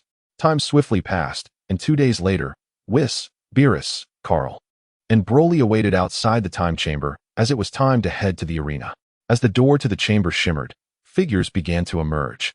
Leading the procession was Son Goku, with Vegeta slightly behind him to the left and Piccolo to the right, followed by a host of Earth warriors, with the king at the center being the last to exit the time chamber. At first glance, the group exuded an impressive aura, brimming with confidence, albeit their appearance was rather disheveled. Observing the poised stance of the 8, Kaal nodded in satisfaction without inquiring about their experiences, merely giving a slight nod to Whis. With a gentle wave of Whis's staff, the disheveled appearance of the group transformed dramatically. Their unkempt beards became as smooth as glass, and their ragged clothing was replaced with pristine outfits. Particularly striking was Son Goku at the forefront, clad in a new training uniform and sporting a radiant smile, instantly elevating his presence. Bringing up the rear was Frieza, his pure white armor gleaming with a reflective sheen.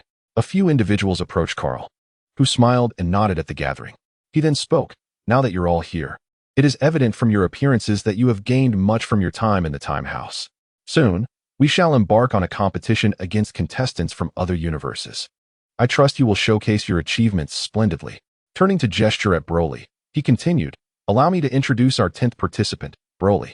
Goku and the others regarded Broly with curiosity, acknowledging him with nods, but refraining from further conversation. Broly remained expressionless, his gaze steady upon the group. Acknowledging their greeting with a slight nod, he exhibited little else. If you wish to converse with Broly, there will be ample opportunity in the future. For now, we must proceed to the competition. With the introductions concluded, Kaal wasted no time in organizing their upcoming schedule. At that moment, Beerus stepped forward, hands clasped behind his back, a stern look in his eyes. Kaal has chosen you for this battle for a reason. I trust his judgment. However, let me make it clear, none of you are permitted to falter. Should anyone fail, I shall have no choice but to eliminate them. He paused, surveying the group. Will we emerge victorious? Yes. They roared in unison, their voices echoing across the expanse. Excellent, Beerus remarked, clearly pleased with their determination, before turning to Whis. Understanding his intent, Whis lightly touched his staff to the ground, and a luminous circle emanated from his feet, enveloping the group.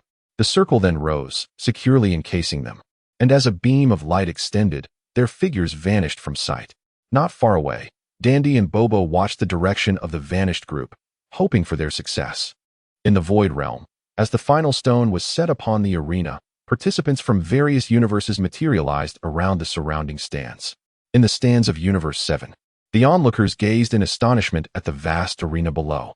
Goku leaned over the edge, exclaiming, "This arena is enormous.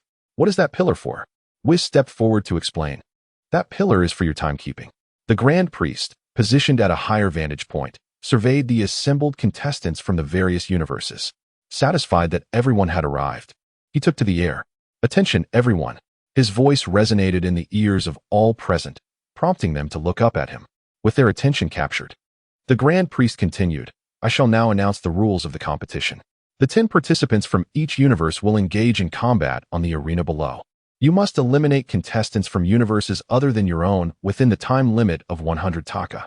When the pillar signals the end of the countdown, the universe with the most remaining participants on the arena will be declared the victor. In order to allow everyone to fully showcase their abilities, the Omni King has graciously permitted that the victorious universe shall possess the power of the Wish Orbs, enabling the realization of any desire one might wish to fulfill." Upon hearing this proclamation, the competitors from all universes exchanged glances filled with fervor and soon erupted with a formidable fighting spirit, sizing up their opponents. The Grand Priest's voice continued to resonate, yet it was made clear that during this tournament, the use of aerial techniques was prohibited, and the arena itself would impose restrictions against such maneuvers. Furthermore, the occurrence of death was strictly forbidden. Should anyone eliminate a participant from another universe, they too would be disqualified from continuing the battle. Unsurprisingly, upon learning of the ban on aerial techniques, subtle shifts appeared on the faces of all the participants, as the absence of such abilities would inevitably constrain their agility and present greater risks within the arena. Nevertheless, the concern was minimal. Prior to the commencement of the competition, I shall provide you with a demonstration. All the gods of destruction from the various universes, please step forward. At the Grand Priest's command, the 12 gods of destruction rose to their feet. The Grand Priest surveyed the assembly and declared that the gods of destruction would first engage in combat, allowing you to observe as spectators. With a wave of his hand, the gods received their instructions and ascended the arena. Chapter 113. The battle among the gods of destruction. The gods of destruction, having leapt onto the arena, positioned themselves apart from one another, surveying their surroundings, each preparing for battle. The Grand Priest returned to the side of the Omni King, silently watching the arena as the audience held their breath, eyes wide with anticipation, fearful of missing a single move. Suddenly, the only female god of destruction made the slightest motion with her foot, producing a faint sound in the stillness of the arena's center. This served as a signal, prompting the previously stationary gods of destruction to spring into action simultaneously. The melee commenced. The first to charge was a god of destruction resembling a rodent, who surged toward Beerus. This rodent-like god harbored a long-standing grudge against Beerus, unable to tolerate him, perhaps due to an inherent enmity akin to that between cats and mice. Undeterred by the challenge, Beerus welcomed the confrontation, meeting the rodent head-on, resulting in an explosion of formidable energy gusts. Although neither party employed energy attacks, the sheer physical clash between them caused the arena beneath their feet to fracture. As the rodent god and Beerus engaged in combat, the remaining 10 gods of destruction paired off to battle, rapidly dividing the arena into 6 distinct skirmishes. The air was filled with the resounding echoes of their fierce collisions. The spectators, captivated by the movements of the gods of destruction, soon realized that for the majority, the actions were nearly imperceptible, as most universes relied solely on visual observation, unlike Universe 7, which possessed the ability to perceive the match through energy sensing even when visual cues were obscured. However, the inhabitants of the 7th universe now find themselves in a predicament. Presently engaged in combat are all gods, whose divine auras are imperceptible to the average person, namely, Krillin and his companions. Goku possesses the ability to sense these auras.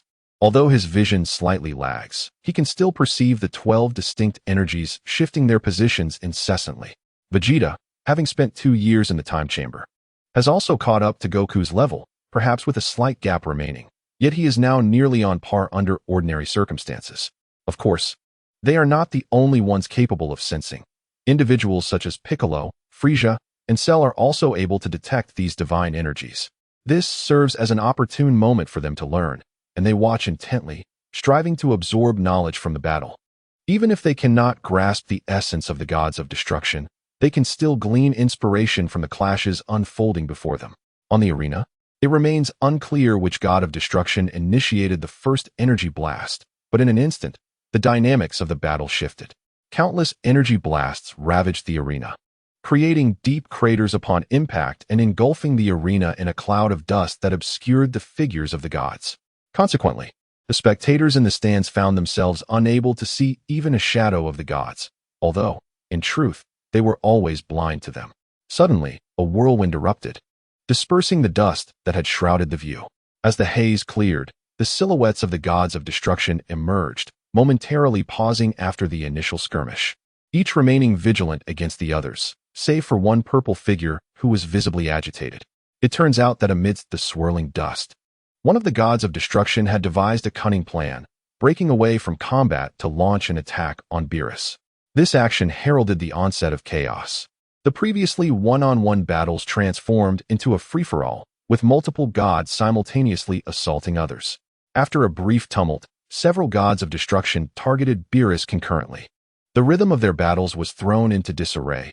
As if seizing an opportunity, all the gods converged upon Beerus. Among them, the most fervent combatants were the Mouse and Kampa. In no time, Beerus found himself besieged by all. As the saying goes, 2 fists are no match for 4 hands, let alone 22. Moreover, due to Beerus initially holding back, these gods exploited the opening, causing him to retreat under relentless pressure. Eventually, Beerus recognized the gravity of the situation. All the gods of destruction were focused solely on him. A series of question marks appeared above his head in bewilderment. The most perplexing aspect was why Kampa, too, had allied with the others to attack him. While their strikes did not inflict significant damage, they rendered Beerus quite flustered. With no other recourse, Beerus resolved to take action. Seizing the moment amidst the barrage, he retaliated, sending the Mouse and Kampa flying before unleashing his full power. As the oppressive atmosphere created by Beerus enveloped the arena, the figures of the gods of destruction materialized before the spectators. As the haze began to dissipate, it became apparent that the gods had divided into 2 factions. One faction was represented solely by the slender silhouette of Beerus, while the other comprised the remaining 11 deities. The onlookers were perplexed, struggling to comprehend how the scene had transformed into such a spectacle. At that moment, Beerus spoke. "What do you intend to do? 11 against 1? His indifferent gaze swept over the opposing 11. The 11 gods exchanged glances, momentarily at a loss for words, until the ever-contentious rap broke the silence. "Beerus, did you not claim to be formidable? Surely you can withstand the combined might of us 11. A cold smirk graced the rat's face, his eyes glinting with mockery as he relished the prospect of Beerus's humiliation or even injury, recalling their past encounters where he had faced utter defeat. Beerus's expression darkened, his piercing gaze fixed on the rat. "Ah, trying to flatter me? However, even if you all join forces, your fate will still be one of dismal defeat.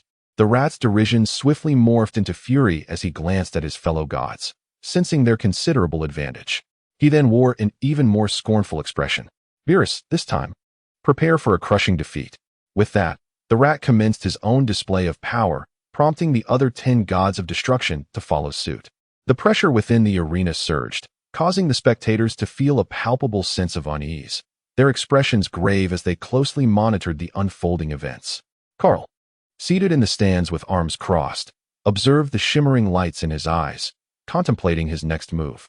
Chapter 114. Kaal enters the fray. Is it just you lot? Beerus remarked with a hint of disdain. His attitude infuriated the 11 deities across from him, especially the stout purple cat, who bellowed at Beerus. Hey, Beerus. Don't get too cocky. We are 11 strong now. This particular cat, known as Kampa, had always been in competition with Beerus. As a brother, he took pride in Beerus's strength, yet as a rival, he could not tolerate Beerus's arrogance. Hence, he seized this opportunity to teach Beerus a lesson and assert his dominance. Beerus cast a sidelong glance at his brother, dismissively curling his lip, uninterested in engaging with the rotund feline.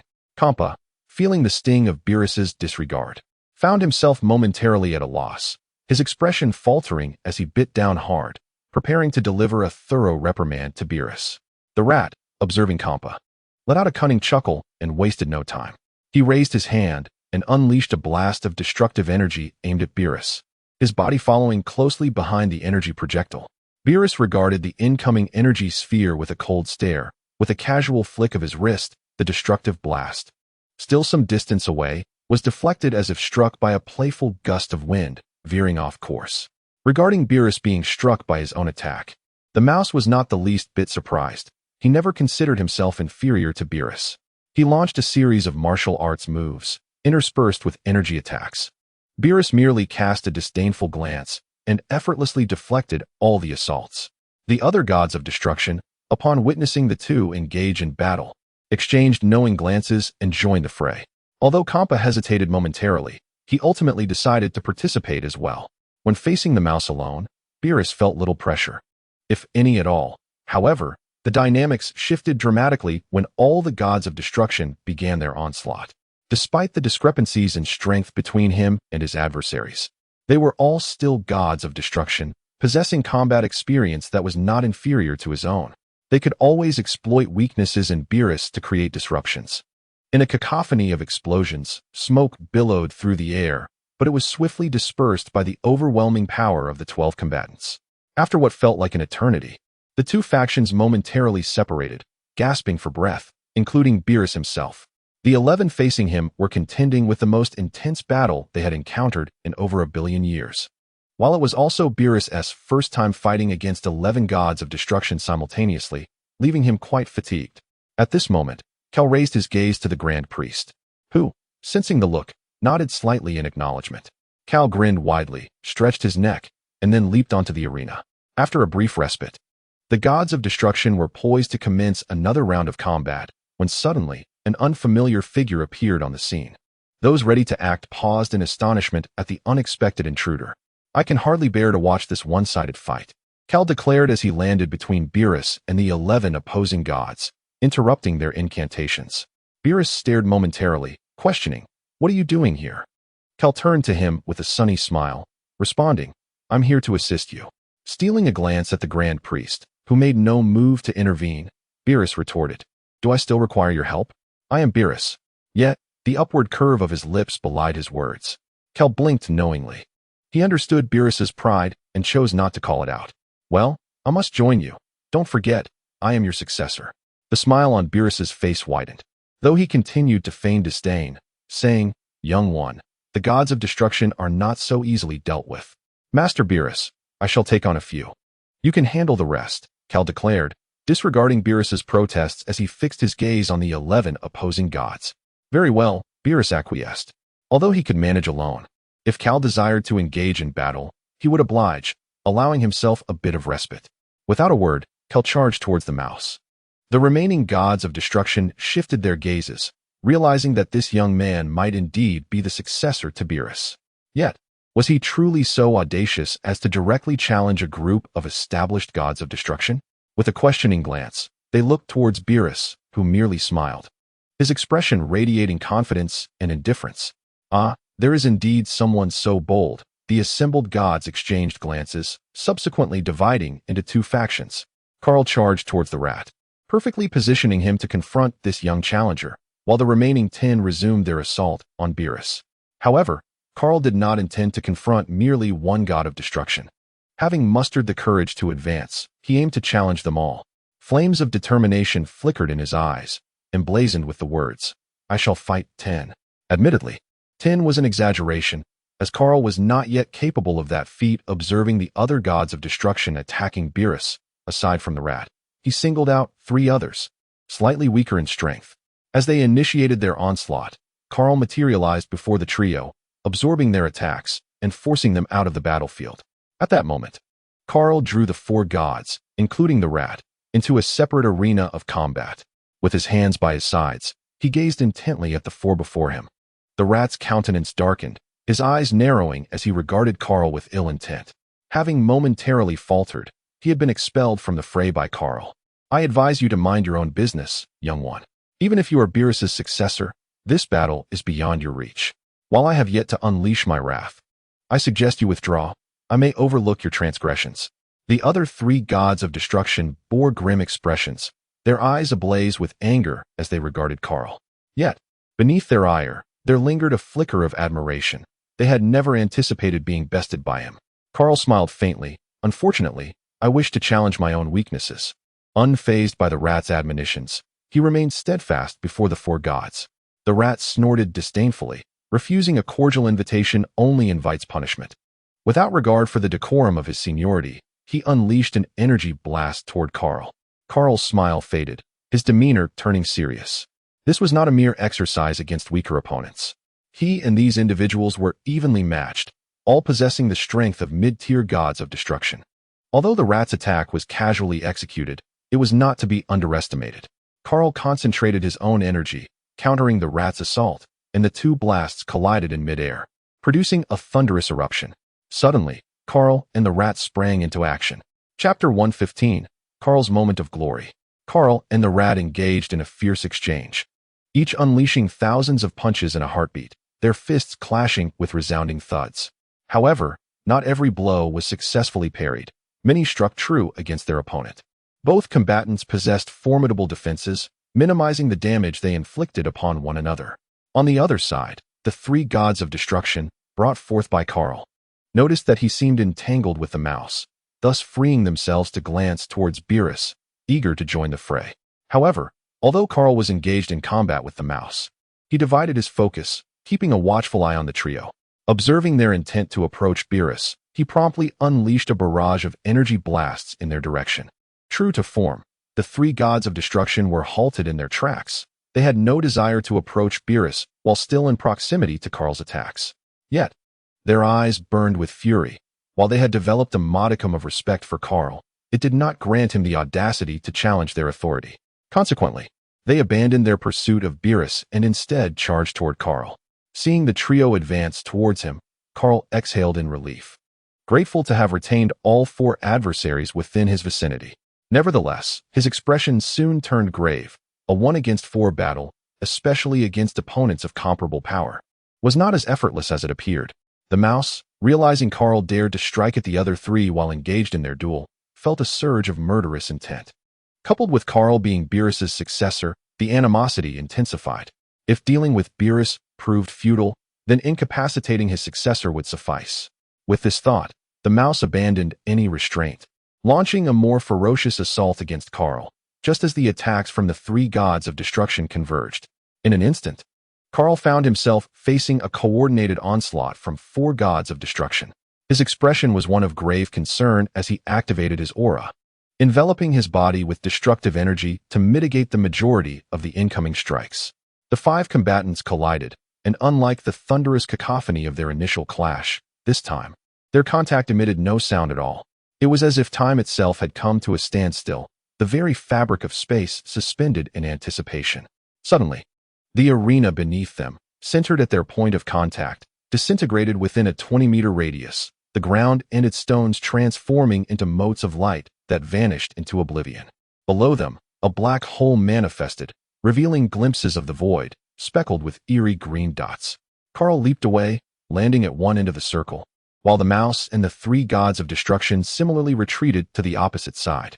Kaal coughed lightly, feeling a tightness in his chest as a trickle of blood escaped from the corner of his mouth. Had he indeed overexerted himself? He pondered. The four gods of destruction gazed at him coldly, hoping he would recognize the gravity of the situation. Yet, was Kaal the type to concede easily? A mere injury was not enough to deter him. He was still standing and capable of fighting. He extended his tongue to taste the blood, the metallic tang igniting his senses. Spitting out the mixture of blood and saliva, he felt a rush of exhilaration. It had been ages since he had sustained an injury, and the unexpected wound only heightened his fervor for battle. The mouse, witnessing Kaal's injury, couldn't help but smirk wickedly. The three other gods of destruction furrowed their brows, wondering if this young challenger would finally retreat. They, the seasoned gods of destruction, had banded together against a mere novice, and yet the youth showed no signs of backing down. Kaal's excitement intensified, his eyes turning a vivid crimson.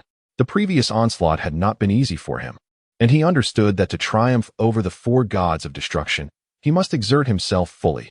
Only through sheer determination could victory be within reach. Once more, Kaal summoned his energy, mustering every ounce of his strength. After a prolonged absence, he finally activated his transformation. His hair oscillated between shades of blue, purple, and black, stabilizing into a striking blue-purple atop his head as his aura surged. The currents of energy enveloped him, causing his hair to dance in the wind. His expression grew more stoic, yet there was an alluring charm in his indifference. His eyes narrowed slightly, devoid of emotion. His eyebrows transformed into a deep purple, lending an even greater depth to his gaze. This was a new form Kaal had developed after mastering the destructive energy, blending it with the scion mechanism, a form he had never utilized until now.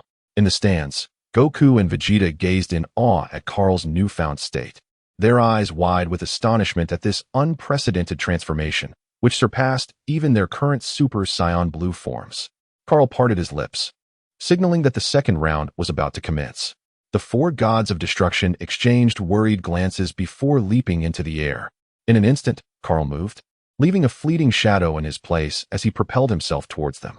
The four gods acted swiftly, raising their hands to unleash energy beams infused with destructive power. Yellow, red, blue, and green rays surged toward Kaal. As the four beams converged mid-air, they fused into a single, more formidable beam directed at him. Unfazed by the incoming energy waves, Kaal remained calm. He spread his hands, gathering two orbs of destructive energy, and then brought his palms together, merging them into a singular entity. A purple lotus formed within his grasp. With a decisive push, Kaal released the lotus towards the oncoming rays. The collision erupted with a thunderous roar that reverberated throughout the void. Cracks appeared where the beams met the lotus, reminiscent of shattered glass. The spectators were left in stunned silence, their eyes wide with disbelief. Krillin could not contain himself, exclaiming, "The space, it's breaking." In the next moment, the fractured space crumbled like a shattered mirror, revealing a dark, ominous void. The opening exhibited an irregular shape, emanating a tremendous suction that drew in the assaults of the four gods of destruction along with Kaal's lotus attack. The sudden cessation of their strikes caused the five individuals to stagger momentarily, but they quickly regained their balance and landed once more on the arena. Kaal, gasping for breath, reflected on his recent maneuver, which he had emulated from the legendary Xiaohuahua of his past life. The outcome appeared promising, yet the energy expenditure was undeniably significant. The expressions on the faces of the four gods of destruction fluctuated continuously, revealing an array of emotions. The one most visibly distressed was the rat-like figure, who had not anticipated that their combined assault would be thwarted by Kaal's defense. Chapter 116 concludes, alas, it seemed he had overstepped his bounds. The seasoned god of destruction indeed possessed formidable skills. Kaal panted as he regarded the four adversaries, contemplating strategies for overcoming them. Meanwhile, the absence of the four gods of destruction alleviated the pressure on Beerus, who was now indulging in playful antics with the remaining deities, his attacks having become less severe, except for Xiangpa, who was left bruised and battered. "Beerus, why do you only target me?" Xiangpa questioned, bewildered. "With so many gods of destruction present, why am I the one who suffers the most?" Beerus remained silent, merely smirking at Xiangpa. His arms crossed as he cracked his knuckles ominously. Xiangpa, filled with trepidation, took a step back, his already darkened visage growing even gloomier. Observing that Beerus seemed to lack any serious intent to engage further, the other gods of destruction ceased their actions, standing idly by as spectators. Not wishing to escalate the situation, Beerus also refrained from attacking the others. After all, there were no grievances among them. This was merely a friendly sparring session. Now, it was time for him to discipline Xiangpa. "Ah, Beerus, if you hit me again, I won't hold back," Xiangpa exclaimed.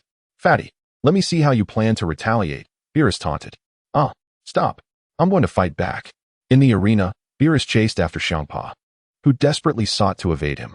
However, in the face of Beerus's onslaught, there was little hope of escape. Cries of anguish echoed through the air, occasionally punctuated by futile threats. Yet did Beerus care? What did threats mean? If one had the courage, they should act directly. It was not that Xiangpa did not wish to retaliate. Every time he attempted to strike back, some unknown technique employed by Beerus rendered his efforts null. Thus, without any assistance from the other gods of destruction, he found himself on the receiving end of a merciless one-sided beating. Leaving aside the playful skirmish between Beerus and Xiangpa, we return to Kaal. He realized that facing 4 gods of destruction of equal caliber simultaneously was a daunting task. He could contend with one, but the assaults from the remaining 3 were beyond his capacity to evade. Had he not unleashed a sudden surge of power, it was likely that 3 of his opponents would not have taken the engagement seriously, and he might not have been able to withstand their combined force. Admittedly, he had overestimated his abilities, believing he could battle 4 at once. Now, he recognized his folly and began to rectify his approach. Kaal cast a glance at the 4 gods of destruction across from him, his gaze lingering on the yellow-skinned mouse, while the other 3 bore him no ill will. This particular rodent had constantly sought conflict. Given that he could not confront all 4 at once, he resolved to focus solely on the mouse. Turning to glance at Beerus, he noted that the battle had concluded, with Beerus fiercely pummeling Kampa. An idea sparked within Kaal. He would target the yellow mouse and disregard the other 3. Taking a deep breath, Kaal fixed his gaze on the mouse, unleashing his energy once more. The 4 gods of destruction prepared themselves at the sight of Kaal's surge. Yet the other 3 soon realized that Kaal's focus was not on them. Exchanging glances, they relaxed their stances, some crossing their arms while others placed their hands behind their backs, seemingly disinclined to engage. Noticing their reaction, Kaal felt a wave of relief wash over him as he acknowledged that the other 3 gods were not inclined to intervene. He offered them a grateful glance before vanishing from sight, reappearing right before the mouse. The rodent's expression darkened as he hissed, "You have made the gravest mistake by regarding me as your target." A cold smile crept across Kaal's face. "You will soon discover whether it was a mistake." The mouse suddenly retreated, attempting to distance himself from Kaal, having discerned that Kaal had gathered the lotus he had previously unleashed in their skirmish. Aware of the lotus's formidable nature, the mouse opted to avoid confrontation and evade. However, Kaal was relentless. He pursued the mouse, anticipating his movements, and hurled the lotus towards the direction the mouse was likely to flee. After discarding the lotus, Kaal quickly gathered energy in his hands and unleashed a Kamehameha wave towards the mouse, compelling him to move toward the lotus. The mouse realized Kaal's intent and conjured a shield before him, shimmering with violet energy, evidently forged from destructive power. He resolved to withstand Kaal's Kamehameha, casting a fleeting glance at the lotus as he maneuvered in the opposite direction. A smile played on Kaal's lips as he continued to direct the Kamehameha at the mouse. But he lowered one hand to maintain the energy beam while quietly conjuring a smaller lotus with the other. Concealed behind the Kamehameha's brilliance, Kaal stealthily launched the diminutive lotus in the direction the mouse was fleeing. Oblivious to the concealed threat due to the shield and the Kamehameha, the mouse reveled in his perceived superiority until his pupils dilated in sudden realization. What? He caught sight of the smaller lotus, but it was too late to evade. The lotus was already upon him. With no other option, the mouse intensified the energy shield before him. The lotus collided with the shield, producing a sharp crack as fissures appeared across its surface, causing the mouse's eyes to widen in alarm. In the next instant, the lotus shattered the shield, and with a resounding crack, it struck the mouse squarely in the chest. Dread surged within the mouse as he lamented his overconfidence. Yet by that point, it was too late to devise a countermeasure. The impact reverberated. A tremendous explosion suddenly erupted, giving rise to a colossal mushroom cloud at the location of the mouse. In that very instant, the arena at the heart of the mushroom cloud vanished without a trace. Nearby, influenced by the detonation of the small lotus, the larger lotus that had yet to touch the ground also exploded, producing another thunderous roar as an even greater mushroom cloud arose, revealing a larger black hole above the arena. A fleeting look of delight crossed Kahl's eyes, but before he could register it on his face, a violent whirlwind erupted, scattering the two mushroom clouds in an instant. Kahl focused intently, and at the center of the tempest, the mouse remained suspended in midair, albeit in a rather disheveled state. The destruction god's attire was tattered, and his body was marred by wounds, oozing blood from various lacerations. A trace of blood adorned the corner of the mouse's mouth, his eyes brimming with murderous intent as he glared fiercely at Kahl. The mouse was not merely observing. He raised both hands before him, wrists aligned, palms open, as a sphere of destructive energy coalesced within. The surrounding space quivered, and with a low hum, Kahl perceived that with every expansion of the destructive energy sphere in the mouse's hands, the space around it vibrated, and with each increment, a darkness that seemed to absorb light gravitated toward the destructive energy. Kahl's expression turned serious. There was no mistaking it. The mouse was intent on real confrontation. Just as Kahl contemplated how to respond, the Grand Priest intervened, declaring, "That is enough." Kahl hesitated, glancing at the Grand Priest, while the mouse acknowledged the voice but continued to gather energy, seemingly unwilling to relent. The Grand Priest raised an eyebrow, gesturing lightly, and a peculiar wave of energy spread forth, causing the destructive energy in the mouse's hands to dissipate. "That is enough. All destruction gods return to your respective cosmic viewing platforms." Chapter 117. The Tournament of Power commences. Angels from various universes suddenly appeared, escorting their respective destruction gods back to the viewing platforms. Kahl remained on the arena, as Whis had not summoned him back. The mouse, still indignant, perceived the Grand Priest's actions as a clear favoritism towards Kahl, yet he dared not confront the Grand Priest, instead casting a resentful glare at Kahl. If mere gazes could kill, Kahl might have already faced death at the hands of the mouse countless times. As the destruction gods departed, Kahl gratefully nodded at the Grand Priest, who merely glanced back, saying nothing. He raised his hand to his ear, applying pressure to his wrist, and suddenly, a multitude of stones appeared in the otherworldly space above the arena. Startled, Kahl watched as these stones began to soar through the air, gradually filling the void left by their previous battle. He deftly maneuvered across the arena, evading the flying debris. Soon, all the stones found their rightful places, revealing a pristine arena before him. Kahl curiously inspected the arena, which appeared seamless, showing no signs of having just been repaired. The arena had been restored to its former glory. Moments ago, I witnessed a contest among the destroyers. Now, let the elite from every universe ascend the stage, for the Tournament of Power is about to commence. The Grand Priest, disregarding the antics of the flamboyant Kahl in the center of the arena, announced this as soon as the stage was fully repaired. However, the other universe participants were left in bewilderment. Shouldn't that individual exit the stage? Surely, this chaotic melee does not require a referee. Despite their doubts, silence prevailed, and no one voiced their concerns. Yet, the gathering was not devoid of bold souls. The Supreme Kai from Universe Mouse raised an objection.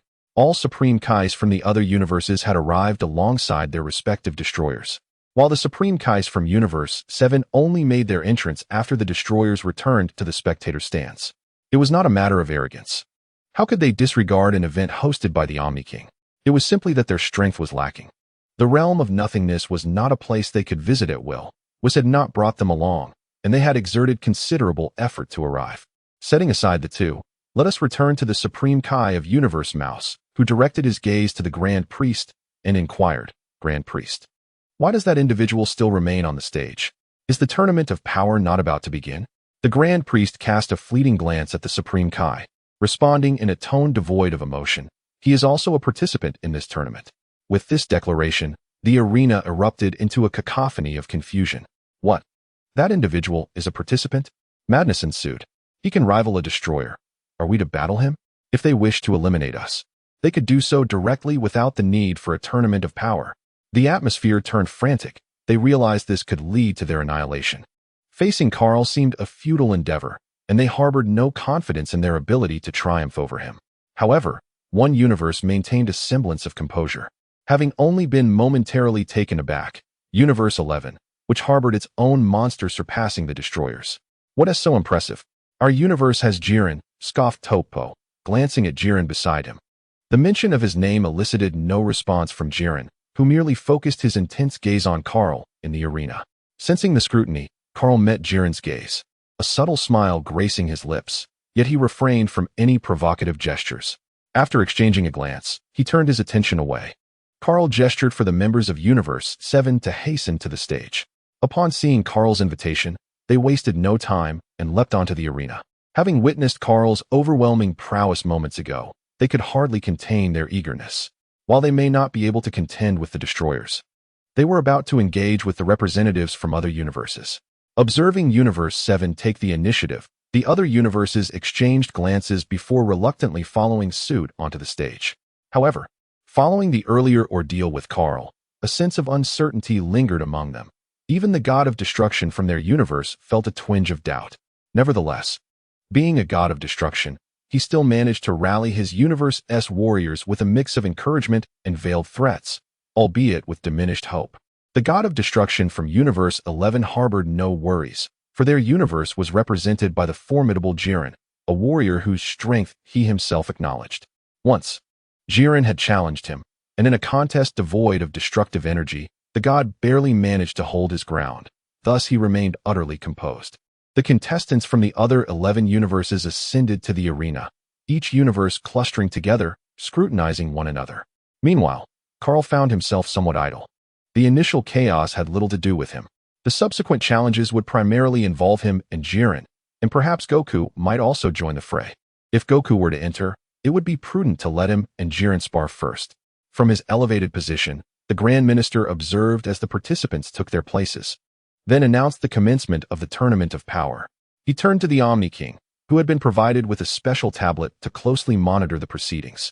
The tablet displayed the avatars of each universe's contestants. Should anyone be eliminated, their avatar would turn gray, signifying their universe's potential disqualification if all avatars became gray, leading to their immediate removal from the arena. After conferring with the Omni King, the Grand Minister addressed the participants once more, wishing them all success in achieving ultimate victory as the Tournament of Power began. With the utterance of his words, the warriors dispersed, each seeking their opponents. In Universe 7's camp, all eyes turned to Kaal. He waved his hand dismissively, urging them to act independently while he took a moment to rest. At this, Goku grinned widely and dashed off alone, while Vegeta, maintaining his stoic demeanor, followed suit. Frieza chuckled softly before vanishing in an instant. After exchanging brief greetings with Kaal, Cell 2 sought out his adversaries. This left Krillin and a few others exchanging glances, unsure of how to proceed. They recognized that this group would not adhere to conventional strategies. Thus, they resolved to stick together, believing it would lessen their chances of elimination. Kaal acknowledged their decision but chose to disregard their actions, opting instead to leap to a high vantage point and sit cross-legged in meditation. Chapter 118.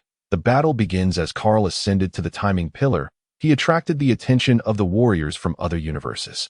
Although he had just engaged in a fierce battle with the god of destruction, they dared not provoke him, fully aware of their limitations in confronting someone of his caliber.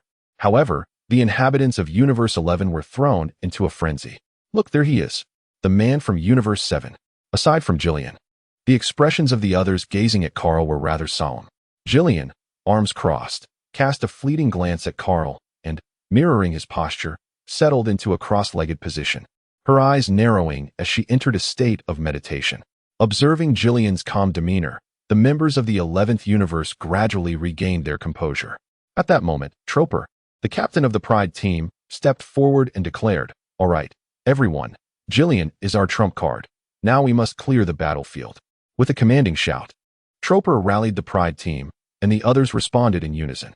After a brief display of awkward dancing, they struck their poses and proclaimed, "For justice, 1 kilogram of meat." Following Tropper's command, all members of the 11th universe, save for Jillian, dispersed to seek their respective opponents. Though the voices of the Pride team were not particularly loud, they did not resonate throughout the entire arena. Nevertheless, Kaal, seated upon the time pillar, heard them. He glanced in the direction of the Pride team, locking eyes with Tropper, a smirk gracing his lips as he found their determination amusing. The Pride Team, a group notorious for causing significant trouble for Son Goku, now faced the enhanced 7th universe. How would they manage? With a light chuckle and a fleeting glance at the Pride Team, Kaal shifted his focus towards Son Goku. This time, Son Goku had not previously encountered the 3 wolves from the Mouse universe, yet they had sought him out, currently engaged in a verbal sparring match. This kid is from the 7th universe, right? The one that fought against the gods of destruction, remarked the yellow-furred wolf, surveying Son Goku. He doesn't seem very formidable. Let me take him on, big brother, urged the green wolf beside him. The blue-furred wolf in the center frowned slightly, cautioning, do not underestimate him. Since he hails from the same universe as that individual, he must possess some strength. He then glanced up at Kaal, who occupied a higher position. His face etched with concern. TSK, the green wolf scoffed, refraining from stepping forward, recognizing that his brother had spoken, thus he could not act recklessly. Then let us all attack together, suggested the yellow wolf, narrowing his eyes. Curious, Son Goku observed the 3 wolves across from him. Hey, which universe are you from? You should be quite strong. Care for a match? The trio remained silent, leaving Son Goku feeling a bit awkward as he scratched his head. Could you at least say something? Finally, the blue wolf spoke. All right, second brother, we will attack together. With that, the 3 wolves assumed defensive stances. Seeing their readiness to attack, Son Goku's playful demeanor faded, replaced by a sense of concern. He had hoped for a more amicable exchange, but it seemed the opponents had no desire for dialogue. What should he do now? Naturally, he would fight. Son Goku readied himself, preparing to meet their assault. Indeed, in the very next second after they struck their poses, the trio launched their attack on Son Goku. Kaal, after a cursory glance, swiftly lost interest. These 3 wolves posed little threat to Sun Wukong. They might cause a modicum of trouble, yet defeating them would likely demand minimal effort. Next came Vegeta. Taking on a disciple? Kaal's curiosity was piqued upon witnessing this. After dispersing, Vegeta encountered individuals from the 6th universe, specifically 3 scions. One of whom was a prince named Taba. No matter, it was inconsequential. Upon meeting these 3, Vegeta began to engage in face-to-face taunting. Upon discovering that his opponents were scions, his demeanor softened slightly, yet after a brief contest, his expression soured, akin to someone who had just consumed something unpleasant. You truly disgraced the scion name. Vegeta seethed, glaring at the trio whose heads hung low like quails. The bold female scion, Kaal, indignantly retorted, how do we bring shame to the scion name? I am among the top fighters of our race, a hint of pride gracing her features. 3 dark lines appeared on Vegeta's forehead, his expression one of incredulity. You? Kaal defiantly raised her chin, nostrils flaring at Vegeta. Indeed, it is I?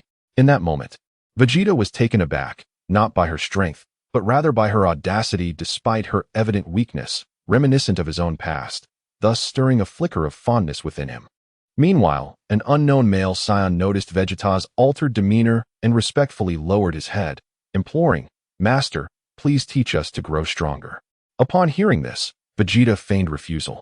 Yet his actions belied his words as he commenced teaching. Naturally, the process was not devoid of hostility. After a brutal one-sided beating, Vegeta successfully imparted the ability to transform into a Super Saiyan to the male scion. The remaining 2 female scions, under the same tutelage, also mastered the transformation, yet, having witnessed the prior ordeal, they managed to avoid punishment. Observing Vegeta's teaching methods, Kaal lost interest. While Vegeta was a commendable warrior, his approach as an instructor left much to be desired. Subsequently, Kaal turned his gaze towards Frieza, who was currently sauntering about the arena. At the other end, Frost from the 6th universe was also surveying his surroundings, and the 2 were on the brink of an encounter. A smile crept across Kaal's face as he wondered how Frieza would react upon meeting his counterpart. Kaal watched intently. When Frieza and Frost finally crossed paths, both paused momentarily, then quickly deduced each other's identities. Oh ho ho ho, it appears you are my counterpart from the 6th universe, Frieza remarked. And you must be my counterpart from the 7th universe, Frost replied. A wicked grin spread across their faces as they scrutinized one another.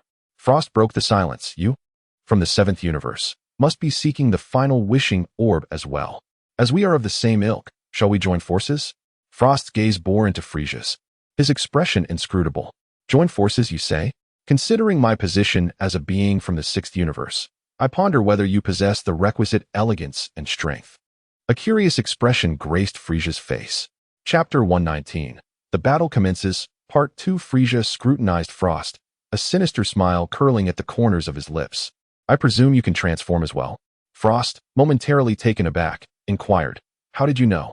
Recognition dawned upon him. As my counterpart from the 7th universe.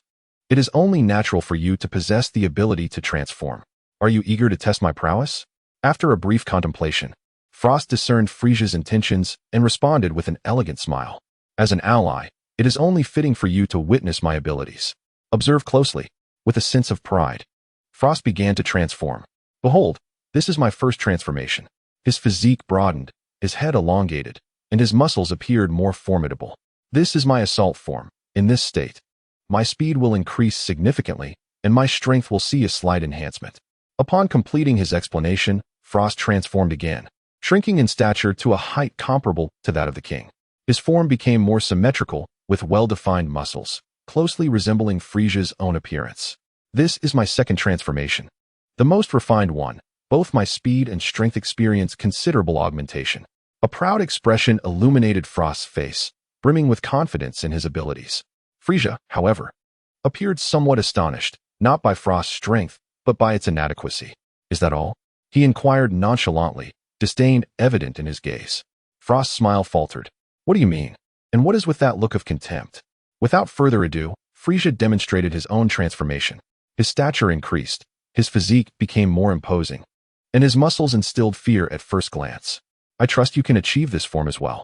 It involves channeling all your strength into your muscles to attain a purer power. You may give it a try. After the demonstration, Frieza crossed his arms, encouraging Frost to attempt the transformation. Following Frieza's guidance, Frost succeeded in embodying a robust figure. Feeling the surge of power, he erupted into laughter.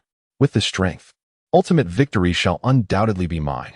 Frieza smiled faintly, reverting to his original form. Now, you may be worthy of an alliance with me. For now, let us part ways. We must eliminate the others before regrouping. With that, Frieza turned to depart, a slight smirk playing on his lips. What a curious creature he is, for now. He still holds some utility. Let him assist in eliminating a few more. Frost did not impede Frieza's exit. He was lost in the euphoria of newfound strength. As he surveyed his surroundings, eagerness surged within him to eliminate competitors from other universes. Casting a glance in the direction of Frieza's departure, a cruel smile crept upon his face before he too made his exit. Kaal, having observed the entire exchange between Frieza and Frost, could not suppress his laughter as he slapped his knee. Frieza's actions could be deemed a manifestation of a wicked sense of humor. Clearly, there were more formidable opponents he chose not to reveal. However, considering they hailed from a different universe, a little playful instruction seemed reasonable. Disregarding Frieza's antics, Kaal shifted his focus to Cell. At that moment, Cell was engaged in combat with another being from a different universe, a female named Ribrian from Universe 2.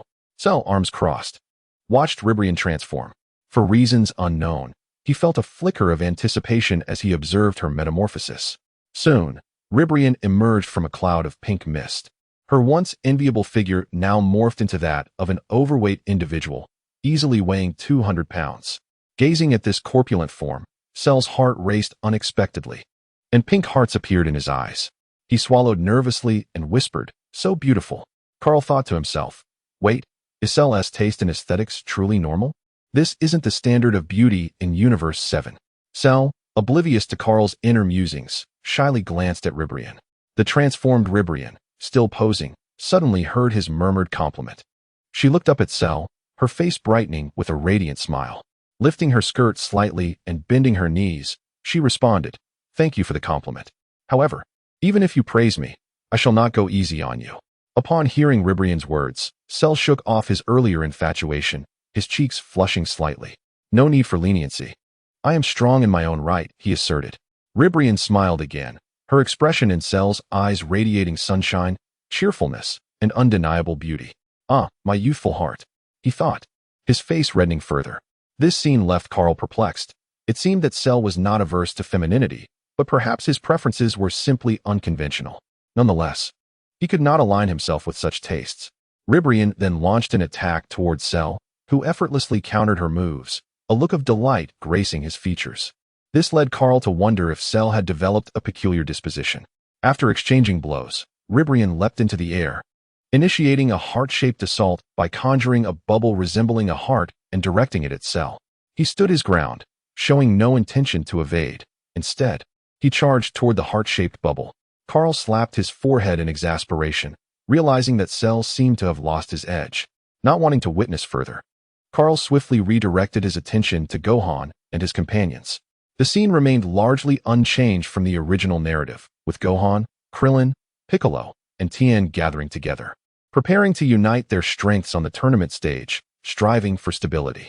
They found themselves surrounded by numerous adversaries. However, none displayed panic, as they had encountered such situations countless times before.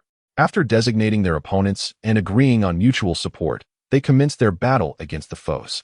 The four of them indeed displayed a more captivating performance than the others, prompting Kaal to cheer enthusiastically. The last contender was Broly, who, upon stepping onto the stage, immediately sought out an opponent to engage in battle, following Kaal's guidance. Initially, Broly was not entirely familiar with the combat style, but as the fight progressed and his power surged, he gradually found his rhythm, exchanging blows with his adversary. After several rounds, Broly expertly subdued his opponent, relentlessly pushing them towards the edge of the arena. Although Kaal was unaware of the universe from which Broly's opponent hailed, it was evident that the latter was on the verge of being eliminated, with only the tips of their toes remaining on the platform. A mere nudge would suffice to send them tumbling out. True to expectations, Broly unleashed a formidable finishing move, sending his opponent crashing off the stage, marking the first elimination within mere minutes. Chapter 120. The mysterious opponent. Well, at this juncture, Broly appears to be the most reliable. Hey you lot, hurry up. It's been 5 minutes, and you still haven't eliminated your opponent. If you keep dragging this out, I'll... Kaal's expression darkened, casting a shadow over his eyes. You better deliver. As Kaal's words hung in the air, the members of Universe 7 froze momentarily, cold sweat trickling down their brows. Although they were uncertain of Kaal's intentions, the ominous aura surrounding him instinctively made them swallow hard. After separating from Frost, Frieza had been wandering around the arena, observing the battles, managing to evade confrontation thus far. Casting a glance at Kaal, Frieza remarked, it seems I must also find a suitable opponent to eliminate. Who shall I choose?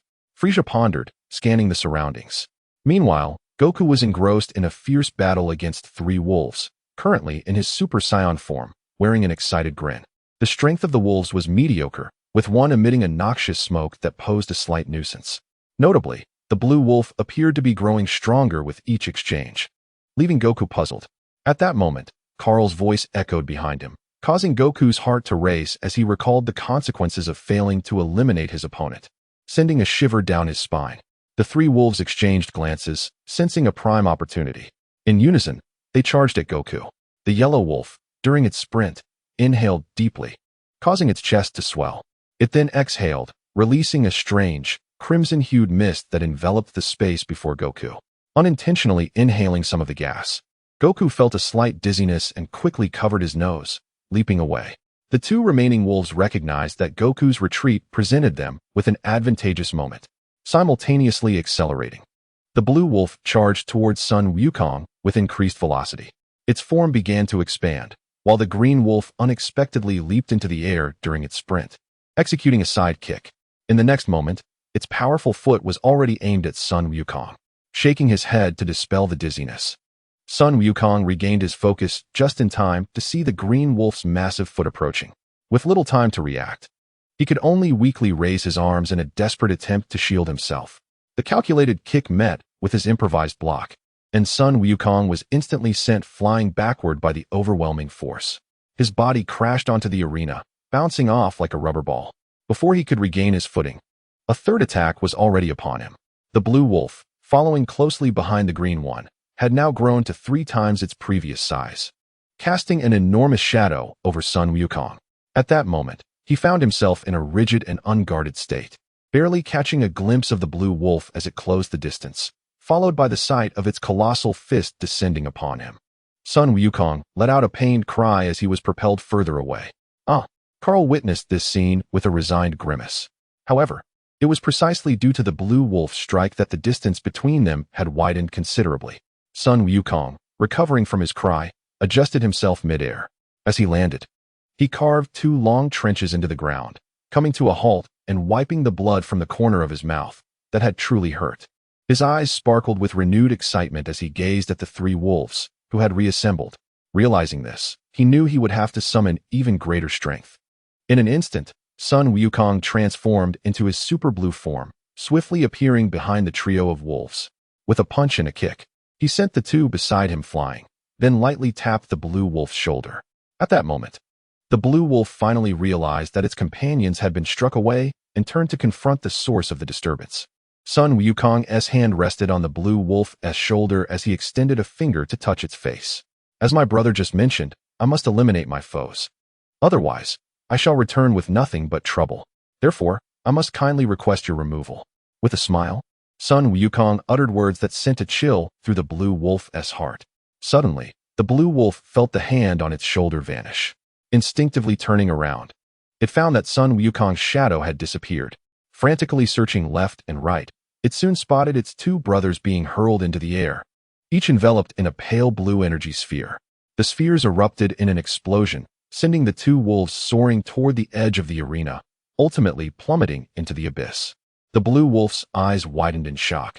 Just as it sought to avenge its fallen comrades, Sun Wukong reappeared before it, alongside a powerful energy blast trailing a long tail of flame. With a desperate roar, the blue wolf's figure vanished into the darkness above the arena. Phew, that was close. I nearly faced elimination myself.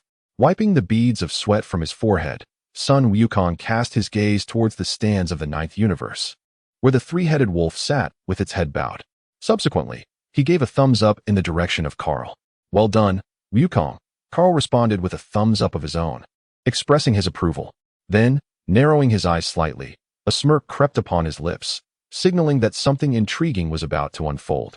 In the arena, Sun Wukong reverted to his normal state, but he suddenly noticed that the surroundings had grown dark.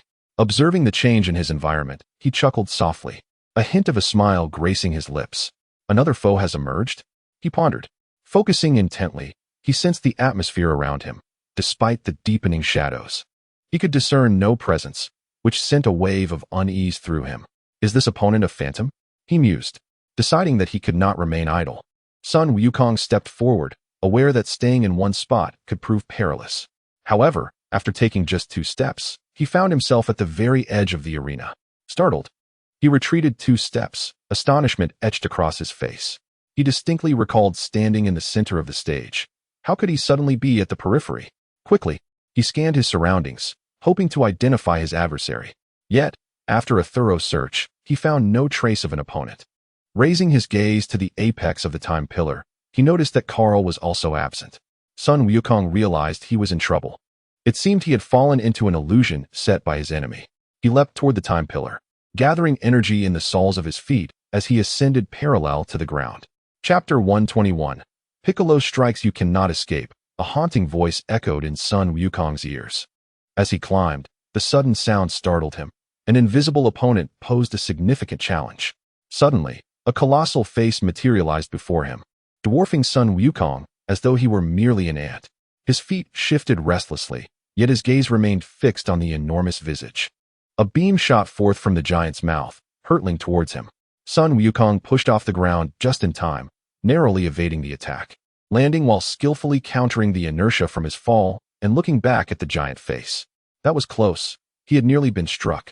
Wait, where did it go? Sun Wukong's pupils dilated as he realized the massive face had vanished and the darkness around him deepened. Illusion? This is troublesome. He scratched his head, wishing that Master Wu Tian were present. Cautiously, he remained on guard, but the pervasive shadows revealed no sign of his enemy.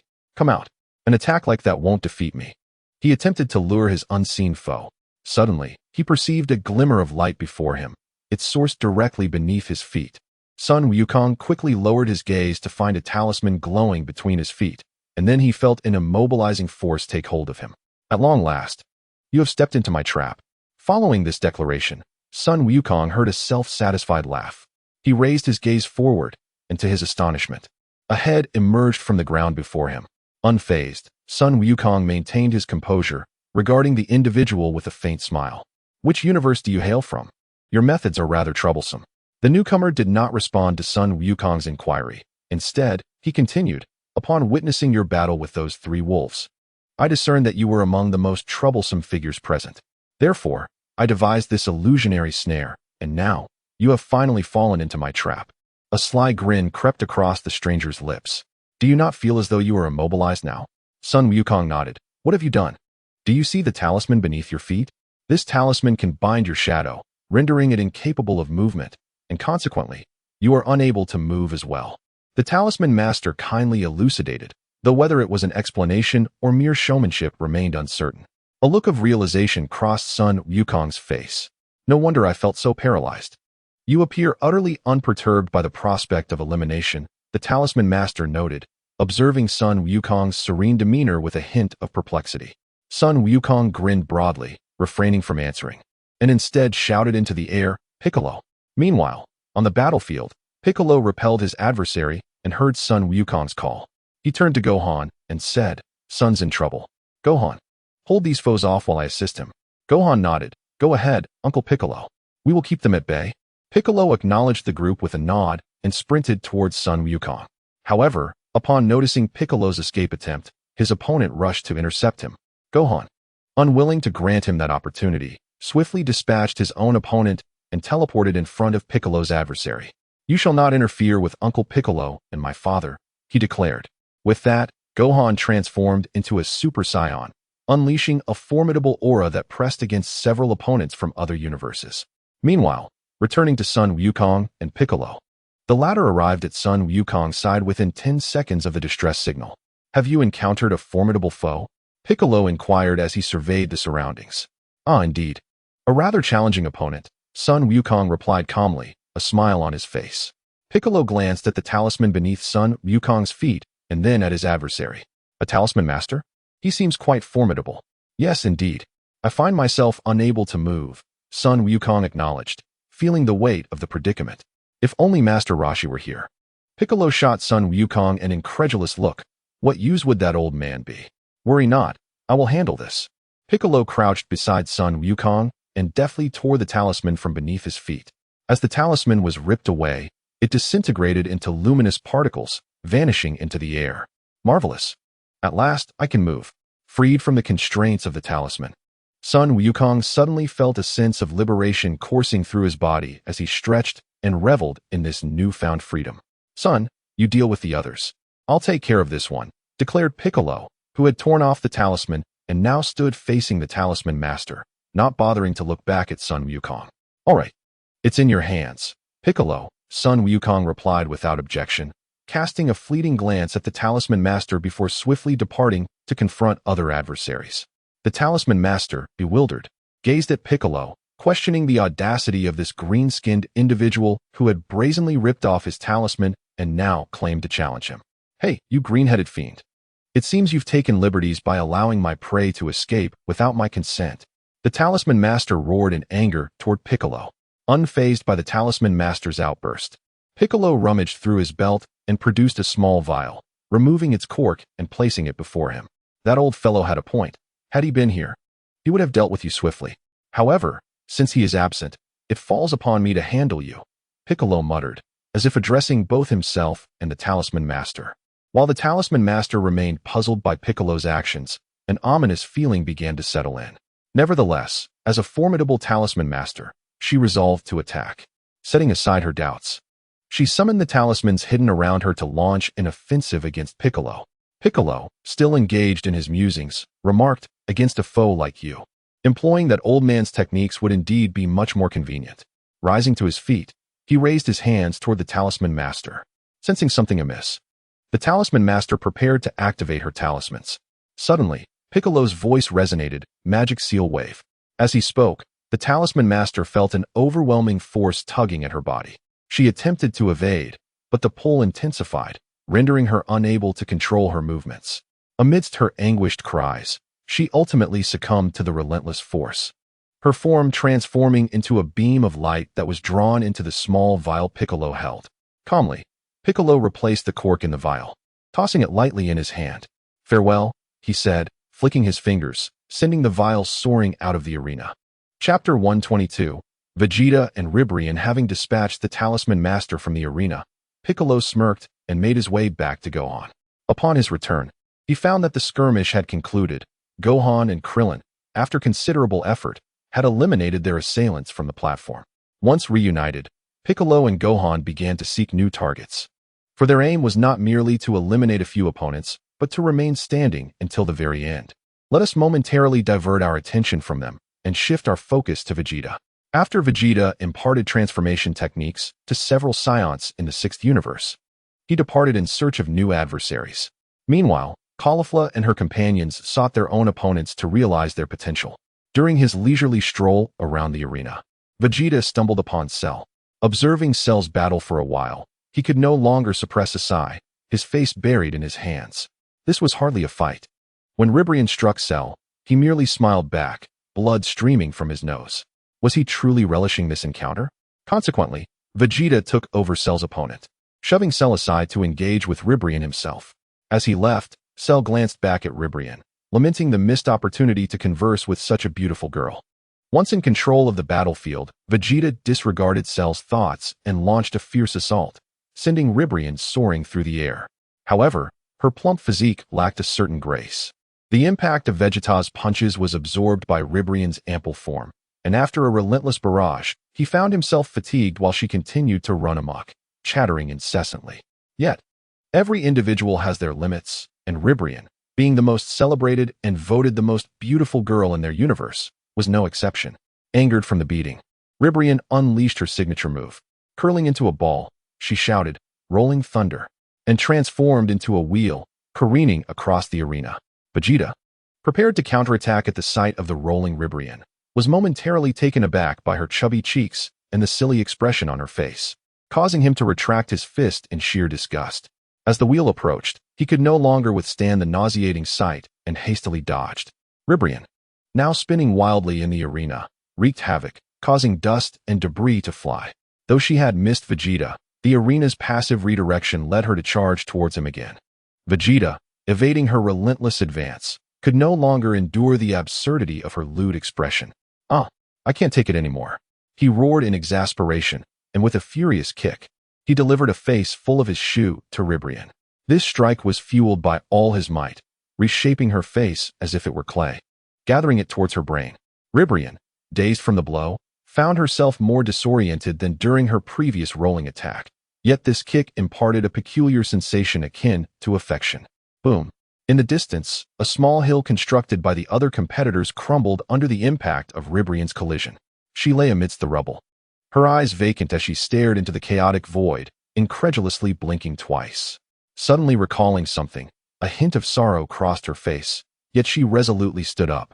The god of destruction from their universe watched with rapt emotion, resembling a sincere cheerleader, waving flags in support of Ribrian, with his own face reflecting deep sentiment. Ribrian rose to her feet, revitalized, and launched an attack towards Vegeta. After Ribrian had fallen, Vegeta refrained from further offense, instead observing the unfolding drama like an audience member, though the spectacle made him uneasy, sending chills down his spine. Ribrian, undeterred, was not to be underestimated. With the intervention of the god of destruction from their universe, the entire cosmos rallied to cheer her on. Bathed in the blessings of the universe, Ribrian swelled with newfound vigor, her form expanding rapidly. Her already considerable face grew even more enormous, dominating the arena.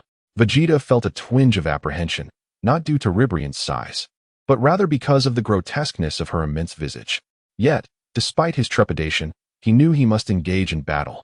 Resolute, Vegeta ceased to hold back and began to transform.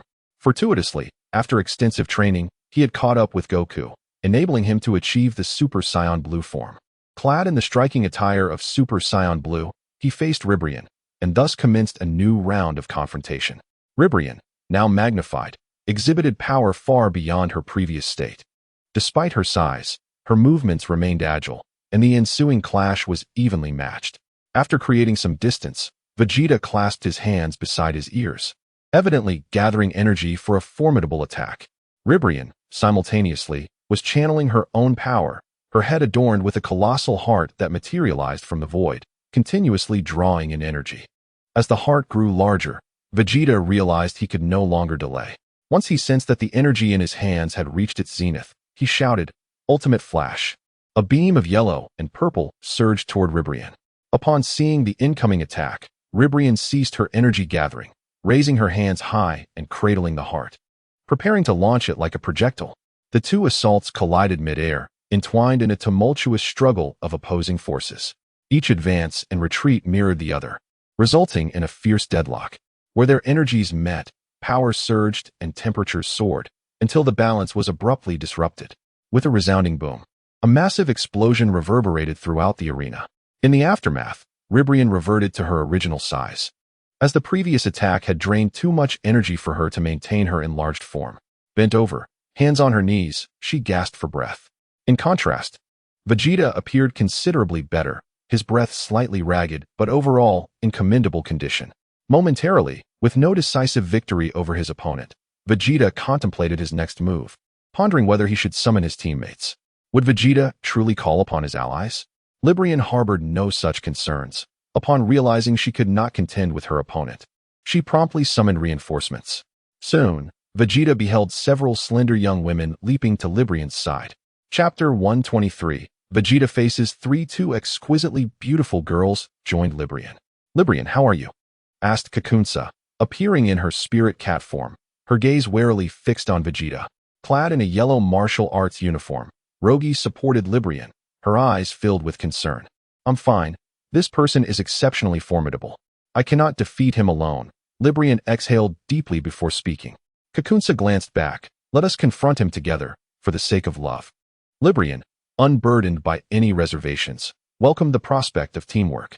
After all, having allies to assist her was indeed the best course of action, especially since Kakunsa had proclaimed it was for love.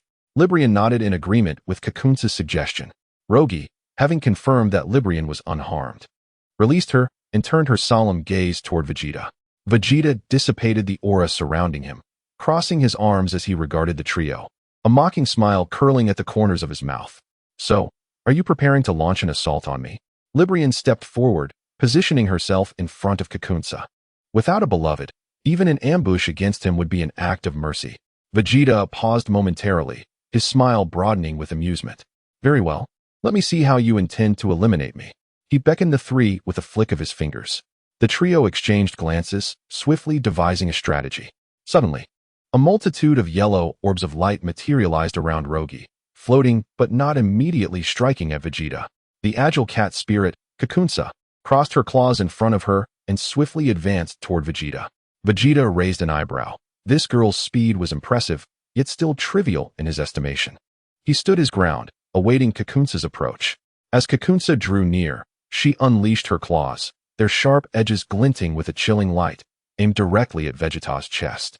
Vegeta took a slight step back, his clothing narrowly grazed by Kakunsa's claws as he evaded her strike. Undeterred by Vegeta's evasion, Kakunsa lunged forward with her other claw. Anticipating his retreat, she leaned in closer, ensuring her strike would land. Vegeta smirked. She was too slow. In a flash, he appeared behind Kakunsa. Startled, she realized his speed was formidable as well.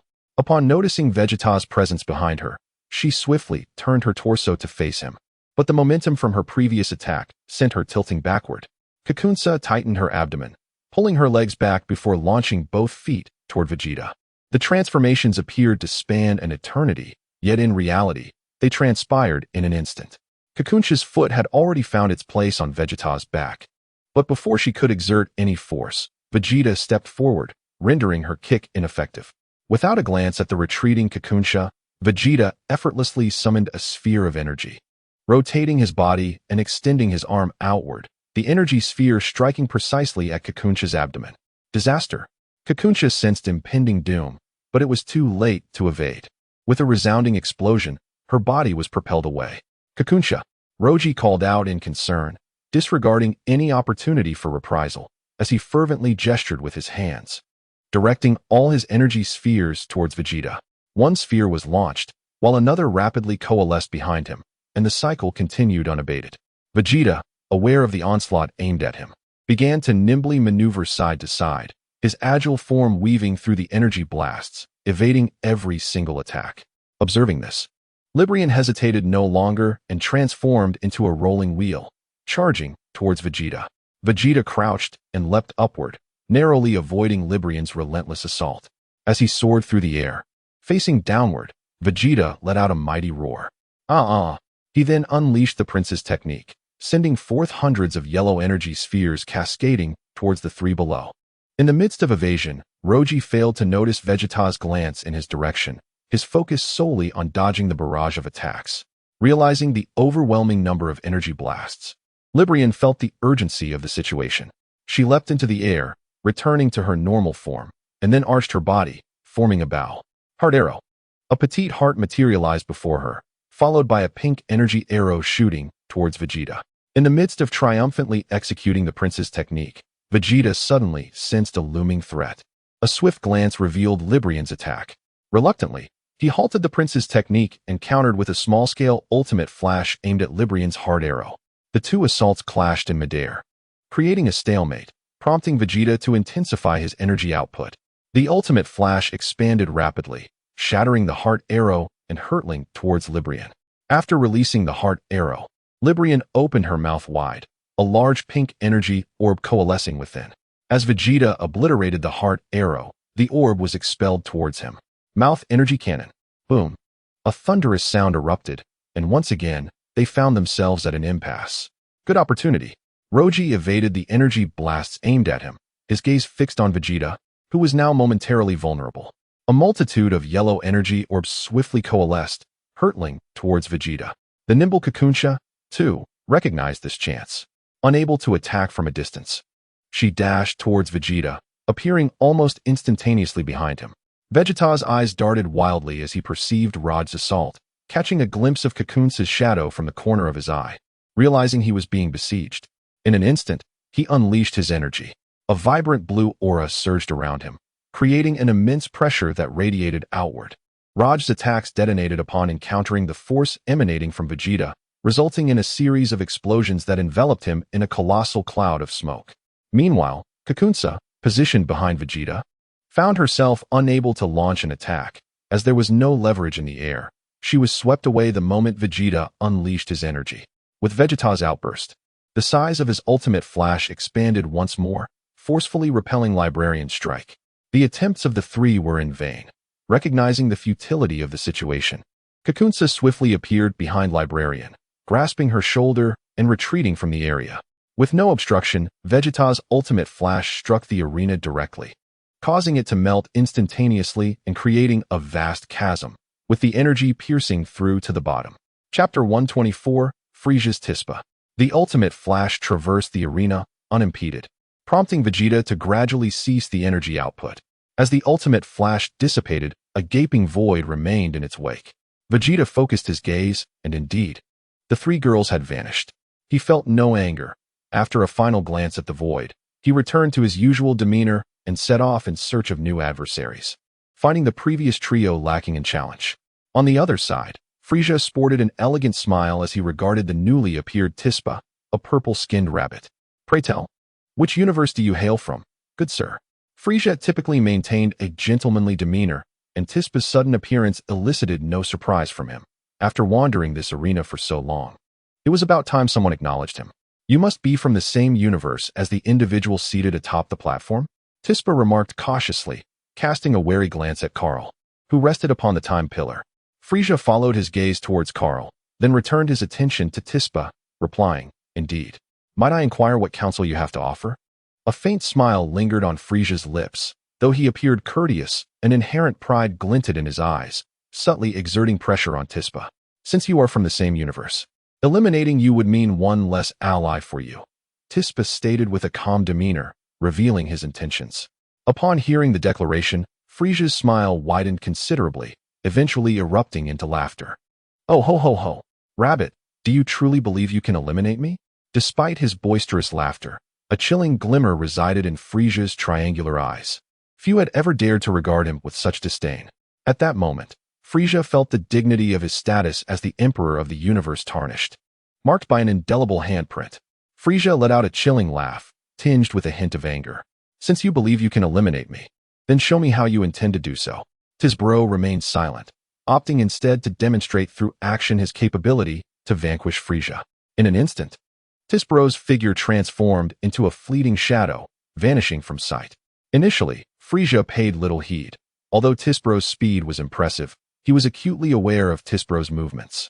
Standing still with his hands clasped behind his back, save for his plump tail rhythmically striking the arena floor. Tisbro circled Frieza swiftly, continuously assessing for any weaknesses. In his eyes, Frieza appeared to be riddled with flaws, yet he hesitated to advance, wary of the possibility that it was a trap. Thus, he continued to orbit Frieza. After several laps, a realization dawned upon Tisbro. This was not a snare, but a genuine opportunity, ripe with vulnerabilities. He swiftly altered his course and charged toward Frieza. In the next moment, Tisbro found himself beside Frieza, delivering a powerful punch aimed at Frieza's face. A sly smirk danced upon Frieza's lips. As he had been anticipating this move, he had expected Tisbro to strike earlier, and the prolonged hesitation had disappointed him greatly. Tisbro's expression shifted, an ominous premonition washing over him, but it was too late to retract his fist. With a sudden motion, Frieza's tail darted forward, deftly ensnaring Tisbro's punch, akin to a vice that clamped down on his wrist. "Have you ever engaged in wrestling?" Frieza inquired, casting a bemused glance at Tisbro, whose confusion deepened. But in the following second, the meaning of Frieza's question became painfully clear. Tisbro felt as though a steel clamp had seized his wrist, rendering him unable to withdraw his hand, and before he realized it, he was being lifted off the ground.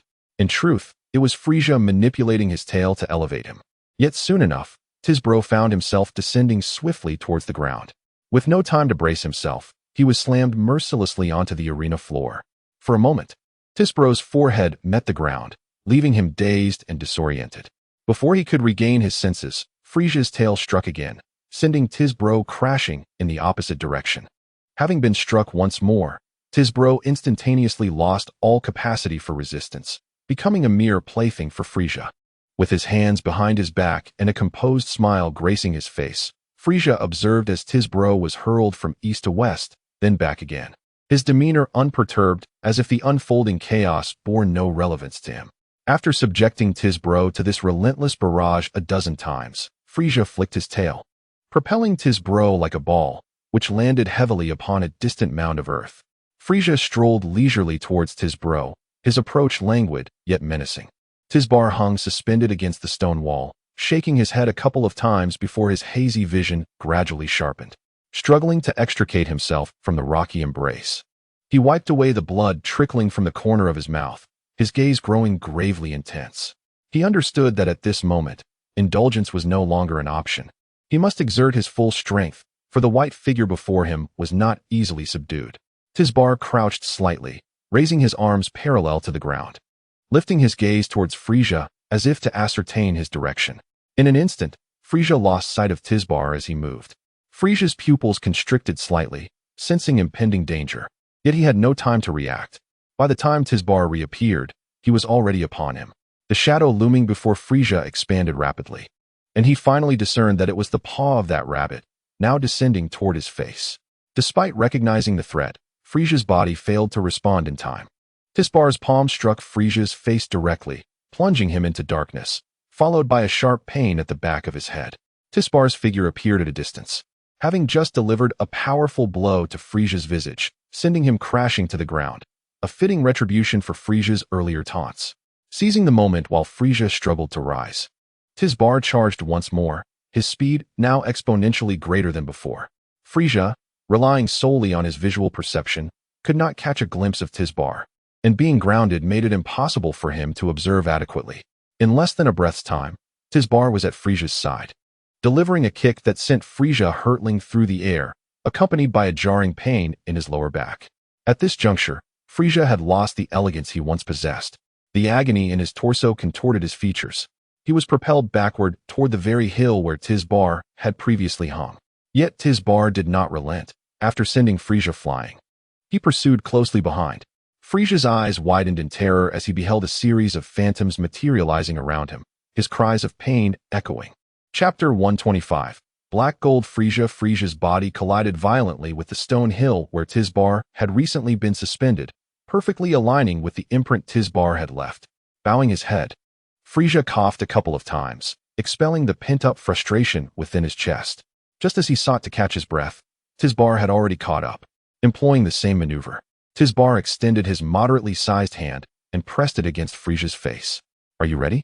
A mocking smile played upon Tisbar's lips. Hearing the taunt, Frieza attempted to retaliate. But it was too late. As Tisbar uttered those words, he began to manipulate Frieza's head. Wait! Frieza exclaimed in a panic, realizing what was about to transpire, desperately seeking to thwart Tisbar's actions.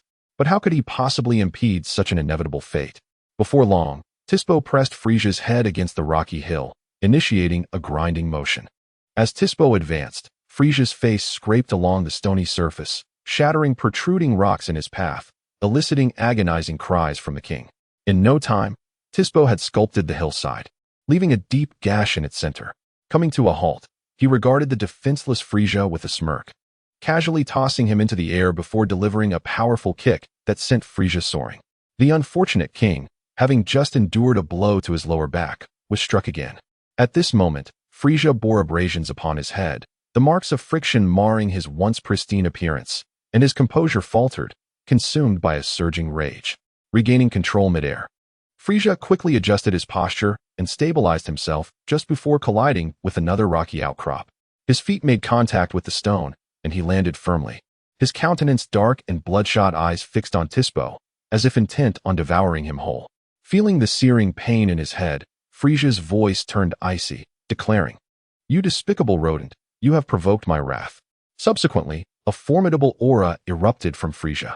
As it radiated outward, the inhabitants of Universe 7 turned their gazes towards his direction. Krillin remarked, "Is that Frieza's energy?" Piccolo noted, "It seems he has encountered trouble." Gohan inquired, "Should we assist him?" Piccolo surveyed their surroundings and shook his head, stating, "We have our own opponents." Goku sensed Frieza's energy, glanced briefly in his direction, but returned his focus to his own adversary. Vegeta clicked his tongue, continuing his search for a foe. Back on the battlefield, Frieza's powerful aura bore down on Tisbo, sending a whirlwind of debris and dust hurtling towards him. Tisbo raised his arm to shield his eyes, peering through the gaps at Frieza. With a sneer, he taunted, "You can never be my match, no matter how much you may temporarily boost your power." Yet, before the words fully escaped his lips, the scene before him widened his eyes in disbelief. Frieza had transformed. A deep, inky blackness enveloped his form, glistening with a metallic sheen. Upon closer inspection, this darkness revealed an array of colors, as if countless hues converged into the obsidian visage before him. Tisbo could not help but ponder, "What is this? A kaleidoscopic black? It is merely a change in color. He remains no match for me." Frieza spread his arms wide, his radiant, multicolored darkness unfurling before him. Suddenly, he opened his eyes, devoid of any emotional hue, regarding Tisbo with an expression as indifferent as a passing glance at a roadside. A sinister smile crept upon Frieza's lips as he descended gracefully to the ground, resuming his original elegant stance. "You are the first to witness me in such a form. Thus, to reward you, I shall bestow upon you annihilation." The black gold Frieza, with an air of arrogance, held his nostrils high towards Tisbo. Arrogance. Frieza's tone incited an extraordinary fury within Tisbo, who, with a swift motion, charged towards Frieza, his current speed evidently surpassing that of moments prior. Yet, the disdain in black gold Frieza's eyes was palpable. He regarded Tisbo's velocity with evident contempt. Before his transformation, Tisbo could have easily overwhelmed him, but now, Frieza could effortlessly track Tisbo's movements. In the very next breath after Tisbo launched his attack, Frieza commenced his own advance, propelling himself towards Tisbo with remarkable swiftness. Although speed was not his forte, the black gold Frieza, being above the golden realm, exhibited commendable velocity. In an instant, black and crimson streaks of light danced across the battlefield. Initially, the two engaged in a direct confrontation, yet after an exchange, the chase transformed into Tisbo leading and Frieza trailing behind. "You cannot escape." Frieza's sinister laughter echoed forward, irritating Tisbo's ears. How infuriating! How could he be so fast? During their previous clash, Tisbo had sensed a lack of power during their brief entanglement and had resolved to rely on speed to secure victory. However, after a single exchange, he discovered that Frieza could indeed keep pace with him. Now, Tisbo found himself in a quandary. To fight back was futile, yet the prospect of fleeing was equally grim, with Frieza persistently at his heels. Thus, Tisbo could only run while seeking an opportunity. The luminous trails created by their swift movements traversed the arena, darting from the east to the west and back again. No good. I can't shake him off. It seems I must seek out Toppo. After 2 minutes of relentless pursuit, Tisspo realized he could not elude Frieza and resolved to head towards Toppo. Since he could not defeat Frieza himself, he would summon someone he deemed capable of contending with him. With determination forged, Tisspo abruptly halted, a cloud of dust swirling around him as he seized the moment. Just as Frieza was about to seize him, Tisspo accelerated in the opposite direction, initiating a collision course. Frieza quickly adjusted his trajectory, yet he was a fraction late, allowing Tisspo to create considerable distance between them. A glimmer of intrigue flickered in Frieza's eyes as he emitted his signature laugh. Oh ho ho ho, little rabbit, run along. Run as fast as you can. When I finally catch you, your fate shall be dire. Chapter 126. Frieza and Toppo. Tisspo, leading the charge, wore a grim expression. This pitch-black creature seemed to toy with him like a mouse. However, he remained undeterred, anticipating the moment he could confront Frieza. With this thought, Tisspo quickened his pace, eager to locate Toppo and bring Frieza down. Seeing Tisspo accelerate, Frieza's smile broadened, exclaiming, "Yes, just like that. The faster you run, the better, otherwise. Where would be the thrill of the cat-and-mouse game?" Frieza leisurely trailed behind Tisspo, undeterred by the increasing distance between them. For he knew Tisspo would eventually come to a halt. As expected, after a brief half-minute pursuit, Tisspo paused, having finally located Toppo. Upon witnessing Tisspo's rapid approach, and catching sight of Frieza's figure not far behind, Toppo realized that Tisspo had encountered trouble. In an instant of shared understanding, Toppo raised 4 fingers towards Frieza, unleashing a barrage of small, crimson energy blasts in his direction. Frieza's pursuit came to an abrupt halt as he turned to regard the attacking Toppo, a cruel smile curling at the corners of his lips. With a swift movement, he deftly evaded Toppo's assault. "Ah, little rabbit, is this the ally you sought?" Toppo, with his broad upper body and slender legs, took a couple of steps forward, shielding Tisspo behind him. "Which universe do you hail from? If you wish to avoid elimination, I advise you to retreat now." Toppo's expression remained stoic, his warning to Frieza delivered in a calm tone. Anyone capable of relentlessly pursuing Tisspo was surely no ordinary opponent. And for now, he preferred to refrain from provoking such a formidable figure, intending to eliminate the weaker competitors first to conserve energy for the more daunting challenges ahead. "Oh ho ho, so you believe you can eliminate me?" Frieza chuckled, sensing the confidence in Toppo's words. However, he was Black Frieza now, and allowing himself to be dismissed was simply unacceptable. "If you withdraw, I shall refrain from eliminating you at this moment." Toppo stood with his hands at his sides, his gaze fixed intently on Frieza. "Such confidence. May I inquire your name?" Ignoring Toppo's question, Frieza's curiosity piqued at the sight of the large, bearded, bald man before him. "I am Toppo, captain of Universe 11's Pride Troopers." "Ah, so it is you, Toppo. I wonder how you intend to eliminate me. I am eager to witness your prowess." Frieza mused, clearly intrigued. "As a captain, you must possess some degree of strength, which is splendid, for I take delight in battling those who overestimate their abilities." Toppo's expression hardened, realizing Frieza was unwilling to retreat. "Then do not blame me," he declared, as he initiated his attack once more, raising his hand to unleash the same technique directed at Frieza. Observing the relentless energy blasts approaching, Frieza extended a single finger, effortlessly dispatching a series of pinpoint projectiles to intercept the incoming attacks with precision. Toppo did not expect to dispatch Frieza so easily. Thus, after Frieza countered his assault, he exchanged a knowing glance with Tisspo and charged forward to confront Frieza. With an ally at his side, Tisspo no longer needed to flee in disarray. Seeing Toppo engage, he circled around from another direction to flank Frieza. A wicked smile spread across Frieza's face as he faced Toppo, glancing sideways at the oncoming Tisspo. Ignoring Toppo, he surged towards Tisspo with determination. As Tisspo felt Frieza charging towards him, a pang of anxiety gripped his heart. He glanced at Toppo's position, which was not far away. If he could manage to stall Frieza for just 2 seconds, Toppo would surely catch up. With this resolve, he confronted Frieza head-on. Frieza, surprised that the timid rabbit dared to stand his ground, swiftly deduced Tisspo's intentions. His gaze turned icy, and with a powerful strike, he landed a blow squarely on Tisspo's chin. The impact sent Tisspo soaring into the air. Without pause, Frieza seized one of Tisspo's legs, pivoted, and swung him in a wide arc. The sound of Tispo crashing against the ground echoed ominously, as Frieza's considerable force rendered Tispo's body feeling as though it had shattered. The searing pain compelled a cry to escape his lips.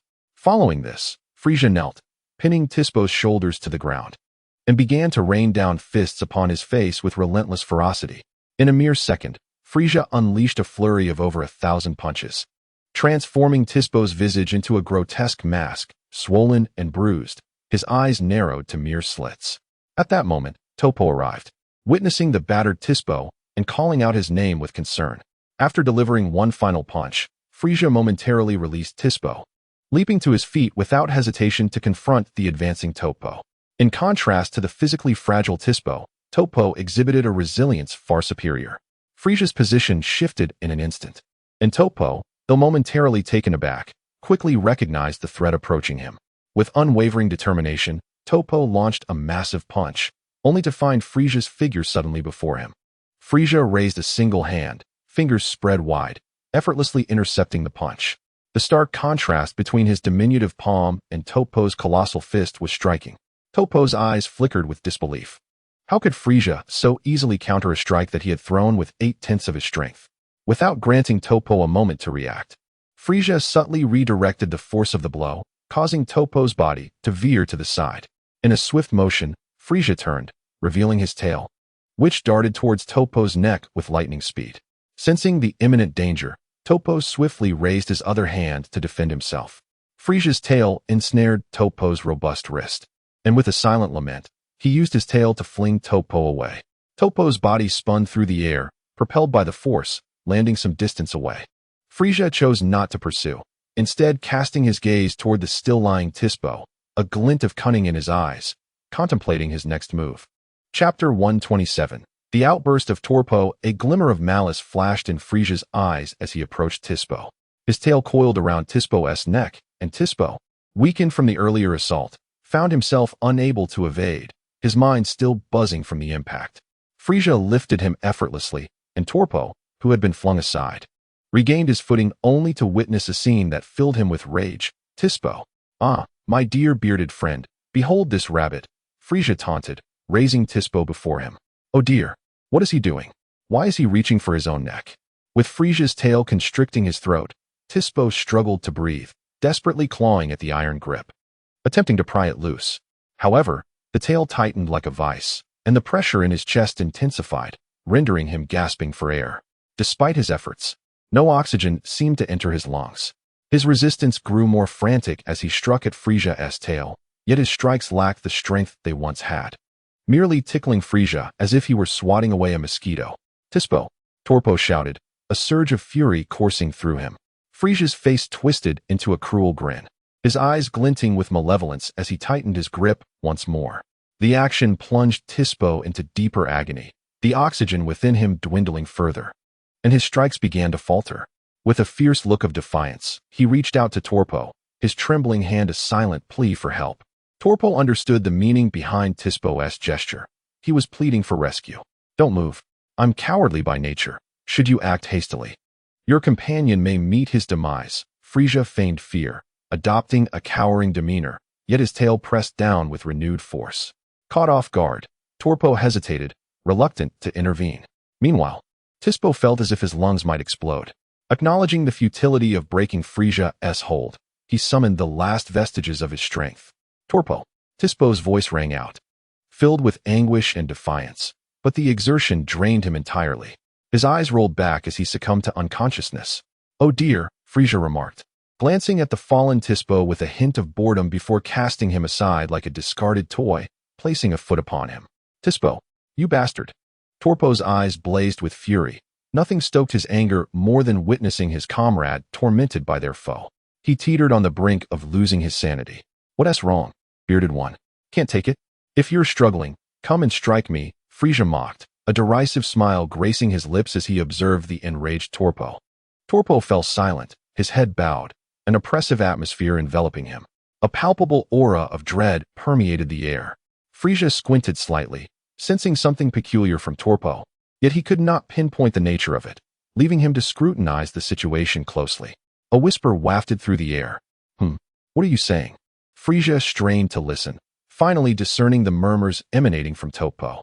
If this is the price of justice, if justice demands the sacrifice of companions, if evil can only be eradicated through the sacrifice of the righteous, then I shall reject such a bloody form of justice.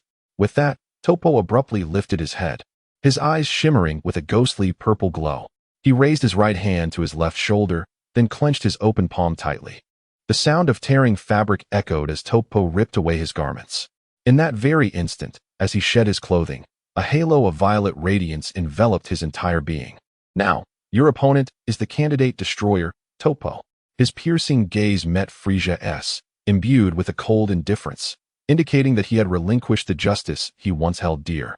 His sole desire now was to obliterate the enemy before him. Candidate destroyer? Frieza was momentarily taken aback, glancing towards Kaal atop the time pillar. The commotion between Frieza and Topo had captured Kaal's attention. He cast a sidelong glance at the explosive Topo, shimmering with purple light, and scoffed. You are still far from it. Frieza, momentarily startled, shifted his focus back to Topo. So, your final reliance is merely your title? Topo paid no heed to Frieza's inquiry, his expression frosty as he advanced step by step towards Frieza. A formidable aura radiated from Topo, gradually enveloping Frieza. The latter's body quivered slightly, not from conscious fear, but rather from instinctual trepidation. Frieza suppressed his trembling form. I have encountered more formidable candidate destroyers. What are you trying to portray? Raising his hand, a beam of orange energy shot forth from his fingertips towards Topo. Topo made no attempt to resist, continuing his steady approach towards Frieza. As Frieza's attack reached the violet aura surrounding Topo, it suddenly dissipated into motes of light, proving utterly ineffective. Frieza's pupils constricted. He had believed his strength would render him impervious to destructive energy, yet the reality of the attack revealed the insurmountable nature of destruction. Unless one possesses absolute dominance, destructive energy can effortlessly annihilate any material, including energy itself. Observing the futility of his assault, Frieza remained unfazed, bringing his hands together before him. If the smaller attack bore no fruit, he would unleash something more formidable. As his words fell, a surge of energy coalesced in his palms, rapidly expanding to twice his height in the blink of an eye. Die, you bearded fool! Frieza roared, his voice piercing as he unleashed the energy cannon towards Topo. Boom! The energy beam struck Topo directly, owing to his lack of evasion. Witnessing the direct hit, Frieza wore a satisfied grin, but in the next heartbeat, he sensed something amiss. The sensation of obstruction from the energy cannon gradually dissipated, and soon he observed that the energy blast had indeed struck Topo initially. However, due to its suddenness, Frieza felt a significant resistance at first, which subsequently transformed into shimmering motes of light as it met Topo. Notably, while Frieza's energy blast remained intact, a hollow space wide enough for a person existed at its center. Topo, without any form of defense, advanced towards Frieza. Perhaps one could argue he did possess a defense. The aura of destructive energy enveloping him served as his finest shield. Chapter 128. Vegeta takes charge. Topo approached Frieza step by step. Realizing he could not halt Topo's advance, Frieza dissipated his bombardment, a smirk curling his lips as he thought, destructive energy is truly troublesome. Nevertheless, the only recourse now was to rely on absolute firepower to disperse Topo's destructive energy. Of course, it could only be scattered, but it could certainly coalesce once more. Finding the situation quite bothersome, Frieza suddenly lost his desire to engage. A true strategist knows when to avoid confrontation. He pondered whether to eliminate this rabbit first before seeking out others. As Frieza abruptly dissipated the energy cannon, Topo did not hesitate in the slightest. On the contrary, as Frieza withdrew his attack, Topo accelerated, closing the distance to Frieza with remarkable speed. Since Frieza had resolved not to confront Topo head-on, he denied Topo any opportunity. Deftly placing the tip of his foot under Tispo's body, lifting him up. Grasping Tispo by the collar, Frieza cast a sly smile at Topo, proclaiming, "Perhaps we shall meet again. Release Tispo." Topo finally spoke, his movements unceasing as he prepared to strike Frieza's head with a fist the size of a cauldron. Along the way, fragments of stone were jolted into the air, vanishing into motes of light upon colliding with Topo's fist. Frieza brought Tispo in front of him, effectively using him as a shield against Topo's blow. Realizing that Frieza was utilizing his companion as a meat shield, Torpo quickly retracted his fist. Put him down. I will let you leave, Torpo said helplessly, as his companion remained in Frieza's grasp, causing him to tread cautiously in his attempts to rescue Tispo. Just then, a mocking laugh echoed from behind Frieza. He raised Tispo before him, glancing back. Ah, it is you, Vegeta. Have you come to lend me a hand? Frieza, you remain as wicked as ever, Vegeta replied, his face cold, offering Frieza no semblance of goodwill. Frieza shrugged. What can I do? After all, this bearded giant is rather formidable. A devious grin spread across his lips. Perhaps, Vegeta, you could assist me? Vegeta glared at Frieza. Step aside. Your inability to handle this person does not imply I cannot. Frieza chuckled, showing no concern for Vegeta's rudeness, slightly retreating while holding Tispo, gesturing for Vegeta to proceed. However, Torpo would not abide by this. Regardless of who came to confront him, they must first release Tispo. Put down Tispo. Upon finishing his words, he charged towards Frieza, intent on snatching Tispo away. In that fleeting moment when Torpo began to move, Vegeta too sprang into action, positioning himself directly in Topo's path, effectively blocking his advance. Frieza retreated to the side, witnessing the confrontation between Vegeta and Topo. With a gentlemanly demeanor, he coiled his tail around Tispo's neck, gently placed a hand on his shoulder, and then swiftly departed. Seeing Tispo being taken away ignited Topo's fury, compelling him to pursue. Suddenly, an energy blast struck Topo, yet upon contact, it dissipated, inflicting no harm. Nonetheless, this interruption halted Topo's pursuit. He glared at Vegeta, his eyes radiating malevolence. If you wish to rescue your companion, you must first defeat me. In that moment, Vegeta truly resembled a villain. Topo's fierce gaze remained fixed on Vegeta without uttering a word. Abruptly, he conjured a small sphere of destructive energy in his hand and launched it toward Vegeta. Vegeta's pupils constricted. The energy ball exuded a sense of lethality, a palpable danger. Instinctively, he rolled forward, narrowly evading the projectile. Turning to look back, he witnessed the energy ball soar past him and strike a nearby boulder, which vanished without a trace before his astonished eyes. Destruction? Vegeta turned to stare at Topo in disbelief. This individual wielded the powers of a destroyer. Having arrived late, Vegeta had only seen Frieza attempting to retreat, realizing then that Topo was a formidable opponent. Yet, Frieza had failed to inform him of Topo's destructive capabilities. Cursed Frieza. Vegeta clenched his teeth in frustration, his expression dark as he faced Topo. Having dealt with Carrot extensively, he was acutely aware of the dangers posed by destructive energy.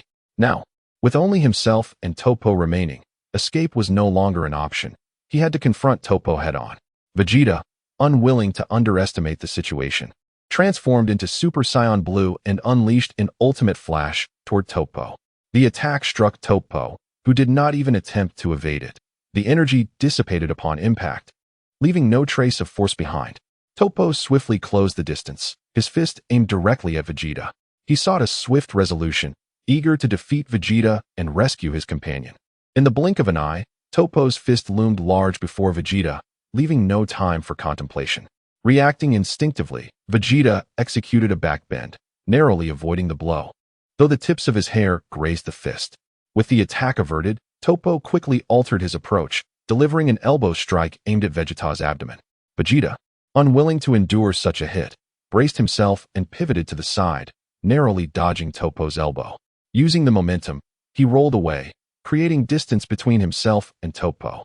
A bead of cold sweat trickled down his nose. That had been close. Topo turned to face Vegeta, his gaze icy. This is troublesome. I cannot afford to be struck by him. After stabilizing his form, Vegeta leapt into the air, unleashing a prince's battle technique towards Topo. Countless energy blasts detonated around Topo, enveloping him in a cloud of dust that obscured his vision. Vegeta had no intention of inflicting harm with this maneuver.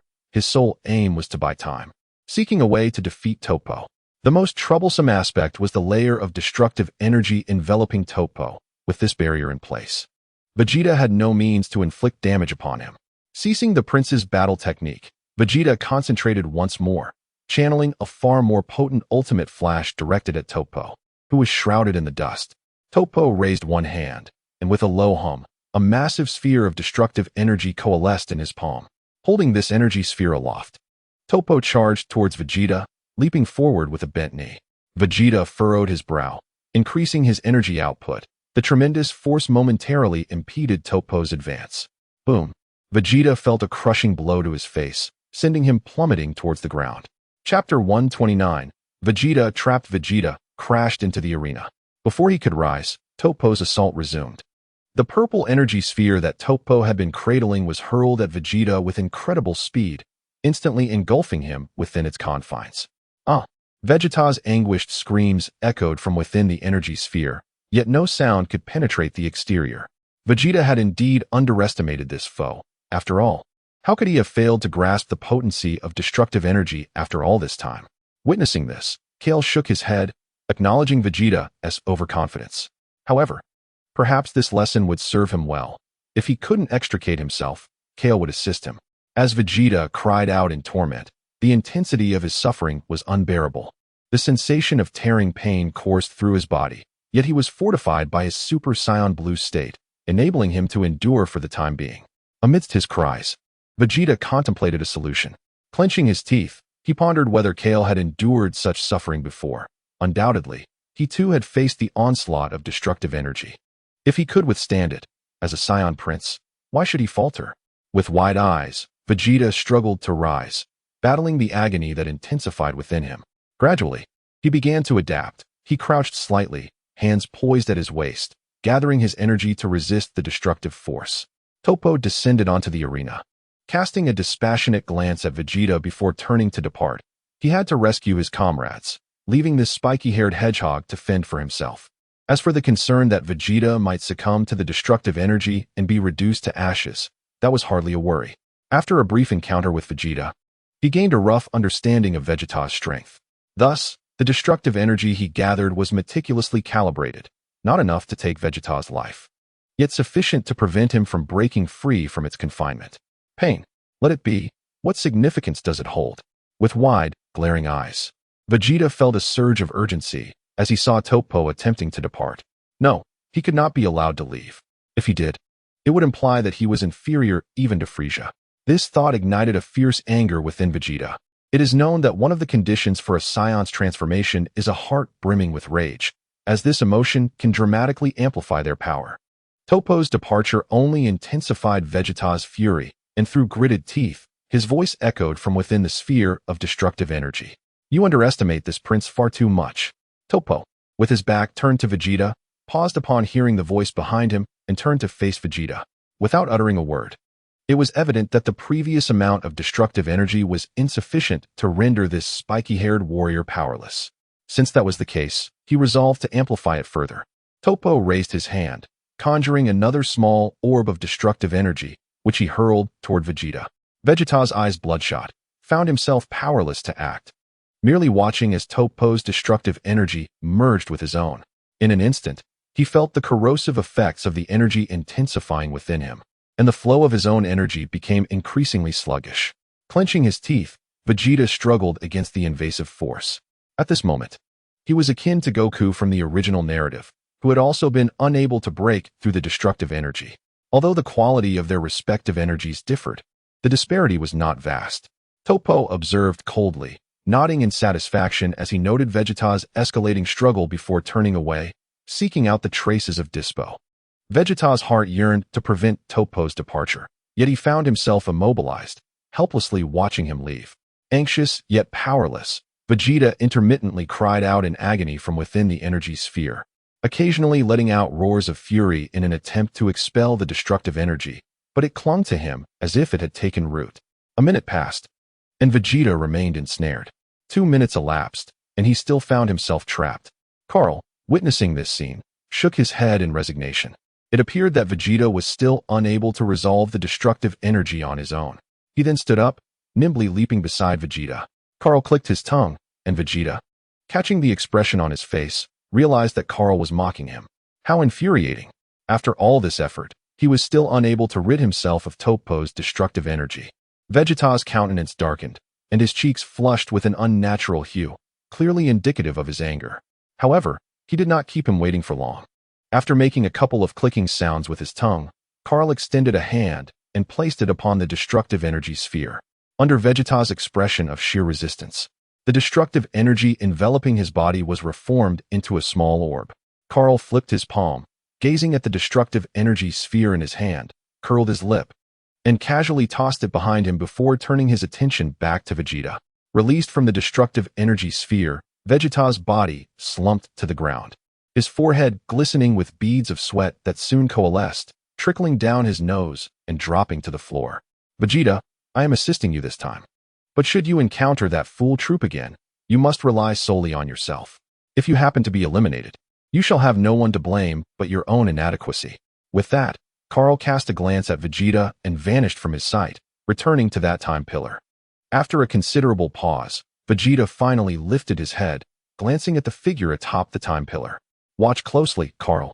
Next time, I shall undoubtedly resolve matters on my own. Having regained some composure, Vegeta rose to his feet, sensed Troop's energy, and hastened towards it. Big Beard, I'm coming for you, so just wait. Vegeta's voice, laden with resentment, echoed across the arena. Meanwhile, Goku, mingling with several Scions from Universe 6, heard Vegeta's voice. Huh, who is Vegeta fighting? He sounds extremely upset. Ah, it's Master Vegeta, Kaal exclaimed, her eyes wide with surprise. Goku, curious, turned toward her. Do you know Vegeta? Oh, right, you just mentioned that he taught you how to transform. How about it? Shall we have a spar? Goku beamed brightly at the three Scions before him. Chapter 130. Kaal transforms into Super Saiyan 2. Are you a Saiyan too? Kaal inquired, intrigued by Goku's proposal. Caulifla, hiding behind Kaal, cautiously tugged at her arm. Sister, are we really going to fight? Feeling the tug, Caulifla turned and smiled kindly at Kaal, reassuring her, Don't worry, Kaal. I will protect you. Kaal, reflecting the warmth of Caulifla's smile, felt a blush creep to her cheeks. A sense of satisfaction washing over her. She felt truly safe with her sister's protection. However, she could not allow her sister to bear the burden alone. Having grown considerably herself, she could help share the load. I will protect you too, Kaal murmured softly, her head lowered. Though Kale's voice was barely a whisper, Caulifla caught it and reached out to ruffle Kale's hair. Kaal beamed with joy, nuzzling her head against Caulifla's hand. After their interaction, Caulifla turned back to Goku. So, can you transform? Goku smiled faintly, offering no verbal response, and with a burst of energy, his Super Saiyan form appeared before Kaal and her companions. Upon witnessing Sun Wukong's transformation, Caulifla's eyes sparkled with excitement as she stepped forward to face him, transforming herself in the process. A hint of a smile played at the corners of Sun Wukong's mouth as he glanced at the two individuals behind Caulifla, inquiring if she was the sole challenger. I am more than sufficient on my own, Caulifla confidently declared, charging towards him without hesitation. Sun Wukong, appreciating her self-assurance, thought to himself how much he favored such confidence in a fighter. Without delay, he sprinted towards her. As they approached each other, Caulifla threw a punch aimed at Sun Wukong's chest, which he skillfully blocked with a single arm. They exchanged smiles, having completed a simple trial of strength. Caulifla retracted her fist and switched to a barrage of attacks, her fists flying towards Sun Wukong in rapid succession, complemented by strikes from her legs during brief intervals. Sun Wukong adeptly defended against each of Caulifla's assaults, refraining from immediate retaliation as he gauged her strength and the impact of her blows. After several exchanges, he gained insight into her capabilities and performed a backward somersault, creating distance between them.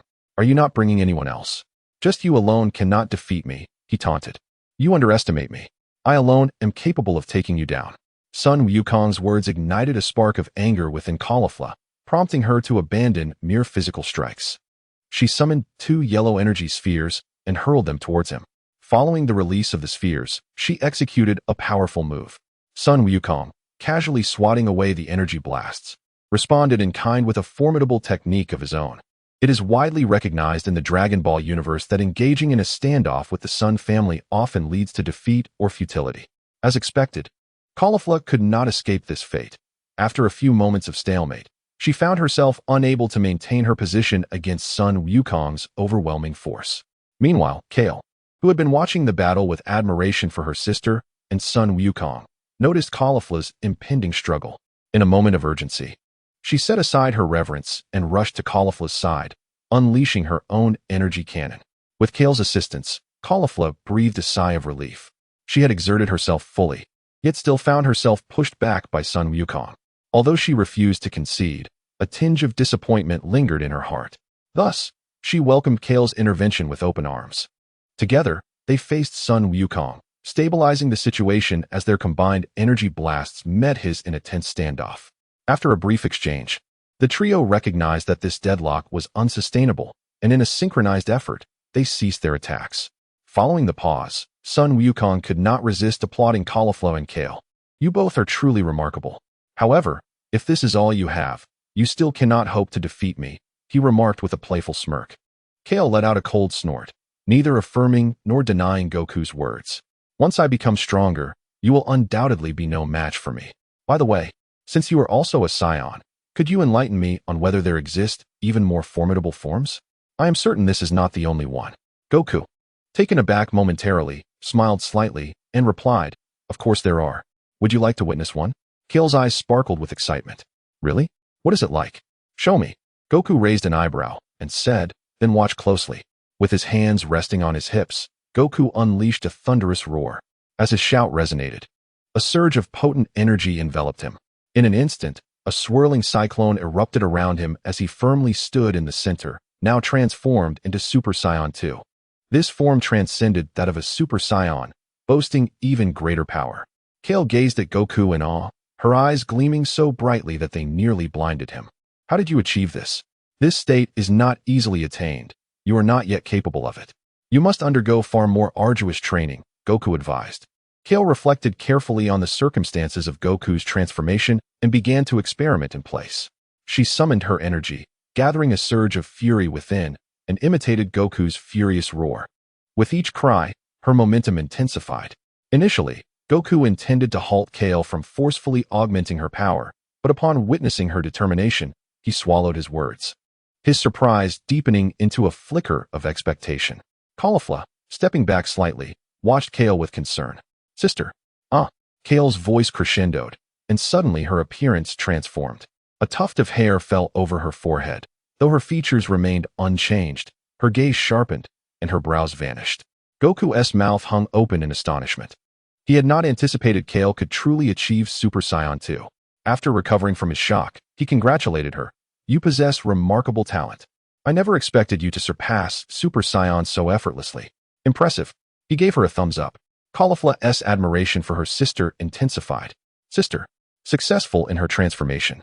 Kaal clenched her fists, feeling an unprecedented sense of strength coursing through her, and burst into laughter. Chapter 131. Jealous Caulifla. Kaal stepped back. Caulifla, oblivious to Kale's admiration, gently ushered her behind, her eyes sparkling as she focused intently on Goku. The smile on Kale's face faltered, her expression momentarily frozen as she gazed at Caulifla's back. Softly murmuring, "Sister." This scene unfolded differently than she had envisioned. In her mind, Caulifla's newfound strength would elicit excitement and a warm embrace, allowing her to bask in her sister's affection. Yet, in reality, Caulifla appeared entirely engrossed in her interaction with Goku. Kaal gazed at Sun Wukong with a glimmer of resentment. However, this subtle shift in her demeanor went unnoticed by the two individuals about to engage. Instead, it was Gaby, who had been lingering in the background like an invisible specter, who discreetly glanced at Kaal and sensed something amiss, instinctively stepping back a fraction. Leaving those two aside, Caulifla, with her striking golden hair, raised an eyebrow and provocatively challenged Sun Wukong, asking if she was now a worthy opponent. Sun Wukong, impressed, acknowledged her prowess, remarking that it had taken him considerable time to reach such a level, and that she possessed even greater talent. With a smirk, he urged her to demonstrate her abilities. Assuming a combat stance, one hand extended forward while the other remained behind, he beckoned Caulifla with a flick of his fingers. She let out a hearty laugh, initiating her attack without hesitation, launching two energy blasts towards him.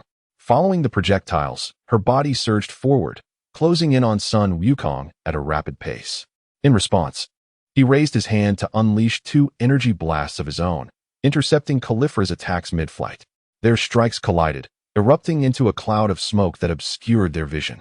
Suddenly, a whooshing sound pierced the air, and through the smoke, a void emerged as Caulifla approached Sun Wukong. Without a moment's hesitation, she swung a punch aimed squarely at his head. Yet, Sun Wukong's expression remained unchanged. He extended one hand, fingers deftly grasping her wrist with 3 fingers, deftly redirecting her momentum to the side. Employing a technique that utilized minimal force to yield maximum effect, he caused her body to veer off course. However, Caulifla's reflexes were swift. She quickly recalibrated her balance mid-air, executing a spin and delivering a kick aimed at Sun Wukong's neck. He raised his other arm to block her descending leg. Nevertheless, the strength behind her kick was formidable, as she concentrated her entire force into that one strike. Upon absorbing the blow, Sun Wukong realized he had underestimated her. Although he managed to block the kick aimed at his neck, his body sank slightly under the pressure. Undeterred by her initial failure, Caulifla continued her assault, her body spinning once more to deliver another kick, this time targeting Sun Wukong's chest.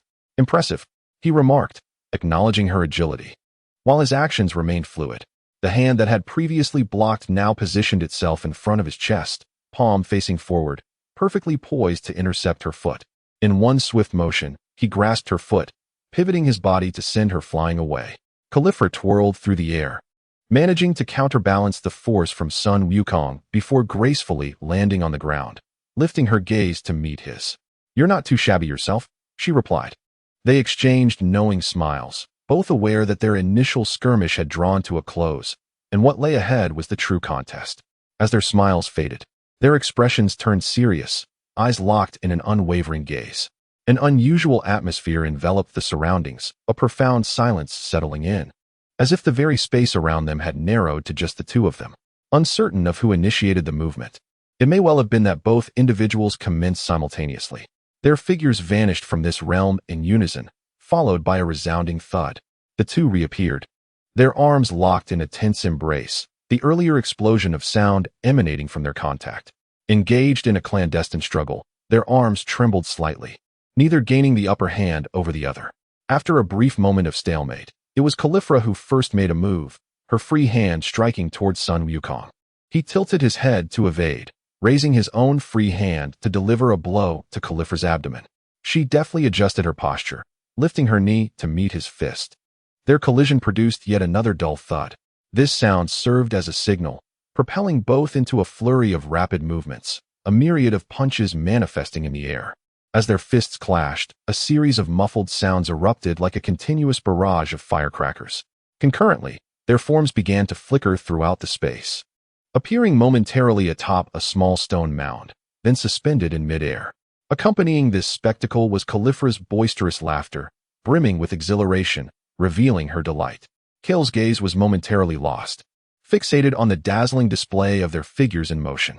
"Sister seems quite pleased," she remarked softly, her tone layered with complex emotions, yet seemingly devoid of any emotional fluctuation. "What?"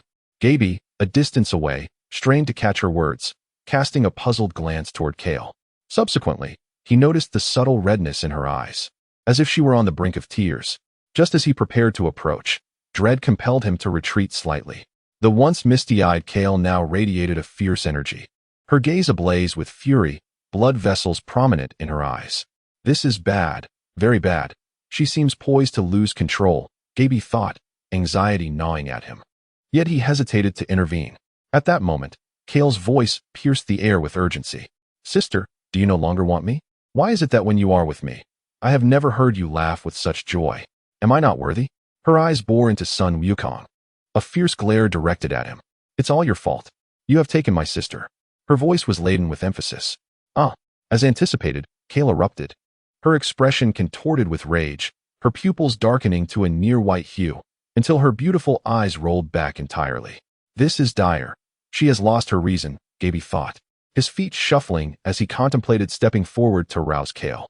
However, the current state of Kale was beyond his capacity to contain. Before him, Kale's once-tied hair unfurled, cascading down her shoulders, and as her fury crescendoed, her hair transformed into a deep green hue, defying the absence of wind. Her muscles swelled dramatically, the once petite and adorable girl morphing into a formidable figure, her body as resilient as iron. "It's all you're doing. You have stolen my sister." In a fit of madness, Caulifla's voice echoed incessantly, her fervent tone sending chills down Goku's spine. At that moment, the formidable aura of Kale, reminiscent of a legendary scion, surged forth like a fierce beast, enveloping the entire arena. The competitors, sensing this overwhelming presence, turned their gazes toward her direction. Broly, situated elsewhere, sensed the same force and instinctively glanced toward Kale, Though he could not see her, he felt an undeniable kinship. Chapter 132. Broly encounters Kale. Kale's transformation also caught the attention of Goku and Caulifla, who were engaged in battle. Caulifla's expression turned frantic. "Oh no, Kale." She abandoned Goku and rushed toward her. Goku, unfazed by Caulifla's actions, regarded Kale with grave concern. The energy Kale had unleashed earlier instilled a sense of danger within him, an inexplicable feeling as if fate had decreed such a moment. Caulifla hastened to Kale's side, embracing her tightly. "Kale, wake up. You must regain control." Kale. Her eyes rolled back, heard Caulifla's desperate call, and looked down at her. Yet, her eyes were devoid of pupils, betraying no emotion. She murmured, "Sister." Her voice, typically soft and delicate, now resonated with an unsettling intensity. A flicker of hope ignited in Caulifla's eyes. Despite Kale's transformation, it seemed she still bore a semblance of awareness. "Kale," she called out again, but contrary to her hopes, Kale did not awaken. Instead, she grew increasingly frenzied, a more potent aura radiating from her. Her gaze shifted from Caulifla to Goku, a fierce accusation in her eyes. You stole my sister." Breaking free from Caulifla's embrace, Kale, though lost to her rage, retained an instinctive bond with Caulifla, refraining from attacking her. With a menacing expression, she advanced toward Goku, launching an assault. Kale. Caulifla, momentarily stunned, rapidly regained her composure. She yearned for Kale to fight alongside her, but could not accept this state of chaos. Yet, it was too late to halt Kale's advance, and she was powerless to intervene. The force with which Kale had broken free was formidable, even in her Super Saiyan 2 form. Caulifla realized she could do nothing to restrain her. Unable to stand idly by while Kale faced Goku alone, Caulifla followed suit. However, her intention was not to attack Goku, but to awaken Kale from her stupor. With fervor, she called out Kale's name, desperately hoping to bring her back to consciousness. Amidst the fierce clash with Son Goku, Kale remained oblivious to Caulifla's calls. Her mind was consumed by a singular thought: to vanquish Son Goku, the one who had taken her sister from her. In his Super Saiyan 2 form, Goku felt a hint of strain as he parried Kale's relentless assaults. Yet, his expression bore no trace of panic. Instead, he wore a joyful smile, relishing the prospect of training yet another promising fighter. However, Kale's current state posed a challenge, for she was unyielding and solely focused on attacking him. This approach was untenable. He needed to calm her down first. Resolutely, Goku decided to unleash a greater power to pacify her. After delivering a swift kick that sent Kale, who relied solely on brute strength, sprawling back, he prepared to escalate his energy. Just as he was about to do so, an unexpected aura permeated the arena. "Son Goku," Kale called out. Goku turned his head to see Broly approaching. "I sensed the energy of a kindred spirit," Broly replied, his countenance devoid of emotion, his gaze fixated intently on Kale. "Kindred spirit? You mean a scion?" "We are all scions," Goku remarked, puzzled by Broly's assertion. "I mean her," Broly stated, gesturing towards Kale. Goku's confusion deepened, unsure of Broly's implication. Without further explanation, Broly swiftly moved to confront Kale. The sudden appearance of Broly momentarily halted Kale, her expression flickering with curiosity as she sensed a familiar energy emanating from him. However, she did not relent. She charged directly at Goku. Broly, positioned directly in her path, became her target, and without hesitation, she swung her fist at him, intent on clearing her way. Broly, aware of his inability to withstand Kale's current might, unleashed a burst of energy. However, he seemingly underestimated her strength. His energy surge, though slightly elevated from his usual state, was insufficient. He extended one hand, aiming to grasp Kale's fist. The moment their energies collided, Broly felt as though he had been struck by a colossal hammer. The force surged through his hand and into his body, propelling him away. Seeing Broly sent flying startled Goku momentarily. Although Broly was unharmed, he emerged slightly disheveled, angrily tossing aside the debris that had pinned him down. With a furious roar, his energy surged dramatically. Sensing Broly's heightened aura, Goku furrowed his brow.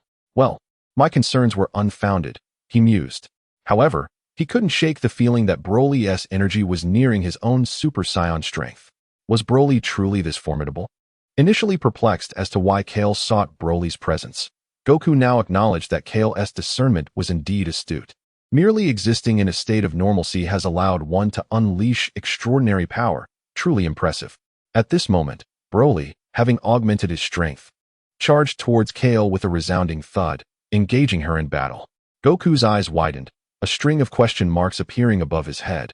He thought, wait, why are you charging in again? Your Super Saiyan strength is futile. As Broly and Kaal clashed, it became evident that Broly struggled to gain the upper hand, repeatedly being battered by her. However, what Goku did not anticipate was the significant transformation occurring within Broly. Despite enduring repeated blows from Kaal, after a few exchanges, Broly's energy surged once more, allowing him to match her blow for blow. Goku couldn't help but marvel, what is this? Is it really that easy to increase one's strength? At this point, Goku ceased his attempts to intervene, eager to witness just how far Broly could ascend. Indeed, before long, Broly, as expected, experienced yet another enhancement. Although still in his base state, he had now begun to dominate Kaal in their skirmish.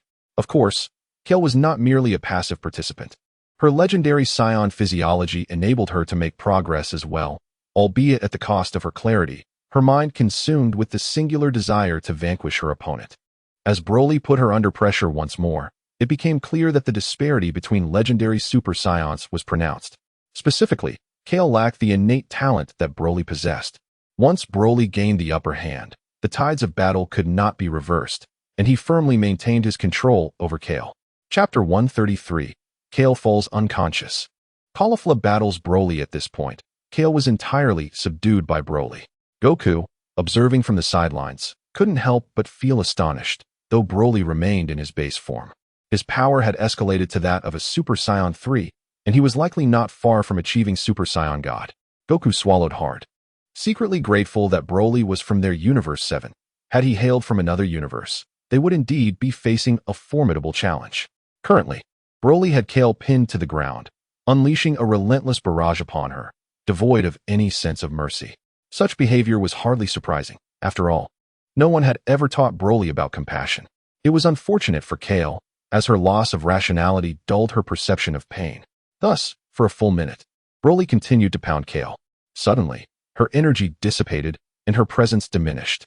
Caulifla, witnessing this, felt a surge of urgency and rushed forward, shoving Broly away. She had been anxious while watching from the sidelines, but the overwhelming energy of their battle had rendered her helpless. The disparity in their strengths was undeniable, leaving her with little choice but to watch in distress. As Broly attempted to advance once more, Goku swiftly interposed himself before him, halting his advance. Broly, that's enough. She has already lost her fighting spirit. Under the obstruction of Sun Wukong, Broly gradually regained his composure, his aura dissipating as he gazed impassively at the figure before him. Caulifla lay unconscious, her muscular frame returning to its natural state, eyes gently shut, her countenance serene. Caulifla cradled Caulifla's head, softly calling out to her. Yet there was no stirring. Caulifla had succumbed to a deep, infantile slumber, unresponsive to her entreaties. Gently, Caulifla set her friend's head down and slowly rose. Her head bowed, disheveled strands of hair casting shadows over her eyes. Gabby, take Caulifla away from here, she instructed. Gabby, hearing Caulifla's voice, wore a worried expression but promptly rushed over to assist, lifting Caulifla and moving her to a safer distance. Before departing, Gabby cast a glance at Caulifla, fully aware of her intentions, yet he felt powerless to intervene, cautioning her with a concerned, be careful. Caulifla remained silent, her gaze lifting, bloodshot eyes fixed on Broly with a fierce intensity, as if she wished to devour him whole. Without uttering a word, she glared menacingly at Broly, advancing step by step. With each stride, her aura intensified, and when she halted approximately 10 paces from Broly, her presence was so formidable that even Sun Wukong felt a surge of trepidation. Sensing the ominous energy radiating from Caulifla, he urged her to remain calm, yet she was beyond listening. As her aura peaked, Caulifla suddenly surged forward, appearing before Broly in an instant. The Broly in his base form was caught off guard, receiving a powerful punch to the cheek that sent him hurtling backward. After sending Broly flying, Caulifla unleashed a brilliant yellow energy wave aimed directly at him. Still in the midst of his backward flight, Broly struggled to regain control, but the energy wave reached him before he could react, propelling him farther away, crashing through a series of protruding stone mounds, dangerously close to the edge of the arena. At that moment, Broly managed to respond, his aura flaring up once more, quickly regaining the intensity he had displayed when he had just struck Caulifla. He steadied himself forcibly, his hands positioned forward, and as Caulifla's energy wave approached, it met an invisible barrier, splitting in two as it sliced past him. Suddenly, Broly thrust his hands apart, igniting a fierce blaze of energy that erupted explosively upon contact with Caulifla's energy wave, resulting in a thunderous explosion. In that instant, Broly surged forward like a released arrow, rapidly closing the distance to Caulifla, crossing half the arena in the blink of an eye. Without a moment's hesitation, he launched a fierce punch towards her head, the force behind it suggesting a potential for devastating impact. As Caulifla evaded Broly's strike, her body swiftly pivoted, allowing Broly's fist to narrowly miss the tips of her hair. Seizing the opportunity, Caulifla launched a counterattack, her fingers converging. Due to her shorter stature, she could not reach Broly's head, so she aimed for his armpit, knowing a well-placed hit could incapacitate the arm he used to attack. Broly, not particularly seasoned in combat, often relied on instinct, which perplexed many. At that moment, he sensed a cool breeze beneath him, an indication of Caulifla's impending assault. Without hesitation, he redirected his forward attack, elbow aimed downward. Caulifla sensed the shift and retracted her strike, crouching to evade Broly's elbow while delivering a sweeping kick. This maneuver illustrated her superior combat experience. She adeptly altered her strategy in response to Broly's actions. The sweep connected, destabilizing Broly and causing him to lean sideways. Meanwhile, Caulifla, already in a crouched position, utilized it to gather strength. Balancing on one leg, she unleashed a rapid kick towards Broly's midsection, intending to launch him into the air. Realizing the impending danger, Broly instinctively brought his hands together to brace himself. Caulifla's kick was thwarted by his hands, but the force behind her strike still propelled Broly upwards. Seizing the moment, Caulifla bent her knees and leapt, swiftly positioning herself above Broly with her hands raised high. This punch was to serve as recompense for the injury inflicted on Caulifla. Broly, unable to halt his spinning descent, was caught off guard as Caulifla's blow descended forcefully upon his back. With a resounding crash, Broly plummeted to the ground, creating a deep crater beneath him.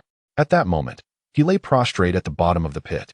Yet, Caulifla's onslaught was far from over. Following her initial strike, she prepared to unleash a significant attack on Broly, one that would likely result in injury. Chapter 134. Midway through the battle suddenly, Son Goku entered the fray. In an instant, he teleported in front of Broly, facing the energy blast Caulifla had sent his way.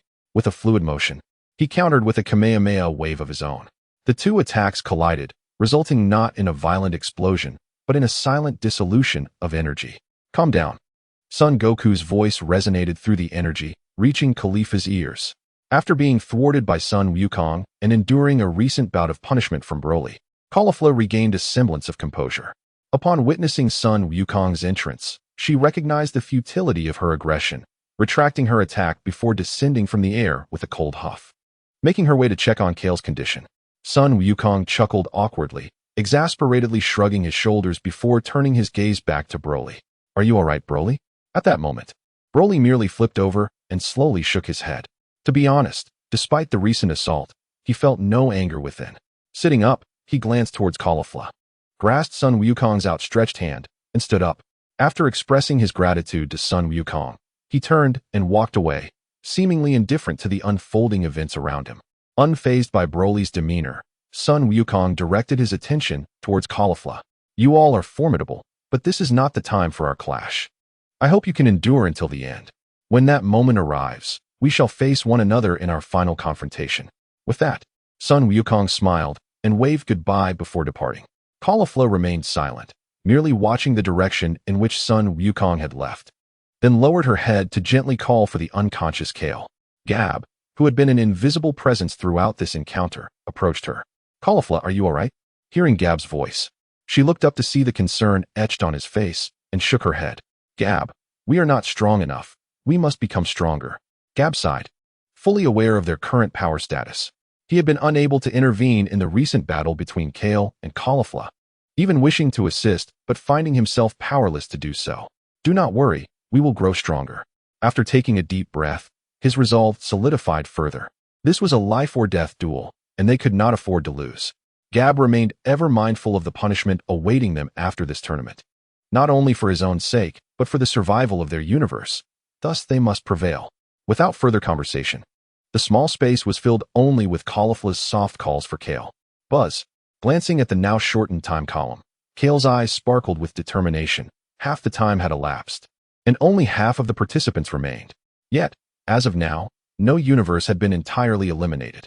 Unlike the original narrative where three wolves drew Sun Wukong's ire, this confrontation appeared intense, albeit each universe exhibited considerable restraint. Thus far, the 7th and 11th universes boasted the highest remaining numbers, each with 10 participants, while the 4th universe found itself with the fewest. Kaal could not help but lift his gaze to the rodent on the stands, a smirk of derision forming on his lips. Look at that, the gods are inept, and so are the inhabitants of this universe. However, it seemed the time had come to apply some pressure. With this thought, Kaal rose to his feet, stretching his limbs. Jillian, who had been in deep meditation, finally opened his eyes, casting a spectral look at Kaal. Are you finally ready to make your move? As if sensing Jillian's gaze, Carl turned in her direction, offering a faint smile and a casual greeting before vanishing entirely. With his disappearance, those who had been attentively observing Carl's movements on the battlefield felt a sudden tightening in their chests. They had witnessed the battle between Carl and the god of destruction and knew that encountering Carl would only lead to their elimination. Now, with Carl gone, they were uncertain whom he might target next. The onlookers held their breath, bracing themselves for a potential ambush, cold sweat trickling down their faces. Carl reappeared before a figure with a pair of distinctive legs. Ganos, a being from the 4th universe. Ganos, enveloped in a halo of yellow lightning, instinctively took a couple of steps back upon the sudden appearance of Carl. With a wary expression, Ganos regarded Carl, questioning whether he intended to eliminate him. Carl smiled slightly, affirming his intention but adding there would be no reward for the correct assumption. After a brief silence, Ganos inquired if he might understand why he had been chosen. Well, it wouldn't hurt to tell you, Carl replied with a smile. Your universe has the fewest members, and I believe the battles in the arena have yet to reach their peak intensity. A bead of cold sweat trickled down Ganos' face. What did this formidable being mean? Did he find the current chaos insufficient? So, after eliminating me, you will proceed to eliminate the last remaining member of my universe, will you? Ganos positioned himself for battle. Although he knew he stood no chance, he was unwilling to concede without a fight, hoping to buy himself some time. Carl nodded, acknowledging his intentions.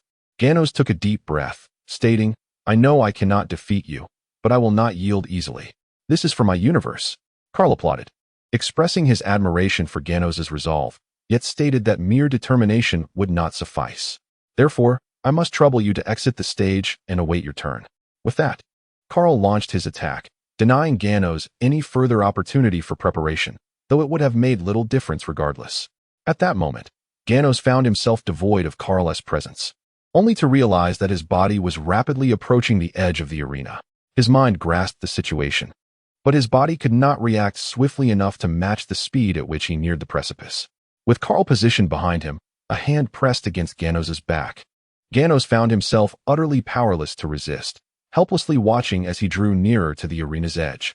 Finally, just 10 centimeters from falling off, his body responded, and he desperately unleashed the lightning surrounding him, hoping to compel Carl to relent.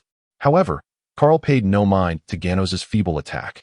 The electricity felt to him like a gentle massage, merely a tingling sensation with no real effect.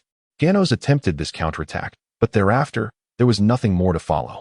With a roar of indignation, Ganos distanced himself from the arena, plunging into the endless abyss below. In a fleeting moment, he appeared on the viewing platform of the 4th universe, with his head bowed. Carl glanced towards the god of destruction of the 4th universe, a slight smile gracing his lips as he raised a finger, signifying one. Chapter 135, The 4th Universe, Erasure on the viewing platform of the 4th universe. A mouse observed Carl's solitary gesture with a grim expression. Their universe was left with but one representative in the arena, and he discerned the implication of Carl's signal. Carl's intention was clear, to eliminate their sole remaining fighter, rendering their universe the first to be erased. The mouse perceived Carl's audacity as exceedingly arrogant, yet found himself powerless to intervene, his countenance dark and dismal. In response to the mouse's menacing glare, Carl merely returned his gaze with a radiant smile. In a shadowy corner of the arena, the last fighter of the 4th universe quietly observed Carl. Seeing Carl standing at the edge of the arena, an excited smile emerged on his face. If he remained there, the opportunity to knock him off would present itself. The insectoid daemon stealthily approached Kahl's direction. His diminutive form was so small that it would be nearly invisible if one did not pay close attention. Even if one sensed his presence, it would be undetectable without familiarity. Moreover, as a flea, Daemon possessed remarkable agility and speed, making him almost imperceptible in motion. However, this only applied to those unaware of the situation. It was evident that Kahl did not fall into that category. With his back turned to Daemon, Kahl wore a distinct smile that Daemon could not see. Noticing that Kahl remained oblivious to his approach, Daemon smirked, thinking how lackadaisical Kahl's vigilance was. Moving swiftly, he closed the distance between them. In the blink of an eye, he was behind Kahl, having traversed the short gap with remarkable speed. Without making a sound, Daemon leaped up, aiming a powerful kick at Kahl's back. However, just then, Kahl turned around. At that moment, Daemon felt a vast shadow envelop him. Alarmed, he attempted to evade, but being airborne, escape was futile. As Kahl turned, his large hand reached out toward Daemon. I knew you were nearby. If you hadn't attacked me, it would have taken considerable effort to unearth you. Kahl's voice thundered in Daemon's ears. Are you fishing? Cursed be your deceit. Daemon exclaimed in anger, colliding directly into Kahl's palm as he could not evade in midair.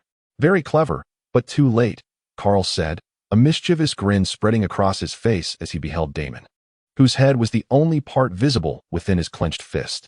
Let me go, you scoundrel. Daemon struggled futilely, his strength insufficient to break free. Ah, your struggles are futile. There is no escape for you. Accept your fate and be eliminated, Kahl declared, his clenched fist radiating a luminous glow that gradually enveloped Daemon within its brilliance. Trapped within Kahl's aura, Daemon felt his body stiffen. The strength he once possessed to resist had dissipated, leaving him weak and limp as he collapsed atop Kahl's fist. Observing Daemon's loss of agency, Kahl opened his palm and tossed Daemon lightly, exclaiming, well, your game ends here. Farewell. With that, he carelessly hurled the encased Daemon towards the edge of the arena. Daemon, along with the shimmering aura, rolled effortlessly across the platform before sliding off the edge. Witnessing this spectacle, the spectators from the fourth universe were infuriated. Daemon represented their last glimmer of hope, yet who could have anticipated his reckless decision to confront Kahl? Fully aware of his own inadequacies, he had foolishly believed he could seize an opportunity, only to realize he was merely inviting his own demise. Daemon's defeat signified the complete elimination of the fourth universe, heralding the impending threat of their erasure. In a state of desperation, the mouse cried out, Wait, Lord Zeno. The urgency in the mouse's voice was palpable as he sought to halt Zeno's actions. But did he believe Zeno would heed his pleas?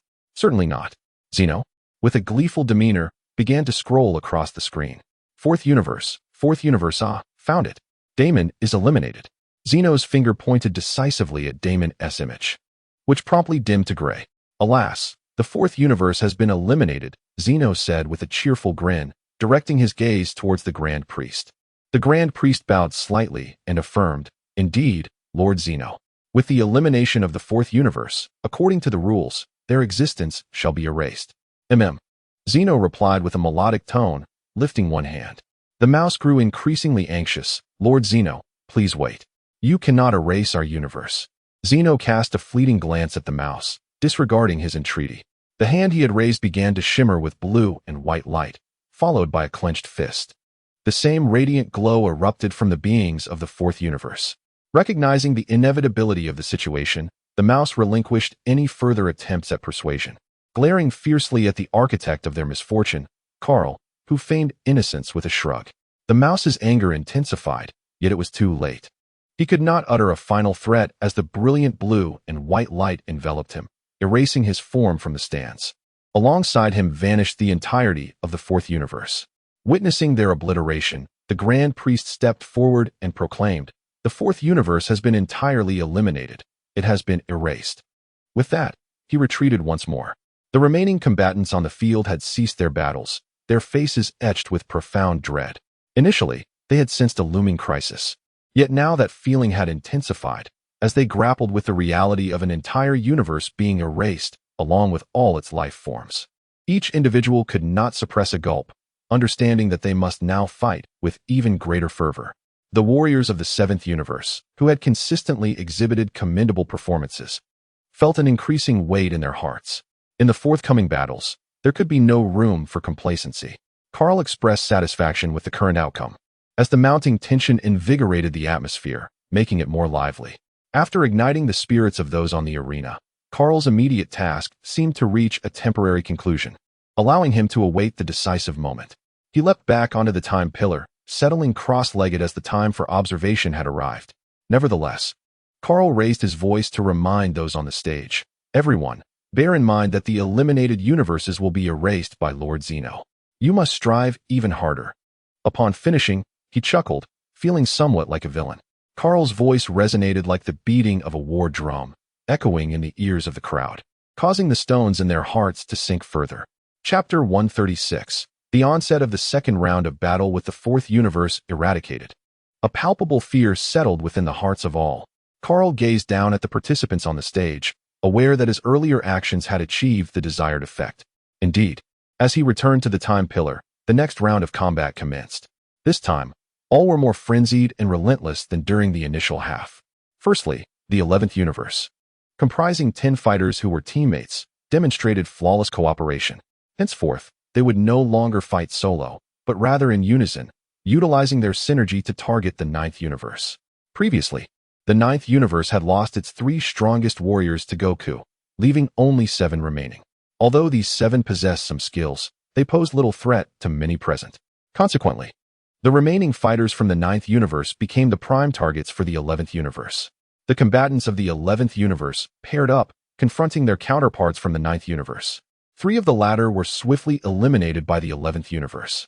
With 4 fighters left, 3 had consistently acted together, boasting a formidable technique that allowed them to fuse, resulting in a powerful form reminiscent of Frieza's father, exuding an ominous aura. These 3 encountered the formidable duo of Gohan and Piccolo from the 7th universe, joined by Krillin.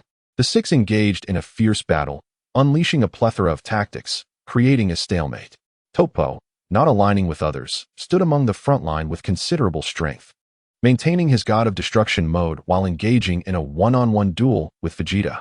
In addition, the 11th universe's Dispo had regained some strength, held by Frieza, refraining from counterattack as he sought an opportunity. Aware that he could not rely on anyone else, he realized that Toppo was occupied with Vegeta while others dealt with fighters from different universes. All he could do was save himself. Frieza, gripping Dispo, advanced towards the edge of the arena. In the midst of chaos, individuals from the 2nd universe, 4th universe, and 6th universe clashed in a tumultuous battle. Those who remained were either spectators or in search of new adversaries, rendering the scene a cacophony of turmoil. Kaal observed the fierce confrontation between Vegeta and Toppo, where Vegeta found himself under relentless pressure, utterly incapable of mounting a defense. Perhaps due to the prolonged onslaught, his inner pride surged forth, compelling him to unleash his potential once more. The thought of defeat was intolerable to him. No, his pride forbade such an outcome. Thus, he began to rise, passively but resolutely. With a thunderous roar that reverberated through the air, he strained his vocal cords, the weight of Toppo's assault igniting an unprecedented seriousness within him. As Vegeta's roar persisted, his entire being trembled violently, squeezing every ounce of energy from within, his power escalating. Toppo, for the moment, refrained from launching an attack, curious to witness what capabilities lay within the spiky-haired warrior before him. Fueled by rage, Vegeta's energy intensified, transforming the azure flames surrounding him from a pale blue to a deeper hue. His once light blue hair morphed into a profound indigo. Following the path of the original narrative, Vegeta lacked the Kaioken's enhancement that Goku possessed, yet he forged his own path through sheer talent. With his newfound strength, Vegeta's expression grew solemn, his gaze towards Toppo steady and inscrutable. Toppo met Vegeta's unwavering stare with a detached demeanor, and without uttering a word, he launched his assault as soon as Vegeta completed his transformation. A purple sphere of destructive energy shot forth from Toppo's fingertips, hurtling directly towards Vegeta. The expression on Vegeta's face remained unaltered, yet he was acutely aware of the terrifying power of the destructive energy, showing no signs of trepidation. He charged towards the impending threat, a deep blue energy enveloping his fist. With a powerful strike, Vegeta aimed his fist at the destructive energy. Unlike before, his punch altered the energy's trajectory. Rather than obliterating Vegeta's essence, it became flattened and distorted by his force. Ultimately, under Vegeta's might. The destructive energy burst like a balloon pierced by a needle. For the first time, Topo experienced a flicker of astonishment. It was unprecedented for him to encounter someone capable of dispersing his destructive energy. He gazed into Vegeta's eyes, witnessing his pupils constrict in disbelief. Yet, Vegeta remained unperturbed, his expression tranquil as he regarded Topo. Topo, however, was unruffled, while Vegeta's ability to disperse destructive energy indicated they had equalized their strengths. The ensuing battle would hinge upon their raw power. After a brief moment of mutual observation, both warriors initiated new movements, their forms rapidly closing the distance between them. As they approached, Topo incessantly unleashed destructive energy towards Vegeta, attempting to disrupt his advance. Vegeta deftly maneuvered, evading Topo's assaults as he pressed forward. At last, they drew near, simultaneously raising their fists to strike at one another. The two combatants now stood on equal footing, and even the destructive energy emanating from Topo could not impede the transmission of Vegeta's power. A thunderous clash erupted as their fists collided. Observing the impact of their blows, neither could gain the upper hand, prompting both to swiftly alter their tactics. Vegeta transformed his fist into an open palm, gliding past Topo's strike to seize his wrist. Although he wished to grasp Topo's fist directly, the latter's physique was distinctly formidable. His enormous hands rendered Vegeta's smaller ones inadequate for such a task. Thus he opted for the wrist instead. Topo perceived Vegeta's intention but remained unperturbed. If Vegeta desired to grasp him, then so be it. He unleashed a powerful strike aimed at Vegeta's shoulder. However, Vegeta was quicker, managing to grasp Topo's wrist first. In a critical moment, he yanked Topo's arm towards himself. This maneuver drew Topo closer, causing his punch to veer off course and miss its intended target. While Topo's arm still struck Vegeta, it lacked the force of a fist, resulting in minimal damage. Seizing the momentary delay in Topo's attack, Vegeta pressed down on his wrist, forcefully pinning him to the ground, fully stepping onto Topo's fist. Without a hint of hesitation, Vegeta exerted his strength, raising himself up, and with both feet aligned, he launched a kick towards Topo's chin like an arrow. The impact caused Topo's body to momentarily freeze, his eyes locked onto Vegeta's impending strike. Unfortunately, the brief lapse in his movements left him unable to defend in time. Thus, Topo bore the brunt of Vegeta's side kick. Following the attack, Vegeta released Topo and spun through the air, landing several meters away. The force of the kick sent Topo soaring, and seizing this opportunity, Vegeta stacked his hands together, summoning the prelude to Ultimate Flash. Ultimate Flash, he bellowed, a radiant light bursting forth as a beam surged towards Topo. In midair, Topo strained to turn his head, aware that Vegeta's assault was imminent. The speed of Vegeta's attack left Topo no time to adjust his stance, and the Ultimate Flash struck him directly. Fortunately, Topo had maintained his God of Destruction mode, enveloping his body in a layer of purple destructive energy. The impact of Vegeta's flash ignited ripples across the energy barrier. A portion was dissipated, while another surged through, colliding with Topo's form. A tremendous force struck Topo, sending him soaring through the air, unable to stabilize his form. As he neared the edge of the ring, Topo finally regained control over his body amidst the impact. Without a moment's hesitation, he unleashed his energy. Failure to do so would result in his fall from the platform. Surrounding him was a radiant violet aura, which shielded him from all ultimate flashes. Standing amidst the flames, Topo took a deep breath and gazed at Vegeta's position, his expression laden with gravity. Vegeta's enhancement had surpassed his expectations. It appeared that eliminating this spiky-haired foe would not be an easy task. Through the sensations relayed back to him by the flashes, Vegeta discerned that Topo had ceased his movement, his energy rising once more.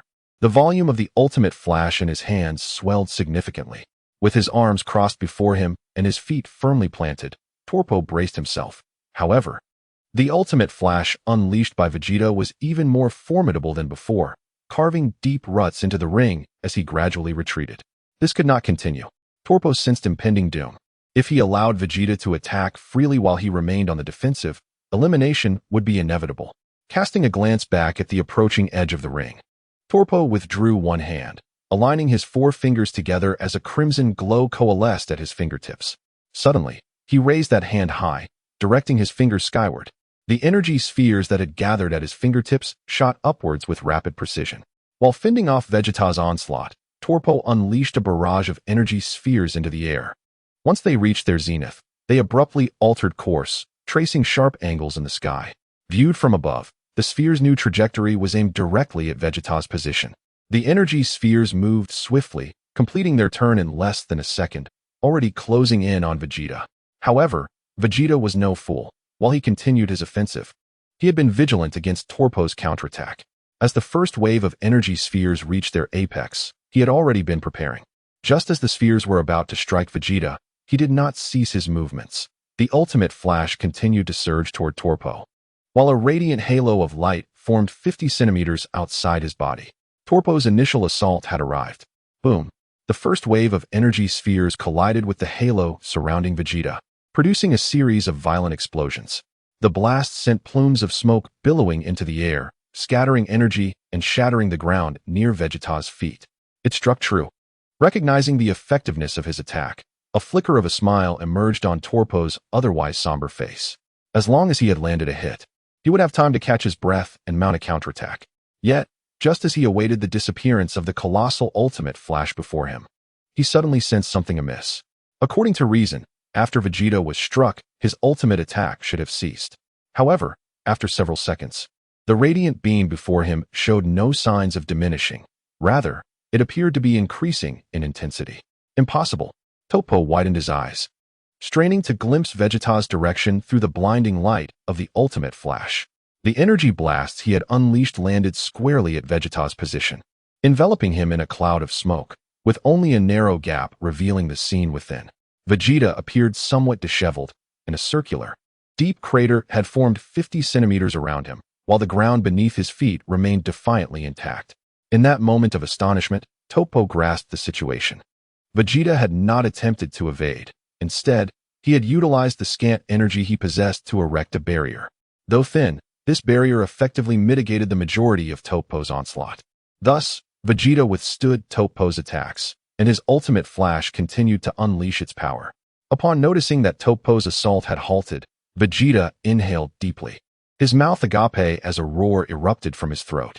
Subsequently, the already colossal ultimate flash expanded further, releasing an energy that caused Torpo to experience a palpitation of dread. Due to his earlier astonishment at Vegeta's resilience, Torpo's energy momentarily stagnated, coinciding with an increase in Vegeta's output. At that moment, Torpo realized it was too late to defend himself. The force of the ultimate flash lifted him off the ground, propelling him toward the edge of the arena. Given his proximity to the edge, he was swiftly thrust from the platform. Desperately, Torpo waved his hands in an attempt to grasp the arena, but he was already far beyond its reach, with the ultimate flash driving him further into the abyss, rendering his efforts futile. As the brilliance surrounding Torpo flickered, his form vanished, only to reappear in the stands of Universe 11. The ultimate flash surged toward the distant void, trailing a long, fiery tail. Vegeta ceased his assault, bending over with his hands on his knees, panting heavily. He glanced up at the stands of Universe 11, relieved to have finally cast that opponent down. Chapter 138. Frieza and Dispo recklessly unleashing his ultimate technique. Vegeta felt his body weaken. After propping himself on his knees and gasping for breath, he still felt drained of strength, prompting him to lie down, his deep blue hair reverting to black. Lying on the ground, Vegeta gazed into the endless void, murmuring to himself, still not strong enough. At that moment, Goku's voice resonated from above. Vegeta. Vegeta glanced sideways, curling his lip. Kakarot, are you here to witness my misfortune? Sun Wukong leaped to a spot not far from Vegeta, momentarily taken aback by Vegeta's words. A smile graced his face as he replied, "How can you say that? I witnessed your recent battle, and it was impressive. You've indeed made progress." Vegeta's cheeks flushed slightly, and he turned his head away, no longer meeting Sun Wukong's gaze. "Humph. Is the proud Scion prince feeling bashful?" Sun Wukong extended his hand toward Vegeta, asking, "So, do you still have the strength to fight?" Vegeta met Sun Wukong's eyes and placed his hand atop Sun Wukong's. "I am the prince of the Scions." Though his body felt weak, the pride of a Scion prince forbade him from showing any signs of weakness before Sun Wukong. Even if he truly lacked the strength to continue fighting, he would endure and rise to his feet. There was nothing else but a weak body, yet a resilient spirit. Sun Wukong assisted Vegeta, subtly gauging his condition. He merely smiled at Vegeta's bravado, choosing not to expose it. He draped Vegeta's arm over his shoulder, wrapping one arm around his back, and began guiding him toward the others. On the other side of the arena, Frieza was tugging at Tispo's tattered collar, having reached the edge of the stage. He looked down at Tispo and sneered, "Another one of your universe has been eliminated." He then erupted into a fit of malicious laughter. Fury surged within Tispo as he glared intensely at Frieza. "Do not gloat. We shall carry on Tobo's will and continue to fight.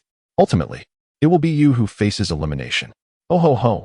Even if what you say is true, you will merely be a spectator." Frieza's expression turned cold as he prepared to toss Tispo from the stage. Having played with this rabbit for long enough, it was time to bring an end to it. With a swift motion, Frieza hurled Tispo into the air. A glimmer of determination sparked in Tispo's eyes. He had waited for this moment. Though initially weakened, he had secretly regained his strength while being held by Frieza, deliberately concealing his recovery, biding his time for Frieza's moment of negligence. The opportune moment arrived when Frieza deemed him defeated and prepared to throw him out of the arena. As Tispo was cast away, he sprang into action, his body suspended in midair as he twisted to face Frieza. In an instant, Tispo seized Frieza's wrist as he extended his hand. "What?" Frieza exclaimed in surprise. Yet, at this juncture, his astonishment was futile. Tispo's pull sent Frieza tumbling toward the edge of the arena. Meanwhile, Tispo, utilizing the opposing force from his grip, soared upward. In a mere half-second, their bodies aligned. Tispo executed a mid-air flip, matching Frieza's direction. Subsequently, Tispo's feet landed firmly on Frieza's body, crouching down, bam, like a spring suddenly released. Tispo's body straightened, using Frieza as a springboard to launch himself onto the arena. Frieza, utilized as a platform, plummeted downward at an accelerated pace. Tispo landed on the stage, slightly crouching to mitigate the impact of his descent. He slowly turned to gaze at the edge of the arena, a mocking smile curling at the corners of his mouth. "Alas, the final battle holds no significance for you." With that, he prepared to turn and assist his comrades elsewhere. Suddenly, a series of applause erupted, and Tispo was met with a voice he found particularly irksome. "Oh ho ho, is this your trump card? How pedestrian." Tispo's eyes flickered with a slight tremor as he turned to face the edge of the arena. There, Frieza hovered, hands repeatedly clapping. Tispo's pupils constricted as he noticed Frieza's tail standing erect, lifting his body to hover at the arena's edge. Aware of Tispo's gaze, Frieza chuckled softly, gradually descending to stand on the stage, retracting his tail and presenting it before him. "Did you think I was unaware of your little schemes?" His face adorned with an elegant smile, the tail swayed playfully. Feeling a sense of foreboding, Tispo stepped backward. "What? Only now considering a retreat?" Frieza's smile widened, relishing this game of cat and mouse. After all, what fun would it be if the mice were not made to feel despair? Tispo, realizing he could not hope to battle Frieza in his current state, understood that only by uniting with his teammates could he hope to eliminate Frieza. Without uttering a word, Tispo activated his maximum speed and fled into the distance. Yet, Frieza granted him no opportunity, instantly transforming into black gold Frieza.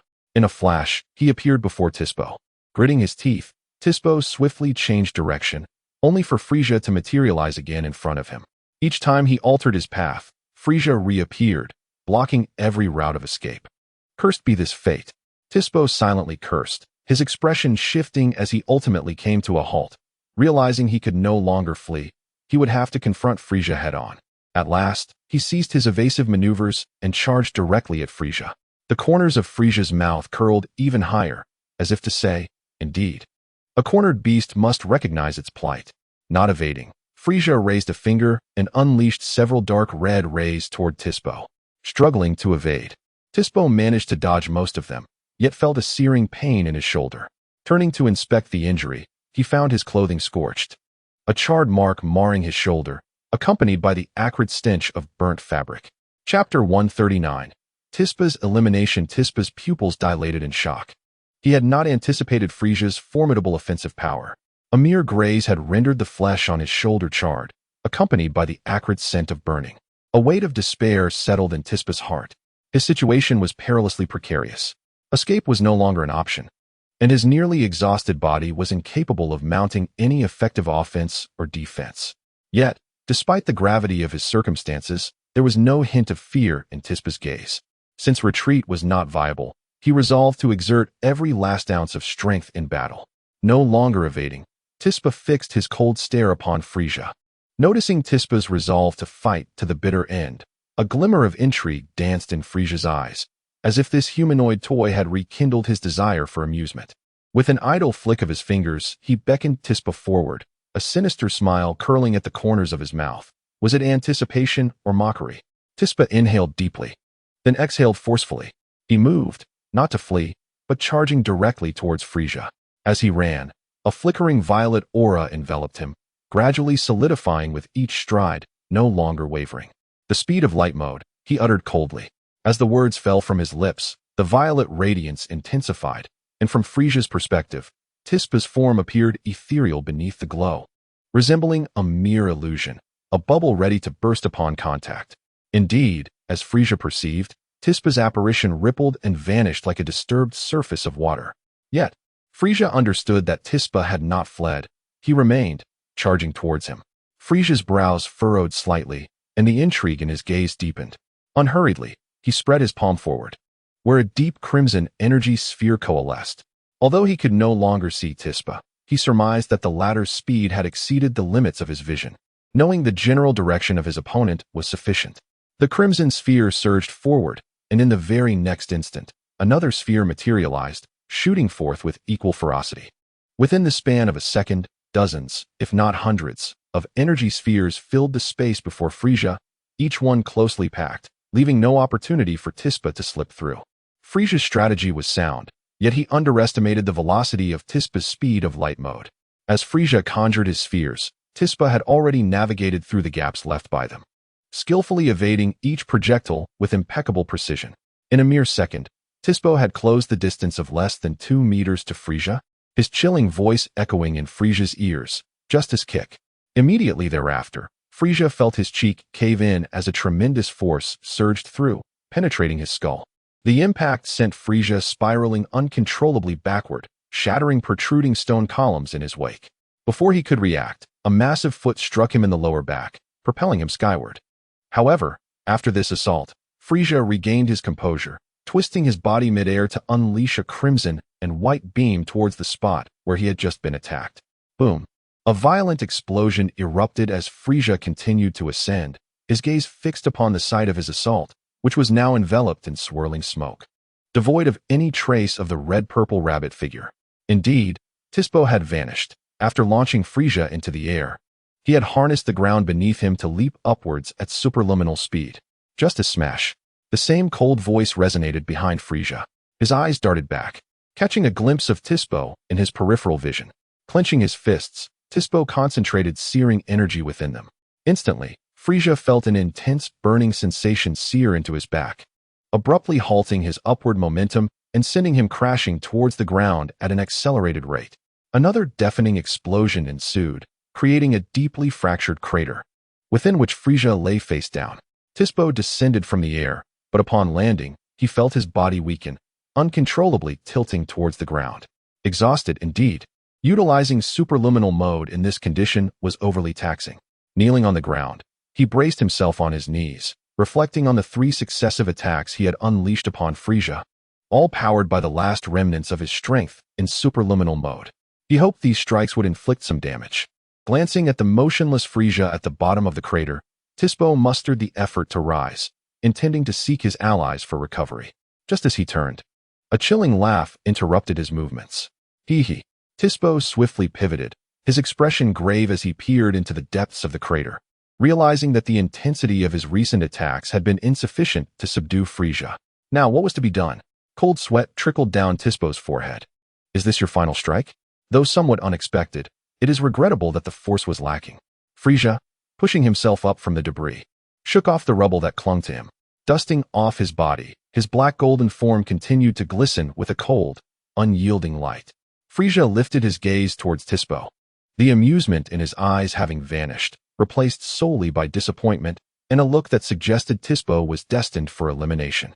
He ascended from the abyss with measured steps, the steady sound of his footsteps causing Tispa's heart to sink further. At this moment, Tispa felt utterly powerless, devoid of any strength to resist Frieza. It seemed that his fate was sealed, with only the prospect of defeat awaiting him. At last, Frieza emerged from the depths, uttering not a single word. He appeared to have lost interest in toying with Tispo, directing a chilling beam from his fingertips that struck Tispo's limbs with precision. Several dark holes manifested upon Tispo's arms and legs, rendering him incapable of further resistance. He collapsed to the ground, a tear of unwillingness tracing the corner of his eye. Once Tispo was incapacitated, Frieza approached without hesitation. He lifted a foot, and with a swift motion, he kicked Tispo in the lower back, sending him tumbling off the stage. After eliminating Tispo, Frieza smirked and turned away from the scene. Time passed, and the moment for the final showdown drew near, a confrontation in which he would undoubtedly partake. Chapter 140. The Second Universe versus the Sixth Universe as Vegeta eliminated Tispo.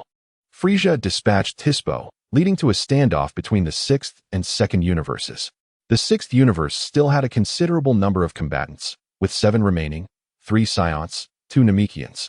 Frost, and the Sixth Universe's ace, the assassin hit. In contrast, the Second Universe was at a disadvantage, with only 4 fighters left, Ribrian and her 2 allies, along with the unremarkable Zarbon, representing the entirety of their combat strength. The 4 of them stood united, facing off against the members of the Sixth Universe. However, not all of the Sixth Universe's fighters were present to confront Ribrian and her companions. They too had only 4 members, Caulifla, 3 Scions, and Frost, who bore a striking resemblance to the king. The 8 warriors faced each other, neither side initiating the attack. Caulifla, did you summon me merely to contend with those over there? Frost inquired, a smile adorning his face, though a flicker of malice occasionally glimmered in his eyes. Caulifla shot a sidelong glance at Frost. Less chatter, just do as you're told. Frost's expression darkened momentarily, harboring resentment. Among those present, he was well aware of his limitations. He could not best the 3 Scions. He cast a brooding glance at Caulifla, contemplating that had they not originated from the same universe, he might have already dealt with the 3 Scions. Feigning indifference, he shrugged and remarked, "So, what's the plan? Shall we engage in battle directly, or what? My abilities are limited, so I can only handle that peculiar fellow over there." "Suit yourself," Caulifla responded, exchanging glances with Kaal and Kaba, assigning them their opponents. While they might not eliminate all their adversaries, taking down 1 or 2 should be within their reach. Caulifla stepped forward, her gaze fixed intently on the shapely Ribrian, clearly signifying her role as Ribrian's adversary. Kaal and Gabe, having perceived Caulifla's silent cue, each sought out their respective opponents. The atmosphere in the arena grew heavy with silence, as if time itself had come to a standstill. The battle was on the verge of eruption. Ribrian remained in her untransformed state, as the imminent climax of this contest necessitated minimizing energy expenditure through transformation, a decision most advantageous for them. Suddenly, an explosion echoed from an unknown source, serving as a clarion call for both sides to initiate their assault. In an instant, Caulifla sprang into action, unleashing a barrage of energy blasts towards Ribrian, employing her princely technique. Ribrian, responding to Caulifla's movement, leapt down from her stone pillar and sprinted towards her opponent with remarkable speed. As she advanced, she deftly evaded the oncoming attacks while simultaneously gathering energy into a heart-shaped orb in her hands. Realizing her princely technique had not succeeded, Caulifla halted her offensive and began to coalesce a similar energy sphere, charging towards Ribrian. The two approached each other, nearly on the verge of collision. Suddenly, the orbs in their hands transformed into energy waves, simultaneously launched at one another, as their figures rapidly closed the distance between them. The energy pressure generated by their opposing waves intensified, illuminating their faces with a brilliant glow. With a thunderous roar, the energy reached a critical threshold, resulting in a sudden explosion that engulfed both figures in a cloud of smoke. The sound of their bodies colliding resonated amidst the haze, marking the commencement of their physical confrontation.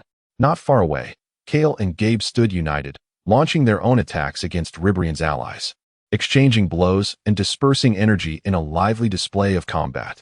In the midst of the fray, Frost found himself in an enviably relaxed position, confronting an opponent who seemed hardly formidable, even by the standards of the Second Universe. After a brief assessment, he discerned that this adversary could be easily subdued without resorting to transformation. Amidst the skirmish, he divided his focus to survey the battlefield, reveling in the enjoyment of the fight, seemingly unnoticed by all except for his opponent. A glint of scheming flickered in his eyes, Perhaps he could discreetly orchestrate a plan to eliminate this universe's fighters and subsequently teach that detestable scion a lesson. Thus, he began to contemplate his strategy, all while casually deflecting his opponent's attacks, pondering how best to punish the three scions, including Caulifla.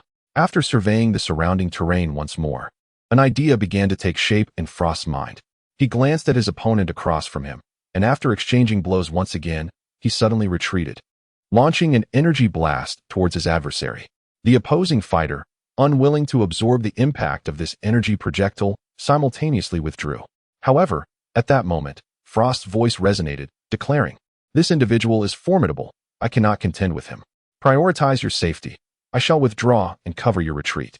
With that, Frost's figure vanished from sight, leaving everyone momentarily stunned. What transpired with this individual from Universe 6? Why did he abandon the fight midway? Though they were momentarily taken aback, both factions resumed their skirmish without hesitation. Frost's abrupt departure caught the three members of Universe 6 off guard, yet the situation was not dire, as they had not exerted their full strength, at most. They faced a 3-against-4 scenario, which was manageable. The fighter opposite Frost, witnessing his retreat, turned his gaze towards the remaining three, contemplating whom to assist. He scanned the battlefield. He found himself unable to intervene in the clash between Ribrian and her opponent, nor could he engage with the other female fighter from Universe 6. Ultimately, it seemed his only viable option was to aid the male fighter from Universe 6. Thus, he shouted, "Sanka, I am coming to assist you," and unleashed an energy blast towards Sanka's adversary, Gabe. As Gabe prepared to unleash a powerful strike, he was suddenly startled by an attack from Universe 2, causing him to redirect his assault towards the incoming threat. Chapter 141, Mutual Destruction. Gabe's attack altered its course. An opportunity had presented itself, a moment of vulnerability. Sanka, recognizing that Gabe's strike was no longer aimed at him, seized the chance, as the change in direction exposed a weakness. Swiftly, he closed the distance, transforming into his feline form, and launched a ferocious assault with his sharp claws aimed at Gabe's torso. Realizing his blunder too late, Gabe felt a surge of frustration. He attempted to redirect his attack, but it was futile. Sanka's strike was already upon him. Almost instantly, Gabe felt a searing pain in his abdomen, and under the weight of that agony, his attack faltered, sending his body crashing backwards from Sanka's onslaught. After colliding with a rocky wall, Gabe fell to one knee. One hand pressed against the wound. Looking down, he saw crimson blood seeping from the long gashes inflicted upon him. Sanka, now joined by another fighter, stood at a distance, watching Gabe intently. Enduring the pain radiating from his abdomen, Gabe gritted his teeth and slowly rose to his feet. Upon witnessing Gabe's resurgence, Sanka exchanged a glance with his companion, and without uttering a word, they resumed their offensive. Gabe's expression darkened. He understood that in his current state, he was destined to suffer. Gabemi narrowed his eyes, and when he opened them again, an undeniable aura enveloped him, radiating a golden glow. His gaze became piercing, and his light yellow hair swayed as if stirred by an unseen wind. The two individuals from the second universe, witnessing this transformation, paused in their advance, their expressions grave as they regarded Gabemi, sensing his formidable power. They instinctively created distance between themselves, realizing that standing too close could spell disaster if the golden-haired warrior unleashed a devastating attack. Sanka, in her feline form, was swift.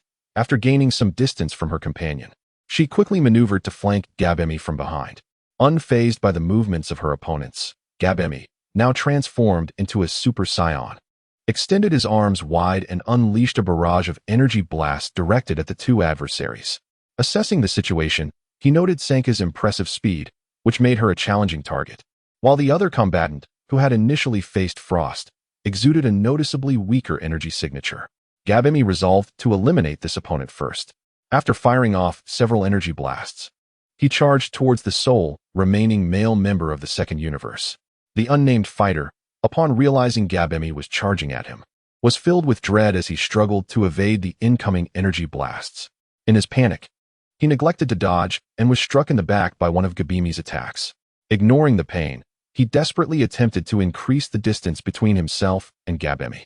Meanwhile, Sanka, startled by Gabemi abandoning her to pursue her companion, quickly propelled herself towards him after deflecting the last of his energy blasts. Lacking any long-range attack skills, her only means of offense lay in her claws and legs.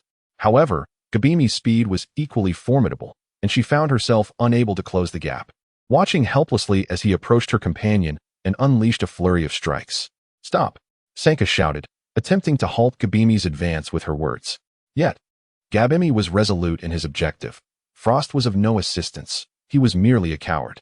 Ignoring Sanka's command, he quickened his assault.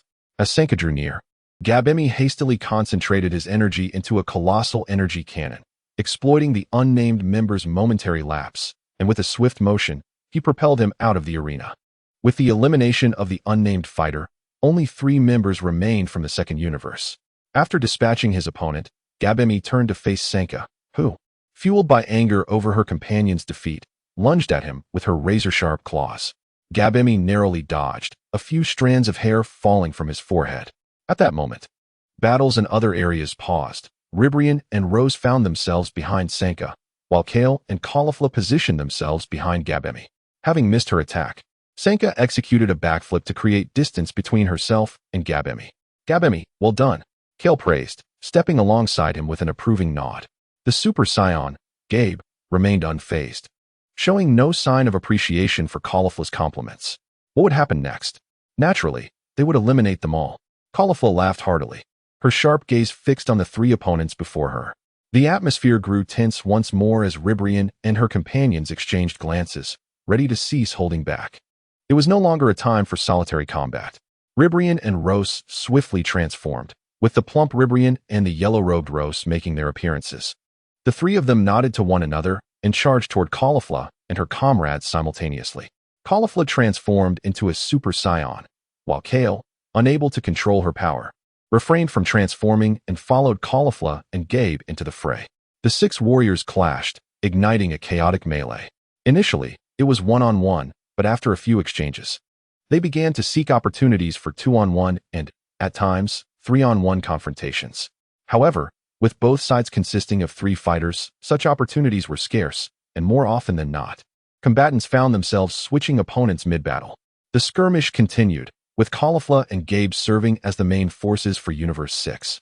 While the untransformed Kaal struggled to keep pace with the intensity of the battle. Kaal was, indeed, the sole underdog in this conflict. As the 6 engaged in combat, the battlefield shifted, drawing them closer to the edge of the arena. The 3 warriors from Universe 2 exchanged knowing glances, having identified Kaal as their vulnerability from the outset.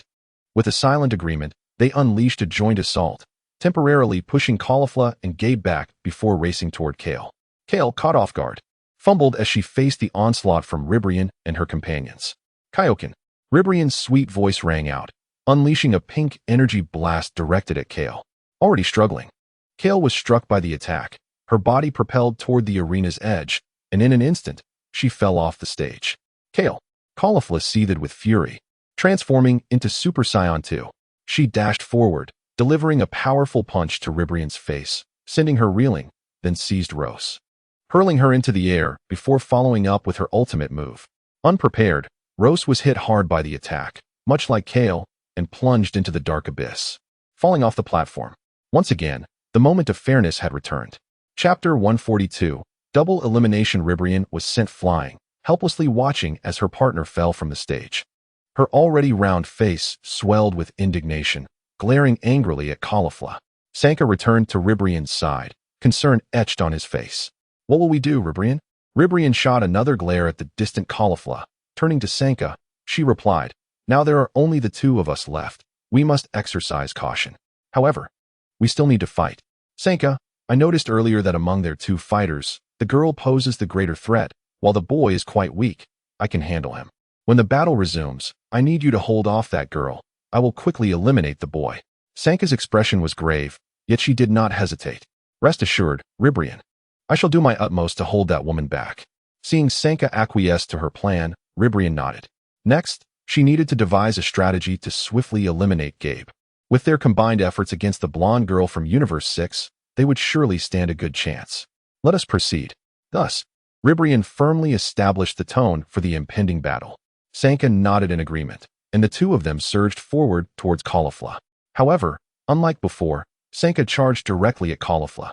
Lacking any ranged abilities, she had no choice but to engage Caulifla in hand-to-hand combat. Observing their confrontation, Sanka felt no confidence, as Caulifla's martial prowess appeared formidable. Nevertheless, she resolved to find a way to keep Caulifla occupied, for only then could she prevent Caulifla from interfering with Ribrian. Sanka's gaze gradually hardened. Come what may, she would obstruct Caulifla. On the opposing side, upon noticing Ribrian and Sanka spring into action, Caulifla and her companion exchanged glances and advanced to meet them. In an instant, all four fighters unleashed their full potential in a bid to eliminate one another. The scene became even more chaotic than at the outset, with energy blasts soaring through the air and the figures of the four warriors weaving amidst the barrage, the sounds of their strikes echoing throughout the arena. 2 minutes later, Ribrian finally cornered Gabe to the edge of the stage. It was not that Ribrian was incapable of eliminating someone farther from the edge, but the edge presented a more advantageous position. Ribrian pressed Gabe against the brink, relentlessly forcing him backward. Gabe stumbled under Ribrian's onslaught, and soon, one of his feet dangled precariously over the void. A small fragment of stone crumbled and tumbled into the abyss below. Gabe's heart raced with alarm. He had retreated to this precarious position and could not help but glance back, where an unfathomable chasm awaited him. For a warrior, losing focus during battle is far from prudent, especially against opponents capable of reacting in mere seconds. Ribrian, keenly aware of Gabe's fleeting glance, seized the opportunity. Though his backward glance lasted but a fraction of a second, it was sufficient for Ribrian. As she gathered her energy for a heart cannon, she intensified her output and unleashed it before Gabe could fully regain his composure. The pink energy blast surged directly toward him. Just as Gabe snapped back to reality, Ribrian's attack was upon him. With no time for a more robust defense, he could only cross his arms in front of him, bracing himself against the force of Ribrian's strike. While his body withstood the impact without yielding, the force of the attack fractured the ground beneath him. Gabe's heart sank once more as panic set in. Before he could react further, the ground beneath him gave way, and he began to topple backward. The ground beneath their feet could no longer bear the weight, fracturing into numerous shards. As the fragments tumbled into the abyss alongside the retreating Gabe, a cry of defiance echoed through the air. Both Caulifla and Gabe plummeted from the arena. Sanker, who had been entangled with Caulifla, sighed in relief. Without hesitation, he pivoted and leaped away from Caulifla, distancing himself from her. Crouching at a safe distance, Sanker cast a wary glance at Caulifla, his body still trembling slightly, inwardly acknowledging her as a formidable opponent. Feeling his own body steady, Sanker was relieved that he had successfully thwarted Caulifla's advance. With two of them now able to confront one adversary, their task would surely become less daunting. Upon witnessing Gabe's fall from the platform, Caulifla ceased her pursuit of Sanker, her expression fading into nothingness. A surge of fury ignited within her, and without uttering a word, she materialized beside the two assembled figures of Ribrian and Gabe with astonishing speed, leaving them no time to react. Unwavering, Caulifla first dispatched Ribrian to the side. His strength was considerable, and she could not eliminate him in one fell swoop. After casting Ribrian aside, Caulifla twisted midair, her leg striking Sanker's shoulder with tremendous force, causing him to collapse instantly. As Sanker fell, Caulifla did not relent. She hooked her toe around his descending form and propelled him skyward. At that moment, Ribrian, having recovered from being knocked aside, leaped up to catch the airborne Sanker. Yet Caulifla would not grant him this opportunity. She unleashed a powerful energy blast directed at the space between Ribrian and Sanker. The blast effectively obstructed Ribrian's path, compelling him to descend back to the ground. Conversely, Caulifla seized this moment to leap into the air, pursuing the airborne Sanker. Deprived of any leverage in the air and with the arena prohibiting flight, Sanker could only watch as Caulifla approached him. Although he swung his claws in defiance, the distance between them was still too great, rendering his attempts futile. With a cold gaze, Caulifla clasped her hands before her and intoned, "Ultimate explosion wave." A brilliant golden beam erupted from her palms, striking Sanker and propelling him away. After executing her formidable attack, Caulifla paid no heed to Sanker's fate and descended back to the ground, turning her attention once more to Ribrian. There was no time for Ribrian to wallow in despair, as he found himself once again clashing with Caulifla. As they engaged fiercely, exchanging blows in close quarters, Frost, who had long since distanced himself, observed their battle from behind a distant hill. At last, the moment had arrived. A robust crimson energy blast surged from his hands, hurtling towards Ribrian and encompassing Caulifla within its trajectory. Suddenly, an unexpected attack struck, catching the two combatants off guard. They sought to retreat and evade. Yet Frost's strike was precisely aimed at them, executed at a moment of utmost surprise, leaving them no time to escape. Their figures were ensnared by a crimson energy blast, propelling them off the arena. In the stands, the sight of this unfolding drama ignited a furious expression on Kampa's face, as he clenched his teeth and bellowed, "Frost! What are you doing?" Simultaneously, the members of Universe 6 glared at Frost with indignation. Frost turned his gaze towards the stands, a delighted smile gracing his features. One hand rested upon his chest while the other was casually tucked behind his back as he bowed slightly. Kampa, with one foot perched on the edge of the stand, clenched his fists in frustration, hurling curses in furious waves. However, after a token gesture of respect, Frost turned his back on the god of destruction from their universe, disregarding him entirely. Feeling overlooked, Kampa's anger intensified. Were it not for Beerus continuously advising him to refrain from stepping into the arena lest he face erasure by the Omni King, Kampa would likely have leaped onto the stage to deliver a severe reprimand, or even annihilate Frost. Amidst a chorus of scornful insults ringing in his ears, Frost remained unfazed, his heart brimming with satisfaction. Not only had he eliminated the representatives of Universe 2, but he had also dispatched the scions he found displeasing. With a jubilant stride, Frost prepared to conceal himself once more, awaiting his next target. His ambition extended beyond mere survival in the arena. He aspired to emerge as the ultimate victor, the one who would reign supreme, compelling even the gods of destruction, angels, and the Omni King to bow before him. As for the prospect of Kampa's retaliation, he deemed it inconsequential once he secured his position as the sole victor. As he sought a place to hide, a round of applause erupted. "Bravo, bravo! Truly, our frozen demon clan is remarkable."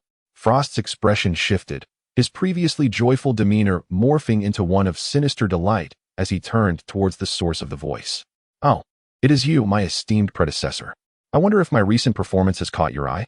He approached Frieza, who, having eliminated Dispo, had stealthily observed the unfolding events.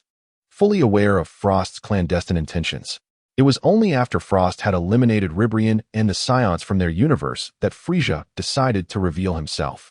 "Indeed, you embody the spirit of the frozen demons," Frieza lauded without reservation. The two frozen demons found themselves united once more. "Since my performance has piqued your interest, what are your thoughts on joining forces?" Frost inquired, a sly smile curling his lips, his sharp eyes glimmering with ambition. "Oh, it is precisely this version of you that is worthy of partnership," Frieza replied.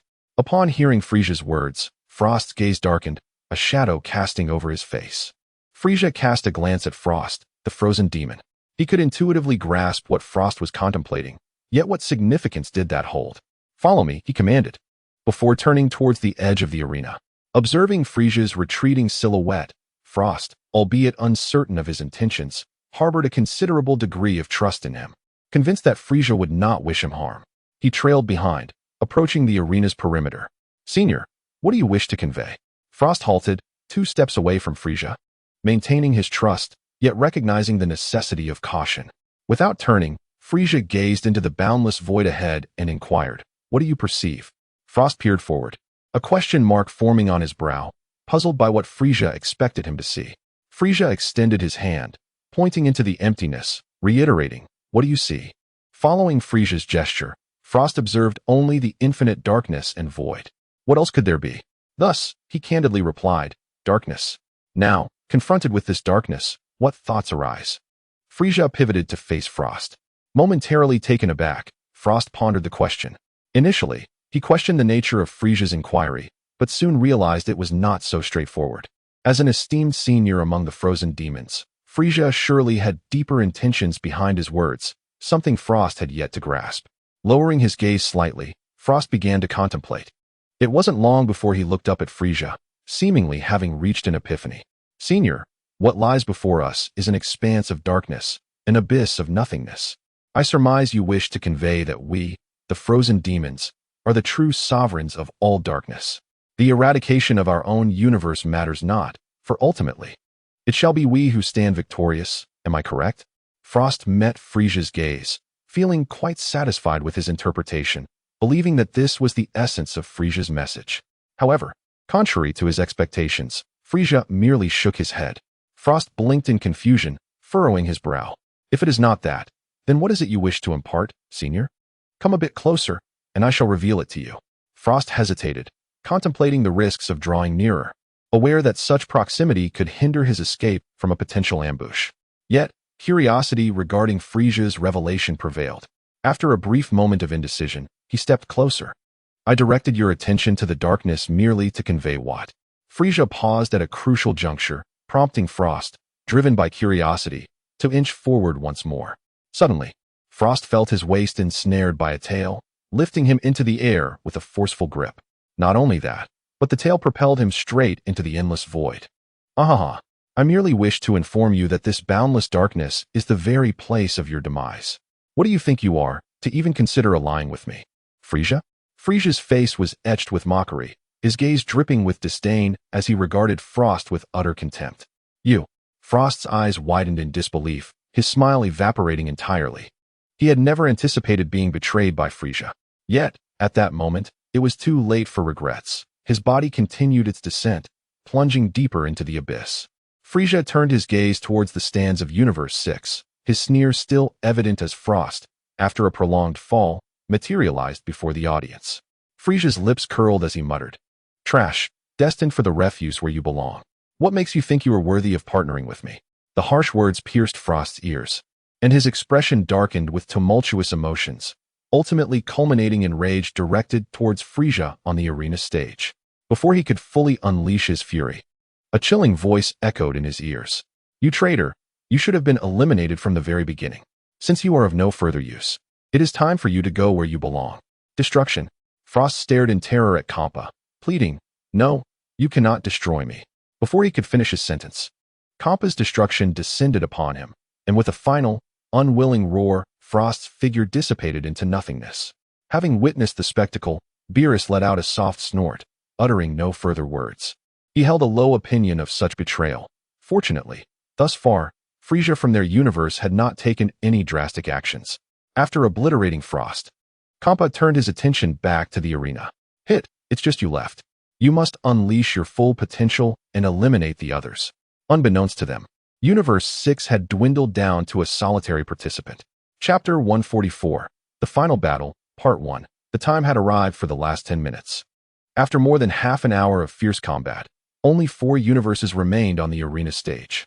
Among these, only 2, Universe 7 and Universe 11, retained a relatively intact fighting force. In Universe 7, the bald warrior Krillin had been eliminated, and both Piccolo and Gohan had fallen victim to carelessness against opponents from other universes. Fortunately, each remaining member of Universe 7 was formidable, culminating in a total of 7 survivors. Among these 7, there were those who were either more cunning than Gohan or possessed greater strength, thus ensuring their survival. Universe 7 boasted the highest number of remaining fighters among all competing universes. Following them was Universe 11, known for its elite combat prowess. Despite a few formidable fighters being unexpectedly eliminated, they still had several members left, including Jiren and 5 others. Lastly, both Universe 6 and Universe 3 were down to their final contenders. However, in comparison to the other universes, the remaining individual from Universe 3 seemed largely disconnected from the outcome of this decisive final. Throughout the arena, no individual exuded a presence that could rival his.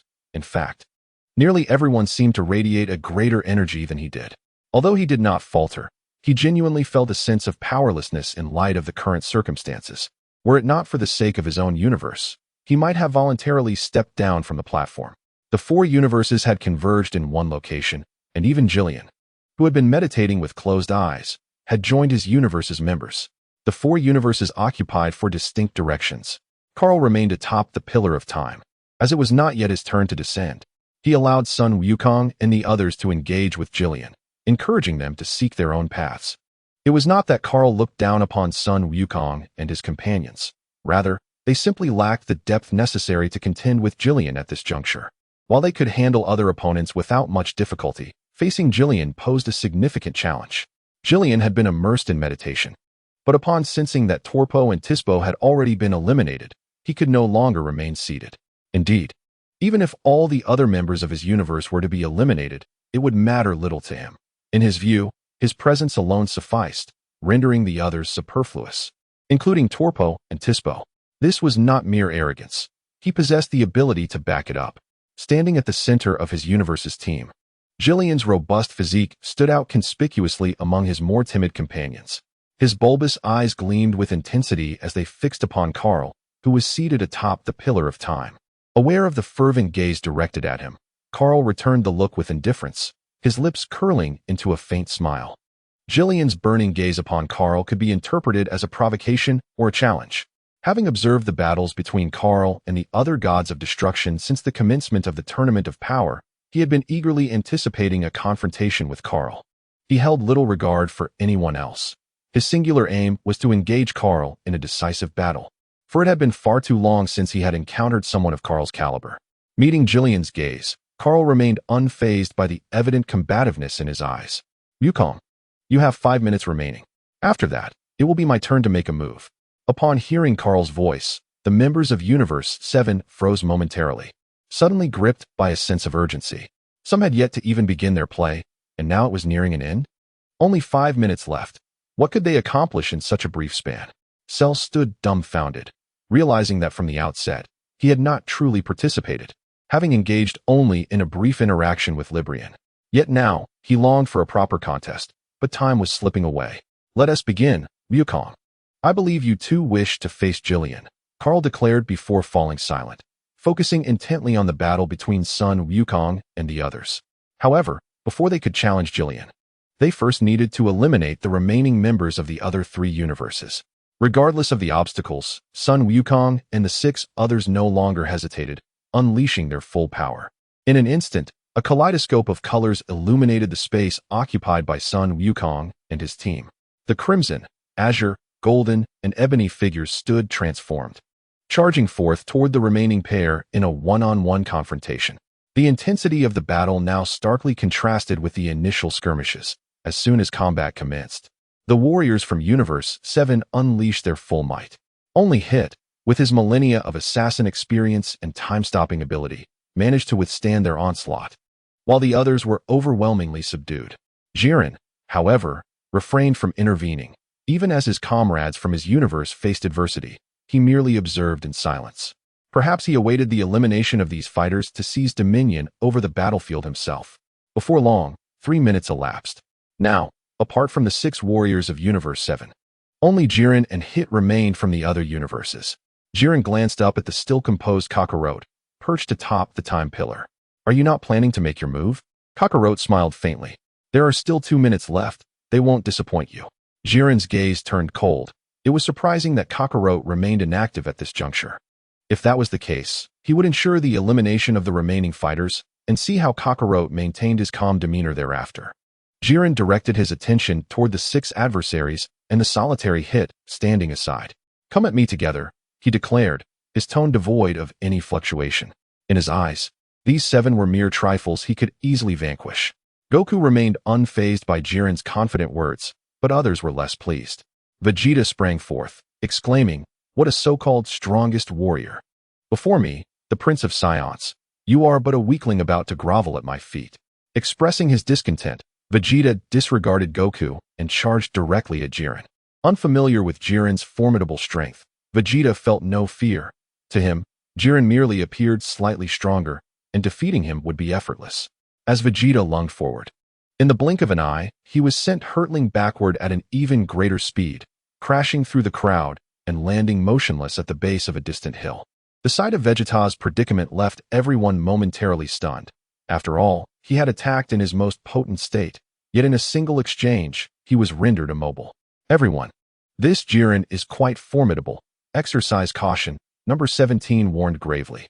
The gravity of the situation settled upon the faces of the remaining warriors. Goku, in disbelief, glanced back at the incapacitated Vegeta, who appeared to have been knocked out by the blow. Turning back to Jiren, his expression was filled with shock and a hint of exhilaration. "Everyone, this individual possesses remarkable strength. What say you? What shall we say? We shall fight." Though Number 17's face bore a serious expression, a smirk emerged as he spoke. After all, he contained the cells of Goku and Frieza within, and he harbored a deep excitement and desire for such an opponent. "Goku, if you fear, allow me to handle this." Frieza momentarily froze. But then a smile broke across his face. Throughout his life, apart from facing a few setbacks against some scions, he had never encountered obstacles from anyone else. Even though the formidable Jiren had effortlessly knocked Vegeta down, Frieza still believed he could prevail. He was now the new generation of Black Frieza, and his confidence stemmed from his formidable prowess. After uttering this sentiment, Frieza's figure flickered as he charged towards Jiren. For as a being of high combat power in the universe, he could not accept the notion of everyone uniting against a single foe. As Frieza launched his attack, the others remained still. Jiren had yet to engage, allowing Frieza to test the limits of his opponent and potentially reveal vulnerabilities. Frieza approached Jiren, initiating a tremor of combat. But moments later, Jiren appeared to grow impatient and landed a powerful punch to Frieza's abdomen. Frieza did not disappoint. He spewed forth a stream of bile, his eyes rolling back as he collapsed. Jiren cast a glance at the fallen Frieza, nudged him aside, and gestured towards the remaining combatants still standing. Frieza's eyes, once rolled back, returned to normal as consciousness gradually seeped back. He felt a surge of anger towards Jiren, who had humiliated him. Yet his body felt as though it were wound too tightly, rendering him unable to rise for the moment. Amidst this, the god of destruction, the clown, erupted into laughter, drawing the attention of others in the stands, who turned their gazes towards him. Jiren, he declared, you have surpassed even me, a god of destruction. Your attempts to overwhelm him will not be so easily achieved. His voice rippled through the arena, stirring emotions in all but those from their universe. As all eyes once again fixated on Jiren's silhouette, which faced away from them. Beerus, too, regarded Jiren with intrigue. He was the only mortal thus far who could match or even surpass the gods of destruction. While his eyes reflected a sense of appreciation, there was little else to convey.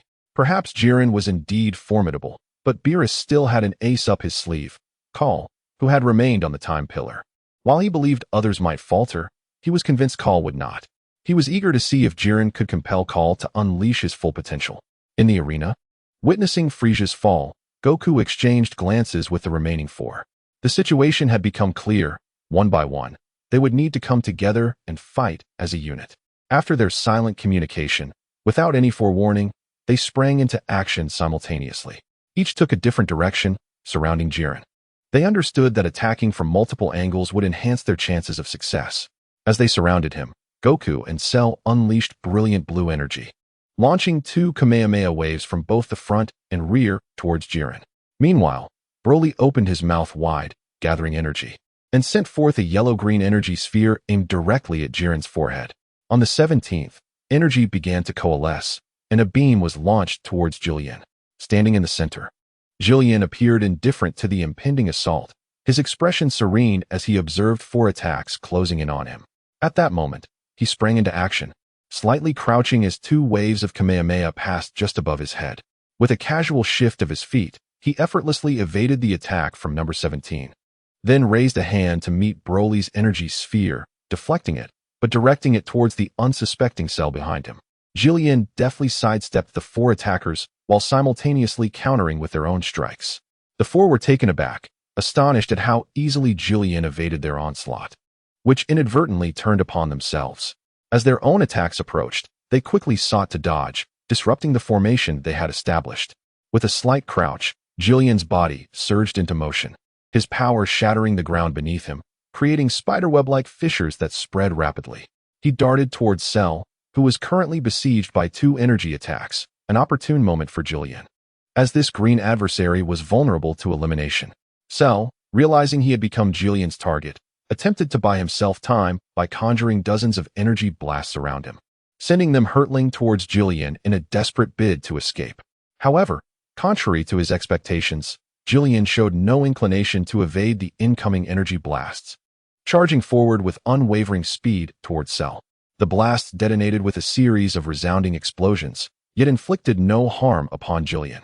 Panic surged within Cell as he sensed the imminent danger.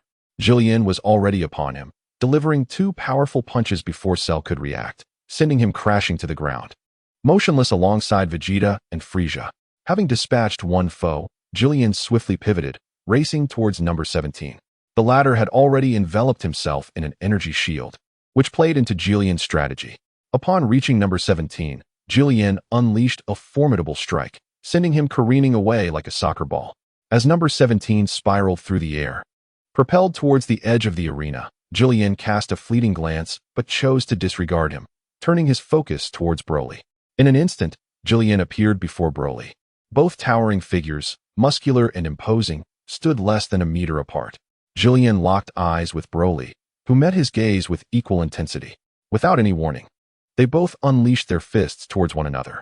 Their punches collided in midair, and Broly immediately felt an overwhelming force, as if his own fist had struck a steel plate. How could this be possible?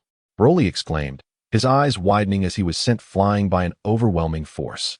After sending Broly hurtling away, Jiren immediately turned his attention to Goku, a crimson energy sphere flickering in his grasp. In the next instant, he hurled it at Goku, causing an explosion upon impact. Chapter 146. Once again, Jiren's assault detonated against Goku, who only reacted at the moment the attack struck him. Although his mind registered the event, his body succumbed to the blast and was flung backward. Mid-air, Goku replayed the earlier sequence in his mind. From the onset of Jiren's confrontation with Frieza to being blasted away, mere seconds had passed. A profound shock flickered in Goku's eyes, beneath which lay a fervent yearning and excitement. At this moment, only 50 seconds remained in the final 5 minutes. Goku, having crashed to the ground, endured the pain and quickly rose to his feet. Simultaneously, the other eliminated contestants, after a brief adjustment, also regained their footing. Vegeta, the first to fall, finally overcame the overwhelming weakness that engulfed him and gradually stood upright. The 6 warriors from Universe 7 stood resolutely, their gaze unwavering upon the figure encircled by them. Jiren remained expressionless, his large, obsidian eyes not lingering on them for even a moment. After dispatching the 6, he turned his gaze toward Kakarot, who sat meditating upon the time pillar. Though silent, this wordless exchange conveyed his desire for a confrontation. Kakarot and Jiren locked eyes, neither taking action. As the final 5 minutes approached, they would only engage then.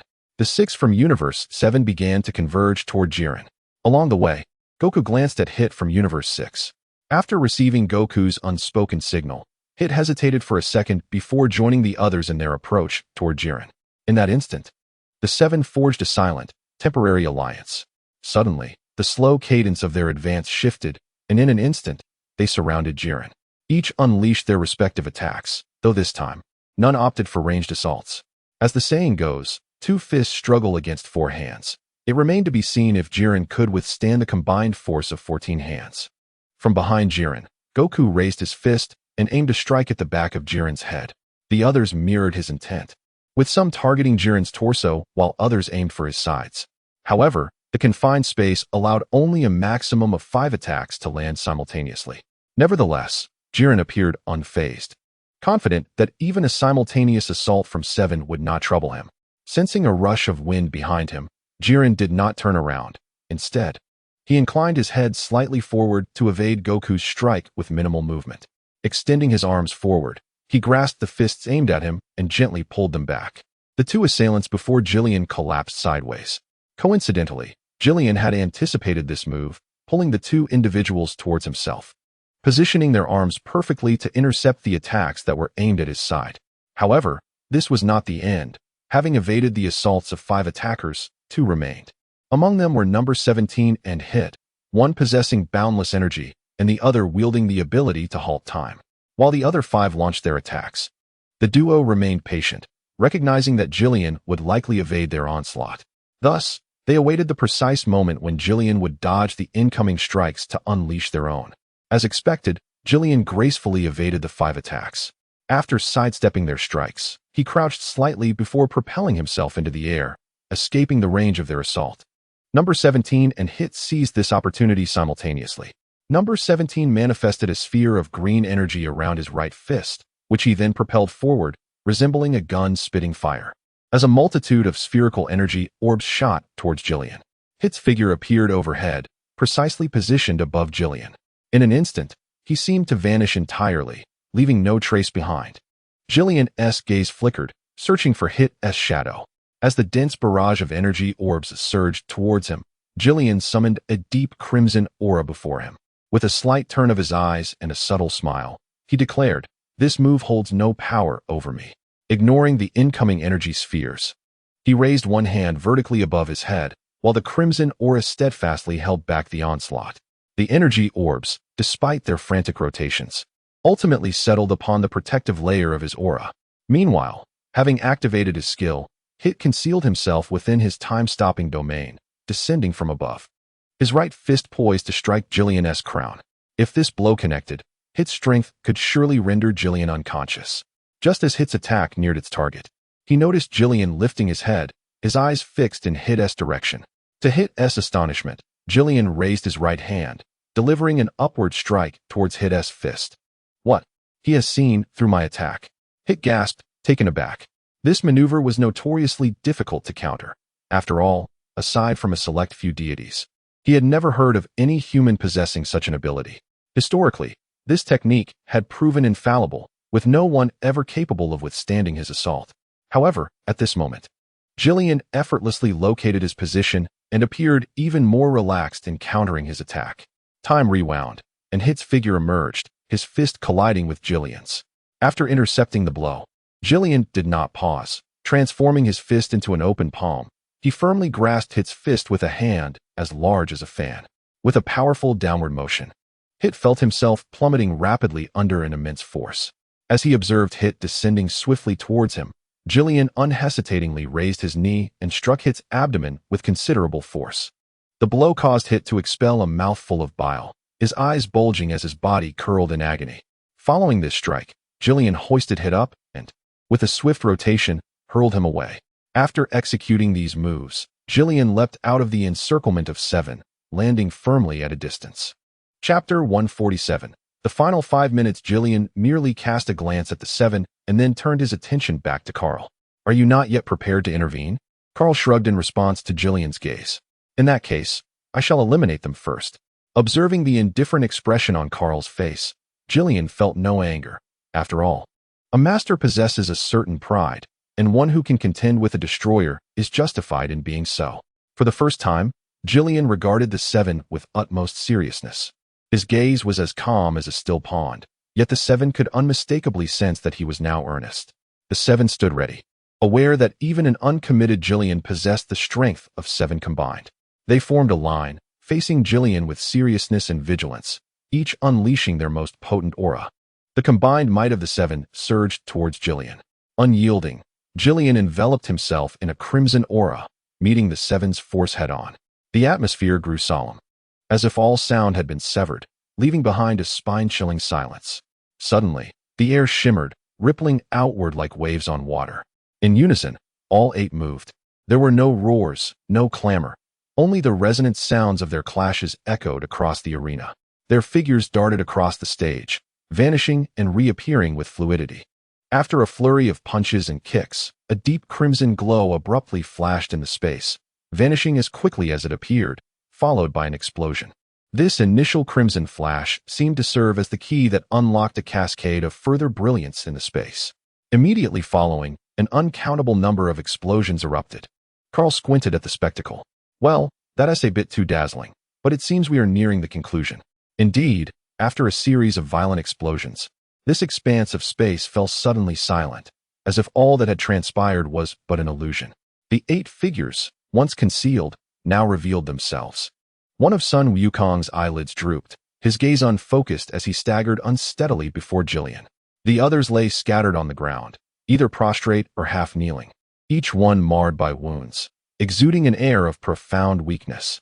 In stark contrast, Jillian stood with arms crossed, his expression remaining impassive and his attire free from the slightest speck of dust. You truly are terrifyingly strong, Sun Wukong thought, feeling his body grow increasingly feeble, his voice faint yet tinged with an indomitable spirit. Jillian lowered his arms, offering no response, and began to advance slowly towards Sun Wukong and his companions. At this juncture, Sun Wukong was acutely aware of Jillian's impending intent, yet he was not one to concede easily. He raised his trembling arms, clasping them tightly around his waist. It may be futile, perhaps incapable of inflicting any damage, but surrender was not an option. A blue-white radiance blossomed between his hands. Without hesitation, Sun Wukong extended his arms forward, unleashing a powerful Kamehameha wave. The beam erupted with blinding white light, saturating the entire space in a singular hue. Jillian, undeterred, continued his advance, lifting his right hand and extending it forward. A crimson beam erupted from his palm, appearing even more formidable than Sun Wukong's Kamehameha. The two beams collided in a clash, the resulting energy generating a tempestuous gust. There has long been a belief that none could match the strength of the Sun family. Yet this notion was now being challenged.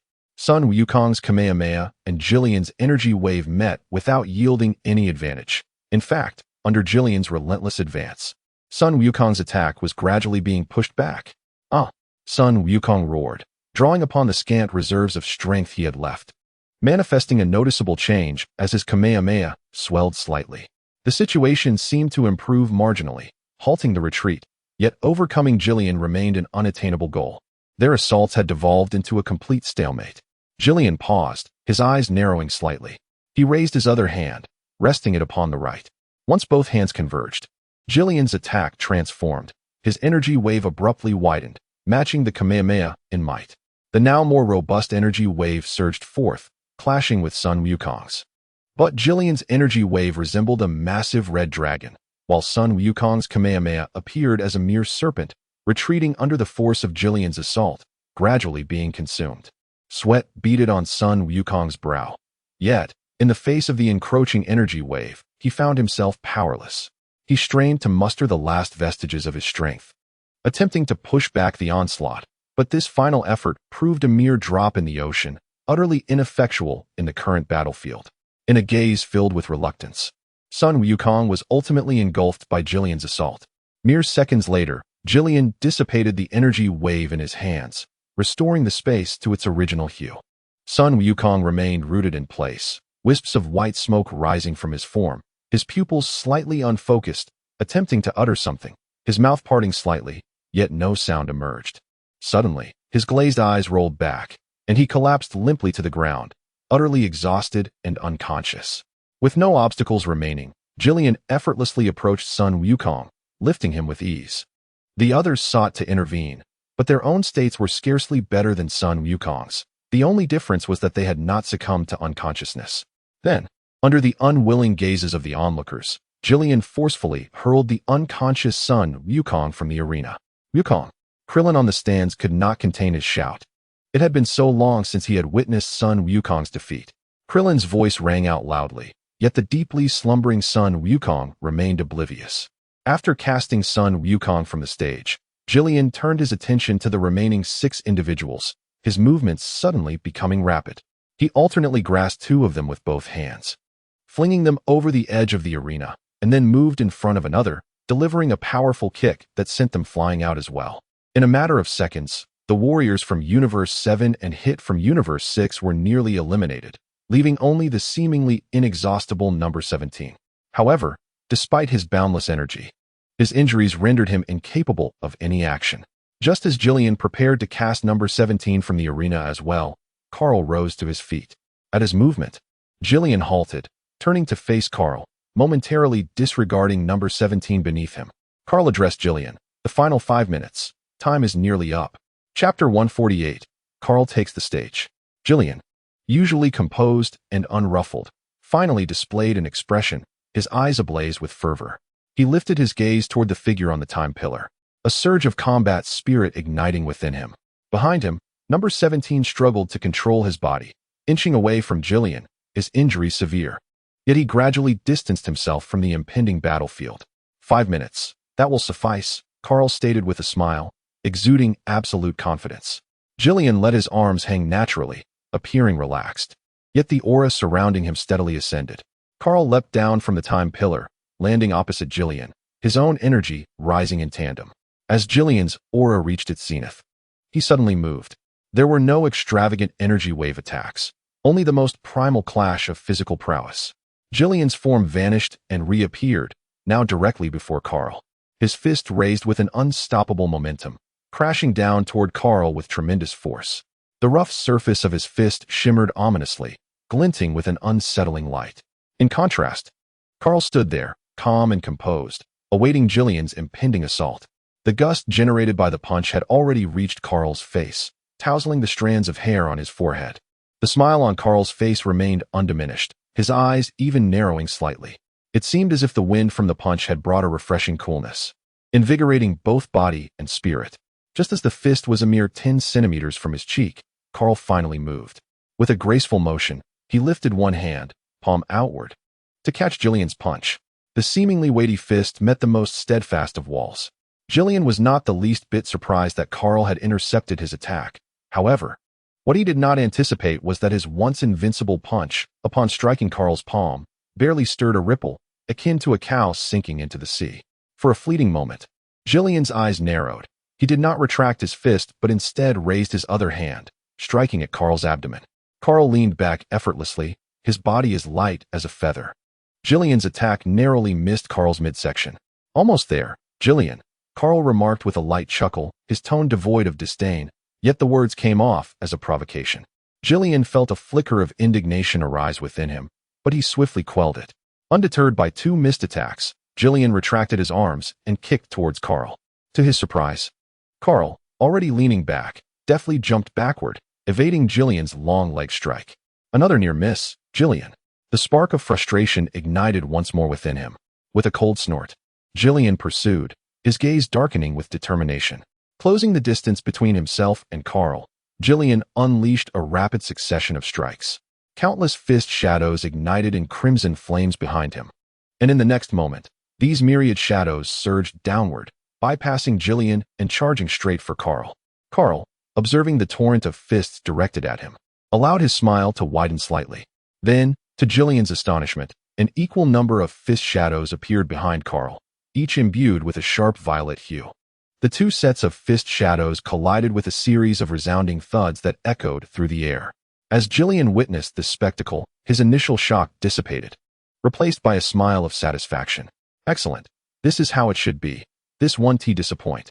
The 2 fighters were now in close proximity, and the intensity of their fist shadow collisions escalated.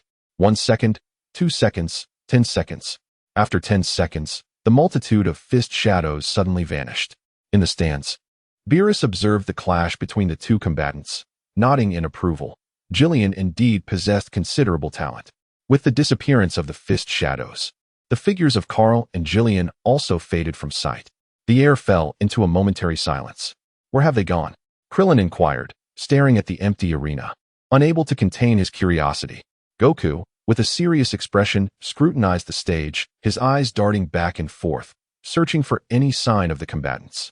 They remained in the arena, and Clint, though their words were not yet concluded, grasped Sun Wukong's intent. The speed of the 2 combatants had transcended his perceptible limits, rendering their movements invisible to him. Even their aura eluded his senses.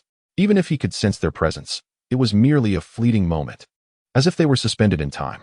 Moreover, in a battle of such magnitude, Clint realized that relying on sensing aura to observe the fight was futile, for he was utterly incapable of perceiving the energies of the 2 warriors.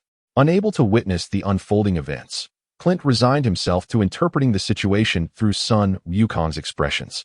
30 seconds later, the figures of Kaal and Jillian re-emerged. Jillian was panting heavily, his proud battle attire marred by numerous slashes. In contrast, Kaal maintained a relatively composed demeanor, his appearance still commendably tidy. A flicker of joy crossed Clint's face. It was evident that Kaal had the upper hand. Truly, it was no surprise that someone who had battled against 2 gods of destruction would possess such strength. Jillian's large eyes regarded Kaal, and she generously offered her praise. "You are formidable. You are not lacking either," Kaal replied, his expression remaining steady in response to Jillian's compliment. This was merely expected, nonetheless, out of courtesy. He reciprocated her admiration. Jillian ceased speaking, yet her aura surged once more, even stronger than when they had first clashed.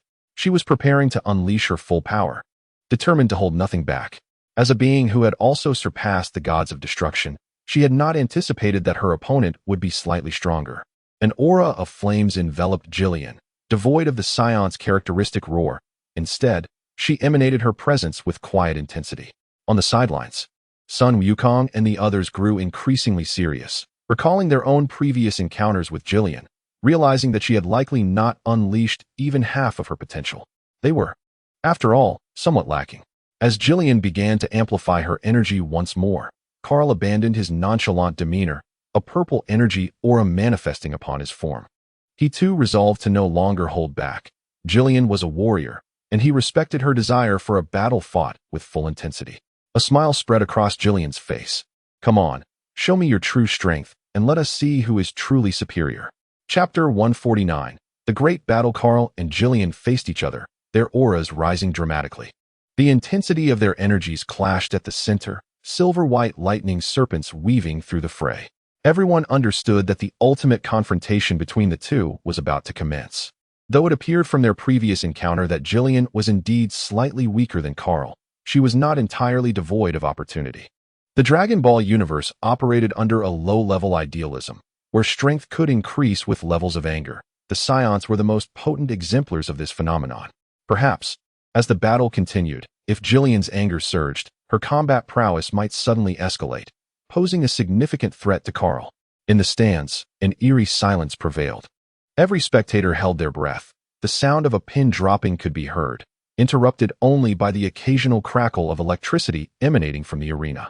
Kaal raised a hand, beckoning Jillian with a subtle motion. Though their momentum had yet to dissipate, Jillian had already sprung into action.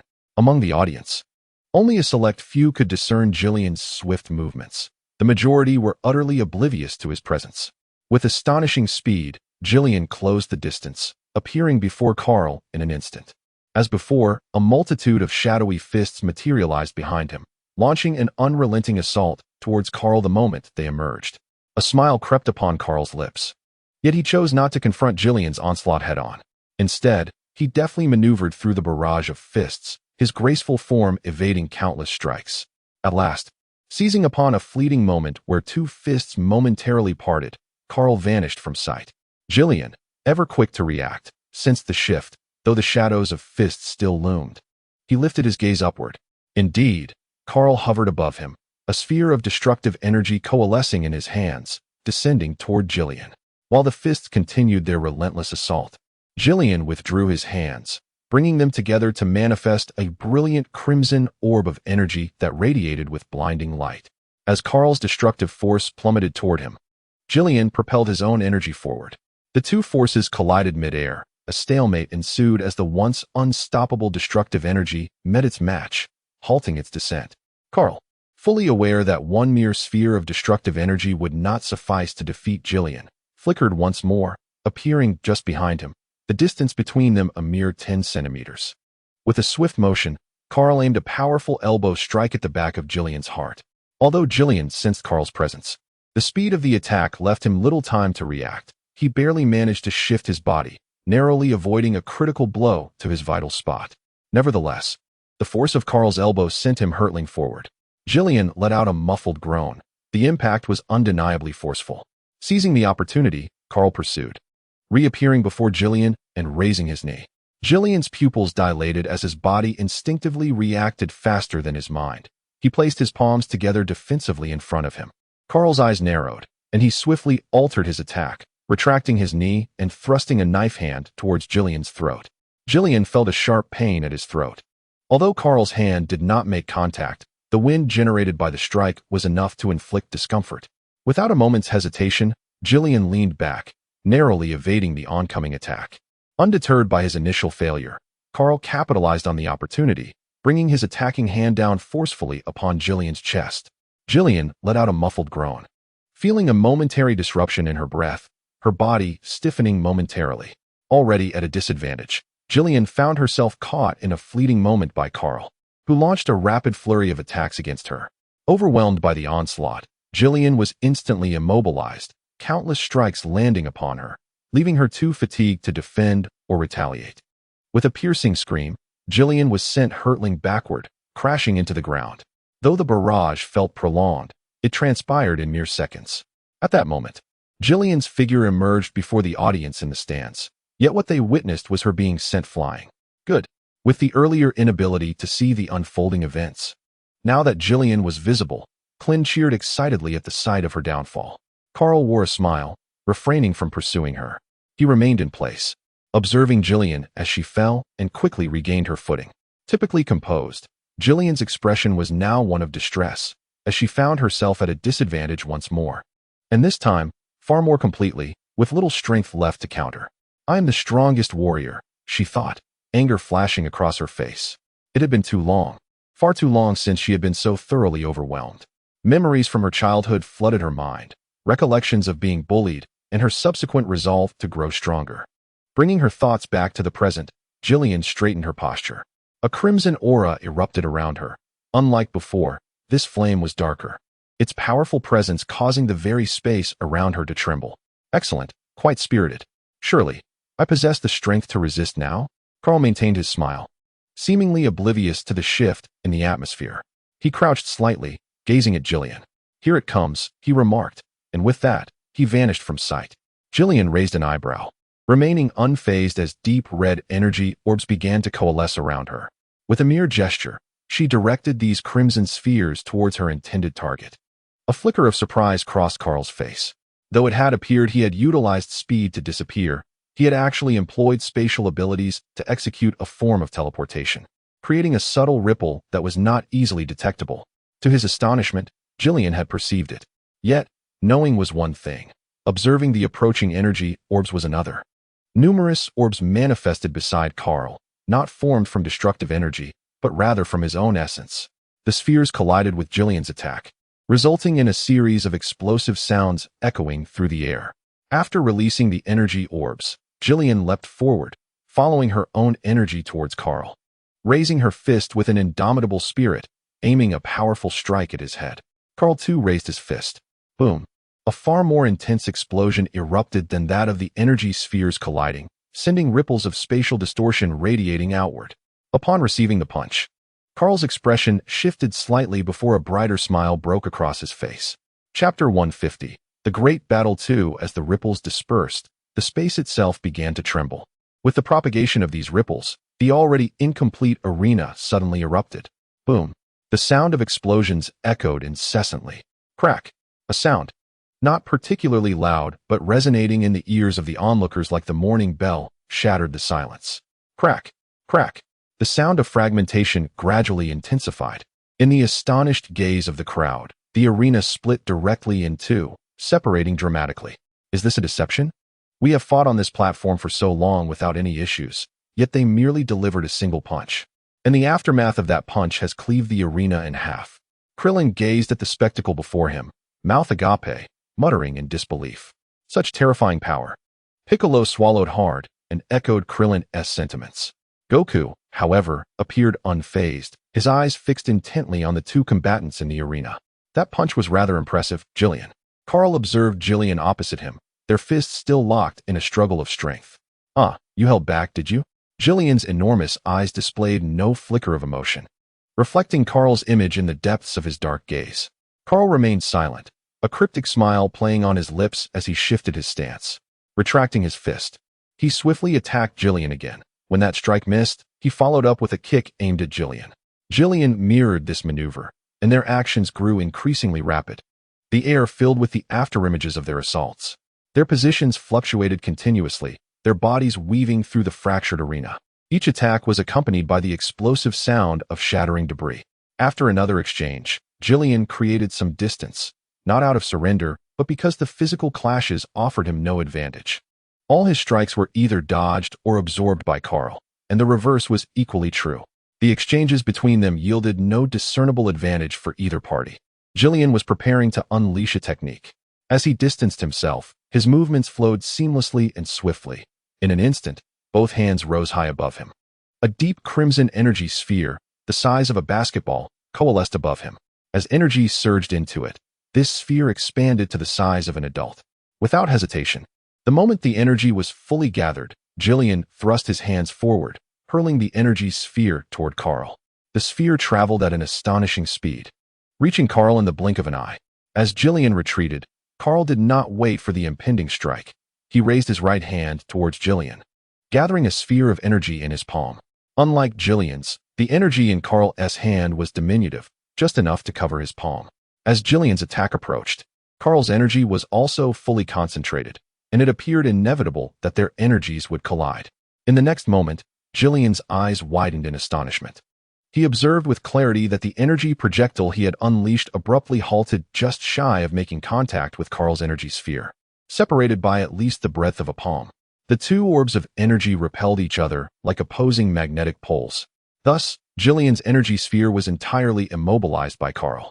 Under Jillian's astonished gaze, Kaal lifted his eyes to him, exclaiming, "Here you go." The energy sphere in Kaal's hand flickered momentarily. In an instant, it danced like a mischievous sprite, rolling between Kaal's palms before suddenly piercing toward Jillian's attack.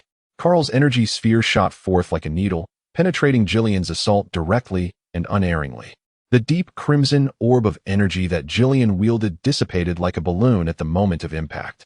Witnessing this, Jillian, taken aback, raised both hands to shield himself.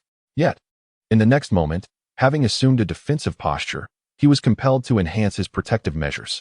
He conjured a layer of energy shield in front of him. Why this additional precaution, one might wonder.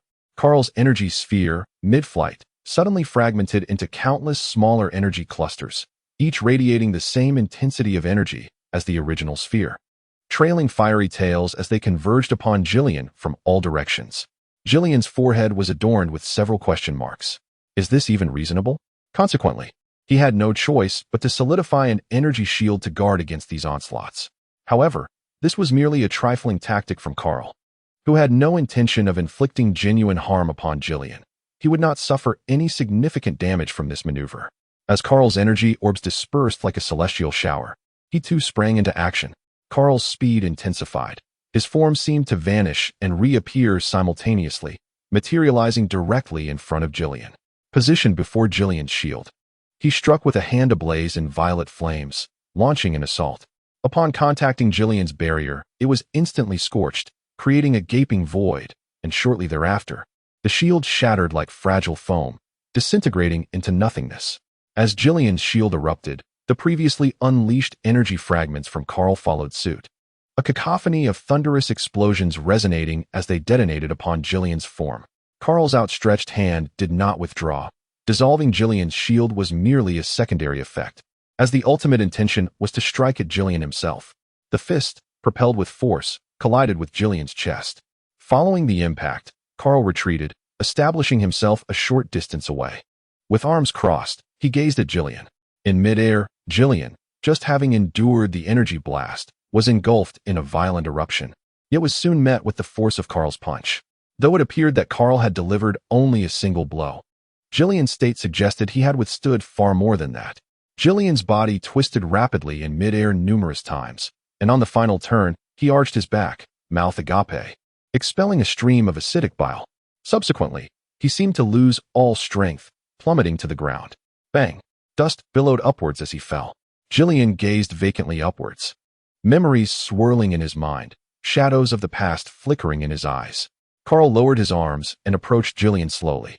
At that moment, a low murmur emanated from Jillian's position. Strength is justice. Huh.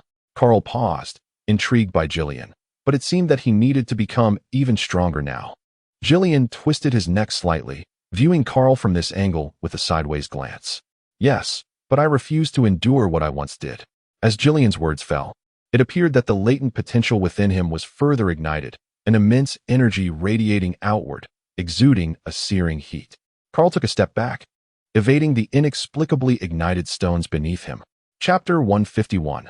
The Great Battle 3. As Jillian's energy erupted, the stones around him caught fire under the force of his aura. This did not imply that the stones were genuinely ablaze. Rather, Jillian's energy was so potent that it clung to them, giving the illusion of flames. Though illusory, the heat was undeniably real. Jillian stood upright, his gaze icy and unyielding as he fixed his eyes on Kaal. His tight-fitting attire was tattered. He tore off his garments, revealing muscles that bulged like granite. Jillian stepped forward. With each step, the ground beneath him caved in instantly, fissures spreading like a spider's web. Without pause, he took another step. With each stride, a deep crater formed beneath his feet. Initially, Jillian advanced slowly, but after 2 steps, his pace quickened, leaving successive deep impressions in his wake. A layer of energy enveloped Kaal, gradually coalescing into a thin veneer on his surface. At this juncture, Jillian stood before Kaal. His movements were deliberate, even slower than ever before, yet Kaal felt an unavoidable pressure. Jillian had locked onto him with his aura. Kaal retreated on 1 foot, raising his right hand behind him. A dazzling sheen enveloped his fist, which soon radiated a blinding white light. Jillian's punch surged forward, the power behind it evident from the buildup of energy in his earlier steps. Kaal countered, his luminous fist meeting Jillian's blow. The moment their fists collided, a sharp crack echoed through the space. On the viewing platform, Beerus squinted, observing the point of impact between Kaal and Jillian's fists. Whis, can you discern anything? Oh, the fabric of space has been shattered. The spectators turned to Whis and Beerus in astonishment. Krillin cautiously inquired, Lord Beerus, what does it mean that the space has been shattered? Beerus remained silent, his gaze fixated on the point where fists collided within the arena. Lacking an answer, Krillin anxiously glanced towards the center, only to widen his eyes in disbelief. Could it be a deception? In that instant, a crisp sound of shattering resonated, and at the juncture of Kaal and Jillian's fists, a slender fissure abruptly began to expand rapidly. In the blink of an eye, it stretched for several dozen meters, followed by shards cascading from the edges of the crack, vanishing into the ether. A narrow, dark void emerged at the center of the arena. It was only then that Beerus's voice echoed, asserting that the space of the void realm was not easily shattered. Its solidity surpassed that of the cosmos by several degrees. The confrontations between us gods of destruction do not easily fracture the fabric of the void realm. As he spoke, a slight smile curled at the corners of Beerus's mouth, acknowledging the impressive prowess of the young fighter. However, his commentary did little to alleviate the astonishment of the onlookers. Rather, the revelation of Kaal and Jillian's punch left them feeling unnerved, as they imagined themselves occupying that precarious position, realizing that in an instant, they would be bereft of any means of resistance. Nissan, truly formidable, exclaimed Goku in awe. Beerus cast a sidelong glance at Goku, choosing not to refute his sentiment. Returning to the scene, Kaal, seeing the space fracture, swiftly moved to Jillian's rear, launching a similar punch in her direction. Jillian reacted with remarkable speed, pivoting almost instantaneously to counter Kaal's strike. The same cracking sound reverberated once more. Yet, unlike before, as the sound echoed, Jillian sprang into action, her foot striking out even before retracting her fist. Another shattering sound followed. The two engaged in a rapid exchange of assaults, the sound of fracturing space ringing out frequently, fissures appearing overhead. As the number of cracks multiplied, the space momentarily froze in a state of suspension. The next moment, a phenomenon akin to glass shattering unfolded above Kaal and Jillian, with large fragments of spatial material cascading downwards, dissipating into nothingness. Soon, a massive spatial black hole loomed above them. Gazing into it revealed an emptiness so profound that an unsettling sensation gripped the hearts of the spectators. They all sensed that should one inadvertently fall into this abyss, the chance of return would be forever lost. The moment the void manifested, Kaal and Jillian instinctively retreated, creating distance between them. Kaal raised his eyes towards the dark maw of the void, then shifted his gaze to the Grand Priest. The Grand Priest offered a slight smile, gesturing with his hand as a divine light descended. The enormous black hole gradually began to restore itself, at which point the Grand Priest spoke, indicating that they could continue, assuring that such an occurrence would not reappear. Kaal nodded, turning his attention back to Jillian, the flames of battle igniting in his eyes, quite strong indeed. Jillian remained silent, her expression cold and unyielding. Freed from any lingering concerns, Kaal was ready to unleash his full potential. It was not that he feared falling into the abyss and being unable to return. Rather, such an event would be exceedingly troublesome. Moreover, should he indeed plummet into the void, the Grand Assembly would likely conclude by the time he resurfaced. Hence, to avert such a predicament, he beseeched the High Priest for assistance. Now, Kaal resolved to summon every ounce of his strength. A formidable aura erupted from his being, creating a tempest that swirled through the space, rustling the garments of those seated in the stands. As the wind subsided, the onlookers beheld a transformed Kaal. Clad in his customary destroyer attire, his visage remained familiar, yet his hair had metamorphosed into a deep shade of purple, with a shimmering violet radiance dancing in his eyes. Destroyer Scion mode, activate. At that moment, a cascade of deep purple light enveloped Kaal, a divine essence resonating throughout the atmosphere. This form was a synthesis of the Scion transformation and the energy of a destroyer, a new mode I had developed, as the basic Scion transformations offered me little enhancement. This mode, I would assert, represents my most formidable state. Should you manage to best me, the victory shall be yours. With that declaration, Kaal vanished from sight. Jillian's expression shifted, instinctively leaping backward. However, despite his evasive maneuver, Kaal remained fixed before him, as if foreseeing Jillian's trajectory. Kaal raised a hand, directing it toward Jillian's forehead. Jillian observed this, perceiving Kaal's motion as agonizingly slow. Yet, when he attempted to evade, he discovered that Kaal's hand had not moved from its position. Kaal extended a single finger. Jillian made no defensive gesture, watching in disbelief as that finger made contact with his forehead. In the next instant, it felt as though a mountain had collided with him, the overwhelming force propelling his body backward.